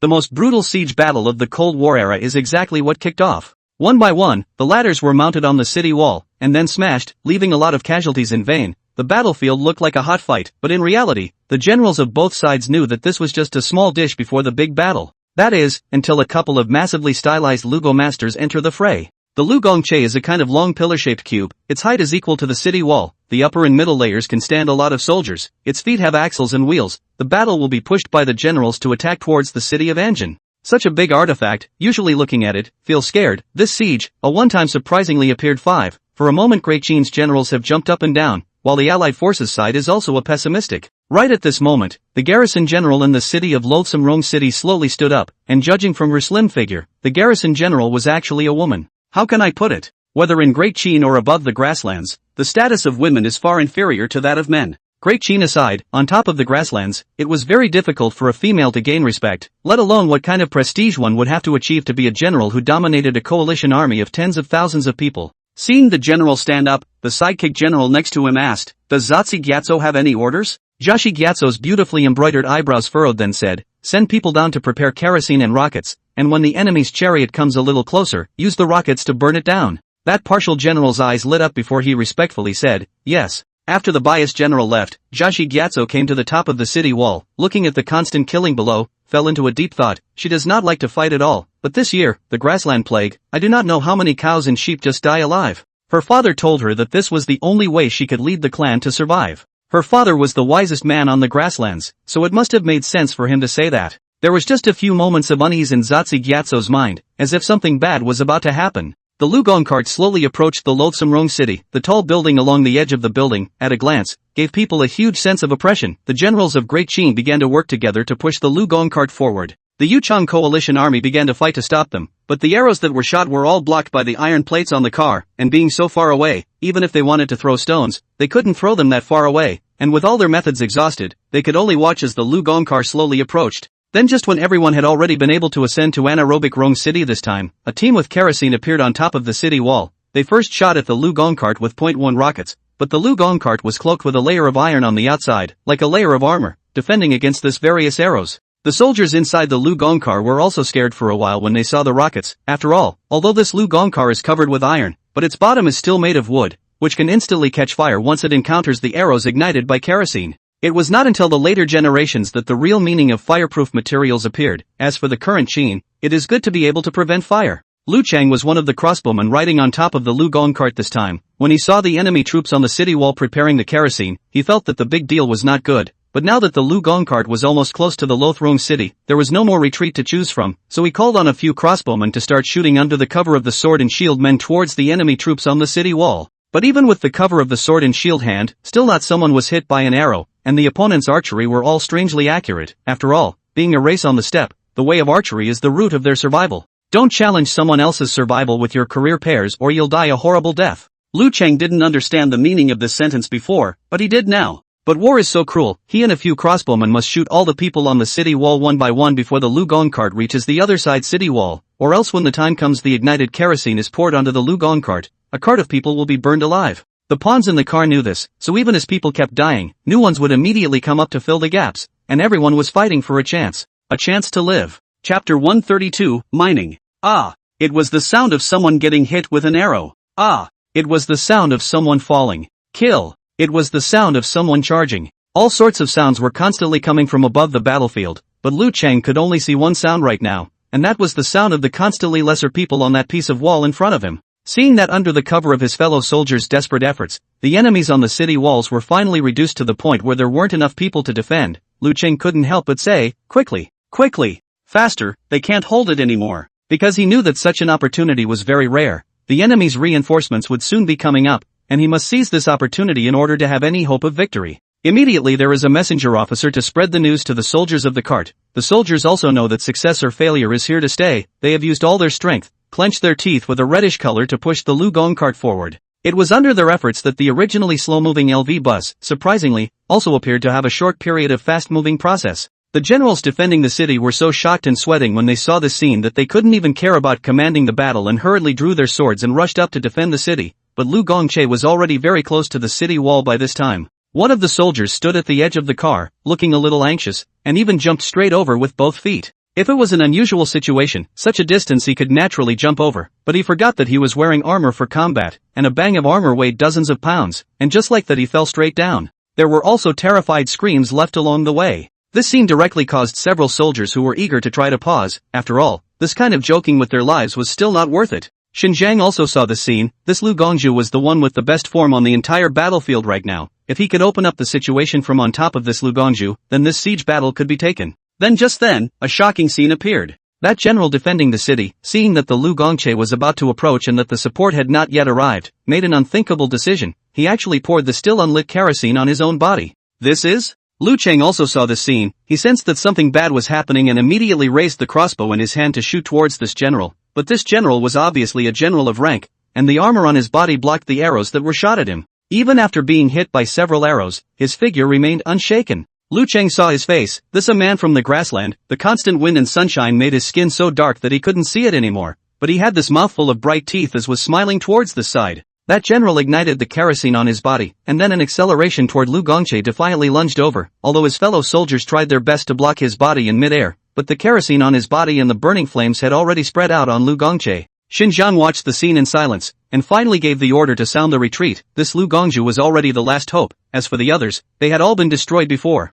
Whoa! Magnificent! Luan Shan let out such an exclamation, not knowing whether he was talking about the generals of Great Qin or whether he was lamenting the allied general who had sacrificed his life to die. Li Zuoche made an emotional statement. I heard that there was a plague on the grasslands this year. Cattle and sheep died in herds and flocks, and the people on the grasslands who wanted to live had to come to Great Qin to loot and pillage. That's why this kind of war happened. Seeing that man just now, looking at death like that, I think such rumors should be true, and he should be a good husband and father. The three of them all sighed a little. After all, if it wasn't really impossible to live, no one would be willing to go to their deaths like this. A lot of things are not without choice, said Han Xan. Today's His Majesty Fusu loved the people like a son. Even for the foreigners on the grassland is not necessary to drive to the end of the world. If they are willing to send people to my Great Qin for consultation, I think His Majesty will also show something. The three think about the character of His Majesty, as if such a thing may really happen. Another sigh, this world is not easy to live, want to die is not too difficult. Sometimes the thought of the superior will decide the life and death of countless people. After a while of silence, Wan Shun suddenly asked,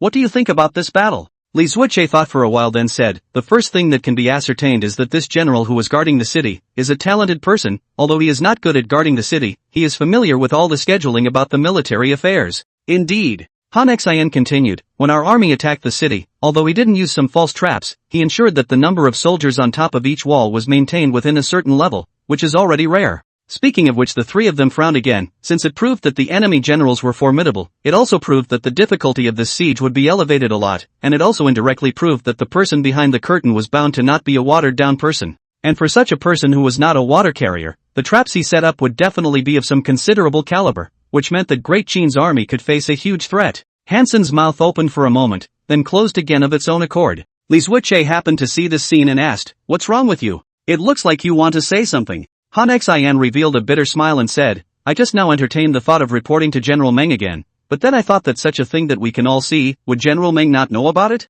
Then again, I held back, lest I go forward and make a fool of myself. Don't I want to lose face? Li Zuoche and Luan Shun both smiled, a smile that had no real meaning, just a sudden urge to laugh. When he had laughed, Luan Shun asked again, what do you two think about the next battle? Li Zuoche said without even thinking, this trial has already explored the actual things of the opponent. The next thing to do is only the strong attack this road can go. But it is very difficult. How hard is it? Since ancient times, in the battle of attacking a city, there has been the saying that it is surrounded by 10 times, attacked by 5 times, and divided by 1 time. Although we don't know how many enemy troops are occupying Anarong City right now, based on the battle just now, it can be seen that there are not a few people in the city, and the difficulty of trying to break through the city in such a situation directly breaks through the sky. Han Xian suddenly smiled and said, it is true that the general situation is as Brotherly said, but Brotherly must not forget that this time, the Western Expeditionary Army is armed with gunpowder, a great killing weapon. Oh, don't underestimate divine punishment. Chapter 133 Reorganization of Officials. The city of Xianying looks a little less habitable after the fall, and it turns into something close to winter.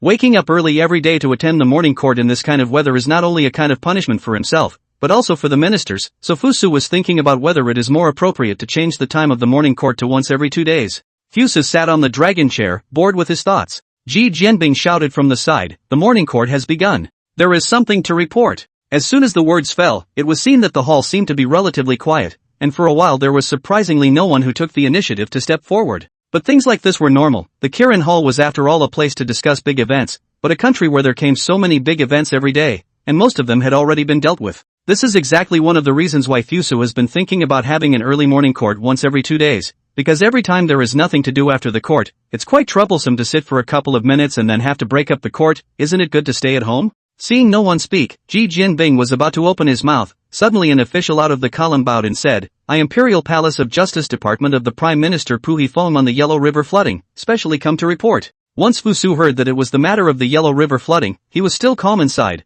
because he was worried that the local officials could not properly resettle the people after the flooding. Fusu then asked the black soldiers of the Black Platform soldiers to keep an eye on matters related to the Yellow River at all times. Now every day Fusu can receive stacks and stacks of reports from the Hutai soldiers. To put it politely, the local officials of the Yellow River don't necessarily know as much as Fusu does about the situation along the Yellow River. So or already know things Fusu will have any interest, and then think of such a report there is no need to say out in the court. It is estimated to be a few consecutive days of the morning court are too idle. This Pu adults out to warm up the atmosphere. Say it. Back to your majesty, the Yellow River dike has already made progress due to the factors of increased rainfall and river surge since entering the summer. Because of His Majesty's benevolence and the officials' attentiveness, after 3 months, the people affected along the way have finally been resettled. The people have given thanks and hailed His Majesty's holiness and His Majesty's benevolence. After this paragraph there are some awkward blowing the frame. The victims are living like that, where there is still the mood to brag about His Majesty, but since ancient times the emperor like this said, after all, you give grace, always want to see some return, is not it?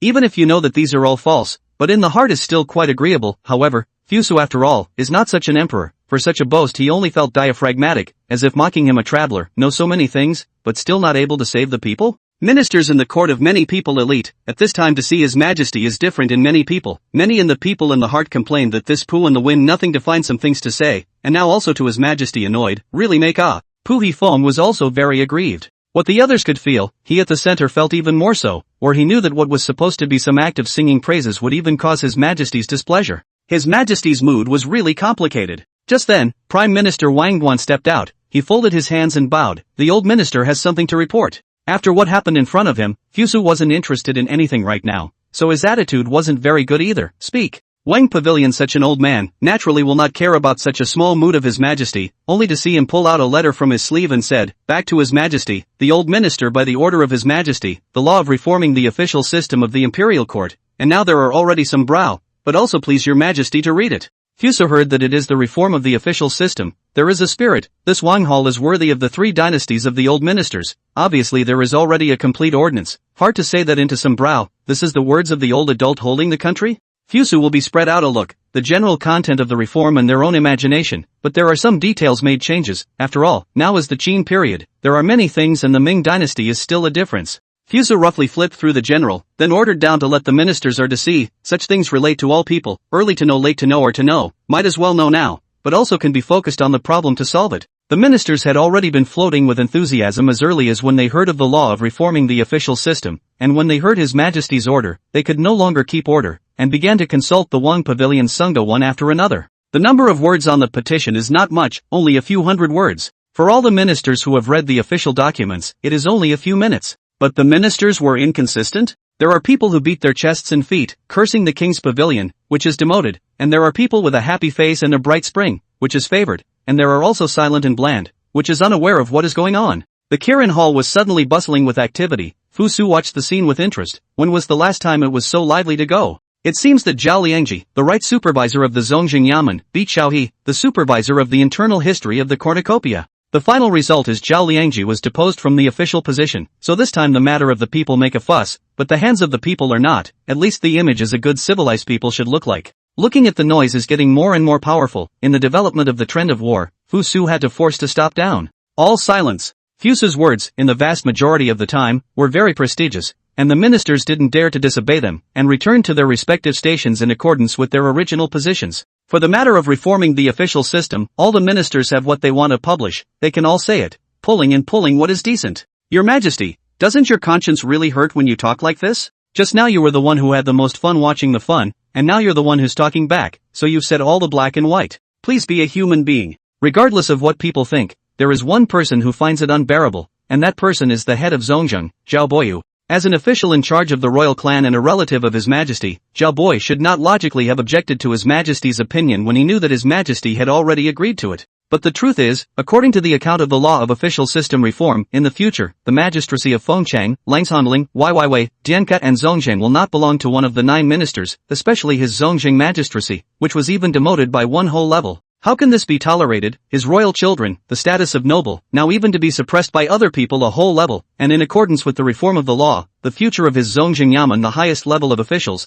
are not up to the status of the 9 ministers. This is a lifetime that will be held down a notch. Chapter 134, The Way of the Emperor. It didn't matter that some people were pinned down, after all, there was always someone who felt more comfortable in that position underneath. But being pressured by someone for the rest of one's life makes one very unhappy, especially for Zhao Boyu, who was originally having a reciprocal conversation with the other 9 ministers, and now because of the reform, he will need to look up when he is having a conversation with the 9 ministers in the future. Of course, in fact, Zhou would not have any arrogant gestures when conversing with other people, being such a big person, who would still go and do witch pranks that only a child would like to do. But in the view of Zhao Boyu is not the same, he would have felt that he is the royal bloodline, the status of honor when is the head of the 9 ministers, and now this approach is to press his face on the ground friction, or repeated friction. How can this be tolerated? So Zhao Boyu stepped forward without even thinking and said, I object. Fusu smiled, there is opposition is a good thing. It means that people do not dare to engage in small actions, and like to have something to dislike face to face. After all, the things in the open are good to solve, the things behind the scenes are the most troublesome. Oh, Secretary Zhao, what is there to say? Zhao Boyu out of opposition was so strong that the question had not yet been thought out. It could not be said in front of a court full of civil and military ministers that this matter affected his Zhao Boyu's face. This would be sprayed to death. Well, there are some things about reform that can't be gotten around, and that's ancestry. Thinking of this, Zhao Boyu's heart was certain, bowed and said, I object to the law of reforming officials that the Prime Minister said. According to the Prime Minister's law needs to be Fengchang, Langshanling, Waiwaiwei, Diankai, Zhongzheng and other yamen either downgraded or integrated into other yamen, which is not in conformity with the legal system that Zulong has set up. At one time, the subordinate officials at all levels of Fengchang, Langshanling, Waiwaiwei, Diankai, and Zhongzheng spoke in agreement, only because the ministries did not have supervisors in the front to support them, and they could not raise their voices vociferously. 3 of the yamen, Fengchang, Weiwei, and Dianka, had no one to take the lead because no new supervisor had been appointed, while Zhang Gaoi, the head of the Lanzhong order, did not come forward to speak for unknown reasons. That's why the opposition seems to have quite a few people, but the only heavyweight official among them is Zhou Boyul, the head of the Zhongzheng. The ancestral dragon law system mentioned by Zhao Boyu was the law enacted by the first emperor during his reign. In order to ensure that future generations would be able to carry out Qin Wanchu's plan in accordance with his own ideas, the first emperor had deliberately enacted the order that the law could not be changed. Such a thing Ming Taizu Zhu Yuanzhang also did. Such a result is that his descendants Chongzhen finally cannot live, looking for a crooked neck tree to fall dead. Fusa from the later generations of the natural to such a law is not cold, the times are changing, even the later generations of the law are changed from time to time, not to mention the current law of Qin. The current law in Fusa seems to be full of loopholes, but he has not yet found the time to modify just. I don't know if it was too cold or what, but Prime Minister Wang Wan suddenly coughed. Then Xiao He, who was in charge of the internal history of the ruler's court, stepped forward and said, I agree with the Prime Minister's law of reorganization, the times are developing, and many systems of the ancient times are no longer applicable to the Qin Dynasty, knowing that there were Tai Shi in charge of divine affairs and Tai Biu in charge of divination in the Zhou Dynasty, and they have disappeared, which is enough to prove that the reforms are necessary.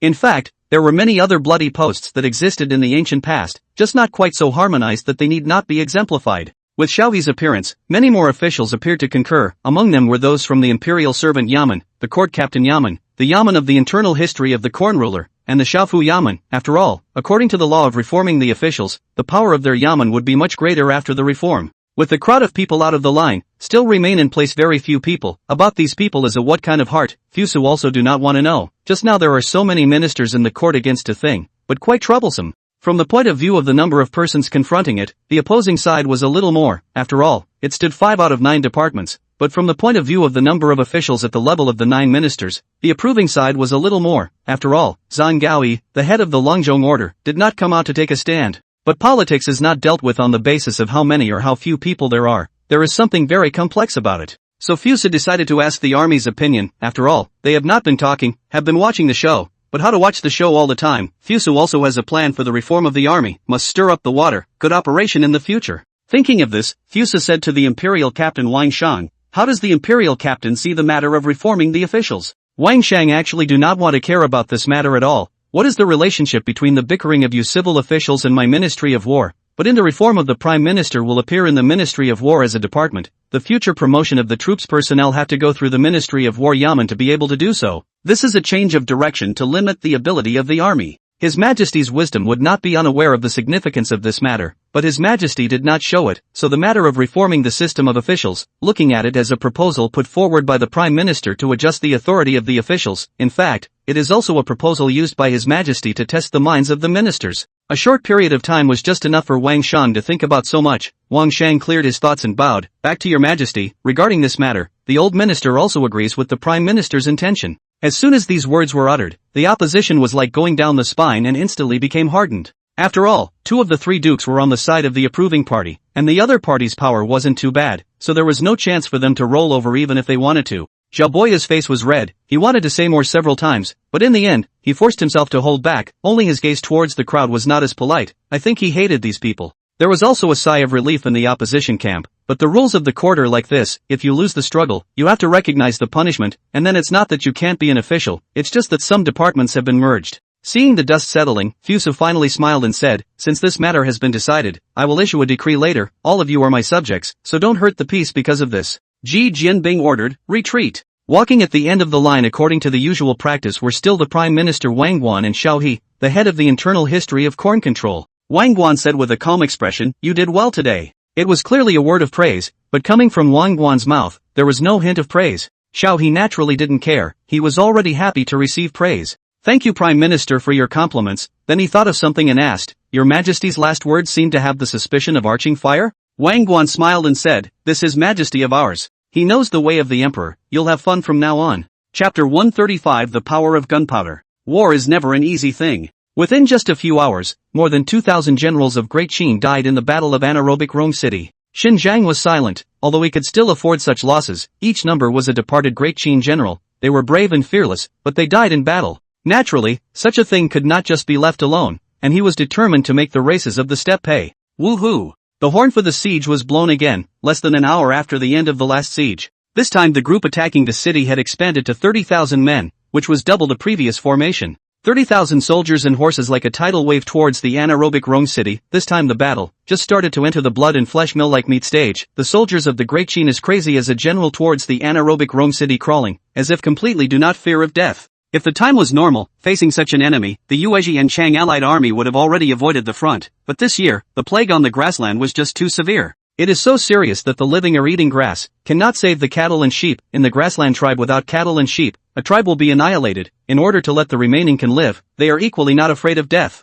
Such a gruesome battle was the first time that even Xinjiang, who was used to seeing battles, had seen it. This was not a battle for intrigue at all, this was a battle for survival and land. Xinjiang looked at the constantly bleeding battlefield and ordered, send out the war chariot. War chariot is a kind of outer cover with iron plate. The bottom of the hollow siege artifacts, which can hide a lot of soldiers, usually the most used, is to dig tunnels when the war. But tunnel warfare such a way is too time-consuming and labor-intensive, has not been used for a long time, and now that the Qin army has the gunpowder for siege, it is possible to carry forward this tactic. The Qin army sent out a large number of war chariots with soldiers carrying gunpowder inside, and just pushed them towards the city of Luan-Rong. Zhashi Gyatso naturally saw this scene. The Qin army, even so huge LV Gongkar, was a lost cause. Now even sent out so many small vehicles, for such a height, two hitched together cannot reach the edge of the city. According to reason, such an armament is meaningless, but the general of the Qin army is obviously not incompetent. He must have his intention to do so. Thinking of this, Zhashi Gyatso had a bad premonition. But after observing for a long time, she couldn't find the key to this small vehicle, so she could only instruct her subordinates to destroy the vehicle as much as possible. But the battle had already progressed for a long time, and the stockpile of stones had also been extremely limited, so she wasn't sure if she could do this thing.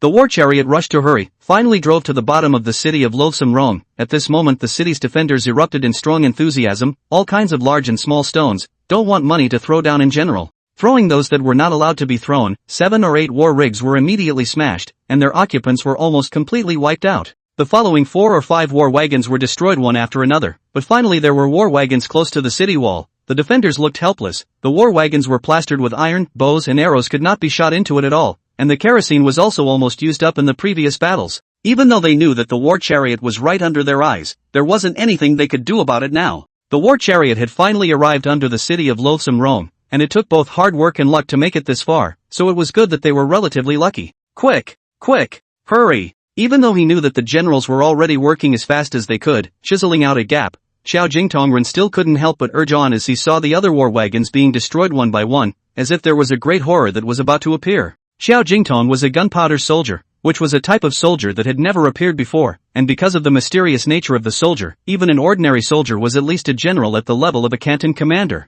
Gunpowder soldiers eat and live together, and learn knowledge related to gunpowder together, and just now, he witnessed more than a dozen robes who were born and died together, just like this, they were smashed to death by the stone alive. At this moment he had not only great terror, but also great anger. Chiseled out. Chiseled out. A soldier spoke from the front. Xiao Jingtong walked over to the city wall to check it out. The walls of loathsome Rong City were made of large bluestone, which was a very hard stone, so even with so many soldiers working together to excavate it, there was now only a ball-sized gap. And according to the news can know the thickness of the wall of the anaerobic Rongqing, not less than 1 zhang, which if all rely on the soldiers to excavate is obviously impossible. Fortunately, he would have just 1 gap is enough. Xiao Jingtong walked over to the gap and pulled a black sphere out of the armaments case, then shoved it into the gaping hole before lighting the firebrand without even thinking about it. After lighting the fire wire he remembered that it was about to explode and hurriedly said, "Run out of here, don't care about the war chariot, run, or you'll die later." No one was willing to die, and hearing Xiao Jingtong's words, the generals riding with him chose to believe him even though none of them understood, and for a moment they drove the war chariot. The coalition troops on the city wall, who had been observing the war chariot, didn't react at once when they saw the people in the war chariot suddenly fleeing to the outside. What was the situation? Why did the people inside suddenly run out? But it didn't matter anymore, was worried about people staying inside, couldn't kill them by any means, now they ran out, isn't it just right? A few idle coalition archers immediately began to bend their bows and arrows. As a race living on the grasslands, advance archery are basic skills, give them a few breaths of time will be able to shoot the enemy under the arrows. Everyone didn't notice that the smoldering gap in the wall, after all, there were still a few burning Lugong carts on the battlefield, and the smoke that burned up was much bigger than this. Besides, even if you notice it, you won't care. You have to know that the thickness of anaerobic Rome Castle is more than 1 foot thick. Can you chisel the transmission by emitting a little smoke? This is not a joke? Boom! Just as everyone in the coalition army was unaware, there was a loud boom, as if thunder had landed all around them. Jiashi Gyatso felt the walls of the city shake, the violent vibration made her barely stand still, and when she recovered, she immediately asked, "What's going on? Is it the Earth Dragon turning over?" Earth Dragon rolled over even though the earthquake, she had never seen an earthquake, just read about it in the books, felt very just experienced the description is not very different, so a question. Chapter 136, Leading the Charge. The partial general was too late to answer, as he didn't know the actual situation either, and he staggered up from the ground, looking terrified. If it's the Earth Dragon turning over, that's bad. Since ancient times, things like the Earth's dragon turning over have been considered to be the everlasting heaven's displeasure with the people, and if such a thing were to happen now, the Allied forces would be wondering if the everlasting heaven was unhappy with their behavior and was descending to punish them. Jiashi Gyatso also thought of this possibility, and without much time to think, she immediately moved to the city wall to check out the movement this time. That is, until she saw the disorganized coalition forces and a huge gaping hole in the wall. The city, which loomed as if it were a masterpiece, had a huge gaping hole in it. Jiashi Gyatso felt his mind go blank. Could this be the punishment of the everlasting heaven? Her position as a general of the coalition army is this kind of idea, not to mention those ordinary soldiers of the coalition army, this time one by one were stunned. Speaking of which, Great Qin's soldiers were also shocked by such a sudden situation. Well, they had heard of divine punishment, and seeing such a scene, some soldiers immediately thought of the legend of divine punishment. With this association, the pawns began to perk up. Kill. Charge. There were constantly Great Qin soldiers rushing towards the gap. There was no one who was on top of the battlefield who hadn't heard that loud bang. Those who had never seen it were naturally astonished, and those who had seen it were shocked beyond words. Li Zuoche saw the huge gap through the binoculars and said, lost in thought, so this improved version of heaven's punishment is this powerful. Both Han Xian and Luan Shan also revealed a look of amazement. They had both seen the normal version of heaven's punishment, but the power of this improved version still surprised them, even to the point of making them reach out with the thought that the city was no longer useful. Meng Ten rode on his warhorse. He had been calmly watching all these things, no matter it was that previous sounding of the gold, or this time, when the divine punishment was issued, his expression had always been calm. Calm as 10,000 years of cold ice under an iceberg, with an unchanging chill. All troops depart. A military order came out of Meng Tian's mouth, then the flag bearer began to wave the flag, and the center and rear armies received the order and finally began to advance in the direction of loathsome Rong City. Han Xian naturally knew of this news. In his opinion this order was too risky to give. Surprisingly, there was already a gap in the city of Loth Rome, so it meant that it could be taken with a little time. At this time the most prudent way, of course, is to wait to take down the loathsome Rome city, in the shut door to beat the dog, the ambush in the mountains of the team slowly forced to death, although this is a raw force with tens of thousands of people, but they simply do not know the environment of the territory of the Great Qin, although it will cause some losses and time trouble, but the final result will be the most relaxed. But Monty apparently didn't think so, and he just waltzed right up to the enemy's trap, with quite a bit of waving. So this is the real high-end player?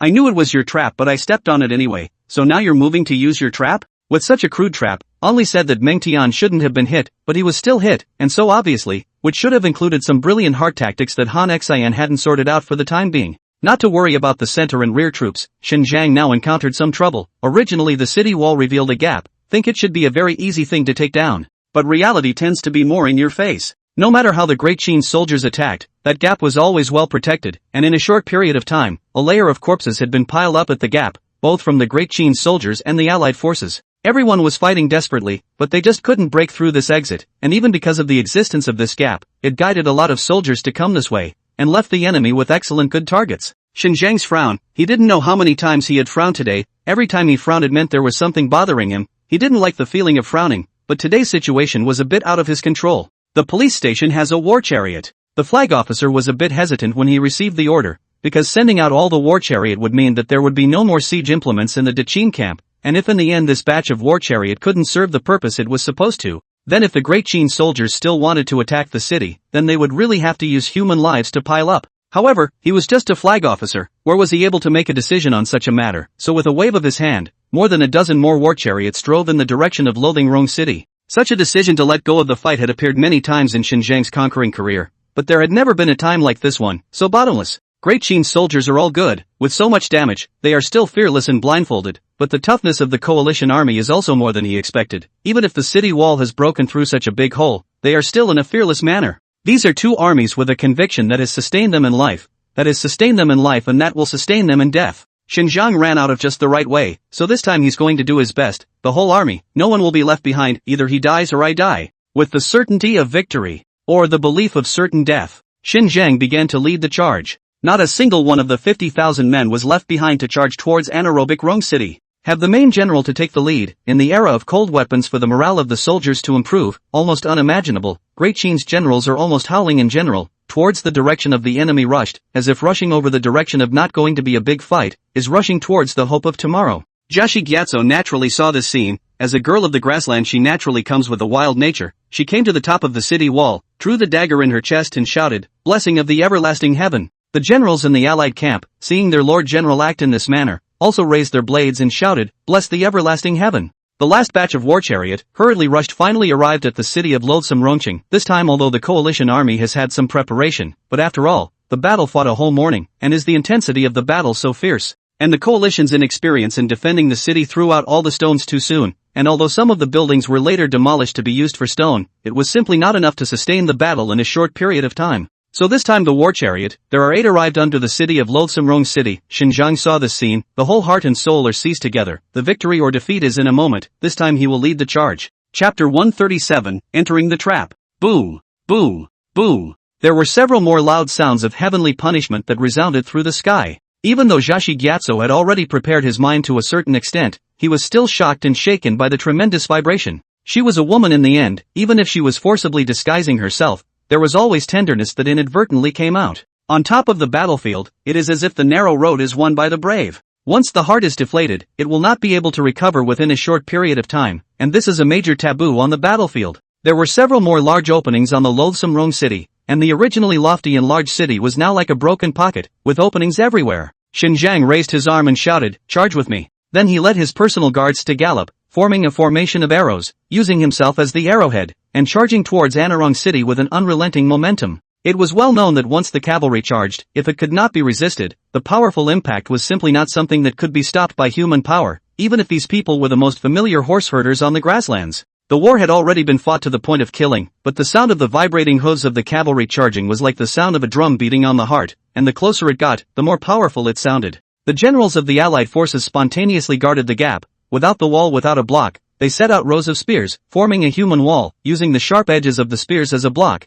using their flesh and blood as a block. Such a sight forced even Xinjiang to praise a word of martial valor, but if the cavalry's charge could be crushed by such a formation, then the cavalry wouldn't be known as the king of war in the cold weapon era. Once a person goes into a berserker rage, the adrenaline spikes, and for a short period of time one cannot feel the pain of an injury, and the same is true for animals. When the furiously armored warhorses, driven by Xinjiang, rushed forward into the gap, the first thing they encountered were the sharp bronze spears. Although the spear was sharp, the hand that held it was still a human palm, and the branches that supported it were also wooden branches, so the person who blocked the front at that instant, even if they used all their strength, they still couldn't escape being knocked away. Then one cavalryman after another charged in after him, as if he were unstoppable. The gap in the city of Loathsome Rome has officially been opened, the defeat is finalized, and the rest is just a matter of time. Zhaxi Gyatso early in the gunpowder to blow out the gap when already feel will be such a result. She did not expect the Qin army actually have this kind of siege weapon, so that the original plan has completely failed. The rest of the time was out of her hands as she looked at the mountains in the distance and said, "So father, you must have seen it too.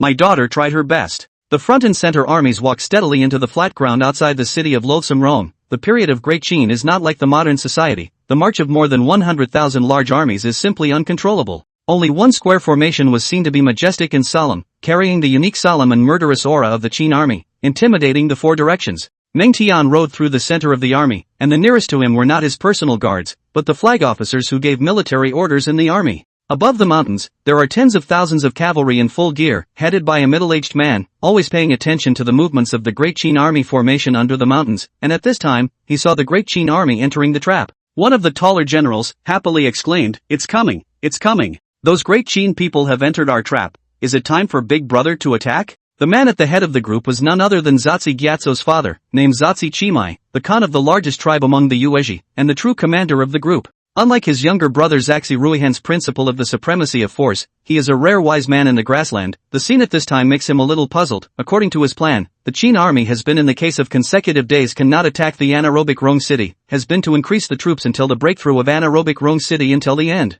Given the fortification of Anarong city and the men he left behind, the Qin army would need to lose at least 70,000 men or more before they could take Anarong city in a short period of time. For this reason he gave his daughter, Zhaxi Gyatso, the order to die to the end. In order to be able to effectively consume the living forces of the Qin army, when the Qin army took the city of Loathsome Rome, they will lead the army to enter the city and stationed, then he led the army to charge down from the mountain. It can be a battle and crush this kind of Qin army team. At that time, the whole Longxi land no longer have no fighting army. Wait until the Qin court in the assembly of an army over, he has already collected enough supplies to return to the grassland. But now the situation is a bit unexpected. The two sides exchanged fire only half a day. The Qin army's military formation has already entered the predetermined scope of the trap, which is a bit different from his heart expectations, so that he is a bit hesitant. Seeing that his elder brother had been silent, Zhaxi Ruihan asked urgently, "What's the hesitation here? The Qin have all arrived at the predetermined location, and at this time, we only need to send 50,000 warriors to charge down, and we can definitely kill the Qin army without leaving a single piece of armor." Seeing that Zhaxikamai was still silent, Zhaxi Ruihan said sharply, "If Big Brother is not willing to attack, then let me do it. Give me 30,000 men and women, I will definitely kill all of the Qin."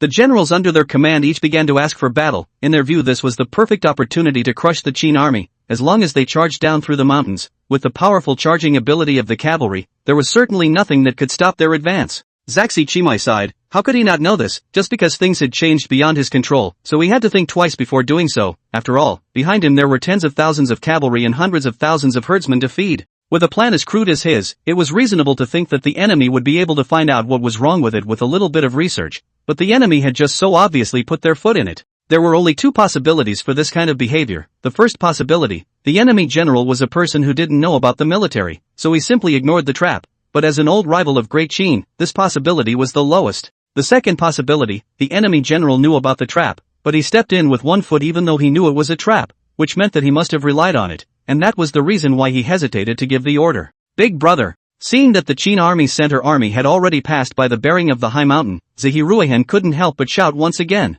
Although he was not as smart as his elder brother, in his opinion, the current moment was the best time to send a team of men to charge down, and it didn't take much. 30,000 men would do. 30,000 men charged down from the mountain, and that powerful inertial ability, even if the Qin army at the bottom of the mountain had been prepared for it, it would certainly not be able to stop it. At that time, only need to charge and kill several times, will certainly be able to knock down the Qin army's camp. Chapter 138, The Might of Cavalry. What kind of heart does a gambler have? Does he not know the dangers of gambling? Does he not know the tricks behind the casino? No, he knew it all. But when he started to lose, he couldn't go back, and his idea behind it was just to, once and for all, take back what he had lost, but his actions were doomed to be futile. Because whether it's explicit or implicit, the casinos get it. Even the rules you play by are made by him, so how can you win his money? Zakamai couldn't hold back after all, and like a red-eyed gambler, he put up a last-ditch effort. 80,000 Moonshang cavalry on the mountain, under his command, rushed towards the Great Qin army formation at the bottom of the mountain, and the ground made a thunderous vibration with the running of tens of thousands of cavalry.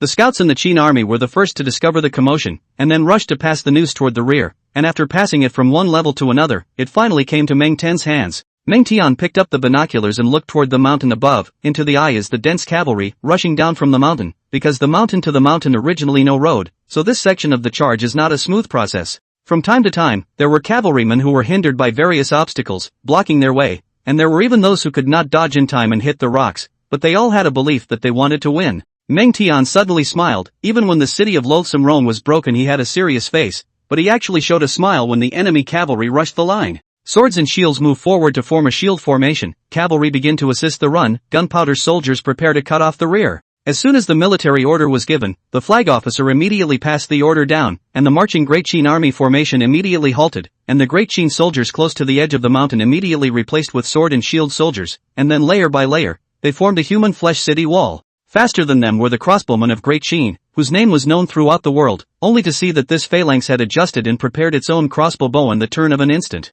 Wind! Wind! The arrows, as dense as raindrops, flew toward the mountain with a strong force, as if they were a dark cloud. The people on the grassland, most often wear leather armor, but their technology is limited, low manual ability, leather armor protection ability is very general, and after the defeat of the anaerobic Rome city captured the Qin war armor, priority was given to supply the soldiers stationed in the anaerobic Rome city. After all, the anaerobic Rome city is the most important link in the plan there. Then the reality of the situation was that the city of Loath Rome was overrun in less than half a day, and they were now going to face the might of Great Qin's arrows. Under 3 rounds of arrows, it was as if a black ink stain had appeared on the hillside, bringing a bit of blackness to the greenish-gray tones, and underneath the blackness were the corpses of thousands of allied clansmen, and even the charging group seemed to have thinned out. Zaxi Chimai's face is ironic. The power of the Great Qin's crossbow is indeed fearful and horrible. But today's battle is not for victory or defeat, but only for life and death. They are fighting with their lives, and even if they die, they will die in their place, so they are fearless. Hiya! Hiya! Giddy up!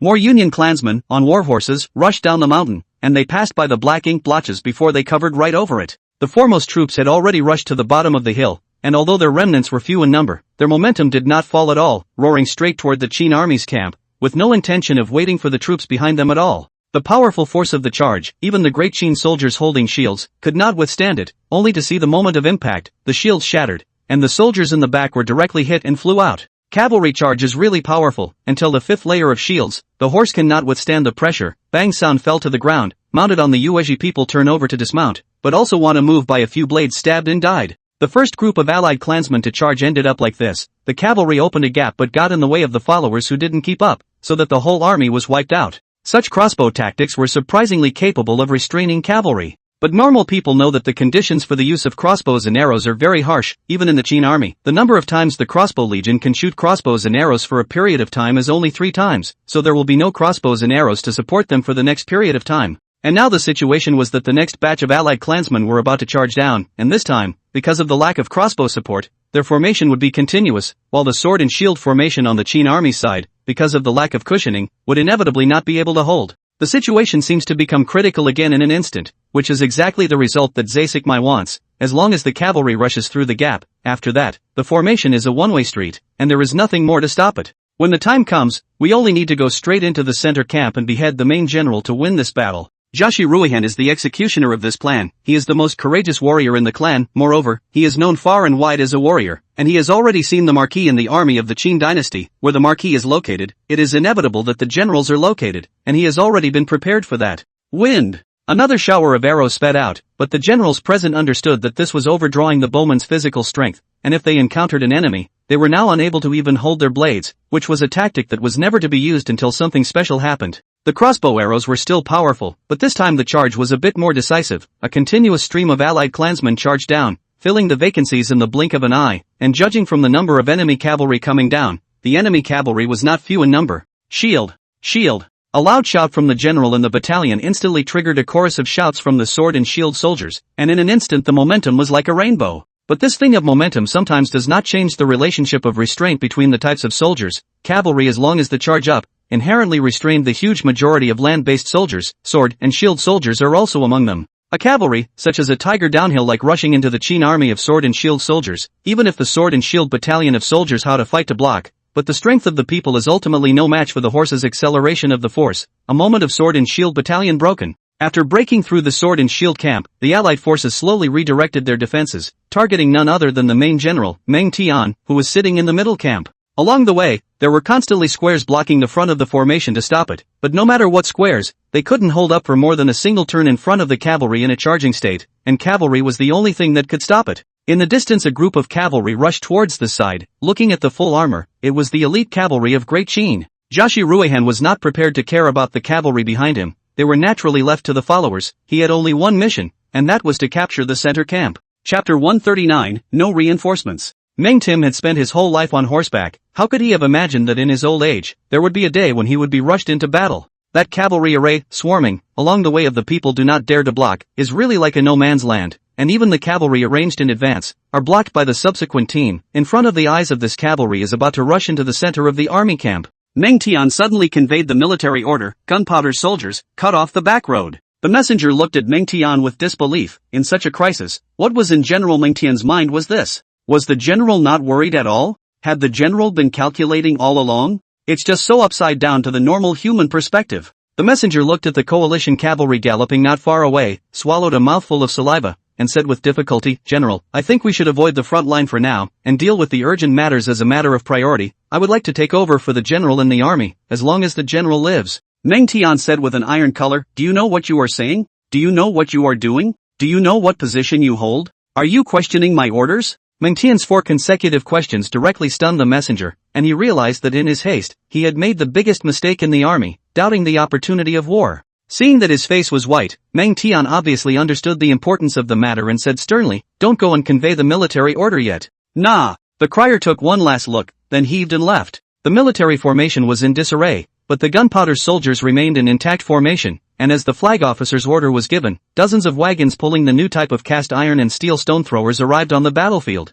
Naturally, there were cavalrymen who saw the scene, although they did not understand what the Qin army was doing. But in such a critical time the Qin army still chose to do so. There must be a reason to do so. The coalition cavalry instinctively felt the danger. This is a kind of self-consciousness from the battlefield. Although he sensed the danger, Zahi Ruihan had now rushed to the vicinity of the center camp, while the following cavalry units were being blocked by the Great Qin's iron cavalry, with every general being held back, and a small group of cavalry could not be of any use in such a battle formation. Zatsi Chimai looked at these strange black artifacts from afar, and could only comfort himself in his heart that this was nothing more than a trick of the Great Qin. Release. Dozens of greenish-gray explosive packets wrapped in cotton wool just flew straight toward the road down the mountain under the action of the stone thrower, and the angle of the first throw was not good, and some of the explosive packets were not thrown to the designated position. But none of that matters. Boom! Boom! Boom! A violent explosion, as if a violent firework had been set off on the ground. Fireworks are naturally pleasing to the eye when they are in the sky, but when they are placed on the ground, they turn into dangerous objects that take lives. The sound caused by that violent explosion instantly attracted everyone's attention. Zaxi Chimai eyes straight at the boundary after the explosion. The ground appeared one by one smoking deep pit, and the cavalrymen who originally stood on it, as if they had suffered from the thunder in the sky, directly turned into stumps and broken arms, a mass of dark objects, which were charred human tissues. The forward horses were frightened, and many of the cavalry could not drive, and rolled directly down the hill, and for a moment the horses tumbled over, so the subsequent cavalry naturally could not follow the front army. Though Zasakimai was also affected by such an explosion, the wisest man in the steppe, as the Khan of the lunar people, forced himself to calm down. If one normally encountered such a thing, it was natural to investigate it clearly before making a conclusion, but it was obviously inappropriate to do so now. His younger brother, Jashi Ruihan, had already led the cavalry towards the center camp, and the follow-up cavalry had already been cut off by the Great Qin's iron cavalry. He had to keep up a continuous supply of follow-up cavalry or this battle would be a total loss. With no time to think, he gave the order to attack towards the Union cavalry. The Allied forces on the grassland are all people who fight with their backs to the wall. Naturally they know the seriousness of the matter. They urged their war horses and once again stepped on the road down the mountain. Originally there was no road down the mountain bearing. After many rounds of trampling by the cavalry, there has been a clear trace. They only need to run straight towards this trace. They can quickly follow the team in front of them.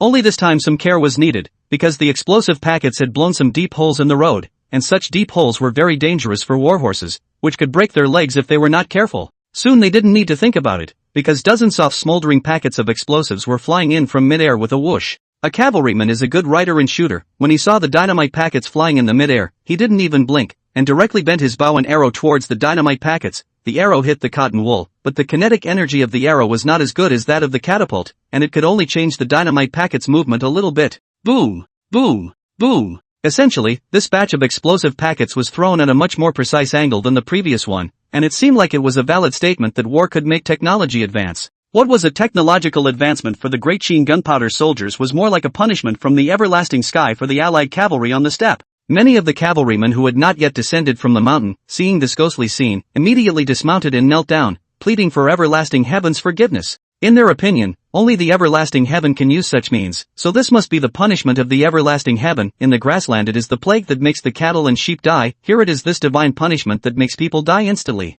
Zazakimai naturally did not believe in this kind of resulting divine punishment, for he had seen with his own eyes the Qin artifacts throwing something, and then it was such a thing that triggered the resulting explosive divine punishment. But by this time there were already more and more grassland people kneeling down and praying for forgiveness from the everlasting heaven. Almost the entire population of the grasslands believed in the everlasting sky, because life on the grasslands was hard, lack of clothing and salt, not to mention that if the weather changed too badly that year, it would cause the grasslands to shrink, thus reducing the number of cattle and sheep. In such an environment, praying to the everlasting heaven becomes a daily necessity. Those who could come here were the bravest warriors in the grasslands, and if it was normal, they naturally wouldn't be affected by something like this. But that plague in the grasslands that had a huge reach destroyed their defenses. And the sound of the gunpowder explosion was so much like the sound of thunder, which was considered to be the punishment of the eternal heaven, that a number of pious believers, suddenly unable to withstand such pressure, fell to their knees and prayed for the forgiveness of the eternal heaven. And more warriors joined in the act, and the hills were filled with a field of grassland men on their knees. Zakamai was not only saddened by the sight, he knew there were no reinforcements. Chapter 140, that's not necessarily true. Things in this world are always prone to more twists and turns, and all people can do is try to make something work. For the current Zahiruihan, whether there are reinforcements or not is no longer important, because the central army camp is right in front of him. According to the conventional idea, he only needs to charge up a distance and take out the personal guards of the general in front of him, and then he can kill the commander-in-chief of the Great Qin. The commander-in-chief is dead, the army is bound to be shaken, and then the hearts of the people will be shaken, and he only needs to charge for a while, and the Qin army will be routed. This is the law of combat in the age of cold weapons. The commander-in-chief is the soul of a large army. If the commander-in-chief are killed in battle, no less than an earthquake in the hearts of the people's weight, that is, the sky has fallen. This was something that had been planned before, and now it was going to be accomplished by him, the first warrior of the Yuezhi people, who was the bravest warrior, and naturally had to accomplish the most difficult tasks to be worthy of his status, and in his opinion the main general of the Qin army was just right. The trio of staff officers, likewise, had advanced with the army in the direction of the city of Lothrong, and because General Meng seldom used his staff officers during the war, they were positioned in the rear of the army, so the allied cavalry didn't touch them when they charged down, and the great Qin iron horsemen didn't touch them when they charged over, and the three of them played the role of a spectator very well. Han Xin used his binoculars to see that the cavalry on the hill wasn't charging down anymore, and sighed, the coalition cavalry isn't coming down. Is this the case that there are no more follow-up troops? Li Zuoche also looked at this scene greatly and shook his head. Not necessarily. The leader of the coalition army this time is a rather meticulous person, as can be seen from these arrangements of his. Such a person must have a complete knowledge of the number of cavalry needed to break down the great Qin army formation, and it must be more than just these current numbers. Saying that, he also used his binoculars to check the number of allied cavalrymen that had broken into the Qin army's camp, and although the exact number could not be seen, the approximate number was still able to be known. That charging cavalry led by Zahiruihan was around 10,000 men, the remaining 25,000 men were tangling with the Great Qin's cavalry, and their goal was obvious, to stop anyone who could stop the charge and create an opportunity for Zahiruihan's troops. Luan Shun said, Brotherly is right, you don't have the experience of fighting with the grassland, so you don't know that the grassland people worship wolves. Wolves are a very cunning animal, they have quite enough patience until their prey reveals its cracks, and that's the reason why General Meng Tian took the initiative to step into the trap.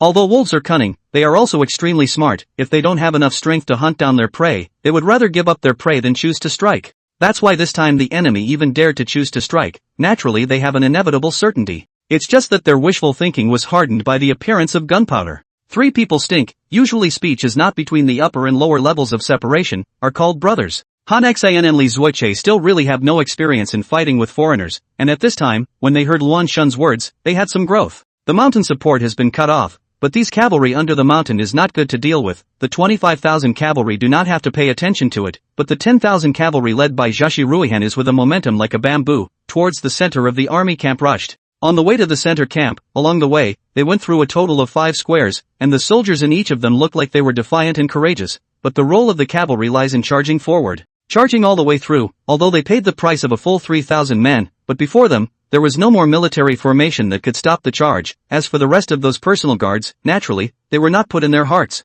General Meng seems to have been a bit careless. He didn't arrange for a cavalry to be at his side in advance, and now he seems to be acting in a somewhat critical manner. Han Xian had always been someone who had once been a superior general, so he knew such an arrangement like the back of his hand. Li Zuoche didn't say anything because he also thought the same thing. If he could arrange a cavalry near the center camp in advance, then at this time, he could use Great Qin's iron cavalry to slow down the allied cavalry. As long as the cavalry of the coalition army slows down, then in the camp surrounded by the Qin army, there is only one word of death to choose from, so this wave is still or General Meng Tian was careless. Luan Shun smiled. As a strategist who had followed General Meng for so many years, could there be anyone else who understood General Meng better than him? He laughed and said, that's not necessarily true. Meng Tian has 2,000 personal guards in the army. These personal guards are the best equipped and the most courageous warriors in the army. But even in the courageous warriors, in front of the charging cavalry, there is no difference between the reaction of ordinary people. But now they have no choice. As General Meng Tian's personal guards, they naturally can't watch the general fall into danger. Even if the front is a sea of fire on the knife, they have to walk on it. So that even if the ones charging from the opposite side were the most fearsome cavalry on the steppe, none of them took a step back. Shi Jing, the leader of the personal guards, looked at the charging cavalry and said, General, we'd better leave for now. To leave temporarily would mean surrendering the center camp to the other side, which would be a very serious impact on the army's morale and on General Meng Tian's reputation, and might even cause a rout of the Qin army. But even that result is better than death in battle. With the general's honor over the years, even if the Qin army on this expedition loses, the general still won't be put to death, and he'll still have a chance to rise again in the future. Meng Tian gave Shi Jing a cross-eyed look and said, don't ever say anything like that again, or I'll punish you with military justice. Shi Jing knew it would turn out like this. He knew better than anyone what kind of nature his own general had. It was just that he always still hoped that the Lord General would survive, and that was the biggest thing for him. Since the general wouldn't go, there was nothing left to say but to die to protect the favor. Then he bowed and said, the last general will retire. Just as Shi Jing knows Meng Tian's nature, Meng Tian of course knows what kind of person Shi Jing is, and he must have been prepared for certain death when he said this. But in fact, it's not necessary. Where are the gunpowder soldiers? Immediately a group of men and horses came out of the camp and rose to answer the promise. Monty had always hidden a small gunpowder soldier among his own guards, and now was the time for them to show themselves. Go out with my personal guards, and make sure that the enemy's charging formation is stopped. Nah. Chapter 141, The River Rivers. Jiaodong County is the county of Great Qin closest to the edge of the East Sea. Since ancient times, it has been rumored that people who live on the sea in Jiaodong County are almost all fishermen who depend on the sea for their food. But eating by the sea is not that easy. The changes on the sea can be much more complicated than on the river. Storms, huge waves, thunderstorms, any kind of weather is enough to make the people who go out to sea all dead. That's why no one who can make a living out of this craft is a simple person. And of all these people, Calendar River is recognized as one of the most skilled. A big ship of the Far Eastern class was approaching Hatai Port, which receives countless ships every year, and even so, a big ship of the Far Eastern class was able to make everyone happy. Because it was really big, such a big ship was thought to carry a lot of goods on board so that the laborers in the neighborhood could earn a certain amount of money to live on. The big ship finally docked. Calendar River shook his head. This generation changed. He finally did not have to endure that boring and long rowing life. He could go home to see his wife and children properly. Thinking of his wife and child, a warmth flooded Calendar River's heart. His wife was his childhood friend, who had followed him when he was a poor boy. For all these years, she has never left him, and even gave birth to a fat boy for him, a harbor in his heart, and the reason why he never went to the greenhouse and hooked up. The closer I got to the house, the more people I knew greeted me, all familiar neighbors. Lily, he is back. I heard magpies calling this morning. I knew there would be a happy event coming. Now look at the luck, it's Lily who is back. This is to live in their home next to Auntie Lee. Usually the two families make friends. Calendar River is not in the time Auntie Lee cannot be less care, so their relationship than one of the ordinary relatives, are also better. Such a person who treats you well, Lee, he is naturally smiling. He said politely, Aunt Lee, I just came back so I won't nag you. Wait for tomorrow, I'll be at your house to sit down, casually bring you some good things fished out of the sea. Calendar River will bring back some rare seafood every time he goes out to sea. Every time he comes back around, the neighbors are blessed with a mouthful of food. A person who is so generous, generally people are not too bad. Aunt Lee full of mouth should say, seafood, this thing in Jiaodong County is not to illustrate the famous things, but the Calendar River to bring back is not the same. He recognizes that there are many seafood, every time to bring back a rare seafood. Close to the door of the home calendar river heart more and more free, just to the door of the home, we'll see the door of the home is open, which if not the wife forgot to close the door, that is the home to guests. Although he didn't know it was that kind of situation, Calendar River still kept an eye out. Calendar River's home lives in Qin County, Jiaodong County. Because the savings are not very large, so the house is not very large, Calendar River entered the door. In the hall of the people saw. The most pleasant surprise of course has to be Rikakawa's wife and child. His wife saw him, both eyes are watery, but because there are still guests in the house, so did not walk up, but the child is not the same. The chubby little child was surprised to see his father return and ran over to him, screaming as he did so, "Daddy! Daddy!" As soon as Reich picked up the child, he favored him with a kiss before taking out one of the toys in his arms and said, "Look what Daddy bought for you." The child looked at the toy and said in surprise, "Shake the drum." "It's a shaker drum." "That's great, Dad. I have a shaker too." With that, he broke away from Calendar River's embrace and ran off to show off his new toy to the kids. It was only then that Lee saw the guests coming to the house, but it was actually their Qiping County's township Yuchi and a richly dressed nobleman, and it was clear from their behavior that the pavilion chief was just the one who accompanied them. Thus it was clear that this nobleman was someone with a big background. Shendan surveyed the man in front of him with interest. He was dark in color, obviously someone who had experienced sun and rain from time to time, but even so, his spirit was still very full. Such a person knew at first glance that he was a good seedling for the sea. Those who can go to sea don't have to be physically fit or cultured, but they must have some knowledge of the sea, and a healthy mind. Because in the sea, often a stay is a few months of time all floating in the sea, even in the good-looking scenery, but also can see people to vomit, so the most important point is to go out to sea is that the spirit must be good. Hyung Yao Chik stepped forward and said, "Mr. Chen, this is the man you're looking for, Li He." Then he added in a serious tone to Li He, "Mr. Chen is a valued person from Xianyang City, a valued guest that even I wouldn't dare to neglect. You have to be mindful of that." This speech by Hyung Yao Chik was a warning to Lik Ho, telling him to respond properly and not to miss out on the affairs of your people. Although Lilihe always runs the boat in the sea, but it does not mean that he does not know how to understand the human world. In front of him, this nobleman is even the pavilion chief have to be well-received nobleman. How can he dare not to be attentive? Just that he didn't understand what such a nobleman was coming to him for? He didn't know anything other than a little bit of boat running craft, right? Shen Dan asked politely, "You are Li He. I've heard that you're the best boat runner in the entire Jiaodong County, and today's sight is really extraordinary."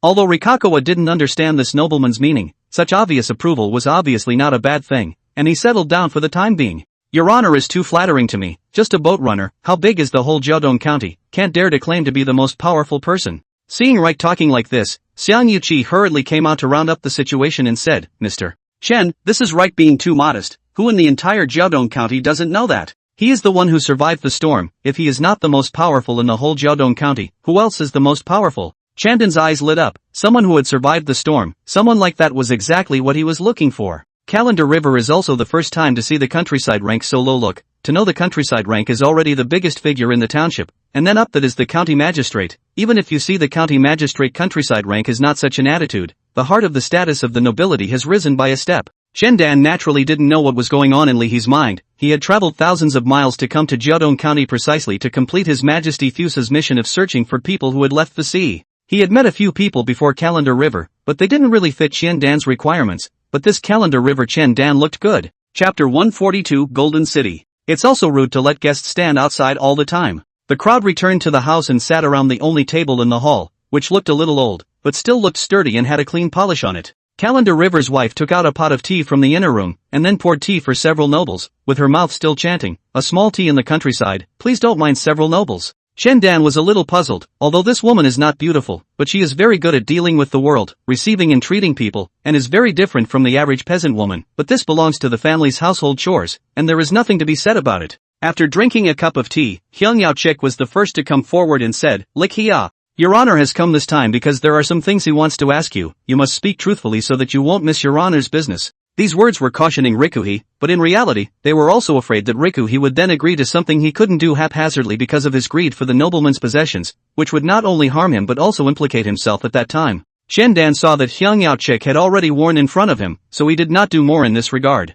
He asked directly and seriously, "I hear you often helm large ships to various territories. Where is the farthest you have traveled?" Calendar River heard, "The original is to ask this, ask other I still have some worries, but ask this I do not bother," immediately said, "I have been to more places, Scribbling West County, Scribbling East County, East High County, Huiji County have been." Shendan had already done the information before he came and knew that these were some of the counties along the coast of Great Qin, but that wasn't what he was asking about. Been to some other places? Somewhere farther away? Li He showed a difficult face, not that he has not been to farther places, but farther places such as Silla country, beach country, they are not civil society can be free to trade objects, and private business to those places is prohibited under the law. If it was an ordinary person who asked this, Li He would have already punched out, but this person in front of him was a nobleman from Xianyang City. Would he dare to make a move with such a person? Seeing that Richie River's face showed a difficult color, Chen Dan instantly thought of the key to the problem and calmly said, "You just have to boldly say it, don't worry, I'll make sure you're fine." This sentence is a bit crazy, although folk smuggling such things, everyone is unspoken, but such a bright and honest guarantee, but also can show one thing, that is, this nobleman's background is amazing, at least the general law he has not put in the eyes. He glanced at Xiang Yuqi in a difficult manner, and although Xiang Yuqi knew that this nobleman from Xianyang City had an amazing background, but to what extent it was amazing, he didn't know, so he played the shrunken turtle at this time, saying that he hadn't heard anything. Chen Dan saw two people this look, then know not to spit out a bit of real things. Two people will not feel free to open up, this kind of small people's mind you really understand, but thinking of this, he also no longer hide said, first self-introduction, my humble Chen Dan, now serves as the vice president of the Xianyang Chamber of Commerce, once served as the Zhang state-less government in charge of the position, and now do things for a really big man. This big man is not able to you guys can now know, now can tell you only these. Chen Dan spoke in a soft and coquettish manner, but Xiang Yoji and Li He were shocked. This person in front of him who looked like a nobleman, used to be one of the 9 ministers of the status. Although it is not the 9 ministers of Qin, but the 7 countries can do the 9 ministers of the position of the people, combined, but only 63 people, such a person even if now do not do the official, but the hands of the power, it is not the 2 small local characters can fight against it. Not to mention what he had just said, he was now working for a big shot, and no matter how convenient that was, it was not something that a small person could stop. Xiang Yuqi changed his closed-mouth demeanor and said with a hint of flattery in his smile, so it's Lord Qian from the capital. It's precisely a matter of disrespect and disrespect. I'm not rationing Lord Qian here, and I've slowed him down. At this time, Xiang Yuqi and Li He's thoughts are the same, originally thought it was just a nobleman from the capital, where I thought it was a predator level of nobles, ordinary nobles they can't afford to offend not to mention this predator level of nobles. At this time the other cannot care, just beg your people do not get angry is good, or casually make a little means or not they can afford. Chen Dan came this time has its own important matters, and he can also understand the behavior of the Calendar River. After all, smuggling this kind of thing is a violation of the law of Qin. Such a thing cannot be because you are a nobleman, I must say. Chen Dan took a sip of tea and asked with a gentle expression, so Calendar River can now tell me the furthest place you've been, right? Although these words looked gentle, they had actually revealed a meaning that could not be refused. Li He also did not have the intention of hiding. Such a big man really want to mess with him, do not have to be so troublesome, and now since so asked, think it is certain that his own experience can help him, there is nothing to think about. Back to your lordship, the furthest place that the grasshopper has been is supposed to be the Golden City in the Silla Kingdom. The Golden City of the Silla Kingdom. Chen Dan had some impression about the name of this place, but he didn't have a general knowledge of where exactly it was, so he asked, then how far is Golden City from Fusang Kingdom, and have you ever been to Fusang Kingdom? Jiaodong County will occasionally have people from Fusang country, but I heard that the place is a small overseas country, and the land is barren and the people are poor, so there is no value, plus the risk of traveling by sea is too great, so everyone has no interest in that place. But now it is Chen Dan asked again, Li He naturally want to seriously answer, back to the Lord, grass people is not to go to Fusang country, heard of Fusang country and also east of the place, but in the Golden City when the time is to see Fusang people's fleet of ships. The fact that there was a fleet of Fusanese ships in the Silla Kingdom proved that they had previous dealings with each other, so it would be feasible to depart from Jiaodong County, first repair to the Silla Kingdom, and then go east to the Fusan Kingdom. Thinking like this puts Chen Dan in a better mood, at least half of the road has been taken care of. As for after arriving in Silla, whether to hire local people familiar with the sea area of Fusang country, or to directly find the people of Fusang country, both are feasible paths. After thinking about it, Chen Dan still decided to reveal a little something to the two people. Anyway, they also need to use them later. There is no difference between knowing earlier and later. That noble person behind me wants to organize a flotilla to Fusang country. As long as you do this well, the benefits will naturally be beyond your imagination. With that said, Hyang Yuchiko and Rikoa were both a bit baffled. Was there anything in that Fusang country? Is it worth sending a flotilla there? Chapter 143. At the end of the first year of Qin's Tianxian era, Meng defeated the allied forces of the Yuezhi and the Chang outside the city of Anarong, and thus the Yuezhi and the Chang retired from the stage of history, with no more news coming out of them in the history of the world. Naturally, Zihi Reihan didn't know how future history would be written, but even if he had seen him it wouldn't have mattered because he couldn't read. After he crossed 5 arrays, although he paid a certain price, but he finally came to the Qin Army Center camp. In front of him there are only 2,000 people of Meng Tian's personal guards, although the equipment is very good, but what is the use? You know they even broke through 5 arrays, will still be afraid of this mere 2,000 men in front of them? Even Zihi Ruohan's mind was considering what would happen after decapitating the Qin army. Shi Jing came to the crowd of personal guards and said in a loud voice, "Everyone knows what kind of person the general is. Since the general is not willing to go, then as personal guards we naturally have to fight to the death. Tell me if you are afraid." "No fear," the proctors, in a group, said roaring. Shi Jing looked at this military heart with satisfaction and said, "Since you're not afraid, let's fight to the last man. Listen to my military order, form a shield formation, and make sure to defend the enemy down." "Nah. To watch this go on, this battle has nothing to do with themselves." A general of the gunpowder soldiers walked up and said, "The 100 generals of the gunpowder soldiers have come to report by order of General Meng." Shi Jing was all over the place when he heard that it was the gunpowder soldiers, or the ones sent by General Meng Tian. He once thought that this time the Allied forces rushed the camp was a mistake in General Meng's plan. After all, everyone has the possibility of making mistakes. But at this time, seeing this team of gunpowder soldiers realized that the original general had long been ambushed backhand, and immediately said in surprise, "Quickly! Quickly! Follow me forward to the defense, this time it seems to be defended." The personal guards were boiling with joy to know that the gunpowder soldiers had joined them, although they had all joined this battle with the determination of certain death, but wanting to stay alive. That was the instinct of human beings, and now the gunpowder soldiers joining them made the impossible possible. Naturally, Zihiruahan in the distance saw this strange scene, more than 2,000 people in front of him, knowing that he was coming, but also let out a cheer, which makes him puzzled. Is it celebrating his arrival? But whatever was being celebrated didn't matter, because he was on his way to arrive. For this reason he also made a point of saying to the writers in his body, "In front of us is the camp of the Qin army's commander-in-chief. As long as we take down the commander-in-chief of the Qin army will not be attacked, and then everyone will be able to live, and we will also be able to harvest a lot of slaves and cattle and sheep." The rewards on the prairie had always been so simple and straightforward, but this also worked surprisingly well, with the cavalry letting out a wail as if the trip was as simple as a hunt on the prairie. A battle that would determine the future of the grassland was about to start. Both players were prepared for certain death, all they had to do now was to fight bravely. The role of gunpowder is increasingly proving to be a crossover in future wars, but there are many roles that have yet to be researched in the current era, such as the invention of the landmine system. Release. With the order, more than 10 bronze-constructed new portable gunpowder bombs were thrown towards the path of the coalition cavalry. After all, fearing that the number of explosions would not be enough, the gunpowder soldiers threw them 3 times consecutively to make sure that each territory was evenly distributed. Zihirehan saw these objects emitting black smoke and instinctively felt that there was something wrong. Without even thinking about it, he drove his horse around the moment area, so that the distance would be farther, but the safety factor had a straight line improvement. The personal guards formed a ring formation, which had top-notch protection, but because the area of defense was so large that the troops were spread out even more. Seeing that the cavalry was about to crash into the ring formation, Shi Jing suddenly shouted, "Serving death." In this matter the gunpowder exploded, more than 30 gunpowder bombs although the coalition cavalry avoided, but the gunpowder bombs seriously, the power is actually extremely limited, can really play a role as the huge sound, able to startle the horses. Although the cavalry in front of them bypassed the blast zone, the sound caused by the explosion directly caused the horses in the center and rear of the cavalry to be agitated, and once agitated, they lost their minds, and the horses forgot that they were still in the midst of high-speed movement. Because of the panic caused by the sound, spreading among the horses, the center army was only those cavalrymen leaning against the edge of the gunpowder were affected by the explosion, but the frightened horses had already disobeyed the call and began to flee in all directions, just hoping to get away from the place where the sound appeared. But the rear army was different, they were still charging forward in a straight line, they hadn't had time to change direction, such a thing was normal, after all, not everyone would know to change direction. As soon as the explosion sounded, the horses in front were frightened and immediately stopped, but the horses in the rear were still moving forward at high speed, and for a moment a violent collision took place, with the foremost rider unnaturally acting as a brake. Under the reaction force, was directly knocked into the explosion area, accompanied by the explosion constantly ringing, screams unceasingly, the residual value of the broken arm, blood rain and wind toward the scattered, want to sing just like hell on earth in general. The center and rear armies of the Allied cavalry were thus hardened by the force of gunpowder, breaking the momentum of the charge. The gunpowder soldiers renewed their efforts and threw dozens of gunpowder bombs again, this time because the cavalry of the rear army were all gathered together. The gunpowder exerted great power, and for a moment the people were turned over. The cavalry array seemed to appear as if there was a gap,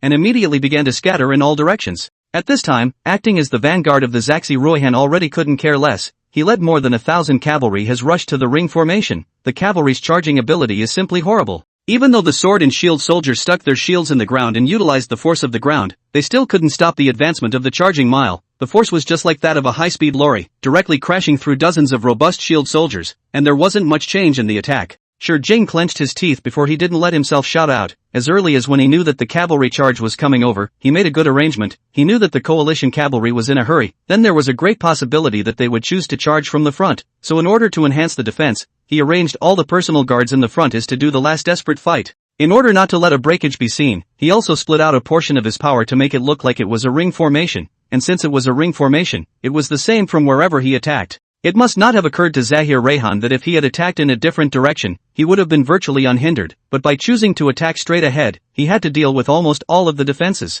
Chapter 144 After the War. The cavalry led by Zhashi Ruihan rushed towards the pro-guards. If the might of 10,000 cavalry charging was equivalent to a high-speed speeding train, then the might of more than 1,000 cavalry charging was equivalent to a speeding wagon. The pro-shield soldiers defending the front were like puppet toys. Not only did the shields in their hands shatter, even they themselves were knocked directly into the air, and without waiting for them to land, they could already be sentenced to death. But the subsequent pro-shield soldiers, one by one, did not flinch in fear and retreat, as if they did not care at all about what exactly came to arrive. They also don't care what will become of them afterward. They only know that today they must repay General Meng's kindness. Ah! A pro-shielded soldier, the crier like a moth to a flame, held up his hard shield and recoiled toward the cavalry, knowing the cost that would follow the recoil, but he was fearless. Boom! He was sent flying in the distance like a broken flower. His body was in such intense pain that he couldn't even feel it anymore, and he couldn't remember all the thoughts in his mind. He saw a butterfly dancing in front of him, and he stretched out his blood-stained arm, and the butterfly stopped on his hand, and then he was finally satisfied.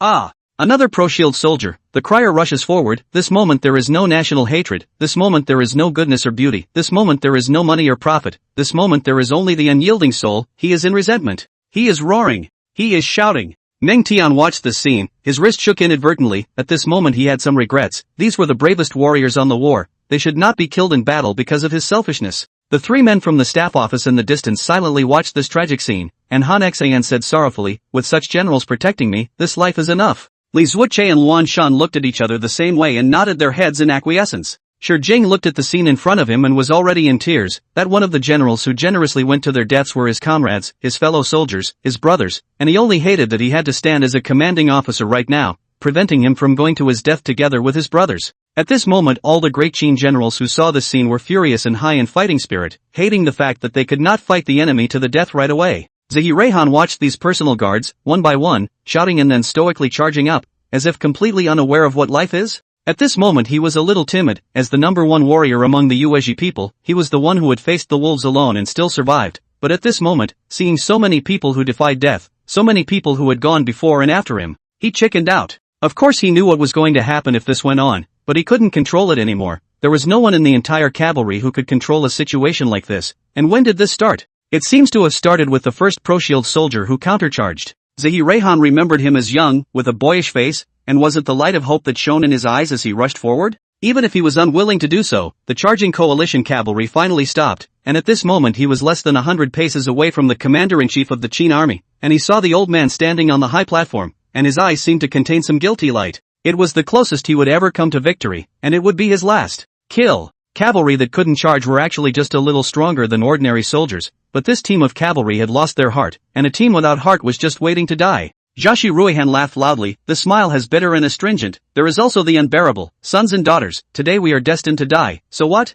The everlasting heaven sent down punishment is to let us die, since dying to die painfully, death war. Die fighting. The allied knights eventually erupted in a burst of morale, but along with the increasing number of Qin pawns that were reinforcing them, they didn't end up being annihilated in the crowd. With the end of the immediate battle, and with the recovery of the city of loathsome Rome, it seemed that the most important part of this Western war campaign had been completed. But Montaigne was not pleased. He sat in the high chair of the marshal, and his breath grew more and more senile. A day later, in the council hall of loathsome Rome City, the generals entered. They saw sitting in the main seat of General Meng Tian, even showed a trace of old age. Such a thing is not common. General Meng, although the age is not small, but has always been the old and strong look. When the people thought about it, they could only blame it on the fact that the number of deaths of their own guards was so great that General Meng's heart sank. With all the generals in the camp, the proceedings began. Xinjiang was the first to step forward and said, reporting to the great general, our army has already probed the news that this time the Yuchang coalition army, totaling 130,000 people, of which 50,000 people are stationed in the city of loathsome Rome under the leadership of Zhashi Gyatso.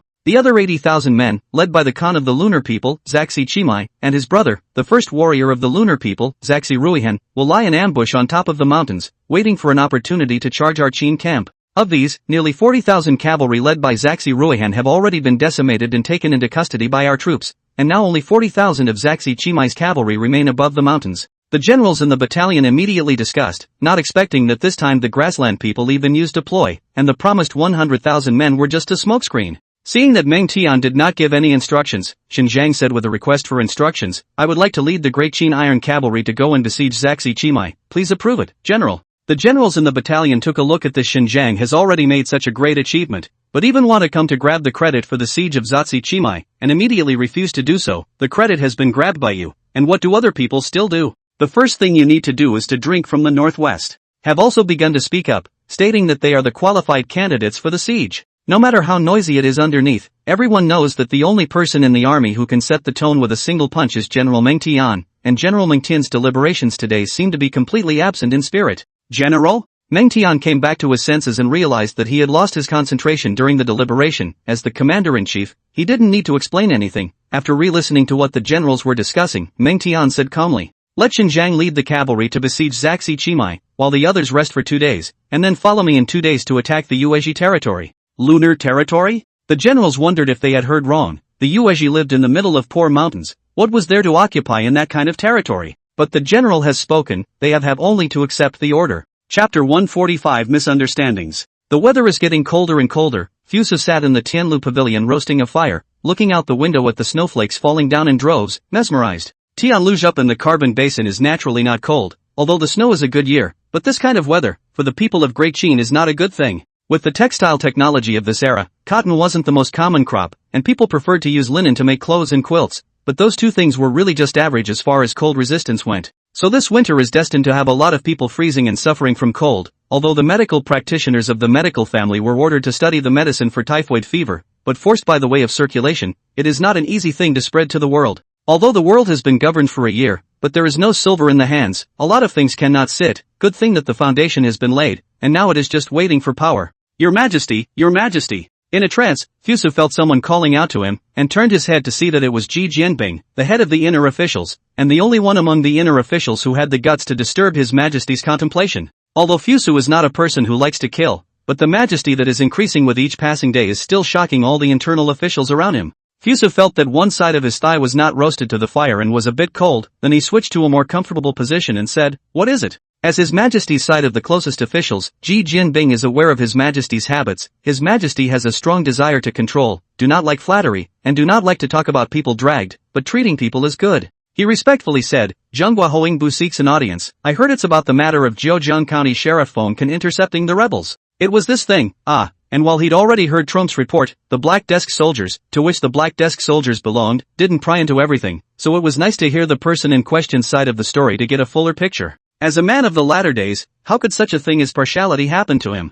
It's young Bu coming, let him come in and talk, and bring another stool over so he can sit down too. Such an order was clearly out of order, but His Majesty Fusu was of such an easygoing nature that Ji Jianbing had no choice but to comply. Ingbu, who was waiting outside, felt the warmth come over him as soon as he entered the Tianlu pavilion, which made him a little excited. After all, not every martial artist has the opportunity to enter the Tianlu pavilion to resume his orders to His Majesty. He walked straight to Fusu's face and bowed. My Lord Ingbu of the Northern Expeditionary Army, meet Your Majesty. Fusu had wanted to get up to help him, but the weather was too cold to make him dismiss the idea, so he smiled and said, General Ingbu, please excuse yourself. The last time I saw you was in prison. In a short time you've already been able to stand on your own. It was just an ordinary pleasantry, but as if it had touched Ingbu's tear ducts, he suddenly knelt down on one knee and choked. It is all because of Your Majesty's enlightenment that Ingbu was able to be here today. If Your Majesty does not understand the past of the last general will only serve to die.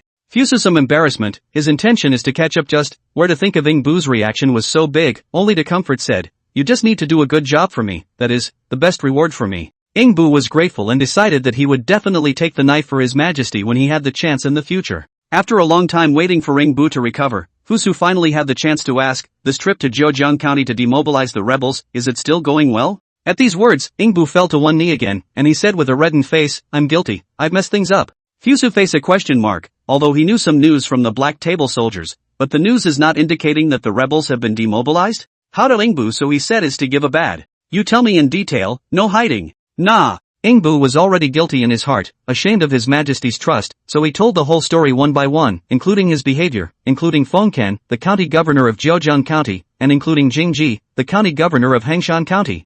Fusu was a little surprised. This thing inside the matter is associated with 2 county magistrates. What's more, Ingbu even all claimed to have not seen the rebels, just so gray back, which makes him very disappointed. Ingbu knelt on the ground and said sincerely, "Please also punish your majesty. Fuso has some headaches. The rebel thing is a trouble every day it is not dealt with." Ingbu was this said. But Trump is that said. The truth is how it really is. He does not know? He beckoned Ji Jianbing over and said, "You get Trump here. I want to see him right away." "Promise." Ji Jianbing didn't dare to hesitate and immediately walked to the Hudai Bing Yamen. Inside the Tianlu pavilion, Fusu was crossing his steps in front of the fire pit, while Ingbu was kneeling on the ground with a downcast look. Fusu walked and thought, why is there such a big discrepancy between what these 2 people said, which one of them, in the end, deceived himself, but it doesn't make sense. Neither of them have a reason to deceive themselves. This matter they are not involved in it, deceive the king of a country's consequences of how they can afford, so where does the problem arise? Since none of them had a reason to tell a lie, then if what they said was true, then that meant that the Black Terrace soldiers had probed the news that the rebels had been demobilized, but that Ingbu had been concealed from the Zhejiang County Sheriff, Fengcan, and didn't know where the rebels had been placed? This all makes sense. Nutshell, after thinking about everything Fusu, only feel that this Zhejiang County Sheriff Fengcan is a good troublemaker, like to make simple things so complicated, really idle. At this time, the Black Platform Soldier Supervisor Trump had already panted and walked into the Tianlu Pavilion. Trump heard that His Majesty was in a hurry to see him, and didn't dare to stop along the way to run to the Tianlu Pavilion, so at this time, he was panting like a man. When he did, he forced himself to say, "Unsubject, Trump meets your Majesty." Put everything thought clearly Fusu, at this time some embarrassment, because of some misunderstanding led under the minister so wretched, is in not his intention, so gently said, Taiching first to slow down before saying, and then a big thing, cannot hurt the body. Trump was dumbfounded. Wasn't it your Majesty that you called me over in a hurry? Now what kind of a mess is this? But as a courtier, he dared to have an opinion. After Fusu figured things out, he sat on the recliner again in an old-fashioned manner, roasting the fire, and waited until Trump was no longer panting before asking, "You reported earlier that the rebels in Zhejiang County had been demobilized, is there such a thing?" Trump was a little confused, but said seriously, "Indeed." Chapter 146, A Visit to a Perfume Manufacturing Process. How many levels of certainty do you have that this thing is true? Trump is a little difficult. All of his news is through the hands of the black soldiers, because there is no personal survey, so it is very difficult to guarantee the credibility of the news. But now that His Majesty is asking this, then you definitely have to answer no. So he said after some deliberation, the black soldiers under my hand, although they are first established, their credibility is still okay, so I have a 70% certainty. Fusu nodded, 70% is already good, then added, this General Ingbu next to you, he didn't see the rebels when he was in Zhejiang County, tell him where the rebels actually went? Ingbu as early as when Fusu asked Trump, already perked up his ears and listening, but before the eyes of the two men's monarchs and ministers reply, only mentioned that the rebels have been demobilized, and did not explain this matter. He can only patiently wait for this matter to hear His Majesty's command, cannot wait to ask, also please special supervisor to tell, that the rebels in the end where to go? Trump's nervousness in this matter had eased a lot, but seeing this man in front of him who made him feel bad, although his heart was not happy, he still calmly explained, according to the news passed over by the black soldiers under my hand, I learned that the rebels who had arrived in Zhejiang County had been dispatched to various parts of Zhejiang County by the county governor of Zhejiang County, Fengcan.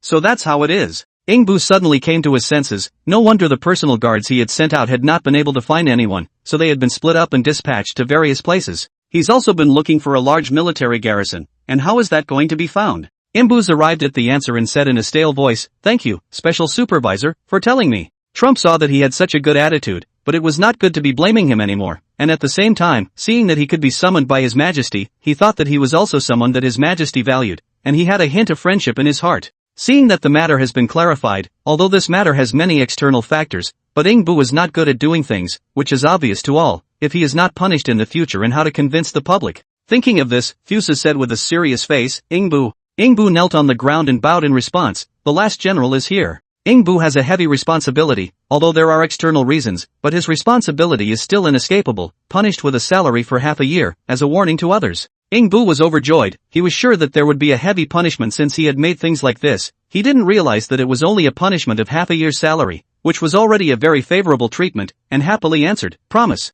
After Fusu punished Ingbu, he said, regarding the matter of Fengcan, the county governor of Zhejiang County, intercepting the rebels, handed over to the Ministry of Criminal Affairs for a trial, and make sure that the matter is heard clearly. Nah. At this time, although there were no officials from the Ministry of Justice here, but what His Majesty said with his golden tongue would naturally be conveyed by an internal official who would go forward. Once this matter is over, Fusu feels that he is not allowed to do anything. He has been sitting in the Tianlu Pavilion for a day, although it is not cold, but it is also very boring. Once winter came, the court, which already had little to do, seemed more and more unproblematic. Fusa stretched his waist and prepared to go for a walk outside. Just after walking out of the guise, he saw an inner official walking over with two objects. Fusa was a little surprised that the Tianlu Pavilion was designed to be independent of the other palaces. The same way to Tianlu Pavilion was a separate route, so there was no detour, and now this inner official was coming this way, so the things he was carrying were sent to Tianlu Pavilion? Ji Jianbing naturally also saw it, only to see him go to that inner official, said a few words and brought the object over. Your Majesty, these are the latest objects researched by the Institute, one called perfume and the other soap. As soon as he heard that the perfume and soap had been created, Fusu was delighted and couldn't wait to pick them up and check them out. The soap was a brown solid. Fusu first tried to smell it, there was no scent present, then snapped off a piece with his fingernail and looked at it. He couldn't tell the difference. Fuso do not know this piece of stuff in front of me, is the soap or soap. In fact, the manufacturing process of these two items are almost the same, except that the soap right side of the things added to the skin is better.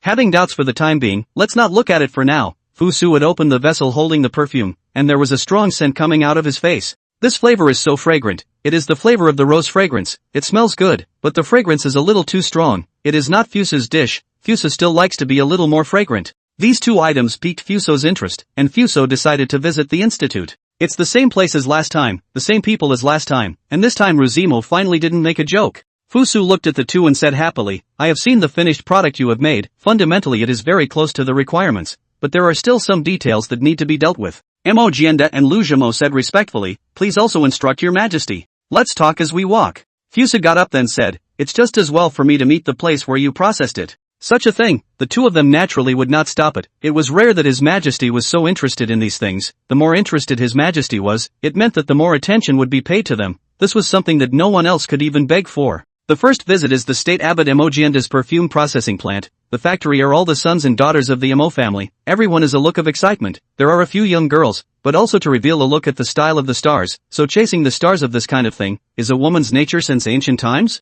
The manufacture of perfume will use alcohol, but the purity of alcohol in Great Qin at this time is not high enough, so Fusa saw the first instrument, which is a complete set of distillation vessels. First, using the newfangled method of distilling alcohol, to come up with 30 to 40 degrees of alcohol, and then using distillation to increase the purity of the alcohol. The alcohol used to make perfume does not necessarily need to be 100% pure alcohol, about 70 to 80 degrees of concentration of alcohol will do. After the alcohol is made, the alcohol and flavorings are blended according to a certain ratio. The ratio of flavorings put into the perfume is very important when making perfume, and a little more or less may destroy the flavor of the perfume. So it's a very complex process in which many repetitive experiments need to be conducted to come up with the best flavor. After Fusu finished reading, in the era of Great Qin can do this, cannot have too much to say, he said to Emojienda, this perfume is manufactured, but the variety of scent is not enough, you can proceed to study more several common scents to come. In addition, in 2 days, I will send some artisans to learn the technology of making perfume. You will teach them at that time. Don't worry about this credit, I will remember in my heart.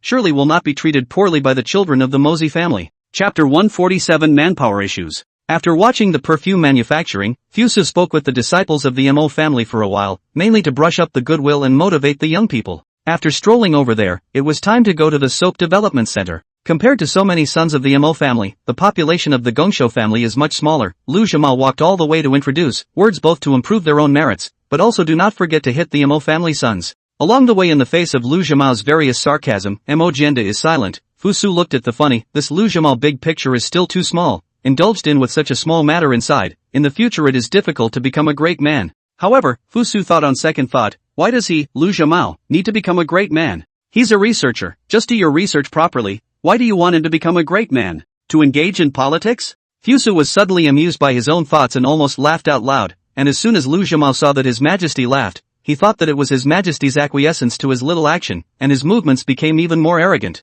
The process of soap making, to put it mildly, is actually not particularly difficult, but the variations in it are quite tedious, so repetitive trials are inevitable in the process of making it. One of the soaps is not very different from the soap, so for a change, two goods can appear. Although the number of disciples of the Gonglong family, indeed, was much less than the Mo family, the atmosphere of the Gonglong family seemed to be very good, especially that Lu 13, an ordinary person looking at him would most likely think that he was a bit demented. But Fusu, with the experience of later generations, this is mostly a very obsessed with things, such a person cannot let go of the heart of the unusual things. Only in the research above, his future achievements almost Fusu do not dare to say. Took some samples from the institute, the samples naturally not for their own use, but for the queen of the harem and bin consorts, such things women like the most, give them to use can play the name of the queen of the same model. The front foot just returned to the palace, the back foot Tao Reserve has come, Fusu out of the palace before the summon with him, now come at the right time. See Tao Reserve, Fusu is a little happy, under the Chamber of Commerce is finally going to come out with some fist products, cannot monopolize the business or not very profitable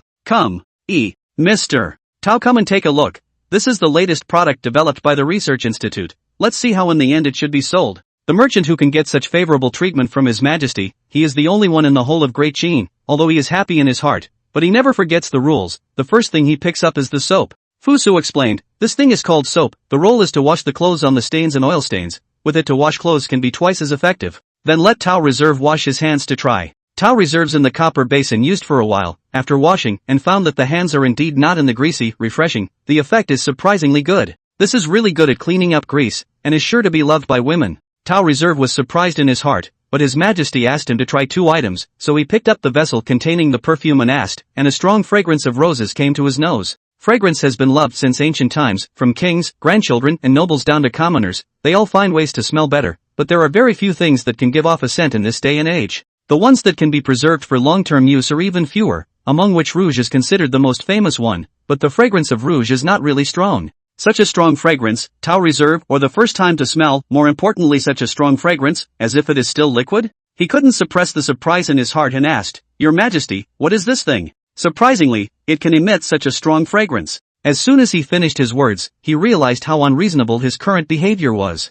Fusu more originally did not put this matter on the heart, see Tao Reserve more agree with the perfume some, know that no matter that era, the vision of the businessman is always not bad. This item is called perfume, capable of emitting the scent of roses, and with just a little sprinkling, it will be able to maintain the scent for 4 hours. 4 hours. As we all know, rouge is the most commonly used cosmetics for ancient ladies, but the scent of rouge, the most can only be maintained in about half an hour. Can keep an hour are the best. And now this item called perfume could even keep the fragrance for 4 hours, simply leaving rouge behind for more than a few blocks. Tao Reserve's eyes could put out light when he saw these 2 items in a floating mood, but both items belonged to His Majesty, so he didn't dare to think otherwise, and could only ask in a depressed manner, more than that, Your Majesty has summoned me to come here, what's the matter? Fusu had been so concerned with seeing Tao Reserve's reaction that he had forgotten precisely that. You have also seen these 2 items, I am going to set up 2 factories, specifically for the production of perfume and soap, after the production of the items will be given to the members of the Chamber of Commerce to sell. This is a real surprise for Tao Reserve, the previous Chamber of Commerce, although it said that there are red bricks and cement as the main products, but in terms of the transportation of this era, it is destined to their existence as bound to be unable to circulate so quickly. But this perfume and soap is different. First of all, they are lightweight, it is very conducive to transportation, and secondly, they are all consumables, which means that they can be repeatedly harvested, especially in the case of perfume, it is simply the product of the noblewoman's must-have. Your Majesty will hand this over to the Chamber of Commerce to take care of, the grass people naturally will not fail Your Majesty entrusted, just the matter of building a factory for a while I'm afraid that it is not possible. Fusu was a little curious, what else could he not do in this Xianyang city? What is the meaning of Mr. Tao's words? Tao Reserve said with a bitter smile, back to Your Majesty, the reason why the building of the factory has to wait is because there is not enough manpower. This is all Fusu took for granted, in the latter part of the world you want to open a factory, as long as you give a high price, where there will be no recruitment of workers. But Great Qin is not the same, this era of Xianyang City is the political center, but can live down in Xianyang City or people have a way out of the people and will not be like the later generations of people as often as jumping ship. Moreover, a cement factory and a red brick factory had already been established in Xianyang City before, and these 2 large factories would have needed a lot of manpower, and in order to ensure the shipment of the 2 large factories, the Chamber of Commerce had already offered a very high price to recruit workers. Even at one time, the price of workers in Xianyang City was raised by a few copper, causing many people to wail, and now open 2 more factories, trying to find workers is indeed a more difficult thing. After all, it was an era of farming, and the common people were still predominantly farming, and things like part-time jobs were not popular in Great Qin. This thing to get, Fusu all want to make an advertisement, Xianyang City recruiting, food and accommodation, skilled hands preferred. Chapter 148 The Singles Tax. Although Great Qin has entered the stage of recuperation, but the generation of population is never, overnight can be accomplished things. Fusu had read about a Han Dynasty law to encourage childbirth. It was said that Liu Bang, in order to increase the population of the country, stipulated that if a woman was unmarried at the age of 15, she would be subjected to a 120-cent singles tax for each household. You should know that the average tax for a citizen is only $120 a year, which means that if a daughter in your family is over 15 years old and does not get married, she will have to pay twice as much tax for one person. Such taxes are certainly unaffordable for the people, but for the large families, they are few and far between. This law was further strengthened during the reign of Emperor Hui of Han, when a family with a 15-year-old daughter who did not get married was subject to a singles tax of 600 yen for each household. This tax directly doubled 5 times, this situation that even the average rich and powerful family will weigh. Only the real family nobles will not put such a regulation in the eyes. Although such regulations were clearly unfriendly to women, the actual results were surprising, and by the time of Emperor Wu, the population of the Han Dynasty had increased to 50 million. There are not many ways to increase the population in a short period of time. The best is to directly loot the population. Just this year, the plague on the grassland, many herdsmen have no life. Fusa sent people to send orders to Bolden, let him migrate some of the population to the Qin Dynasty. There is no upper limit to the population, the more the better. Tao Reserve has been in a state of restlessness since the emperor left. To say that the state uncle Mi Wenba, or very self-aware, he knows that His Majesty does not treat him, so he never dared to appear in front of His Majesty Ming, and knows that His Majesty is very attached to the Chamber of Commerce, so often to the Chamber of Commerce around. This day the Chamber of Commerce is eating. The Chamber of Commerce has a lot of staff. This year's work are all inclusive of food. Every time a mealtime Mi Wenba will find a reason to come to the Chamber of Commerce to dabble in the meal. For such a situation we have been accustomed to.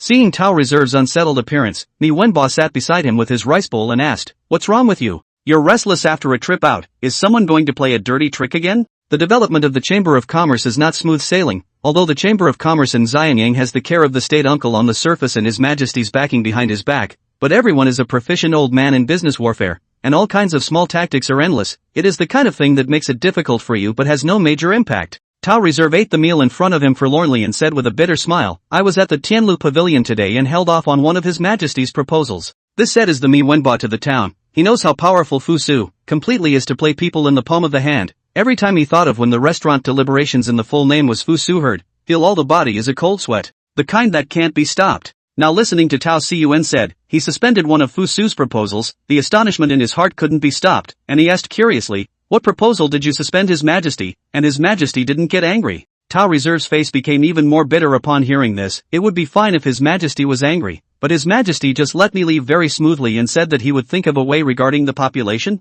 But as His Majesty's subordinate, if you can't share His Majesty's worries, and you want His Majesty to think of a solution when something goes wrong, how incompetent is this? Mi Wenba understands this kind of feeling of Tao Reserve, because he is in such a state now. His Majesty gave him the task to stand up for Xianyang Chamber of Commerce. In order to do a good job on this matter he comes to report to the Chamber of Commerce every day as if he is at work, regardless of the wind and rain. Which dynasty and which generation has a state uncle who lives like this? But he can look into the reason. It is not to meet the requirements of His Majesty and be a useful person. Tell me, what is it exactly? Maybe I'll have an idea? Now we are all grasshoppers on the same rope. With the degree of His Majesty's concern for the Chamber of Commerce, the better the Chamber of Commerce is run, the happier His Majesty will be. Mi Wenba is now a heart tied to the Chamber of Commerce's affairs. Tao Reserve thought that there was nothing to hide, so he told the conversation on Tianlu Pavilion. On the issue of population, all dynasties have been a major event, so many honored ministers have no way. Tao Reserve said it is just a figure of consolation. Where do you think that the uncle of the country even asked? How many people do you need? What? Tao Reserve just heard for a moment, did not react. No, the state uncle asked again, only then excitedly said, "Need about more than 1,000 people. If there are a few thousand people is also possible. Does the state uncle have a way to supply the perfume and soap factories of the country? With more than 1,000 workers is really not much. More than 1,000 is just the minimum standard. It would be best to have a few thousand. Even if it is a little bit more at the most, it does not matter. The red brick factory and the cement factory has always been the minimum in operation." Mi Wenba revealed a mysterious and inscrutable smile. "If it's a general matter, I wouldn't dare to make a promise, but regarding the population, I'm more or less certain. Wait for my news." Mi Wenba finished with a confident look on his face, then left without eating his meal. Although Tao Reserve didn't know where Mi Wenba got his confidence, there was no harm in handing this matter over to his try. Now there was already a shortage of population, just in case he got it. This Mi Wenba is not even a local of Xianyang City. Normally he can find a few thousand people there, although he is now a noble identity as the dynasty's state uncle, but his previous identity is just a liar who walks the streets. As the saying goes, dragons give birth to dragons, phoenixes give birth to phoenixes, and the son of a mouse knows how to make holes. Although Mi Wenba has no understanding at all of that set of officialdom, he is still familiar with the lives of the people at the bottom, especially the gangs at the bottom. There were quite a few gangs in Xianyang City, and although these were a scourge in the eyes of the people, in essence, they were just holding together to keep themselves from being bullied and wanting to live a better life. Liao Chimai was sitting in the Black Tiger Gang's quarters and eating with his brothers. It was said to be the Black Tiger Gang's quarters, but in fact, It was just a bigger room. Xianyang City, how expensive houses, they are such a bottom gang, usually just help people look at the scene, fight just, can make a living is not bad, where there is money to get a bigger house to pretend to be a facade. Speaking of recently, Liao Qimai feels that he is not doing well. Firstly, one of the Gold Master's father, Lord Ruan Yuan Kai Ruan, is not taking care of their business anymore, and then, because they have previously shown their face in front of the county chancellor of the Eniashur Yamen, Lord Pai Postal Pipe, they are now easy to go out and be targeted by the people of the Eniashur Yamen. You're a gangster and you're being watched by the magistrate, is that any good? Chapter 149 Powerful Horseman. In short, business has been bad lately, and now the entire Black Tiger gang is in a state of sitting ducks, leaving Liao Qimai in no mood to eat, and his hair has fallen out quite a bit. Aha! They treat things like this as a business where you pay me to do something. At this time there is a little brother outside walked in. This little brother, lean and skinny, at a glance is not able to fight the person. The task assigned to him is also to look at the gate and so on. That little brother walked in at a brisk pace, and when he saw Liao Qimai, he said, "Big brother, there's a nobleman outside, saying he wants to see you." Listen to the nobleman. Liao Qimai came to the spirit. Is it business door to door? After all, and so not enough to go on, the whole Black Tiger gang people can only drink porridge. Once the brothers heard the nobleman, they also perked up their ears. What is the Black Tiger gang now? Can we not know? But this world life is this way, no craft can live, can only sell the body. Liao Qimai did not eat this time, put down the dishes and walked towards the gate. When you can't even live, where will you have any mood to eat? As soon as he went out the door, he saw the nobleman that his little brother had mentioned. He was wearing black attire, the texture of his clothes looked like high-grade fabrics, and with the addition of a cold temperament, it was obvious at a glance that he was a nobleman. The people of Daqin are beautiful in the color basalt, but basalt must be worn by people with fair skin to look good, and people with fair skin tend to be nobles who don't sunbathe. Seeing the nobleman, Liao Qimai stepped forward and said respectfully, "Welcome your guest to my Black Tiger gang. The sun is shining outside, please rest inside." Mi Wenba naturally agreed. He was originally here to talk about things. Liao Qimai saw that the nobleman did not refuse, which meant that the nobleman must have come for something, so he became more and more attentive. Inviting the nobleman to the hall, letting someone make a pot of tea, and closing the door behind him, Liao Qimai respectfully said, "I don't know what the nobleman came to my Black Tiger gang for. Although my Black Tiger gang is not the biggest gang in Xianyang City, but my brothers are the most capable of fighting and the most courageous. Anything that your honor has, you can leave it to us. There is nothing that cannot be done." Mi Wenba, previous wanderers, for the gangs know a lot of things, for such boasts have long been accustomed to, only to see him drink a cup of tea. The tea is surprisingly still some fame. It seems that in order to entertain the guests, the Black Tiger gang to the bottom of the box of objects are out. After drinking the tea, Mi Wenba said unhurriedly, "Introduce myself first. My surname is Mi, and my position is not very high. It is just the uncle of His Majesty today."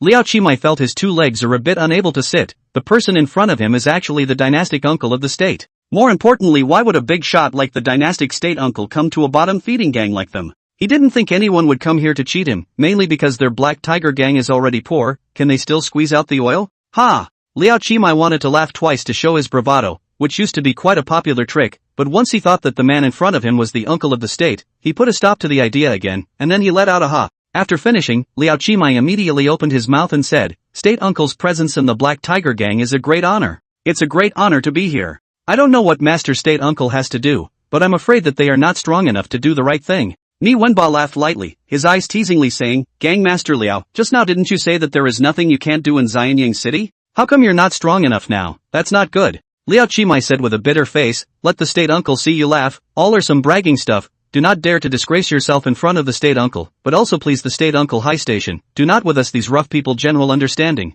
Liao Qimai now want to die of the heart have. This is where a nobleman, this is clearly a god of death. The big thing is to be able to casually interfere with the matter. Although the remuneration is very generous, but you have to have life to take it off. He had also heard from his predecessors that there were many gangs much bigger than his that were involved in official battles and ended up dying for no reason, and although his Black Tiger gang was in a bad way right now, they hadn't had the urge to die yet. Mi Wenba look at him, "I know what he thinks, but also do not sell," directly said, "I want you to do things, do not break the law. And if you do well, in the future some of the things given to you to do, it is not impossible to." What this meant was that if this matter was accomplished, their Black Tiger gang would be able to attach themselves to the name of the State Uncle in the future and be considered as the State Uncle's people. Liao Qimai struggled in his heart, then deliberated for a while before finally asking, "Dare I ask what exactly is the matter to be done, Uncle Gua?" "I want people." It turns out that they want women, whether they are pretending to be hooligans or robbing virtuous women. Their Black Tiger gang has dabbled in it, although they have never done it, but they can expand their business. I don't know which girl State Uncle has his eye on.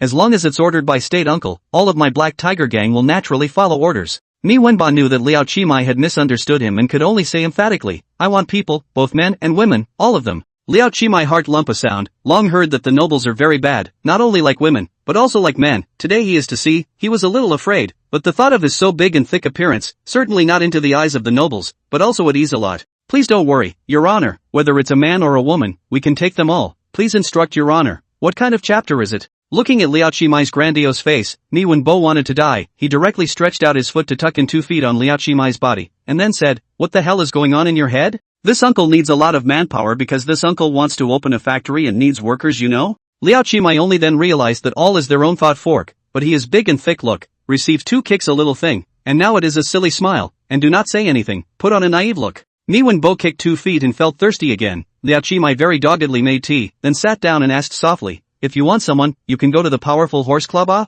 In this regard, Powerful Horse will be more familiar than us. The Powerful Horsemen were the dental firms of the Ming Dynasty, or the professional intermediaries of the later times, who collected the people who came to Xianyang City to look for jobs like that, and at the same time introduced the people to the stores in need of manpower to earn referral fees. Unlike the dental firms of the Ming Dynasty, the powerful clubs of Great Qin are still very commercially reputable. Chapter 150, that man's name is for. Professional intermediaries like powerful clubs, of course Mi Wenba knew about them and had dealt with them before. The workers for the cement factory and the red brick factory were assembled through the Powerful Horsemen's Association, and even the price of workers in Xianyang City was raised considerably as a result. Mi Wenba said flatly, this still needs you to tell me, if I can find manpower from Powerful Club, I wouldn't need to run here. Powerful Club has already found us more than 4,000 people last time, and now we can't find people for a while. Liao Qimai then realized that the recent labor shortage in Xianyang City was actually caused by the uncle of state, and he actually needed manpower again now. Although Liao Qimai knew it was inappropriate, he couldn't help but ask,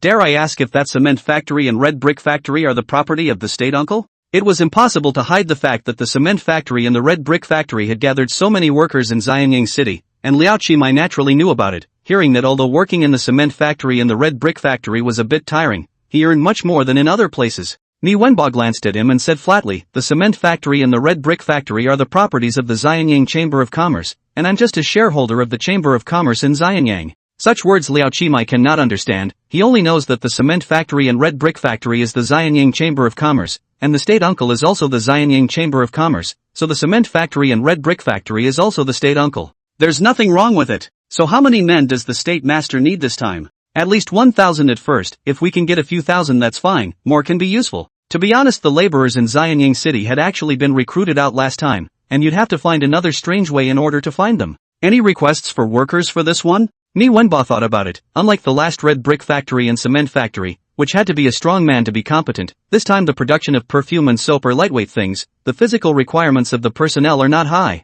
It doesn't need to be much of a leaner person, it doesn't hurt to be thinner, but yes, a little bit more resourceful and there will be some precision. In this way Liao Qimai understood the general requirements. After the request is raised, the following is the question of pay. Mi Wenba himself is more money-loving. If it is an unusual time, he can give the average salary is already very good, but now it is in the completion of His Majesty's mission. And he also knows that it's harder to find workers nowadays, so it's rare that he said, as long as it's someone who enters our Chamber of Commerce's factories, it's all inclusive of food and housing, and the monthly money is also 5 copper coins more than the people who get it from the world, so this kind of treatment is preferential wherever you are, so as long as you can get this done, I won't treat you poorly. The better the conditions, the more difficult it would be to do things, but with the state uncle having given his word, could he still refuse? After Master Guoyu left, Liao Qimai couldn't be bothered to eat. He put on a coat and went to the biggest street in Xianyang City, saw a begging child by the side of the road and asked, where's Asi? Where did he go? Liao Qimai understood as soon as the beggar pointed towards the alley not far away. Asi is the head of this piece of beggars, followed by a number of younger beggars under the hands. They are orphans, all rely on the group to survive. Liao Qimai walked to the alley. He saw Asi is teaching a new beggar. How can I beg for more money? If it is usually he will also have the interest to watch a little, but today he was anxious in his heart, directly and eagerly said, Asi, I have some things to say to you. For as a young man who is not very old, but is perfectly capable of living on his own, and could have done a little better if he hadn't been so reluctant to part with his younger siblings under his hand. Such a person Liao Qimai is admired, because he cannot do, so usually if there are gangs to come to grab the territory, he will step in to resist 1 to 2 to go. 2 people are also familiar with up. He knows that the 4 smart, all that cannot get the idea of things, are back to find the 4 ideas. Si let beggar leave first, then looked at Liao Qimai and said with a smile, Uncle Liao, what happened to make you so anxious? Liao Qimai sighed, then said heavily, Si you have to help me this time. If we can't get things done this time, I'm afraid our Black Tiger gang won't be able to exist in the future. Ah Si was shocked in his heart, but on his face, he still smiled and said, Uncle Liao said this, if the Black Tiger gang is no longer around, we will only be living a more miserable life than we are now, so Uncle's business is our business. The Black Tiger gang had always been Ah Si's backstage, and if the Black Tiger gang no longer existed, it would have been impossible for Ah Si's group of beggars to keep their current territory, Ken Ben. Liao Qimai said all the requirements with the state uncle, and finally said, the state uncle needs so many people, if we from where but find to go, now the whole Xianyang city people are all have work to do, can we still rob people not? After hearing this, Ah Si's expression slowly calmed down and laughed, I don't think things are that bad. Liao Qimai knew that Ah Si was a very smart person, and when he heard him talk like that, he asked in a strange way, how could it not be that bad? This is the current state uncle, if he wants to destroy our Black Tiger gang, it's not just a matter of words? Ah Si leaned against the wall and said, the extent of the trouble in this matter is obviously not something that a small gang like you, uncle, can do, so under normal circumstances, Uncle Gui is bound to not put all his hopes on you. Liao Qimai was still alive and well after so many years in Xianyang City, naturally he was not stupid, and instantly figured out what Ah Si meant. Are you saying that Uncle Gui is casting a wide net? Words out, Liao Qimai himself has figured out, Xianyang City gangs look quite a lot, in fact, not so much. He's such close to 100 people is only a mid-range level, how to look at it should not be the uncle of the state to be hung up on. So they're just a fish inside Uncle Coke's fish pond. If the entire gangs of Xianyang City were helping to recruit for Uncle Gua, then more than 1,000 people seemed to be findable, so thinking about it Liao Qimai felt his heart relax quite a bit again. When Ah Si saw Liao Qimai's expression, he knew what he was thinking and couldn't help but clarify at this time, with so many gangs robbing people, how much of a chance do you have of winning, Uncle? Besides even if Uncle grabbed someone by then, but there are so many gangs that have also grabbed someone, how would Uncle Coke value Uncle's gang? Liao Qimai thought about it, is so reasonable, although the state uncle said that he can be his background,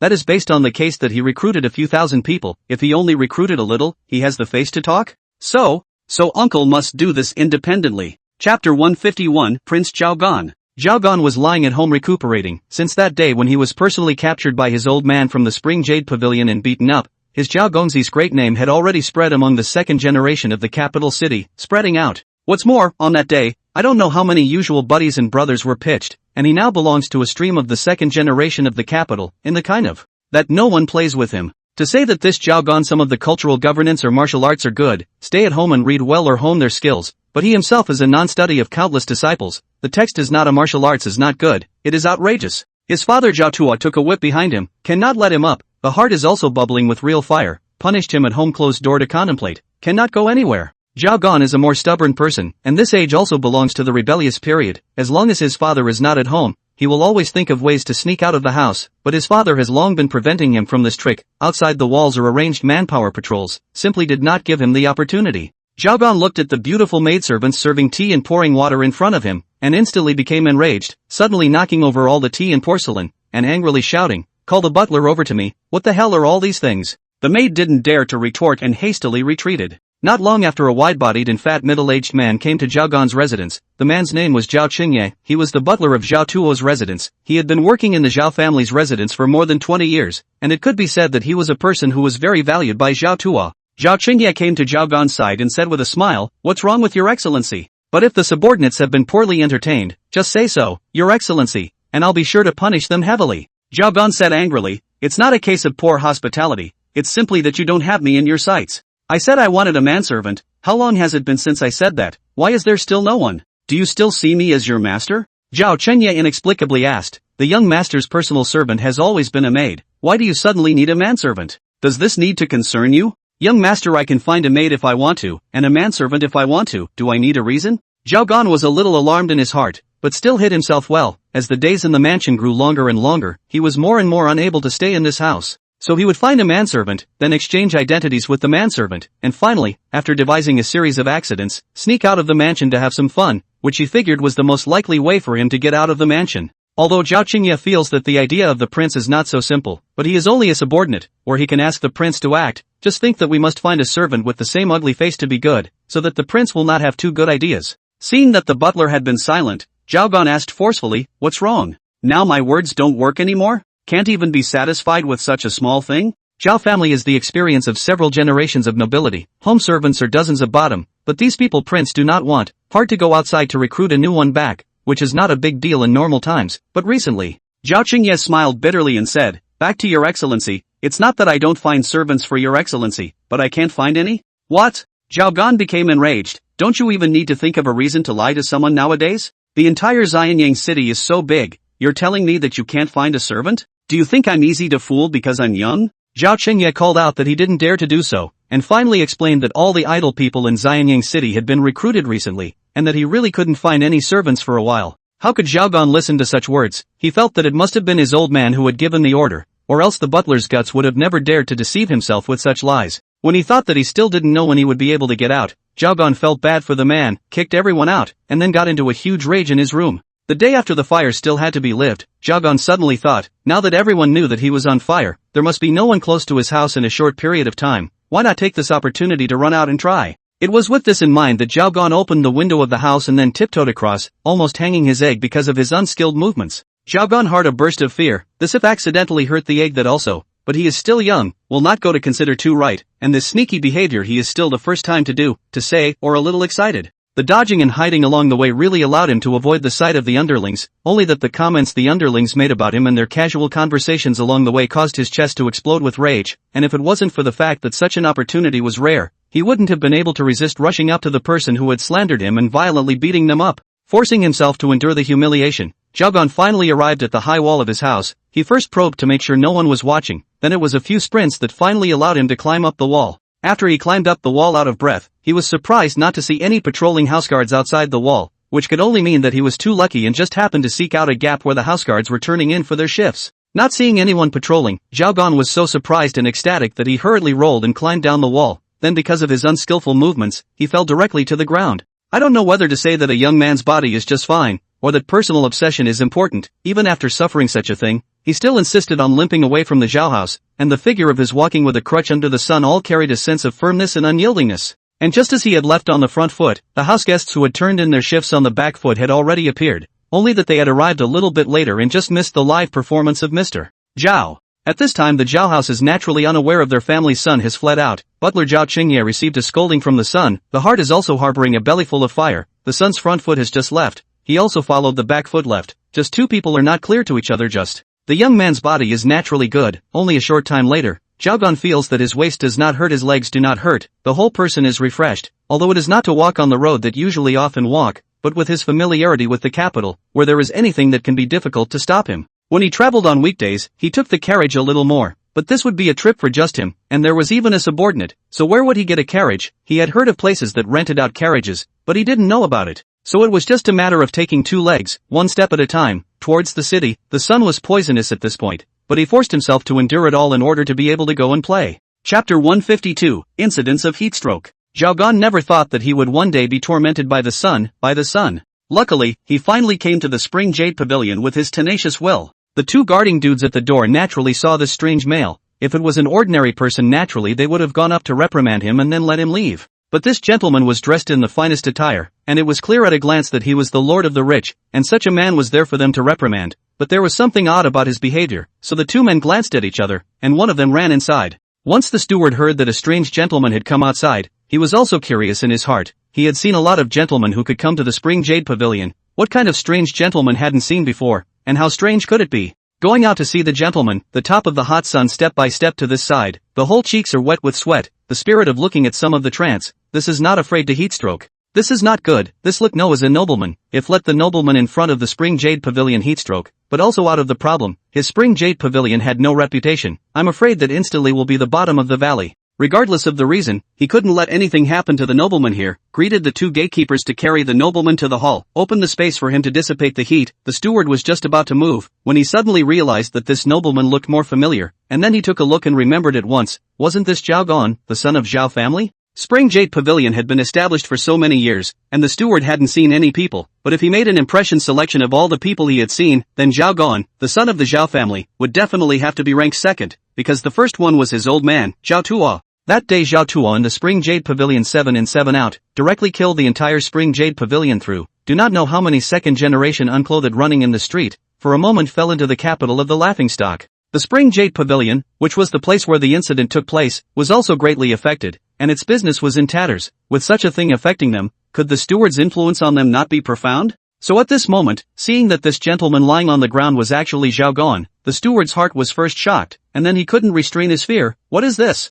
Does he dislike the fact that the Spring Jade Pavilion is still alive? Preparing to replicate the last incident again? For the rest of the matter, the steward didn't even dare to think deeply about it, and hurriedly sent one person forward to have the second prince invited, while he himself continued to treat Zhao Gan here. The second son Zhao Dan today just in the Spring Jade Pavilion, because of the last thing. Spring Jade Pavilion's business is directly a drop. The most important thing is to do business is the reputation. After the last time after that kind of thing, now the Spring Jade Pavilion where there is a reputation to speak of. He had tried many methods these days, but they had all had little effect, and he was now already considering when to turn the store over, raising in his hands now only wounded money. He was still pondering, when suddenly a villain came up to report, "Second Prince, that Zhao Gan, he's here again." What? Zhao Dan now, when he heard this name, he was directly enraged. A good place for bonding was inexplicably destroyed by their father and son, and now he even dared to come here. Is this to show off? Zhao Dan sat and rose, opened the door to his room, and ordered, "How dare he come? Where is he?" After receiving a reply, he immediately headed to the hall.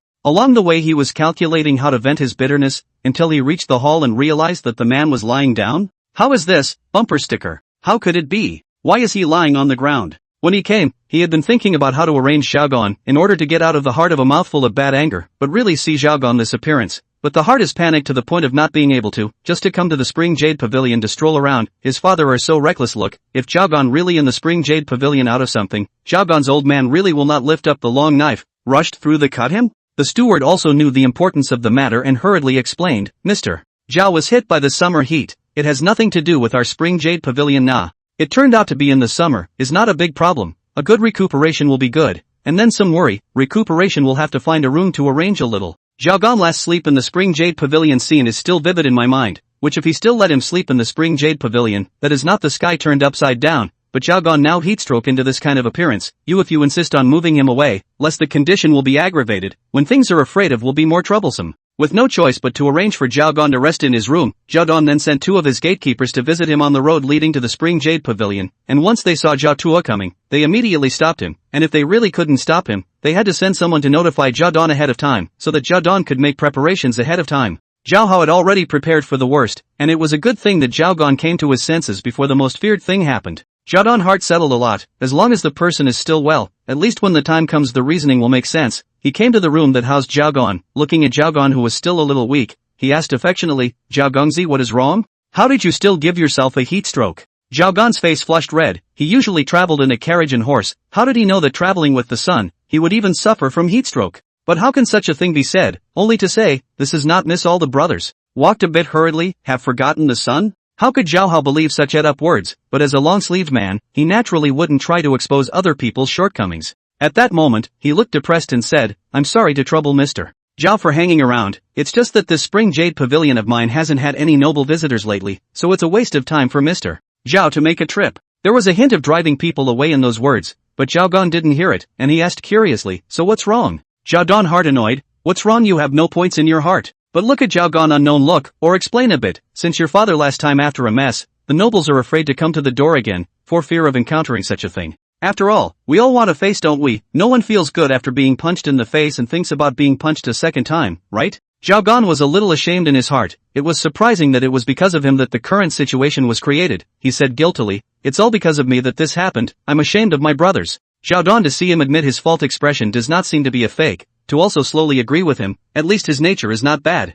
Chapter 153, A Young Man's Heart. Zhao Gan was walking on the street. His mood was a bit low. Although everyone didn't say anything, he could see that if he still stayed in the Spring Jade Pavilion, he would only bring more trouble to everyone. He was a man with a very high heart. Naturally he didn't want to be a nuisance to others, walking aimlessly through the streets without knowing what he was supposed to be doing. First of all, if he was told to go back now, that would never be possible. He had run out with great difficulty. If he went back just like that, his heart would always be unwilling. But if he didn't go back, he was now faced with another problem. He has nowhere to go. Those friends from the past were so badly screwed over by him this time, and he had no face to meet them again, and when he did, he probably just resented them. Just like that, while thinking, he passed a store. He happened to see the Zhao butler who went out on an errand. He thought that he was mistaken, and returned to see that it was indeed his own family butler. At this time, Butler Zhao was drinking tea and talking to people in a store, and looking at the respectful attitude of the bystanders, it made Butler Zhao put up a front. Such a scene was new to Zhao Gan. After all, Butler Zhao had never been respectful when opposite him. This was the first time he had seen him in front of outsiders.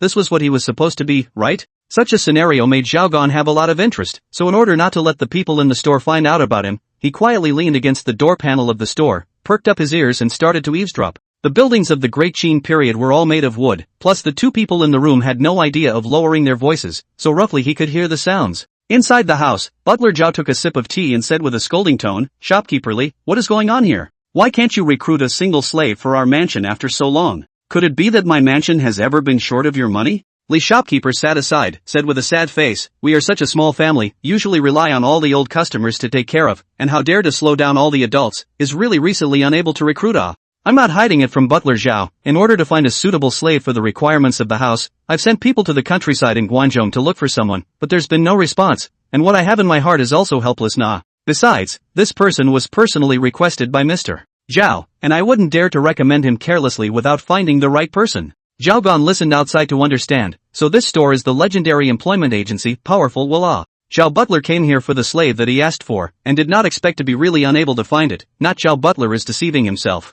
Butler Zhao came here, obviously not to listen to shopkeeper Li's complaints. He asked by name, "What's going on? Why is it that you powerful clubs can't recruit anyone anymore? It's never happened before." It was not easy to find a job in the Qin era, because the region was not developed enough, so there were fewer job opportunities accordingly, and therefore once they found a job, the Qin people would not jump from one job to another at will, and jumping from one job to another was a very troublesome thing for them. Because of this, in the powerful horse racing panel in the past years, there are always more people than jobs, and there has never been a day when you can't find someone. Shopkeeper Li took a sip of tea and said despondently, "I've been in Xianyang City for more than 20 years, and it's the first time I've encountered something like this in my 20 years of career. Butler Zhao should know that, in previous years, anytime you came to me for men, I was able to select several suitable men for you to choose from, but since a few months ago, manpower has been in short supply. Good or bad, fat or thin, beautiful or ugly, anyone who can work is wanted, and lately it's gone even further, even women. Although the customs of Great Qin are different from those of later times, it has always been a fact that the status of women is inferior to that of men.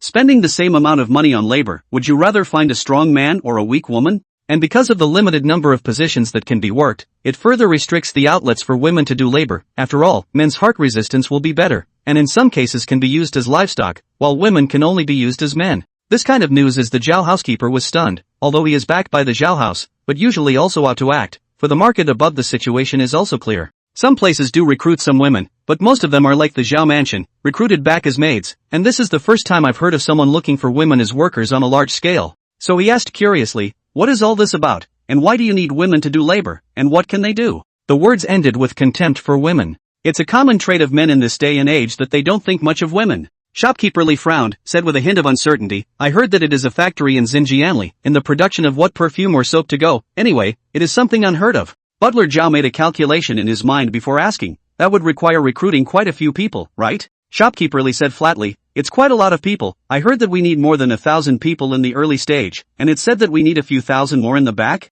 Thousands of people working together." Such a scene was something Zhao Gan had not seen before. The most people he had ever seen gathered together was when His Majesty entered Xianyang City back then. At that time tens of thousands of cavalry rushed into the city of Xianyang. The strict discipline, and a glance at the endless ranks, let him fall for it for a long time. Since his father was also a soldier, he wished he was one in that moment. What followed was some small talk, and Zhao Gan felt like he couldn't hear anything interesting anymore, so he got up and left straight away, and as he left he saw the strange look in the eyes of the boss's wife next to him as she looked at him. People came and went on the streets, and everyone seemed to have their own things to do. But Zhao Gan didn't have anything to do, so he was a little lost. As he walked forward, he didn't notice a ceramic bowl under his feet, and it went straight to pieces. As he glanced over the edge, he saw the owner of the porcelain bowl, a small girl who looked just as small, who was pudgy and didn't smell very good. She kept her eyes on the trampled porcelain bowl and suddenly burst into tears. In such a scene, if he had brought his family members with him, most likely the situation would be that the family members rushed forward and cursed at the little girl for a while, and then he would pull out a few copper coins and throw them on the ground even if it was compensation.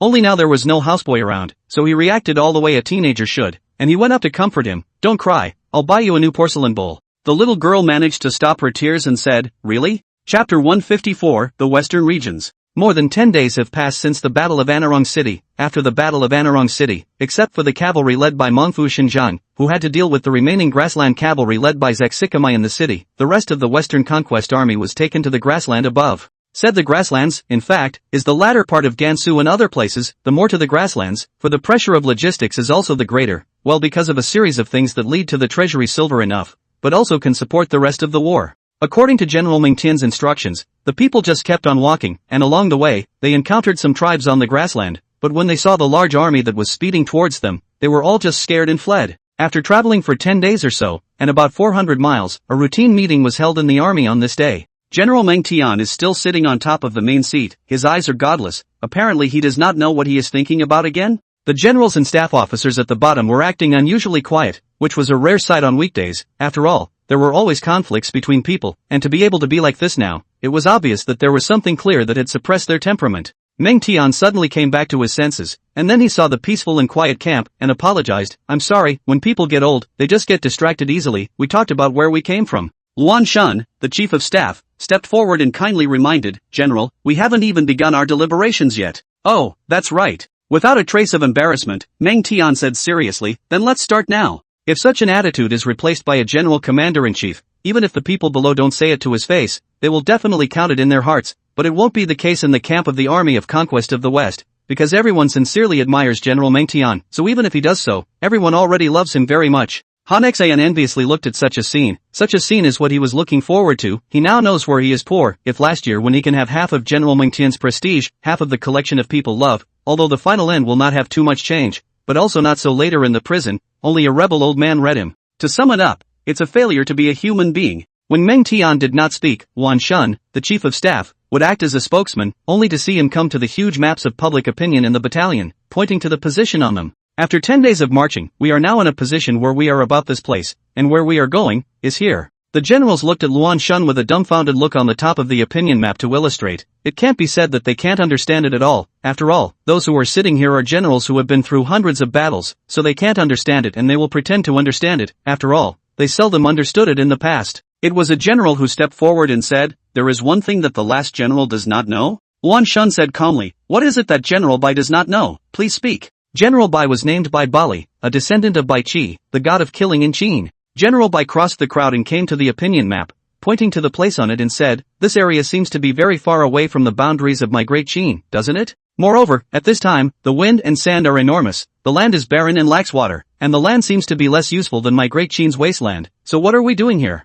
When these words came out, the generals nodded their heads. These questions were also what they had been thinking about. If the leader of this army was not General Meng Tian, they would have already made a mess. Luan Shun glanced at General Meng Tian, seeing him still look like an old man. He knew that the general had acquiesced to him to tell the truth. In that case there is no need to hide anything. "Are you all not a little surprised that this time Great Qin conquered the West? Why did it send out 200,000 people?" This question is a point of view, generally speaking, if only for an enemy invasion, although the enemy called 100,000 coalition army. But at this time the Great Qin people mighty and domineering, the leader of the army is with the Great Qin, the first warrior of the name of the General Meng Tian, under the soldiers are some of the elite of the various armies. And then in such a situation, but also gathered 200,000 troops to the west, it will seem a little big. The generals have not considered this problem before, now so, all understand. The matter of the conquest of the West was made clear at the outset. The conquest of the West, the conquest of the West, and how the conquest of the West could be counted if it did not go to the West. The generals have awakened. Han Xian and Li Zuoche looked at each other, both saw the color of amazement in each other's eyes, so His Majesty has long had thoughts about this land. Luan Shun saw that everyone understood, and no longer elaborate, again pointing to the topography above the map, said, "The place we are now in is called Jiuquan, and further on is Dunhuang, and after Dunhuang are the countries in the western regions. Among the more famous ones are the kingdoms of Lulan, the former king of Chaisher, the latter king of Chaisher, the Jingji, the Guzi, the Yusan, the Dewan, the Jilai, and the Gumo." The generals began to talk. "I did not expect that within such an area, there are so many countries. No matter how you look at it, this is a great amount of merit." When Luan Shun saw that the generals were all eager to try, he let go of his heart, because it was a campaign in a foreign country. The most feared thing was that people's emotions would be out of control, and they would develop homesickness, and now this was the best situation. Looking at the situation calmed down, Luan Shun signaled everyone to be quiet. The generals are also very facetious, have been quiet and look at him to speak. Such a scene so that Luan Shun has a trace of pride. After all, these people in the camp have a count. One is not a good man. The worst of them are all generals of the 100 battles, and more of them are the descendants of famous Qin generals, so that people usually have their eyes on the top of their heads, and now they are giving him so much face, of course, because of General Meng Tian. After departing from Dunhuang, the army will be divided into 3 routes. The center army will naturally be led by Senior General Meng Tian, of which the East Road army will depart from the king of the Queen of the Chaisher, and the West Road army will rush to the Lulan country, and the place of rendezvous will be in the Shuler country, which is situated in the vicinity of the Dewan country. Now we'll recognize the main generals of the remaining two armies. You can recommend someone else, or you can make your own recommendations. The army is a place of prestige and seniority. How does prestige come? As long as you are strong enough, powerful enough, and can still lead the generals to win the battle, naturally there will be prestige. How does seniority come? As long as you experience more battles, seniority is naturally very deep. To be able to serve as the main general of an army is bound to be able to convince the people, otherwise the people underneath the problem you cannot suppress. That is not a mess. The generals looked at each other in dismay, all mentally calculating which ones were the more suitable candidates, the most embarrassing of which were the generals who had taught well with Xinjiang, as Xinjiang was now here to fight for the position of the main general all the way. Chapter 155, Three Men Fighting. The position of the main general of an army is not just about looking loud, it is also a kind of recognition in the army, especially for these generals under General Meng Tian's banner. Not surprisingly, after the old age of General Meng Tian, they are assigned to various places to take charge of the military power. So then the situation is how to distribute, but not by military service. But what kind of army function is as good as the main general of an army? Those who can come to the camp are all great generals who are capable of conquering, and their ability to conquer is naturally nothing to speak of. That is to say, as long as you become the main general of an army, your future glory is almost within reach. And that's what makes this campaign for the Lords General more and more important. There are several factions in Meng Tian's army, the most famous of which are Bai Chao, the descendant of Bai Qi, Sima En, the descendant of Sima Er, and Li Snap, the descendant of Li Xian, plus Xinjiang, who is not here, which directly divides them into four factions, with the descendants of the Meng family naturally under Meng Tian's banner.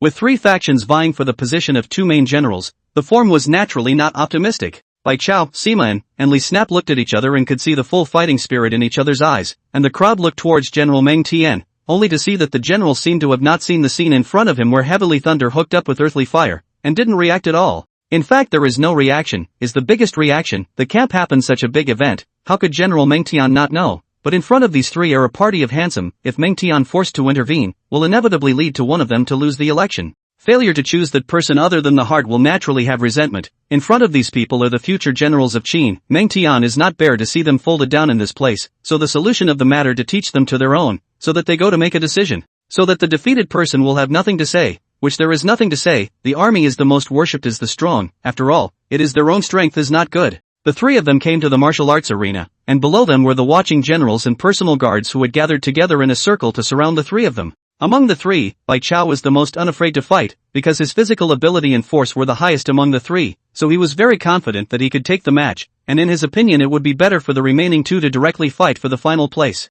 However, he can't say it explicitly at a time like this, so he looked at the other two and said, since we've decided that we want the three of them to fight it out, then we have to pick a way to compete. What do you think we should compete in order to seem fair? The military competition, most of the cases are the martial arts, but also than the cavalry charge, and even more than the cavalry shooting, in a variety of ways, and now it depends on the choice of the individual. Li Snap knew that he would be no match for the two men if they competed in a contest of force, but fortunately he was good at riding and shooting, so he chose to ride and shoot. Sima En's family's horse kung fu was well learned, so he chose to charge with cavalry. In the end it was Bai Caustic who blackened his face. These two knew that they were no match for him in terms of force. Surprisingly they both chose to work in their favor. Now only he was left with a dilemma. Now it seems that all three have chosen an aspect that is beneficial to them, and the rest is up to the individual's ability, which is a fair enough situation from all points of view. Word of the upcoming tournament spread through the camp, and soldiers stationed nearby came to the drill ground, just waiting to see this rare glimpse of officers performing martial arts. The generals at the bottom were all talking and speculating about who would end up losing, but now the question came up, if it was just a competition as it were, there was still a little bit of certainty in everyone's mind, and the probability was that they knew where the general's strengths lay.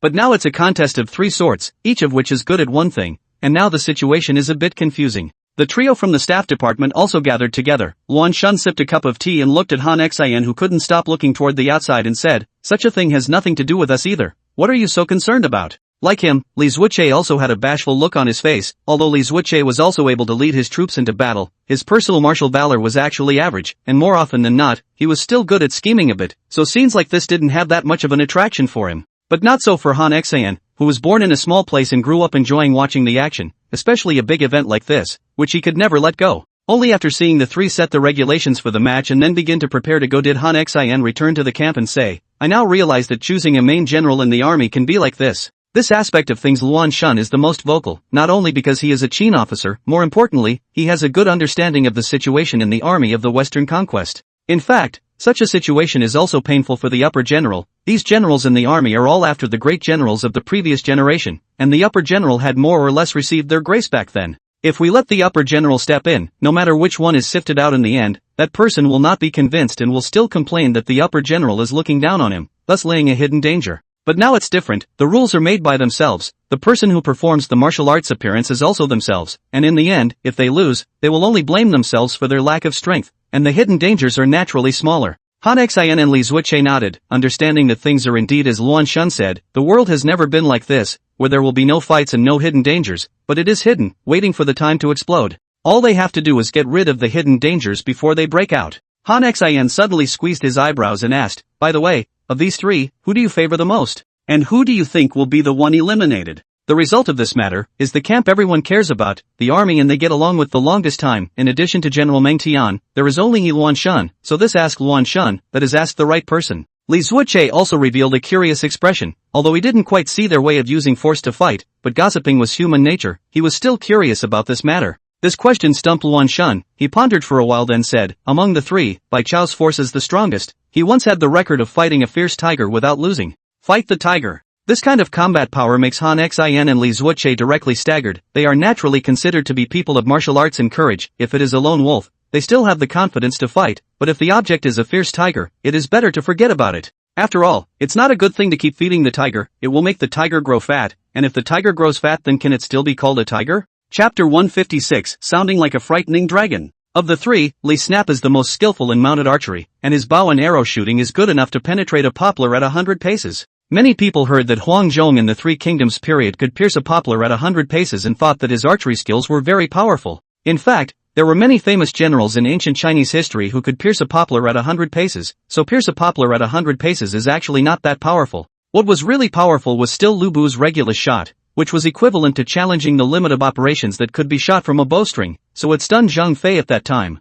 100 paces through the poplar, although equally amazing, when fighting at that time, the enemy generals were mostly wearing helmets and armor. Your arrow into the armor, if the hit is not in the right place, then it can only be regarded as a minor injury. Such an injury is not very useful for the victory. This is why a lot of generals who are good shooters aren't famous. You can't shoot pawns as a general. But shoot the enemy general, I guess. He's simply in a state of full body armor and will be surrounded by many of his own guards, and you can only get close to him if you defeat his men first. But why get close enough to shoot him when you can defeat his men? Wouldn't it be better to just crush his troops? Li Zuoche naturally understands the awkward situation faced by generals who are good at riding and shooting, and Han Xian still doesn't quite understand it, but he is extremely smart and figured it out after thinking about it more. Sima En was born in the Sima family. His great-grandfather Sima Er was once a cavalry general who excelled at charging, and during the time of anaerobic Rong City, the general who led the great Qin Iron Cavalry to storm the allied forces of the Yu clan and Chang people was him. So Han Xian and Li Zuoche knew at once. That day they once through the binoculars, saw the scene when the great Qin Iron Cavalry charge, tens of thousands of people charging age and not chaotic, each team knows their own orientation, hard not to give the coalition cavalry a little breakthrough opportunity. To realize that time has reached a critical period, if the enemy's cavalry can have to a little reinforcement, then the final end may be rewritten. Said here, Luan Shun revealed a bitter smile, then said, so you guys understand it, these three people actually have their own strengths. If it's a separate one of the competition, then I can still guess who was eliminated, but now that the three items are compared together, then it's too difficult? Perhaps only the upper general knows. Luan Shun made a final guess. The three of them glanced together at General Meng Tian on the high platform. Although General Meng Tian was now putting on a sleepy look, no one would underestimate him just because of this look, because anyone who underestimated him was already dead. In the first race, the competition was by mounted archery. The three candidates stood outside a line, all waiting for their chance to get on the field, and even though the other even was not a good rider, that didn't mean they couldn't ride. It's really simple to win. Get an up rating in the areas you're good at and a mid rating in the areas you're not, then obviously the one who keeps taking it down is the one who's doomed. Clunk! With the sound of a gong, the first match began, and the first one to appear was Li Snap, who was famous for his riding and shooting, and had absolute confidence in his best field. Giddy up!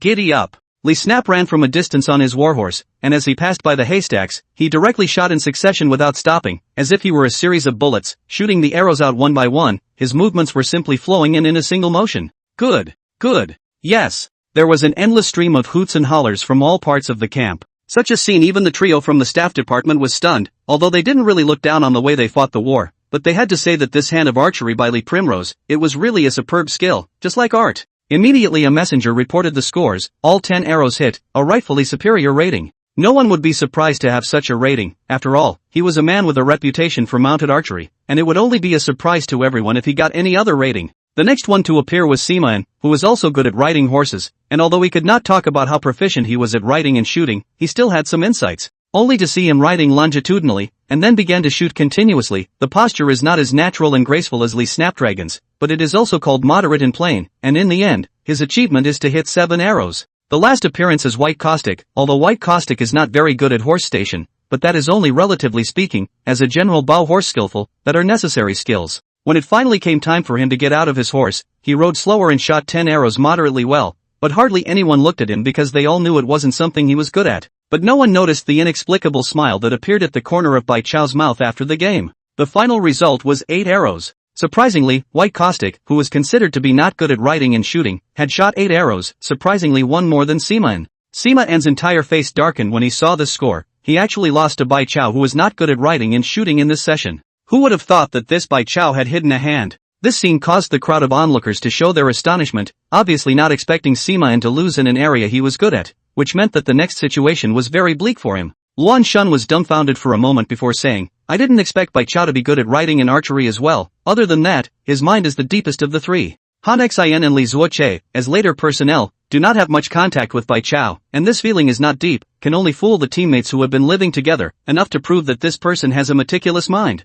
Clang! Another gong clangs. The 3 people who were competing came to the martial arts field and started the second round of the competition. The second round of the competition was the charge, and the competition was to see, in the state of being fully armed, who could run the 5 kilometers in the shortest time. First out of the gate was White Caustic, who was a bit impatient and chose to be the first to go. He took the horses for a round of warming up before setting off, and then as soon as the gong was sounded, they galloped off towards their destination like wild horses out of their cages. Those in place could only see a shadow of light, and then there was only flying sand in the sky. The second person to come out was Lee Snap, and all 3 had the same equipment, which eliminated the possibility of cheating. Lee Snapdragon set off. His speed was equally amazing as it could be, powerful and swift, completely undefeated by Bai Chao, who set off just now, and felt even a little bit stronger. The last to set off was Sima-en. Unlike the 2 in front of him, he set off with a voice like a dragon, just like a bolt of lightning. Chapter 157 Awe. The charging competition tested the rider's ability to coordinate with the horse, and this time there were no more surprises, with Sima-en getting first place, Lee Snapdragon getting second place, and Bai Chao taking third place. After seeing that although this White Caustic had hidden his strength in front of him, after all, he wasn't excellent enough to crush the other opponents, if he really had this strength, it was estimated that all of them would be pleased with their hearts. After 2 bouts, the most dominant position on the field now is Snap Lee with 2 ratings of 1 up and 1 down, in second place is Saman with 2 ratings of 1 up and 1 down. And at the end of the table is Bai Caustic with 1 rating of 1 up and 1 down. Although Bai Chao was the one with the lowest rating from what he had done so far, no one would look down on him because of that, because everyone knew that his best project hadn't even begun yet, and as long as there were no accidents in the last project, he would definitely get a solid upper rating. Han Xian has been following the game, except for the first round of the White Harsh Cold, the rest is in everyone's prediction, but now how the situation seems to be a bit of a problem appeared. Ugh, have you guys noticed that the score is a little weird right now? Compared to Li Zuoche's total disinterest, Luan Shun's disinterest was more like a pretense, and when he heard Han Xian's statement, he asked, "Where is it strange?" Seeing that both of their attention had turned over, Han Xian confidently analyzed, based on the current situation on the field, it can be seen that the optimal one is Lee Snapdragon, who is proficient in mounted archery, followed by Sima-en, who is proficient in charging into battle, and lastly Bai Chao, who is superb in force. It may seem like White Custard is in critical condition, but in reality the next tournament is his home turf, so in the normal course of events, he's bound to take the top spot in the next tournament. That would make his score 1 up, 1 down and 1 very even, and right now Lee Primrose has 2 scores on 1 up and 1 down, so if he gets a down in the next game, then Saman is straight out, but if he gets a down, then there will be a scene of 3 people with the same score. Li Zuoche, although this matter has always been the attitude of Mo, does not care, but heard this news heart is still quite happy. This represents things become fun. After all, the life of the barracks is still quite boring. Luan Shun face screwed together, now very entangled in such a result, but how to look at this matter has little to do with them, just revealed that he has been Mo unconcerned about the appearance of a disguise. There were quite a few people with tangled faces in the barracks, and it was obvious that there were quite a few people who had thought of this result. Those who supported Lee Snapdragon naturally hoped that Lee Snapdragon would win the next match, and those who supported Bai Chao, once they looked at the situation, in order to be able to put Bai Chao on the throne, were also all in favor of Lee Snapdragon capturing the second place finish. The only one who supported Sima-en was the one who had been supporting Sima-en since the beginning. After all, whether or not he could save himself depended on his own efforts, and at the same time, he was whichever one of the 3 was under the most pressure. Clunk! The third game has officially begun. Originally, according to the rules of the military, a contest of force was to let two people fight individually in martial arts, with one party defeating the other, naturally proving the strength of the individual, but now the contest was a three-way fight, so such a rule was not quite appropriate. So now the rules were changed to three people fighting each other, and the one who ended up winning 2 games in a row would naturally be top-rated, the one who won 1 and lost 1 would be middle-rated, and the one who lost 2 would be bottom-rated. Facing his own area of expertise, Bai Chao naturally wasn't a wimp, so he was the first to walk onto the martial arts arena, his arms wrapped around his chest, and he put on a look of absolute confidence, just waiting for someone to go up and challenge him. Come on, what are you waiting for? In the face of such a provocation, although he was directly bound to be unable to fight, Lee Snapdragon still directly walked up and faced the man in front of him squarely. He wanted to know how big the gap between the two sides was. Lee Snapdragon stepped forward and clasped his hands together. General Bai, please enlighten me. People in the army do not like people who drag their feet. See Lee Snapdragon's bright and open appearance. Bai Chao also folded his hands and said, General Lee, please. A martial arts competition meant taking off one's clothes and robes and simply competing in physical fitness and fisticuffs. Of course there would also be those who competed in blades. Those were the ones who were more confident in their own hand skills,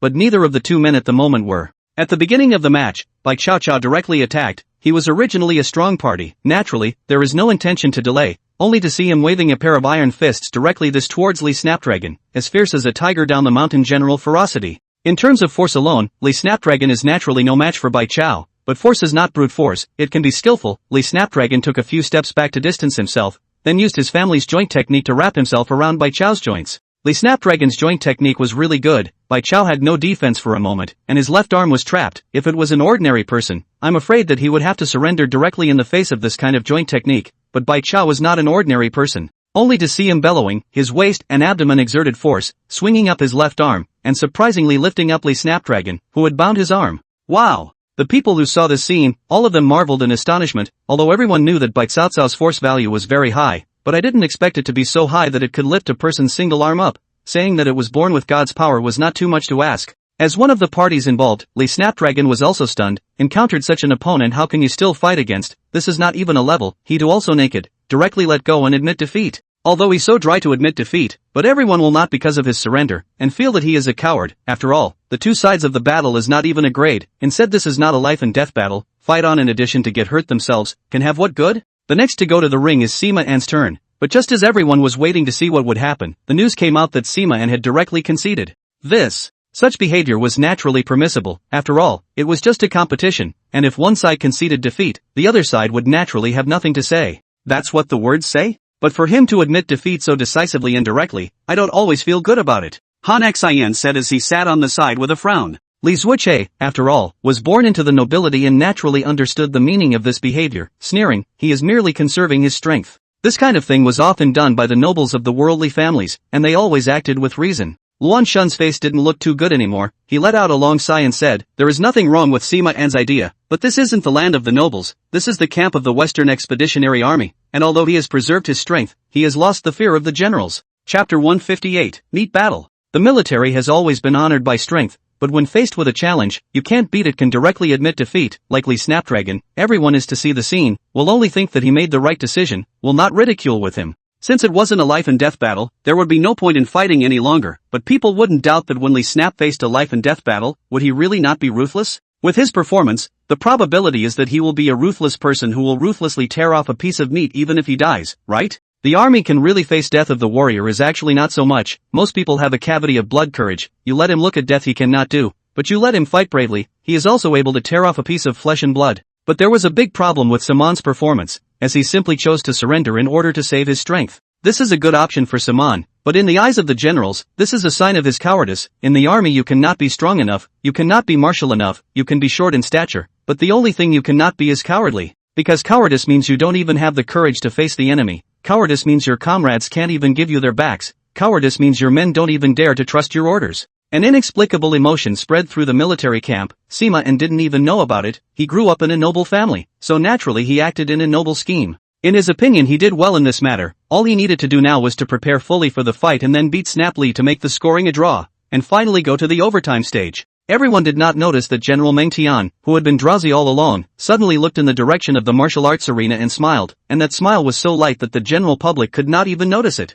Because someone had used martial arts in the match just now, for the sake of the fairness of the next match, both sides were given an hour's rest, and it happened to be lunchtime as well, so the match was scheduled after lunch. After eating, Han Xin and the others stepped out of the camp to cool off, and everywhere they could hear the soldiers in the camp talking about the tournament. Talking about the words say anything, for example, there is said that White Caustic General God's strength is matchless, one arm can lift up the person, really invincible fierce general at that time. There is also said that Li Primrose army mounted archery unparalleled, hands of arrows pointing where to shoot, the end of the skill is extraordinary. But there was the least talk about Sima and in the camp, and the most talk was only about his superb horsemanship when he charged the race. The three of them were all people with extraordinary insights, so they naturally understood that this was someone winning the tactics and missing the hearts of the people. Han Xian said thoughtfully, the use of the people's heart, lies in the accumulation, lies in the positive, lies in the character. These words are for their own wake-up call, used to caution themselves not to make such a mistake in the future. Li Zuoche, on the other hand, said, it is not easy to win the hearts of the people, but it is not difficult to lose them.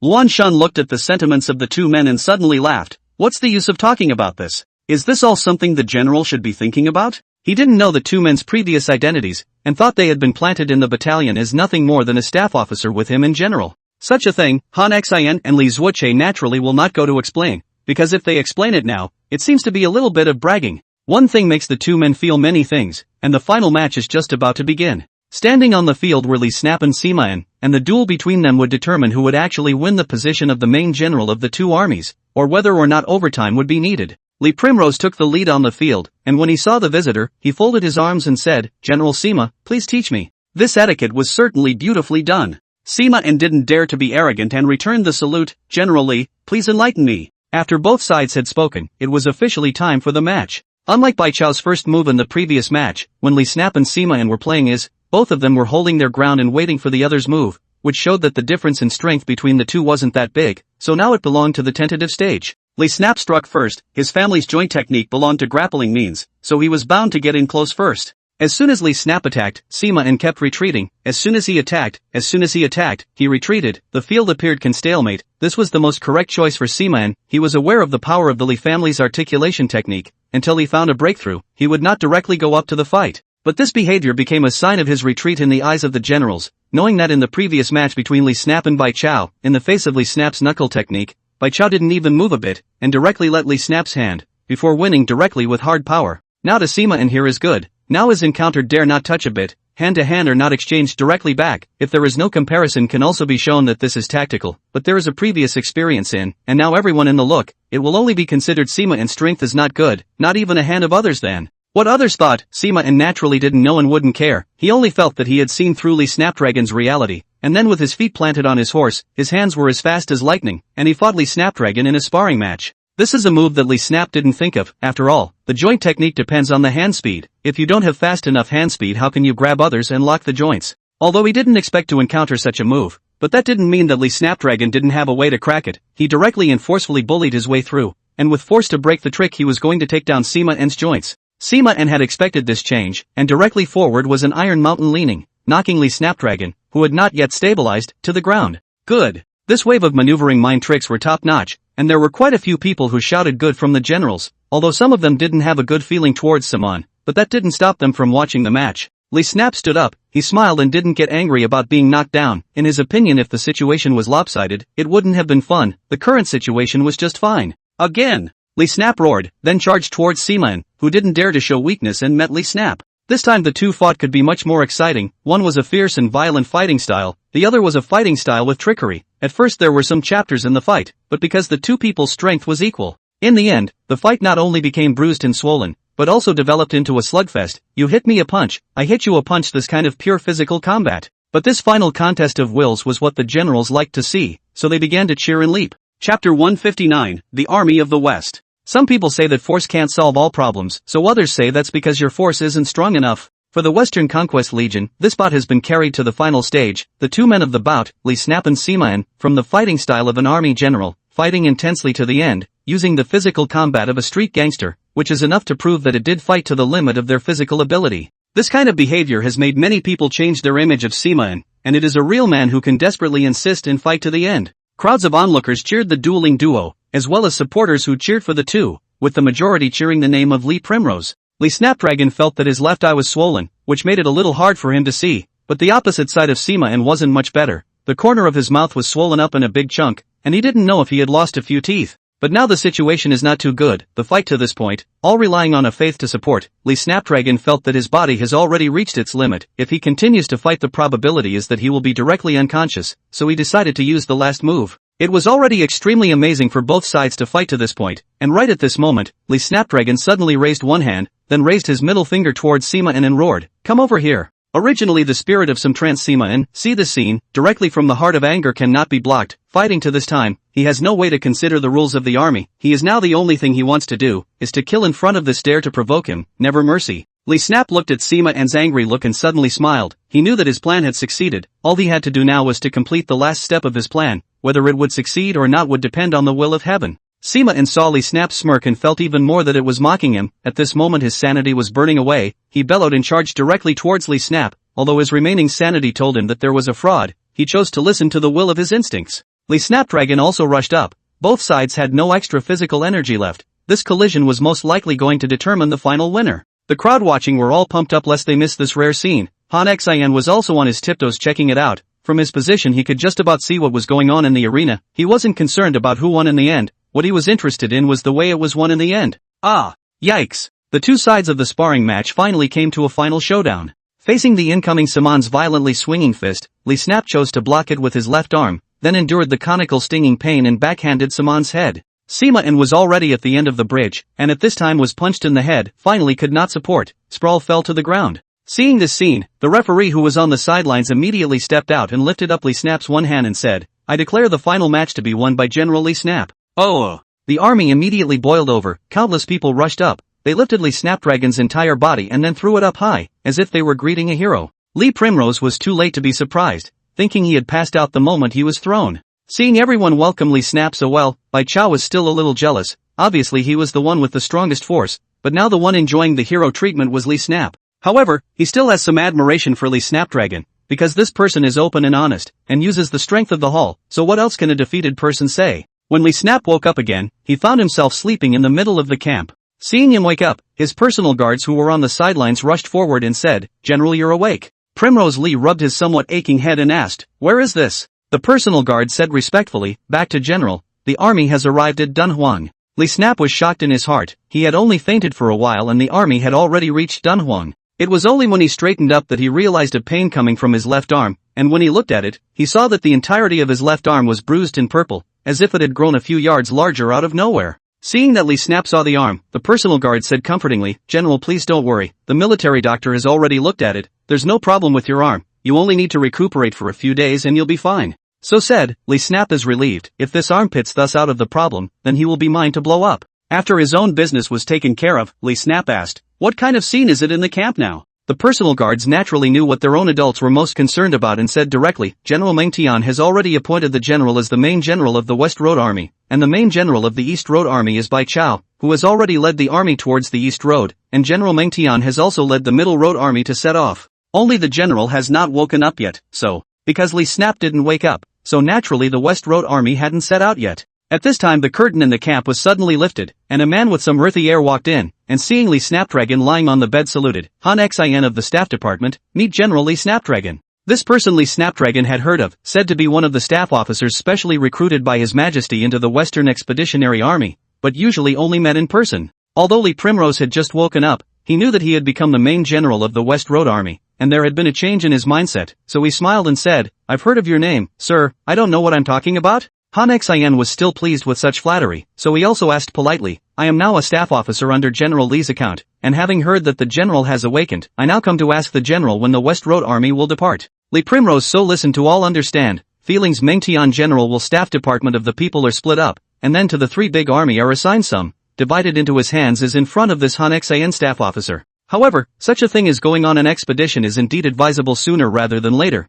The West Road Army has been waiting here for a long time because of Lee Primrose, and the daily consumption of food and grass is a huge number. Such a loss is naturally never acceptable. Lee Snapdragon figured out the causes and consequences. Naturally he didn't dare to delay, but he was still injured. His left arm was swollen like that, obviously he couldn't get out of bed at once. So he asked, "I heard that Councillor Han had also served as a general before. Can I ask Councillor Han to temporarily take over the position of Vice General first and drive the army forward?" Han Xian waited for these words. Although he is a staff officer accompanying the army, the place is very high, but in the absence of the permission of the main general, but also does not have the right to drive the West Road army. I, of course, will live up to the general's trust. Chapter 160 Judgment in the case of Zhejiang County. The weather was getting colder and colder, so Fusu also became more and more fond of staying in the Tenlu pavilion and roasting on the fire. Unlike the first emperor, Fusu did not have the hobby of touring the world, at least not now. The land of Guanzhong has been covered with a layer of silver, and when you look out the window, you can see a layer of white snow far away.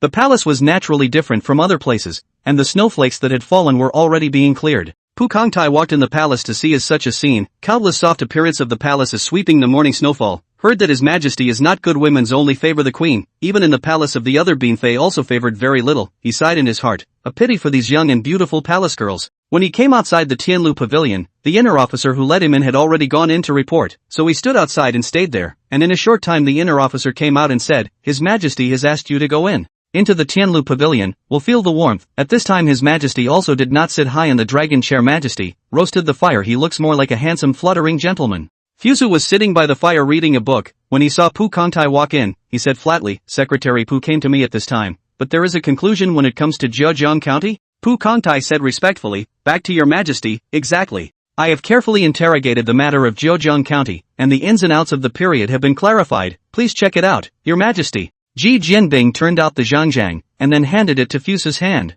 Fusu opened the zhangjiang to take a look. The content described in the room is the same as the Yingbu face the saint told. Then the probability of this matter can be sure that the truth is so. Invite the three dukes over. After Fusu said this, he sat down on the recliner without speaking. Pu Kongtai's heart was a bit in a state of flux, mainly because His Majesty's expression after seeing the zhang was too bland, which was a bit out of character given the content of the zhang. Inside the Xianyang Palace there is a duty room for each ministry, so it doesn't take a long time for His Majesty to summon the officials, but of course it takes longer if they are off duty. Upon hearing His Majesty's summons, the three Grand Dukes appeared in unison within the Tianlu pavilion, and by the time they saw the right minister of the Ministry of Justice, Pu Kongtai, Prime Minister Wang Guan already knew what matter His Majesty was going to ask about. Elderly ministers Wang Guan, Wang Shang, and Meng Yi, meet your Majesty. Fusu was in no mood to be polite now. He directly handed Pu Kongtai's zhangjiang to them and said, Take a look, everyone, this is my great Qin's county magistrate. This is what the county magistrate did, and the most important thing is that the matter happened so greatly, happened for so long, and I actually didn't even know about it.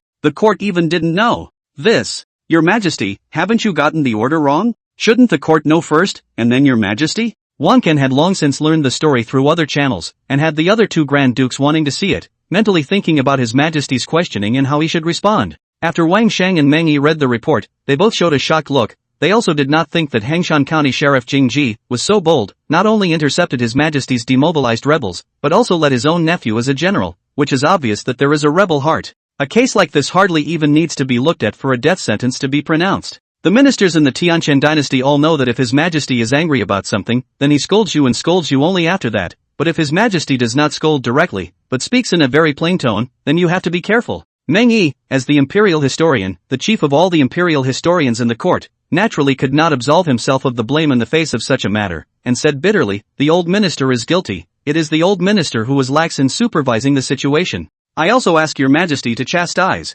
Fusu ignored Meng Yi and asked directly to Wang Guan, what does the Prime Minister think about this matter? Wang Guan, in the heart to play a good draft, for Fusu's question, directly said, this Hangshan County Magistrate Jing Ji and his nephew Jingzan, acting as a rebel, when the raising of the three clans. As for Feng Kan, the County Magistrate of Zhejiang County, this person has some ability, but he is lawless, so he should be heavily punished in order to warn all the officials. Acting in this way, both in accordance with the Torah and as a warning to the world, is more in line with Fusu's thinking. Fusu nodded his head, sort of agreeing with the way this matter was handled, and asked, regarding the matter of the supervision of the imperial historian, what do the three of you think? Ask is to ask three how to see, but in fact the royal historian Meng Yi now belongs to the state of making mistakes. Naturally there is no right to speak, and the imperial lieutenant Wang Shang has always been will not intervene in matters of imperial affairs, so will not say much. After all is said and done is still only the Wang Pavilion a person to answer. Wang Pavilion pondered for a moment, then said, it should be a commendation for the imperial court of Zhejiang County, and then send someone to investigate and punish the imperial court of Hangshan County.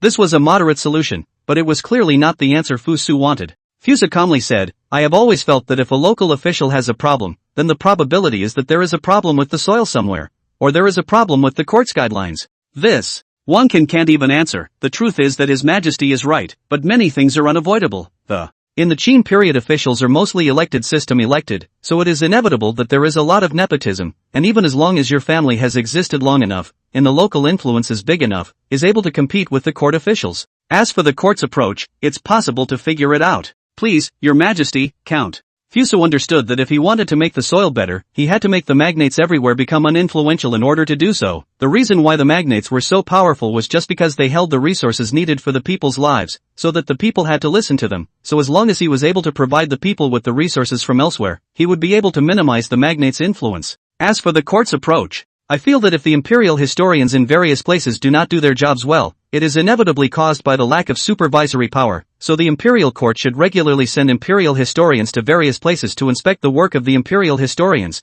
and if any problems are detected, they should be directly sentenced to severe punishment. Such a system does sound quite good. The three dukes naturally have no excuse to oppose, about how to operate specifically, when the time comes to let the imperial court come out with a charter. Excellent. Fuso finally did not punish Meng Yi. On the one hand, out of the aspect of benevolence and righteousness, such things really cannot be blamed on Meng Yi, a department so many people, who can really control everyone without incident. On the other hand, there was also one thing to consider. The Meng family had always been their own hardcore supporters, and it was important to take care of them, no matter which way you looked at it. Having a gap over such a small thing, would anyone really do such a thing? Chapter 161, Greenhouse Vegetables. When the ministers had all left, Fuso sat alone in his recliner and contemplated. The matter of regulation was settled, but what should be done about the soil? The root cause of the soil problem lies in the underdevelopment of the message, the ability to raise the cultivation of farmers' land, many of the necessary materials for life. Once it reaches the level of inter-county, it will inevitably appear to become a huge power. In the final analysis, it is firstly the inconvenient road transportation that restricts the movement of people, then the underdevelopment of science and technology, low productivity, and lastly, the most fatal point, the population base is too small.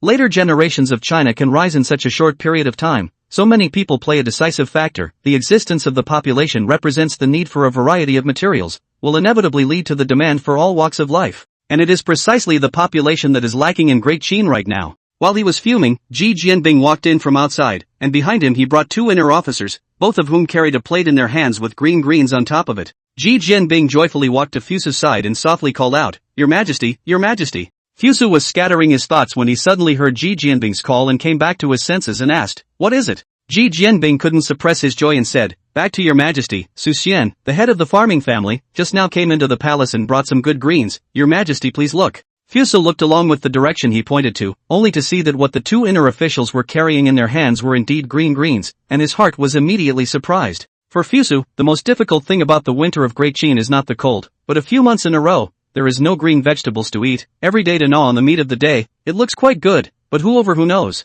So after the establishment of the glaze factory, the second batch of creations, he planned to make glass, and now finally is to see the results. Fuso touched it with his hand. It was cold and cool still with the fragrance of the soilet. He felt that he could eat this cabbage even if it was raw now. Ai Su has come. Where is he now? Seeing that His Majesty was happy, Ji Jianbing was happy. Back to His Majesty, Chief Su was waiting outside the pavilion to be summoned. Fuso stood up, just wanted to go out, thought for a moment and then returned and said, "Send these greens to the Empress and the Bin concubines, so that they can taste them as well." After saying that, he directly walked towards the outside of the pavilion. Nah! The two inner officers carried the greens and headed towards the harem. Walking out of the Tianlu pavilion, he saw Su Xian, a farmer's chief with a dark face, looking like a farmer, even if he was wearing the official uniform of Great Qin. Wearing on him any old is not to see the feeling of majesty, which is a bit embarrassing. Seeing His Majesty come out, Su Xian hurriedly bowed and saluted. "I, Farmer Su Xian, pay my respects to His Majesty."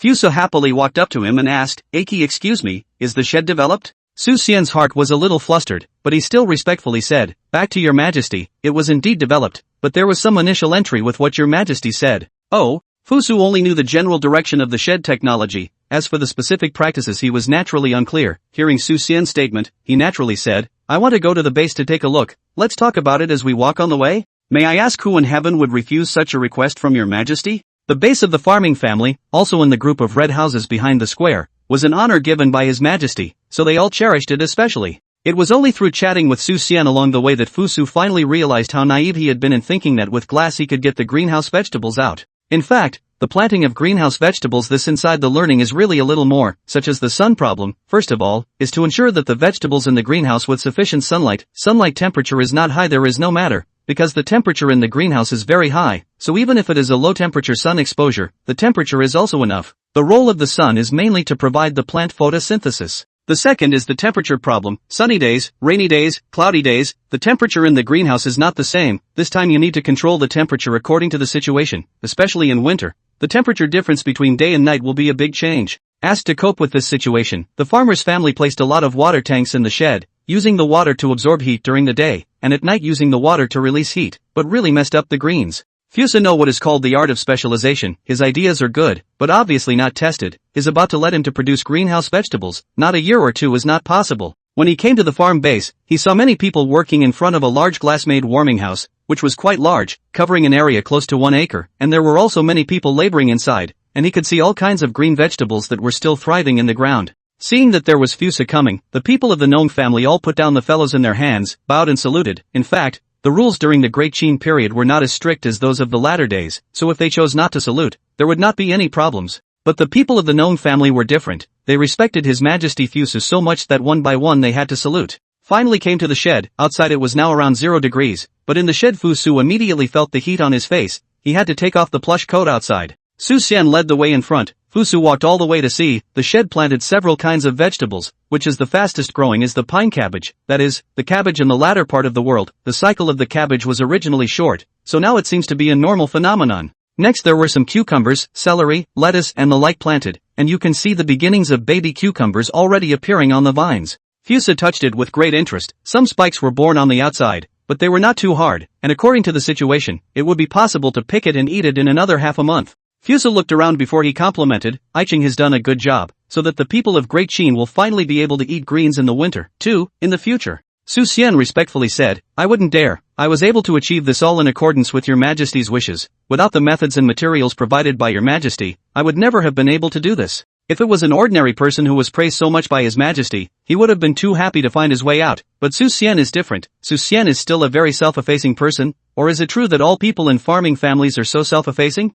Fusa looked at the well-grown vegetables and asked, "The first vegetables, when can they be produced?" Su Xian pondered for a moment and said, "Back to your Majesty, woad, celery, and lettuce will be ready in a few days, and cucumbers will take about half a month." Fusu heart happy, finally can say goodbye to a whole winter to eat neat days. Chapter 162 Taxes 200 million copper. As the year draws to a close, all counties in the world must do a good job of sweeping low at the end of the year, or at least grasp a good size, so as not to cause trouble for His Majesty and his superiors. Compared to last year, this year's is obviously better, as evidenced by the fact that there are many more pedestrians on the streets buying things than in previous years, which means that the general public have spare money in their pockets before they have the desire to shop. Hundreds of people have money to go back to shopping. Shopping will enhance the business of the store. To promote the circulation of the economy, the store's business becomes better will be to the factory to place more orders. The factory has an order will need more raw materials. Raw material businessmen raw materials are not the hands of the people to acquire up. In this way, a good cycle can be formed. Nowadays, the economy has long told us that the only way to create a better economic ecosystem is to let money circulate, and it is the most foolish act to hide money away because it will depreciate in value.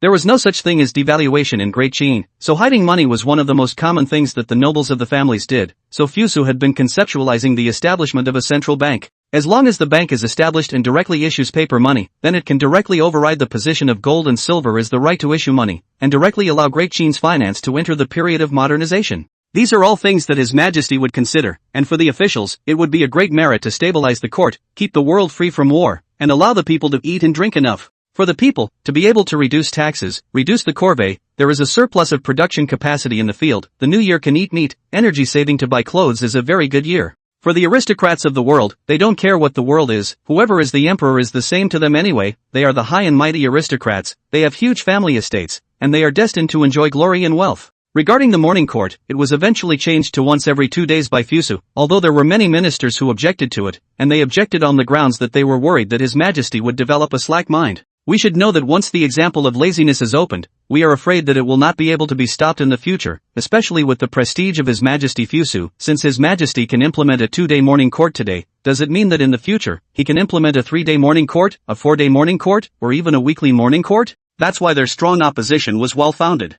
But it was all useless. At least when it came to facing Fusu, there was no one left in the entire court who could control His Majesty. Fusa sitting on the high platform above some boredom, the more to the end of the year, the things in the dynasty will be more and more idle, not to this point everyone's will is the same, or to the end of the year, big things as small things as nothing, there is something next year again. So this time the morning court officials came to be very neat, but the things to be played on are some trivial matters. Fusu was sitting on the stage, bored, when suddenly a voice rang out, "I, Xiaohe, have something to report."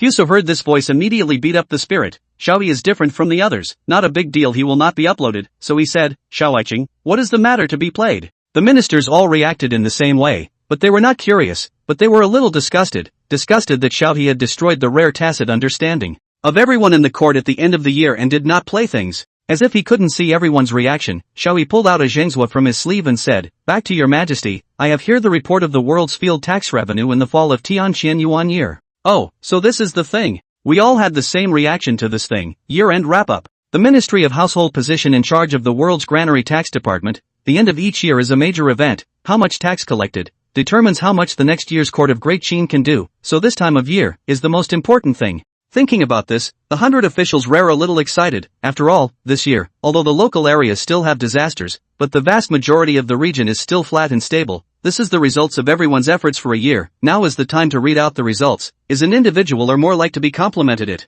Fusu also wanted to listen to this end of the year summary, directly said, "So it is the report of the tax, just bother Xiaoiqing read in public, so that everyone can listen to good." Xiaohe sighed, then answered, "Promise." Prime Minister Wang Guan was the first to notice this detail, because Xiaohe is considered his disciple, so he pays more attention to Xiaohe than anyone else, and he knows a little bit more about some of his disciples' habits than anyone else, and every time Xiaohe sighs in this way, it means that something bad will happen. Xiaohe spread out the zhangjiang and silently read, "There are 46 counties under the sky. The tax of Neishi County is 6 million copper, the tax of Hanzhong County is 5 million copper, the tax of Nanyang County is 5 million copper, and the tax of Xiang County is 700,000 copper. Therefore, 46 counties in the world, with a population of 2,977,000 households, 17,822,000 people, and 1,677,000 acres of fields and acres, have collected a total of more than 200 million copper in taxes, and the rest of the materials." Hearing that the second half of the tax revenue is surprisingly more than 200 million copper, the ministers are smiling open flowers, which is more than 10 times more than the first half of the 15 million money. Surprisingly, this is simply. So why is there such a big difference? Although the issue of tax revenue has stagnated over the years because of the fighting, but now that such numbers are appearing so abruptly, it's obvious that there's a problem in it. This is a big deal any way you look at it. As expected, everyone knew that His Majesty was angry now as soon as they took a look at His Majesty's face, and it was the kind of flavor that smelled like heavenly thunder and earthly fire. So can any minister tell me why the difference between the taxes in the first half of the year and the taxes in the second half of the year turned out to be as much as 10 times as much, and where did so much of the taxes go that didn't come to the treasury? Only now did Fu Su realize that he had heard that the militarism during the time of Emperor Shi Huangdi had resulted in the world's soldiers numbering as many as 3 million, so much so that the 20 million population of Great Qin couldn't afford it anymore. By the time he came to the throne, he saw that the treasury was so incredibly empty that it made it impossible for him to support even the 700,000 troops under the sun, so much so that he, His Majesty, was asked to do business and subsidize the treasury. After half a day to realize, the original is not the people of De Qin poor, not the family nobles poor, in fact, is the court of De Qin poor, he is alone poor only.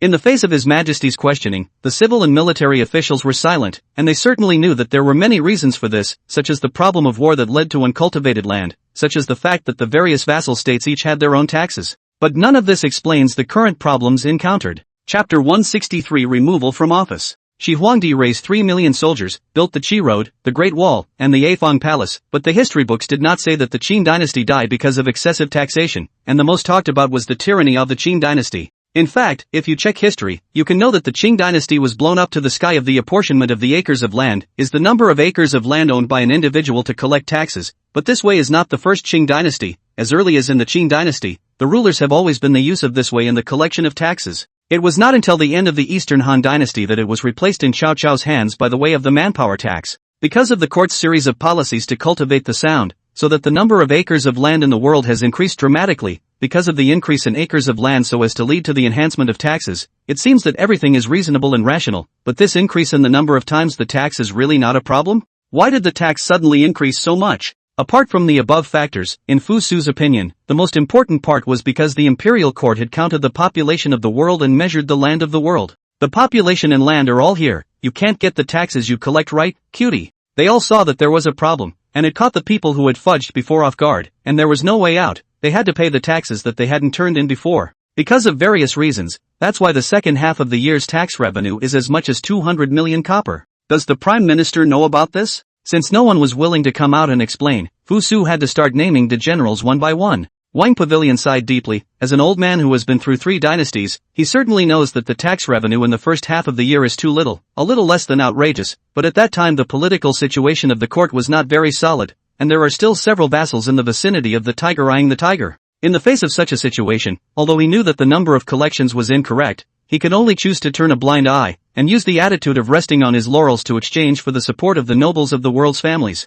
And now that His Majesty is in power and the world has been stabilized, he is free of pressure, so he calmly said, "I am aware of that, old minister." Fu Su suddenly smiled, since the Prime Minister knew, but still chose to conceal it. It means that this matter contains a lot of factors. As for the factors that can contain those, one doesn't even have to think about it to know that it must have something to do with the nobles of the world's families, and only if it concerns them can they force a Prime Minister of 3 dynasties to hide it for them. But this matter the Prime Minister can endure, the 100 officials can endure, the people of Great Qin can endure, but he Fu Su cannot endure. Fu Su took a deep breath and held back his anger. There are too many people involved behind the scenes of this matter, and they have a lot of party members in the court. If they are using the court to investigate, they are bound to hand over a few scapegoats, and then the matter is a whitewash. So now is not the time to have a seizure. He must come up with a foolproof plan before he implements it. But although this matter could not be dealt with right now, it did not mean that Fu Su did not have any anger at all. Only to see Fu Su directly walk down the dragon chair, stood on top of the high platform and said loudly, "Prime Minister Wang Pavilion knows the crime but does not report it, is a great crime, exempted from the post of Prime Minister. Imperial Historian Meng Tian lacks supervision, the Imperial Court is incompetent, exempted from the post of Imperial Historian. Retire from the court." After saying this, he just walked away. Fu Su this leave, the Unicorn Hall immediately boiled up. His Majesty since his succession, in addition to the assassination of the case of a big temper, this is the second time to lose his temper. The last time he lost his temper, but the blood flow rolled, and finally died a few thousand people to stop off. This time although now has punished the 2 court dukes, but familiar with His Majesty's nature of the 100 officials know that His Majesty is not so easy to let go. His Majesty will certainly still have a backhand. It's going to be another tumultuous year. After His Majesty left, Xiaobi walked to Wang Guan's side and said with concern, "Lord Prime Minister." Wang Guan seemed to have aged several years at this moment. One could clearly see his silver-white hair, which had colored the top of his head, as he looked at Xiaohi and said with a slight smile, "There is no need to call me that in the future. I'm no longer the Prime Minister." Xiaohi sighed and said, "In my heart, the Prime Minister will always be the Prime Minister, and it has nothing to do with the position." Wang Guan nodded his head. His expression was not particularly depressed. After all, he was a man who had experienced 3 dynasties, and had also faced the threat of Xianyang City being taken, so something like this was not too big of a blow to him now. After taking 2 steps, Wang Guan turned his head and said, "There are some things that may trouble you." Xiaobi said respectfully, "Prime Minister, but say what you will, as long as I can do it, as long as it is in accordance with the law and discipline, my humble servant will certainly do my best." Wan Hao likes this attitude of Xiaohi. Even with a deep relationship, he will not help you without distinguishing between black and white. He is bound to stand on the side of the maintenance of law and order, and only such a person is able to trust people. I'm sure you've seen that although His Majesty is a generation of great masters, he's not old enough after all, and the things he's experienced are still a bit less. Now that I'm gone, the only person left in the court who can advise His Majesty is you. This task is very heavy, but I'm sure you'll be able to do it. Xiaobi felt a bit confused. This statement was too heavy. Was it really appropriate to hand him an official who had only been in the dynasty for a year? "Prime Minister, my humble servant is sincerely afraid that I won't be able to do this well." Wang Guan calmly looked at Xiaohi and said, "You have to believe in yourself. You were originally the successor I trained. Now you are just taking up the job in advance. You have the strength. I was going to cover for you guys, but I didn't realize this day would come so soon." Wang Qin sighed, and then walked off toward the palace, his steps a bit hobbled, his arched back not quite flat, the sunlight revealing his frame but getting taller and taller. Fu Su walked to the Tianlu pavilion before a burst of regret, just now only by virtue of his own pain. The Prime Minister and the Imperial Historian a jerk to the end. The Imperial Historian, even if Meng Yi since the beginning of the Qin Dynasty has been a muddled state, this time removed from the official position, maybe for him instead is a good thing. But the position of the Prime Minister is a big thing. Now the 6 ministries, the Ministry of War, the Ministry of Justice, the Ministry of Rights, the Ministry of Mandarins have no minister. The dynasty should be a major event as the Prime Minister in one hand, and now the Prime Minister removed from the job, the next to let who take over is a big deal. The special nature of the position of Prime Minister is that he has to come into contact with a lot of official business every day, which requires the person who is the Prime Minister to be well versed in civil and political affairs, so that he can figure out the meaning of the memorials sent from all over the world. The thing about the sonata, how to write it all depends on the individual. If the person in power does not understand, it is very easy to be fooled by the people below, so people who do not understand the civil and political affairs are not good at dealing with political affairs. Chapter 164, Shila's Mission. Before a solution to the Prime Minister's matter could be thought of, a new matter appeared in front of Fusu. The Jade Tree Princess from the Silla Kingdom's marriage had already appeared outside Xianying City. Along with them came an envoy from the Silla Kingdom. The residence of the ambassadors and princesses was naturally taken care of by the officials of the Ministry of Ceremonies, but Fusu also had to start thinking about the problems with the Silla Kingdom. Those who are familiar with history will know that marriage is only a way of politics, never a political purpose. Other than that, the Silla Kingdom sent a mission to the capital this time with its own purpose. Do you know the purpose of the Silla Kingdom's trip?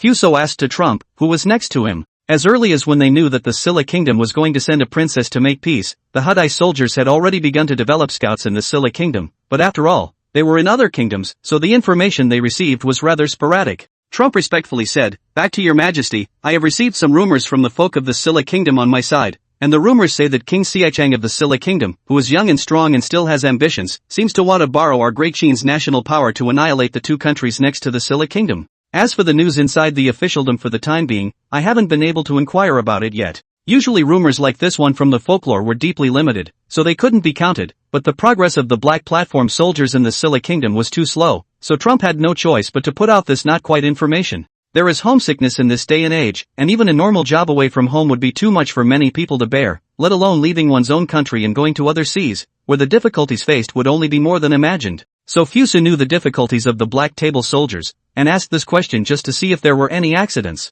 Who are the people in this mission to the capital? Trump finally breathed a sigh of relief. His Majesty finally asked for the information he knew. He hurriedly said, this time, the Silla Kingdom's mission has a total of 153 people, in addition to the Jade Tree Princess, who came to make peace. There is also the mission's supervisor, Taoist Su, and the left supervisor, Jin Hongyu. Taoist Master Su? Fusu found this name strange. How could someone's name be called Taoist Master? Trump hurriedly explained, back to your majesty, this Taoist Master Su is the position of the state master in Silla Kingdom, and it is heard that he is the descendant of his majesty, the first emperor, who sent forward to search for Su Fu of Penglai Immortal Island in those years, and I did not find out his real name on my side, but only know that he is acting in the name of Taoist Master Su in Silla Kingdom. Oh, that's interesting. The king of a country was fundamentally the most knowledgeable person in this era, and this King Sichom had heard that he was still a somewhat capable one, but it was such a person who still had respect for the so-called Taoist Su, and from that, it could be seen that this Taoist Su was a capable person. It's good for people to be capable, and regardless of the era,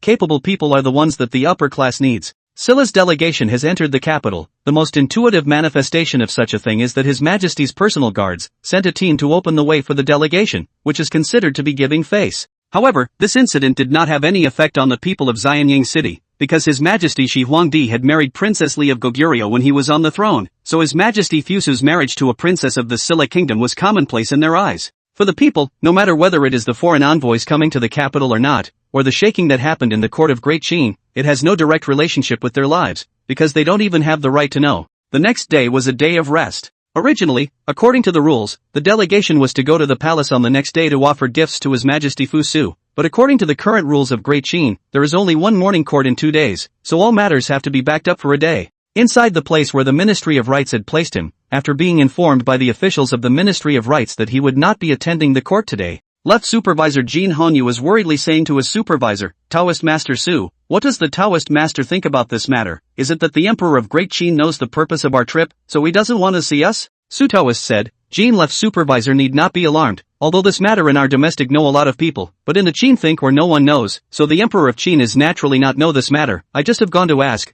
2 days a morning court is the Emperor of Qin's new rules, yesterday just on the morning court, so just need to wait for tomorrow to become good. Jin Hongyu very much trusts Su Daolong, heard Su Daolong so say, put down the heart. Let's concede that this Su Daolong at least the piece of appeasement of the people, really have a unique. As the words were spoken, Daoist Su remembered something else and then asked, what kind of attitude has Princess Jade Tree had recently? In the mission Su Daochang is responsible for external matters, Jin Hongyu is responsible for internal matters, so for the recent situation of Princess Jade Tree, Jin Hongyu naturally know a little more clearly. Jin Hongyu revealed a smile and said, Your Highness has calmed down a lot since arriving at Xianyang City. It seems that she has accepted her fate. Hearing Jin Hongyu say this, Taoist Su also revealed a relaxed smile and said, It's good that Your Highness has thought about it. The key to this matter is not in Your Highness. But if you want to make it happen, Your Highness's attitude is indispensable, so pay more attention to Your Highness, and don't let things come up at the last minute before it's too late. Jin Hongyu knew what was at stake and said cautiously, yes. Arrangement of the mission to live in the place, naturally, cannot be too simple, that would be too disgraceful to the face of the Great Qin, so although this place is not how luxurious, but the things should have everything. At this time in an inner courtyard, dressed in formal attire, Princess Yushu is sitting in front of the desk, a series of North Korea's characteristic gowns, her posture to support the noble and beautiful. After dealing with Jin Hongyu, she finally breathed a long sigh of relief, not caring about her image, and sat down on her knees on the floor. Immediately, there were two personal maids, approaching over, one handing her tea and the other hammering her thighs for her. Jade Tree in a mouthful of tea and asked in a low, inaudible voice, "Are things all set?" The maid who was pounding her leg immediately said in a voice tinged with delight, "Back to your highness, everything is ready. I originally thought it was finished, but I didn't expect that the Emperor of Great Qin hadn't summoned the legation today." Jade Tree immediately laughed, "It's deservedly my destiny, it's destined that I can control my own destiny, so now that I'm ready, let's get started." The two maids immediately acted, changing Yushu into the clothes of a maid, and after disguising themselves, the three of them quietly left the premises under the pretext of purchasing items. Chapter 165 Pawnbroking. By the time Taoist Su knew the news, it was already mid-afternoon, only to see Jin Hongyu running to his resting place in a panic, saying in fear, "Taoist master, Her Highness has disappeared." This is a statement, forgive Su Taoist has seen a lot of world, but also the first timer stunned. This tomorrow will go to the palace to face the Holy Spirit, but the main body of your mission, the object of this peace, Princess Jade Tree, even disappeared. If the Emperor of Great Qin asks, it is not just a matter of losing face, the original plan is lost, not to mention, there may even cause the Emperor of Great Qin to drop the blame. This kind of thing happens, although the odds are against it. When did the princess disappear? Didn't I tell you to keep a good eye on her? Taoist Su was burning with anger. At this juncture when such a thing appeared, one could not even think of not being angry.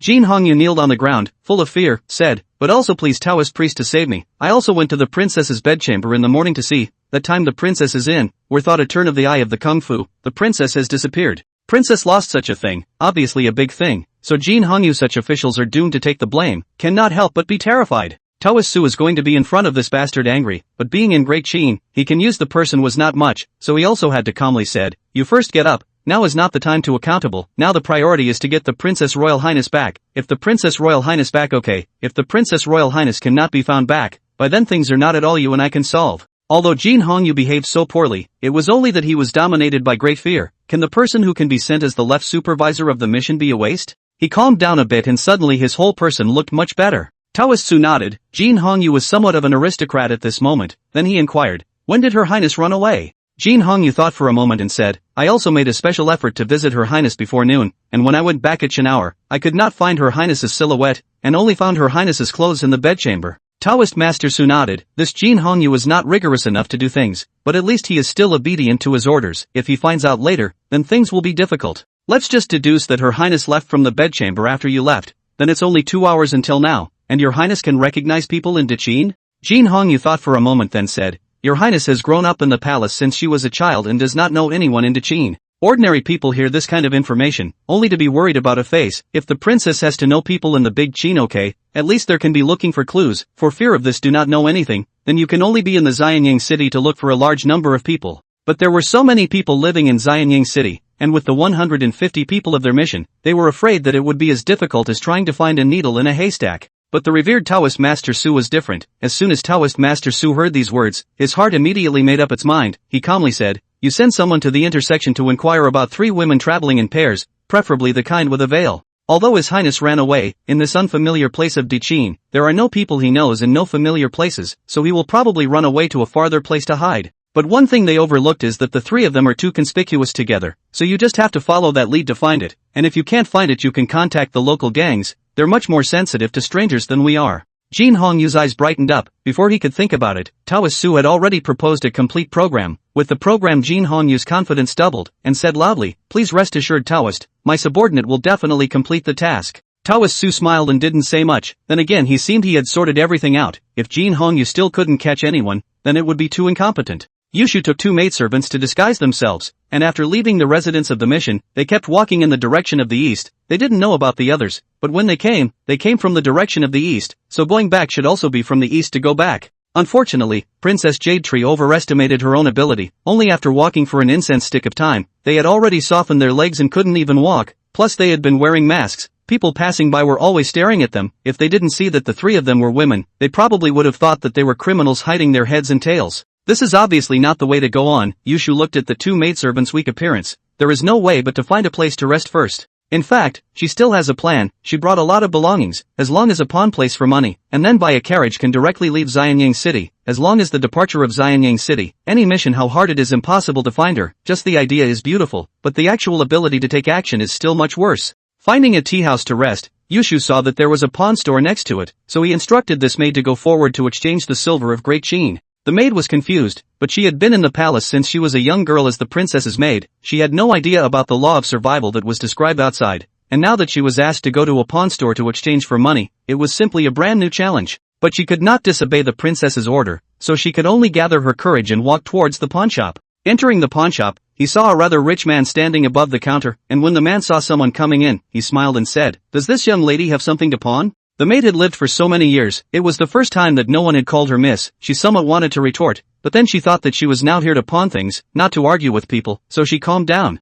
To be in the business of pawning, you have to be bright-eyed, recognize people, and know what you're talking about. As soon as the maid came in, he could already tell that it was the maid's first time to come to this kind of place, and looking at her lack of guts, it was obvious that she wasn't a young lady from a big family, but the clothes she wore weren't bad, so the possibility of being a maid next to a young lady wasn't small. But these are not important. The important thing is that such a combination means that they may have valuable items, and the body position of the maid for valuable items can have what concept. We'll only know this thing before, but exactly how valuable? Does she really know? Chapter 166, Back to Square One. The maid didn't know that she had been seen through at this point. She forced herself to hold back her fear and said, "Boss, I have some valuables here. What price can you see fit to give?" The shopkeeper smiled, his face becoming more and more amiable as he said, "Please also ask the young lady to place the items on the counter, so that I can also give a price on my side." The maid felt that the shopkeeper's smile was strange. At this time, when she heard the shopkeeper's words, she realized that she hadn't taken out the items yet, and suddenly her little face was red. Fortunately she was wearing a veil, so she didn't show it to others.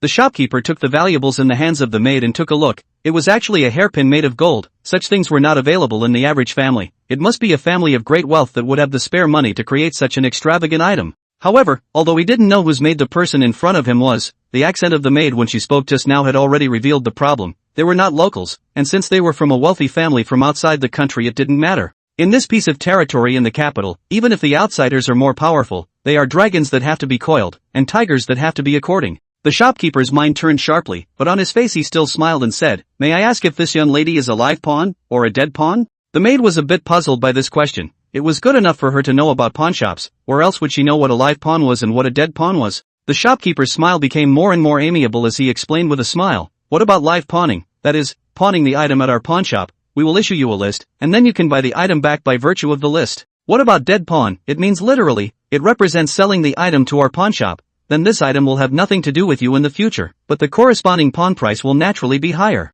This said the maid will be clear, live when the equivalent of borrowing, with property as collateral, in exchange for a portion of the money, money is available to come back to exchange the items back, dead when it is equivalent to buy out, a white out. The maid naturally didn't understand what her highness was thinking, but considering that this trip was going to be far away from this place, and there was probably no chance of coming back and wanting to, she said, "Just die as it is." The shopkeeper's face was even happier when he heard this. He carefully measured the gold hairpin, then said, "This item is made of gold. The modeling craftsmanship is exquisite. I think it is made by a famous artist. Our pawn shop bids 1,000 copper. 1,000 copper. The maid was a bit confused. She knew that the hairpin must be a valuable item, and 1,000 copper was a considerable amount, but she didn't have an accurate perception of the purchasing power of a gold hairpin and 1,000 copper, so she didn't know whether she was losing money or not at this point. The shopkeeper had seen a lot of people like this, and then said, "This young lady, please rest assured, our pawn shop is a fair weather store, and you will certainly not lose out by giving us such a price." After a few words, the maid finally dispelled her misgivings, and then exchanged the gold hairpin for 1,000 copper coins,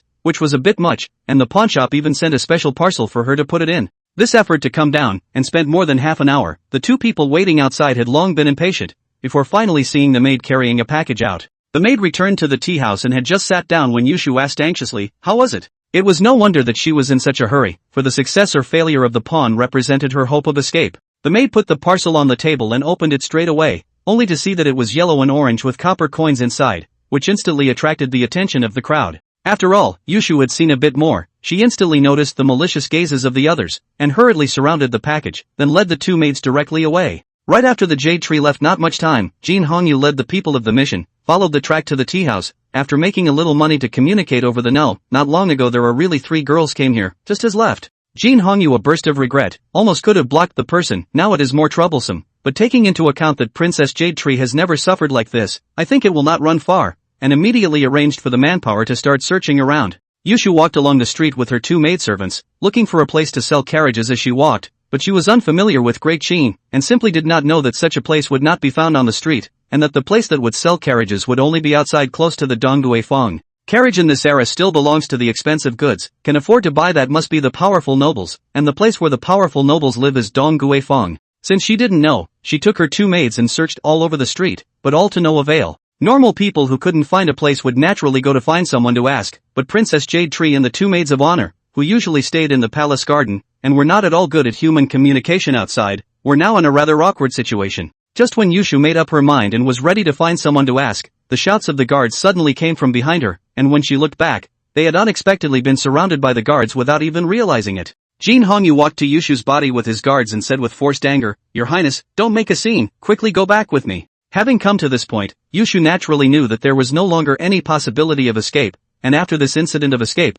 it also told her to understand one thing, that is, someone like her who was unfamiliar with the situation outside, even if she escaped, there was no way to survive at all. Looking at Jin Hongyu's handsome face, Jade Tree said with a flat expression, "I've let Lord Jin take the trouble." Jin Hongyu heart not to mention how irritated, if this person in front of the eyes is not the princess of the new Luo country, if not know that the princess, tomorrow will be married to the palace of Qin, if not know that they are their own cannot afford to mess with the people, he must let them know their own power. However, at this moment, he could only say with a compensatory smile, "Your Highness has come out to play, and it's almost time to have a limit, and now I would also like to ask Your Highness to go back with me to my quarters, so as not to keep Lord Su waiting for a long time." After saying that, without paying any attention to Jade Tree's attitude, he commanded the guards to take Jade Tree right back to the quarters in a way that was called protection, but was actually escorting. After arranging Yushu, Jin Hongyu couldn't wait to come to Daoist Su's room and said joyfully, "Your Excellency, my humble servant has brought Her Highness back." Although Daoist Su had known that this would be the outcome, he still said with a smile on his face, "Lord Jin has done a good job,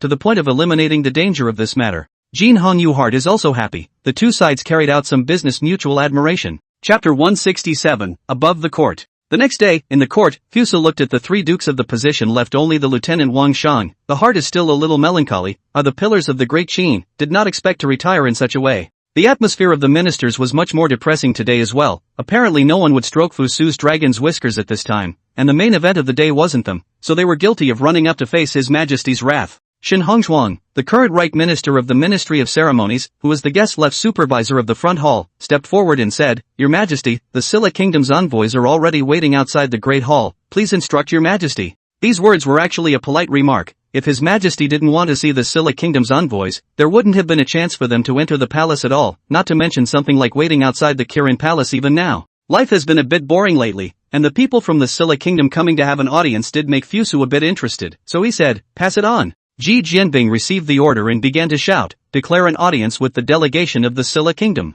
Immediately, there was a sounding chamberlain who spread the news layer by layer until everyone inside and outside the Great Hall had heard it. From a distance, he saw three people walk in. The first one was a man wearing a Taoist priest's clothes, the middle one was a slender woman wearing a veil, and the last one was a man wearing an official uniform of the Silla Kingdom. The three of them passed by the 100 officials and came to the center of the Great Hall, folded their hands, bowed in unison and said, "Foreign Minister Su Daochang, Yushu and Jin Hongyu, greet His Majesty, Emperor Fusu of Great Qin, long live His Majesty." Fusa had long been immune to this scene and said calmly, "Haryu." The three talents thanked the salute. Yushu this only had the time to look at their future husband, only to see a fluttering gentleman sitting on top of the platform. The face is young but majestic, the color is plain but has the power of the blasphemy. As the common saying goes, you can't look at a person by himself, you have to look at what the people on the sideline say about him, and you can tell from the gestures of the civil and military officials that they are in awe of the man on the dragon chair from the bottom of their hearts. Taoist Su was shocked in his heart. From the news he gathered, His Majesty Fusu has only been on the throne for more than a year, and he has already been able to strongly suppress the 100 officials. This talent, this ability is really amazing.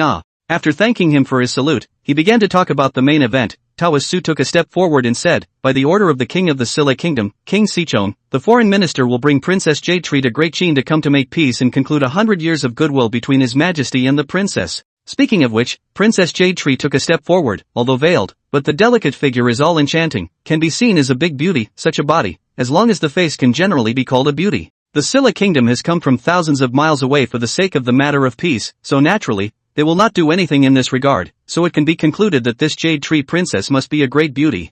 This kind of scene, Fusu had seen a lot of it on TV. As the great Qin's sire, he was able to tell Yushu to take off her veil at this point, and after taking off the veil, the ministers would all marvel at Princess Yushu's appearance. But he didn't want to do it how he wanted to do it, and so he just skipped this part. Fusu sat on the dragon chair and calmly said, I have received the heart of King Sichong, the lord of the Silla kingdom, and I also asked the messenger to convey to King Sichong that I will remember his goodness. Generally speaking, when foreign envoys came to make peace, if His Majesty was very pleased, they would reward them with a lot of possessions, and if His Majesty was not so pleased, they would also reward them with possessions, but they would be less, so people generally judged His Majesty's pleasure by their possessions. But how come it's different in the Qin Dynasty? This His Majesty Fusu, who sits on the dragon chair, has no will to reward. Which country are you playing in? The envoys of the Silla kingdom were dumbfounded, and the civil and military officials of Great Qin were also dumbfounded, and if the envoys of the Silla kingdom were not still within the hall, it was estimated that the officials would have to gather in a group and start whispering. In the face of such a situation, Fusu did not have the slightest bit of embarrassment, as if he did not know this unspoken rule. The 100 officials of the Great Qin have no way, the envoys of the Silla kingdom are directly the faces black,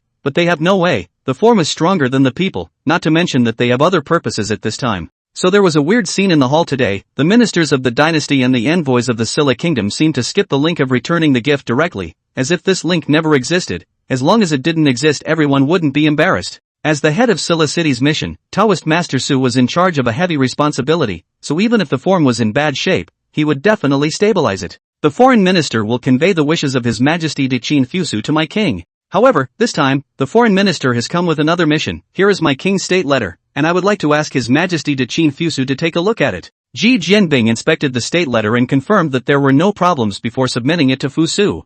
Fusu opened the state letter of the Silla kingdom and took a look. The previous dozens of words throughout the text were boasting. King Sichong was boasting. He said that Fusu was a hero, how he aspired to be with His Majesty Fusu, and he even went so far as to marry the princess over, that is, he saw Fusu's potential in the future. Then it was said in the book that Goguryeo and the Mohibans were in the same stream and were so powerful that they not only threatened the security of the Silla kingdom, but were also salivating over the border of Great Qin, and hoped that His Majesty of Great Qin would send a legion to cut down on them. At the end of the book also said that the Silla kingdom is willing to become a vassal state of Great Qin, willing to listen to Great Qin's footsteps forward. What was written in the state book seemed to be quite good, but Fusu always felt that something was not quite right. If Fusu had studied the history of the Tang dynasty, he would have known the facts. During the Tang dynasty, Goguryeo was unprecedentedly powerful, and even formed an alliance with the Mo people to invade the boundaries of the Great Tang. See Goguryeo so jump, Tang Taizong cannot tolerate, personally led 100,000 troops, and Li Shizhou as Liaodong road marching general to crusade against Goguryeo. Only 6 months of time, the Goguryeo will hit the country will be no country. But since ancient times, the land of Liaodong has been a land of bitterness and cold, and in the eyes of the whole of the Great Tang, this land was worthless, so they were not even interested in occupying it. So this gave Goguryeo another chance to survive. During the reign of Emperor Gaozong of the Tang dynasty, Goguryeo began to contact the Khitan, Beach, Moe, and Fusang people to invade the Silla kingdom, and the king of Silla sent people to the Great Tang to ask for help. The Great Tang saw that his little brother had been bullied, or the rogue that he could not look at before, so he could not be spoiled anymore, so he sent out both land and sea armies, and marched in together. First, he destroyed Beach, then defeated the allied armies of various countries one by one, and finally with Pyongyang, he captured the 27th king of Goguryeo, King Baozong Gaozong. Goguryeo is exactly what died. Chapter 168 Goguryeo. Although Fusu didn't know this history, but let him send troops to crusade against Goguryeo, and the last territory can't be taken down, such a thing he won't do. You and Fusu said what the majesty of the heavenly kingdom, this thing has not appeared in the time of Qin, and even if there is not good for Fusu, compared to those, Fusu is more important to the development of the population. After all, more land is also needed to carry the population.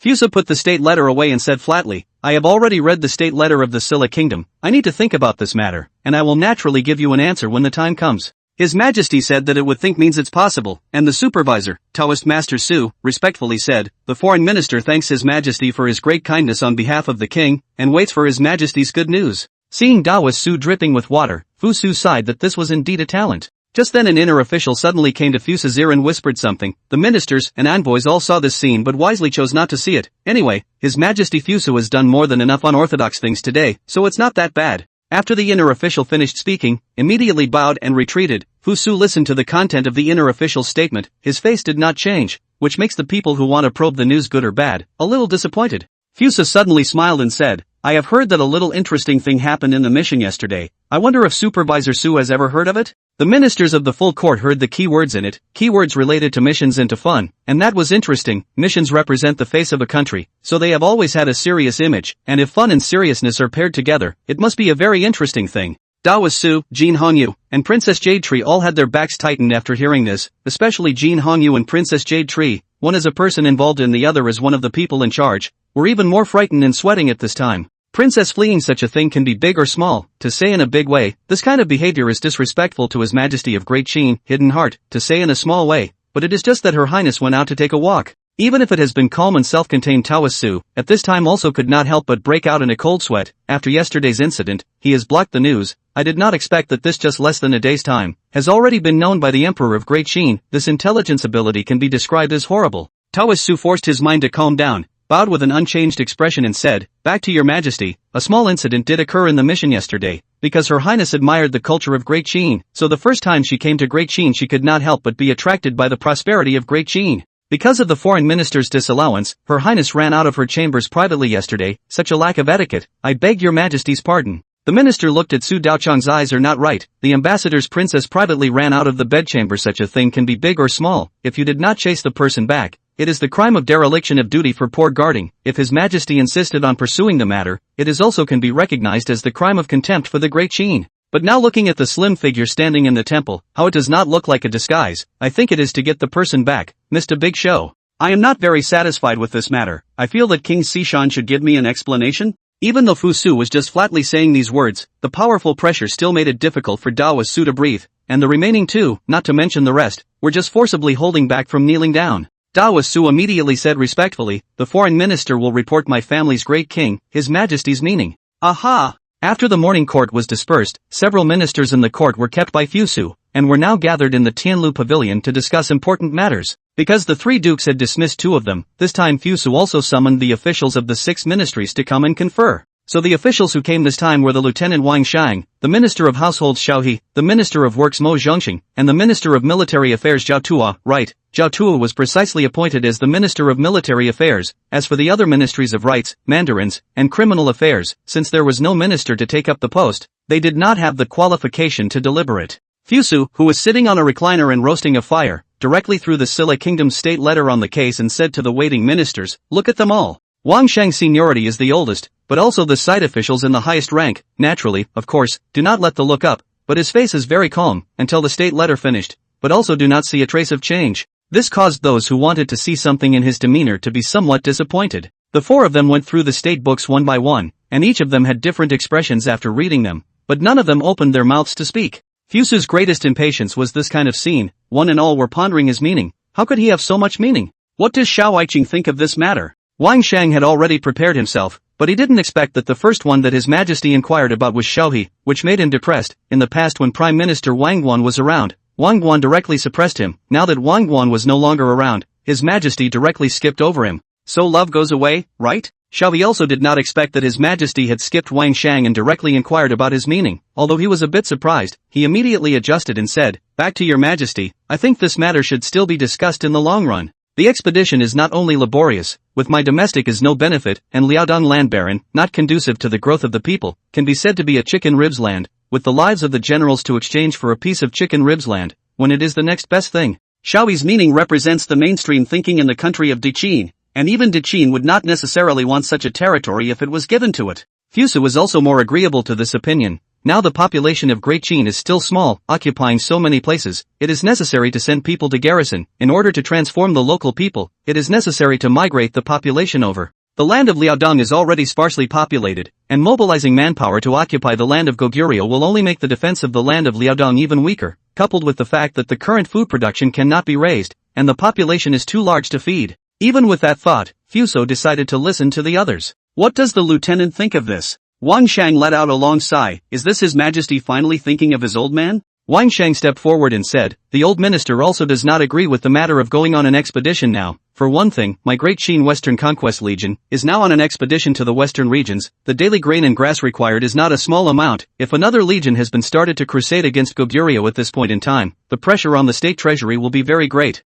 Secondly, if we were to conquer Goguryeo, we would have to requisition officers from the Liaodong land, and most of the officers from the Liaodong land are old ministers of Yen, and it would not be in the interest of Great Qin to gather them. Chapter 169 Taoist Master Su enters the palace. If Great Qin is compared to a company, then Fusu is the chairman of this company, and Wang Shang and Xiao He, these level officials, are equivalent to the senior cadres inside the company. It is true that the big aspects of a company need to be formulated by the chairman, but whether the program can be carried out, and exactly how it should be carried out, all depends on the ability of senior cadres. So many times, even Fusu such as chairman of the board of directors, but also to properly deal with the views of senior cadres, dictatorship naturally can be dictatorship, just dictatorship of the person must have a big heart to do. You have to be able to put up with centrifugal departures from your subordinates, and you have to put up with deviations from your own expectations when things are ordered down. The biggest difference between the king's way and the hegemony is that the hegemony is that it is stipulated that you must do this thing according to my requirements, and the king's way is that it is stipulated that you can do it according to your own ideas,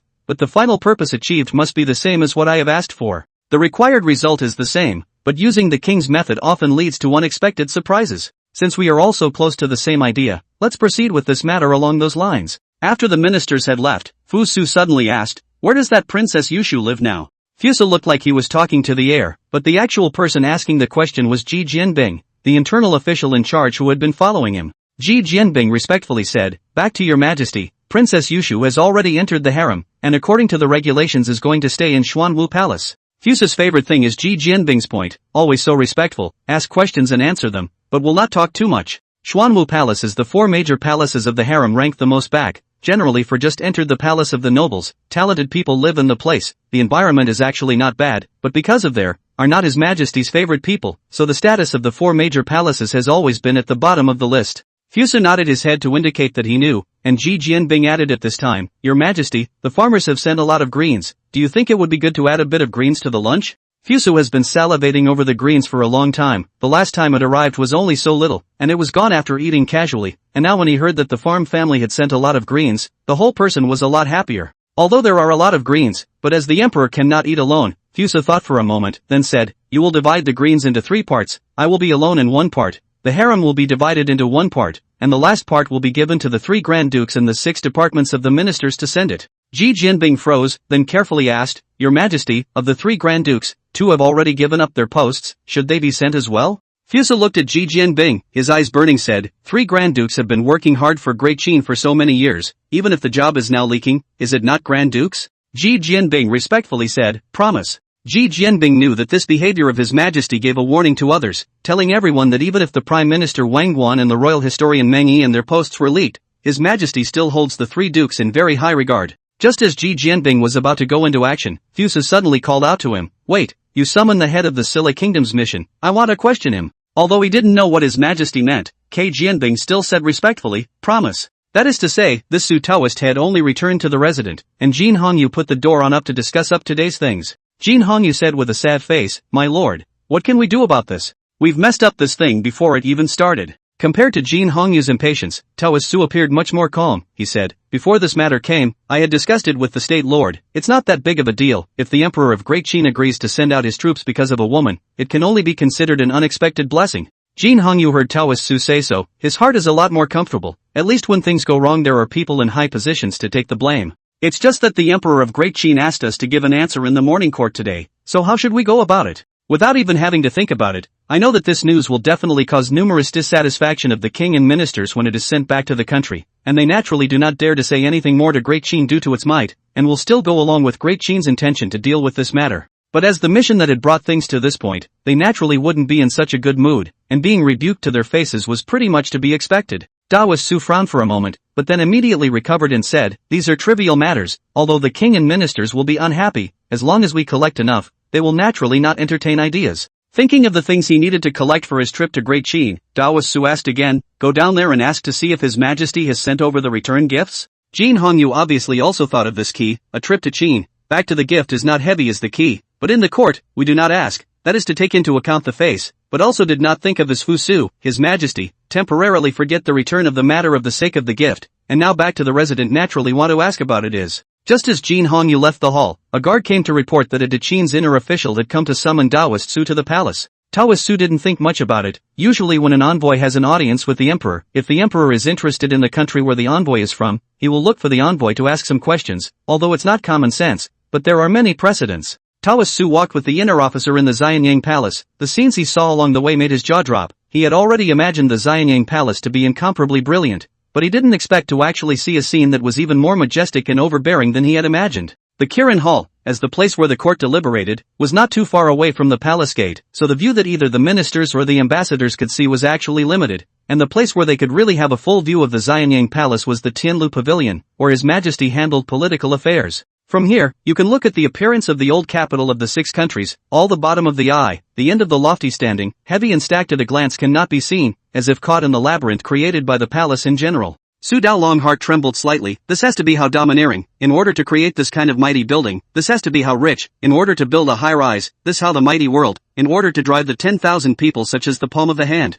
At this moment Taoist Su seemed to see the unstoppable emperor. Xin Shi Huang, the inner official who led the way, had seen more than enough outsiders who were shocked for the first time because of their surprise, so he didn't show a different look, just that the pride in his heart had been drawn. Completely forgetting the first time I saw such a sight, I couldn't eat for a few whole days. Chapter 170 Taoist Master Su's Questions and Answers. Unlike King Sichong's study, which Taoist Su frequented, Fusu's Tianlu Pavilion was basically difficult to enter for non-ministerial level dignitaries. As a foreign envoy, it was extremely preferential for him to be treated like this. Taoist Master Su waited outside the door with a lowered brow. After the baptism of the Xianyang Palace sites, his attitude was now much more respectful. It wasn't long before that inner official from earlier had come out and said to Taoist Su, "His Majesty has asked you to go in." Taoist Su made a bow with both hands and thanked him, then scrutinized his attire and confirmed that there was no problem before he walked into the Tianlu Pavilion, which was known as the location of important secrets. The scene that went in made Taoist Master Su somewhat surprised, only to see that the Emperor of Qin, who had always been majestic, was casually sitting on top of a chaise longue, just stretched out his hands and roasted the fire,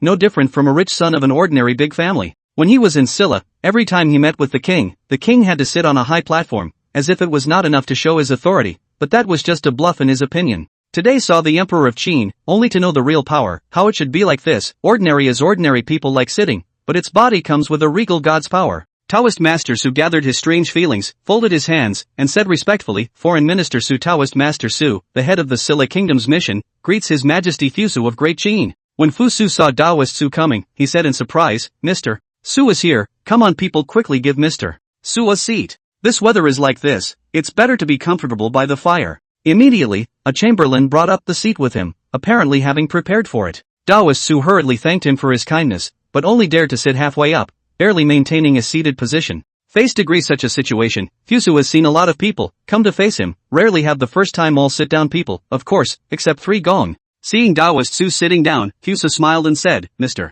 Su's surname is Su, which is a very common surname in Qin. Are there many people with this surname in Silla Kingdom? It looked as if Fusu was asking about family matters, but in fact, Taoist Su had been cautious in his heart, and he had to think at least 3 times before answering each matter, so as not to make any oversights. Back to His Majesty Qin, the Su surname also has quite a few in the Silla Kingdom, and although it's not considered a big surname, it's still not bad. Really? I thought the Su surname was quite rare. Then have you heard of a more famous person with the surname Su? His name is Su Fu. When Taoist Master Su heard this, his pupils widened in a flash, but he immediately covered it up and said with a smile, what His Majesty the Great Qin is talking about is the rumored Lord Su Fu, who went to the overseas island of Panglai for His Majesty the First Emperor to look for the immortality pill. Fusu nodded and asked with delight, is this Su Fu so famous? The fame has even spread to the Silla Kingdom? Back to Emperor Qin, Lord Su Fu once reached Beach Kingdom when he set out, so the legend of Lord Su Fu was still circulating in Beach Kingdom. We, the Silla Kingdom, are bordered by beach, and we have heard of this matter as well.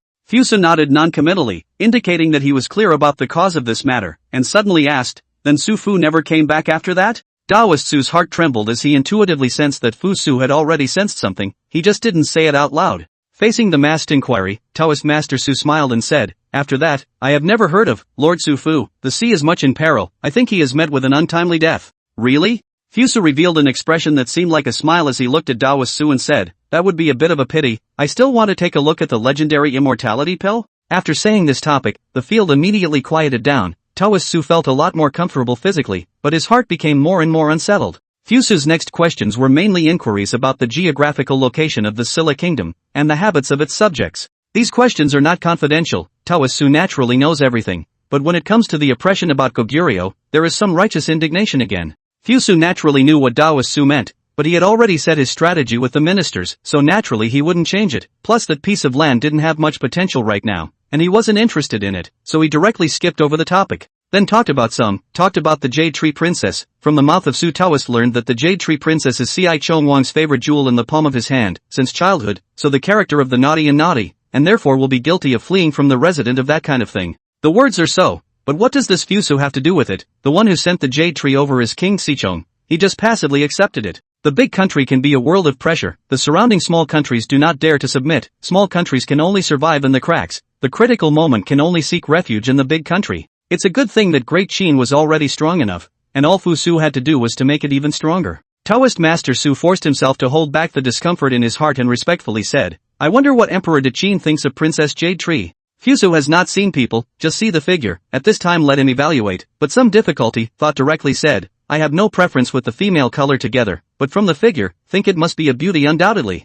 Taoist Master Su hurriedly picked up, please rest assured, Your Majesty, Princess Yushu is one of the countless beauties in my country of Silla, a true celestial beauty. Fusu was not very understand the meaning of Su Daolong, Jade Tree are in the palace, beautiful or not I will naturally go to personally verify. What do you mean by this boast? What does Mr. Su mean by this? Back to Your Majesty of Great Qin, what the foreign minister means is that since Princess Jade Tree is so beautiful and Your Majesty thinks it's good, shouldn't we settle the issue of return gifts? Fusu looked at Daoist Su in shock and suddenly smiled, a smile that made Daoist Su a bit puzzled and at a loss for words. Fusu laughed before saying, the matter of returning the gift, only the Ministry of Ceremony will arrange, you need not be anxious. Taoist Su realized that he had made a mistake. I heard that the court of Great Qin has carried out a reform, all matters are different from before, in fact, they just need to patiently bring 2 days, the return gift will naturally be sent to the door. The two of them had a talk, and at the end, just as Daoist Su was about to leave, Fusu suddenly said, there is something else that I would like to trouble Mr. Su with. Taoist Master Su naturally responded with his mouth full, please also inform Your Majesty, and I will naturally try my best to do so. In fact, it's not a big deal, it's just that if you meet Su Fu's descendants, please tell them that I have some things I want them to do. Chapter 171 A Bowl of Chicken Soup. The rain pattered down, Daoist Su lifted the curtain and looked at the sky outside the carriage. The sky was as dark as ink, just like his mood at this moment. He could be certain that Emperor de Qin had already known his identity, or had determined that he knew where Su Fu's descendants were, before he spoke to him in those words. Today into the palace, it seems to be just an ordinary chat, but when you think about it, the initiative of the conversation has always been in the hands of the Emperor of the Great Qin, because of the unequal status of the two sides, so at the beginning he was out of the state of being suppressed. What's more, Taoist Su didn't know if Emperor de Qin had already gotten what he needed through the conversation. This was the downside of unequal information. You think you're hiding it well, but in fact, there's a chance that you've already exposed what you know. Daoist Su had just returned to his quarters when he saw Jin Hongyu anxiously walk up and say, my lord, my subordinate did not see a return gift from the Emperor of Great Qin. If it was before, Taoist Master Su would have been anxious for a while when he heard this news, but just now he had already lost all his face, and at this time he said in a good humor, there's no hurry, in the next 2 days someone will naturally send the return gift on. Jin Hongyu first breathed a sigh of relief, and then asked curiously, what is it that the Emperor of Great Qin has summoned his lord for? Logically speaking, a deputy like him was not qualified to question the head of the mission with such a question, but Jin Hongyu's status was different. He was a member of the royal family of the Silla Kingdom and a scout planted in the mission. As long as no major incidents occurred, his status in the mission was actually higher than that of Taoist Master Su. In the face of such questioning, Taoist Master Su did not get angry, and said flatly, the Emperor of Great Qin was somewhat interested in the customs of my Silla Kingdom, so he chatted with me, and inquired about something about the Fusang Kingdom. Fusang Kingdom? Jin Hongyu frowned and said, how could the Emperor of Great Qin be interested in the Fusang Kingdom? The people of the Fusang Kingdom have black teeth, like a bunch of uncivilized human species? Daoist Su's face did not change, but immediately recovered and said, the Great Qin Emperor's divine might is inexplicable, and where is it for us to guess? What your majesty wants to ask, I can only choose to answer or not. How can I know what your majesty is thinking? Jin Hongyu said approvingly, the Great Qin Emperor is indeed a divine mighty one, even a royal son like me can't withstand it. Taoist Master Su looked at Jin Hongyu's scared look. Some words in his heart were not said after all, no matter where, no matter how talented he is. After all, he is just an outsider. After dealing with this matter, Fusu finally began to deal with political affairs. Are about to celebrate the New Year's political affairs is not much, unusual times have the Prime Minister to help share. Fusu usually morning can be dealt with things. But now that the Prime Minister's position was temporarily vacant, Fusu had to take on the position of Prime Minister himself and proceeded to do so. After eating lunch, Fusu normal state is will take a lunch break for a while, but today do not quite want to sleep, just stand outside the Tianlu Pavilion looking at the distant scenery. Your Majesty, what is this looking at? A soft and sticky voice came from the ear. Without looking back, Fusu knew that it was the Empress who had come. Speaking of the Empress's voice before she entered the palace, it was with a hint of crunchiness. Somehow it had all transformed into softness now. It couldn't be said to be good or bad, it just didn't match Fuso's impression.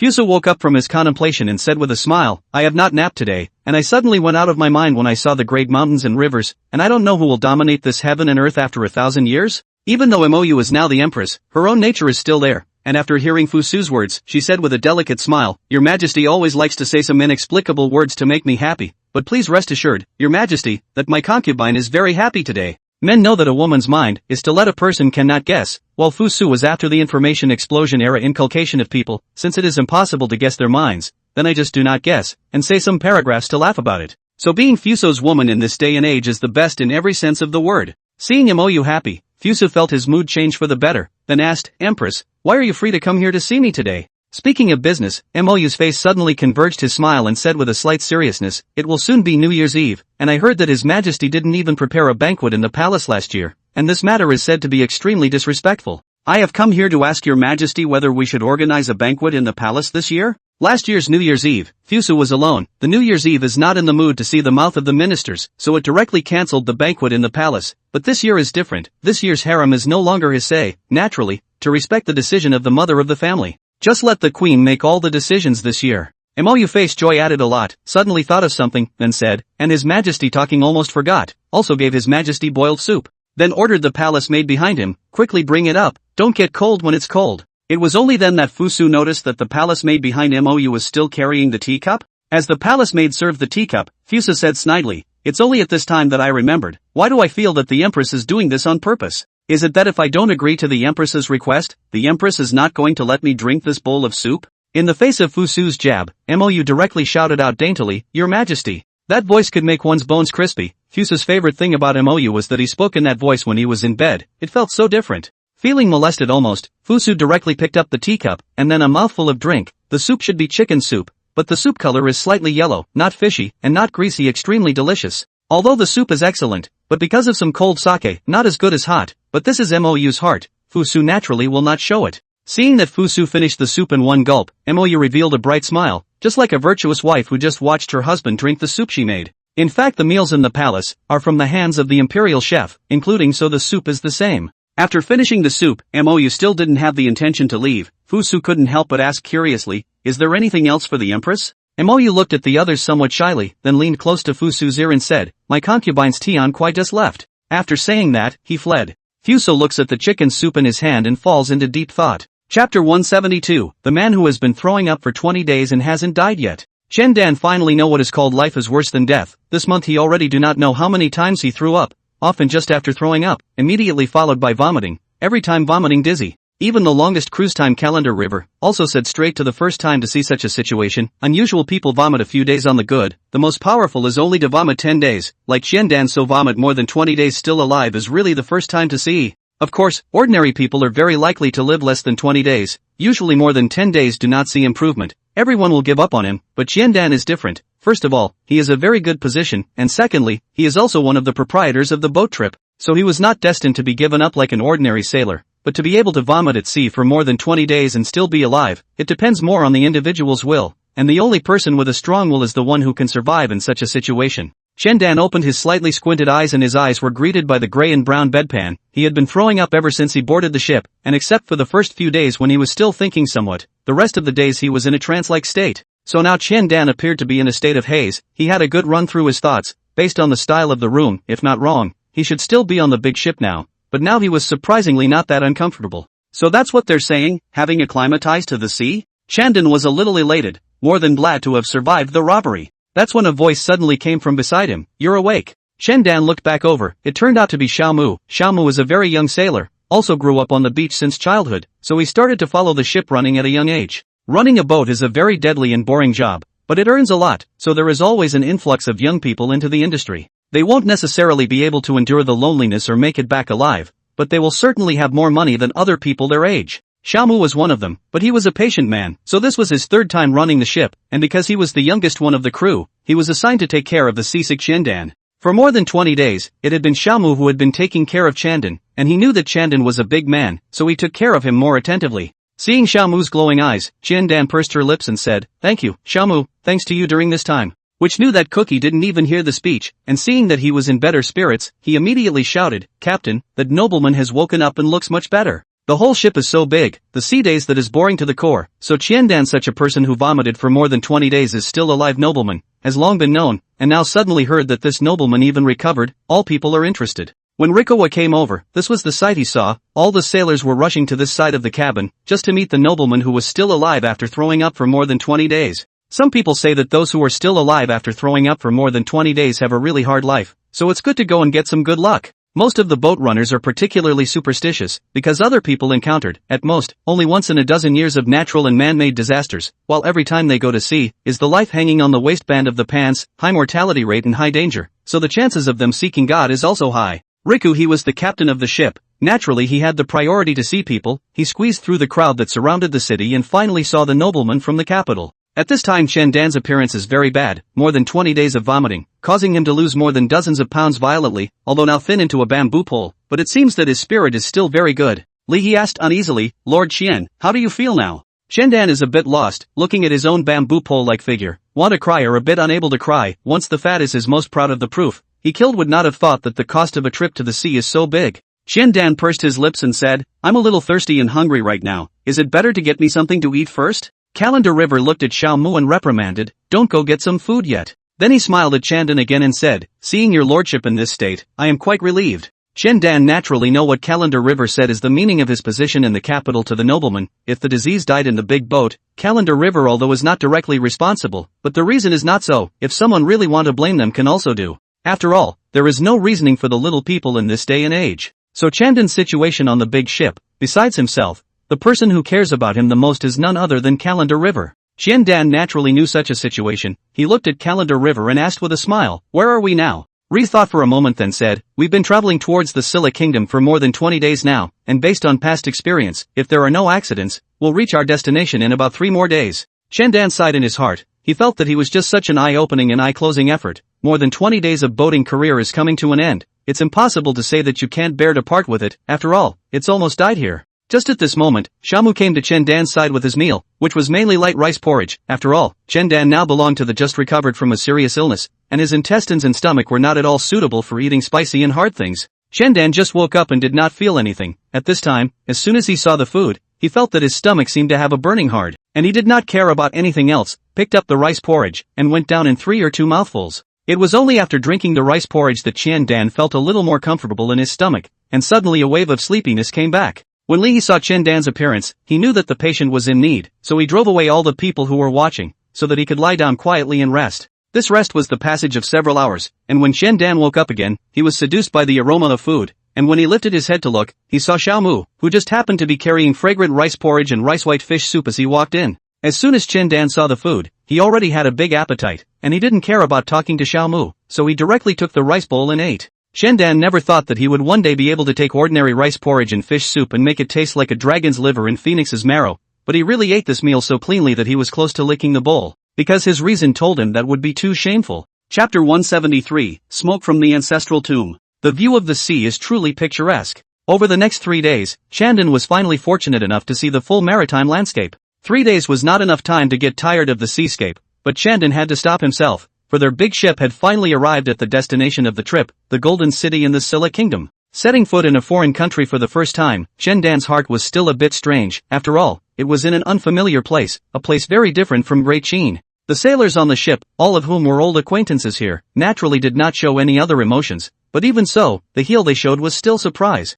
After all, after spending close to a month on a big ship, a normal person would want to find a place to get some air, right? Not to mention the fact that Golden City would have many places for entertainment, no matter if it was a greenhouse or a casino, as long as you had money, you were the master. Every time, as the captain of the ship, Calendar River would warn them sternly, cautioning them not to get into trouble and not to gamble, or else they would die here and no one would know. As for whether or not they listened, it was up to the individual. After stopping the ship at the shore and unloading all the goods from the ship, Calendar River finally gave the sailors 3 days vacation, and then the sailors ran away without a trace with cheers. In the usual times, Calendar River would find a place to eat and relax, but not this time he was on a mission. Dan had traveled 1,000 miles to get to Golden City. Naturally he didn't come here to have fun. He took Lixiang to find a restaurant to eat, and as he ate, he asked, "Where in Golden City can I find Fusang people's ships, preferably in a place where there are more people?" The food in Jin City is naturally not as good as at home, and while spitting out that the restaurant was hard to eat, Rikohi said, Jin City has several harbors, and the one we're in is dedicated to receiving ships from Great Qin, so if we want to go and see the Fusang people's ships, we need to go further to the east.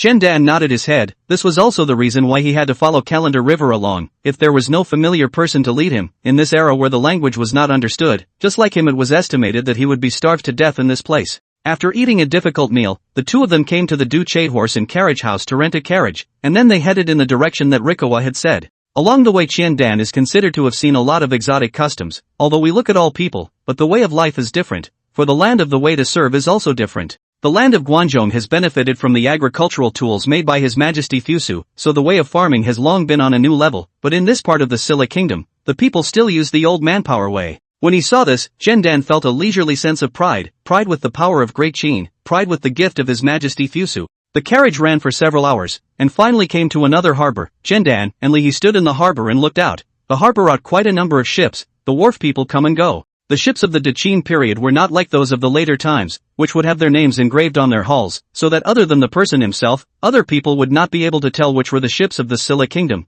which were the ships of the Beach Kingdom, and which were the ships of the Fusan Kingdom.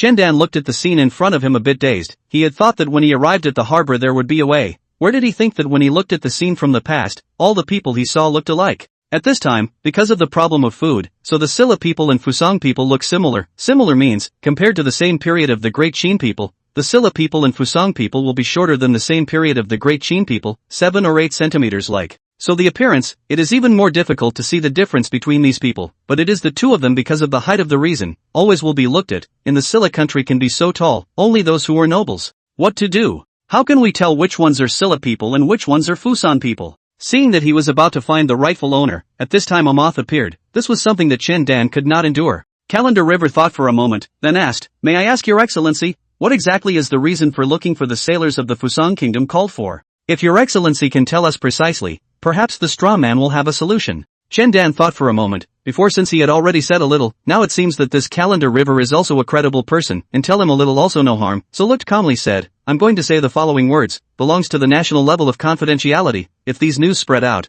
not only will it be a change to the Great Qin, that is, around the country, will be this matter and be affected by the ripple effect. So these words, after you have heard them, you must not spread them, or at least they are a decapitation offense." Li Facer scared white, said he is just a small captain, although in the area of Jiaodong County is still some reputation, but compared with these matters related to the country's major events, he is a fart. But Dan's opening white all set out, obviously can't allow Rikuohi in refusal, so Rikuohi only had to smile bitterly and nodded his head, indicating that he understood. Dan brewed his emotions for a while, then said heavily, "You know that I'm a nobleman from the capital, and you also know that there's someone above me, but do you know who that person above me is?" How could Calendar River know about this? So he nodded his head hastily. Dan opened his mouth like this. He was not prepared to hear an answer, and Li's reaction was within his expectation, so he continued, "The person above me is the most honorable person in Great Qin. He is His Majesty Fusu of Great Qin, and this thing I'm going to do right now is also in accordance with His Majesty's command to do so." He only felt as if he had been struck by a bolt from the blue,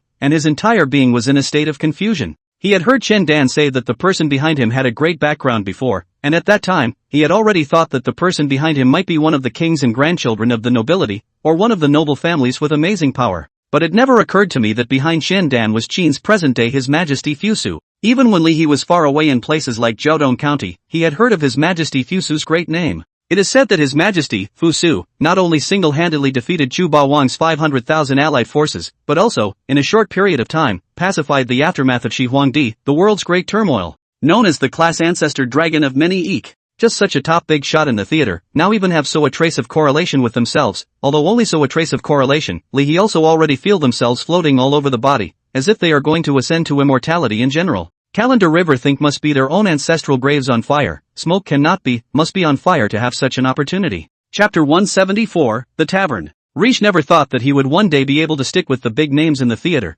The feeling was so powerful and terrifying that he now felt like he was living in a dream. But looking at Chandon, who was standing solemnly on the side, showed that this was clearly not a dream. "So, my lord, the people from Fuzangoku are being sought to study something?" Shendan looked at Rikuti expressionlessly before nodding his head in recognition. However, the purpose of my trip is to talk to the people of the Fusang Kingdom to confirm some of their domestic situation. As for the specifics, it's not something you need to know. If the previous Calendar River had some interest in this matter, the current Calendar River didn't want to know the details of it at all. As a perennial boat runner, where would he not know that every year inexplicably drown countless people, they really drown themselves, which is not to know too much stuff, was killed to silence. He now has a sense of criticality, feeling that he knows too much. He gave a dry laugh and said, Your Honor is joking, the little man must not even want to know the content of it, but about the news that Your Honor wants to know, the grass people here is a good place to go. Shendan was also pleased that he was so understanding, and when he heard him introduce the place, he couldn't help but be greatly interested. Where is it?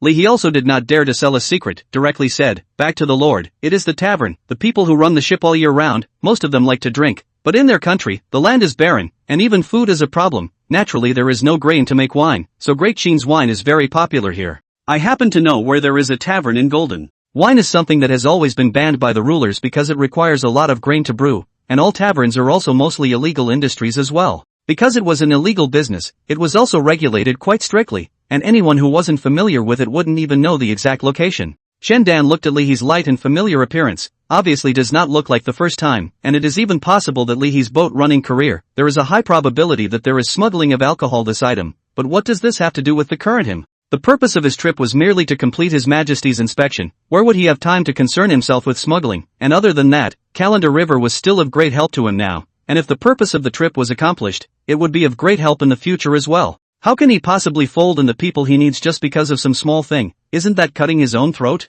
The sky is gradually dark. Before Qiandan heard people say, those places on the beach every night, is the most exciting time, he used to be half believe, no today saw, only to know that this is not false. During the daytime, the harbor is actually the most crowded with workers coming and going, as well as a few bosses, but at night, the world is completely different. That is, a small city such as Jincheng, surprisingly, you can see the candlelight that can only be seen in the capital city. The biggest advantage of a candlelight is that it can show the prosperity of a place, but candlelight is still very expensive in this era, so it's also a symbol of financial strength. But the prosperity of this place in Shendan and Calendar River have nothing to do with it. At this time they are walking in the alleys by the pier, looking for this legendary tavern. In fact, the main thing is that Li is recognizing the way, while Shendan is following behind, although Li said that he is also often in and out of the tavern people, but that often mostly in their own familiar port. Now in this Fusang people majority of the port, for a moment actually some cannot find a place. Walked through several alleys, did not find the place to go, but saw a lot of dark warbler streaming prostitutes. In the face of this Shendan increasingly distrustful eyes, Calendar River awkwardly explained,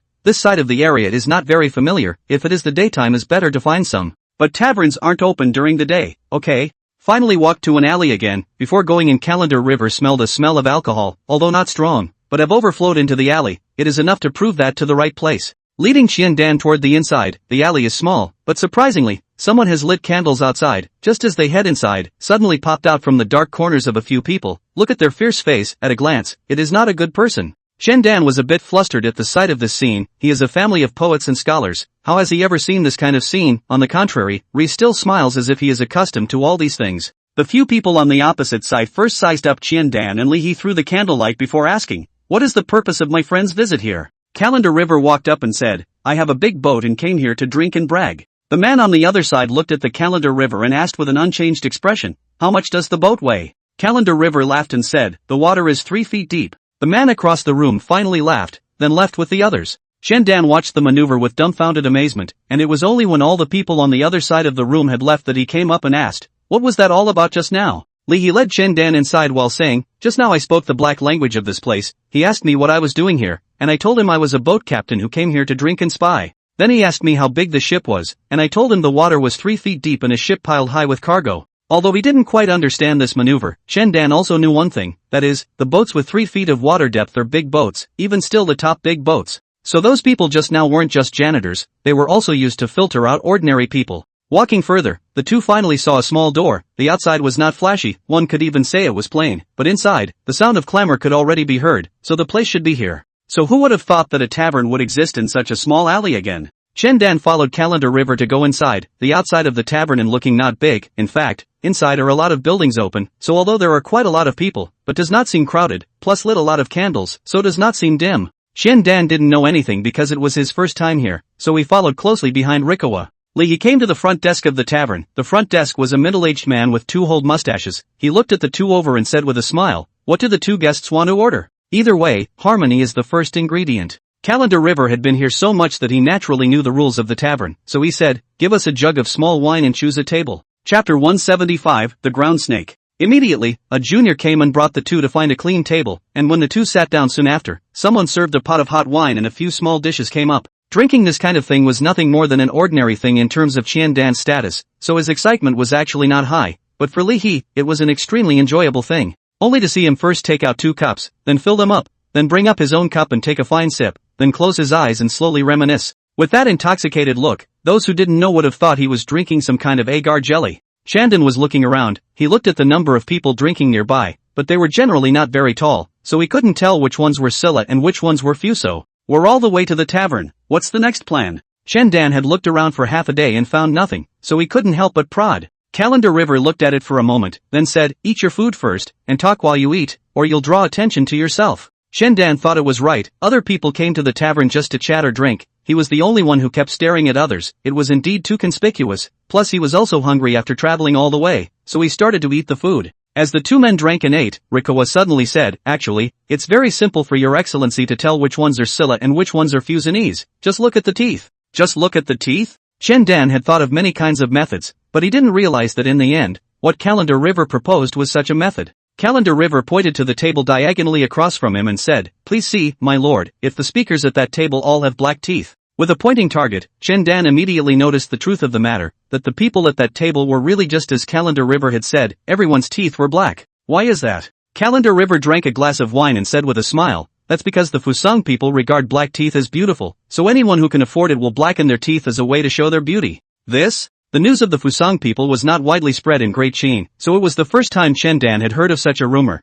and he had never imagined that there was such a strange race of people in the world who thought that painting their teeth black would make them beautiful. Thinking about such a custom if it spreads to the territory of Great Qin, a street full of people with black teeth as soon as they go out on the street, Shandan directly shivered with a cold shiver. It's too scary. Hurrying to throw away his thoughts, now that he had a target it would be good to talk. But Shandan perked up his ears and eavesdropped before realizing that these Fusang people had their own language, and what they were saying was unintelligible to Shandan. "This is very embarrassing. Come out to inquire about information, but even do not understand the language of the other side. This information how to inquire?" But this was all a trifle, for though he himself did not understand, but it was all right to have someone beside him who did. So Xiantiang said to Rai, "Do you know what these Fusanese are talking about?" Seeing his lord giving orders, Rai naturally did not dare to refuse. He began to seriously eavesdrop. Just a short while later his face changed a little strange. Shandan was still counting on Li Shihe to inquire about the news, so all the changes in Li Shihe were surfacing in his eyes. Seeing Li Shihe's odd expression, he hurriedly asked, "Why is your expression so odd? But have you heard any important news?"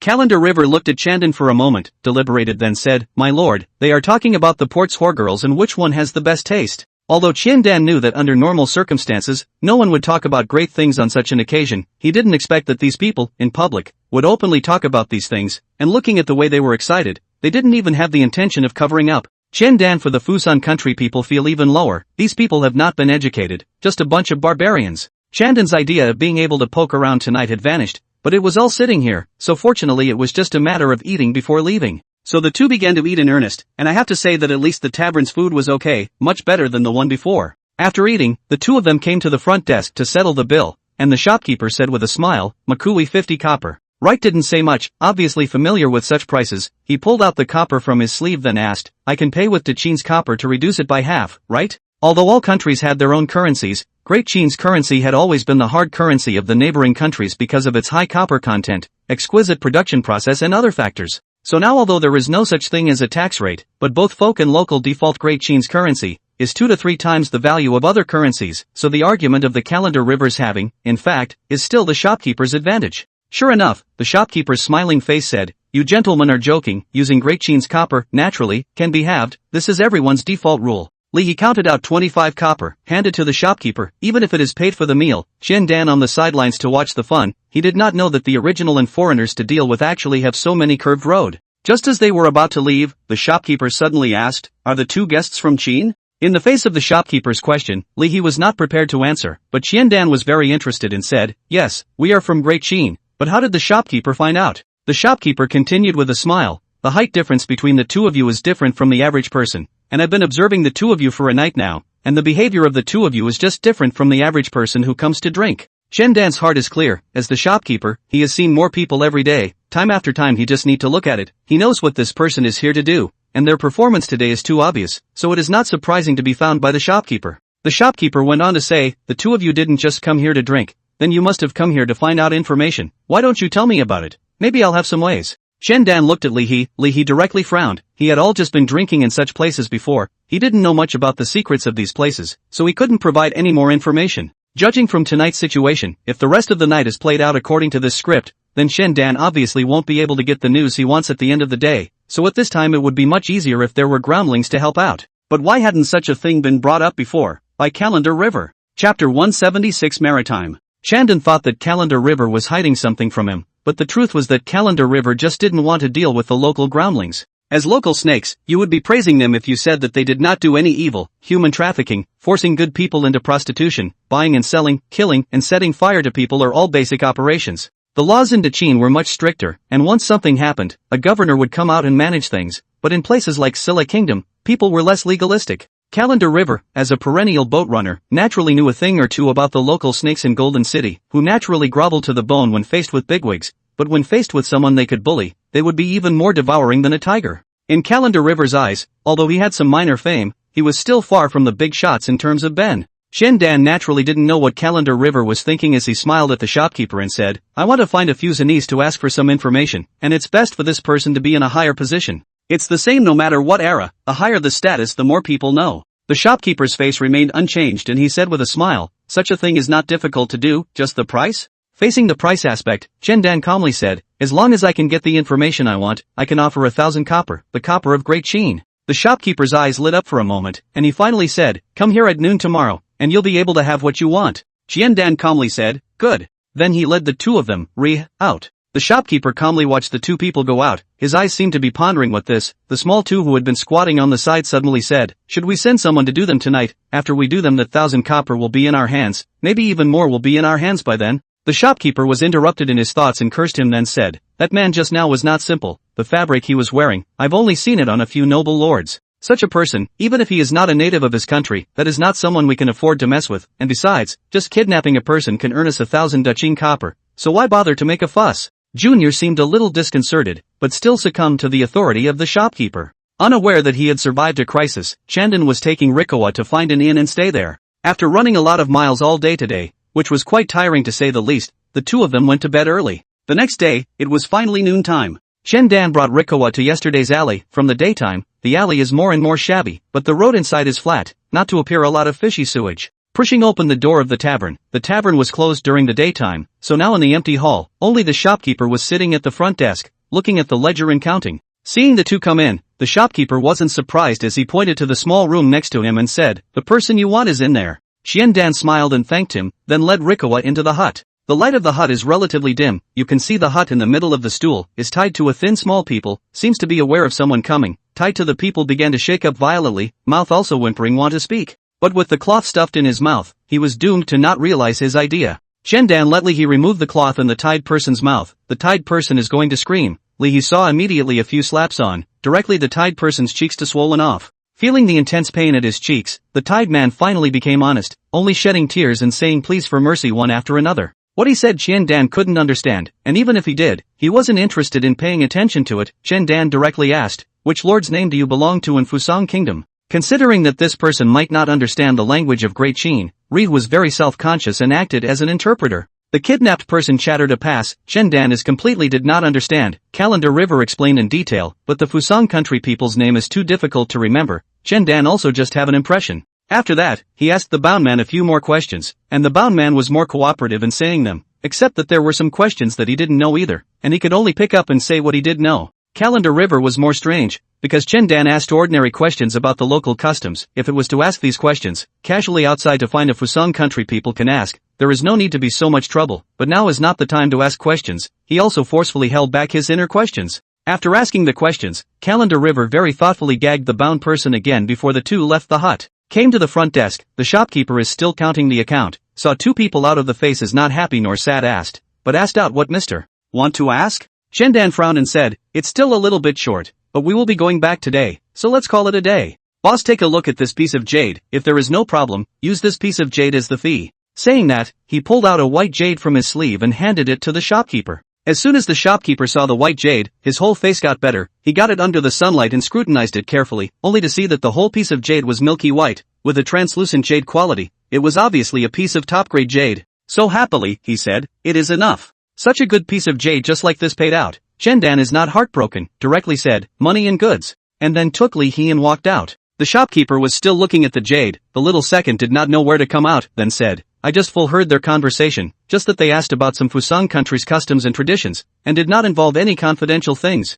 The shopkeeper said calmly, that's because people are guarding against you, he already knows what he should know. Junior rubbed his own head wondering how this man knew the information he needed when he had heard all that he could hear. By the way, what about that Fuso country guy in there? The shopkeeper looked at the pure white jade, his heart and soul liked it, such a good goods cannot be seen very often nah. As for the one inside, tie a rock and sink it in the sea. Junior nodded, all without a trace of surprise. Chandan finally got the information he wanted and began to return, knowing that His Majesty would need them too. Chapter 177, The State of Lulan. The Western Expeditionary Army of Great Qin was divided into 3 large armies by Meng Tian, of which the Middle Road Army was stationed by Meng Tian, the East Road Army was led by Bai Chao, the descendant of Bai Qi, and the West Road Army was led by Li Snap, the descendant of Li Xian. One of the main generals of the West Road Army, Li Snap, was seriously injured because of the tournament, so the heavy responsibility of leading the West Road Army now fell on Han Xian, the staff officer accompanying the army. The Lulan Kingdom is the first obstacle on the threshold of the advance of the Western Army.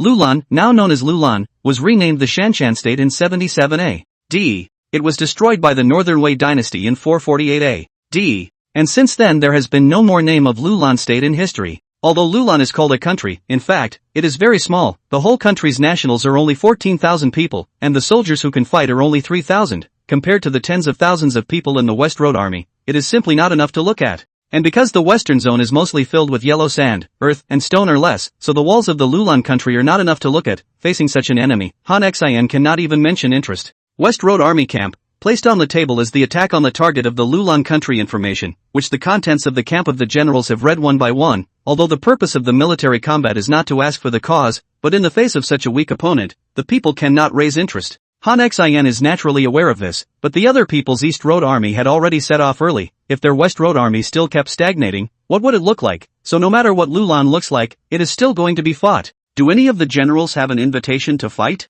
The generals in the camp have been looking at me, and there's really nothing to look at, so they look at the top of the tent, as if there's some kind of view there? To be honest, Han Xian has always heard the news of the Western countries, but also thought that can become a country, more or less will have so much strength, where thought in front of them Lulan country is so, all the population added up, are not as much as the population of their army. Seeing that no one spoke, fearing that the scene would be too cold to clean up when the time came, a small advantageous general stepped forward and said, the last general thinks that this Lulan country is too small, so if it's not necessary, it's better to give up without a fight is the best strategy. A scout went to Lulan country to check the situation. It is said that Lulan country also has a city wall, but because of geography, their city wall is generally not tall, and the soldiers in the city are only 3,000, to say how elite, that is false. Just such a small country, in the territory of Great Qin, at most, it is the level of a county. Such a configuration wants to make these proud soldiers of Great Qin to raise interest, it is impossible. After all, Han Xian was not the main general of the camp's generals, and although he had the recognizance of Li Snapdragon's army, trying to convince the army's generals was a more difficult thing to do,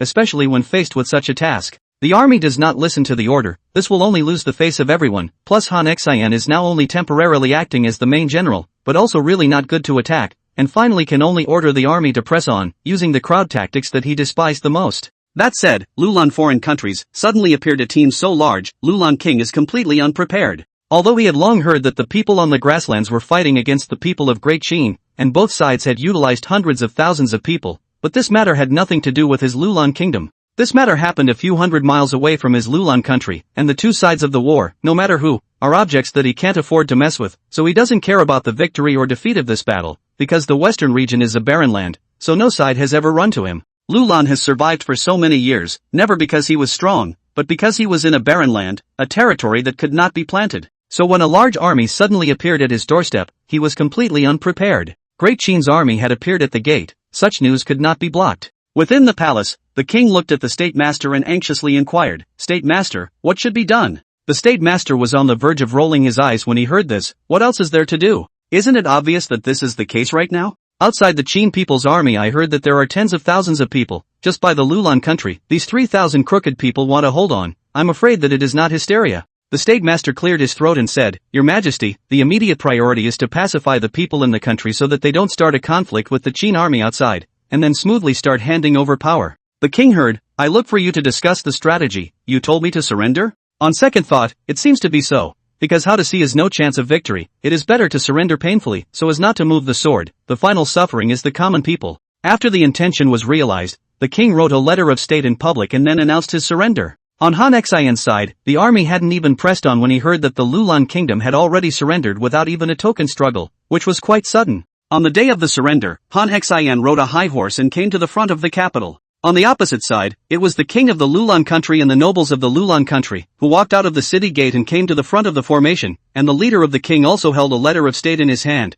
which was the letter of surrender. Han Xian didn't dare to be arrogant, and directly dismounted and came to the king, received the surrender letter with both hands, and signaled his acceptance of the surrender of the Lulan kingdom. The only 3,000 soldiers in the country immediately took off their armor and transformed themselves into people, and that day the army passed through the city of Lulan without any offense in the autumn. That night, in order to thank the Qin army for not committing any offense in autumn, the former king of Lulan specially brought songs and dances and food to reward the soldiers of Great Qin. In fact, Lulan's such a small country with limited resources, they are more difficult to live, and how to reward the soldiers of Qin, but it is just a good point. The Great Qin soldiers who had spent the night recuperating looked to be in much better spirits. In the camp of the Western Army, the generals are discussing things around the map of the Western region. The former king of Lulan is also in the camp. No one is more familiar than him when it comes to the Western region, so he is now temporarily acting as a counselor accompanying the army and is responsible for interpreting some of the things about the Western region. After taking the Lulan country, the next target is in the end, from the map, and the end is a country smaller than Lulan. Lulan such a country, people do not want to fight, not to mention that he is even smaller in the end.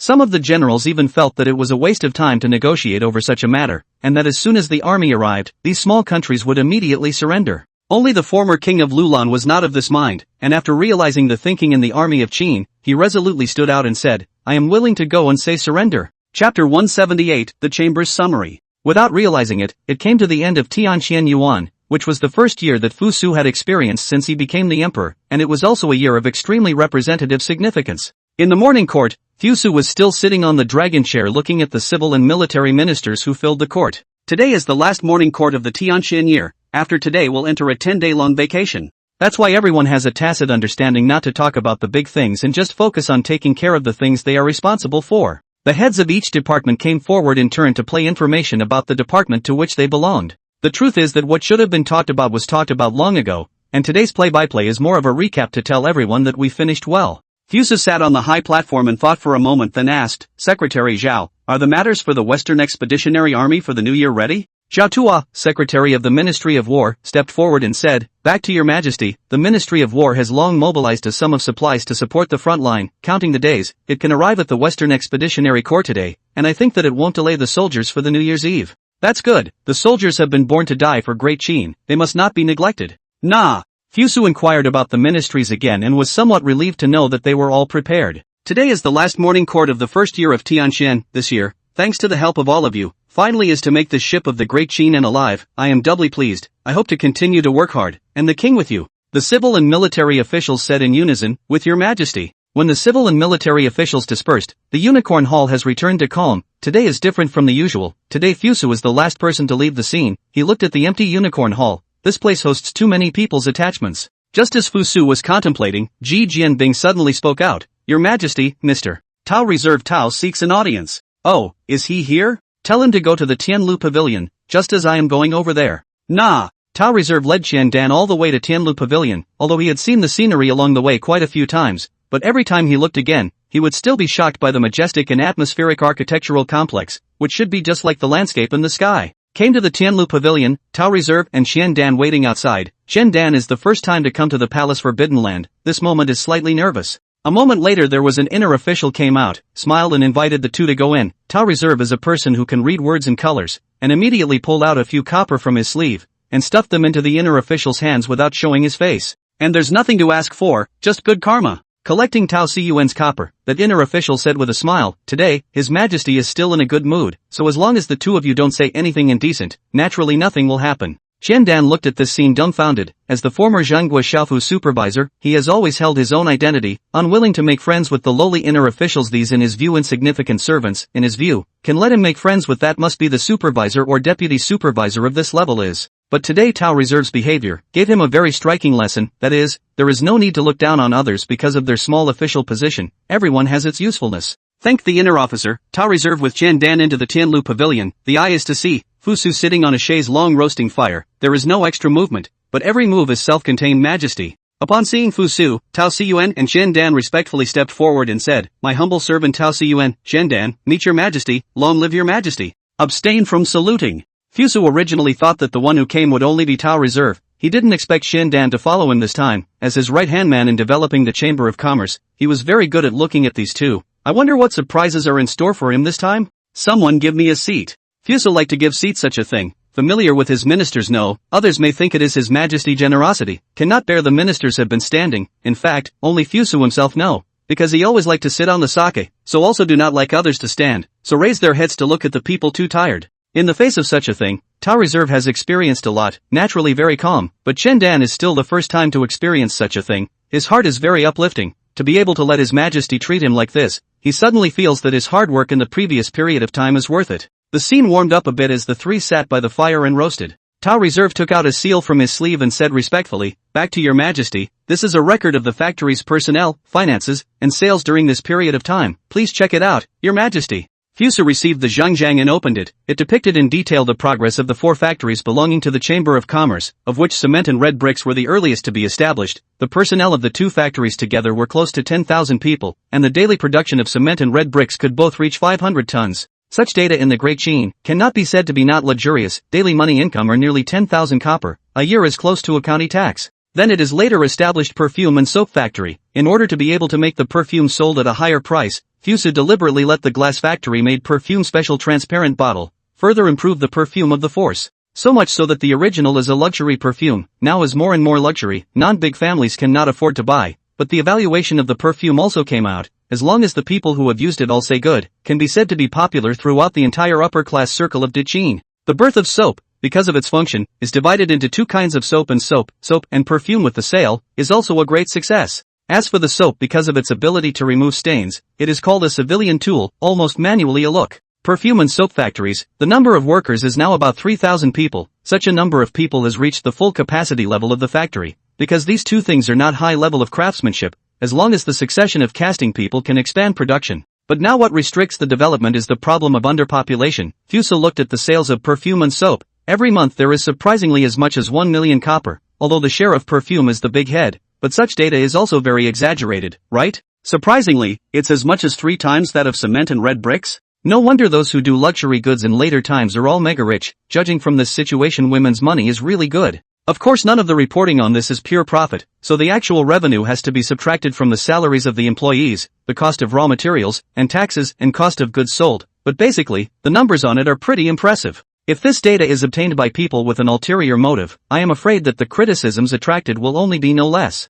Fusu from the later world knows that according to the development of the Chamber of Commerce, the funds will only increase afterward, so it is necessary to pull everyone together into the Chamber of Commerce in order to stabilize the place of the Chamber of Commerce. Chapter 179 Mines. The speed of the Chamber of Commerce's money-making was terrifying, but such a speed was still that much worse for what Fusu was going to come and do. Plus such behavior obviously couldn't be enjoyed exclusively, so the matter at hand was still to vigorously develop new products. By the way, the issue of personnel, how did you guys solve it in the end? Fusu asked curiously. He remembered that last time, Tao Reserve said that the factory would have to be postponed for a while before it could be built, but now when he took a look at the statement, they had already built the factory. Tao Dang and Qian Dan glanced at each other, then said, when it comes to this matter, then we also have to talk about the state uncle, the problem of manpower. It was the state uncle who proposed the solution. Oh, is it my uncle? I didn't expect uncle to have some ability. That said, from the very beginning, when Fusu supported me when Bo to be the uncle of state, he was preparing to utilize his identity in the future to do some things that he was not good at stepping in to do, and by the way, at some point in time, he would take a back seat or something like that. Rather, I didn't expect this uncle of state, who seemed to have a bit of real skill. So what kind of method did Uncle Gui use? Although Fusu had already sent people to Bolden's place to collect the affected people in the grasslands were different from the environment of Great Qin, and many people would rather starve to death than leave their homeland. coupled with the fact that there is still a distance between the grasslands in Great Qin, and it is now winter, so it is late to see the figure of the grassland people, and it is estimated that even if there are people coming over, they will have to wait until February of the coming year to go. Seeing that His Majesty was interested in asking questions, Tao Reserve respectfully said, Master Guoyu found the gangs in the capital and asked them to help find people. The gangs didn't dare to disobey, and began to go up and down the mountains to look for free manpower, and it's good that they really did find quite a few. And then because the goods manufactured by the perfume and soap factories are of the lightweight type, we have, from the capital, gathered some idle women to do the labor, which has ensured the operation of the factories. Women, so it's women. The difference between men and women in Qin was not as serious as it was in the Ming and Qing dynasties, but when people calculated the unit, it was easy to pull down women, but Fusu knew that women could hold up half the sky. Because of the problem of population, even the capital city such as Xianyang City, the resident population is only 1 million people, the old and young divided out and then calculate about 700,000 strong. In the division of half of the women, there are as many as 35. Such a huge base, if it could be utilized, the labor force that could be displayed is unimaginable. Although the opening of the factory earned a lot of money, but now also belongs to the stage of primitive accumulation, so the money inside the Chamber of Commerce, Fusu is not ready to use now. He wants to wait for the Chamber of Commerce in a little bit bigger time to start. Fusu considered the next step of this Chamber of Commerce, suddenly glimpsed Qian Dan's appearance, surprisingly much thinner, if not the clothes he is now wearing, or Qian Dan's previous clothes. There are a few similarities in the appearance. Fusu may not even be able to recognize it. What's going on with Mr. Money? Facing Fusu's question, Qian Dan said with a calm face, Thank you, Your Majesty, for asking, but I've lost weight. Of course I know you've lost weight. What I'm asking is why you've lost so much weight. It's only been a while since we last saw each other and it feels like a big change. I remember, the last time I saw you, it was only less than 3 months. Why did you lose weight like this? Qian Dan revealed a bitter smile and said, The straw man is in order to complete the task of His Majesty, especially to go to the Silla country to turn around and come back. Who knows that the straw man's seasickness, once on board the ship, fainted for more than 20 days before coming back to the spirit, so thin into the present this appearance. Fusu is aware that people will be seasick, which is related to the physical condition of the person. Some people dizzy for a while on the good, some people will be dizzy for a longer time, but want a Qian Dan so, a dizzy more than 20 days of people, he is still the first time to hear.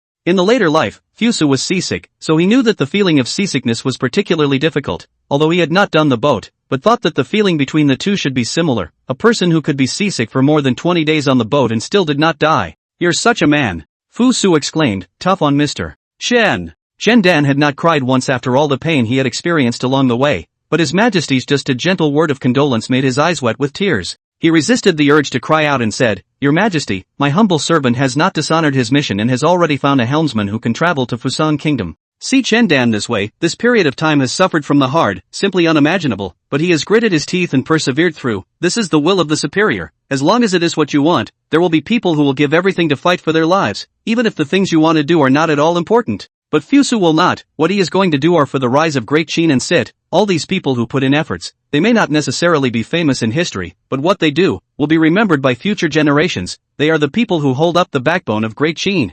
Mr. Qian and I will talk about the local conditions along the way. I have never traveled far, but I am interested in hearing about aspects. Qian Dan was a bit pleased to hear that. After he came back, his greatest pleasure was to share his experience with others, not to mention that the audience who listened to him now was His Majesty Fusu, who was on top of 10,000 people. Qian Dan was very interested, describing the journey in detail, including how he met the captain of the big ship, Calendar River, what those sailors on board were like, and most importantly, the introduction of the landscape of the sea. Because Fusu and Tao Reserve are both mainlanders, so for his acceptance of the sea are a look of amazement. In fact, Fusu's previous life is to see the sea, so at this time the amazement are all pretending. After that, Qian Dan described what he had seen and heard in Silla, talking about the customs of the people of Silla, the difference between the Fusang people and the Silla people, and the difference between the people of Daqin and the Silla people. So an hour has passed. Fortunately, today's Fusu, because there is no political affairs, but also accompanied them to chat for a while. In fact, in Fusu's current situation, this life to see the sea is not a big problem,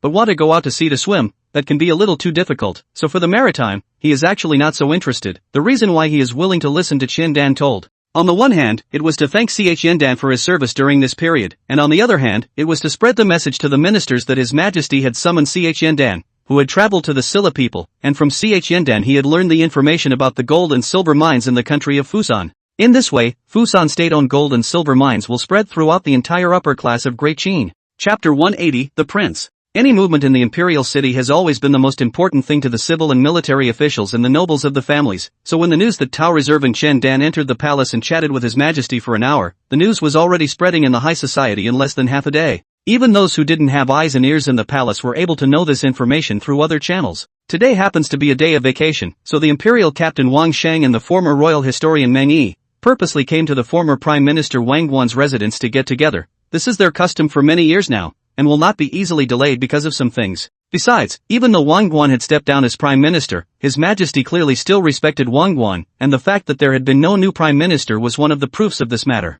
Light a small fireplace, some dishes on the table, and a small pot of wine. Winter days like this is considered to be fast. The three of them are old friends who know each other well, and at this time there is no need for the so-called politeness. They are all drinking small wine and eating small dishes, and they are happy. Wang Shang was the first to say, "Look, Wang Dong, this little life is more comfortable, at home roasting fire, drinking wine, and eating green vegetables, this day, with a god like happy." Meng Yi also smiled and said, "The fact that there are still greens to be eaten at this time of the year is no proof of His Majesty's respect for His Excellency. If I were to see, it won't be long before His Majesty should let His Excellency be reinstated to his official position." Listening to the two men's jokes, Wang Guan just laughed and then said, "Speaking as if I didn't send you greens, but also ran to me to dally with food and drink. If you want me to say that I shouldn't have prepared this greens for you guys, if you want to eat it, go home and do it yourself." Wang Shang smiled and said, "That won't do. I came here because I know that your house has something good, and I came over to eat something good on purpose." Meng Tian over there also smiled and said, "The king's pavilion is just different from us, that is, the greens given by His Majesty are all dainty and colorful, that way the ones in my house are a bit gaunt."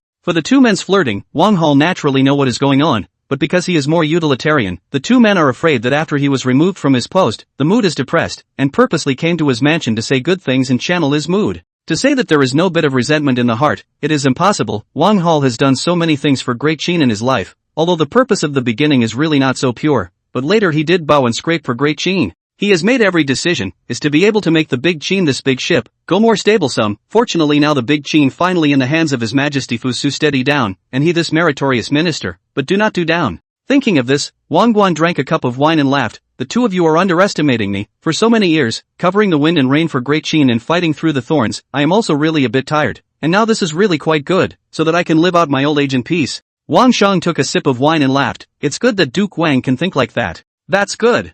Meng Yi happily looked at Wang Guan and said, "I have long been thinking this way. Right after His Majesty Fusa pacified the world, I have been thinking about how to resign from my position as the imperial historian, so it turns out that Duke Wang is thinking this way as well, which coincides with me." Wang Guan looked at Meng Yi with a calm expression and said, "Indeed, indeed." At that moment, a sudden knock sounded outside the door, breaking the atmosphere of idle chatter in the room. The time of the three people's party was known to the family. Wang Guan was a little angry that there would be people who would knock on the door and disturb at this time. It was simply not knowing how to be courteous. Who is knocking at the door? What is the matter? Feeling the anger of his own master, although the expression is not obvious, but as a housekeeper for so many years, He Yen did not know that this is the master is holding back his anger, but the matter is important. He also had to come back to your lordship. It's me, Oldly. I have a message here from the palace that I want to pass on to your lordship. This word out, the atmosphere at the table is a little strange. In fact, as the palace 3 male level of the big man, there are scouts in the palace. There is a secret. This is an unusual thing. Guanzhong family, as long as there is a little bit of ability, which one does not have to be planted in the palace eyes, so there is really no sparse and unusual.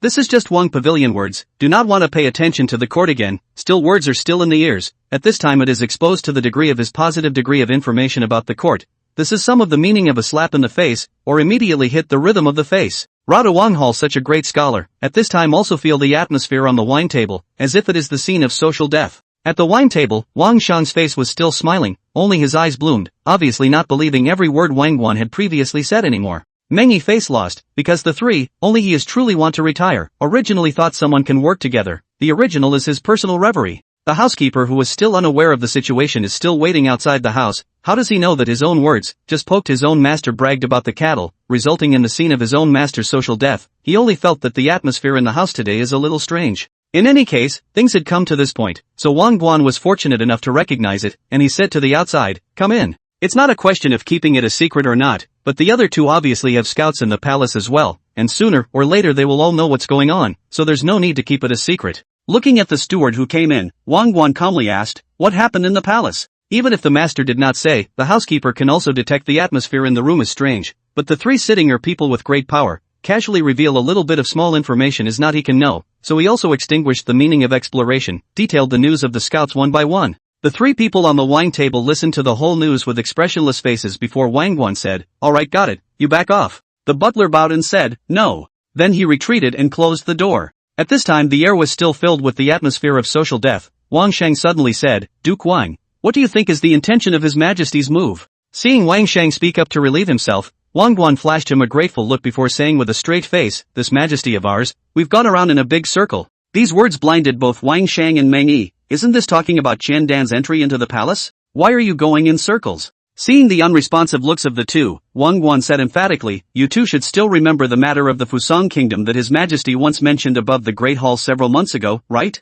Wang Hall this question, but the two can be difficult to stop. The two number of years are not small, a few months before the thing where can still remember clear. Chapter 181, Incompetence. Time is the biggest poison to a person. How many once young and lush, magnificent young talent, ultimately cannot withstand the ravages of time, soft bananas, purple grapes. Seeing that both of them didn't remember the scene, Wang Guan wasn't surprised, after all, except for those like him who had left an eye on it, the rest of them thought it was just a playful remark revealed by His Majesty. Isn't it stated in the message? That Chen personally ran a trip to the Silla Kingdom and learned from there a heavenly secret, that the Fusan Kingdom has some huge gold and silver mines, which, for the weakness of the Fusan Kingdom, would be a burden to them. It's the equivalent of pipsqueak, but with a guilty conscience. Wang Shang frowned and said, "Who is this Qin Dan? Is what he said credible?" Meng Yi smiled and said, "I do know something about this Qin Dan. Rumor has it that he was the former head of the Zhang state's lesser government, and since the fall of the Zhang state, he has made his home in Guangzhou, and has always been quite peaceful." Wang Pavilion shook his head and said, "I'm afraid that this news of Lord Meng is only some years old. This Qin Dan is now a big deal.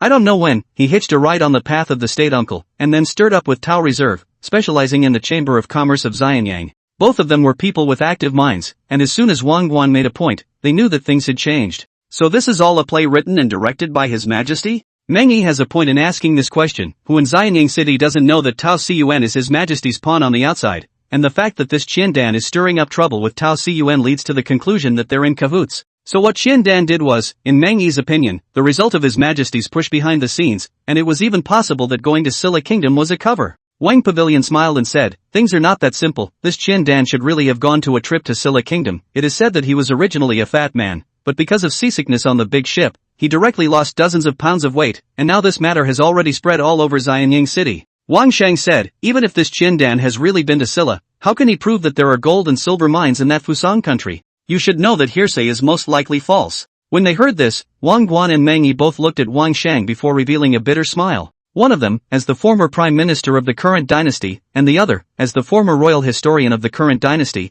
can look at the changes in the hearts of the people a little more carefully than Wang Shang, who is the lieutenant. "This matter may not change as the lieutenant thinks?" Wang Shang asked. "Why is this?" Everyone knows that Qin Dan is one of His Majesty's men, and the news of the gold and silver mines in Fusan was brought back by him, not to mention His Majesty's position in this matter. But how much credibility is there in what that Qin Dan said? Wang Guan said, "This is indeed a reasonable statement from the lieutenant. We know that His Majesty has always had a different mind towards the Fusang Kingdom, so when Qin Dan went to the Silla Kingdom to deliver the news of the gold and silver mines in the Fusang Kingdom, it looked as if His Majesty and Qin Dan had put on a play. But here's the problem, we know that His Majesty and Qin Dan are acting, but the others don't, so what will they think? And here comes the more important question, what if His Majesty and Qin Dan are not acting? What would have been the outcome then?" Hearing this statement from Wang Guan, Wang Shang was at once somewhat dumbfounded. In the midst of this matter, no matter whether he told the relationship between His Majesty and Qin Dan, whether he said it or not, in the end, his result would not be very good. Meng Yi smiled and said, "All hearts have greed now, even within Great Qin. Every year the people who secretly dig mines without His Majesty's knowledge, even if they know it's a felony, are still in an endless stream, not to mention that this mine is still outside of Great Qin. If you don't hear, as long as there is news of a gold mine coming from a place, it will cause the local people to all stir, not to mention that according to that Chandan, there are several gold and silver mines in the Fusan country, so this kind of news is enough for many people to not see reality." Wang Shang slightly froze. He did not expect such a simple thing, among which there is still such a complex calculation. Looking at Wang Shang's frozen look, Wang Guan said, "This is His Majesty's plot to make the nobles of the world's family shed some blood and consume their own power, which is a good thing for Great Qin, so there's no need for you to dwell on it too much, Lieutenant." Meng Yi also said, "Every one of these families and nobles are greedy. It doesn't matter if we let them shed a little blood, for the people, it's not a bad thing." Wang Shang sighed and said, "It's all destiny here, let him be." Just as the three Grand Dukes in the court thought that Fusu was pulling the wool over the nobles' eyes, the nobles were also discussing the issue. Ruan Yuankai was sitting in the middle of a private room in the restaurant, and sitting with him, there were 5 or 6 other people, and if one was familiar with them, one would know that these people were all prominent figures in the capital. Ruan Yuankai poured himself a cup of tea, and then said as he drank, "I'm sure you've all heard the news about the gold and silver mines in the country of Fusan. What kind of a chapter you all in now?" These people below looked at each other in dismay. Some of them had a court background behind them, some had outstanding connections, and it could be said that they had a certain amount of strength in all walks of life. It is some people like this who actually do not look at the law and discipline of the imperial court with so much fear, because they are people of status and position, so they will have a lot of ways to save themselves. A somewhat younger boy took the lead and said, "I think it can be said at this time, this matter was experienced by that Qin Dan himself, and with His Majesty's endorsement for him, I think he will not deceive us." Ruan Yuankai actually disliked this kid called Jin Ruei because he was the youngest of all the people present, and because of his young age, he couldn't keep up with his experience, and he didn't notice that of all the people present, he was the only one who had such intentions. The others began to talk, but mostly they were not optimistic about this matter. As people who had dealt with the Chamber of Commerce under His Majesty's hand, they thought that they knew Fusa better. If the Fusan country really had gold and silver mines, such news if they were to learn of it, they would certainly not proclaim it for all to see, but would choose to smother it and do unto others as they would do unto themselves. So they thought that this must be a trap for Fusu, aiming to consume the underpinnings of those of them. The more Jin Ruei listened to these people's arguments, the more he realized that it was far from what he thought was going on, and there were even some people who explicitly and implicitly mocked his family affairs. Jin Ruei was a young man after all, and in the face of such mockery, he soon couldn't hold back, and he angrily got up and said, "You're not enough to work with," then pushed open the door of the room and walked out. Chapter 182 Jin Ruei's Wrath. Seeing Jin Ruei leave, the people in the room all showed disinterested looks, neither did anyone lament nor speak out to stop them. There are even still people who say, it's just a matter of relying on the budding shade of his father's generation, and just such a person is really not worthy of being in our company. I heard that after his father's death, the family has no pillar, and now the whole family is looking at such a yellow-haired child to hold up the day, but with the current situation, their family is doomed to decline. Who says it is not? The way of business which does not need to think carefully, just buy as such, cannot be cheated by others all, that are the family blessed. A bystander saw Ruan Yuankai in a daze and inquired, "Mr. Ruan, what's wrong?" Ruan Yuankai came back to his senses and said, "I've made you all laugh. I was just thinking about some family matters and got lost in thought. Sorry."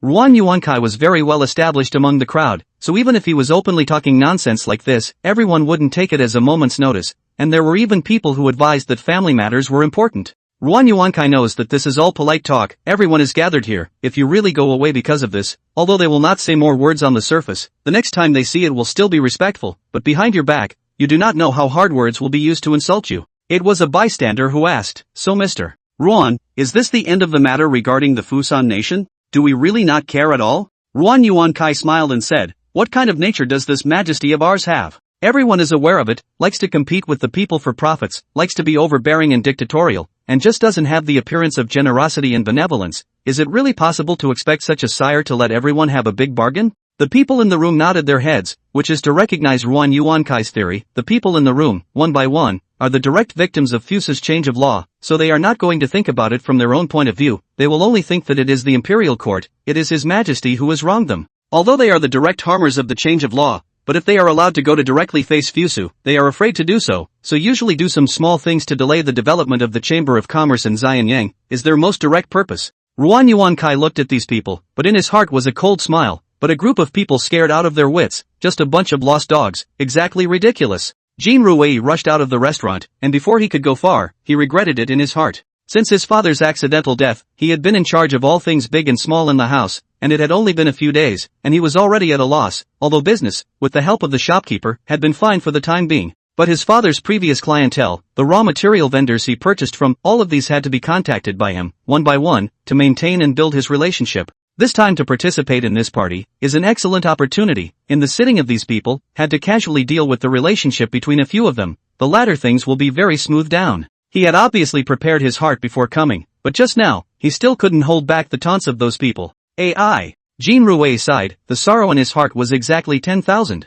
While Jin Ruei was fretting, a voice suddenly came from the side, "Isn't this Jin Ruei, brother Jin?" Jin Ruei turned around and looked, only to see that the ones coming were two fluttering gentlemen, none other than his close friends Mei Qingye and Wu Shueming. Seeing Jin Rui's face, Wu Shueming said in surprise, "It's really you, brother Jin. I saw you just now, but I was just a bit too far away to recognize you." Mei Qingye in the end is still mature. See Jin Rui full of sadness, said, Jin brother, but there are difficult to say, with us to say is no harm, although we do not seek and give Jin brother to provide advice, but more people think about the way as also will be more. Jin Rui looked at the front of the two care about his best friend. In the end, the heart is warmed up a lot. These days, he has endured too much pressure, but the face of his family, he cannot show it, and now encountered a good friend cannot help but want to reveal some. The three of them came to a restaurant, found a table by the window and ordered some drinks and food. After eating a few mouthfuls of rice, Jin Rui smiled and said, thanks to the concern of two good friends, this time my family suffered a huge change. My heart is very sad, but it is slowing down the two of you. No Shueming said anxiously, Jin brother, this is your wrong. The family suffered a huge change, this kind of thing although call people sad, but with our relationship,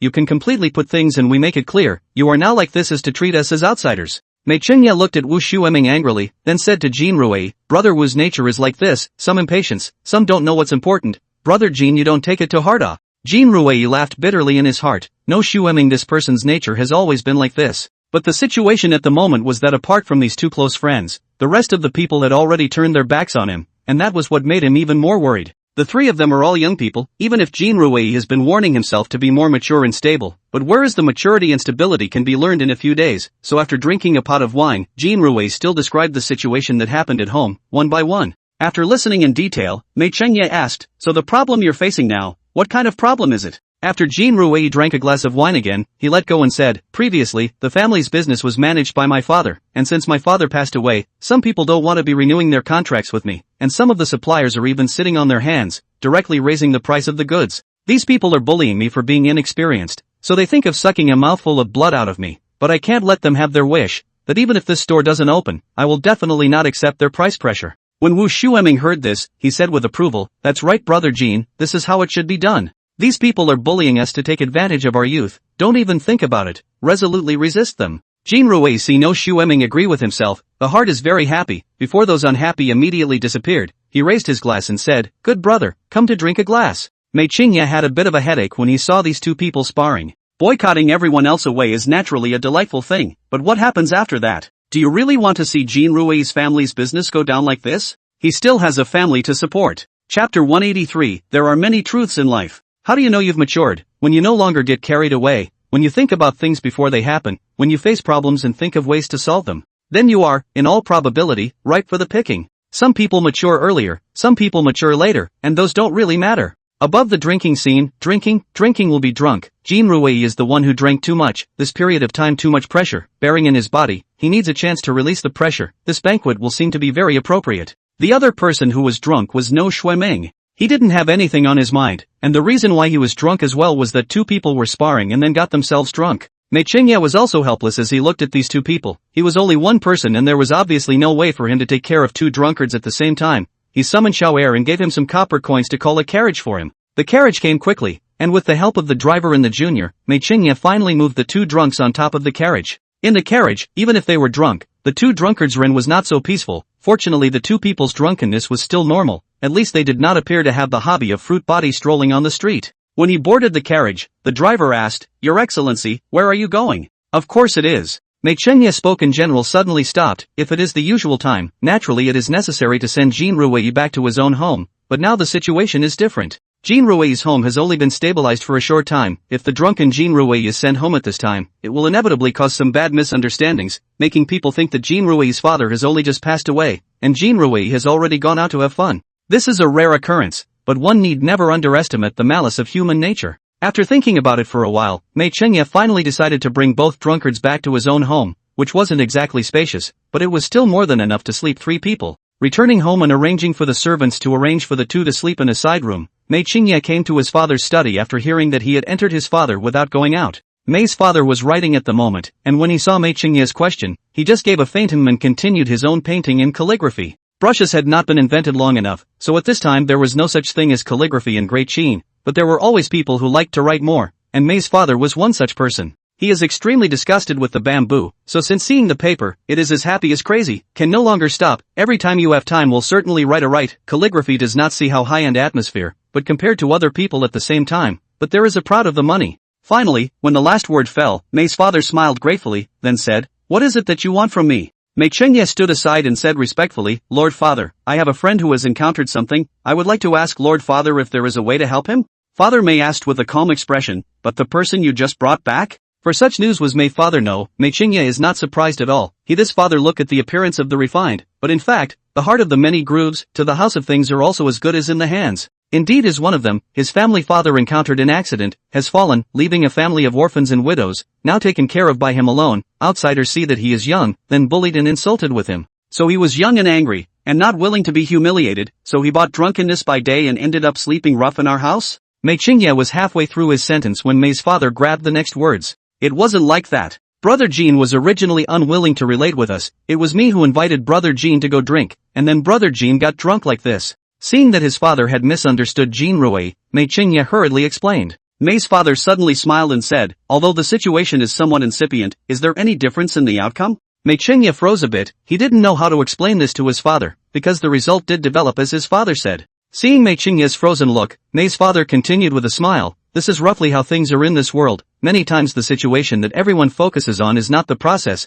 but the result. As long as your result is good, then even if your process is no more unpleasant, then everyone will value you. But if your outcome is bad, then even if your process is as magnificent as it is, it can't wait for a good ending after all. Just like your friend, even if that wasn't his original intention, when he finally did what he did. And how do you know that it wasn't his original idea? Mei Qingye's heart was sad, both sad with the cruelty of the world, sad with what had happened to his best friend, and even sadder with the lack of help from his father Sama. He has a lot of canonical books hidden in his home, and he has read a lot of books that have described such a scenario. He that has thought that he understands the meaning of the heart, and now that he thinks about it, he realizes that what he hasn't personally experienced is all illusory. When Jean Rui woke up the next day, he saw a man sleeping on the bedpan next to him. He was a bit shocked, but he knew someone nobleman was preferring male style. After seeing the man's face, he breathed a sigh of relief. It turned out to be Brother No Shuiming No. With Brother No's nature, the possibility of liking men is relatively small. Just then, there was a knock on the door and Mei Qingye's call. Without much time to think, Jean Rui opened the door, and Mei Qingye was the first to walk in, followed by the maid, who left after putting down the plate she was carrying in her hand. On the plate was breakfast, which wasn't exactly hearty, but it was kind of tasty. Greeting Jean Rui to eat first, Mei Qingye came to the bedside and started to wake up No Hawk named. Jean Rui said as he ate, I just called out to him for a while, but he just refuses to get up. I didn't realize that sleepyheads are so heavy. Mei Qingye called a few times, found that the call does not move, but also do not have this mind. He came to the table to look at Jean Rui said, Jean brother, today looks like the spirit to be better than yesterday. Jean Rui smiled and said, what else can I do? I've been a bit naughty since I was a child, and have always been off my game, and in the past, I still had my father on top, so naturally I was clothed and fed. But now since my father is no longer around, it's only natural that I have to pick myself up again. The situation was somewhat different from what Mei Qingye had expected. He had thought that with the condition of Jean Rui that he had encountered yesterday, although today's him would not continue to drink, but wanting to pull himself together was feared to be a difficult task. So Mei Qingye's intention is to come to enlighten some Jean Rui. I did not expect that today's Jean Rui was full of fighting spirit. Chapter 184 Fireworks. People's sorrows and joys are never the same as each other. Mei Qingye originally thought that Jean Rui was so disheveled yesterday, surely he needed his own encouragement. Where did he think that after one night, Jean Rui was like a new person, full of fighting spirit? Although he didn't know the exact reason, but seeing Jean Rui in this state now, Mei Qingye was still very happy. Seeing brother Jean like this makes me feel much more at ease. Mei Qingye said this, not mentioning at all the matter of him seeking help from Mei's father yesterday. Jean Rui smiled and said, this matter is also thanks to brother Mei and brother Wu. Without the care and help of my two friends, I wouldn't have been able to come out of my decadence so quickly. The road ahead needs to be taken one step at a time. There are so many people waiting for me at home. Where can I keep letting everyone down? Mei Qingye saw the flavor of responsibility in Jean Rui, although it wasn't very strong yet, it already had that trend. So brother Jean has already figured out how he's going to handle what comes next? Jean Rui shook his head and said, for the time being, I haven't thought about it yet. The ones that I said with brother Mei yesterday, in fact, there are still some hidden messages inside. My father went out on this trip, not only was he shipwrecked himself, but the goods that he brought out disappeared as well. And this batch of goods was unpaid. Now the merchants who supplied them are running to the door to ask for debts, and I'm worrying about this very thing. Only then did Mei Qingye realize the importance of this matter and inquired, has this matter been reported to the police? Jean Rui smiled bitterly and said, the case was reported, but this incident has already passed for several days, and the location of the accident is still outside of Xianyang City, so the possibility of being able to find the murderer is really too low. Mei Qingye sighed, this side is the disadvantage of this era. The underdevelopment of criminal interrogation will lead to it being difficult to find the murderer. Did that shipment of goods get lost as well? Mei Qingye thought of a possibility, that is, seeing the wealth. If the other party took the goods away as well, then it is possible to find the murderer through this one clue. Jean Ruiran still smiled bitterly and said, the goods were not lost, just a little damaged. Such a situation would be troublesome, as there are very few clues left to look for. Approximately how much silver will it cost to compensate for this shipment? Seeing Mei Qingye ask this, Jean Rui roughly knew what his best friend meant, but he wasn't prepared to do so and said bluntly, I'm already satisfied to be able to sleep here at Brother May's place, so I won't bother Brother May with the rest of the things. I have not been home all night, and I think my family should be anxious, so let us say goodbye again. Hearing that Jean Rui wanted to leave, Mei Qingye realized that there really wasn't anything he could do to stop him, so he stood up and asked, is Brother Jean ready to give up his existing business? Jean Rui was a bit surprised. He didn't expect that he had just had that little thought and Mei Qingye had already discovered it. Since it was discovered, fortunately, it's better to say it clearly. Indeed, now these businesses are all father's previous connections, but these connections I can't utilize now, so I'm going to go back and plan it from the beginning, and use the ones that can be used, and cut off the ones that really can't be used. The family more or less still have some savings, not to say that the brocade clothes, fill up the stomach is still able to do, then I will see what I can do, and not to taste can't rise again. This boldness among his peers, Mei Qingye still felt for the first time. Unlike those who talk about it, the Jean Rui in front of him is really ready to do so. Mei Qingye's heart yearned for it, but everyone's path is different, and he only said at the end, then I wish Brother Jean a speedy and glorious return to the east. Such words were a bit empty, but Jean Rui didn't care and said, take your word for it.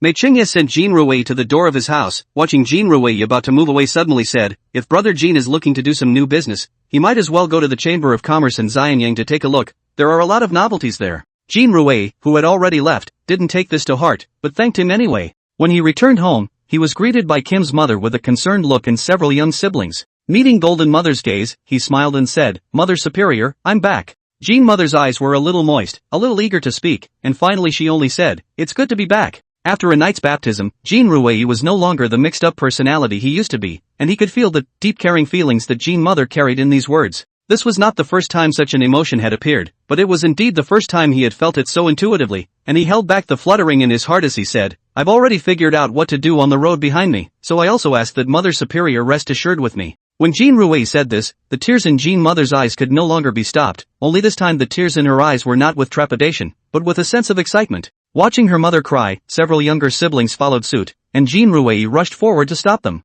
A few small children made a scene and cried. Jean Mother on the contrary stopped crying. She wiped her tears and said, these are my tears of excitement. As long as my son has figured it out, it's good. It is very easy to grow up in a short period of time when the family has been through something big. This winter in the year of Tianxian Yuan, there were several joys and sorrows, and everyone was fighting for their own things. Fusa looked at the 5 stars in the sky. I heard that such a landscape can only be seen once in hundreds of years. He was not able to see it in his previous life, but he was able to see it in this life. This time he suddenly remembered the people from his previous life, and wondered if they were doing well now. It had been many years since he had traveled over, and he wondered what he was like now in their time. Seeing Fu Su's sullen appearance, Mou asked with concern, what's wrong with your majesty? Fu Su said with red eyes, I miss my family a little. Mou thought that Fu Su was thinking about Empress Dowager Zhang and the first emperor, and said with concern, your majesty doesn't have to worry too much. Your majesty has taken care of Great Qin so well. I think the Empress Dowager and the first emperor will surely be proud of your majesty as well. Fu Su nodded with amusement, although both people were not talking about the same thing, but having someone to enlighten the mood would be quite pleasant. Look sire, the 5 stars are joined together. Following Mou's finger to see, the 5 bright stars in the sky, really even city a straight line, although there is no divine occurrence, but belongs to a rare landscape. In the face of such a landscape, Fusu always feel that there is something missing. Think carefully about it. Turned out to be less fireworks. Chapter 185, New Year's Eve of the first year of the Tianqian period. Today is New Year's Eve. Fusu rare good a few days off. The palace has already been decorated. Everywhere you can see red lanterns, colorful ribbons. In this era of Great Qin, this was an arrangement that only the imperial palace was qualified to do. Although Fusu was not very fond of such behavior, but it could not help that it was a custom since generations, plus other people liked it. Fusu also listened to it. To the new year are to wear new clothes. Not only Fusu made a new set of dragon robes, even the palace of the inner officials of the court ladies, also each divided into a new set of clothes. The entire palace was suddenly plunged into a joyous atmosphere. Early in the morning, there are all kinds of beanfei come to give His Majesty greetings. Before there is no such rule, since the Queen has made a good start, all beanfei learned these rules.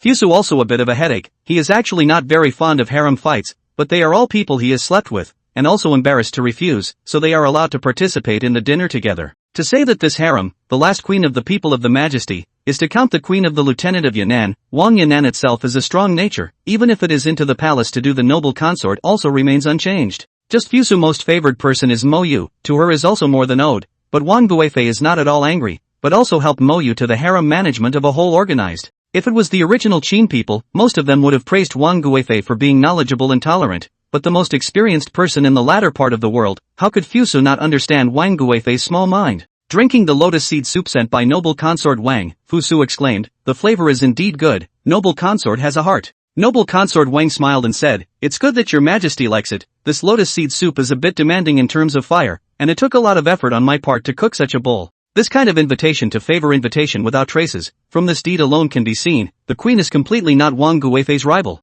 The time has come tonight, this night is New Year's Eve, according to the custom, everyone is to keep vigil at home. But the customs in the palace are naturally different. His Majesty hosted a banquet in the Ganquan Palace to entertain the ministers, and the whole court, as long as they were of a certain rank, were all included in the invitation. There were also those whom His Majesty valued, such as the leaders of the various schools, the commoners such as Tao Reserve Chandan, and the families of the noble consorts in the palace. They were not qualified to sit with the ministers, but the New Year's Eve banquet was not a very important venue, but rather His Majesty's personal preference, so the ministers had pinched their noses and admitted it. Only after the guests had taken their seats did Fusu arrive with the Empress and the Bin concubines in the final ride. Seeing the relatives and family members of the civil and military ministers on the table, Fusu smiled and said, today, the palace hosted a banquet, firstly, to thank you all for your dedication to Great Qin, secondly, to thank you all for remaining steadfast at your posts in the most critical moment, thirdly, to thank those generals who are still out there fighting today. Without their dedication, there would be no Great Qin of today. No matter what the reason was before, these things, I will forget about it, so today everyone should relax, don't be formal.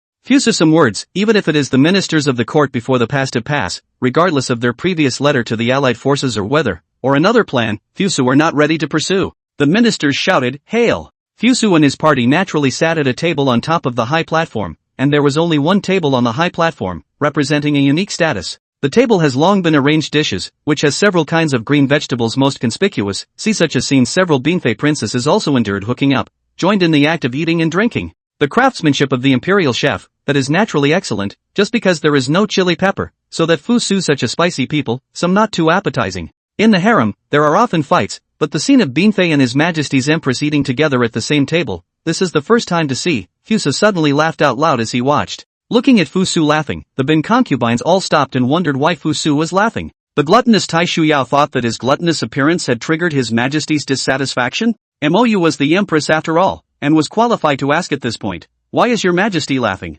Fusu smiled then said, I suddenly remembered that everyone has been in the palace for so long, this is still the first time we have gathered to eat together. Looking at this scene suddenly made me sigh. Wang Yannan was shocked in her heart, it seemed that His Majesty was very much hoping for harmony in the harem. This was a bit different from her plan, it seemed that it was necessary to change it for the better. Mou didn't quite understand the joints, instead he smiled and said, your Majesty even likes it, then it would be good to get together more often in the future. Mou this seems to say very reasonable, but to do in fact is not easy, not to mention the harem and the Binfei are face and heart and not like, is about this matter of the proposer of the Fusu himself, it is estimated that it is just a whim. But Mou still the first time to come forward to say to, she did not even consider the joints, just feel that Fusu like things, that is her favorite things. Wang Yannan silently glanced at Mou, from this point of view, she was just not as good as Mou, she was too sensible, so when considering things, she was mostly too rational. Such thinking is good in many cases, but it also takes away the blind, reckless glee of a little girl's home, which men actually kind of like. The scene of the folk at this time is naturally different from the palace.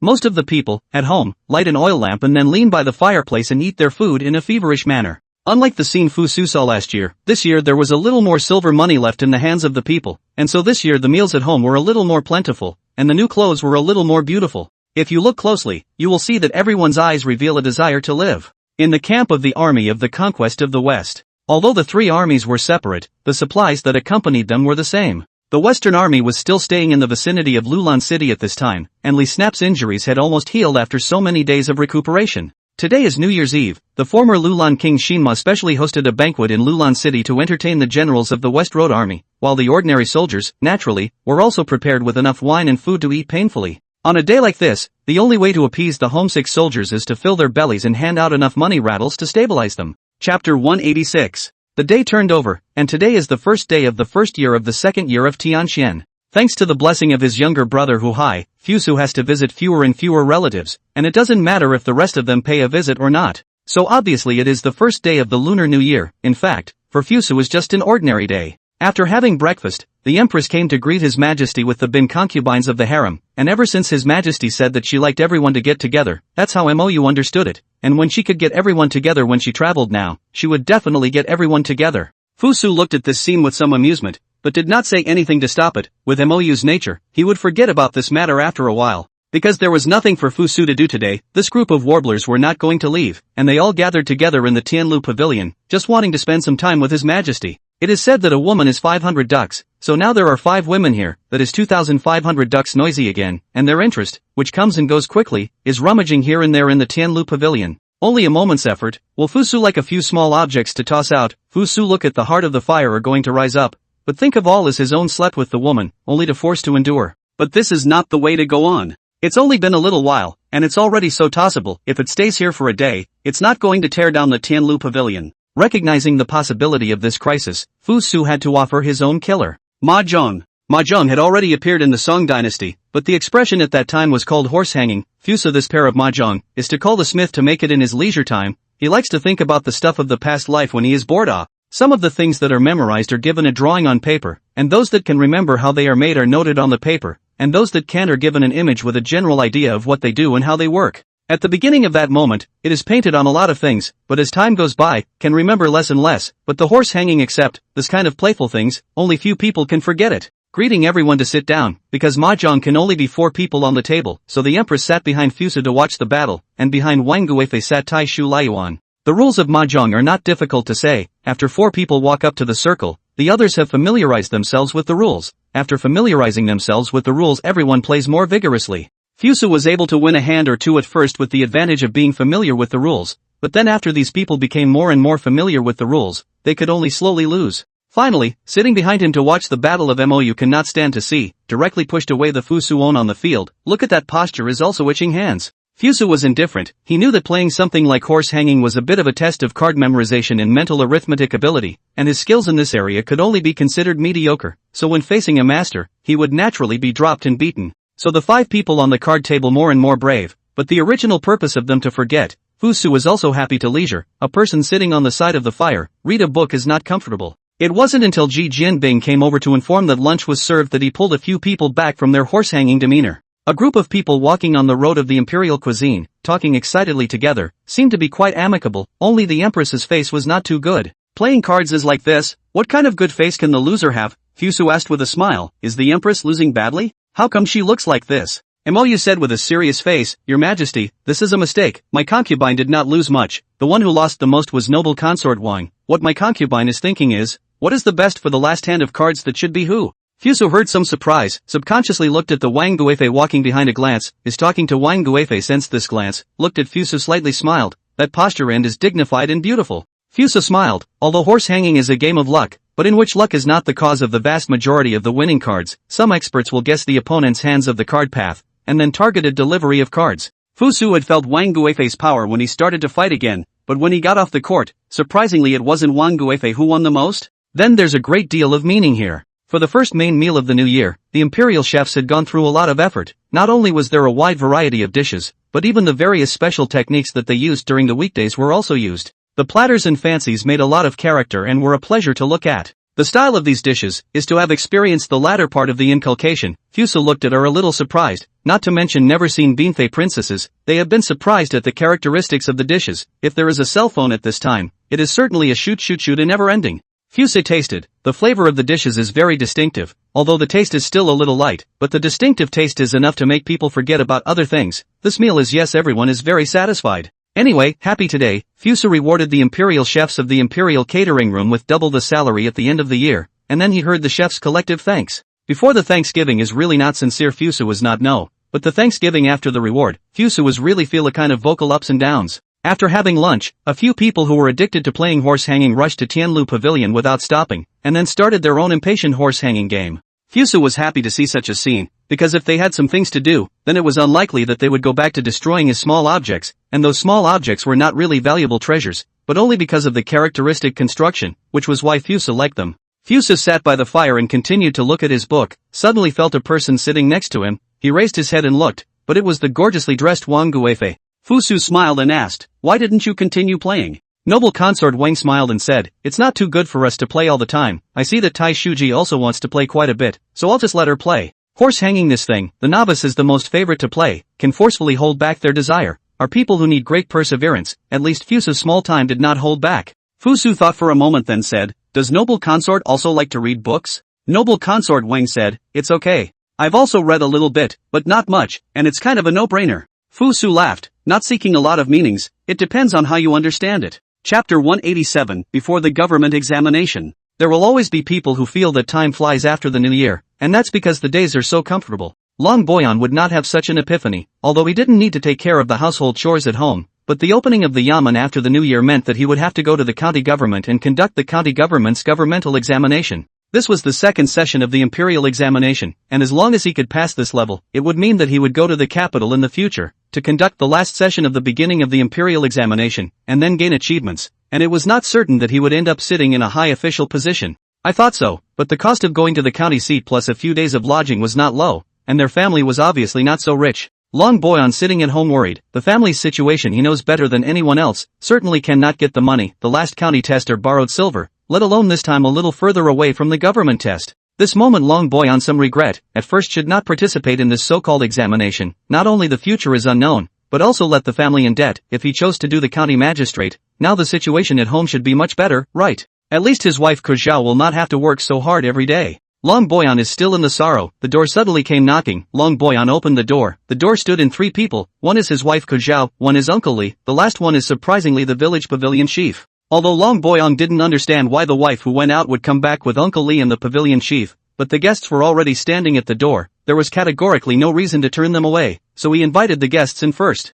It was the first time for the pavilion chief to come to Long Boyan's home, and he looked around before saying, "As I can see, the environment of Mr. Long's home isn't too good." Long Boyan some shyness, he is not a person of pleasure, nor is it a person of laziness. According to the plan he would have been to enter the county magistrate as a mandarin, just this last step did not step out just to the point of making the pavilion master laugh. Kuzhao returned home, then diligently cleaned up, a moment to the 2 guests poured tea is lime green, not a good tea, but also not difficult to drink. Uncle Li was originally a brown man, naturally he wouldn't care about these details, and the pavilion chief knew Long Boyan's skills, those words just now were just off-the-cuff remarks, not what he really wanted to say. Drinking a cup of tea, the atmosphere gradually melted a bit. Long Boyan asked, "I don't know what the pavilion chief came to my place for?" The pavilion chief put down the teacup in his hand and said with a straight face, "Kid of the dragon family, I am 1 generation older than your father, it is not too much for you to call me an uncle, right?" Although Long Boyan was a bit strange, he still said with a straight face, "Naturally, it is not too much, when father was alive, he also mentioned a lot about uncle.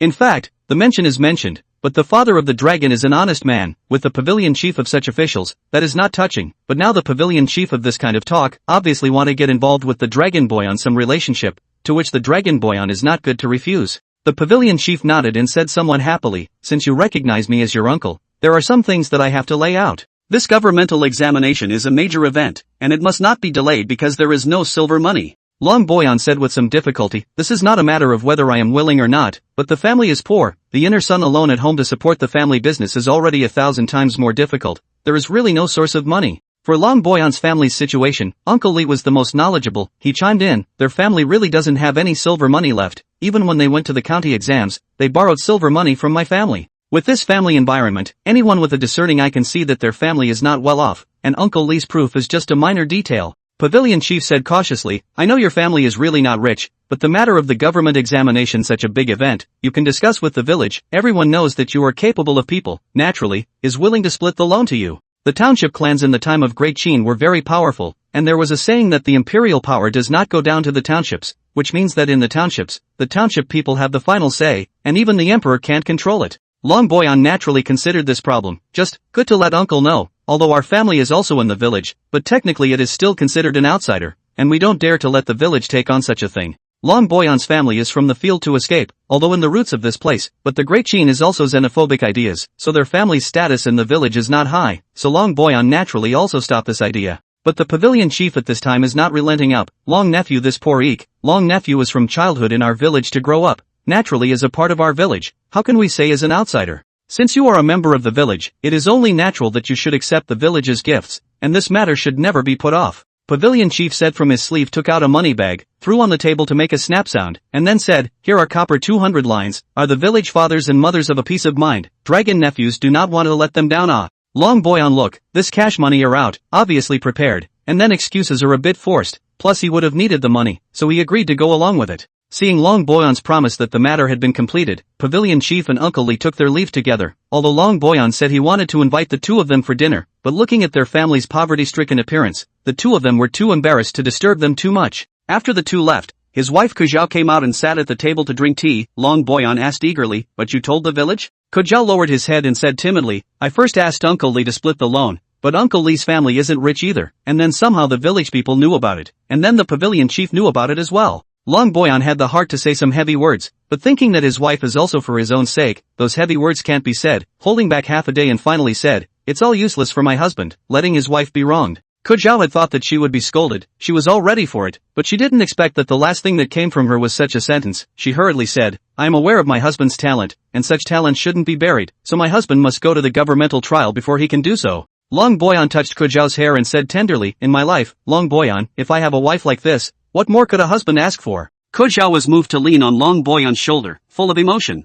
Chapter 188, Han Xingwen. Taking the silver money collected by the young and old in the village with him, Long Boyon set out on the road to the government examination. Although there are still a few days to go before the government examination, but Xiaojin County is not next to the county, in which there are 2 counties to cross before arriving. This is a great challenge for people who have never traveled far, so Long Boyon had to prepare in advance. On the day of departure, it was still in Uncle Lee's ox cart, and now Uncle Lee has become exceptionally good at talking, and whenever he needs to be at his place, he pops up right away. A famous person said that when you become capable, then you will be surrounded by many good people who help you as much as they can. In regards to this saying, Long Boyon had some feelings about it right now. There are post stations all over Great Qin. If you don't know the road, you can go to the post station and ask for the route. They are a bit more familiar with the route than the general merchants. The post station may have a regular caravan, it just depends on the individual's luck if they can meet it or not. Long Boyon's luck was good. He met a merchant caravan going to the county, and happened to take a ride. The owner of the merchant caravan heard that he was a student going to the county to catch the exams,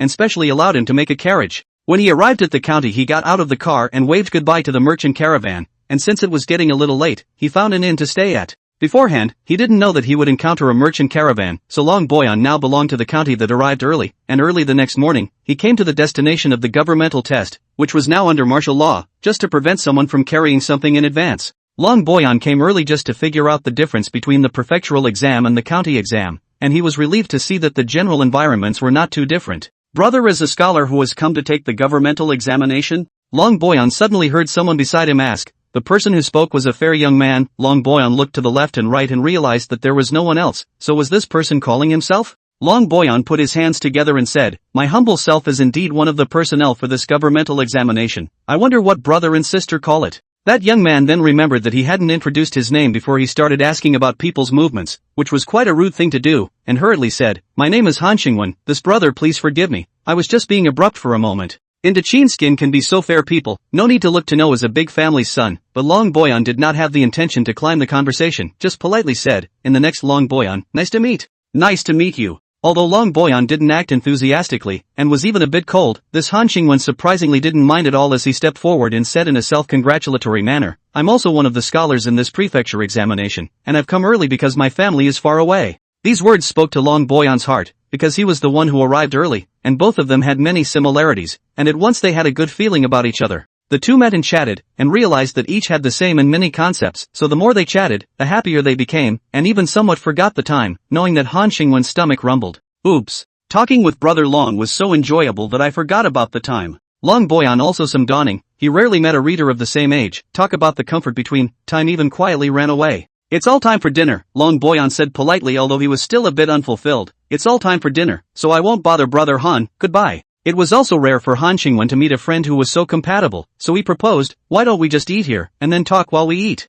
Long Boyon had a hint of intention, but the money he used now, or the village pulled together to him, cannot allow him to be generous, so he said this politely refused to say, "I still have some things to do, will not bother Brother Han." Han Xingwen saw that Long Boyon's intention to go was determined, and coupled with the fact that they had known each other for too short a period of time, it was not easy to stop him, so he just had to go with him. Long Boyon returned to the inn and opened his parcel, which hid a set of change of clothes, then a few books of scriptures from various families, and finally a parcel wrapped in oil paper. Long Boyan opened the package. Inside were a few well-made baklava. Freshly baked baklava was indeed still delicious, but the baklava in Long Boyan's hand had obviously been placed for quite some time. That is, the weather is still cold enough to keep it long enough, otherwise it would have had a flavor long ago. Long Boyan picked up a burrito and ate it with this tea. The burrito was a bit hard and did not go down well, but Long Boyan ate it willingly. He then read the book while eating the burrito, and in a short while he finished a big burrito. After eating the baklava, Long Boyan wrapped the greaseproof paper again, and then sat by the window quietly looking at the book. He is now reading the Confucian scriptures. The government test will be drawn from the 5 schools of thought to test the questions. You can selectively answer according to the subjects you are good at. Long Boyan in the bookstore to buy books. Will be the various schools of scripture have read once. Look at it, he still like Confucianism some. And finally he bought that book of scripture is also Confucianism scripture. Because the imperial examination was held for the first time, not only the scholars were inexperienced, even the ministers and the court were inexperienced, so Long Boyan was ready to read more books and add more sense about the scriptures. Ta-da! Ta-da! Da! The door suddenly came knocking on the door. Will be engrossed in reading. Long Boyan woke up. Long Boyan a little unhappy. Anyone who was disturbed probably will not be happy. Long Boyan opened the door and was surprised to see someone he wasn't expecting, Han Xingwen. Han Xingwen said happily when he saw Long Boyan, "Brother Long, I've come to see you." The look was very warm. Long Boyan was very surprised. Although he had told Han Xingwen the location of the inn where he was staying when they parted at noon, he had never thought that someone would run off to hang out with someone they had just met in such a short period of time. Is this just him being so out of touch? Or is this just the ethos in other counties? Long Boyan was a bit despondent, but Han Xingwen had already come, so he couldn't stop it. So he saw Han Xingwen invited into the room. Han Xingwen is a familiar character. He walked into the house. He saw the Confucian scriptures placed on the table. All came to the examination. And how could they not know the items of the examination? So Brother Long, is he planning to choose Confucianism as the program for the test? This was not considered a secret in the first place, so Long Boyan said graciously, "Indeed, I looked at the teachings of the 5 schools for a moment and realized that I agree with the doctrines of Confucianism a little bit more, so I decided to choose the teachings of Confucianism as the item to be assessed. I wonder which one of the teachings Brother Han has chosen." Chapter 189, It's a pleasure to have friends from afar. Me, well, I actually haven't picked one yet. Han Xingwen's choice of any one of the teachings would not surprise Long Boyan, although it did not matter that the 5 scriptures differed greatly from each other, and there were even scriptures that contradicted each other. After all, people's insights are not the same as each other. Long Boyan has heard of those who study 2 or even 3 schools of scripture at the same time, but heard Han Xingwen surprisingly a family have not been selected, which makes Long Boyan very surprised. This is equivalent to we're going to war, you have not needed their own weapons, a little bit of the rhythm of death. What's this about Brother Han? Han Xingwen sighed deeply and said, "I'm not hiding it from Brother Long. The reason why I didn't pick any of the 5 is actually because I'm not interested in any of the 5 schools of scripture, so I didn't know which one was the best one to pick in the end." In the face of Han Xingwen's situation, Long Boyan didn't know how to persuade him. After all, we weren't very familiar with each other, and it was easy to talk too deeply about the situation at making shallow friends. Brother Han should still choose one for good. As the saying goes, it's better to be good at everything than to be good at everything. With Brother Han's qualifications, if he's good at one of them, I think it shouldn't be hard to pass the government exam. Han Xingwen also nodded his head. In fact, he knew all of these truths, just that every time he was faced with the various schools of scripture, he couldn't raise his spirits, and over time, he now couldn't look at a single thing. Seeing Han Xingwen's appearance, Long Boyan didn't know if he had listened or not, but as a friend who wasn't very familiar, he could only go so far. "Brother Han came to the inn to find me. Is there something he wants?" Han Xingwen was going to say that he came to play with you, but the words stopped at the edge of his mouth and he finally said, "I actually wanted to come and see which school of scripture Brother Long studied, and wanted to learn something from it to prepare myself." It turned out to be so. Long Boyan was not a hard-hearted person in the first place, so taking advantage of the next few days of free time, he told Han Xingwen knowingly about some of the key doctrines of Confucianism one by one. As for the time to test these things, it is not Long Boyan can sway. For Han Xingwen, someone to help explain those difficult knowledge that of course is good. As for the ability to pass the government test, he actually has not been doing this plan. It was a joy to just teach one and learn the other. Finally arrived at the day of the government examination. Before dawn, Long Boyan had already woken up, then lifted up the prepared things, ready to run to go to the examination room. About to go out, he suddenly remembered something. It took a moment before he remembered that it was Han Xingwen who hadn't gotten up yet. Han Xingwen, since following Long Boyan's study, retired, originally lived in that inn, now live in the house next to Long Boyan. Yesterday they all agreed, today together set off to the examination room. Now look, obviously Han Xingwen sleep forget. Long Boyan hurriedly knocked on the door of the next room. A ringing suddenly woke Han Xingwen up, then Han Xingwen's impatient voice came from the room. "Who is it? Knocking on the door early in the morning?" Long Boyan said in a serious one-word voice, "Today. Day. Examination. Exam. Ah." Han Xingwen instantly came to his senses. He hurriedly put on his clothes, and then came out with the things he had prepared. because he came out in a hurry, the clothes on his body were not organized, so he had to organize them while walking. When they came downstairs, there was a reserved carriage waiting downstairs, and when the two of them got on, the driver whipped the carriage and drove it alone. Neither of them spoke on the way, and I don't know if it was because they had gotten up too early and weren't awake yet, or because they were a little nervous because they had to take the test. Although the two got up early, there were always people who got up earlier than them, and outside the government office of the prefectural examination, there was already a long line of columns lined up, and everyone was carrying prepared implements, at least like those in the prefectural examination who didn't bring any tools with them. The two people proceeded to line up behind them. Finally there was no delay. Behind them there were still people following one after another. Obviously they were not the latest batch of people. The line was a bit long, but the efficiency of the entrance was not as fast as the county exams came, and in a short time Han Xingwen became a bit bored, and he began to look left and right to see if there was anything new happening. Goo! The two were close to each other. Han Xingwen suddenly made such a sound that Long Boyan heard it at once. He looked towards Han Xingwen, who said in embarrassment, "It must be because I ate less last night, my stomach is a bit hungry." Long Boyan laughed a little, then took out a greaseproof paper parcel from the basket and opened it, taking out a piece of baklava from it and tearing off half of it and handing it to Han Xingwen. "Eat something first. I don't know how long the line will be yet." Han Xingwen was already a self-possessed person, and after these days of familiarity, he was even less polite as he picked up the baklava and nibbled on it, realizing that it was a bit hard and not really tasty. But whether something tastes good or not also depends on the time, but when a person is very hungry, as long as it is edible, he will find it delicious, and Han Xingwen is like this right now, so the burrito, which was not really delicious, he nodded clean just the same. Finally it was the turn of the two to start searching. This search Long Boyan realized that why the team of the government test was slower than the team of the county test, because they searched a little more carefully. Not only was the inside and outside of the clothes scrutinized, but even the contents of the basket were carefully looked over, one by one, in such a severe manner of behavior that it just didn't give the entrapped and privatized person a glimmer of hope. Finally came to all the examination room of the government examination and the examination room of the county examination. The arrangement is similar. Even though they were lined up together, after entering the exam room, Long Boyan and Han Xingwen were separated. This was to prevent the possibility of passing information between familiar people, so the positions were ordered haphazardly. Such a scene naturally had no effect on Long Boyan, who had already prepared himself, and as to whether he could pass the house examination, he was not necessarily sure. Clang! A gong sounded and then the door of the examination room closed. Long Boyan was facing the examination for the second time. This time his position was not close to the center, so he did not see the examiner. Long Boyan sat quietly and peacefully, and in a short while there was a magistrate who hung the questions of the examination on the board, and then presented them to all the scholars to watch. There are 5 questions in the government examination, respectively, for the 5 families of the scriptures. The examination of the students only need to choose one of them, as the examination of the topic can be. Long Boyan looked at the Confucian exam question. The title is it not a pleasure to have friends from afar? Chapter 190, The Fashion of Shopping in a Greenhouse. Time brushes by, and it is very difficult to feel the time passing during the time you are answering the questions, because your attention is drawn to the exam questions. At noon, Long Boyan had already written the answers to the top of the test paper, but there were rules in the examination room, and he couldn't leave the room early, so the rest of the time, he was thinking about the meaning of the examiner's questions. Not waiting for him to come up with a reason, hand in the gong has been struck. Heard the gong crowd cannot help but some clamor. Immediately there are magistrates shouted, "Silence! Any more clamor will be dealt with according to the white paper." These words subdued all those with bad intentions, and Long Boyan silently taught the rolls before walking out of the door of the court. How to say, every time out of the door of the yamen are some new feelings. The county examination is a bit depressing, but the government examination is a bit of a sense of release.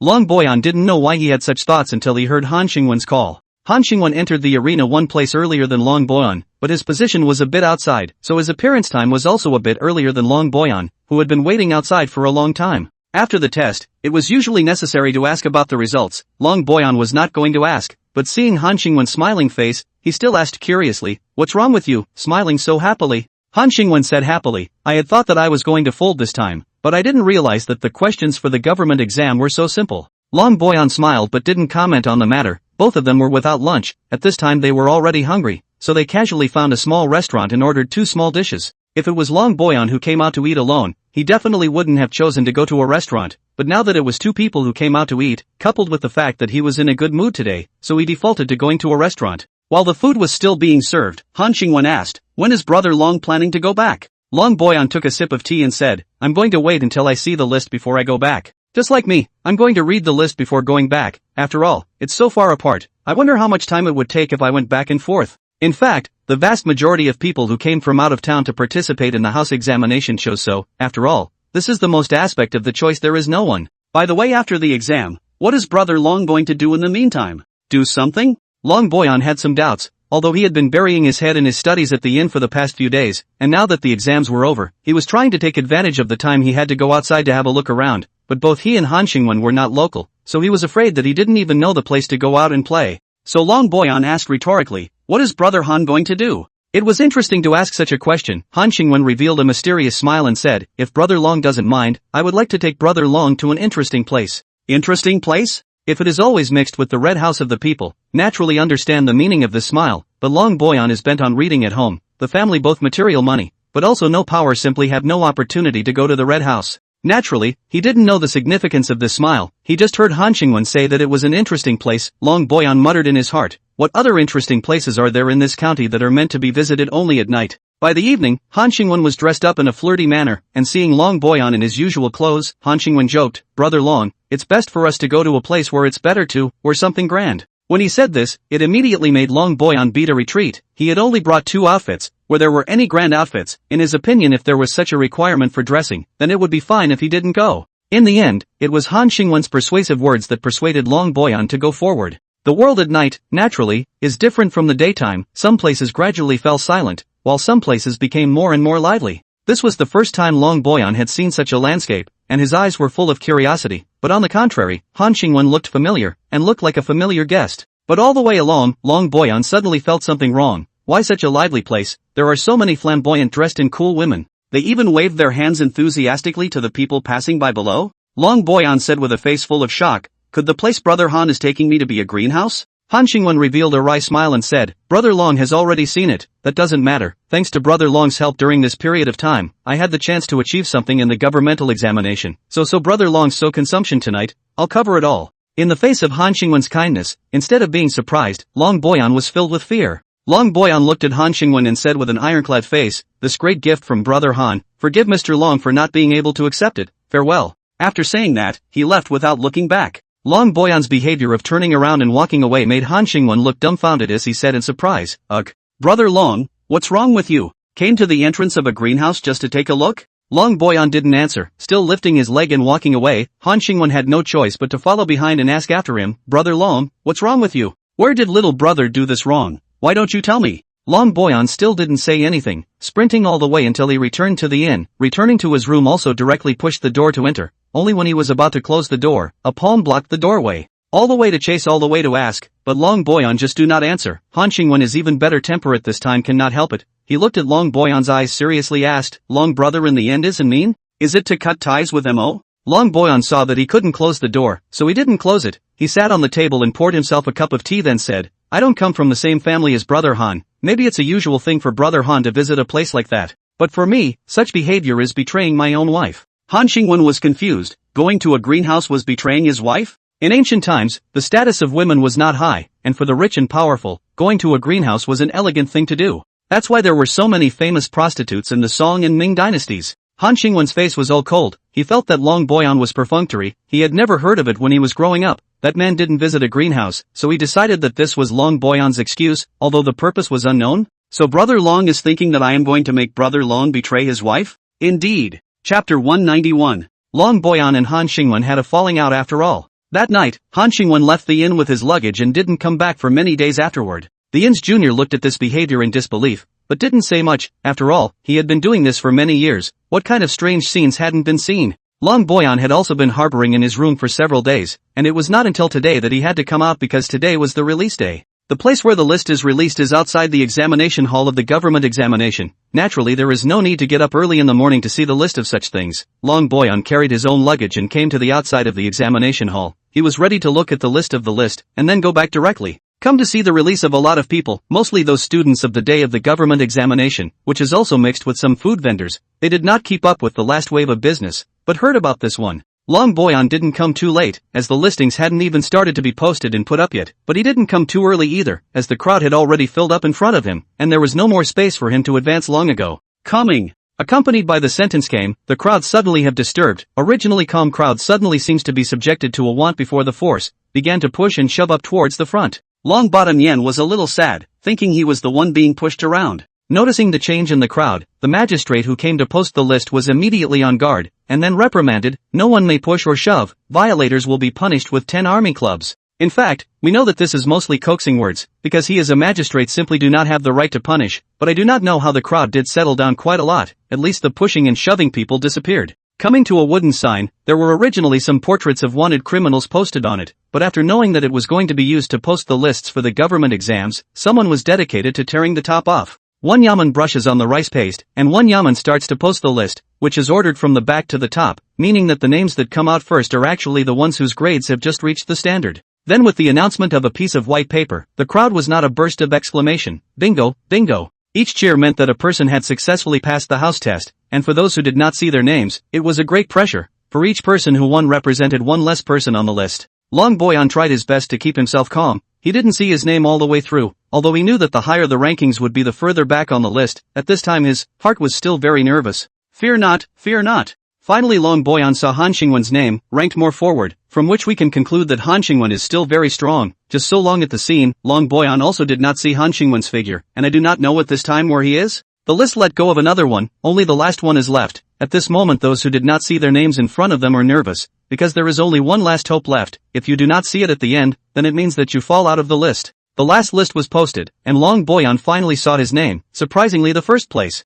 At this moment his high-hanging heart, finally put down, short half an hour less than, but to Long Boyan feeling than after the examination of the government test is also tired. Since this matter has been settled, Long Boyan also has no sense in staying on. He came to the post station to learn that there is no caravan on the way today, smiled slightly. After all, not every time can have that good luck. With the wind in his face he set out for home. After New Year's Eve the Westroaders were idle. It wasn't that they wanted to be idle, but their opponents were just too weak to interest them. The next stop after knocking down the Lulan country is named in the end of the small country have not even heard of. That day in the camp before the Lulan king Shinma swore that you can go to say surrender. Han Xin looked just right. There is a person to go to say surrender also for us to save some trouble, also let him go. But this go is a few days, the news is not wait, but is the West Road army people to wait for anxious. Today in the camp deliberations, Li Primrose's health has been much better, and now he is the one who is presiding over the general situation, and he is not dissimilar to what Han Xin did before, because in terms of this current state of affairs in the army, if he were to preside over the situation, he would also do the same thing. What did Shinma say? Li Snapdragon asked as he looked at the messenger in front of him, the impatience in his tone becoming more and more evident. The messenger said respectfully, "Then the king of Andromeda has been thinking about it for days and has not answered." This answer made the battalion exploded. The reason why the battalion generals are not willing to crusade against you in the end, because you in the end is too weak. There is no value of proclaiming martial valor, but this is not a reason that you can bargain. Look at this and the end of the behavior. But as some angry nose on the face of the rhythm, how can this be tolerated? Immediately, an officer stepped forward and said, "I am willing to lead 2,000 men to tread down this small country of Jima. My lord only needs 1,500 men to suffice. Only 1,000 men will suffice for the end." Seeing that the more he talked, the less he said, and if he said more, he would be single-handed, Li Snap hurriedly stopped. Enough. The barracks went quiet in a flash. Han Xin looked at this scene with unspeakable envy. When will he be able to have this kind of prestige? Where is Han Xin? Han Xin sat on the side to watch the play, did not expect to hear his name. A jolt to go forward and said, "Han Xin in. I have ordered you to lead 2,000 men to Andromeda. Are there any doubts? Shouldn't something like this be left to your own people?" Han Xin had questions in his mind but didn't say them out loud. Instead he answered, "Promise." After dealing with the matter of Jima, Li Snap looked at the generals in the camp and said, "The army will leave tomorrow." Nah. Han Xin led 2,000 men out of the barracks, and along the way he was still thinking about why he was sent to attack Andromeda. To say that a good start is not good enough. To say that we trust him, a staff officer like him, who is not a direct member of the West Road Army, how much can we trust him? Fought all the way cannot understand, but fortunately also do not want to. Han Xin led 2,000 people less than half a day came to the city outside in the end of the city. He looked at the distance 2 people high small city wall really cannot mention what interest, so to the messenger soldier said, "You go up to the front to pass the message. An hour later, if in the end of the city is not yet surrendered, we will have to kill into the city, and then pieces of armor will not be left behind." The kingdom of Andromeda had long seen such a large army coming, and so in less than half an hour the king of Andromeda had come to Han Xin with a letter of surrender. Han Xin looked at something so unchallenging and thought, so why was I the one sent? Chapter 192, Prejudiced Hearing and Believing. Today is the second year of Tianqian, the first morning court, more than half a month's vacation in the court. Fusa feels that his body has a kind of rusty feeling. Sitting on the dragon chair, and saw the ministers who had been away for more than 10 days, to say that the thoughts are not there. Ji Jianbing shouted, "Something is up." His Majesty was allowed to rest until after the Lantern Festival, but there were people on duty at all the government offices, so world events could still spread to the palace. It was just a matter of whether or not the Lord of the World was in the mood to read them. I have something to report. One man stepped forward, his body slightly bowed, his hand holding the sunga. Although Fusu only in the dragon chair to do more than a year, but every day look at the following these people, more or less as a familiar face, but today stood out this person he actually did not recognize? So there were still high-level officials in the capital that he didn't recognize? Or is it that the officials who were sent abroad in the past have returned to the capital? Who are you? The man bowed and said, returning to your majesty, I am Guan Post, the county minister of the Internal History Office. So that Fusu has an impression, he has seen the name of the pipe mail on the appointment letter of the head of the Neshi Yamen, only he did not sign it. What is the matter, Secretary Pipe? Pipe Mail cleared his throat, respectfully said, back to your majesty, I serve as the Internal History Yamen County Chancellor position. Weekdays also have the duty to monitor the movements of the local people. Recently the folk talk about the most lively, no more than the Fusang country gold and silver mines matter. I am worried that the people are more interested in wealth and have bad intentions, so I ask your majesty to send down a decree to kill this unorthodox trend in the cradle. This matter Fusu also heard. After all, the news was initially released from the palace, the ministers underneath are silent, just from the appearance, also do not know whether they are in favor of the faction, or the opposition. What does Xiao Aiqing think of this matter? In the past, when His Majesty had a question, the person he loved to ask was the human Prime Minister Wang Guan, always after he stepped down from the position of Prime Minister. Now the person His Majesty loves to ask is Xiao He, the Prime Minister is one of the three dukes. His Majesty's approach to the Prime Minister to inquire about political affairs is a recognition of the Prime Minister's ability and seniority. Now that the Prime Minister is gone and the Minister of the Household has taken his place, it shows His Majesty's recognition of Xiao He. Xiao He stepped forward and said respectfully, back to your Majesty, I have heard that people talk about this matter in my spare time, and I have a few ideas I would like to put forward regarding this matter. First, this message says that there are gold and silver mines in the country of Fusang, but as far as I know, there is no way to verify such a thing. Because there is no one in my dynasty who has been to the country of Fusang, so the authenticity of this message is not yet known. Secondly, although my Great Qin border area also has Fusang country people to and from, but it is said that between Fusang country and my Great Qin, there is a 2-month period of distance to and from. Such a range is too far away, coupled with the risk of sea traveling grand. Even the most skillful maritime people do not dare to guarantee that they can return safely, so the risk factor is too great. The resources of the folk are limited, they simply don't have the ability, the strength to create ships that can go out to sea. And even if they do create them, most likely they'll die halfway, so it only takes 1 or 2 failures for them to wake up from their dreams. Xiaoyi's question and answer was well reasoned, not to argue the authenticity of the news first, but to tell everyone directly and bluntly, with your skills wanna go to Fusang country, no chance. Ministers in the court, some people's faces changed slightly, there are also people who look relaxed. From the dragon chair, it is a good set of life. Secretary Xiao is right, about the matter of Fusang country, I have discussed it with the Silla mission. How can I say it? It's neither good nor bad. Originally, the ministers thought that His Majesty had asked Xiao He to answer this question in order to suppress the rumor matter based on Xiao He's theory, but they did not expect that the peak had turned around and His Majesty had admitted the truthfulness of the rumor at this time. Your Majesty, do you have to be so fancy? Tell us what you mean by neither good nor bad. Hearing the change in His Majesty's tone of voice, Ministry of Public Works Minister Zhu Wenluan immediately stepped forward and said, I have something to report. Fu Su looked at it, it is Zhu Wenluan. Ah. Fu Su has some impression of this person. People like to speculate, although not very useful, but the key time may still have some use. Speak. Nah. I thought that what Lord Xiao, the Minister of Revenue, said just now about the gold and silver mines of the Fusang Kingdom, although right, was a bit one-sided. First of all, Lord Xiao said that there are no people in my dynasty who have been to Fusang country, which I believe. After all of you adults are in positions where you can casually roam around, but that doesn't mean that there are no people in my Great Qin who have been to Fusang country. Does Lord Xiao recognize this? Zhu Wenluan's gaze was like a sword as he looked at Xiaoyi, just waiting for Xiaoyi to say the answer and then kill him with a single blow. But Xiaoyi's rich experience as an official is no more than that of a veteran minister of many years. How could he step into such a trap? He calmly said, recognized. In fact, if it is said that Great Qin has more than 10 million subjects, but not a single person has been to Fusang country, such a thing to say out everyone is not believe, can only say that the people who have been there are very few, or even minuscule.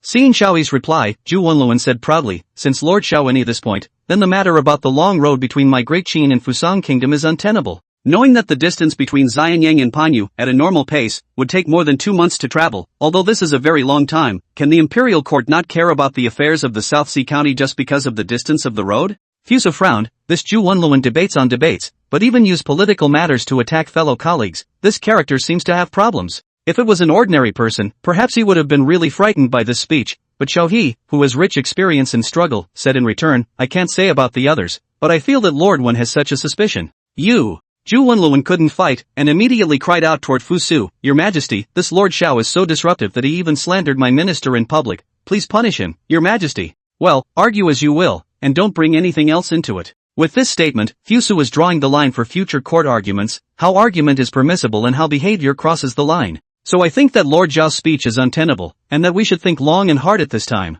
The ministers began to discuss, but Xiao He, who was one of the main protagonists of the debate, continued to look calm. Among you there are different opinions, can speak freely, as the saying goes, partiality, listen to both is clear. I also want to listen to the ministers' different opinions. Chapter 193 Rumors fall on three hearts. The ministers in the Qin Dynasty all know that when His Majesty is not angry, he is still very nice to talk to. Even if a minister contradicts His Majesty will still discuss the matter and never take it out on anyone. In such an environment, there will be many ministers who are willing to speak, and this does not include state uncle Mi Wenba. Although Mi Wenba is a noble uncle of the state, with the qualification of being able to enter the dynasty to face the Holy Spirit, but he is also very much in his heart, never expresses his own views on dynasty politics, more often than not, as a mascot in the dynasty to stand a position. But today Mi Wenba stepped forward, he folded his hands and respectfully said, I have something to report. Such a situation makes the ministers a little curious. This uncle of the state has never been out of the column since he had the opportunity to go to the court, and has always been quietly brought to that corner. Quiet to the extent that the ministers thought that he would be quiet for the rest of his life.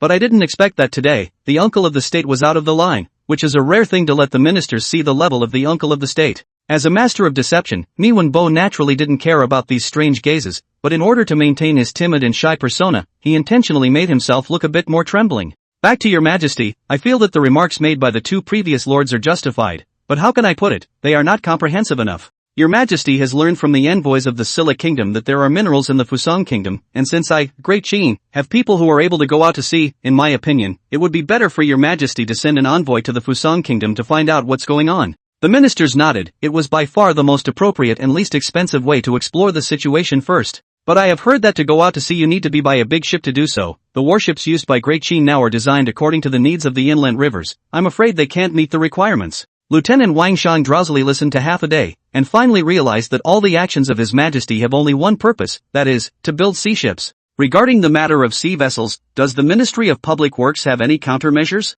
In the face of His Majesty's inquiry, Mo Zhongxing stepped forward and said, back to His Majesty, the Ministry of Industry does not have a manufacturing program for sea ships. However, this is normal, successive emperors have focused on the location is on land, so for the matter of navigation, is not very important, so the development of ships has not been progress. The court resolved to go to sea, but there is no drawings of sea ships, which is obviously not possible, and hereby notify the world that anyone who offers drawings of sea ships of more than 20 zhang will be rewarded with 100,000 coins of copper and a 5th degree of knighthood. To be reasonable, this reward was not unimportant. $100,000 was already a lot of money, but a 5th degree knighthood was what was even rarer, enough to exempt a family from taxes. But such a proposal was not opposed by the ministers, because there were not many large ships of more than 20 fathoms, that is, in the current Qin army, and if someone really came up with such a drawing, it's not even clear who took advantage in the end. Let's leave this matter to the Ministry of Public Works. First set up a shipyard by the Weishui River, and wait until someone offers the drawings before we start building. Mo Zhongxing stepped forward and said, promise.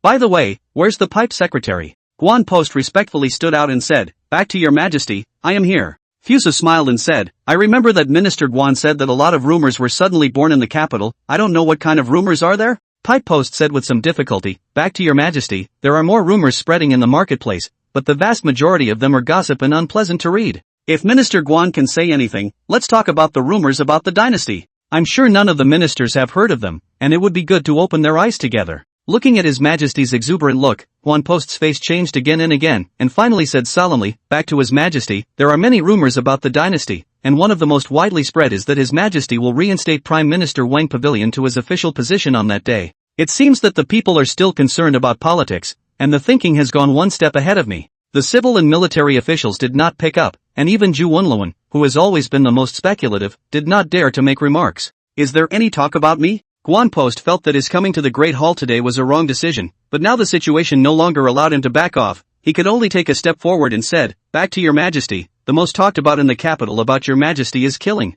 Killing? This is really Fu Su did not think to come, although the capital city is the headquarters of the Black Platform soldiers, but because of the need for development, so has always been the capital city and the number of secret agents are the lowest, so the evaluation of this is also still Fu Su heard for the first time. Yes, Your Majesty. Guan Post took a breath and said seriously, the people are talking about His Majesty's overkill. When he was the crown prince he had already killed heads, and when he became the emperor, there was something that strained thousands of people. There is fear of heaven and peace with such a heavy killing nature. Ha!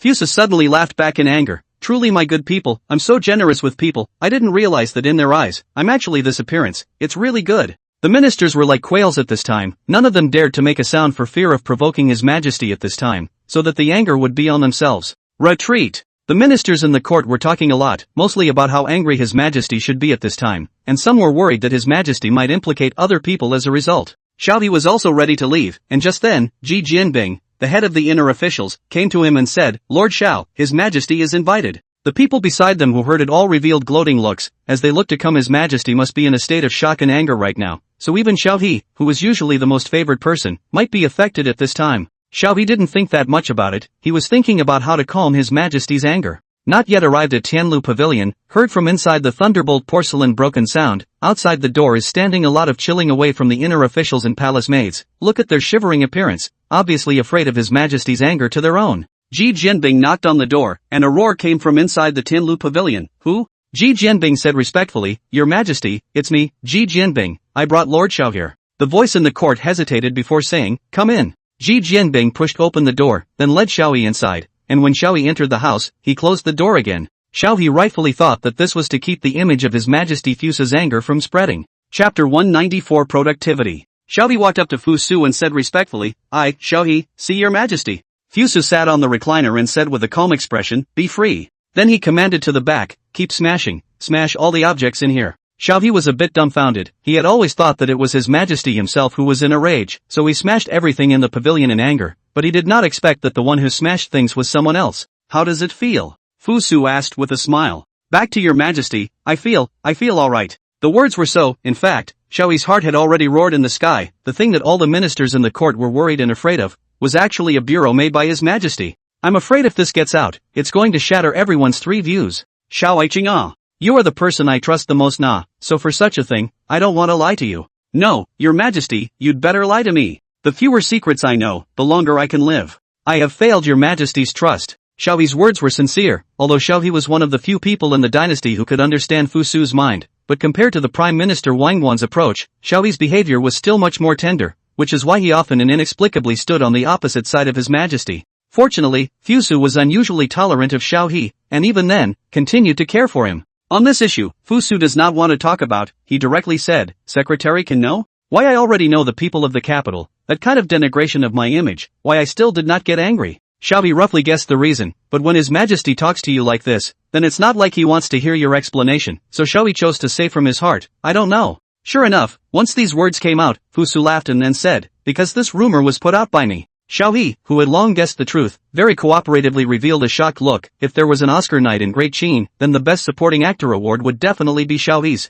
Xuanzi once said that water can carry a boat and it can also overturn a boat. What I want to show you is that is how this public opinion can be manipulated. It doesn't need to be a powerful force, it just needs a little bit of guidance to make the public opinion unfold as an individual wants it to. This time Xiao He was really shocked. He had never thought that public opinion could be manipulated in this way. Such power was too terrible, it was simply the root of crime. It seems that Aiqing also realized the problem. This force is so terrifying, but if it is utilized well, it will be a huge help at the same time, so we need to get this force in our hands. Xiao He subconsciously frowned, a sign that he was thinking, and after some thought Xiao He asked, I wonder what Your Majesty would like, how to get this power in your hands. The carrier of rumors is every citizen, and Xiao He has not thought about how to make every citizen listen to his will? Fu Su did not answer this question immediately, but suddenly asked, what is the carrier of language? Text. Xiao He said without thinking, for that was the consensus of all. Fu Su looked at the porcelain shards all over the ground and said, the essence of a rumor is also words, and since words can be rumors, and rumors can be words, why can't we take words or rumors, modify them to be what we need them to be, and then let them spread?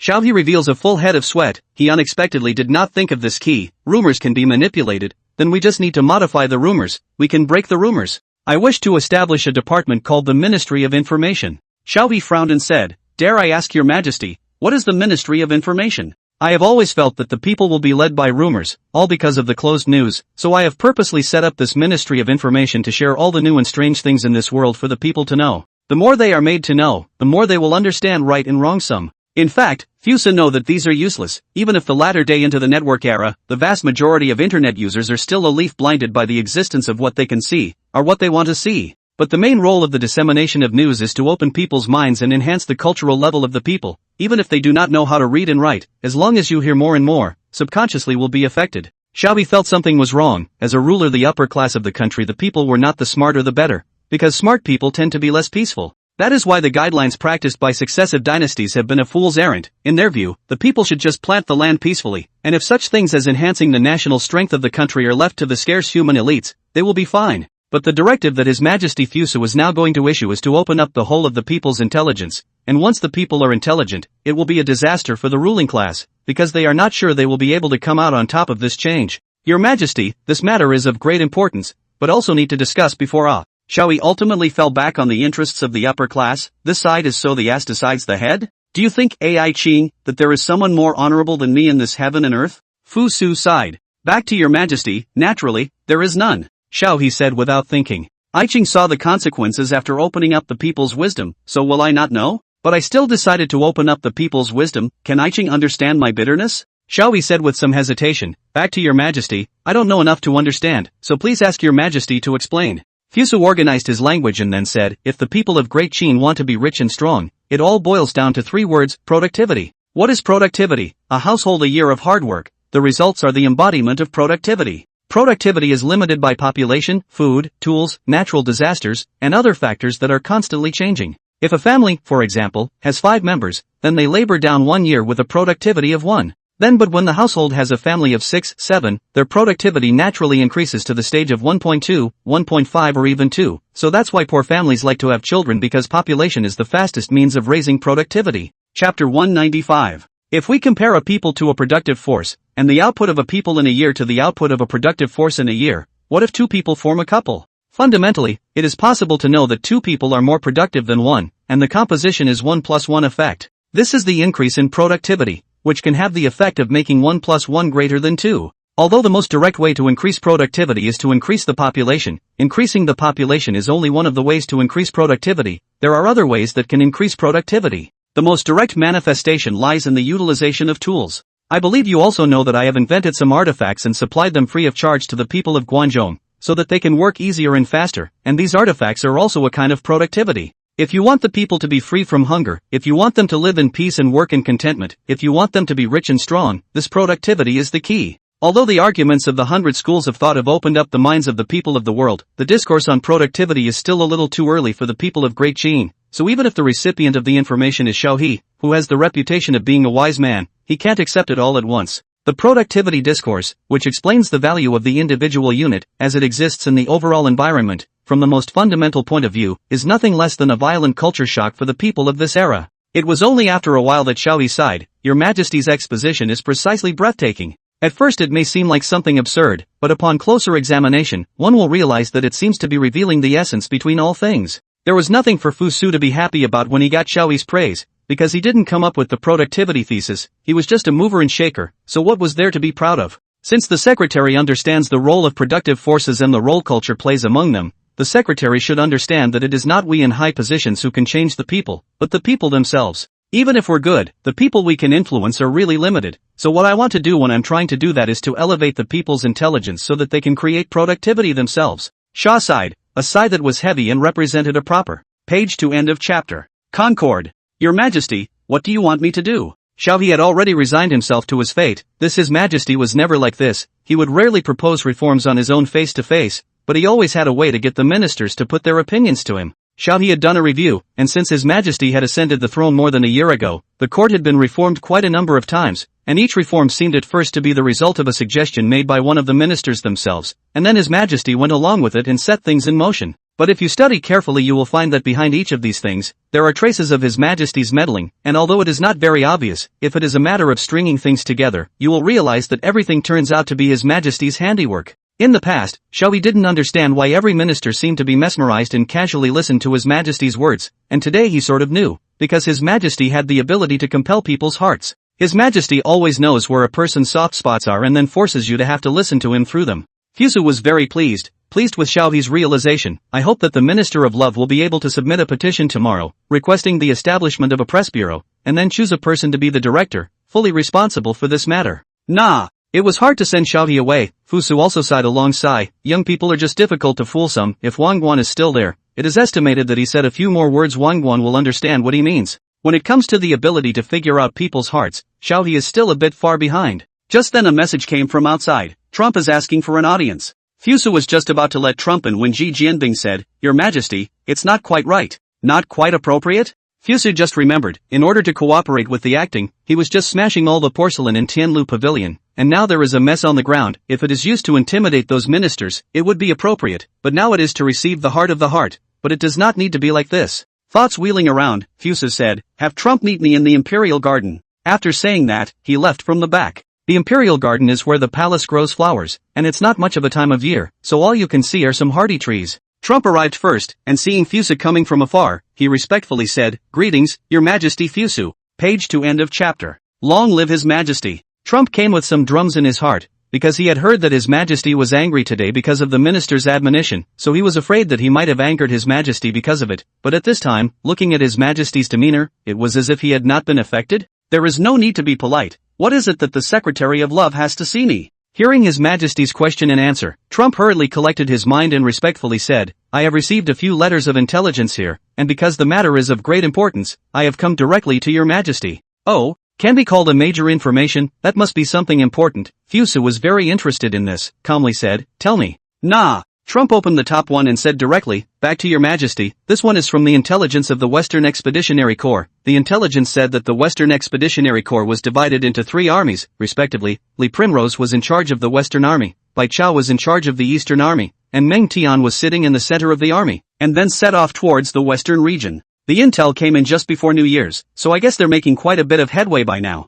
Fusu frowned and thought before asking, I remember that this Bai Chao seems to be Bai Qi's great-grandson, right? Back to Your Majesty, this Bai Kako is indeed General Bai Qi's great-grandson. And who is this Primrose Li? Your Majesty, Li Primrose is a descendant of General Li Xin. Oh, is that the same General Li Xin who overran Yen? Back to Your Majesty, it is none other than General Li Xin. No wonder Fusu can't remember Li Xin, mainly because when it comes to the famous generals of Great Qin, everyone's first impression is the 3 of Bai Qi, Wang Jian, and Meng Tian, and if they want to add them, they will also add Meng Arti or Wang Anger. If not for those who know deeply, they would not even know that there are Li Xian and Sima Zhu, who are famous generals for a long time. These 2 are not as famous as the previous ones, but their merits are not bad at all. Fusu sighed, all of them are from the general's family. Trump didn't dare answer, mostly because it wasn't a very nice thing to say, plus His Majesty didn't seem to want anyone to answer. End of chapter. Chapter 196 News and Rumors. With these people crusading for me in the West, I am very relieved. Talk about the next thing. According to the news from the black soldiers, Jing Ji, the county governor of Hangshan County, had fled with his family before the imperial ministers arrived. Oh! Fusu felt himself a little surprised, but not too surprised. From what had happened earlier, it was clear that this Jing Ji was a man of brains. Since it is a person with brains, after knowing that his nephew is not capable of heavy duty, he will definitely choose a good other back road. If at that time, Yingbu can directly divert to Hangshan County, there is still a glimmer of hope of capturing Jing Ji. Now that so much time had passed, if Jing Ji still hadn't realized the situation force, then he would be too stupid. I see. Next entry. Trump flipped to the next book and continued to read. According to the news from the black soldiers, the pawns of Ba County and those of Yang County have been having friction from time to time, and there have been several cases of casualties. Yang County? Isn't that the current territory of Liu Bang? Fusu remembers that in order to stabilize the world, he didn't directly crusade against Liu Bang, but decided to recuperate before saying anything. Given the caliber of Liu Bang's handful of strategists, he shouldn't have let such a thing happen.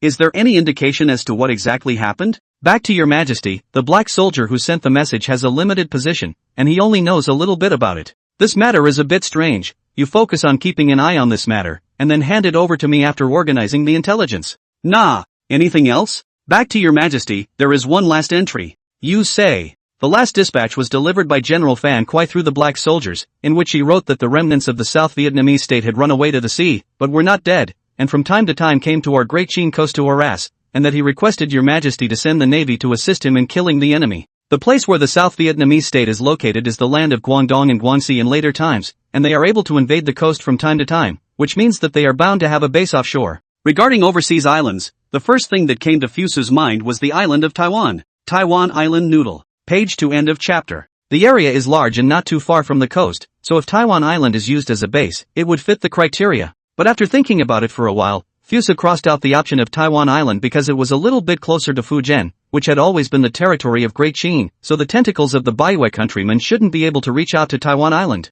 After carving out Taiwan Island, then the only place in the sea that still meets these criteria is Hainan Island. Hainan Island in the Ming and Qing dynasties was called as Qiangzhou. Well, zhou with poor, meaning very poor place, has always been the place to send heavy prisoners. One sentence of being sent to Qiangzhou means that this is something you can't come back from in your life, but of course it's actually a more likely scenario that you'll die on the road if you're not careful. One of the most feared scenarios of being an official is to become the parental officer of Qiangzhou, and that is something that can make a person just resign. But these are all things for later. Now Hainan Island, for Great Qin, is still a piece of unknown land. I know. The next day, the atmosphere of today's morning court was unusually depressing. Everyone had seen how angry His Majesty was yesterday, so no one was willing to come out and nitpick on this joint. It was a kind of irresponsibility to oneself. Something is enlightening. The ministers looked at each other in dismay. There were still quite a lot of things to be dealt with and decided by the various magistracies at the beginning of the year, but they all looked at each other and realized that no one was willing to be the first one to speak out. The first person to speak out, the probability is that he or she will have to bear the wrath of His Majesty, because no one is willing to come forward, so the others do not want to come forward. Why should I sacrifice one person to be happy for millions of families?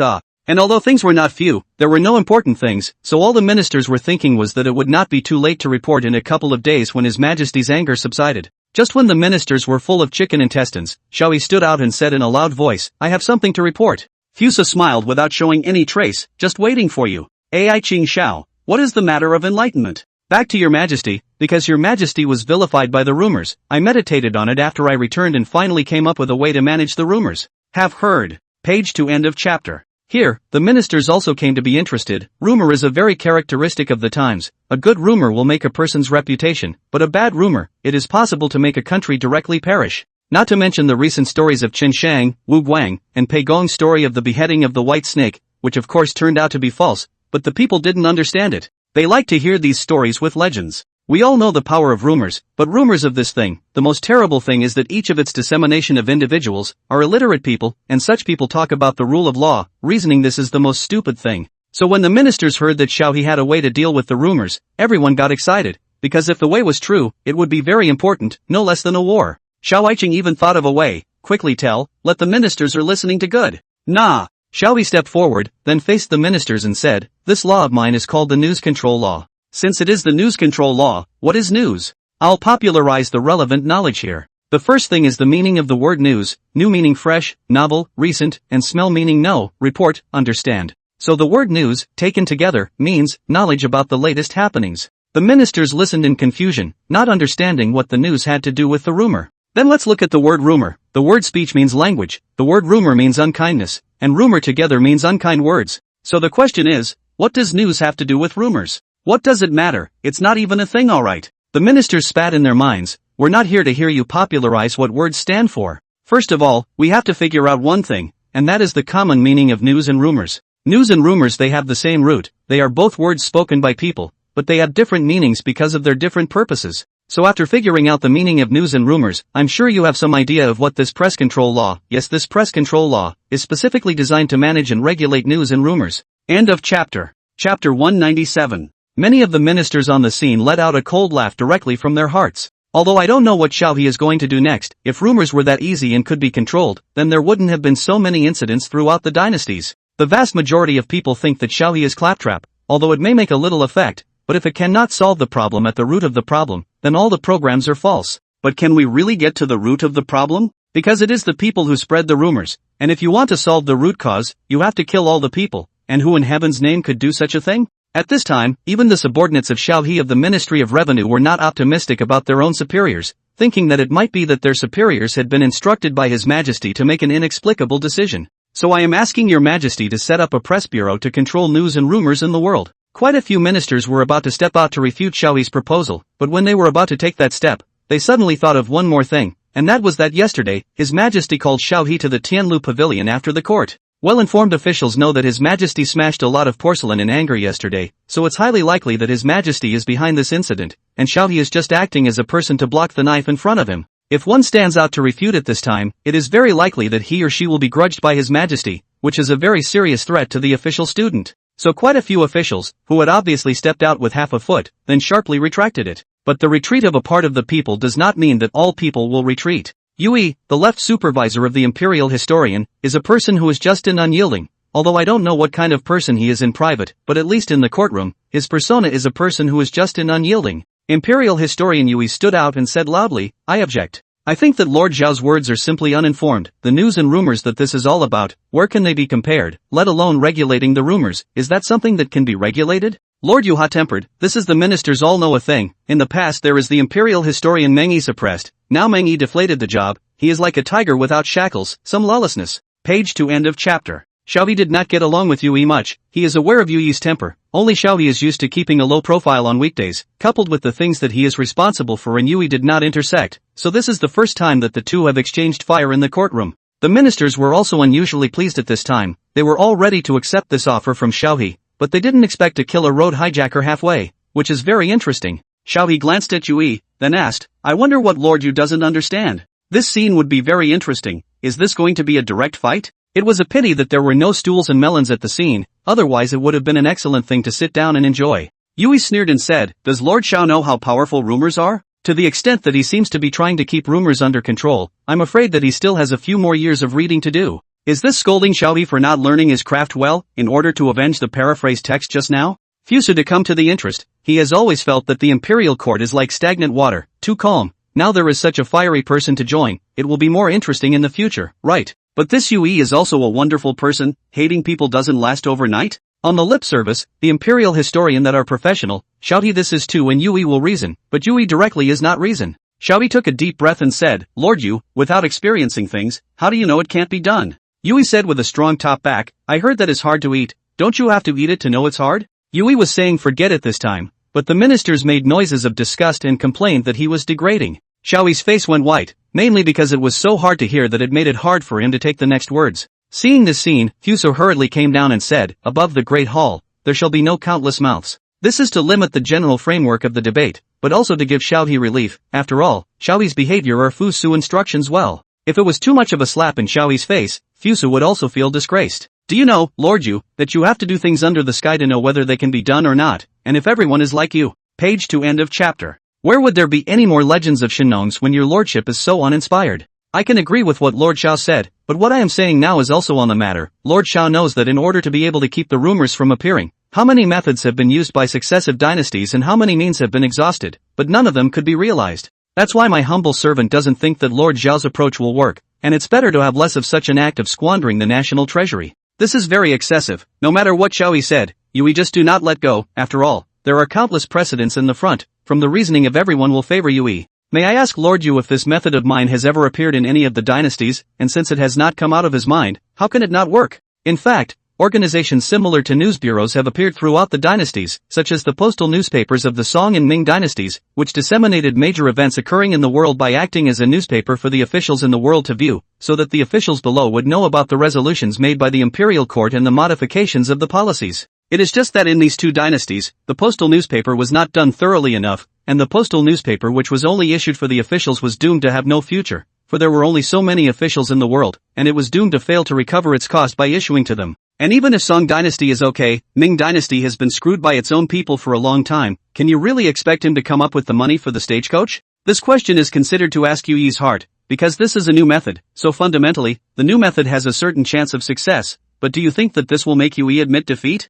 Yui sneered and looked at Xiaoyi and asked directly, if everyone is like Lord Xiao, who thinks of a law and has to set up a department, then isn't it all going to be borne by the state treasury? Isn't this wasting the treasury's money? The result of the matter has been obvious since the argument has come to this point. The next step is to see what His Majesty wants. If His Majesty is willing to pay, then it is possible to carry out Xiaoyi's method. If His Majesty is not willing to pay, then the matter can be closed. Fusa smiled and said, what the two love ministers said are very reasonable, but I think that things in this world, or more attempts is good, so shall love minister's proposal, granted. End of chapter. Chapter 198. The capital, as the center of power, is the place where changes in imperial policies can be felt the most, and the people of the capital are not necessarily the most sensitive ones, but they must be the ones who only understand the situation. Have you heard? The imperial court is going to set up a press bureau and then enact the so-called press control law, which I heard can curb rumors. Really? Is this news control law so powerful? Rumors can be curbed. I think it's mostly blown out of proportion by the ministers. They've done it before, but in the end it doesn't work, except to waste money. But I heard that it was Xiao Qingtian who was in charge of supervising this matter. It's Xiao Qingtian, then we can look forward to this matter, maybe it'll work out. It's the same no matter what era it was, by fame people always met with a bit of preferential treatment. Fusa put the matter in Xiao Hi's hands, but Xiao He, as one of the 6 ministers, had a busy day at work, so where did he find the time to set up a news bureau? Normally, it would have been possible to select one of the ministers for the position, but because of the disfavor of the 100 officials and the lack of seniority, no official came to join Xiao He. So Xiao He could only resort to the old method of pulling strong men from the subordinates of the Ministry of Revenue. In the yamen of the Ministry of Revenue, Xiao He sat on the main seat, and below him stood all the officials under the Ministry of Revenue. Xiao He didn't sell the story and said directly, everyone should know what happened in the morning court, and it doesn't matter if you don't know, I'll say it again here. At the morning court today, I made a suggestion to His Majesty to establish a press bureau to regulate news and rumors. Because of this matter then, I even argued with the royal historian, Lord Ueu. Of course it turned out well, and His Majesty accepted my proposal to establish a press bureau. It is logical that the proposal was made by me, and it is right that I should be the Director of Information and single-handedly establish the Information Bureau. But we all know that as the Secretary of the Ministry of the Household, the weekdays are busy with affairs, and there is really no extra energy to take care of this matter, so as subordinates you have any ideas you can speak freely. The subordinates at the bottom are looking at me, I'm looking at you, in fact, they are using their eyes to the signals. Esteem. Page to end of chapter. Lord Book said so many words, in fact, pick apart to see the core idea is only one, that is, things I next, but I'm very busy, so you guys launched a person, the matter can be picked up, everyone is happy. A voice said, my humble servant thinks that Lord Wang Ji Wang is more suitable. Lord Wang has repaired the Great Qin treatise for His Majesty before, so I think that he is very experienced in this type of work with words. Wang Ji is a little confused. I added a book, how is it related to the text type of work? Then you write every day, is not related to the text type of work. Wang Ji in the crowd to see, the original speaker is their old opponent, that's alright, body position old opponent this time not pitch you, do you have to stay in the new year?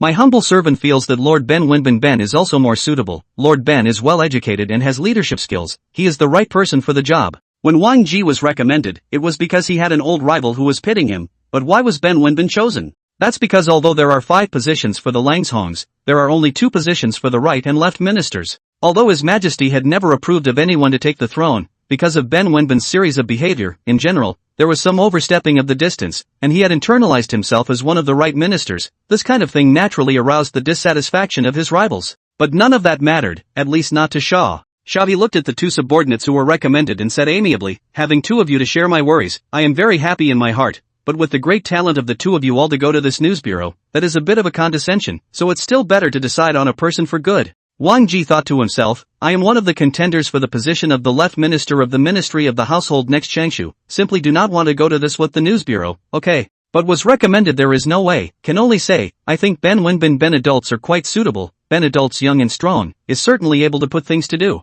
If it is something else, as long as it is His Majesty's command Ben Wenbin bite the bullet and accept, but this is a huge pit-off. Throughout the ages, I don't know how many people have been pitched in, he Ben Wenbin is in the stupid will not specifically to jump into the pit-off. Back to your excellency, my humble servant thinks that Sir Wang Ji Wang is more suitable, Sir Wang. Page to end of chapter. Having worked a little longer, and having a lot of experience in the job not to mention knowing people is one of the strengths, I think that if I were to become the head of the news bureau, I would be able to set it up very quickly. Wang Ji's face is almost black, but also know people well, nowadays young people do not want a face? Then the 2 men began to push each other around, one boasting more than the other, as if it were as simple as picking the other in the success of the news bureau, which was a nail in the coffin. How could Xiao He not know the small minds of the 2 of them? If he had a choice, he wouldn't want to take on something like this and thus get a reputation for forcing his subordinates, but he didn't have a choice. So the 2 people who were his subordinates didn't have a choice either. Xiao He thought deeply and finally said to Ben Wenbin, Wenbin, you're younger, so I'd better leave this matter to you. His Majesty attaches great importance to this matter, so don't let him down.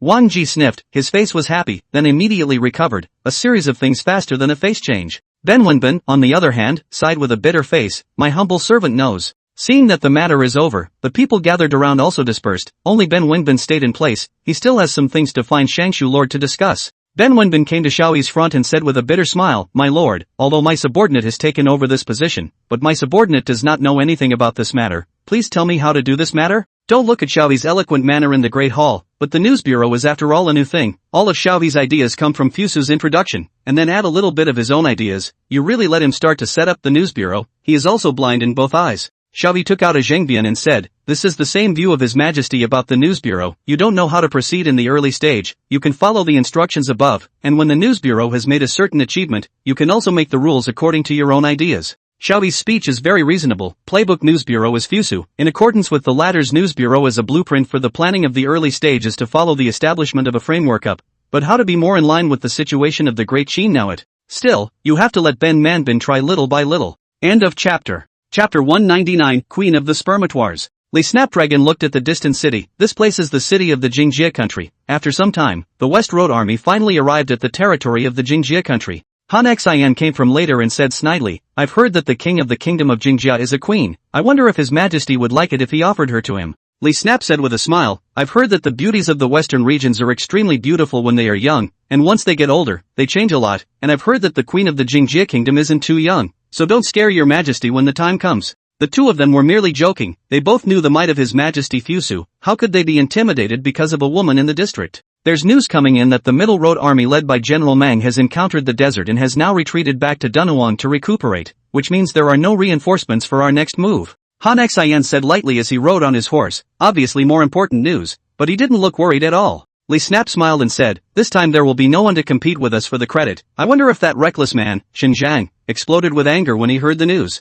Are you two not worried at all? You should know that the countries in the western region still have quite a few armies. And because of the problem with the water source, it's hard for General Mang and the others to support us? Snapdragon Li pointed to the short earthen city not far away and said, what are you worried about? Worried that Her Majesty is too ugly and scares people to death? It's just as well that there's no backup force, lest we see that reckless man, Xinjiang, and feel uncomfortable in our hearts. Seeing this arrogant appearance of Li Snap, Han Xian shook his head in disappointment. Although the western countries are not considered powerful in one family, but all normal people know the truth that the lips are lost and the teeth are cold. Facing the incoming tens of thousands of troops from Great Qin, if they didn't want to be exterminated, they would naturally combine, and then the variables would come. Fighting a war is about three elements: timing, right place, right person. Timing is not bad, it is all wind and sand, there is no special terrain such as floods and swamps, and terrain, the western region is the other side's home turf, so the terrain is definitely not there. The last is the people, and Great Qin's sons have been on the warpath for a year now, in this strange land, lifting their eyes to the yellow sand, the heart of the hometown more and more drastic, fortunately. Page to end of chapter. Great Qin's military discipline was strict, and the generals were still quite calm. But people in this piece can only be regarded as barely, on the contrary, the generals of the western countries, they are under the banner of protecting the country, the hearts and minds of the people have already won a chip, not to mention some familiarity with the terrain and rich experience in sand combat and other factors. Of the three elements, the western countries occupy 2.5, and the Great Qin camp occupies 2 or 1.5, how to look at the situation is not optimistic, but the main general of the West Road Army, Li Primrose, has extreme confidence in his army. Hansen wasn't sure if this was a blessing or a curse. Just then, the originally closed gates of the Jingjie kingdom opened, and a line of ant-sized people walked out, and grew larger and larger. Seeing this scene, Li Snap said happily, go, follow me to see if this queen of the Jingjie kingdom is as beautiful as rumored. After saying this, he turned his horse around and left. Han Xian glanced in the direction of the west, where there was nothing but a wall of yellow sand that spread across the entire sky, but in Han Xian's eyes, it was as if he saw a huge army in the midst of assembling, raging.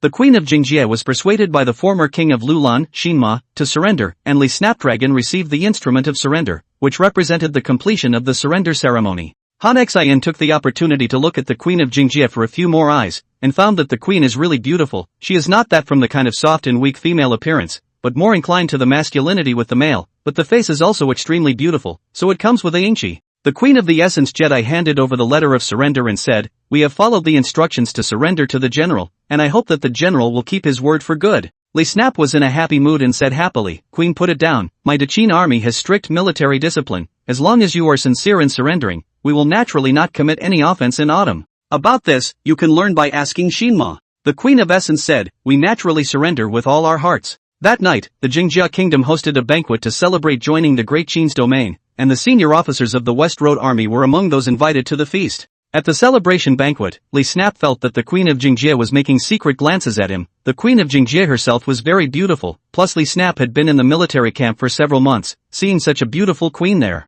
Page to end of chapter. Still holding back. That night stayed in the Queen's chambers. The western region is different from the Great Qin, is not so much harsh customs, for the bottom people, as long as it does not hurt their interests, for such things they are also happy to see. The next day, Li Snapdragon had not yet gotten up, heard the voice of Han Xian from the door to ask for an audience. Han Xian usually acted very steadily, at this time this anxious to find Li Snapdragon. Obviously a big event has occurred. Li Snapdragon couldn't care less about the springy Jingjie Queen on the bed, hurriedly put on his armor and walked out, seeing Han Xian inquiring, "Counselor Han, what is it that you want to see me about?" In a normal day, Han Xian would have poked fun at Snap Li's flirtatious past, but today was obviously different. Han Xian looked at Li Primrose and said solemnly, "According to the news from the scouts, the armies of Dawan, along with Shul, Shache, and other countries, have already raced towards us, and will arrive around tomorrow." Han Xian's worst fears were finally realized. Naturally aware of the importance of the matter, Li Snapdragon frowned tightly and inquired, "How good are the allied forces?" Han Xian shook his head and said, "The scouts couldn't find out, they only know that there are about tens of thousands of people." This is the case with wars that don't occupy geographical advantage. You have no way to analyze how many men the other side has in their hands, but they can find out how many men you have? The situation was so smooth at the beginning. Li Snap was also a man who had fought many battles, so naturally, he wouldn't be hard-pressed by such a thing. Return to the camp at once and summon the generals to deliberate in the camp. Nah! When Li Snap walked into the camp, the generals of the West Road Army had already been waiting inside for a long time. Li Snap walked all the way to the top of the main seat. He could feel that in the crowd, some people looked at him with a hint of contempt. Obviously there was someone who was unhappy with his behavior yesterday. Such a thing if it happened when there was no war, Li Snap could naturally slowly fade things out, but now that he was about to face an attack by the enemy army, the problem suddenly came out. In a moment's time, Li Snap couldn't think of a better solution, and since the priority right now was how to deal with the allied forces of the Dawan Kingdom, he decided to keep the matter under wraps until then. End of chapter. Chapter 200, Deliberations in the Camp. Although there are many countries in the western region, the largest among them are the countries of Dawan and Wusun.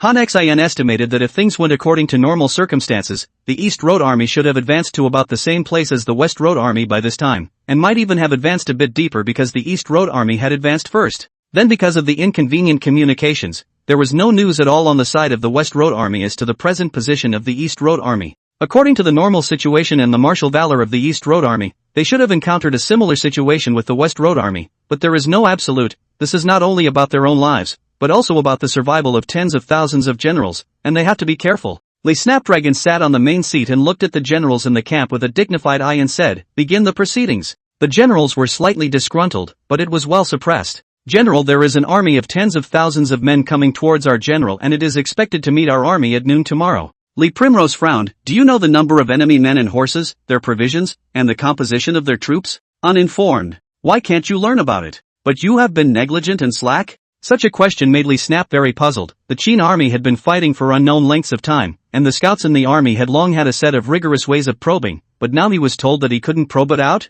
The summoning officer smiled bitterly and said, "It is not that we are neglecting our duties, but the environment and climate of the western regions is very different from that of Great Qin, and those scrying techniques that can be used in Great Qin are going to be greatly discounted here. It's not that I don't want to, it's that I can't." The generals in the battalion frowned. What was it about fighting a war? In addition to the warriors fighting bravely, the rest was the collection of intelligence and the general's judgment of the situation. Li Snapdragon once again frowned. Other aside, the problem of intelligence cannot be solved without information. No information, how can he make a judgment on the situation? Relying on conjecture to the enemy is tantamount to self-destruction. Any thoughts on the intelligence issue? The army are veterans of hundreds of battles, if it is in the territory of Qin, about how to get the enemy's intelligence. Everyone has several ways to do, but now in the western part of the land, said they are afraid that even the scouts do not. Page to end of chapter. As in Han Xian looked over and stepped out. "I think there's a method we can try?" Everyone in the battalion looked over, and Li Snap said even more happily, "There's no harm in speaking up for Counselor Han, and it won't hurt if he's wrong."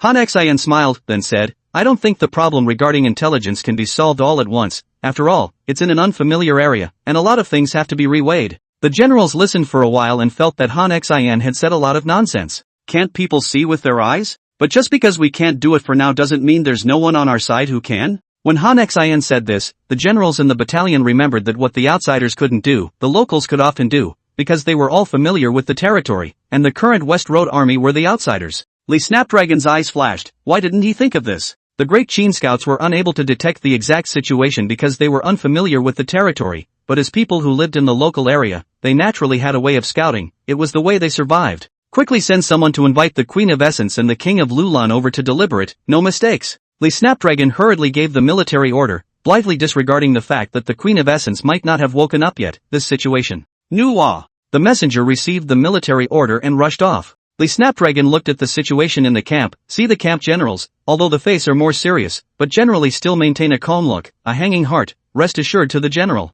The general is the guts of the soldiers, and as long as the generals are stabilized, the soldiers will naturally not show unusual fluctuations. Now to deliberate, specific strategic steps. Although people were sent to invite the Queen of Jingjia and the King of Lulan, but waiting for them to come over, then in issuing orders to go out, and in waiting for the scouts to report the intelligence to be sent over, it seemed like a simple thing, but in reality, without a couple of hours it was not enough. Although the information will arrive later, you can prepare in advance about how to deal with it, so that you won't encounter unexpected situations. An officer stepped forward and said, "Dare I ask the general how he should presuppose the number of the enemy?" The specific strategic step is to advance. Page to end of chapter. Predetermine the number of enemies and then react differently in response to different numbers of enemy armies. So the question about predetermining the number of enemy armies is one of the key points. It is common to have discrepancies with the actual guessed values, and it is unusual to have information from scouts as an aid to the guesses, which are roughly to the collective values. But now it was different, because this time the scouts could not provide more effective information, so the act of guessing the number of enemy troops was more indicative of the military literacy of a master general.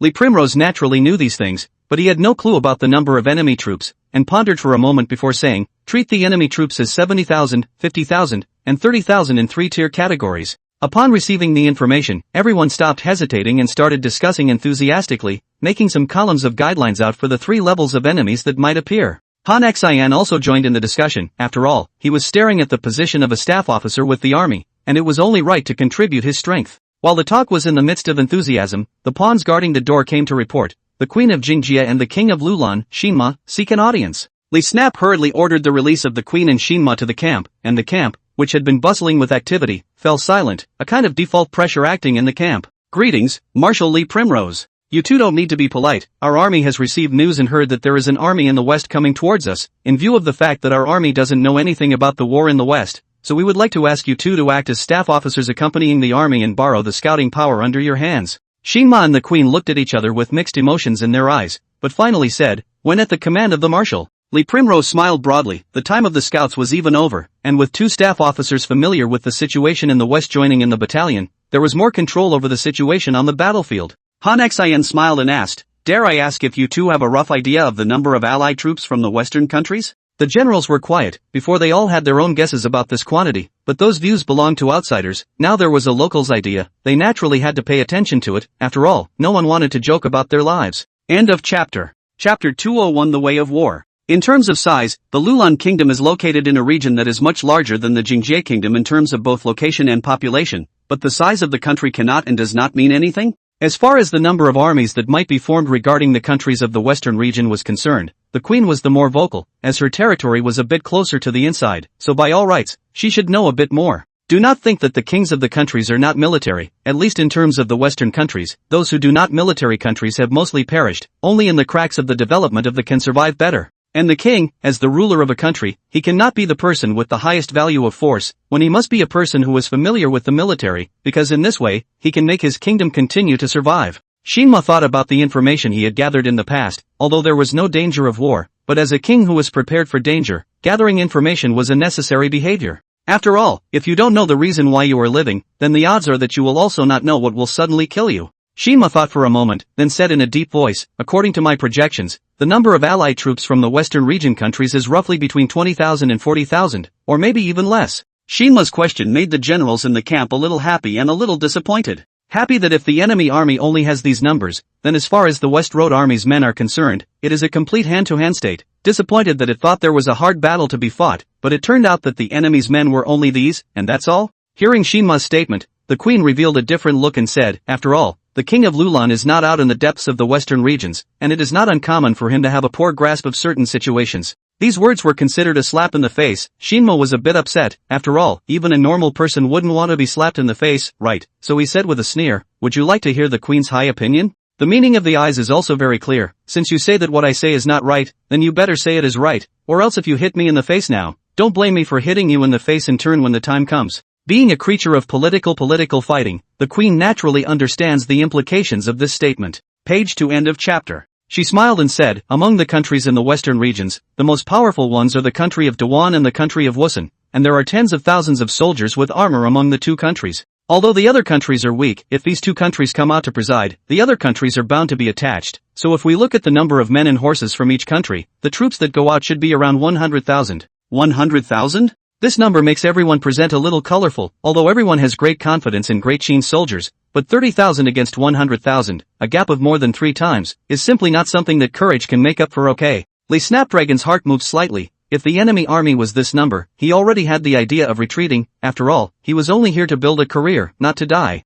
Semma frowned. The number was such an exaggeration. If the number was confirmed, wouldn't it make him look incompetent? He was frantically trying to conceptualize the loopholes in that statement in his mind. Finally Shinma's eyes lit up and he said eagerly, "Don't talk nonsense. Even if the Western countries could really put together an army of 100,000, it would be impossible to send so many people over to crusade, because there is simply not enough water." Han Xin finally grasped the problem. The most fundamental reason why the population of the Western region could not grow effectively was still the problem of water, which is always necessary for survival no matter on which side of the land. Why did the Western army send only 30,000 men out on the expedition? Was it because of the problem of grain consumption? Is it because of the lack of troops? Neither, it was because of the problem of water supply. In the Western region, you have to face the biggest problem, in addition to the wind and sand, that only leaves the water. After all, there are only so many water sources each year. Even if you have more men and horses, no water to drink is also useless. The generals in the battalion were all casting their eyes towards the Queen of Essence, hoping that she would give a reasonable explanation. The Queen smiled faintly, ignoring the aggressive gazes of the crowd, and said flatly, "Because of the problem with the water supply, they won't have more than 70,000 men, but if they want to make a quick battle of it, it is possible for them to have a few more men." This made it clear to everyone that the carrying limit of the route was 70,000, but a short increase of 10,000 people. Page to end of chapter. Horses are still possible, and whether or not to do so is a matter for the enemy leader to ponder. Since a general direction had been determined, there was a clearer target for everyone to speculate on, and next the generals in the camp asked questions about what would happen in the war in the West, and the 2 former kings answered them all. The deliberations in the camp continued until evening when they subsided, after which the generals dispersed themselves, and now went off to disseminate military orders. With only 2 people left in the camp, Lee Snap looked at the opinion map of the Western regions and asked with a frown, "Staff Sergeant Han, do you think that the countries in the Western regions are really able to send an army of 80,000 men?" In fact, Lee Snapdragon so doubtful as normal. After all, before he encountered the country, whether it is Lulan or in the end of even the Jingjia country, are the total population of tens of thousands of countries, a country of the armored soldiers are even less than 3,000. This made Lee Primrose think for a while that all these countries in the Western region were as flimsy as they could be, like eggshells that crumble at the touch of a shell. I didn't think that just when Lee Snapdragon's ambition was high, this area suddenly appeared more than tens of thousands of troops, which is just like I originally thought that all of them were weak chickens, or I thought that there was even a tiger hidden inside. Han Xin laughed and said, "For such a thing, what is there for the general to be surprised about? This situation in the Western countries is just like the pre-Qin period. In the pre-Qin period, not only is there a powerful behemoth such as Wei, but there is also a weak Zhang state such as the General Rong in small countries, the world's affairs, the emphasis is on change, and who stipulates that a small country cannot become big, big countries cannot become small. As a nobleman, the history of the former Qin, Lee Snapdragon still knows, that time hundreds of feudal lords are in chaos, enough to fight for hundreds of years, and finally formed the situation of the 7 countries to fight for supremacy. Then it was His Majesty, the first emperor, who practiced the tactic of attacking from afar, and with several highly decorated generals under his command, which put an end to the 7 kingdoms' struggle for supremacy in one fell swoop, and allowed the world to be truly united. It would make sense, wouldn't it, if the Western nations were treated according to this situation? Although the opening encounter are weak chickens, but does not mean that this all are weak chickens, the art of war is not to be taken lightly. End of chapter. Chapter 202, The Vernacular. Ben Wenbin recently a little annoyed, originally as qualified to go to the morning court one of the big brother, this kind of thing should not happen to him, after all, the general affairs can be handed over to the subordinates to do, very few can be difficult to his place. It wasn't until after he was forced to take over the job of forming a news bureau that he learned what torture was. That's what it was. Let's just set up a news bureau. It's not a big deal, Xianyang City is so big, there are all kinds of demons and monsters, how can it be worse than a news bureau? But when he approached his supervisor to inquire about the essentials of forming a news bureau, he surprisingly said that he didn't know much about it either, and that apart from giving him a reference book, he would in fact go and ask His Majesty directly about what had actually happened? Ben Wenbin was confused at first. Shao adults even said about how to form a news bureau, he also does not understand? So the time you spoke so eloquently in the morning court, you are all pretending? Ben Wenbin felt that he had learned the first-class skills of the position courtiers, that is, even if I do not know anything, but you will only be even more than I do not know, so I just have to play out my strengths, to bring you into my rhythm, you will be sure to lose. Ben Wenbin felt that he had realized the path to heaven, but that path was still quite far for him now, and if he didn't complete his next task, he was only afraid that the rest of the path would be even further. Judging by how much importance His Majesty attaches to this matter, if Ben Wenbin fails to do what His Majesty has requested or messes things up, at that time, I guess Lord Shao will also have a headache. After all, to bail or not to bail, that is the question? Ben Wenbin went back to the planning book given by Shao He, studied all night, and then for the general role and behavior of the news bureau, there is a certain degree of cognition, but want to establish a news bureau, just to have these is still not enough, he also needs a little guidance. The only benefit I've gotten in advance since being the director of this news bureau is a gold medal rewarded by His Majesty, with which I can enter the palace at any time to meet His Majesty, the best of all benefits, I guess. It was well known that His Majesty Fusu would be in the Tianlu Pavilion in the afternoon every day, reviewing the Sangha, and unless the Sangha was finished, he would not leave early. Page to end of chapter. Knowing this information, it was also relatively simple to find His Majesty. All one needed to do was to come over during the afternoon hours, and Ben Wenbin was now waiting outside the Tianlu Pavilion. The inner official in charge of conveying the message calmly looked at Ben Wenbin and said, "Lord Ben, His Majesty has an invitation." Ben Wenbin felt that this inner official's mood was a bit strange. When he started to meet people he was still fine, and this was only a while ago, and he had already changed his face? The family's best skill? When Ben Wenbin entered, Fusu was sitting on a chaise longue, listening to the inner officials convey the thoughts above the zhangji, and then making various approvals according to His Majesty's instructions. Ben Wenbin has long heard of this kind of approval of His Majesty's action, but there is still a gap between what you see with your own eyes and the rumors. At least this looks more genuine. Look at a while Ben Wenbin sighs and shakes his head. His Majesty's method is naturally excellent, it's just a bit of a waste of time. In an era like Great Qin, only His Majesty is able to do this. After all, even though the paper used for spreading culture has already been manufactured, the books and the culture itself have a value, and the average person simply can't afford to pay for it.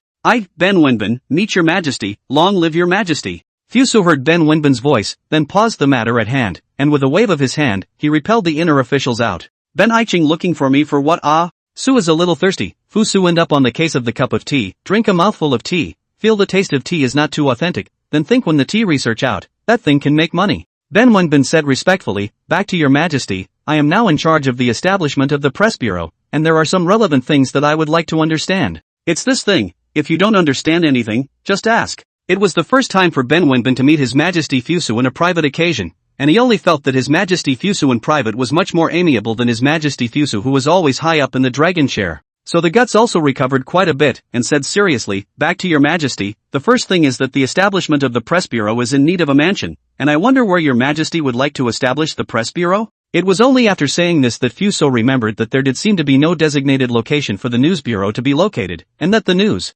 page to end of chapter. It is obviously inappropriate for the bureau, as a newly created department, to be established in the yamen of other departments, and it is easy to be influenced or assimilated by other departments. Thinking about it, the last place that Fusu thought of could only be the research institute behind the square. When the institute was built, there were quite a few houses built on it, and apart from some of them being used to establish the bases of the Mozi family, the medical family, and the agricultural family, there were still quite a few places that were left vacant. Many ministers see the Red House or a little red, requesting His Majesty to give their own, but Fusu did not agree. Continue to let the house empty, a long time to forget. Today Ben Wenbin said, finally remembered, they still have the boss of a piece of real estate it. Regarding this matter, go to the Ministry of Public Works and look for Mo Zhongxing, the Minister of Public Works, and say that it was approved by me, and ask him to find you a house behind the plaza to serve as office space for the news bureau. Ben Wenbin's heart was certain, at least the first problem had been perfectly solved. The rumor of the Red House had been spreading in the capital for a long time, but until now, except for those ministers who were qualified to plead with His Majesty, the rest of the building materials were monopolized by rich merchants, selling them at astonishing prices. Although now the price has been going down, but in how to see, within a year Ben Wenbin such poor people obviously still can't afford to live, did not expect because of this work, but can actually feel the joy of the Red House in advance, but it is also considered to be a blessing in disguise. After solving the first question, Ben Wenbin immediately asked the second question, may I ask your Majesty, regarding the news from this information bureau, but are there any relevant instructions? This passage by Ben Wenbin is asking again if there needs to be a chapter and verse for those things that can be reported and those things that can't be reported.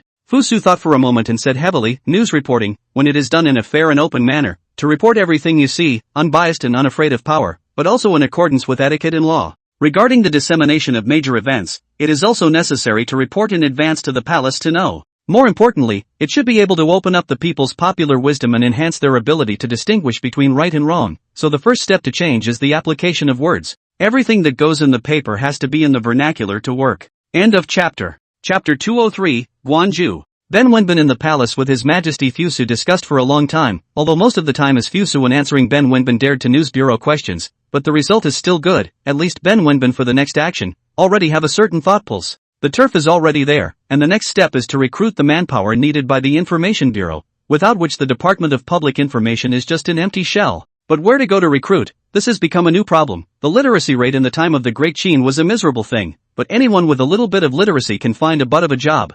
And according to the document on the requirements of the reporter can be seen, this is not only on the individual's cultural literacy has high requirements, but also for the ability to suffer, but also a test. After all, the reporter is to run around. The general public cannot stand this kind of suffering. Ben Wenbin thought about those uncles and nephews of his family brothers, as if not many people meet the standard, mainly to suffer this item is too difficult for people, many people cannot endure, so about the candidate's problem, he is at a loss.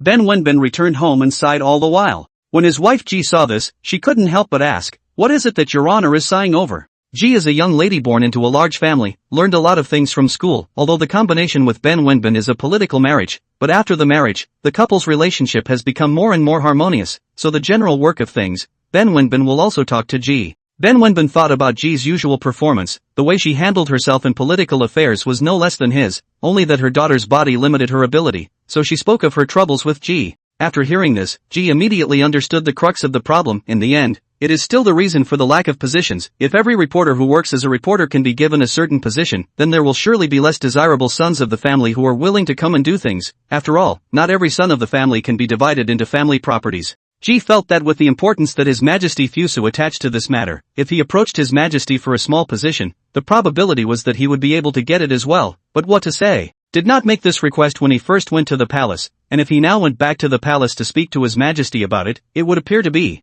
Page 2 end of chapter. The individual is pompous and not conducive to future progress, which is clearly not okay for Qi, who has aspirations to bring her husband a few steps closer. So where do you find that kind of hardworking, educated person? The academy. Palace is the pre-Qin period countries used to cultivate talent place, which the most famous palace, that must be the famous Jishi Palace of Qi. Jishi Palace at its peak, can be said to be the whole world of readers aspire to the place. As a base for training talents, the Qin also has its own school palace, just how to say it, obviously did not achieve the expected effect, can come to study or rich people have the power of the people, and their growth will form a monopoly on culture. Although some readers were cultivated, these cultivated talents were mostly the sons and daughters of rich families, and the sons and daughters of real families believed more in the dissemination of culture passed down from their own families. Merchants emphasize profit, which is well known. The children of merchants also prioritize profit. In the development of the ideological reasoning of the Great Qin has not yet entered a certain stage. Even the patriotic books are only a Great Qin theory. Under such circumstances, can you expect the children of merchants to be hardworking and hard-supporting?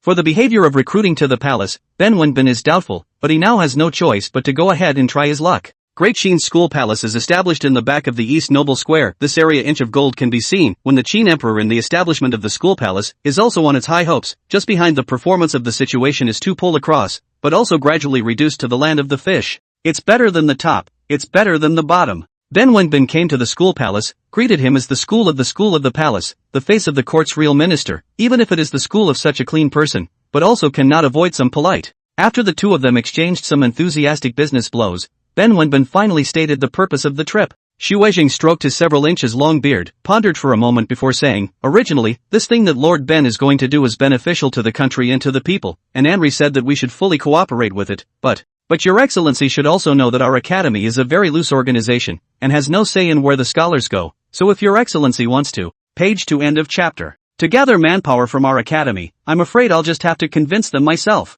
For such a thing, Ben Wenbin had long been prepared in his mind, and he had even prepared a special speech just so that he could make the success rate go up quite a bit. Seeing Ben Wenbin's agreement, Xu Weijing brought him to the school hall where the sound of reading was being emitted, and what was now being recited was the classic of poetry, Guanju. Guanju, on the river's continent, my fair lady. A large swath of green pheasant's childlike voice exudes the flavor of the poem Guanju. Tong tong? Wait, why is it a child's voice? Ben Wenbin disbelievingly looked towards the school hall, only to see that those sitting below to study were actually some of the children of the green pheasant, the oldest one, who looked to be only 13 or 14 years old. Ben Wenbin looked at the academy with a furrowed brow and said, "Xu Weizheng, is this the talent in your academy?" Although the Great Qin people at the age of 13 or 14 years old may already talk about marriage, but Ben Wenbin is looking for cultured adult talent, not the young children of the green pheasant.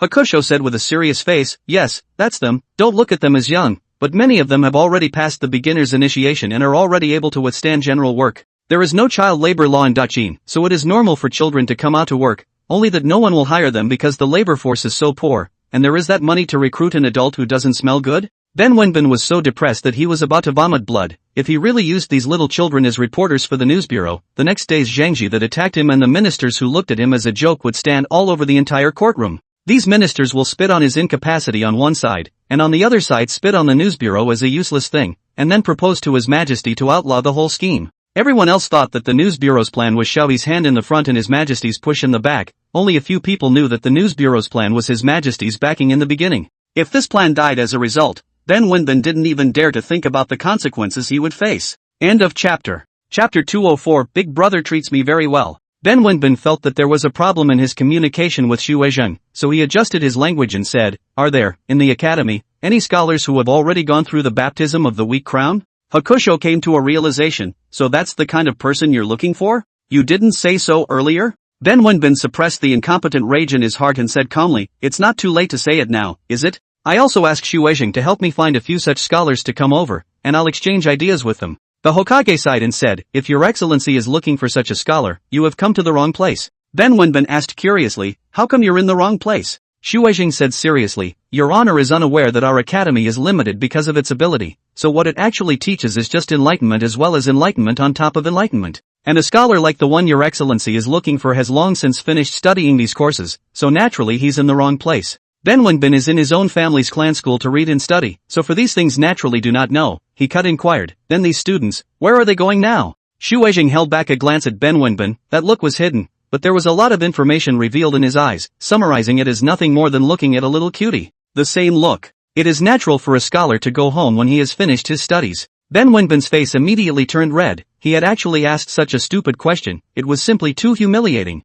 Saying goodbye to Xu Weizheng, who had been looking at Ben Wenbin with strange eyes, Ben Wenbin was a bit indignant. "What the hell is that look of yours? You don't think I'm usually like this, do you?" While walking back, Ben Wenbin pondered the follow-up. But this trip got a total of 2 news. The first is that many students after the completion of the study, they are now at home. As for whether it is idle is not known. The second point is that all of these people are relatively young in years, so if you break into the younger crowd, you should be able to find them. Where is the favorite place for young people? It must be Chunyu Pavilion and Hibiscus House. Ben Wenbin has always longed for these places, only the lady of the house managed to. Page 2. End of chapter. Strictly, never had a chance to try some. This one seemed like an opportunity. Back home, Ben Wenbin will be things with Mrs. G said, he thought to Mrs. Generous, naturally will not stop him on business, where thought G heard, laughed, engaged in what is difficult, where the need to go to the risk of adult husband, hand over to the uncle is good. The uncle in G's mouth was not a relative of her uncle's generation, but Ben Wenbin's own brother. And in ancient times after marrying someone you could call the other person's brother and uncle.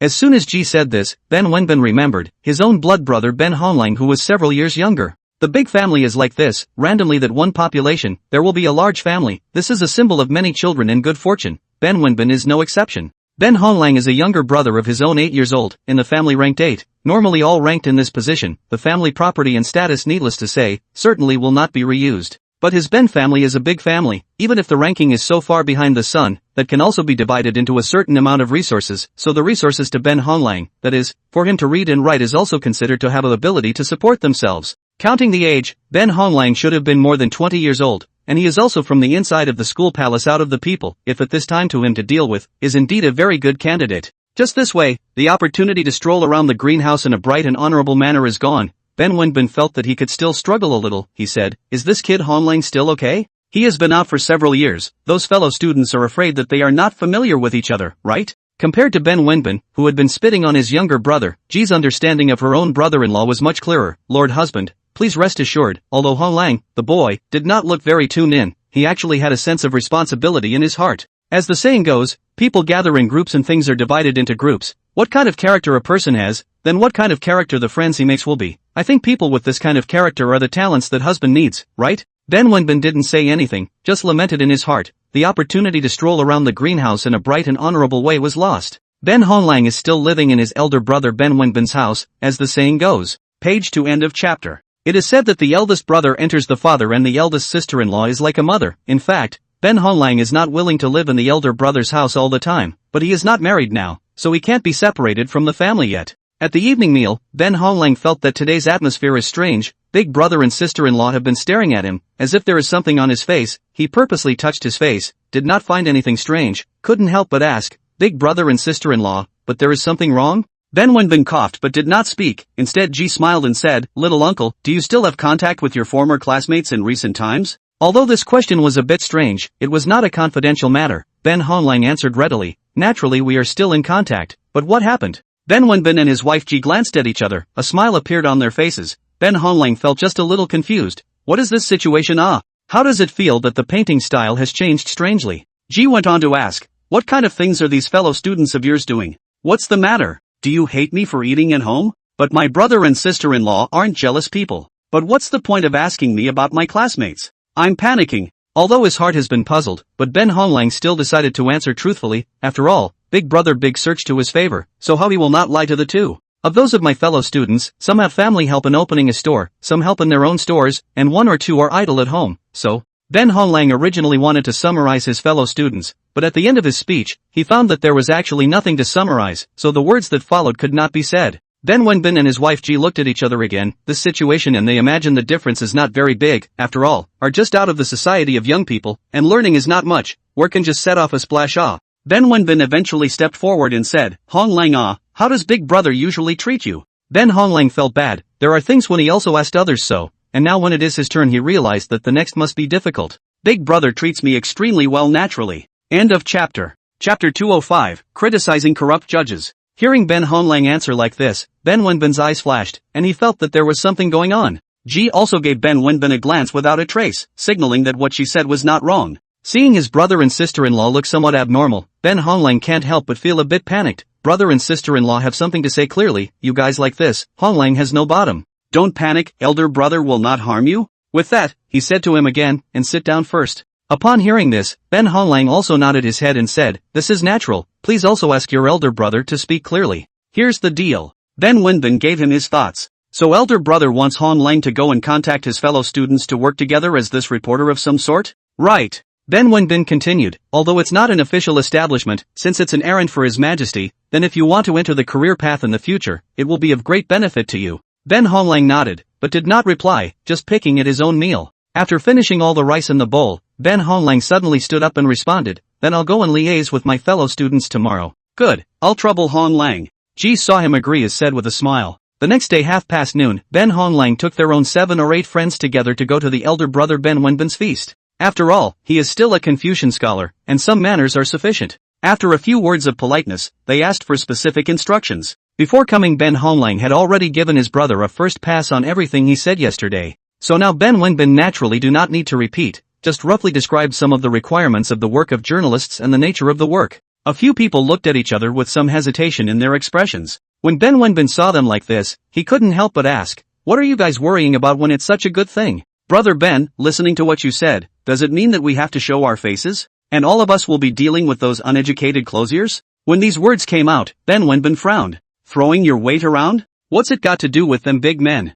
On weekdays, the largest number of people in the greenhouse are these so-called students. Now with such an errand, they feel ashamed instead? Therefore Ben Wenbin instantly lost his mind when he saw them saying this, and coldly grunted, if you feel ashamed, all of you can pretend that you have never seen me today. They didn't. Page to end of chapter. There was the thought that Ben Wenbin would just flip out. Today's matter is Ben Wenbin told Ben Honglang to beg. How come his face is still big? Do you really think you and the others care about that? A few people looked at each other, then said, since brother Ben does not look at us, then we will not be here to get in your way. Fellow students, let's go and find some beautiful women to recite poems and make music is more comfortable. Elder brother, you. At this time, Ben Honglang is also a little embarrassed. He hadn't expected his older brother, who had always been a good talker, to suddenly be like this today. For the sake of the day, how could it be so, when yesterday the elder brother had said all the good things? Seeing Ben Honglang preparing to go and stop those people, Ben Wenbin tugged on his hand. Honglang, if you follow them today, there will be no one else for me to be my elder brother. A bunch of rotten scholars. Can't be friends. The crowd stopped in their tracks at the words. Rotten scholars. The man actually called a few of them rotten? Even if he enters the service. Even if he is the older brother of his best friend. There's a lot to be said for that, too. Brother Ben, did I hear you correctly? The rotting fools in your mouth are a few of us? Ben Wenbin swept a glance at a few of them and said in a cold voice, or what? And please give an explanation. Otherwise, how else? Ben Wenbin's eyes were filled with disdain. Ridiculous. Before joining the government, those illiterate people you talk about are more noble than you. They are also citizens of Qin, and in His Majesty's eyes, they are even more precious than you stinking, rotten scholars. Besides, is it that I have not made myself clear? The purpose of His Majesty's creation of the Information Bureau is to enable all civilians in the world to learn to read and write in H1. This is done, is the matter of Confucius Shang, is the benefit of the world. How did it come to your mouth? Ahem. Saying that, Ben Wenbin was a bit agitated. These rotten bastards. He didn't bother to say much anymore. Hearing this, a trace of guilt couldn't help but rise on the faces of the group. But they are students from the academy. Even if they don't do this, they can also enter the civil service in the future. Why do they have to admit their mistakes with this person? Since Brother Ben has finished, then we will take our leave. After a long time, someone finally gave an answer. Ben Wenbin originally thought that he would be able to scold these people awake. But in that case, he doesn't. Page to end of chapter. May the bull ***** continue. His Majesty once said that as a journalist, one should have a heart for the people. If he does not have this character, then he does not deserve to be a journalist. The press bureau is so that the emperor can communicate with the common people, and the reporter is the medium between the emperor and the people. If this medium does not have a good character, it is better not to have it. Brother Ben, farewell. It wasn't long before Ben Honglong's group of fellow students had walked away. This time, as he watched them leave, Ben Wenbin had no intention of chasing them out. He didn't think his older brother was wrong. Therefore, he also thought that such a person could not be a friend. However, shortly after the brothers had just returned home. Master, a male named Li Wei seeks an audience. Li Wei? Ben Honglang was slightly stunned. Ben Wenbin, who was getting annoyed, looked at his brother. What else is your rotten friend doing here? This. I'm not sure, brother, want to meet? Ben Wenbin got up and flung his sleeves, saying, see for yourself, I'm going to my room to rest. Looking at his elder brother like this, Ben Honglang but did not dare to say anything else. Only after Ben Wenbin left did he walk out the door, wanting to hear what Li Wei was looking for himself to do. However, as soon as Li Wei left, the remaining few people came over one after another. Within an hour, several of the previous ones made a trip to Ben's house. The corner of Ben Wenbin's mouth lifted slightly as he looked at those papers on the table. After all, I have not failed to fulfill His Majesty's trust. Those youths figured it out after all. Looking at the guilt between the lines, Ben Wenbin was also willing to give them a chance. Brother, look at this. Ben Honglang lowered his head and did not notice his elder brother's smile, which still carried a bit of timidity. Honglang, you've worked hard on this matter. So, brother is willing to let those of my fellow students. Confucius once said that there is no greater good than knowing one's faults and correcting them. Such youths, why not? I have to travel to the palace to speak to His Majesty on this matter, and also you go and inform them to come and report to the press bureau tomorrow. Thank you, brother. With a bow towards Ben Wenbin, he retreated. Hearing her husband's laughter from the room, Ji also understood that it was a done deal. End of chapter. Chapter 206, The Secret of the Essence. Nearly at the hour of 5 o'clock, Ben Wenbin still went to the Qin palace. He felt compelled to inform His Majesty of this as soon as possible, and that person was particularly interested in the creation of the Information Bureau. When he finished reporting the matter, Fusu also nodded his head in satisfaction. Looking at the sweat on his forehead, Fusu spoke, and sit down first. Thank you, Your Majesty. The reporter candidate has been found. Where are the contributors? They should be up to the task as well. Fusu laughed. This I am naturally clear. Just before I said the conditions, have you ever heard clearly? These words were the words that made Ben Wenbin not stop sweating straight from his forehead. The emperor's words, if he dares to listen to not clearly remember, then this little life still want.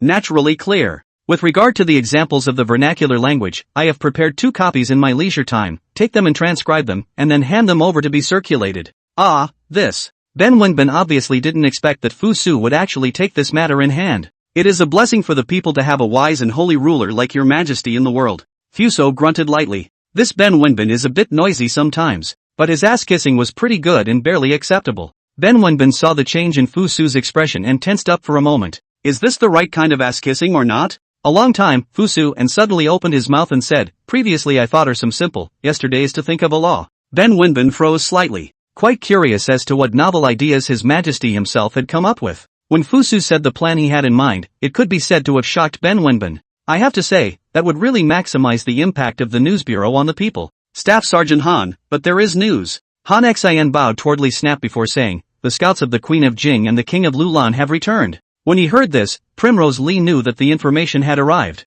Only, everything doesn't seem to be going so well. The allied forces of the western regions really did have as many troops as the Queen of Jingjia had presumed. 80,000. Some trouble. Primrose Li looked at the sandbox, his brows furrowed. After hesitating for a long time, he once again looked at Han Xin. Does Counselor Han have a brilliant plan? Page to end of chapter. Han Xin shook his head and said, my subordinate is incompetent. Li Primrose gently waved his hand and said, Staff Sergeant Han is too modest. There is a huge difference in troop strength, plus we are still fighting in unfamiliar territory. It's normal that it's hard to think of a way to deal with it. He's not wrong that these things can't be turned around by one person. While the two of them were despondent, the Queen of Jingjie and the King of Lulan also arrived. Facing the Western region's allied forces, the Queen of Essence and the others had more experience. So as soon as the news came back, Han Xin sent someone to inform them. The idea was to be able to negotiate a suitable method of warfare together. See Marshal Li and Staff Sergeant Han. The two of you need not be polite. Li Snapdragon said. Thank you Marshal Li. The two replied in unison. After all, the scouts who had gone to scout the road were their people, so they had known about the Western region's allied forces for a long time. Now Li Snapdragon Han Xin had called them here for no other reason than to discuss the matter. Only with such a huge difference in strength, they had no more ways to fight. This is Westfield. Water is the key to winning or losing a war. There are only so many water sources in Lulan and the City of Essence that can support the Qin army. Couldn't get any more Qin troops to pour into the area. And the Western countries are deeper in the desert, so if the climate changes, then there are more uncertainties. In this way, the Qin army's chances of victory were undoubtedly smaller as well. But the West Road army has already set out, and this battle has to be fought, otherwise they simply cannot go back to explain to Fusu. In the tent, all four were sitting quietly, and none of them ever opened their mouths. After a long silence, Han Xin suddenly stood up and walked out of the tent. Seeing this, all three of them were a bit curious. Li Snapdragon even asked bluntly, does Counselor Han have a plan? Han Xin, who was looking to the northeast, shook his head and said, it's not a ploy, but we can bet on it. Bet? Li Primrose wondered. The Psycho Queen duo also share the same expression. They don't understand what Han Xin means. And I'd like to ask Counselor Han to speak frankly. Queen, earlier I heard something about the secrets of the City of Essence, that there is a dungeon underneath the royal palace, but is it true? At those words, the Queen of Essence couldn't help but faintly stare. This was the absolute secret of their City of Essence, and how did this Han Xin know about it? Page to end of chapter. When she was ready to deny it, she had the realization that she seemed to have unknowingly exposed something. Even the King of Lulan was a bit surprised. He was not very familiar with the Queen of the Essence, but they had crossed paths quite a bit, so how did the Qin know what even he didn't know? Li Snap also looked at Han Xin with wide eyes, writing disbelief. Seeing them do so, Han Xin then continued, His Majesty once told me something about the City of Essence, and this underground palace was also mentioned by His Majesty. Previously I had only listened to it as a story and had not paid much attention to it. Since you all know about it, then I won't hide it. But that is nothing more than our refined city's refuge as well as the location of its treasury, so what does it have to do with this battle? Receiving the Queen of Essence's certainty, Han Xion's complexion instantly became more than pleased. If that's the case, then there might be a way for the battle to change. On the contrary, an undetectable wry smile flickered up in the eyes of the Lulan king. It was a pity that both Li Snapdragon and the Queen of Essence were now focusing on Han Xion and did not notice him. Counselor Han, don't try to sell the story again, but please speak clearly. Marshal Li, do you trust His Majesty? Han Xion asked, staring at Li Snap. Li Snapshot looked stunned, not understanding exactly what he meant. But after thinking about it, he replied, Your Majesty is the Emperor of Qin. As a man of Qin, it is natural to trust him. That's good. A few more points of confidence were added to Han Xion's eyes, and please let me sell a secret, King Lulan, please evade for a while. Hearing this, the Lulan king's expression changed slightly. Even Li Snapdragon felt that Han Xion had gone a bit too far. They approached the western region, and both the King of Lulan and the Queen of Jingji gave a lot of help. The battle had reached such a point that the greatest concern in the army was suspicion. But it was Han Xion who said something like this. Han Xion, of course, also understood Li Snap's thoughts, so he explained, King Lulan, after all, this matter involves the secrets of the City of Essence, if you do not have the Queen's consent. With that, he dropped his gaze on the Queen of Essence. What this meant was clear to all. The Queen of Essence could only go along with it and said, No harm done, Counselor Han is just being straightforward. I trust the King of Lulan. Han Xion smiled slightly. Everything was going just as he had envisioned. At the same time he had a little more admiration for the one in Xianyang. End of chapter. Chapter 207 Emperor Qin is bound to be right. In the middle of the underground palace, there should be an underground river. What Han Xion said made everyone freeze in place. An underground river? If such a being really exists, then this battle will be won. Li Snapdragon and Shinma simultaneously dropped their gazes on the Queen of the Essence. And the Queen of Essence was also filled with a stunned expression. Lone didn't know about this either. Han Xion nodded and said, The Queen of Jingjie really doesn't know. Has the Marshal forgotten what Han said earlier? This is just a bet. As for whether there is a water source in it, it is not yet known. It was only after a while that Shinma opened his mouth and asked, even the queen doesn't know about it, so where did Counselor Han learn about it? Instead, the queen of Jingjie returned to her senses and said, previously, Counselor Han said that it seemed to be related to the Qin Emperor, could it be? Yes, Han really learned about it from His Majesty's mouth, only, at that time, His Majesty had said that it was just a story, but whether it was so or not was not known. If we can really find the underground river, then this battle will be won, Lee Snapdragon said. Han Xian smiled and said to the Queen of the Essence, Queen, in that case, then my Qin army will have to enter the City of Essence's underground palace. Do you think this matter is appropriate? If Counselor Han is certain of the underground river beneath my palace, then the loan will not refuse. He didn't say a word. Instead, Lee Primrose said, Staff Sergeant Han also said that it was only a guess. The Queen of Essence frowned slightly and hesitated for a while before she said, after all, the City of Essence is not a city of solitude, and it is still necessary to negotiate with the subjects before doing so. The two Lee Snapdragons glanced at each other and nodded at the same time. Then I'll take care of the Queen.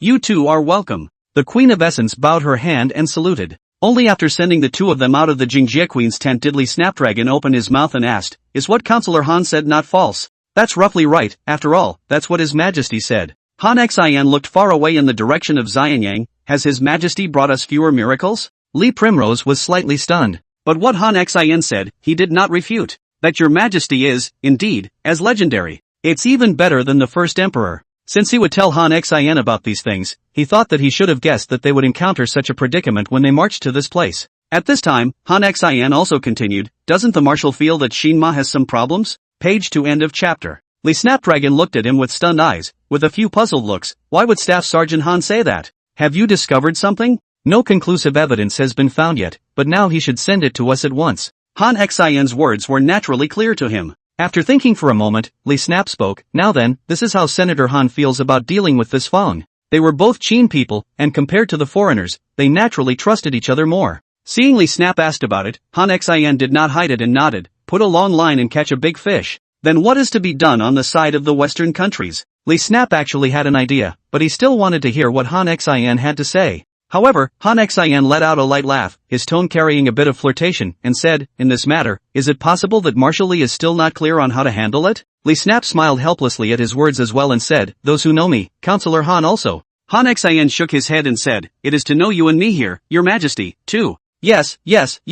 This is true. When everything was arranged, Han Xian changed his makeup again and entered the City of Essence. He believed that previously the Queen of Essence must have understood what he meant before he went along with them. When he went to the City of Essence he was invited by the Queen into the palace chamber. After a few turns under the chamber, Han Xian arrived at where the underground palace of the City of Essence was located. This one underground palace was much smaller than the City of Essence above, but it was not much different from the city above. However, the citadel of the underground palace was covered with gold products, and even a large hall in the center of the underground palace was built of gold. After entering this place, Han Xian was undoubtedly refreshed. That's a horrible amount of gold reserves. If not for the fact that the city of Extreme Jedi is located in the Western Desert, the power that owns this gold will surely be able to do something great in the Central Plains. Counselor Han. While Han Xian was shocked at the opulence of this place, the voice of the Queen of Essence rang in his ears. Returning to his senses, Han Xian hastily said he was sorry. The Queen of Essence didn't really care, and anyone who didn't get caught up in all that gold when they first entered this place wouldn't be called a normal person.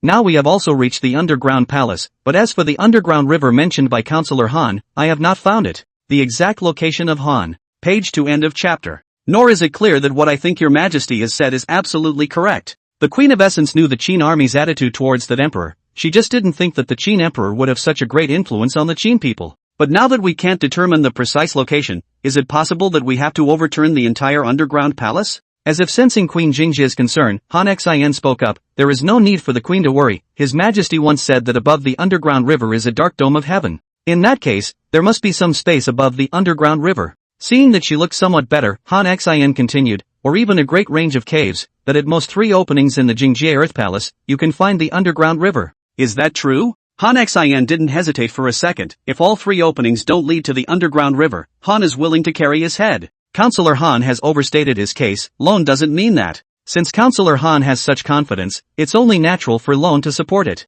Thank you, Queen. Han Xian clasped his fists and thanked him. As long as he had the permission of the Queen of Essence, then Han Xian had absolute confidence. Then let the Qin generals enter the underground palace. The Essence Queen spoke. Yet this time Han Xian shook his head. This matter cannot be. Why? After Han Xin informed the Queen of the Essence about the Lulan King, there was nothing but disbelief in her expression. Seeing her like this, Han Xin didn't continue to say much. But now that this is about the Qin army, Han Xin knows that the Queen of the Essence won't say much. As for how much trust she actually had in the King of Lulan, he didn't care. It's between the two of them. As for the search for the underground river, you will have to rely on the subjects of the City of Essence. Han Xin drew up 3 points at random based on his intuition, that is, he asked the people of the City of Essence to excavate. He believed that since His Majesty was able to inform himself of this matter, it was bound to have a basis. After coming out of the essence of the Earth Palace, Han Xin went straight back to the Qin army tent. Staff Sergeant Han, is everything taken care of? Now we just need to wait for news from the Queen of Essence's side.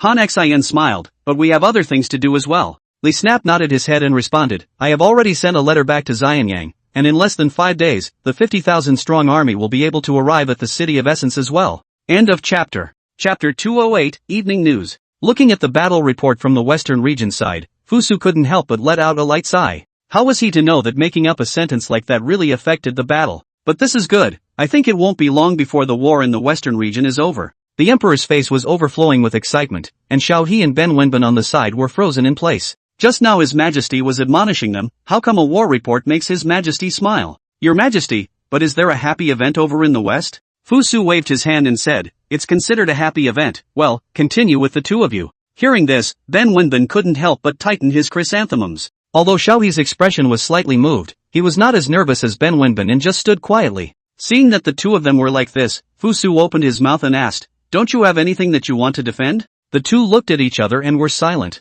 It was only after a long time that Xiao He was able to say, Your Majesty, I know what is wrong. Your Majesty. So do I.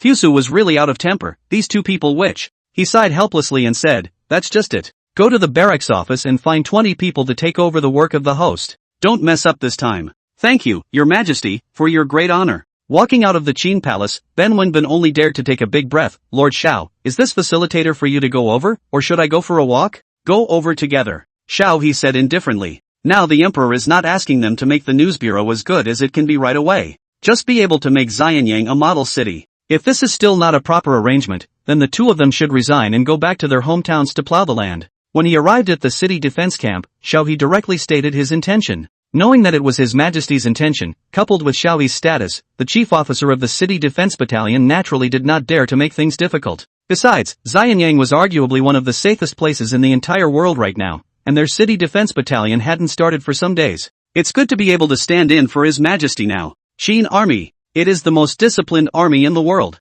and the Xianyang City Defense Battalion was to some extent like the Qin Emperor's forbidden guards, more so than the rest of the Qin army in terms of military discipline. Therefore it was not difficult to find a few paragraph literate sergeants. Only, after searching through the city defense camp, only the page to end of chapter. Find 7 sergeants who fulfill the conditions. Leaving the city defense camp with 7 sergeants, Ben Wenbin was a bit despondent. Lord Xiao, what should we do now? Xiao He looked back and said, 7 people, that's enough for now, just report to His Majesty truthfully. Available. Previously just from the Qin Palace to be trained out, and now to go to the face of the holy. Looking at Ben Wenbin's demeanor, Xiao He could also tell that he was in fear of the Emperor. Why don't you take these sergeants to the news bureau, and I'll just make a trip to the palace. Seeing Xiao He take it on like this, Ben Wenbin was a bit embarrassed and couldn't help but open his mouth. Lord Xiao, why don't I accompany you? No, you can arrange it as soon as possible. There's also the evening press release for today that's already out, so you can take them over there to get ready first. Ben Wenbin understood Xiao He's meaning. As long as results were produced, then naturally His Majesty would no longer be angry about it.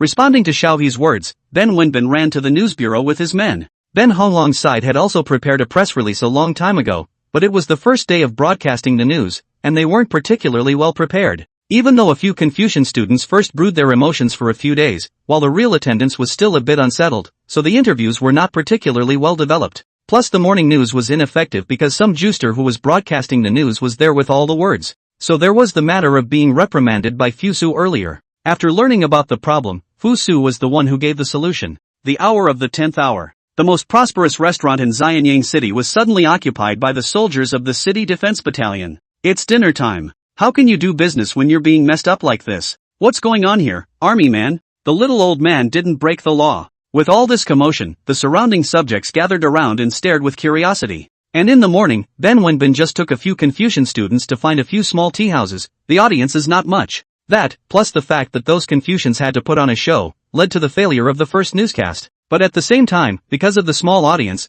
the impact was not yet great, and not many people in Xianying City knew about the news bureau yet. Now if this evening news can be run properly, then the news bureau is off to a good start. And for once the evening news. Page to end of chapter. His Majesty was even using the City Defense Battalion, so Ben Wenbin and the others were extraordinarily nervous. If we fail again, we will really be a bit sorry to your Majesty. When the shopkeeper was pestering the City Defense Battalion generals for explanations, Xiaoyi came out, threw a few hangs of money towards him, and said, "Shopkeeper, borrow your store for 2/4 of an hour, there is no need to panic. Moreover, this is an errand for His Majesty." Hearing the word His Majesty, the shopkeeper instantly froze in place, and as soon as he regained his senses, he knelt on the ground. "Your Excellency has insulted the old man. If I can do something for His Majesty, that would be the old man's honor. How would I dare to receive money from your Excellency?" However, Xiaoyi still shoved the several hangs of money over and said, "This is His Majesty's intention, just take it." After some hesitation, he accepted the several hangs of money, but then kowtowed a few more times, kowtowed to the Holy Grace.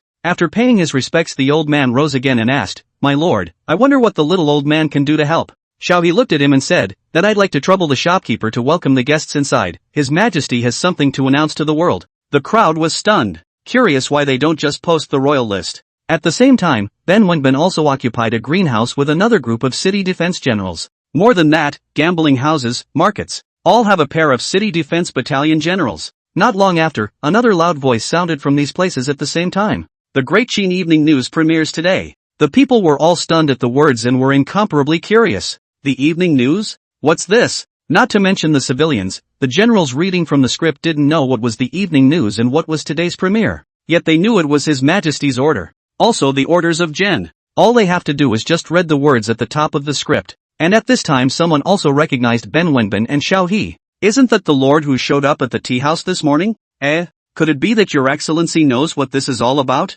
"I'm not sure, but I think it's some kind of Confucian event, right? Nothing meaningful. Can people like us understand it? It's better to go back early and sleep with your mother-in-law." But these people are City Defense Battalion generals, and that lord has said that this is what His Majesty meant. Hearing this, the crowd froze, with a few looks of anticipation on their faces. End of chapter. Chapter 209, His Majesty's Conquest. The son of Zhou's royal historian overruns the people's land in order to be punished. The loyal and righteously Jianjie saves people's lives, and the court rewards the opportunity to go to the imperial army. After the news report, the faces of the listeners varied, and seemed to feel perplexed at this novelty. And they heard some appalling news. Even the ones that had never been heard of before seemed to have been vividly in front of their eyes. Do they, the common people, also have the right to know? Did you hear what the man said? All these things have been permitted by His Majesty, thanks to His Majesty's graciousness. After one of them opened his mouth, then some officials and people on the whole street, big and small, all knelt down to give thanks to His Highness Fusu. And it's amazing how these barren things actually go on to change the lives of the people.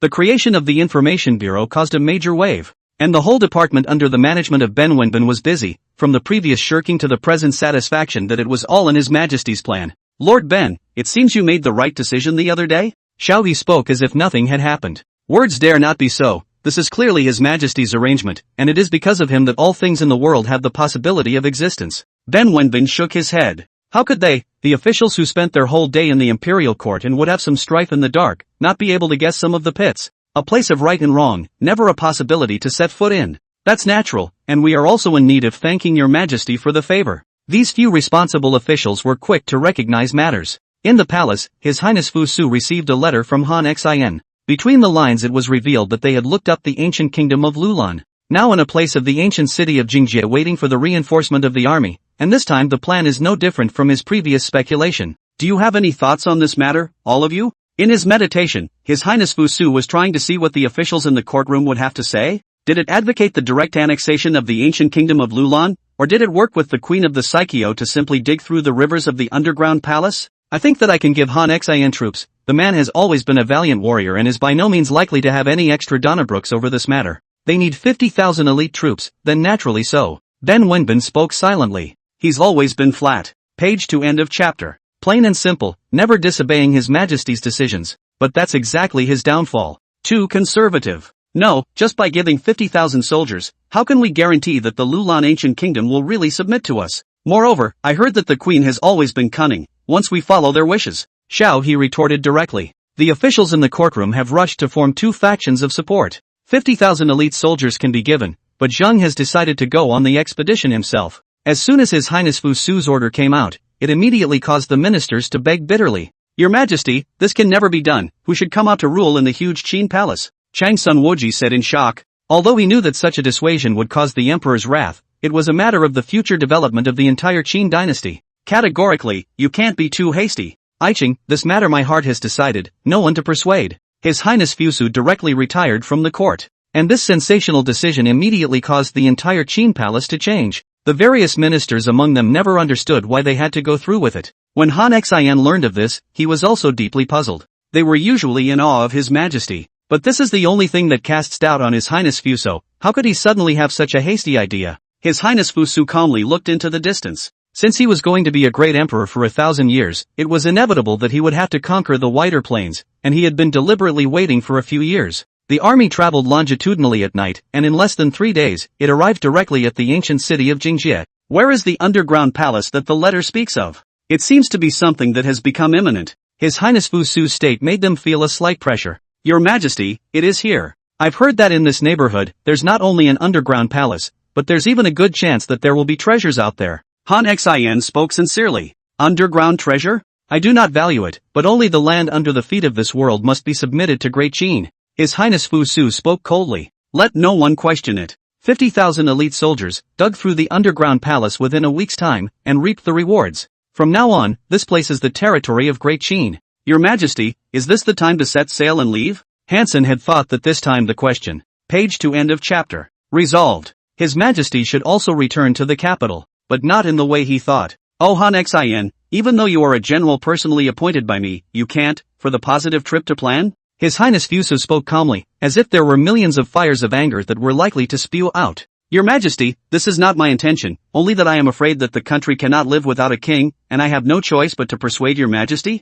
Han Xian was a bit shocked. "Is there another plan? In the name of assisting you this time, I actually intend to travel to the ancient country of the southern border." "What? South of the border?" Han Xian was shocked. Rumor has it that the compulsion of the southern border is one of the best in the world, but it is heard that they are never involved with the world, and very few people will be aware of this kind of art. "Never, I'm afraid that once someone with a heart of gold learns of your Majesty's identity, there will be." Hansen didn't dare to say. He merely guessed that the matter was too unbelievable. "Do not act hastily until it is absolutely necessary." "Oh, listening to your words, do you have some insights into the southern border compulsion art?" "Your Majesty, when I was conquering other places, my soldiers were unfortunate enough to contract 2 or 3 more, but there was nothing that could be done about it at the time, and in the end all of them died horribly." Han Xian didn't dare to recall that scene at that time. Even if he had been known as the mighty undefeated general, in Jin China battlefield above the god of war but only not able to endure the tragic death of soldiers that time. It's just horrible. The whole image lingered in his mind, lingering. His Highness Fusu left the tent without moving. The so-called southern border compulsion art, existing in the world, naturally had its uses. He needed it to develop medicines that could truly benefit the people, and it was never okay to use it to harm people. In recent years, there have been calamities in certain areas. Has been compelled to let His Highness Fusa know that the people of the world, without fail, believe in him. Yet, he worshipped him and prayed that he would be compared to the gods and be able to free the people from disaster. How easy is it? But he had to do it. "Your Majesty, since I can't stop it, I'm willing to follow your Majesty." Han Xian spoke confidently. "Not bad, the god of war is true to his name, knowing that a life-threatening situation may occur, but still remaining loyal and uncaring." End of chapter. Chapter 210 Change of direction. Acting stealthily this time. The court officials still thought that His Majesty was still in the ancient city of Jingjie, and they were restless all day long. Only Ben Wenbin was unchanged, still handling the affairs of the press authorities, not in the least altered by some change in the court. This aroused the suspicion of some ministers. Could it be that he is in the know? "Lord Ben, just give me the bottom line. Is it true that His Majesty had already explained things clearly when he was on his way out?" Xiao He impatiently pursued the question. "Lord Xiao, you've wronged me. I'm obviously in idle official position. You're putting such a big burden on me, but you're discounting me? Ben Wenbin isn't going to take the fall for this. Whoever is happy to do this, does it. His Majesty's grandiose goals in life are never underestimated, not to mention that His Majesty, how could he do something he is not sure of? These ministers are nothing but meddlesome and are really overworried." "What do you mean? You mean I'm setting you up?" Lord Xiao spoke with dissatisfaction. "No, maybe I'm just too old to hear well." After saying this, the door was closed to customers. The other ministers tried to pry, but in the end it was all in vain. There was some deep concern when Ji heard about it. "Ma'am, you don't suspect me too?" "My lord, it's not like that. My concubine just thinks that you're too calm. You don't seem to be controlled by any of some of the rumors? Ben Wenbin shook his head. Your ladyship is unaware that His Majesty has been gifted since childhood, and any absolute he makes concerns the fate of the entire Qing Dynasty, and those of us who are subjects should naturally be supporting him. This is true loyalty to the king, willing to choose to believe despite not knowing. And after leaving from the Jingjie ancient city, it was only after continuing to walk in this direction for 5 days that he truly stepped into an unfamiliar place. This was already the border of Great Qin, and the neighborhood was not so well policed. Your Majesty, isn't it a good idea to rest in a place like this? Hansen had been feeling apprehensive. This state of mind was out of his control, and to think that when he was a mighty general, how could he have gone to such lengths? But then you have to admire the man in front of you. No need. Page to end of chapter. The southern border ancient kingdom should welcome us to go there. After all, they were once favored by Great Qin, but they fell after fighting non-stop with their descendants. His Highness Fu Su is categorically not going to be delayed by the matter at hand. Today's situation is not something that others can go and retain. Your Majesty, but if the people of the ancient country of the southern border have extremely strong feelings of hatred toward our people of the Qing Dynasty, then where should these elite soldiers of ours go? It was something he had to think about. And His Highness, Fuso, let him drop all his guard. Things haven't gotten that horrible yet. There's no need, either, to be too uptight. It won't. After traveling day and night to reach your destination. Indeed, it was seen that the Lord of the southern border was already outside the city to greet him, having originally received secret information that Great Qin might enter to attack this place at any time. But I never expected that it would be the son of heaven of Great Qin. Therefore, their country lord was very respectful to His Highness Fu Su, and seemed to value this person extremely highly. Welcome Great Qin's people, we are here in the southern border, while you should be careful in every way when you enter the city, and not to invite trouble. The lord of the land began with a reminder. Naturally, I will comply.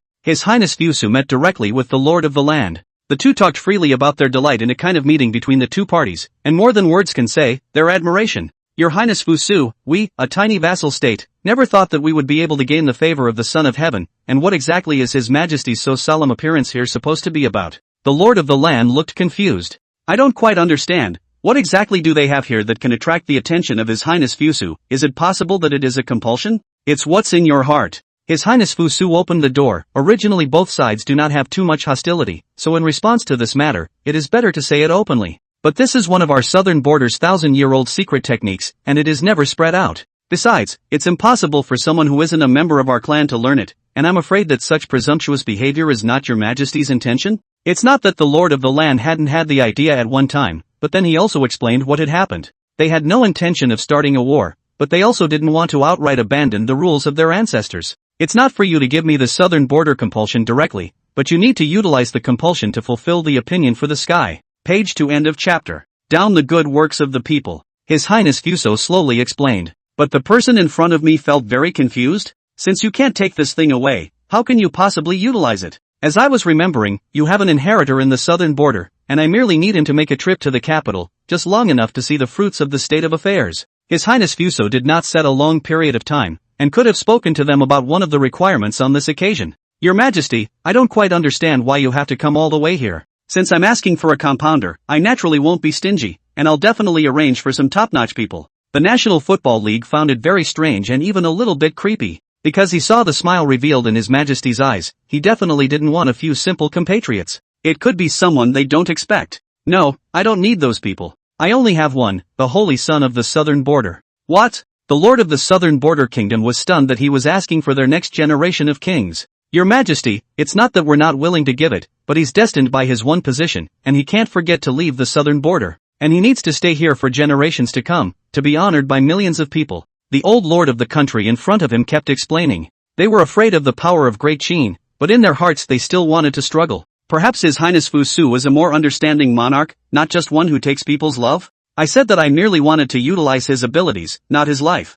His Highness Fuso emphasized his intentions once again. There was no need to say it multiple times, but the man was too persistent. The area around the southern border merely needs a newly recognized lord to form majesty? It's you old ones who are too pedantic. He responded directly and nonchalantly. It's good to leave no room for mercy, even if it's on the other side of the chassis, so what? But, no buts, we will confer with the Holy Son personally, and as for what you fear, it will not come true. He turned and walked away. The purpose has been accomplished, and the next step is the real intention. This time, he traveled thousands of miles, more for the safety and security of the people. The Compass King is in the hands of the Holy Sun and must be obtained. End of chapter. Chapter 211 All Fate. The sun rises the following day. Outside the door of the Holy Sun has been waiting for a long time, heard that the son of great Qin appeared, although the heart of the business accident, but also from the rules of hospitality. The saint son of the southern border pays homage to the son of heaven. Get up! For these rules of the young man in front of him, in the courtroom, had long been accustomed to. But in this ancient country of the southern border, let the local lord of the country has been exempted from worship. How dare you not listen? Is it a provocation for the great Qin emperor? Yes? I cannot travel to the capital with your majesty, my life is destined to require me to be in this southern borderland. The Holy Sun spoke sincerely. Without the slightest bit of fear, it was evident that he might be able to truly be the lord of a city. Do you know why Zhang traveled a long way to come to the southern border? Simply for the compulsion in your hand? His Highness Fu Su spoke coldly. Don't bother to defend what little pride they have anymore. Although the southern border ancient kingdom is not treated well by the world, but after all, they have become dependent on great Qin, then His Highness Fu Su has a responsibility to treat them with some love and care. However, the declining community gradually became the eyes of the neighboring countries. This also leads to the likelihood that they will be wiped out. And the great Qin dynasty's delay in sending troops to reinforce them was not an abandonment of them, but rather an indulgence in letting them grow unchecked, so that they would have their own ability to manage the land. Not all places were in harmony with the laws of great Qin, while some had to be changed according to the life and living of some of the local people, and the patterns they had formed over the years. Besides, the ancient country of the southern border did not have too harsh regulations, all for the betterment of the local people. Not for the southern border compulsion? It's partly, but more than that, it's to let you know that the whole of great Qin is your backer in the southern border, and that there isn't any small country that dares to bully you. The saintly son instantly woke up. It was his vision that was too shallow that he kept thinking that what His Majesty was doing was to hijack their secret arts. As for your compulsion, I do have other uses for it, but not to inflict harm on bystanders or to improve my own fighting strength, but to develop good medicines for difficult diseases. His Highness Fu Su spoke calmly. Surprisingly, we were wrong. They get it. Page to end of chapter. He eventually followed His Highness Fu Su to leave the southern border and embark on a new journey. And as the god of war of his generation, Han Xian made sure to recover some nearby rebellious small states for the southern border. A real stability can be obtained in the south of Great Qin. A month in, and an update on the whole news bureau. Hear that? His Majesty turned out to have really just gone to settle the Lulan ancient kingdom? The ministers in the courtroom discussed it in whispers. It can't be, can it? This is just a very small thing. There's no way it could have set off such a big one? It's not yet time for the morning court. These ministers who came argued with each other. It seems to be deciding that these claims about themselves are justified by their existence. Ministers, report on the recent situation everywhere? Your Majesty, there has been a plague in the north, and the local have been arranged to deal with the matter, but they have seen little success. Among other things, the royal historian has been keeping an eye on the state of the nation. It also understood that at this moment, all of them, the ministers of the court, must not be too flustered. There have been a number of disasters in various areas that must be reported truthfully. Did you find out what caused it? Your Majesty, from the mouths of the local people, we know that there should be pests as a result, but it is not known that such pests appear as a cause and effect. The royal historian was sweating profusely. No matter how calm you pretend to be on the surface, you can't hide the panic inside. Naturally, he was afraid that it would provoke His Majesty's dragon's wrath. You will continue to go to the line, the local officials for disaster relief must be in place, and all expenses for everything will be paid out of the state treasury. His Highness Fu Su spoke calmly. He had expected this before this. That's why it's especially urgent to bring back the Holy Son of the southern border for his use. Lord Xiao? Recently you have not had any cases in your hands either. I have sent you to find one person, make sure you find it within 2 weeks' time. Shaw was at a loss. He felt a little strange for a moment. Your Majesty, I obey. After getting some holy orders, the clear message on it made him feel a pang of doubt. Never heard of this person, always felt that it should be a journeyman's bone setter? Maybe actually use the press bureau for this. Lord Xiao, there's nothing you can do, and you're. Page to end of chapter. What is the matter? Then Wenbin's face changed slightly after he saw the visitor clearly. Both of them are not particularly good at each other in private, and sometimes they fight over certain things. But the matter of finding someone, the emperor personally explained that all officials must unconditionally cooperate with Xiao He. Certainly not for personal vendetta. Lord Ben, don't make fun of me. This news bureau of yours has been set up extensively lately. I heard that you've set up the Great Qin's heavenly south and north? Lord Shaw spoke quietly. Although I also used to despise myself for this behavior, I had to submit to reality. Nowadays the spread of news through the news bureau is naturally a little faster than the next person. It would be fine if the soldiers had to ride fast horses to deliver the message, but the gap would be huge to go widely to any number of corner areas. Yes, tell us what you want. It's not too difficult, but I'm afraid it's unlikely in a short time. It's just that it's only natural for my side for my peers to charge some kind of reward? Then Wenbin suddenly said this, catching Xiao He off guard. Originally thought that these officials could help themselves without any purpose, but now it seems that he thought too much. Clearly His Majesty has said that you will be allowed to assist me? Yes, but we need manpower and resources for this, and we do need to be remunerated. This kind of thing will be allowed to exist by His Majesty even if it is reported to him. Ben Wenbin wasn't stupid, so why should he do others a favor for nothing? Besides, the press authorities were set up to serve the court and the people. And for some of the common peers, it is natural that they should receive a gratuity. Okay, what do you want? The emerald jade you treasured the previous year, and I won't say I want too much, I want this one. To blame only be able to blame you once every day in our residence to show off. Xiao he regretted it. But that's really what happened at the time. Originally, it was because of a chance encounter that he got this treasure. It was surprising that he had to do it now. The fastest 5 days of time, give your result. But I suggest that you do not blindly go to let the news bureau to find someone, since it is the people in the jungle, is naturally have the jungle way. Ben Wenbin coldly gave him a suggestion, which was nothing more than wanting him to be able to quickly resolve his troubles. End of chapter. Chapter 212 Truth. Big brother? Why are you being so difficult for Lord Xiao? Ben Honglang had just returned to the middle of the residence when he saw Lord Xiao leaving with a heavy face. It was instantly clear that it was at the mercy of his big brother. Though he had heard the Hokage go and make jokes about the conflict between the two, he had never felt that his big brother had done anything wrong. However, after hearing that the news bureau would receive remuneration, I found it very strange. This has never happened since the creation of the Information Bureau. Isn't this a deliberate attempt to embarrass Lord Xiao? Difficulty? This will only benefit us both. You are not yet old enough or experienced enough to learn more from us in the future? Ben Wenbin spoke calmly. Doesn't seem like a swindle. Ben Honglang is getting more and more puzzled, but then he can't feel the strings of his big brother. I am afraid that he is really too stupid, only know to read the book all day long, and did not know the reason of survival in the world. After Ji later heard about this, he was originally surprised, but then after carefully experiencing it, he praised him. I wonder if that one can understand the good intentions of my husband. If he didn't understand, he wouldn't have stayed on top of this court for so long. Ben Wenbin snorted coldly. They are not stupid people, and what they do is justified in some way. And favorably when the beginning of Lord Xiao he asked His Highness Fu Su to help serve him, not even requesting with some other officials, which in the eyes of some people, it is likely to suspect that the two of them are ganging up on each other. And since ancient times, emperors have loathed this situation. This is why the emperor, although he looked at the whole situation, also knew that there would be oppositions formed. All day long, in the courtroom, there would be a big row over the distribution of money, but never stopped it. To achieve a balance between the pros and cons and the rights of each other is the state of peace. It was even expressly forbidden not to allow officials to form parties, fearing that it would jeopardize the situation of the entire court. As the saying goes, accompanying a king is like accompanying a tiger, and they are so polite in this way. Naturally, in the eyes of certain officials, the relationship between the two becomes extremely bad. It's not going to make much of a dent. I'm afraid that's what they call great minds think alike.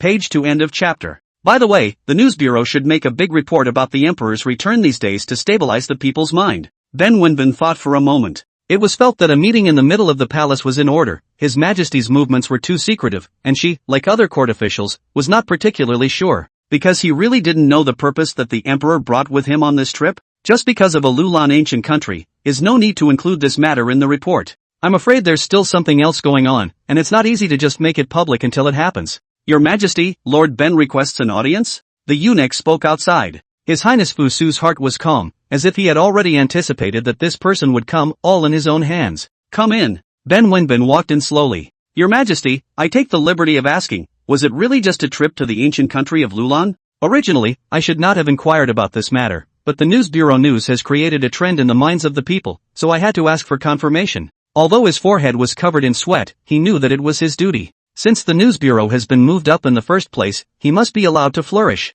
It is also important for the local people to really recognize the formation of this culture. You are courageous. In the whole palace, no one dares to inquire about this matter. You are the only one who impresses me? His Highness Fu Su's light words were like a 10 million pound stone weighing down his heart. I have to ask, if the information from this news bureau is no longer very accurate, how can the people under the sky trust the court? He continued to elaborate. Your guess is not wrong. I did go elsewhere and brought a treasure with me. Ben Wenbin was puzzled. A compulsion artist from the ancient kingdom of the southern border. He was shocked. Your Majesty, what is this about? The plague all over the north has been spreading for almost there are more than 2 months, although the local officials never slacken off, but still unable to solve those insects that harm the root of the people, and this 1,000 years of compulsion, but has the ability to do so. Ben Wenbin understood, the original great Qin son of heaven, for the sake of the people of the world, thousands of miles away to bring the antidote. When such a story comes out, it is bound to cause a whole big. Page 2 end of chapter. Qin's subversion. It will also make the people, who have been going through decades, realize that the Son of Heaven, whom they trust, will not make them regret. And you should also know why I would want Lord Xiao to go looking for that one grotesque bone setter? It is naturally impossible to go about developing some medicines through compulsion alone, and only that grotesque bone setter has that ability. His Highness Fu Su spoke calmly, yet word by word he felt shaken. How could they, ordinary officials, understand the hardships of an emperor? There are times when one will go into a fight because of one's own selfishness, so it seems to be really cruel. Alright, the answer you want, I've already told you, you should go down too. Then Wenbin nodded. I obey. The next day, the latest news reports from the press authorities came out. It was only then that the people realized that the Son of Heaven of Great Qin truly had them in his heart, to establish a heart for heaven and earth and a life for the people. And this feat didn't just shock the entire Great Qin's people, it even caused some of the smaller nearby countries to begin to have a slight upheaval. Perhaps submitting to Great Qin is not a bad thing. 5 days passed. The person Lord Xiao was looking for gradually surfaced. The person you're looking for is staying at an inn near the capital, and originally came out to practice for a while, and then there's a possibility that he'll return to the mountains, so make sure you're fast. Ben reminded. Don't ever get caught up in these forms in front of you. Okay, the emerald jade you asked for has been delivered to your door. Lord Xiao said angrily, after all, is their own has been baby for a long time things, or else between the cut off to others, or the heart cannot tolerate. Tisk, TSK, look at this man, he's also quite petty, but when he knows that he's able to create value by searching for this person, he'll probably admire the previous behavior. Even if others do not understand, none can go to the delusion of not accepting His Majesty's commands. They, the News Bureau, have also accomplished something great. The people in the capital have gradually become more trusting of the court because of this incident. A peaceful scene, the people live in peace and work happily, everything in this capital city slowly. End of chapter. Chapter 213, The Odd Doctor. Once again, the Xiao family's disciples returned from the Phoenix Inn. Lord Xiao, we've been there 3 times, and the store assistant keeps saying that he has never seen this person, so there's really no way. The subordinate looked helpless. Even though they tried everything they could, they had no way of knowing where this divine doctor had gone in. Got it. His face was full of sorrow, and he already knew that the matter was difficult. However, His Majesty attaches special importance to this matter, and he had already promised to do so in the first place, and if he now excuses himself in every way, would it not be a crime of deceiving His Majesty? Odd doctor is the term used in the jungle. The man's identity is a mystery, and no one has ever seen what he really looks like, but his medical skills are higher than normal. It is rumored to be able to flesh white bones and have the ability to raise the dead, but the news that others had given him was cryptic enough, and the one that had stayed for many days recently was the Phoenix Inn. Guest, are you staying? No, but to inquire as to the identity of the guests, may I see your register? The shopkeeper shook his head. The rules of the Phoenix Ming Inn, where in the end the guests, whether they are dignitaries, have no right to check people's information. Shaw made a stop. Where is the owner of this inn of yours? Xiaoyi suddenly realized that perhaps this divine doctor was not staying here at all, but rather this inn itself was his own. It's rumored that the divine doctor only heals, but it's never been rumored that he's anything else? Everything is possible. I'm sorry, our masters is not for anyone to see. This shopkeeper doesn't have much patience left. It wasn't like they were guests of the inn, so why should they care so much? It's really a waste of mood. Xiaoyi waited for a few moments, but he really waited until the owner of this Winsong Inn appeared. You are Lord Xiao from the court? The visitor appeared to be unimpressive, but underneath this human skin face mask, who knew what kind of appearance it was? Xiao he is not daring to have any contempt. It can only be explained clearly by the board. Yes, His Majesty specially ordered me to invite the divine doctor to make a trip. I wonder if I have the honor? Oh, rather, I haven't heard of the divine doctor's name. I, myself, am only the operator of this tiny inn, and have not heard of the person you are talking about. This innkeeper in front of him directly shook his head in denial. Page to end of chapter. Not a care in the world for any face. Yes? Would it be possible to play chess with me once? Lord Xiao also did not force the person in front of him to recognize his identity, and just looked at him from afar with other schemes. His mind jumped too quickly, which caused even the long-time divine doctor in the jungle to have some misperceptions. How could there be such a court official? Chess would be fine, but not today. This owner of the Winming Inn sensed that Lord Xiao didn't seem quite right and was always latching on to his words, so he suspected that his identity had been exposed and went to minimize contact as much as possible. And he didn't give certain people a hard time anymore. Although it was said to have been the first to leave, the matter was certainly not tolerated. Since you want to cheat, don't make any cracks. Lord Xiao has been in the court for many years, how could he not recognize the interest of others? It was obvious at first glance that he was a man who knew chess, and that happened to coincide with what he had been poking around in the jungle. After waiting for many days, Lord Xiao once again appeared at the Fengming Inn. Today is the time of the agreement, the innkeeper shouldn't just fail to keep the agreement like that? A light sentence, but a powerful one. How is that possible? The innkeeper walked slowly down the road. He was invited to play chess in Jingya's room. There is one thing I don't quite understand. Why did your excellency choose to go to such a game of chess with me? Hearing that Dr. Odd God's chess skills are superior, I naturally want to spar. But I can't find Dr. Strange, so I have to settle for the next best thing. Lord Shao didn't tear him down. However, it also attacked step by step in the pieces, gradually figuring out one of the opponent's postures. Is Divine Dr. Naiha feeling that he is already old, so he doesn't want to come out? The more calm Shao he was, the more the people on the other side felt panic. He'd never met anyone so difficult to deal with. Was it just a favor? There's no need to sell the story. What does your honor have to say? I still say the same thing as I did at the beginning, that His Majesty asked me to come here, naturally summoning you for something. You should know that today's great Qin Emperor is by no means a violent man. Dr. Odd nodded. He's heard about it. Page 2 end of chapter.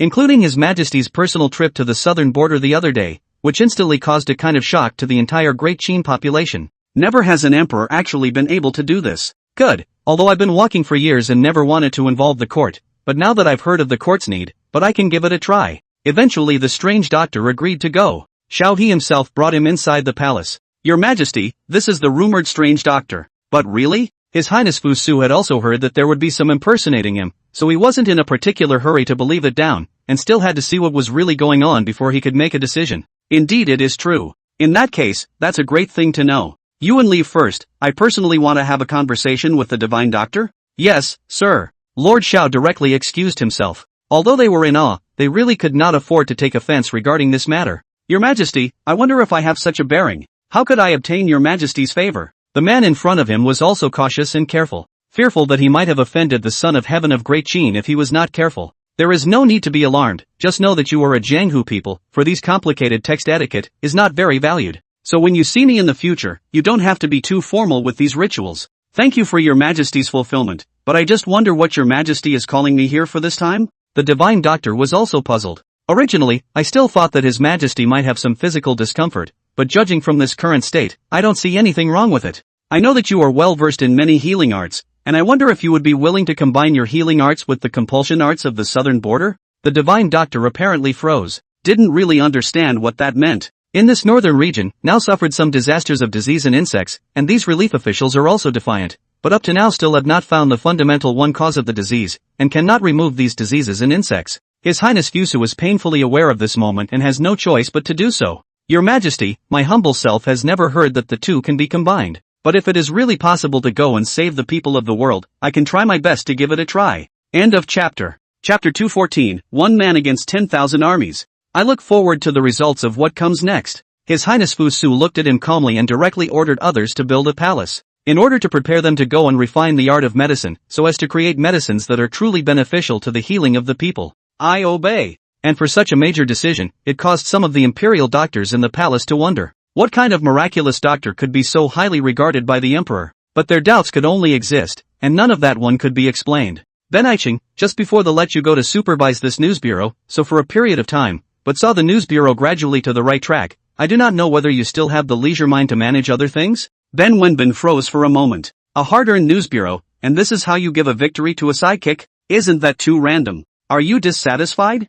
I'm not dissatisfied, I just feel that I can't bear the thought of suddenly handing over such a project to someone else, fearing that it might go haywire. His Highness Fu Su saw through his purpose at a glance. Naho just wanted to hand him another bit of the project, not to make him give up the business he was currently holding. There's no need to be so uptight. Then you recommend one person to me to see who is suitable to take care of the research and development project about medicinal herbs? His Highness Fu Su spoke gently, but the words were like heavy hammers on his heart. It really made him feel fear and dread. Lord Shao? Originally the Divine Doctor's matter was handled solely by him now. And then he was allowed to come over to continue going over the progress of the medicinal herbs, so I guess he knows more about this industry? Ben Wenbin spoke with a full heart. It's not that the two of you would really have some personal grudge, is it? I have heard that the two of you have always been at odds with each other. The calmer His Highness Fuso became, the more he gave off a particularly tense state. They are indeed afraid, even afraid that they may have experienced some unfair treatment. But then in a flash they realize that some of these things are often not as scary as they think. Your Majesty, there is absolutely no such thing. It's just that there are times when there may be too much disagreement between the two of us about some issues, and that's why we form. Page 2 end of chapter. Such a notion. Ben Wenbin quickly put that to rest. Alright, let's leave the matter to Xiao He. And after learning that this was the case, Shaw was shocked. He hadn't expected that it would be his nemesis who would deliberately put the task on his head. And for all those drugs they've developed, there's a good chance they won't work. Isn't that pushing him into the fire? Fruity is targeting himself at every turn. And Han Xian's army, although stationed at the border of the southern frontier, encountered the incessant harassment of some small states nearby. Among them was the once famous Fierce Kingdom, whose soldiers were always mounted on horseback and never looked down on the great Qin people because of their geographical advantage. It's gone down the drain now, but it's been trending stupidly lately. Is it hard to be really interested in this matter? But all of their ideas could be stifled in the cradle. After all, Han Xian held 50,000 elite soldiers in his hands, and could take down their entire kingdom with his entire army in a matter of minutes.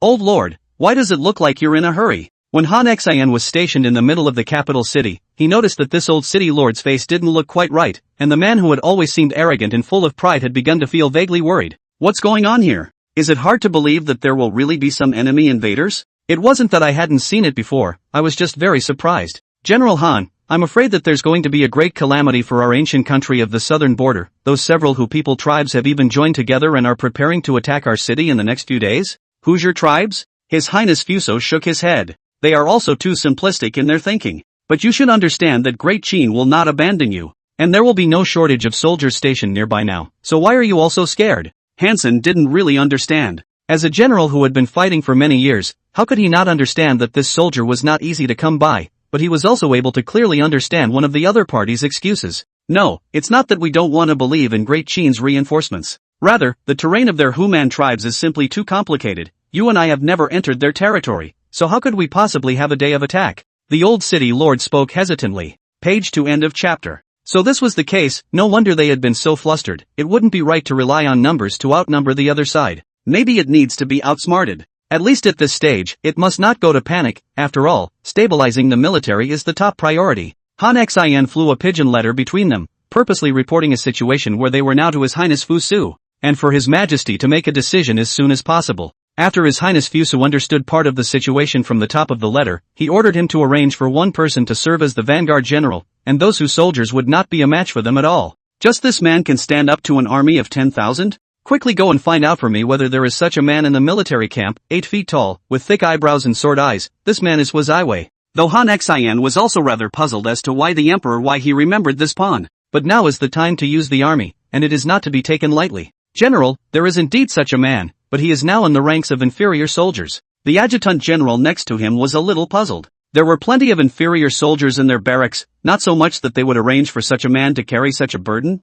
It was really hard to convince the people in the entire barracks. That's him, bring him to me quickly. Han Xian would like to see what kind of talent such a seemingly ordinary person would have. General, it's him. My name is Wazaiwei. I wonder what is the general's business when he comes. Although he belonged to the lower class of soldiers, it was still evident that he had a prideful spirit in front of the great general. Do you have any ideas about where the Hoosiers are now? Hansen didn't care about the minutiae. Rather, it was a direct request for his opinion, which was extraordinarily important for the analysis of a situation on the entire battlefield right now. In my merely personal opinion, although the Lakers are good at writing, we don't have to go out of our way to be afraid of that. It is possible to take this one direction and then circle back. Horatio and pointed directly to the path in the sand. It may seem like his analysis is too bold, but it's unexpected. A rare and talented soldier indeed, his future won't just stop there. Good, this time, when we meet the horde of Hu people, you will be the vanguard general. End of chapter. Chapter 215, Surprise. The other soldiers were surprised,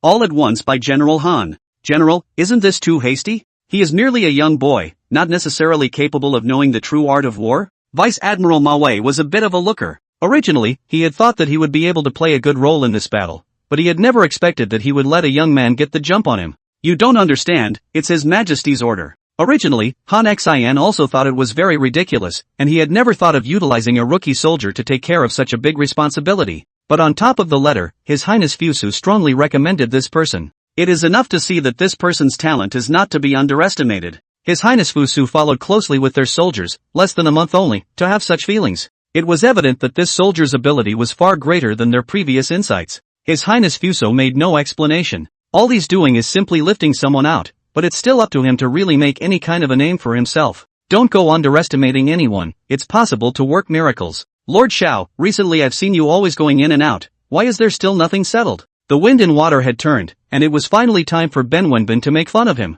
In the beginning, he had approached a number of ministers for help in order to enable the Information Bureau to expand rapidly. Under that circumstance, Xiaohe's ridicule for him never diminished. Ha! You really have the nerve to say that originally His Majesty did not give this matter to me, all because of your guidance. He was extraordinarily angry now. At that time, when I heard about this arrangement of His Majesty, I didn't think that this matter was so terrible. But then it turned out that not too many people really wanted to join the program. Mainly because a lot of the eunuchs don't want to go through the hassle. The original was not very favorable to the Longzhong and the Jianghu, not to mention that this is a big matter of losing one's head. Once the results of the development are not quite right, won't that get them straitjacket? Confused, huh? It's a shame that you've been in the court for so many years, but you don't even understand this kind of thing very well. His Majesty's thoughts, how could? Page to end of chapter. Is it something you and I can sway? This was originally set up for you. Then Wenbin spoke coldly. At first, I heard His Majesty's intention to test the waters, and although I was flustered in my heart, I still guessed down His Majesty's mind.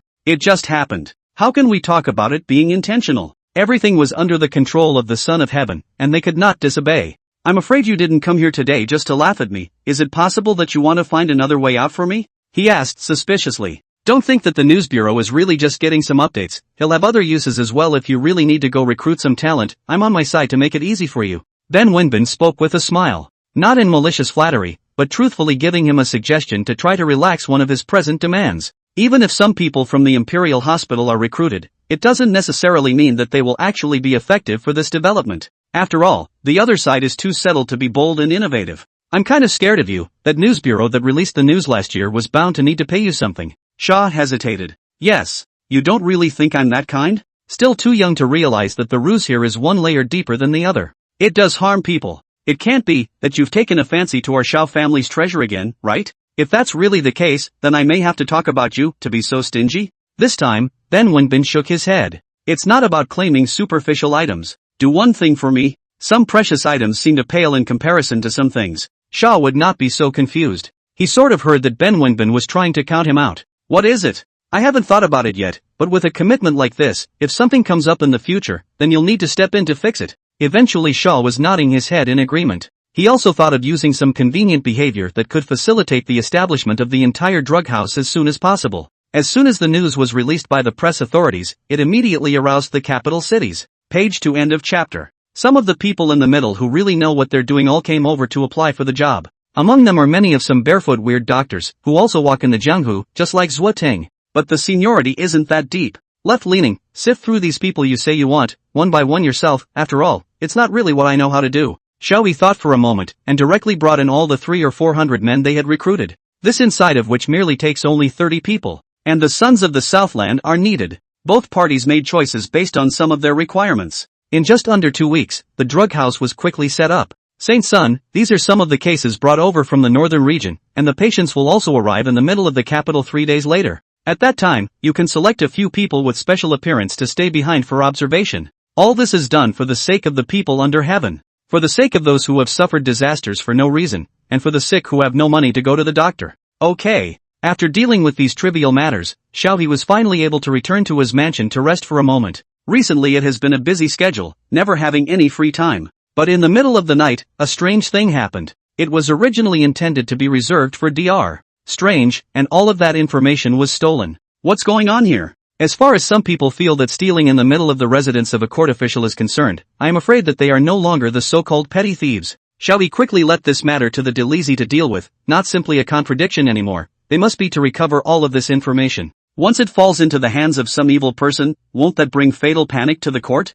Your Majesty, it is my failure to do something that has caused this situation. Xiaohe knew that this incident was caused by him, so he had to go and take all the responsibility. I already know that it is not you alone who is solely responsible, but you also need to find out the real murderer. Only then can you give me the opportunity to clear your own name. Instead of punishing him, His Highness Fu Su gave him a chance to try to find the culprit in a short period of time. If it gets worse, it will surely kill. End of chapter. Chapter 216, Jealousy. Inside the Delisi. Lord Zhang, is there an update on this case? Xiaohe was so anxious that he did not even want to wait until the people from the Delisi came to the door in person and hurried over. There are indeed very few clues. Trying to find one such person in the middle of this capital is like finding a needle in a haystack. It was not that Lord Zhang did not want to assist, but he had to make the facts clear. This thing is really tricky. Xiaohe felt so much pain that he even had some panic attacks. He didn't quite understand why he was in such trouble, but on the second day, something happened to the drug house as well. The same information, once again.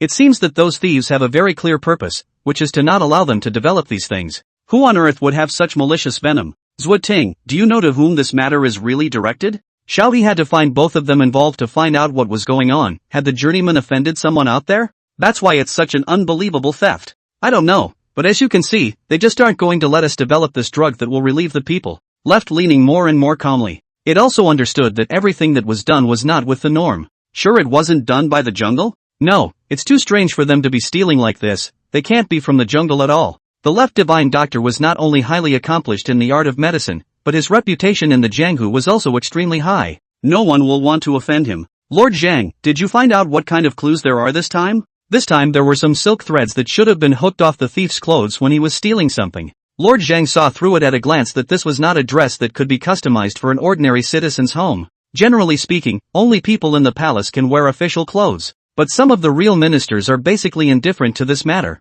But do you have an opinion? Wait, could it be someone from the Imperial Hospital? Xiao He suddenly thought of them. Because of this matter, the people from the Imperial Hospital had once requested His Majesty as well, but in the end, His Majesty rejected their request. Page to end of chapter. Nor were they allowed to participate in the R&D process on this one. If it was really someone from the Imperial Hospital who had done it, then things would be much easier. Lord Xiao, can you be sure that they did it? It's not possible to make random guesses here. Once the evidence cannot be conclusively established, then the Delezy is also unable to bring this person in.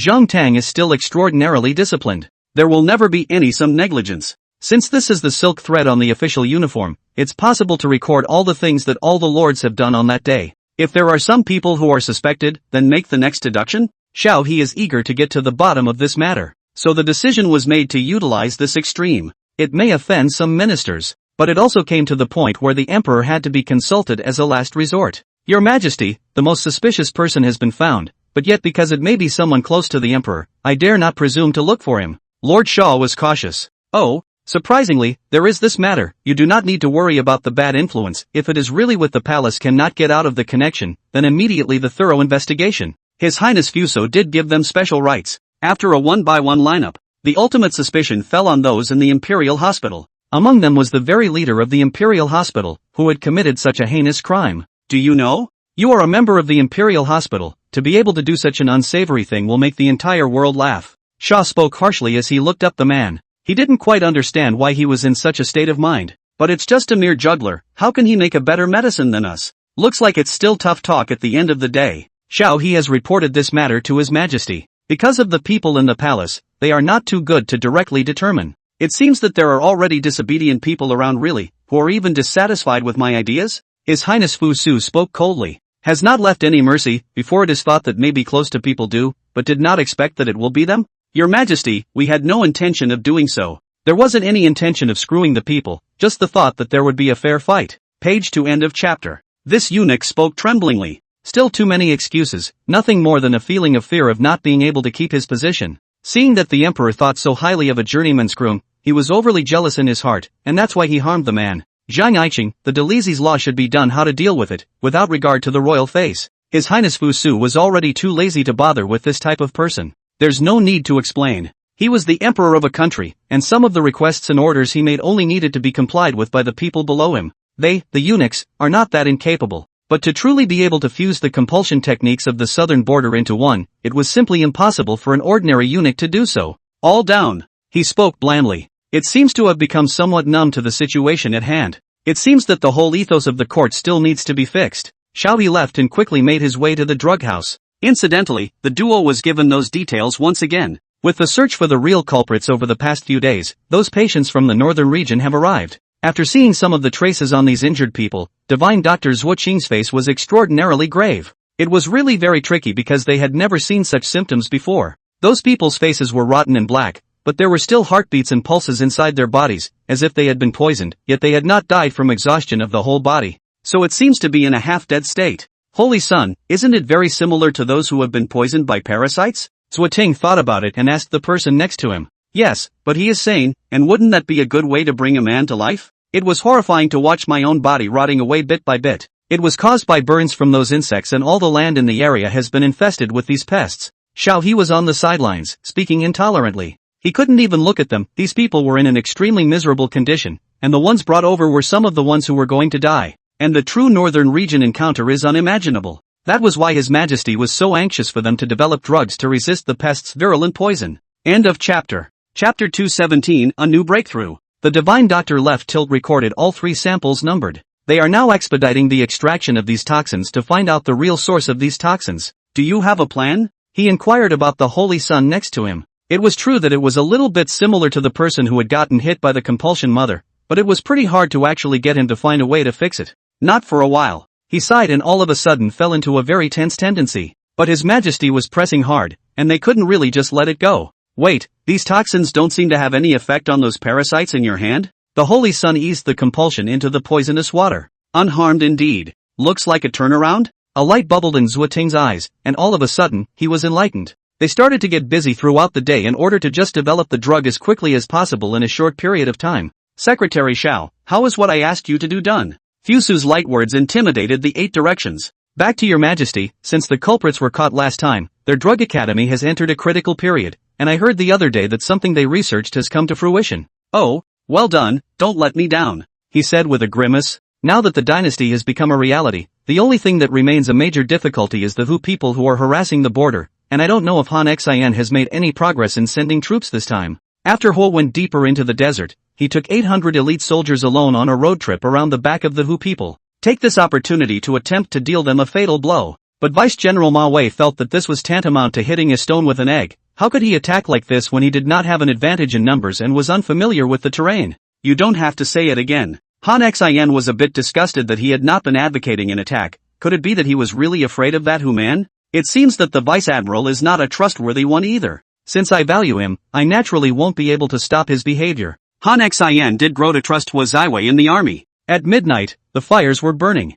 Charge! Swear allegiance to the great Qin Son of Heaven. Charge! One roar after another rang out, and there was panic in the camp of the Hoosiers, who did not even, page to end of chapter, know what's going on. Even the long-time desert-dwelling Hu people were panicking at the moment. Khan, the Qin army has come over, we'd better retreat? One of the tribal leaders picked his head. The other tribes are just as good as the other tribes. Originally, none of them were very much in favor of attacking the southern border kingdom, but then they were threatened by the Khan's men and forced to fight. Now the situation in front of them is not the time for them to continue to stay, and hurry to run away to be able to save their lives. It's not like you're a little cutie. Why get yourself killed? You guys. The Khan could not be persuaded, and was compelled to flee to the old place where they were staying. The others also left in disgrace, unable to resist at all. Seemingly outnumbered, but actually outmatched. Hua Jiaowei forced back the Hu's 10,000-strong army with only 800 soldiers, and was thoroughly honored among the Qin war camps. And he does get credit for his close-call trickery. You are indeed a marvelous man to lead an army. If it were anyone else he would not dare to penetrate the desert alone.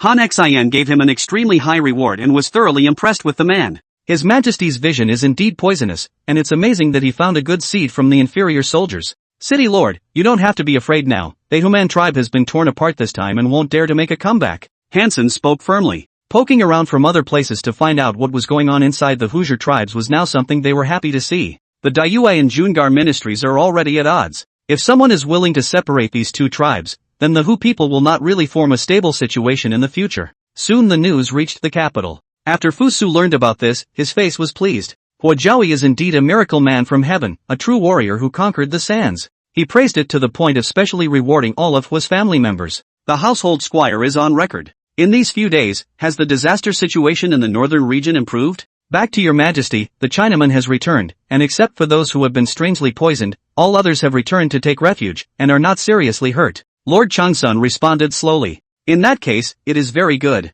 Your Majesty, a letter from the Ministry of War has come, quite dissatisfied with the weapons in the barracks, seeking your Majesty's. Page to end of chapter. Opinion to see if it is possible to search the world for strange men and women to invent the strong crossbow? There's such a thing? Fu Su coldly looked at it, he had thought of it before. But it felt too early, not yet. But when the Ministry of War reminded him, he did understand. Because in order to conquer the battlefield, in addition to the number of soldiers, there is also a need for strong military equipment, which is still partially deficient even though it is already beyond the nearby neighboring countries. Relying on a bow alone uses too much power and will not always achieve specific results. I approve. Fuso spoke calmly. Everything belonged to common sense, and besides, those weapons in the barracks really weren't very good anymore. But he now had something in mind about guns with super explosive power, based on his recollections. It's just that I'm afraid some of the things used to assemble this type of weapon are still in short supply. It would be nice to see how good the competent people they were able to get were. Lord Changsun, don't you think that such a proposal is a bit too early?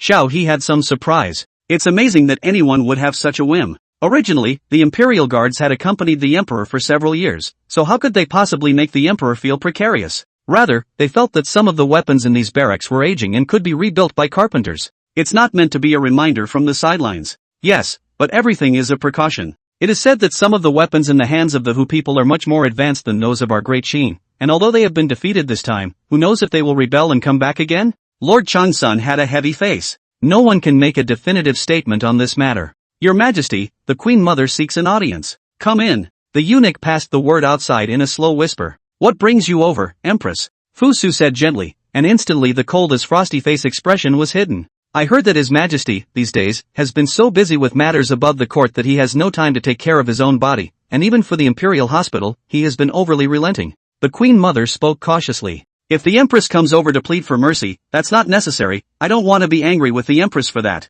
End of chapter. Chapter 218 Persuasion. As soon as Fu Su heard it, he understood the purpose of the Empress' visit. Could it be that the imperial hospital has even climbed up to the harem? Surprisingly, it made the always honorable Empress personally come over to plead for mercy. They are a good face. Your Majesty, you have misjudged my concubine. I feel that although the Thai hospital has made a mistake, it is not possible to make everyone bear the blame. If so, who will dare to be loyal to your Majesty in the future? The Empress justly said. Although she shouldn't have said so much, since the Imperial Hospital had been conducting a thorough investigation these days, many of the sisters were unable to go and request the Imperial doctor for medical treatment, and the Emperor hadn't bothered to ask for a peace pulse for 2 or 3 days. I understand what you are saying, but it shouldn't be so easy to take off all the blame for everything on them? Fu Su also understood that he might have been too anxious just now and didn't ask for the reason, but these days some messy things stirred together, but it made him feel an abnormal headache. Your Majesty, you haven't been to the harem for some days. It's time for you to relax and not be busy with court affairs all day.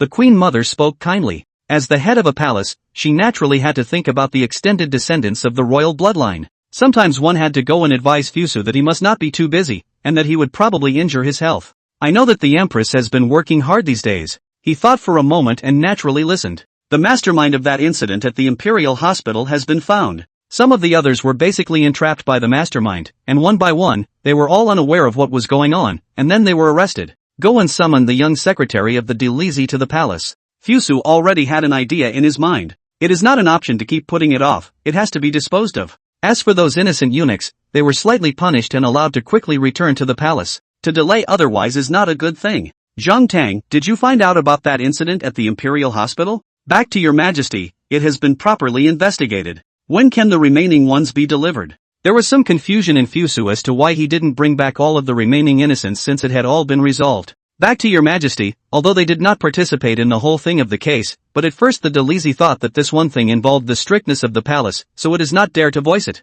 Also has not been to dispose of them. Zhang Tang thought and prepared to discuss with Lord Xiao before coming back to seek an audience with His Majesty. I didn't expect His Majesty to call him directly. Rather, it saves a lot of trouble. You are indeed very cautious in what you do, and you are also very much in my heart. The remaining ones can be released back with a slight punishment. Zhang Tang nodded. Looking at him, he didn't seem to have the intention of leaving. Could it be that there were other things he was going to report? What else is going on? Hurry up. Your Majesty, the Delizi in which I am a minister, the positions within it are simply too numerous and intricate. A lot of some things, not being able to directly report to the higher-ups, will result in some unjust cases. Zhang Tang had originally planned to put up with it all the time. But then he has a succession of some situations that seem to get complicated. He had gone to other lords for help, but no one had ever dared to mention it directly in front of His Majesty. After all, when the Delizi inside some of the regulations, including some of the officials inside the setup, all are Fu Su single-handedly entrusted. Wouldn't someone questioning the setup here be questioning His Highness?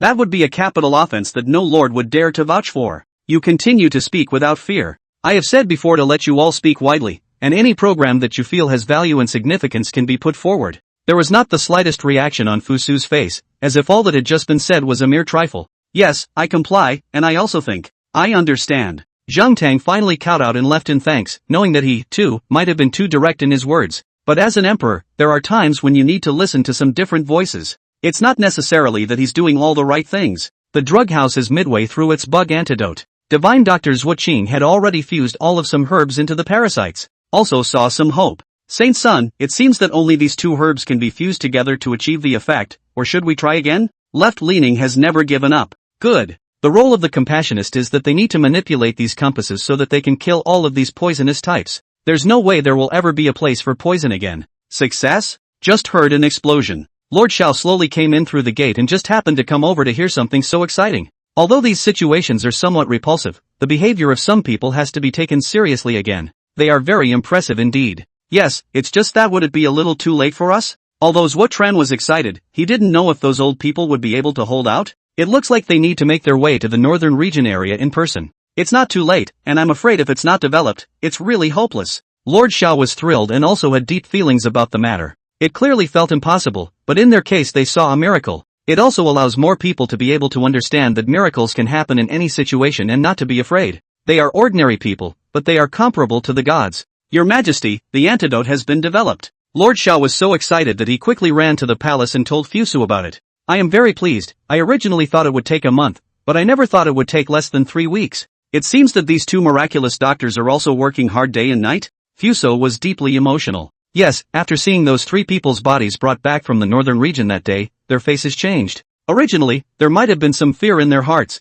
but after seeing these innocent people, they instantly stood in awe. Lord Xiao also involuntarily shed some smiles. They should go and trust Great Qin. Maybe only Fusa can be their savior. Going out of their way to do what is good for the people, in order to get more people out of their predicament, which they did. Good, I have understood. Your Majesty, the 2 of them requested to go to the northern region to check on this matter. After all, the real situation needs to be seen before one dares to be specific. Chapter 219 Seeking a Messenger. I am gracious. Fuso nodded. I Qing Xiao, you don't need to follow. Your mission is over and it's time to go back and recuperate for a few days. He is a person, sometimes too emotional, the body is not always able to withstand, and there are still wives and children inside the family, how can not have to take into account it? I obey. Shaw retired. But no one expected that Ben Wenbin's mansion has been full of guests lately. Could be considered to have gotten a meat and potatoes position, and there were so many adults who started to envy him. I've heard that the people in the news bureau are so arrogant now that it's a pain in the ass to get them to do a favor, and in some cases you even need to go ahead and offer a reward.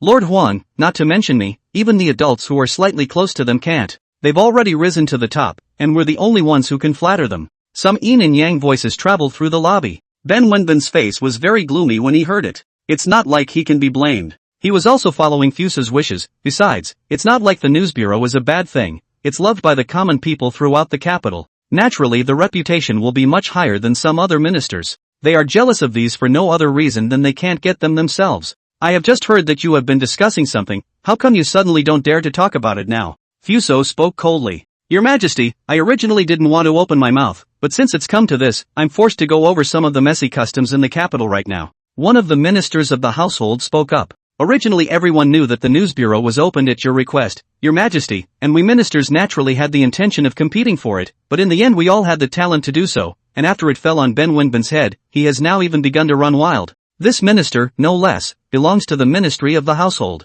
As soon as he opened his mouth, he spoke eloquently, and every sentence was extremely organized, seemingly making it impossible to find any loopholes, but then there was nothing to be done about it. So this is jealousy for you guys now? Fusu felt there was something funny, but he was able to understand, after all, these ministers were wanting some better positions in their hearts. But the thing was already there in the first place, and some people are just afraid of screwing this up, so they who play mind games don't see to be really faithful and useful. It's not jealousy, it's that we think it's very unworthy. If the press bureau is working for the court, why should it get involved with some private people? Amount. And really strong words. Huang Aiqing, your words, let me have some unclear sense of reason. The establishment of the press authority is for the people of the world, and how can we say is only for the court? Fu Su said coldly. From the face that was soothing just a moment ago, it suddenly became stern. It simply did not give them any chance to catch their breath. These ministers will not really think that they can rely on their old age and seniority here? Fuso would never feel sorry for them because of that. Your Majesty, that is not what I meant.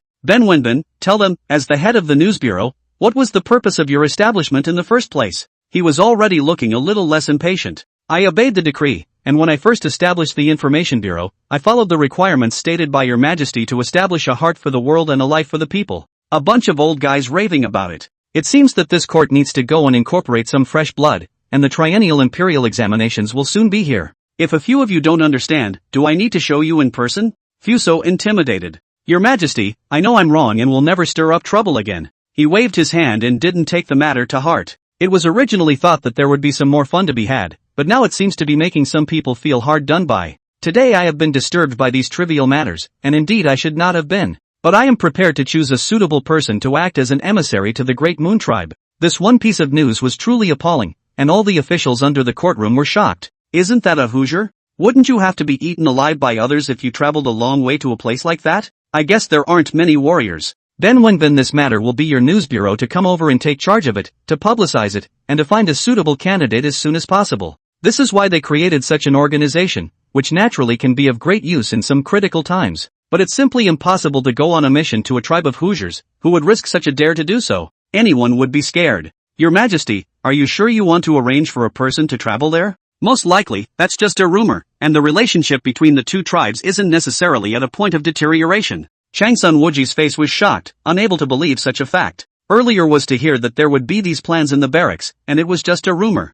Oh, do you think I'm someone who would joke around? With Fu Su's light words, no one dared to continue questioning any longer. Then Wenbin, I know that this matter is rather difficult, but I believe that you can make it. Just as when the rest of you thought it was impossible for the news bureau to be established, you were the only one who was firm. Available. Then Wenbin didn't have any chance to retort before he had a chance to do so. I will wait for your good news. He was still too young to think he was favored by the emperor. Before, in the courtroom, Fusu had praised him and even stood on his side everywhere. It was he himself who thought too much. How could the emperor be biased towards any of his ministers? It was just that he needed them to do certain things. Everything is utilized. Other than that, there is no use for it. Husband, you've been sitting here in the middle of the backyard since you came back at noon, and it's been almost 2 hours. Ji asked sadly. What in the world was so difficult that it made Ben Wenbin fret for such a long time? You don't understand why such a difficult task has befallen me? That's His Majesty's favoritism towards you, for valuing you, that's why he gave you such a strong one. Ji soothed gently. Although he was also skeptical, he could not let his husband think too much.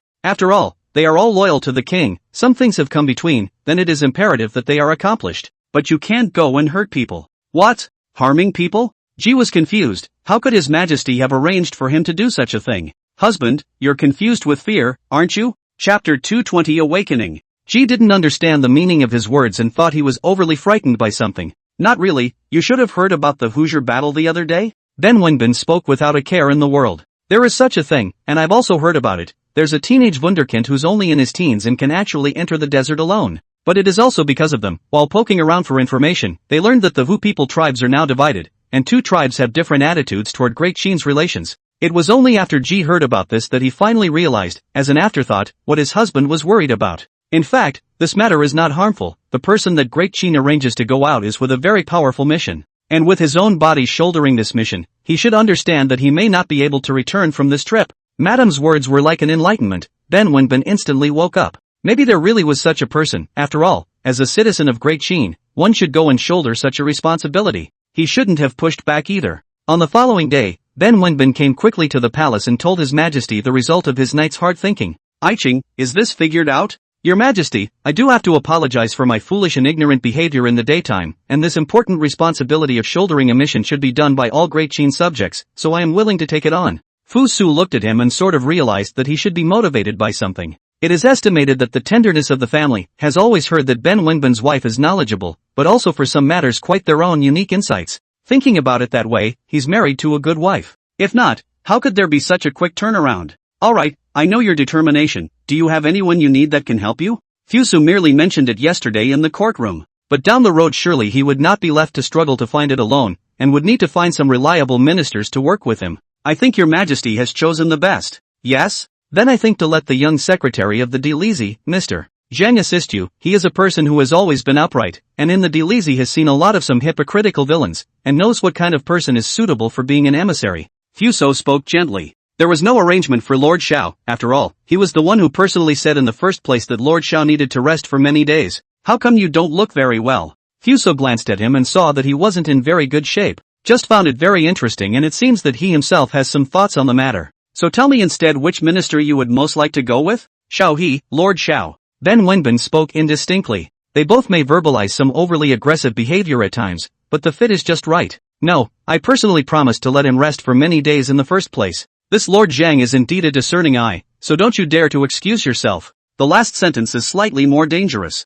The emperor is not that easy to fool, gave him some opportunities, it is just to see in him. But if the person pushes back, then all that kindness goes down the drain. I will obey the decree, and in the future I will work together with Lord Zhang to find emissaries suitable for a real mission. He nodded sincerely, no more retort. And once the news from the Information Bureau was publicized, multiple people did come forward to sign up. After Zhang Tang heard that he had been given a heavy responsibility, he originally thought that there was some new case, but this time, he felt very alarmed. Surprisingly, it wasn't in his best area. Could it be that His Majesty had some dissatisfaction with his move last time? So he's deliberately giving him a hard time? He only went to think about it inwardly, and outwardly remained clouded with the acceptance of such a holy decree. Curiosity exists about something new. After all the dust settled, he understood Fu Su's true intentions. In fact, Zhang Tang's person, he is in the eyes of the event to support him away, is nothing more than for the internal situation of the Dali, ready to carry out a great reform. It might kick some people out. And for a pillar of strength like Lord Zhang, there is absolutely no such a behavior.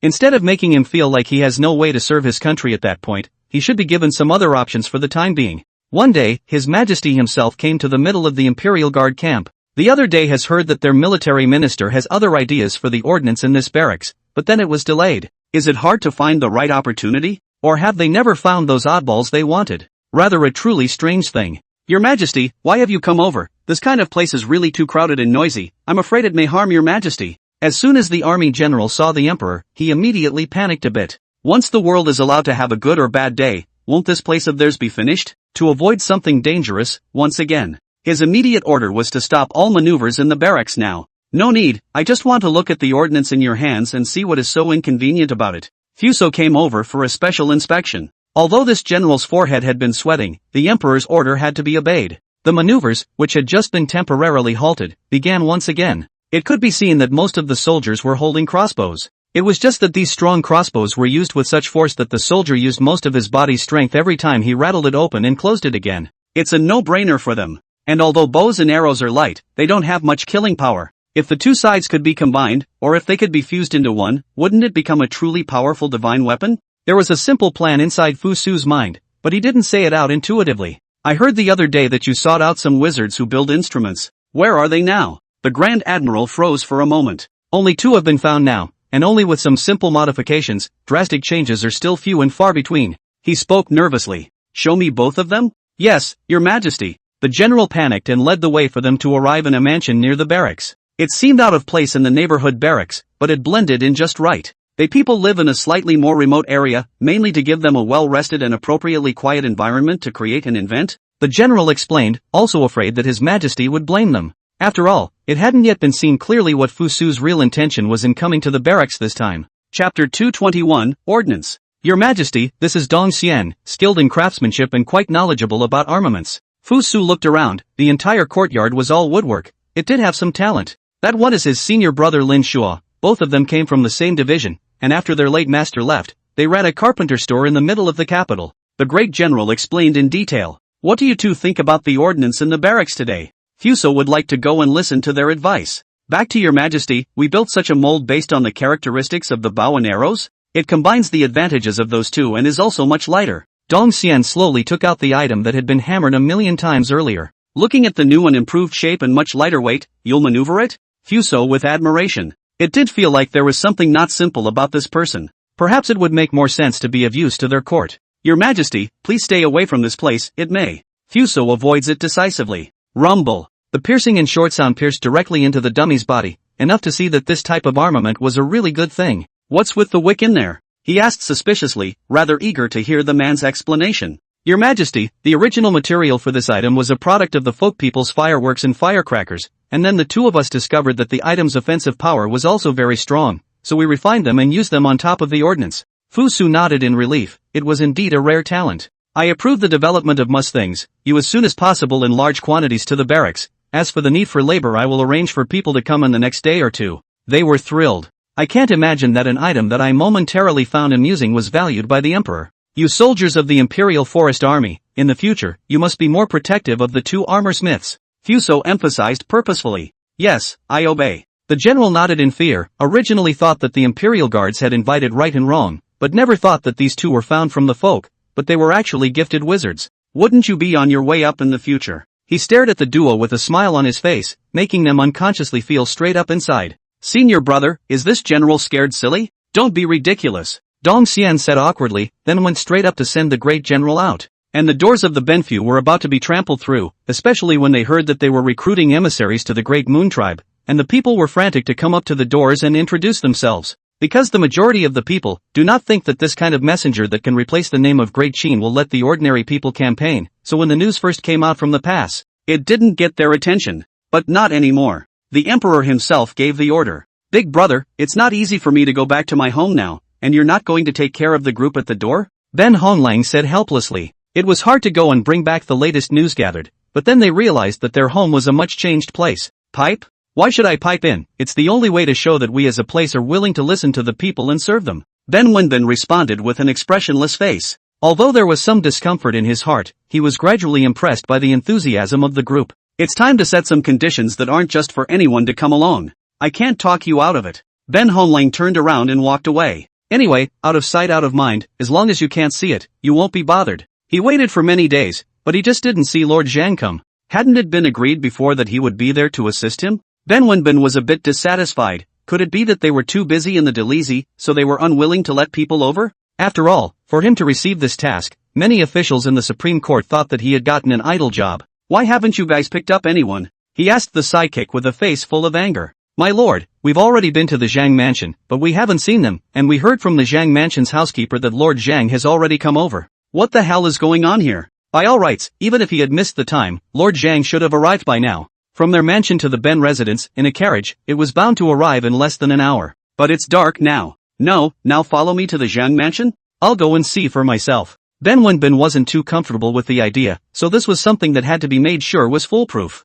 My lord, looking at the weather not so good, maybe we will not make it back in time. The butler went to discourage it in a hurry. It's okay. In his heart, he always felt that it was not quite right. A dynastic official, could someone really be so bold? Feel free to go and take the courtiers away? By the time their group reached the Zhang mansion, it was already nighttime. I am Ben Wenbin, I have urgent business to see your Lord Zhang, he asked sincerely. The Zhang family housekeeper was also confused. Lord Ben, has our lord not arrived yet? It does seem like something big is going on. How can this be? It must be reported to His Majesty at once. Go and inform the Delisi, and see if there is any trace of your lordship on their side, and let us walk back along this road, and see if there are any traces of cartwheels crushed, which will inevitably be left behind. Fu Su realized that this matter was a bit odd. Could it be that it was robbed by someone halfway? But this is the capital city. The foot of the emperor even have this kind of terrible thing? My lord, there are no more traces of cartwheels here, and it is assumed that this is where Elder Zhang disappeared. So it is. He nodded. And Zhang Tang, who had been robbed halfway across the country, was indeed in a daze.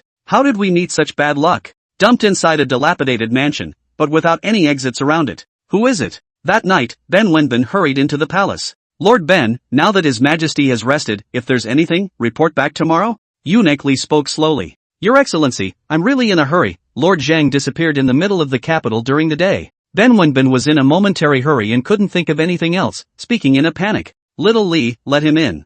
Fuso spoke languidly, seemingly with some weariness, but did not rest, but only took a short break in this temple. What's the big deal again? Your Majesty, today I was originally going to discuss with Lord Zhang the countermeasures regarding the choice of emissaries, but I have been waiting in the mansion but have not been able to wait. He spoke slowly. You mean to say that Lord Zhang is missing? Fu Su pondered for a moment, feeling more and more that there was something strange about this matter. It's only just gone to put the word out about the search for a suitable messenger, so how can it be so fast? Could it be that there are Hu people lurking in this capital? Chapter 222, Conspiracy Emerges. Yes, Your Majesty. Ben Wenbin said uneasily. I am aware of the seriousness of this matter. You go back first. He didn't go directly to order this person to be found, but was prepared to cast a long line to catch a big fish. Your Majesty, I have found a direction where Senior Zhang disappeared. Is it necessary to go and arrange for some guards to search? Not now. You use people from your mansion to check it out and try to act as low-key as possible. Fuso spoke blandly. He quickly understood that His Majesty seemed reluctant to alarm anyone. I'm afraid this is going to be a big conspiracy. That night, they Ben family slaves found Lord Ben was tied up in a broken-down pigsty, waiting to be rescued, all down and out. It was obvious that it had been terrified. But the emperor really did not take this matter to heart, and even after the officials mentioned, still a casual sentence on the dismissal of the matter. Lord Zhang, in recent days, you have been temporarily in my residence for the time being, while those who captured you are unidentified and have yet to be found. But this caused a great deal of controversy up and down the Delisi.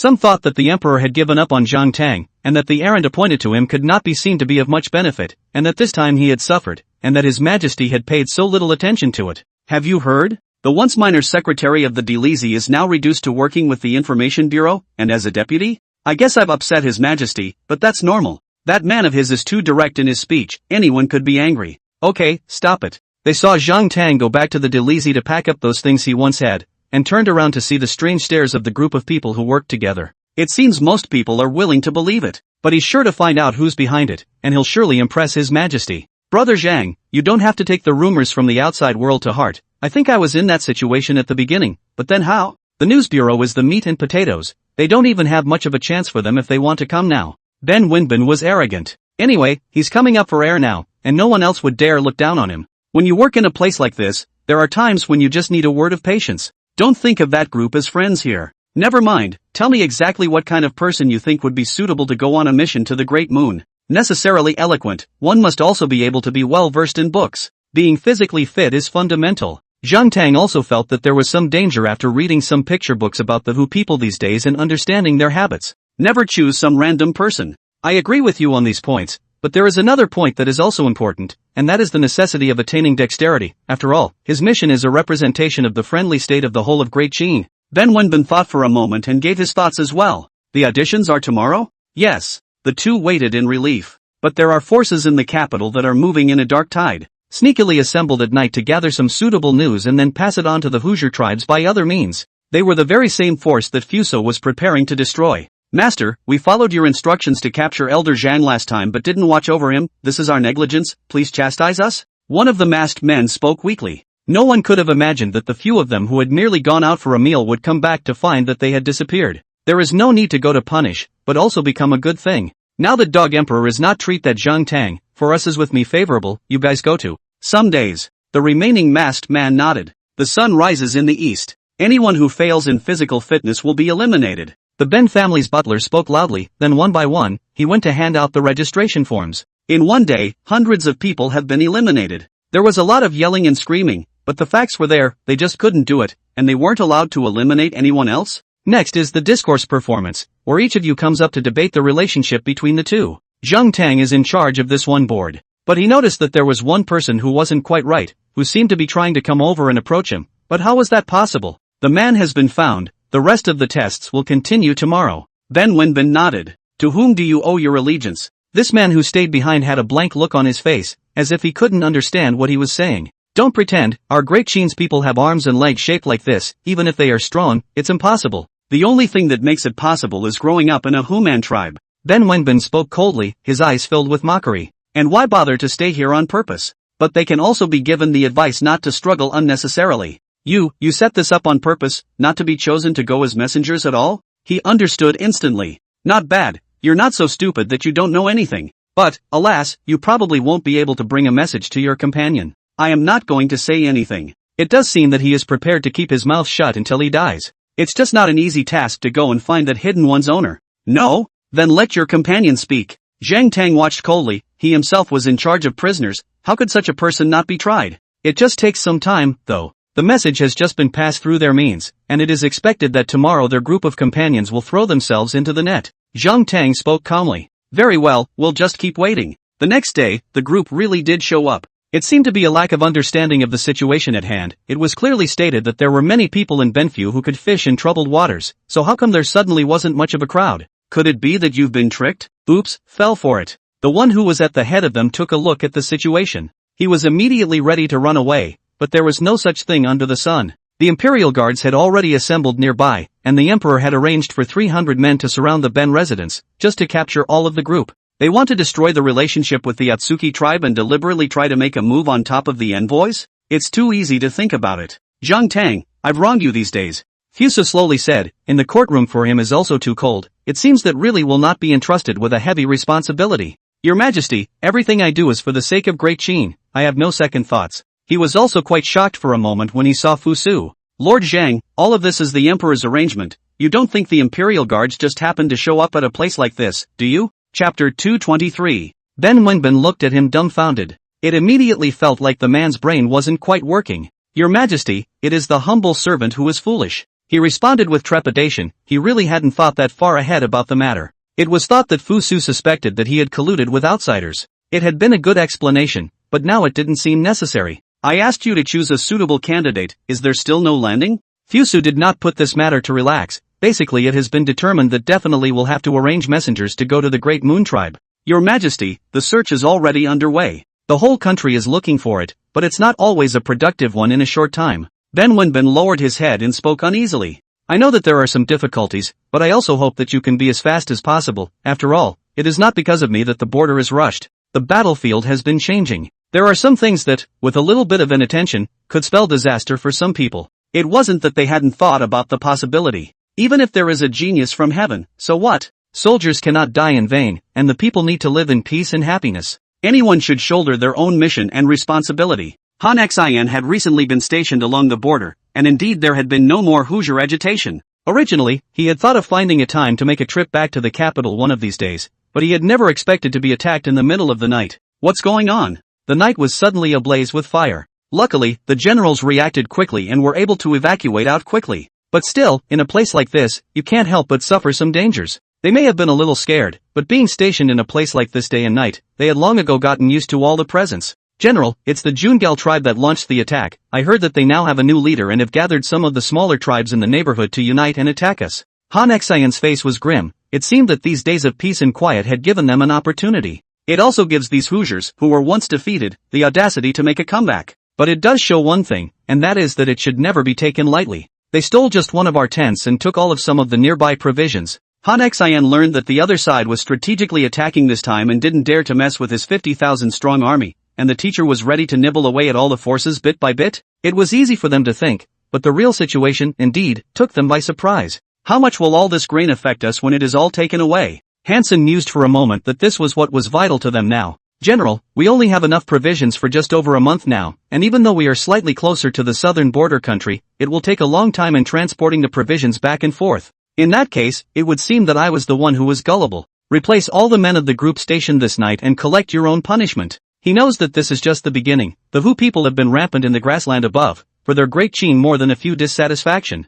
Didn't want to accept some of the rules of Great Qin and refused to listen to their advice. Once they are allowed to move into the southern border, won't they burn, kill and pillage, and many of the common people will become homeless. This was extremely frightening, and besides, before this, Fu Su had once given a deadly order to make sure that he must protect all the safety of this frontier. Send a few people to the neighborhood to get some information and find out where exactly these Hu people tribal camps are arranged. Never let them have any opportunities to take advantage of them. Han Xian was furious. The first time he was made to eat a dummy, he actually got into a fight with these people. Yes. Ladies and gentlemen, I believe you all heard about yesterday's situation, and surprisingly, I didn't think that the district's Huans would dare to attack our main force directly. This kind of thing is absolutely intolerable. They nodded. General, I've heard that they're coming on strong this time, and I'm afraid it's not going to be good for us either. Joke. Have you ever heard of a war that would be a breeze? Han Xian directly drifted over with a cold glance. So what do we do next? My plan is to stay put for now. The staff officer just now spoke up in time. But looking at him like this, he didn't seem quite right either. For that matter, it's probably a bit more frightening as well. Pressing on? But we will most likely be in a more passive situation, and you should know that once anything has become passive, I'm afraid that we will lose a lot of money if we attack again. Hansen said thoughtfully, General, I do think we can take the initiative and attack. Horatio and this time leapt to his feet. He was not a coward in the first place, so as soon as he heard about this situation, he must have been disgruntled in his heart. It always seems like these guys don't know what's going on either. That they're able to reach the position of vice admiral. I wonder what exactly the Hoosiers are afraid of. You brat, the last time was just a fluke for you. You don't think you'll be able to succeed in every war, do you? Mei retorted directly. I've long since looked down on this kid for going against his request 3 times. Words can't be said like that. The last time Hua Ziwei did have a lot of credit. Don't look at his young age, but his vigor is indeed very powerful. Han Xian didn't think the old guy was right. Hua was indeed young, but he had such an ability that he even had a certain amount of authority throughout the army. This was enough to show that such a young man was bound to become a great man in the future. Without bothering to take into account the opinions of the others, tell me, if we initiate an attack, which path is the appropriate one to take? Hansen looked at him excitedly. General, they are now this position is in the Hushi corridor, from the terrain above can be seen very complex, and the mountains and rivers are more predominant, and the Hu people are more good at horseback riding, shuttling through the mountains and basins. Kid, why are you now suddenly growing others' prowess and destroying your own ambition? Instead, You're boasting about these Hu people? His words were interrupted once more in mid-sentence. Manhwa, as commander-in-chief, I honor you because of your seniority, not because of serving you. Han Xin spoke coldly. He had originally thought that this person had no responsibility at all, and was not capable of taking on heavy responsibilities at all. But before, it was because of respect for his seniority, and it didn't occur to me that this person had come to disrupt other people's layouts 3 times. The heart is too small, and it's time to go have some closure. Manhwa looked back at the crowd, all staring at him with disgust. Chapter 224, The World's Prestige. Then realizing that he had just overstated his case, he stopped saying anything. You go on. But if we take advantage of that one mountain and river as well, then it's not good. We have to lure them out of that position by walking them from the west of the river. Hua spoke confidently. He felt that he was bound to succeed in repelling the horde of Hoosiers with this plan. So you're going to lead a main road attack? Han Xin spoke slowly, actually feeling very relieved. Because he knew that this person must be very capable, and since he had the courage to give out such a grand plan, he would naturally have the means to implement it. Yes. Good, you will lead the main attack with 5,000 elite soldiers, and you yourself will lead them personally. Han Xin's main right to this attack was given to him, and I'm sure this one won't disappoint him. General, do you really believe in this young man's methods? After all, those Hu people are very cunning. Once they launch an attack, I'm afraid we won't even be able to fight them off. Another group of these staff officers still had some concerns in their minds. Even though he truly believed in the young general, one of his experience was still lacking, and once he met some of the older guys, he was afraid that he would be thrown into a trap. No need to worry. Hansen spoke calmly. If Hua Daisy had won this battle, he would have become famous, and no one would ever belittle him again. General Hua, why have we been stationed so close to and along the Hushi corridor? It's very suitable for attacking. Why don't we attack? Some of these soldiers felt very strange. They will follow whomever the generals above them tell them to, and it is without complaint. But this young man in front of them, who wasn't even as old as them, was able to go and command them to go up and fight. It's just too unbelievable. It's not so much that there's some resentment in his heart, but it just doesn't feel fair. Some people have been in the middle of the barracks for a lot longer than he has. But there isn't a chance for promotion either. Now seeing that he stayed here with a calm face, he just wanted to go and look for unpleasantness, so he simply set all of his complaints in his head. Don't be in a hurry, the Hu people are still not in a good condition for us to strike. If we attack rashly like this, won't we let all these soldiers behind us die? It's not like Hua Zaiwei was really stupid. He was young, but he had a very long-term vision. Being able to see clearly really lends itself to such a bout. Then it is categorically not going to sacrifice the comrades around you for nothing. The one who had a smug look on his face just now didn't dare to say anything.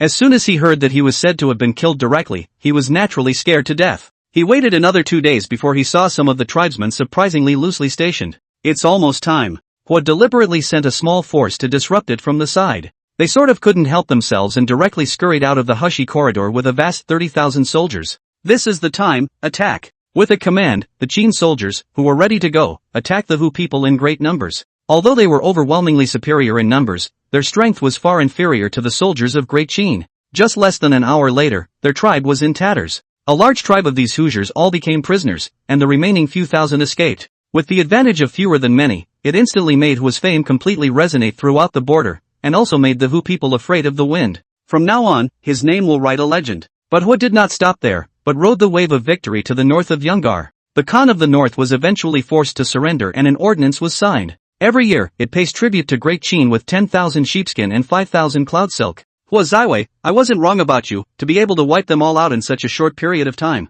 Hansen said in shock. Although he was the name of the god of war in the eyes of the onlookers, he might not be as good as him if he had to be compared to acquiring end. This man is still in his youth and will surely be a truly famous general in the future. Or they're just taking it too lightly. There didn't seem to be much of a smile on Hua's face, everything was just expected. His Majesty has summoned you back to the capital, so naturally there will be a great reward. He nodded. It was as if any reward was not worth mentioning in his eyes. After all, he was a person who was proficient in the battlefield, and didn't care much about those other things that were too one-sided. And Fusu, who was in the middle of the capital, was shocked when he heard about it. He knew this person's ability and understood that this person might become famous in the future, but did not know that Han Xin dared to let him directly lead 5,000 soldiers just to attack the Hu. I am afraid that he himself did not expect. 2 weeks later, in the Great Hall, Hua returned in triumph. Many ministers have sidelong glances, indeed have not seen such a young man. I am afraid that the said gifted could be this person. With such military excellence and the ability to show composure. A rare general who dares to do what no one else dares to do. Hua Daisy bows before your majesty. Okay, get up. Fusu spoke calmly, as if he had 1,000 words to tell the person in front of him. I can grant you a wish. To what reward despite the mention? The other 100 officials listened quietly. After all, they didn't know what kind of an idea such a teenager would have. It doesn't have to be about getting the money $1 million, maybe it's something else? I don't want a reward. This? At once the 100 officials were shocked, for there was not some hypocritical response seen on his face, but a sincere statement that he wanted nothing. I won't blame you for bringing up whatever you feel is appropriate? Fusu was somewhat surprised, and it didn't quite make sense. Is there really nothing in the world that he wants? I have no wish. Once again, Huo opened his mouth and refused, perhaps not really claiming anything. Maybe you can't figure it out now, but I'll give you the chance to think about it, and when you do, you can tell me. He did favor this person, after all, this person's military talent can be worth 10,000 troops. I obey. He retired. For a while, some of the dignitaries in the entire capital wanted to climb up to Huo's highway. He lived in a residence given by the emperor himself, called the Huo Mansion. But no one has ever set foot in the Huo Mansion except Huo Jiahui. It was evident enough that he really didn't want to get involved with that group of courtiers. The clamor in front of the door all day had also caused him some resentment. Chapter 225 Departure. After a while, Huo Jiahui really couldn't stand living in the capital. He made a direct appeal to be stationed in the border zone. Your Majesty, Major General Huo seeks an audience? Let him in. Fusu was slightly curious. This person who had always been as indifferent as ice also had something to request himself? But after hearing this, his face huffed a bit. Maybe he's overthinking himself. Decided to ask for my reward so soon? But the man in front of him seemed to be remaining on cloud 9, not bothering to avoid his thoughts at all. Your Majesty, I would like to be stationed at the border for a long time. This guy is really... After hearing his request, he froze for a moment. I Qinghua, everyone in the world is trying to get His Majesty's reward, but you are the only one who avoids it at every turn, so it turns out that you really don't put these worldly things in your eyes. He sighed and then graced the matter with his presence. But I would like to hear your understanding of the Great Moon Tribe. You have won 3 times in battles against the Hu, so you must have some experience? Fusu asked slightly calmly. It wasn't pure curiosity, but the need to go and arrange for an emissary to the Great Moon was next. It's a real kind of great challenge for the people who go there. Away from his country, and from there to the journey. Back to your Majesty, the people of the Great Moon Tribe have been quite peaceful lately, and it seems that there has been no more conflict with Great Qin. Huo responded truthfully. The other Human tribes were not so good, because what they thought clashed with the philosophy of Great Qin, and they even went so far as to defraud the local people on many occasions. He thought back carefully, and indeed he did. It wasn't the least bit unreal. I have heard that those Hu people are huge and seem to be extremely different from the Great Qin people. Your Majesty, the rumors are like that, but the real battlefield is not something you can go and win by relying on that, and Great Qin soldiers have always been extremely militarily capable and have never shied away from that. Fuso nodded. Instead, I was able to go and listen to a general understanding. Ben Wenbin, on the other hand, had been extremely busy the entire day since accepting the task of searching for the messenger, and was even slightly tired. Lord Zhang, it's really useless for us to be this inefficiently busy, so why don't we try a different method? He offered voluntarily. And Zhang Tang is not at all moved by it. This old man is extremely picky, but any slightly valued a few, all of them were denied by him. Lord Ben, all things must not be rushed too much. As you can see, amongst these few who are here now, there is no one who is truly fit to go and represent Great Qin. He responded solemnly. Indeed, there is nothing wrong with that either. Well, do you have any other good ideas? Why don't we listen to recommendations from other places? This Great Qin is not the only place in the capital. Perhaps there are some suitable people who just haven't been discovered yet. Zhang Tang went through his thoughts carefully, and it was true. As the saying goes, there are always mostly opportunities when you go looking for the right one more often. There's no need to get sidetracked and wait to die in one place. Although Ben Wenbin was disgruntled, he gradually realized it with hindsight. Your Majesty, my suggestion and that of my senior brother have not been accepted by the imperial generals until now, so I would like to ask if it is your Majesty's opinion? Fuso looked up. Isn't this Dong Xian? Rather, I remembered that they are now appointed as an ordnance division, and are now mainly working on ordnance regarding huge firepower. What are you guys suggesting? I have never heard anyone else mention it. Fu Su was at a loss, instantly realizing that he had been fooled by some people. Your Majesty, I do not intend to offend below, but what I am asking for is a separate place suitable for the ordnance that is going to be developed, and also a large number of personnel. They took one look and were not ostracized. Then they immediately said all of them out of the corner of their mouths. Looks like you guys made your equipment? Fuso spoke gently. Yes, Your Majesty, there is already molded equipment and extremely powerful firepower, which is a good thing for the soldiers of Great Qin. He nodded. I will settle what you all want. As for that Imperial Army Admiral, you need not go obey him in the future. Fuso's face was grim. Some people should be taught a lesson as well. There are some hidden winds in the court recently, and I'm afraid that those restless people have reappeared. It's time to go get them all. Little Li, is the situation with the Imperial Guard true? He didn't take some one-sided words at face value, but went straight to find out the cause and find out who was behind it. He knew that the great general, despite the high level of power, was quite a bit loyal, and how he could not possibly refuse because of this. There must be some other misunderstanding in the middle of this. Back to your majesty, the imperial guards didn't know about their request. It was all the work of that master brother of Dong Xian. Oh, it hadn't really occurred to me that the two were from the same family, but their temperaments differed a lot. Instead, it gives some people an opportunity to take advantage of it. But they're not going to stop there. I know, you arrange for the secret guards to keep an eye on them, and once there is a breakthrough immediately take away that person. This kind of scourge is not allowed to stay, but Fusu would like to see whether it is really jealous of his own senior brother, or there are other intentions? He really thought that he had been too mild in his attitude in recent times, which had made them forget how they had once acquired this world. Ridiculous to the core. Senior brother, we do have a place to get these armaments now. It's better to try our best not to mess with their imperial forest army. Dong Xian had a dissuasive look on his face and did not perceive that this was a ploy by someone close to him. Senior brother, but it's clear that they did it on purpose. The man's face was grim, and some involuntary panic set in. He was originally jealous of the fact that the others valued Dong Xian, and originally wanted to frame him, but who would have thought that His Majesty would really agree to his senior brother's unreasonable request, and also tell them not to take into account the Imperial Guards? How is that possible? But he twisted his head, full of helplessness. Alright, senior brother. We should also quickly go and make these new types of armaments, so that if we encounter another battle, we, Great Qin, will have more of an advantage? Dong Xian nodded. Yes. The two of them quickly began to look for carpenters and blacksmiths in the capital who were suitable for hammering. And without realizing it, some news sneaks out. On the other side of the Yungar department, after hearing that they Qin is for military power importance,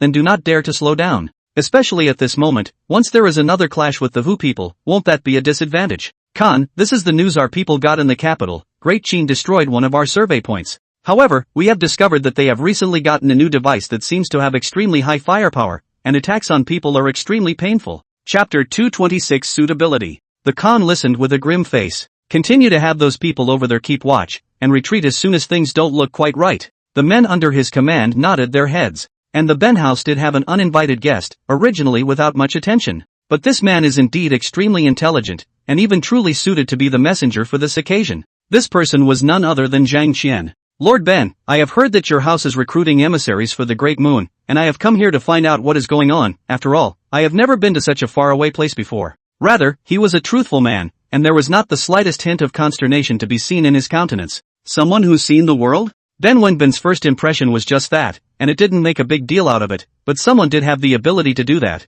and was able to make it rare for them. Oh, then tell me first, what are you capable of? If when you meet the Hu people tribes, how do you go about accomplishing their coming to submit to Great Qin? Zheng Tang spoke coldly. One strike in the entirety of what he says on a regular basis feels unanswerable. After all, there's no way to know if it's friendly or scary without actually seeing it yet. In my humble opinion. He spoke so eloquently that it did cause these two to show expressions of delight, and to perceive that perhaps they had been choosing for months, and this one suitable candidate had appeared. Let him lead the team, and the others who work with him are found. Ben Wenbin said excitedly, finally the task of this hot potato, and do not have to look at Zheng Tang that face all day. Zheng Tang has been dealing with murder cases in the Delisi for a long time, and sometimes his ideas are too old-fashioned and devoid of variation. Not that they didn't share the same thoughts on the matter, but there were certainly some words that made people uncomfortable. Zheng Tang was not in too much of a hurry, but planned to take things one step at a time. Report it directly to His Majesty, and then let him make up his mind about it? Ben Wenbin didn't estimate too much.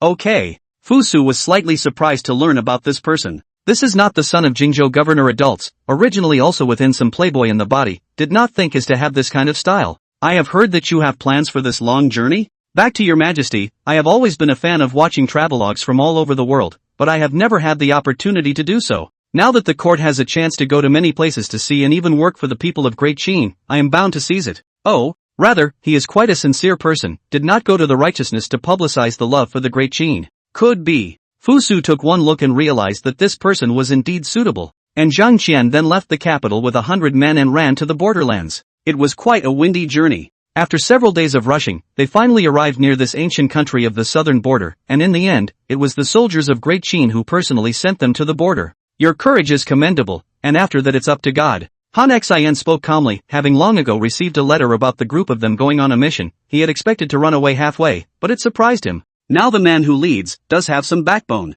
Thank you, General, and we'll see you again sometime in the future. The soldiers of the Qin army, however, looked at the group, but they were uncharacteristic. General, why send these people? How is it possible to survive in that desert steppe? One of the soldiers mouthed off. Waste no words, go train. They all knew the trip was difficult, yet they remained fearless, and that's what sets them apart from the norm. Zhang Qian, after the wind and sand and detained hardship, with the accompanying 100 people, finally fell to dozens of people. Finally, after a few months, it reached the Great Moon Tribe. You're coming from Great Qin? One of the local people seemed to be in disbelief as to how this was possible. It was tens of thousands of miles away from Great Qin, and it had never been heard of that one could rely on horses and walking and trek over the mountains. Yes, may I ask how I can meet the Khan of the Great Moon? Zhang Qian himself had come with a mission, so naturally, he had relied on that belief to last until now. Nor did he care about the strange stares of the others, just hoping that he could get to them quickly. Keep going forward, and where you see soldiers guarding the area is where you want to go. One of the old men from the Great Moon City, seeing that they didn't look too good, also knew deep down that it wasn't easy.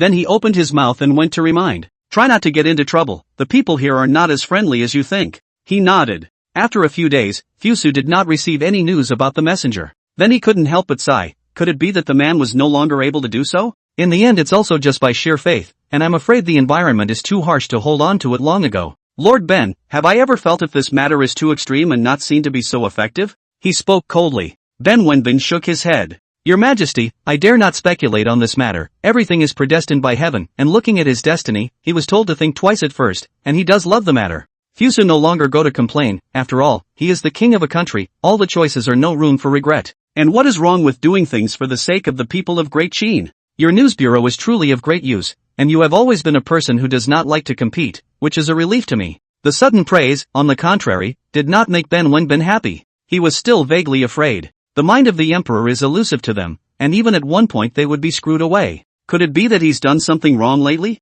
But after looking back, none of it was against the court or not in accordance with the laws of Great Qin. Your Majesty, I don't really understand. He spoke slowly, but in truth, deep down, he had been afraid for a long time. How is this going to work? Ben Aiching, you don't have to worry, I just think that you two husband and wife are working hard for the country at the same time. It's also time to have some time to rest. After all, they had all heard of Ji's talent. I thank your Majesty for your grace, but your Majesty together with my lordship, do you want to continue? Ben Wenbin knew that he couldn't go making wild guesses, but Lord Zhang was really out of place in their mansion. And this man is indeed the right person to review the hits. I will arrange for him to return to the Delizi. Fuso spoke calmly. Before it was because of some of the intricacies of the Delizi, and did not want to involve such an upright person, now it is enough to see the change in Zhang Tang. Maybe it would be a good thing to put him back at this point. After all, there are a lot of cases squeezed in, and they can't be left undisposed of. Zhang Tang then returned to the Delizi, which was a shock to the group of people who had once laughed at him. This is how I do business when I leave? He spoke coldly, his anger flaring. Chapter 227 Injustice. Lord Zhang, it's not that we're not going to deal with it, but the King of Yen is behind this case. The man next to one of them spoke fearfully. They themselves are all for the grievances of the common people, but now after meeting some powerful people, they still can't help but be afraid in their hearts. That's why there's a difference between those ordinary administrations and Zhang Tang. He is putting the laws of Great Qin above any rights, as long as it is able to return justice to the people, even if it is not subject to the bandwagon of those officials, it is not enough to feel troubled. But did you all forget your mission when you came to this place in the first place? Zhang Tang was aware that there were some officials who took their rights and forced them. But as long as it's a legitimate thing to do, how do they get that chance? Nothing more than that he was trying to get something out of it. My lord, if you are willing to take it on, then you are on your own to deal with it. Some of them hurriedly ran away as soon as they saw that the situation was not right. They didn't want to be tainted with the treatment of not being on good terms with the Yin King, and once they let certain people take note of their sins, wouldn't it really be very frightening? This is actually a very simple thing. The King of Yen, relying on his rights, forcibly went and took over the people's land. This group of people basically had no way to turn to the government, and repeatedly reported the matter to some local courts, but no one came to manage it. Later, he had no choice but to come within the capital. But this news was suppressed again, and some days ago, Zhang Tang had been running around for something else. Didn't realize the situation was so serious in this case. And those people at the beginning have now been forced to, tragically, die in their homes 2 or 3. The King of Yen was originally overly distinguished by his father's accomplishments, so he was given an extremely high status in the first place. I never thought that I would fail to educate my own son. For fear of causing trouble in the capital, they moved to other places early on. But it still causes trouble and won't stop. Now do you know where those people are who have come up to the capital to seek justice? Bring them to me personally. Zhang Tang didn't find the matter difficult. The Yen King was at fault in the first place, so why should he make innocent people suffer? Back to your excellency, that group of people has now left the capital. As soon as they saw that there was no hope, they returned to their hometown. and the killers have been getting away with it. If such a matter is not dealt with properly, will it not give the people a chill? Although it is impossible to do all the wrongs in the world, Zhang Tang understood that if he could go and see one, then he should definitely go and fulfill it to the best of his ability. Got it. He immediately reported the matter to the court. When Fu Su learned of this, he was greatly shocked. He had forgotten by then that there was such a person who dared to go around rampaging in the name of the court. There is no need to fear. As for that Yan Wang, he did have some merit before, but the imperial court has treated him well, so there is no need to have the slightest concern. Go directly to apprehend the real murderer. Fu Su understands him. After all, it is extremely rare to have a truly upright person, unafraid of power and even able to speak the same words wherever they are. Your Majesty, I request the right to apprehend the King of Yen. Fu Su nodded. I approve, but the evidence must be conclusive, and you must not listen to rumors from the sidelines. Yes. Zhang Tang spoke with conviction. Then he came directly to where the people were. Inside a remote mountain village, it was basically impossible for any official to be able to find it. And the reason for their avoidance is highly ironic. Surprisingly, it was because he was afraid that he would get retaliation from the King of Yen. Who are you guys? How do you know about this place? One of them, a man with a fluffy face, immediately felt scared after seeing the man in official uniform. Why are they being taken back when they've obviously escaped so far? You guys don't have to worry. I am the young secretary of the Delizi who has heard that you have been wronged in this matter, and that is why I have personally come over to inquire about the truth. Zhang Tang had a calm face. It is natural to know that they have something to fear. I don't believe it. You guys said the same thing last time and ended up taking us to jail and finally forcing us to admit to mistakes that we never made. One of them spoke sorrowfully, having long since grown tired of seeing this group of hypocrites, wearing these clothes, but doing things that were never with the people in mind. As you may have heard of my name, there is never a wrongful conviction under my command, and a correction is being made for this ethos in the Grand Lodge. Zhang Tang spoke slowly, mainly so that they could relax their guard and unnecessarily constrain themselves within an extraordinary situation. Is it true what you say? Can you really help us clear our names? One of them looked like he should be considered an elder. His face was pale, but his words exuded some maturity and steadiness that was different from some of the others. Yes, I already know that the originator of this matter is the Yen King, and I purposely searched for you all from a long distance in order for you to have evidence as well. Little by little, Zhang Tang convinced them. Although this group was also half-hearted, it was better than the previous ones that had arrested them without any reason. We had been honestly guarding our mansion, but suddenly one day, the King of Yen even took a fancy to our piece of land, and strong-armed us into moving out, even injuring my 2 sons. This old woman was crying as she spoke, tears sliding down the sides of her own cheeks. Indeed, they have been greatly wronged. Good, now I will take you straight back to the middle of the capital and will return justice to you immediately. Zhang Tang spoke patiently. The King of Yen is not to be blamed for this incident. He immediately invited the King of Yen and made all his charges public. Originally, this person still wanted to rely on his own right to suppress some, but did not expect, just arrived in the middle of the capital, but even let a lot of local people all disgusted. The egregious things he has done have been thoroughly publicized. It's all thanks to the news bureau. It is because of the intensity of the spread that some of the uninformed are gradually coming to embrace justice. Don't you know who I am? How dare a mere official arrest me? King Yan spoke in exasperation. Is that so? You are not taking what I say seriously. The majestic voice forced him to wake up, and as soon as he opened his eyes, he saw His Majesty and panicked. Your Majesty, it's not like that, I didn't. Chapter 228 Leakage. King Yen mouthed the words. It was simply unbelievable that such a small matter would cause Fu Su to personally appear. Zhang Tang, settle it how it should be settled, don't need to worry about anyone's feelings.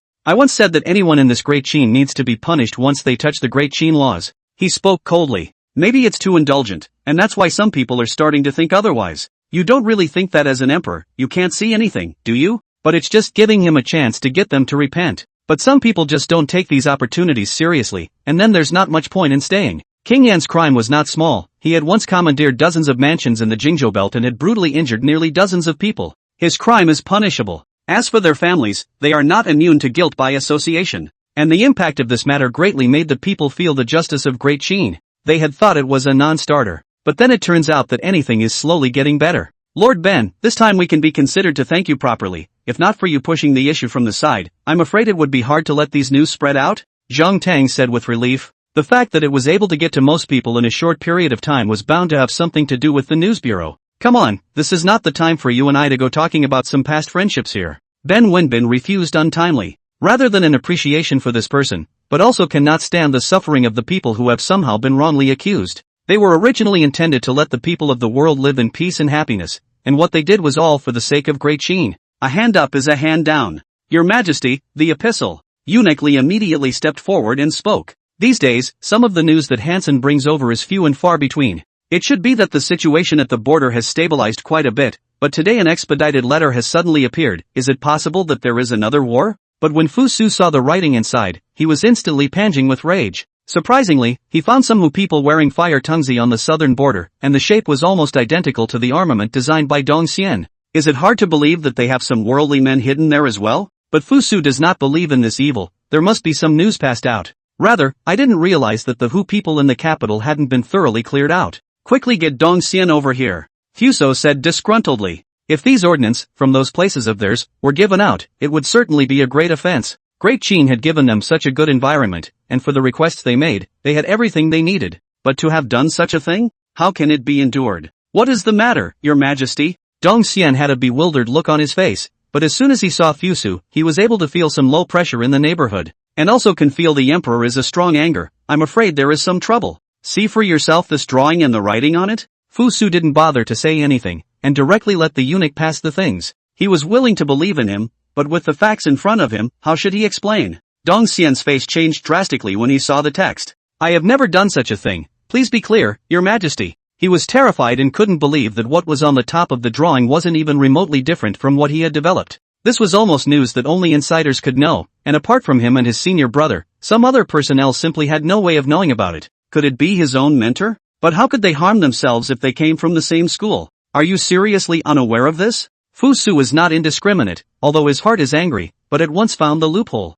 If it was truly the work of this person in front of him, there was absolutely no way that he could have done such a lowly thing. Isn't that just shooting yourself in the foot? Then go ahead and figure out who this person really is. To be able to know about all this ordnance equipment of yours, and in such detail. Fu Su had instead given him such an opportunity to try to find out who was behind it in a short period of time. Your Majesty, I have my suspicions, but I feel that this matter cannot be generalized. Perhaps that person still has a bitter motive? Dong Xian was a bit embarrassed. He really didn't want to insert these criminal arrangements into his own master's brother's head. When the master left, 1,000 instructions were given to take care of him. What's with this sudden rebelliousness? Unlikely. But again, it doesn't make sense. Oh, so hitting you intends to be releasing your senior brother, and then you'll be the one to take all the blame? Fusu didn't have much leisure to listen to the love of his fellow disciples. But the interests of the entire Great Qin were jeopardized, and he had to step in to fix it. Your Majesty, I don't mean that. It's just that. Just what? Order out that Dong Xian can be sent to prison.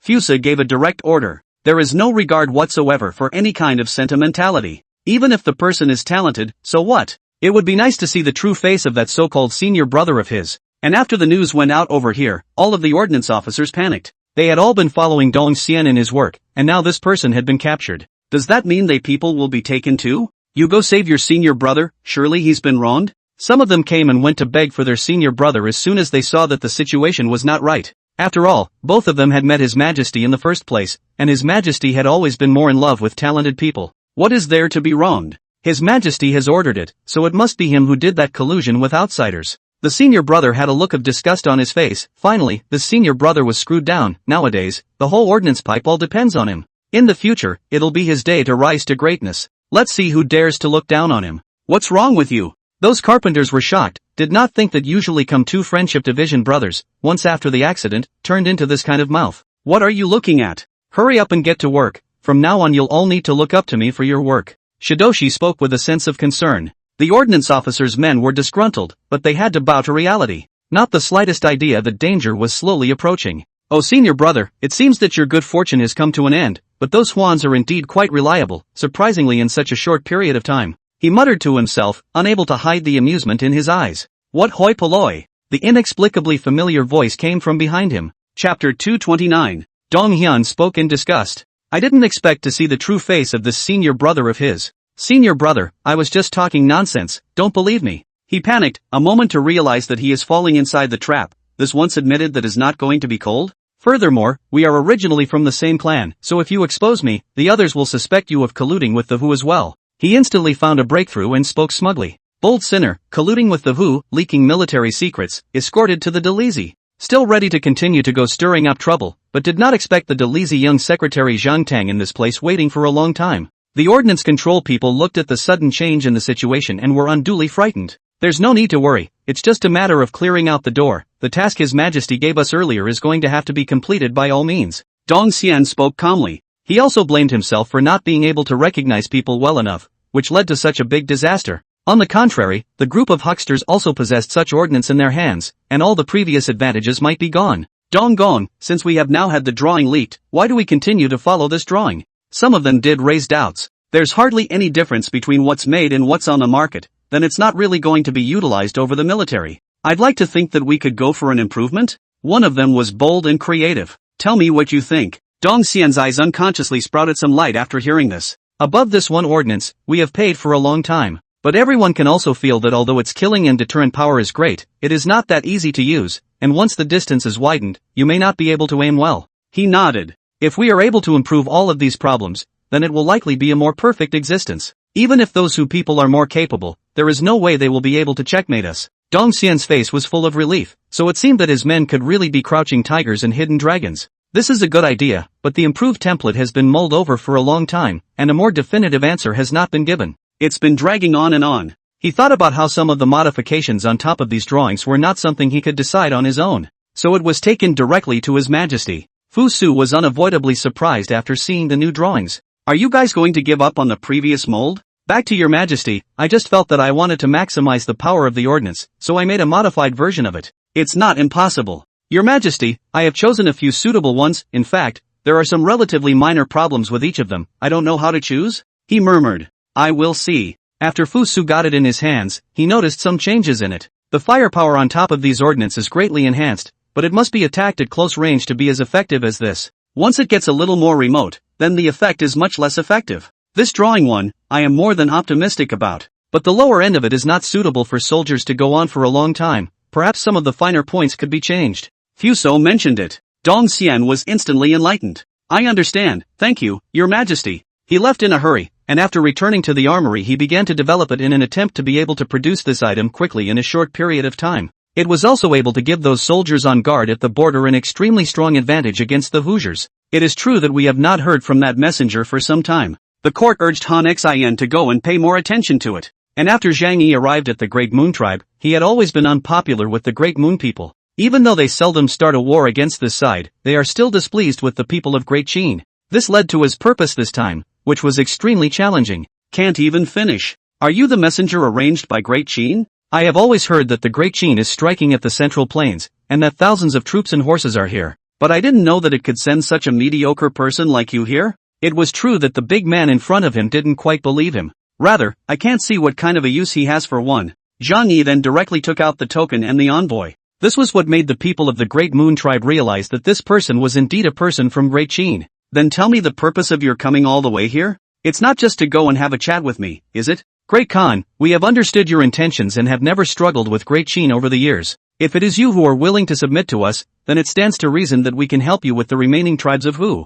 Zhang Yi had a calm face. The one statement in his mind had been skillfully made hundreds of times in his mind. Submission? Tell me instead what kind of circumstances would make me truly willing to believe that? Looks like this Hoosier still has concerns. From the time we arrived here, we have discovered the location of the entire Great Moon Tribe, and although you have the geographical advantage, it is difficult to be able to break out with a front and back attack. Zhang Yi directly pierced through his dilemma with a single word, and even mapped out one of their entire layouts. This was a shock to the Hoosier in front of him. Is it hard to believe that you Great Qin are really that kind? The Atsuki didn't quite understand. We just think that you are the only ones who will have such an opportunity. Some of the other Huans have been making repeated advances, and have arranged for General Hua to be stationed at the border, so you wouldn't be unaware of that, would you? After all, General Hua's fame had quickly swept across the entire borderlands in just half a year. There's no one who isn't afraid. Yes, we know this man. The big man, who was towering over him, suddenly turned a little pale. This tells us that they do feel troubled by such things. But we don't count well water as river water, and in the end, it seems that we, Great Moon, don't have any conflict with Great Qin? Still he continued to struggle. Rather, he felt that he did not want to be dependent on Great Qin. Yes, all of that is true. But don't you want to become richer and richer? But to remain in such a small country and never be able to grow? Prior to this, Zhang Yi had already heard that the class of silk agate in the Great Moon was extremely superior. However, the number of buyers is extremely sparse, which has led to the fact that the local economy is not very well developed. What do you mean? Could it improve us here? Something changed in the face of the Khan's ground, loosening up deep inside.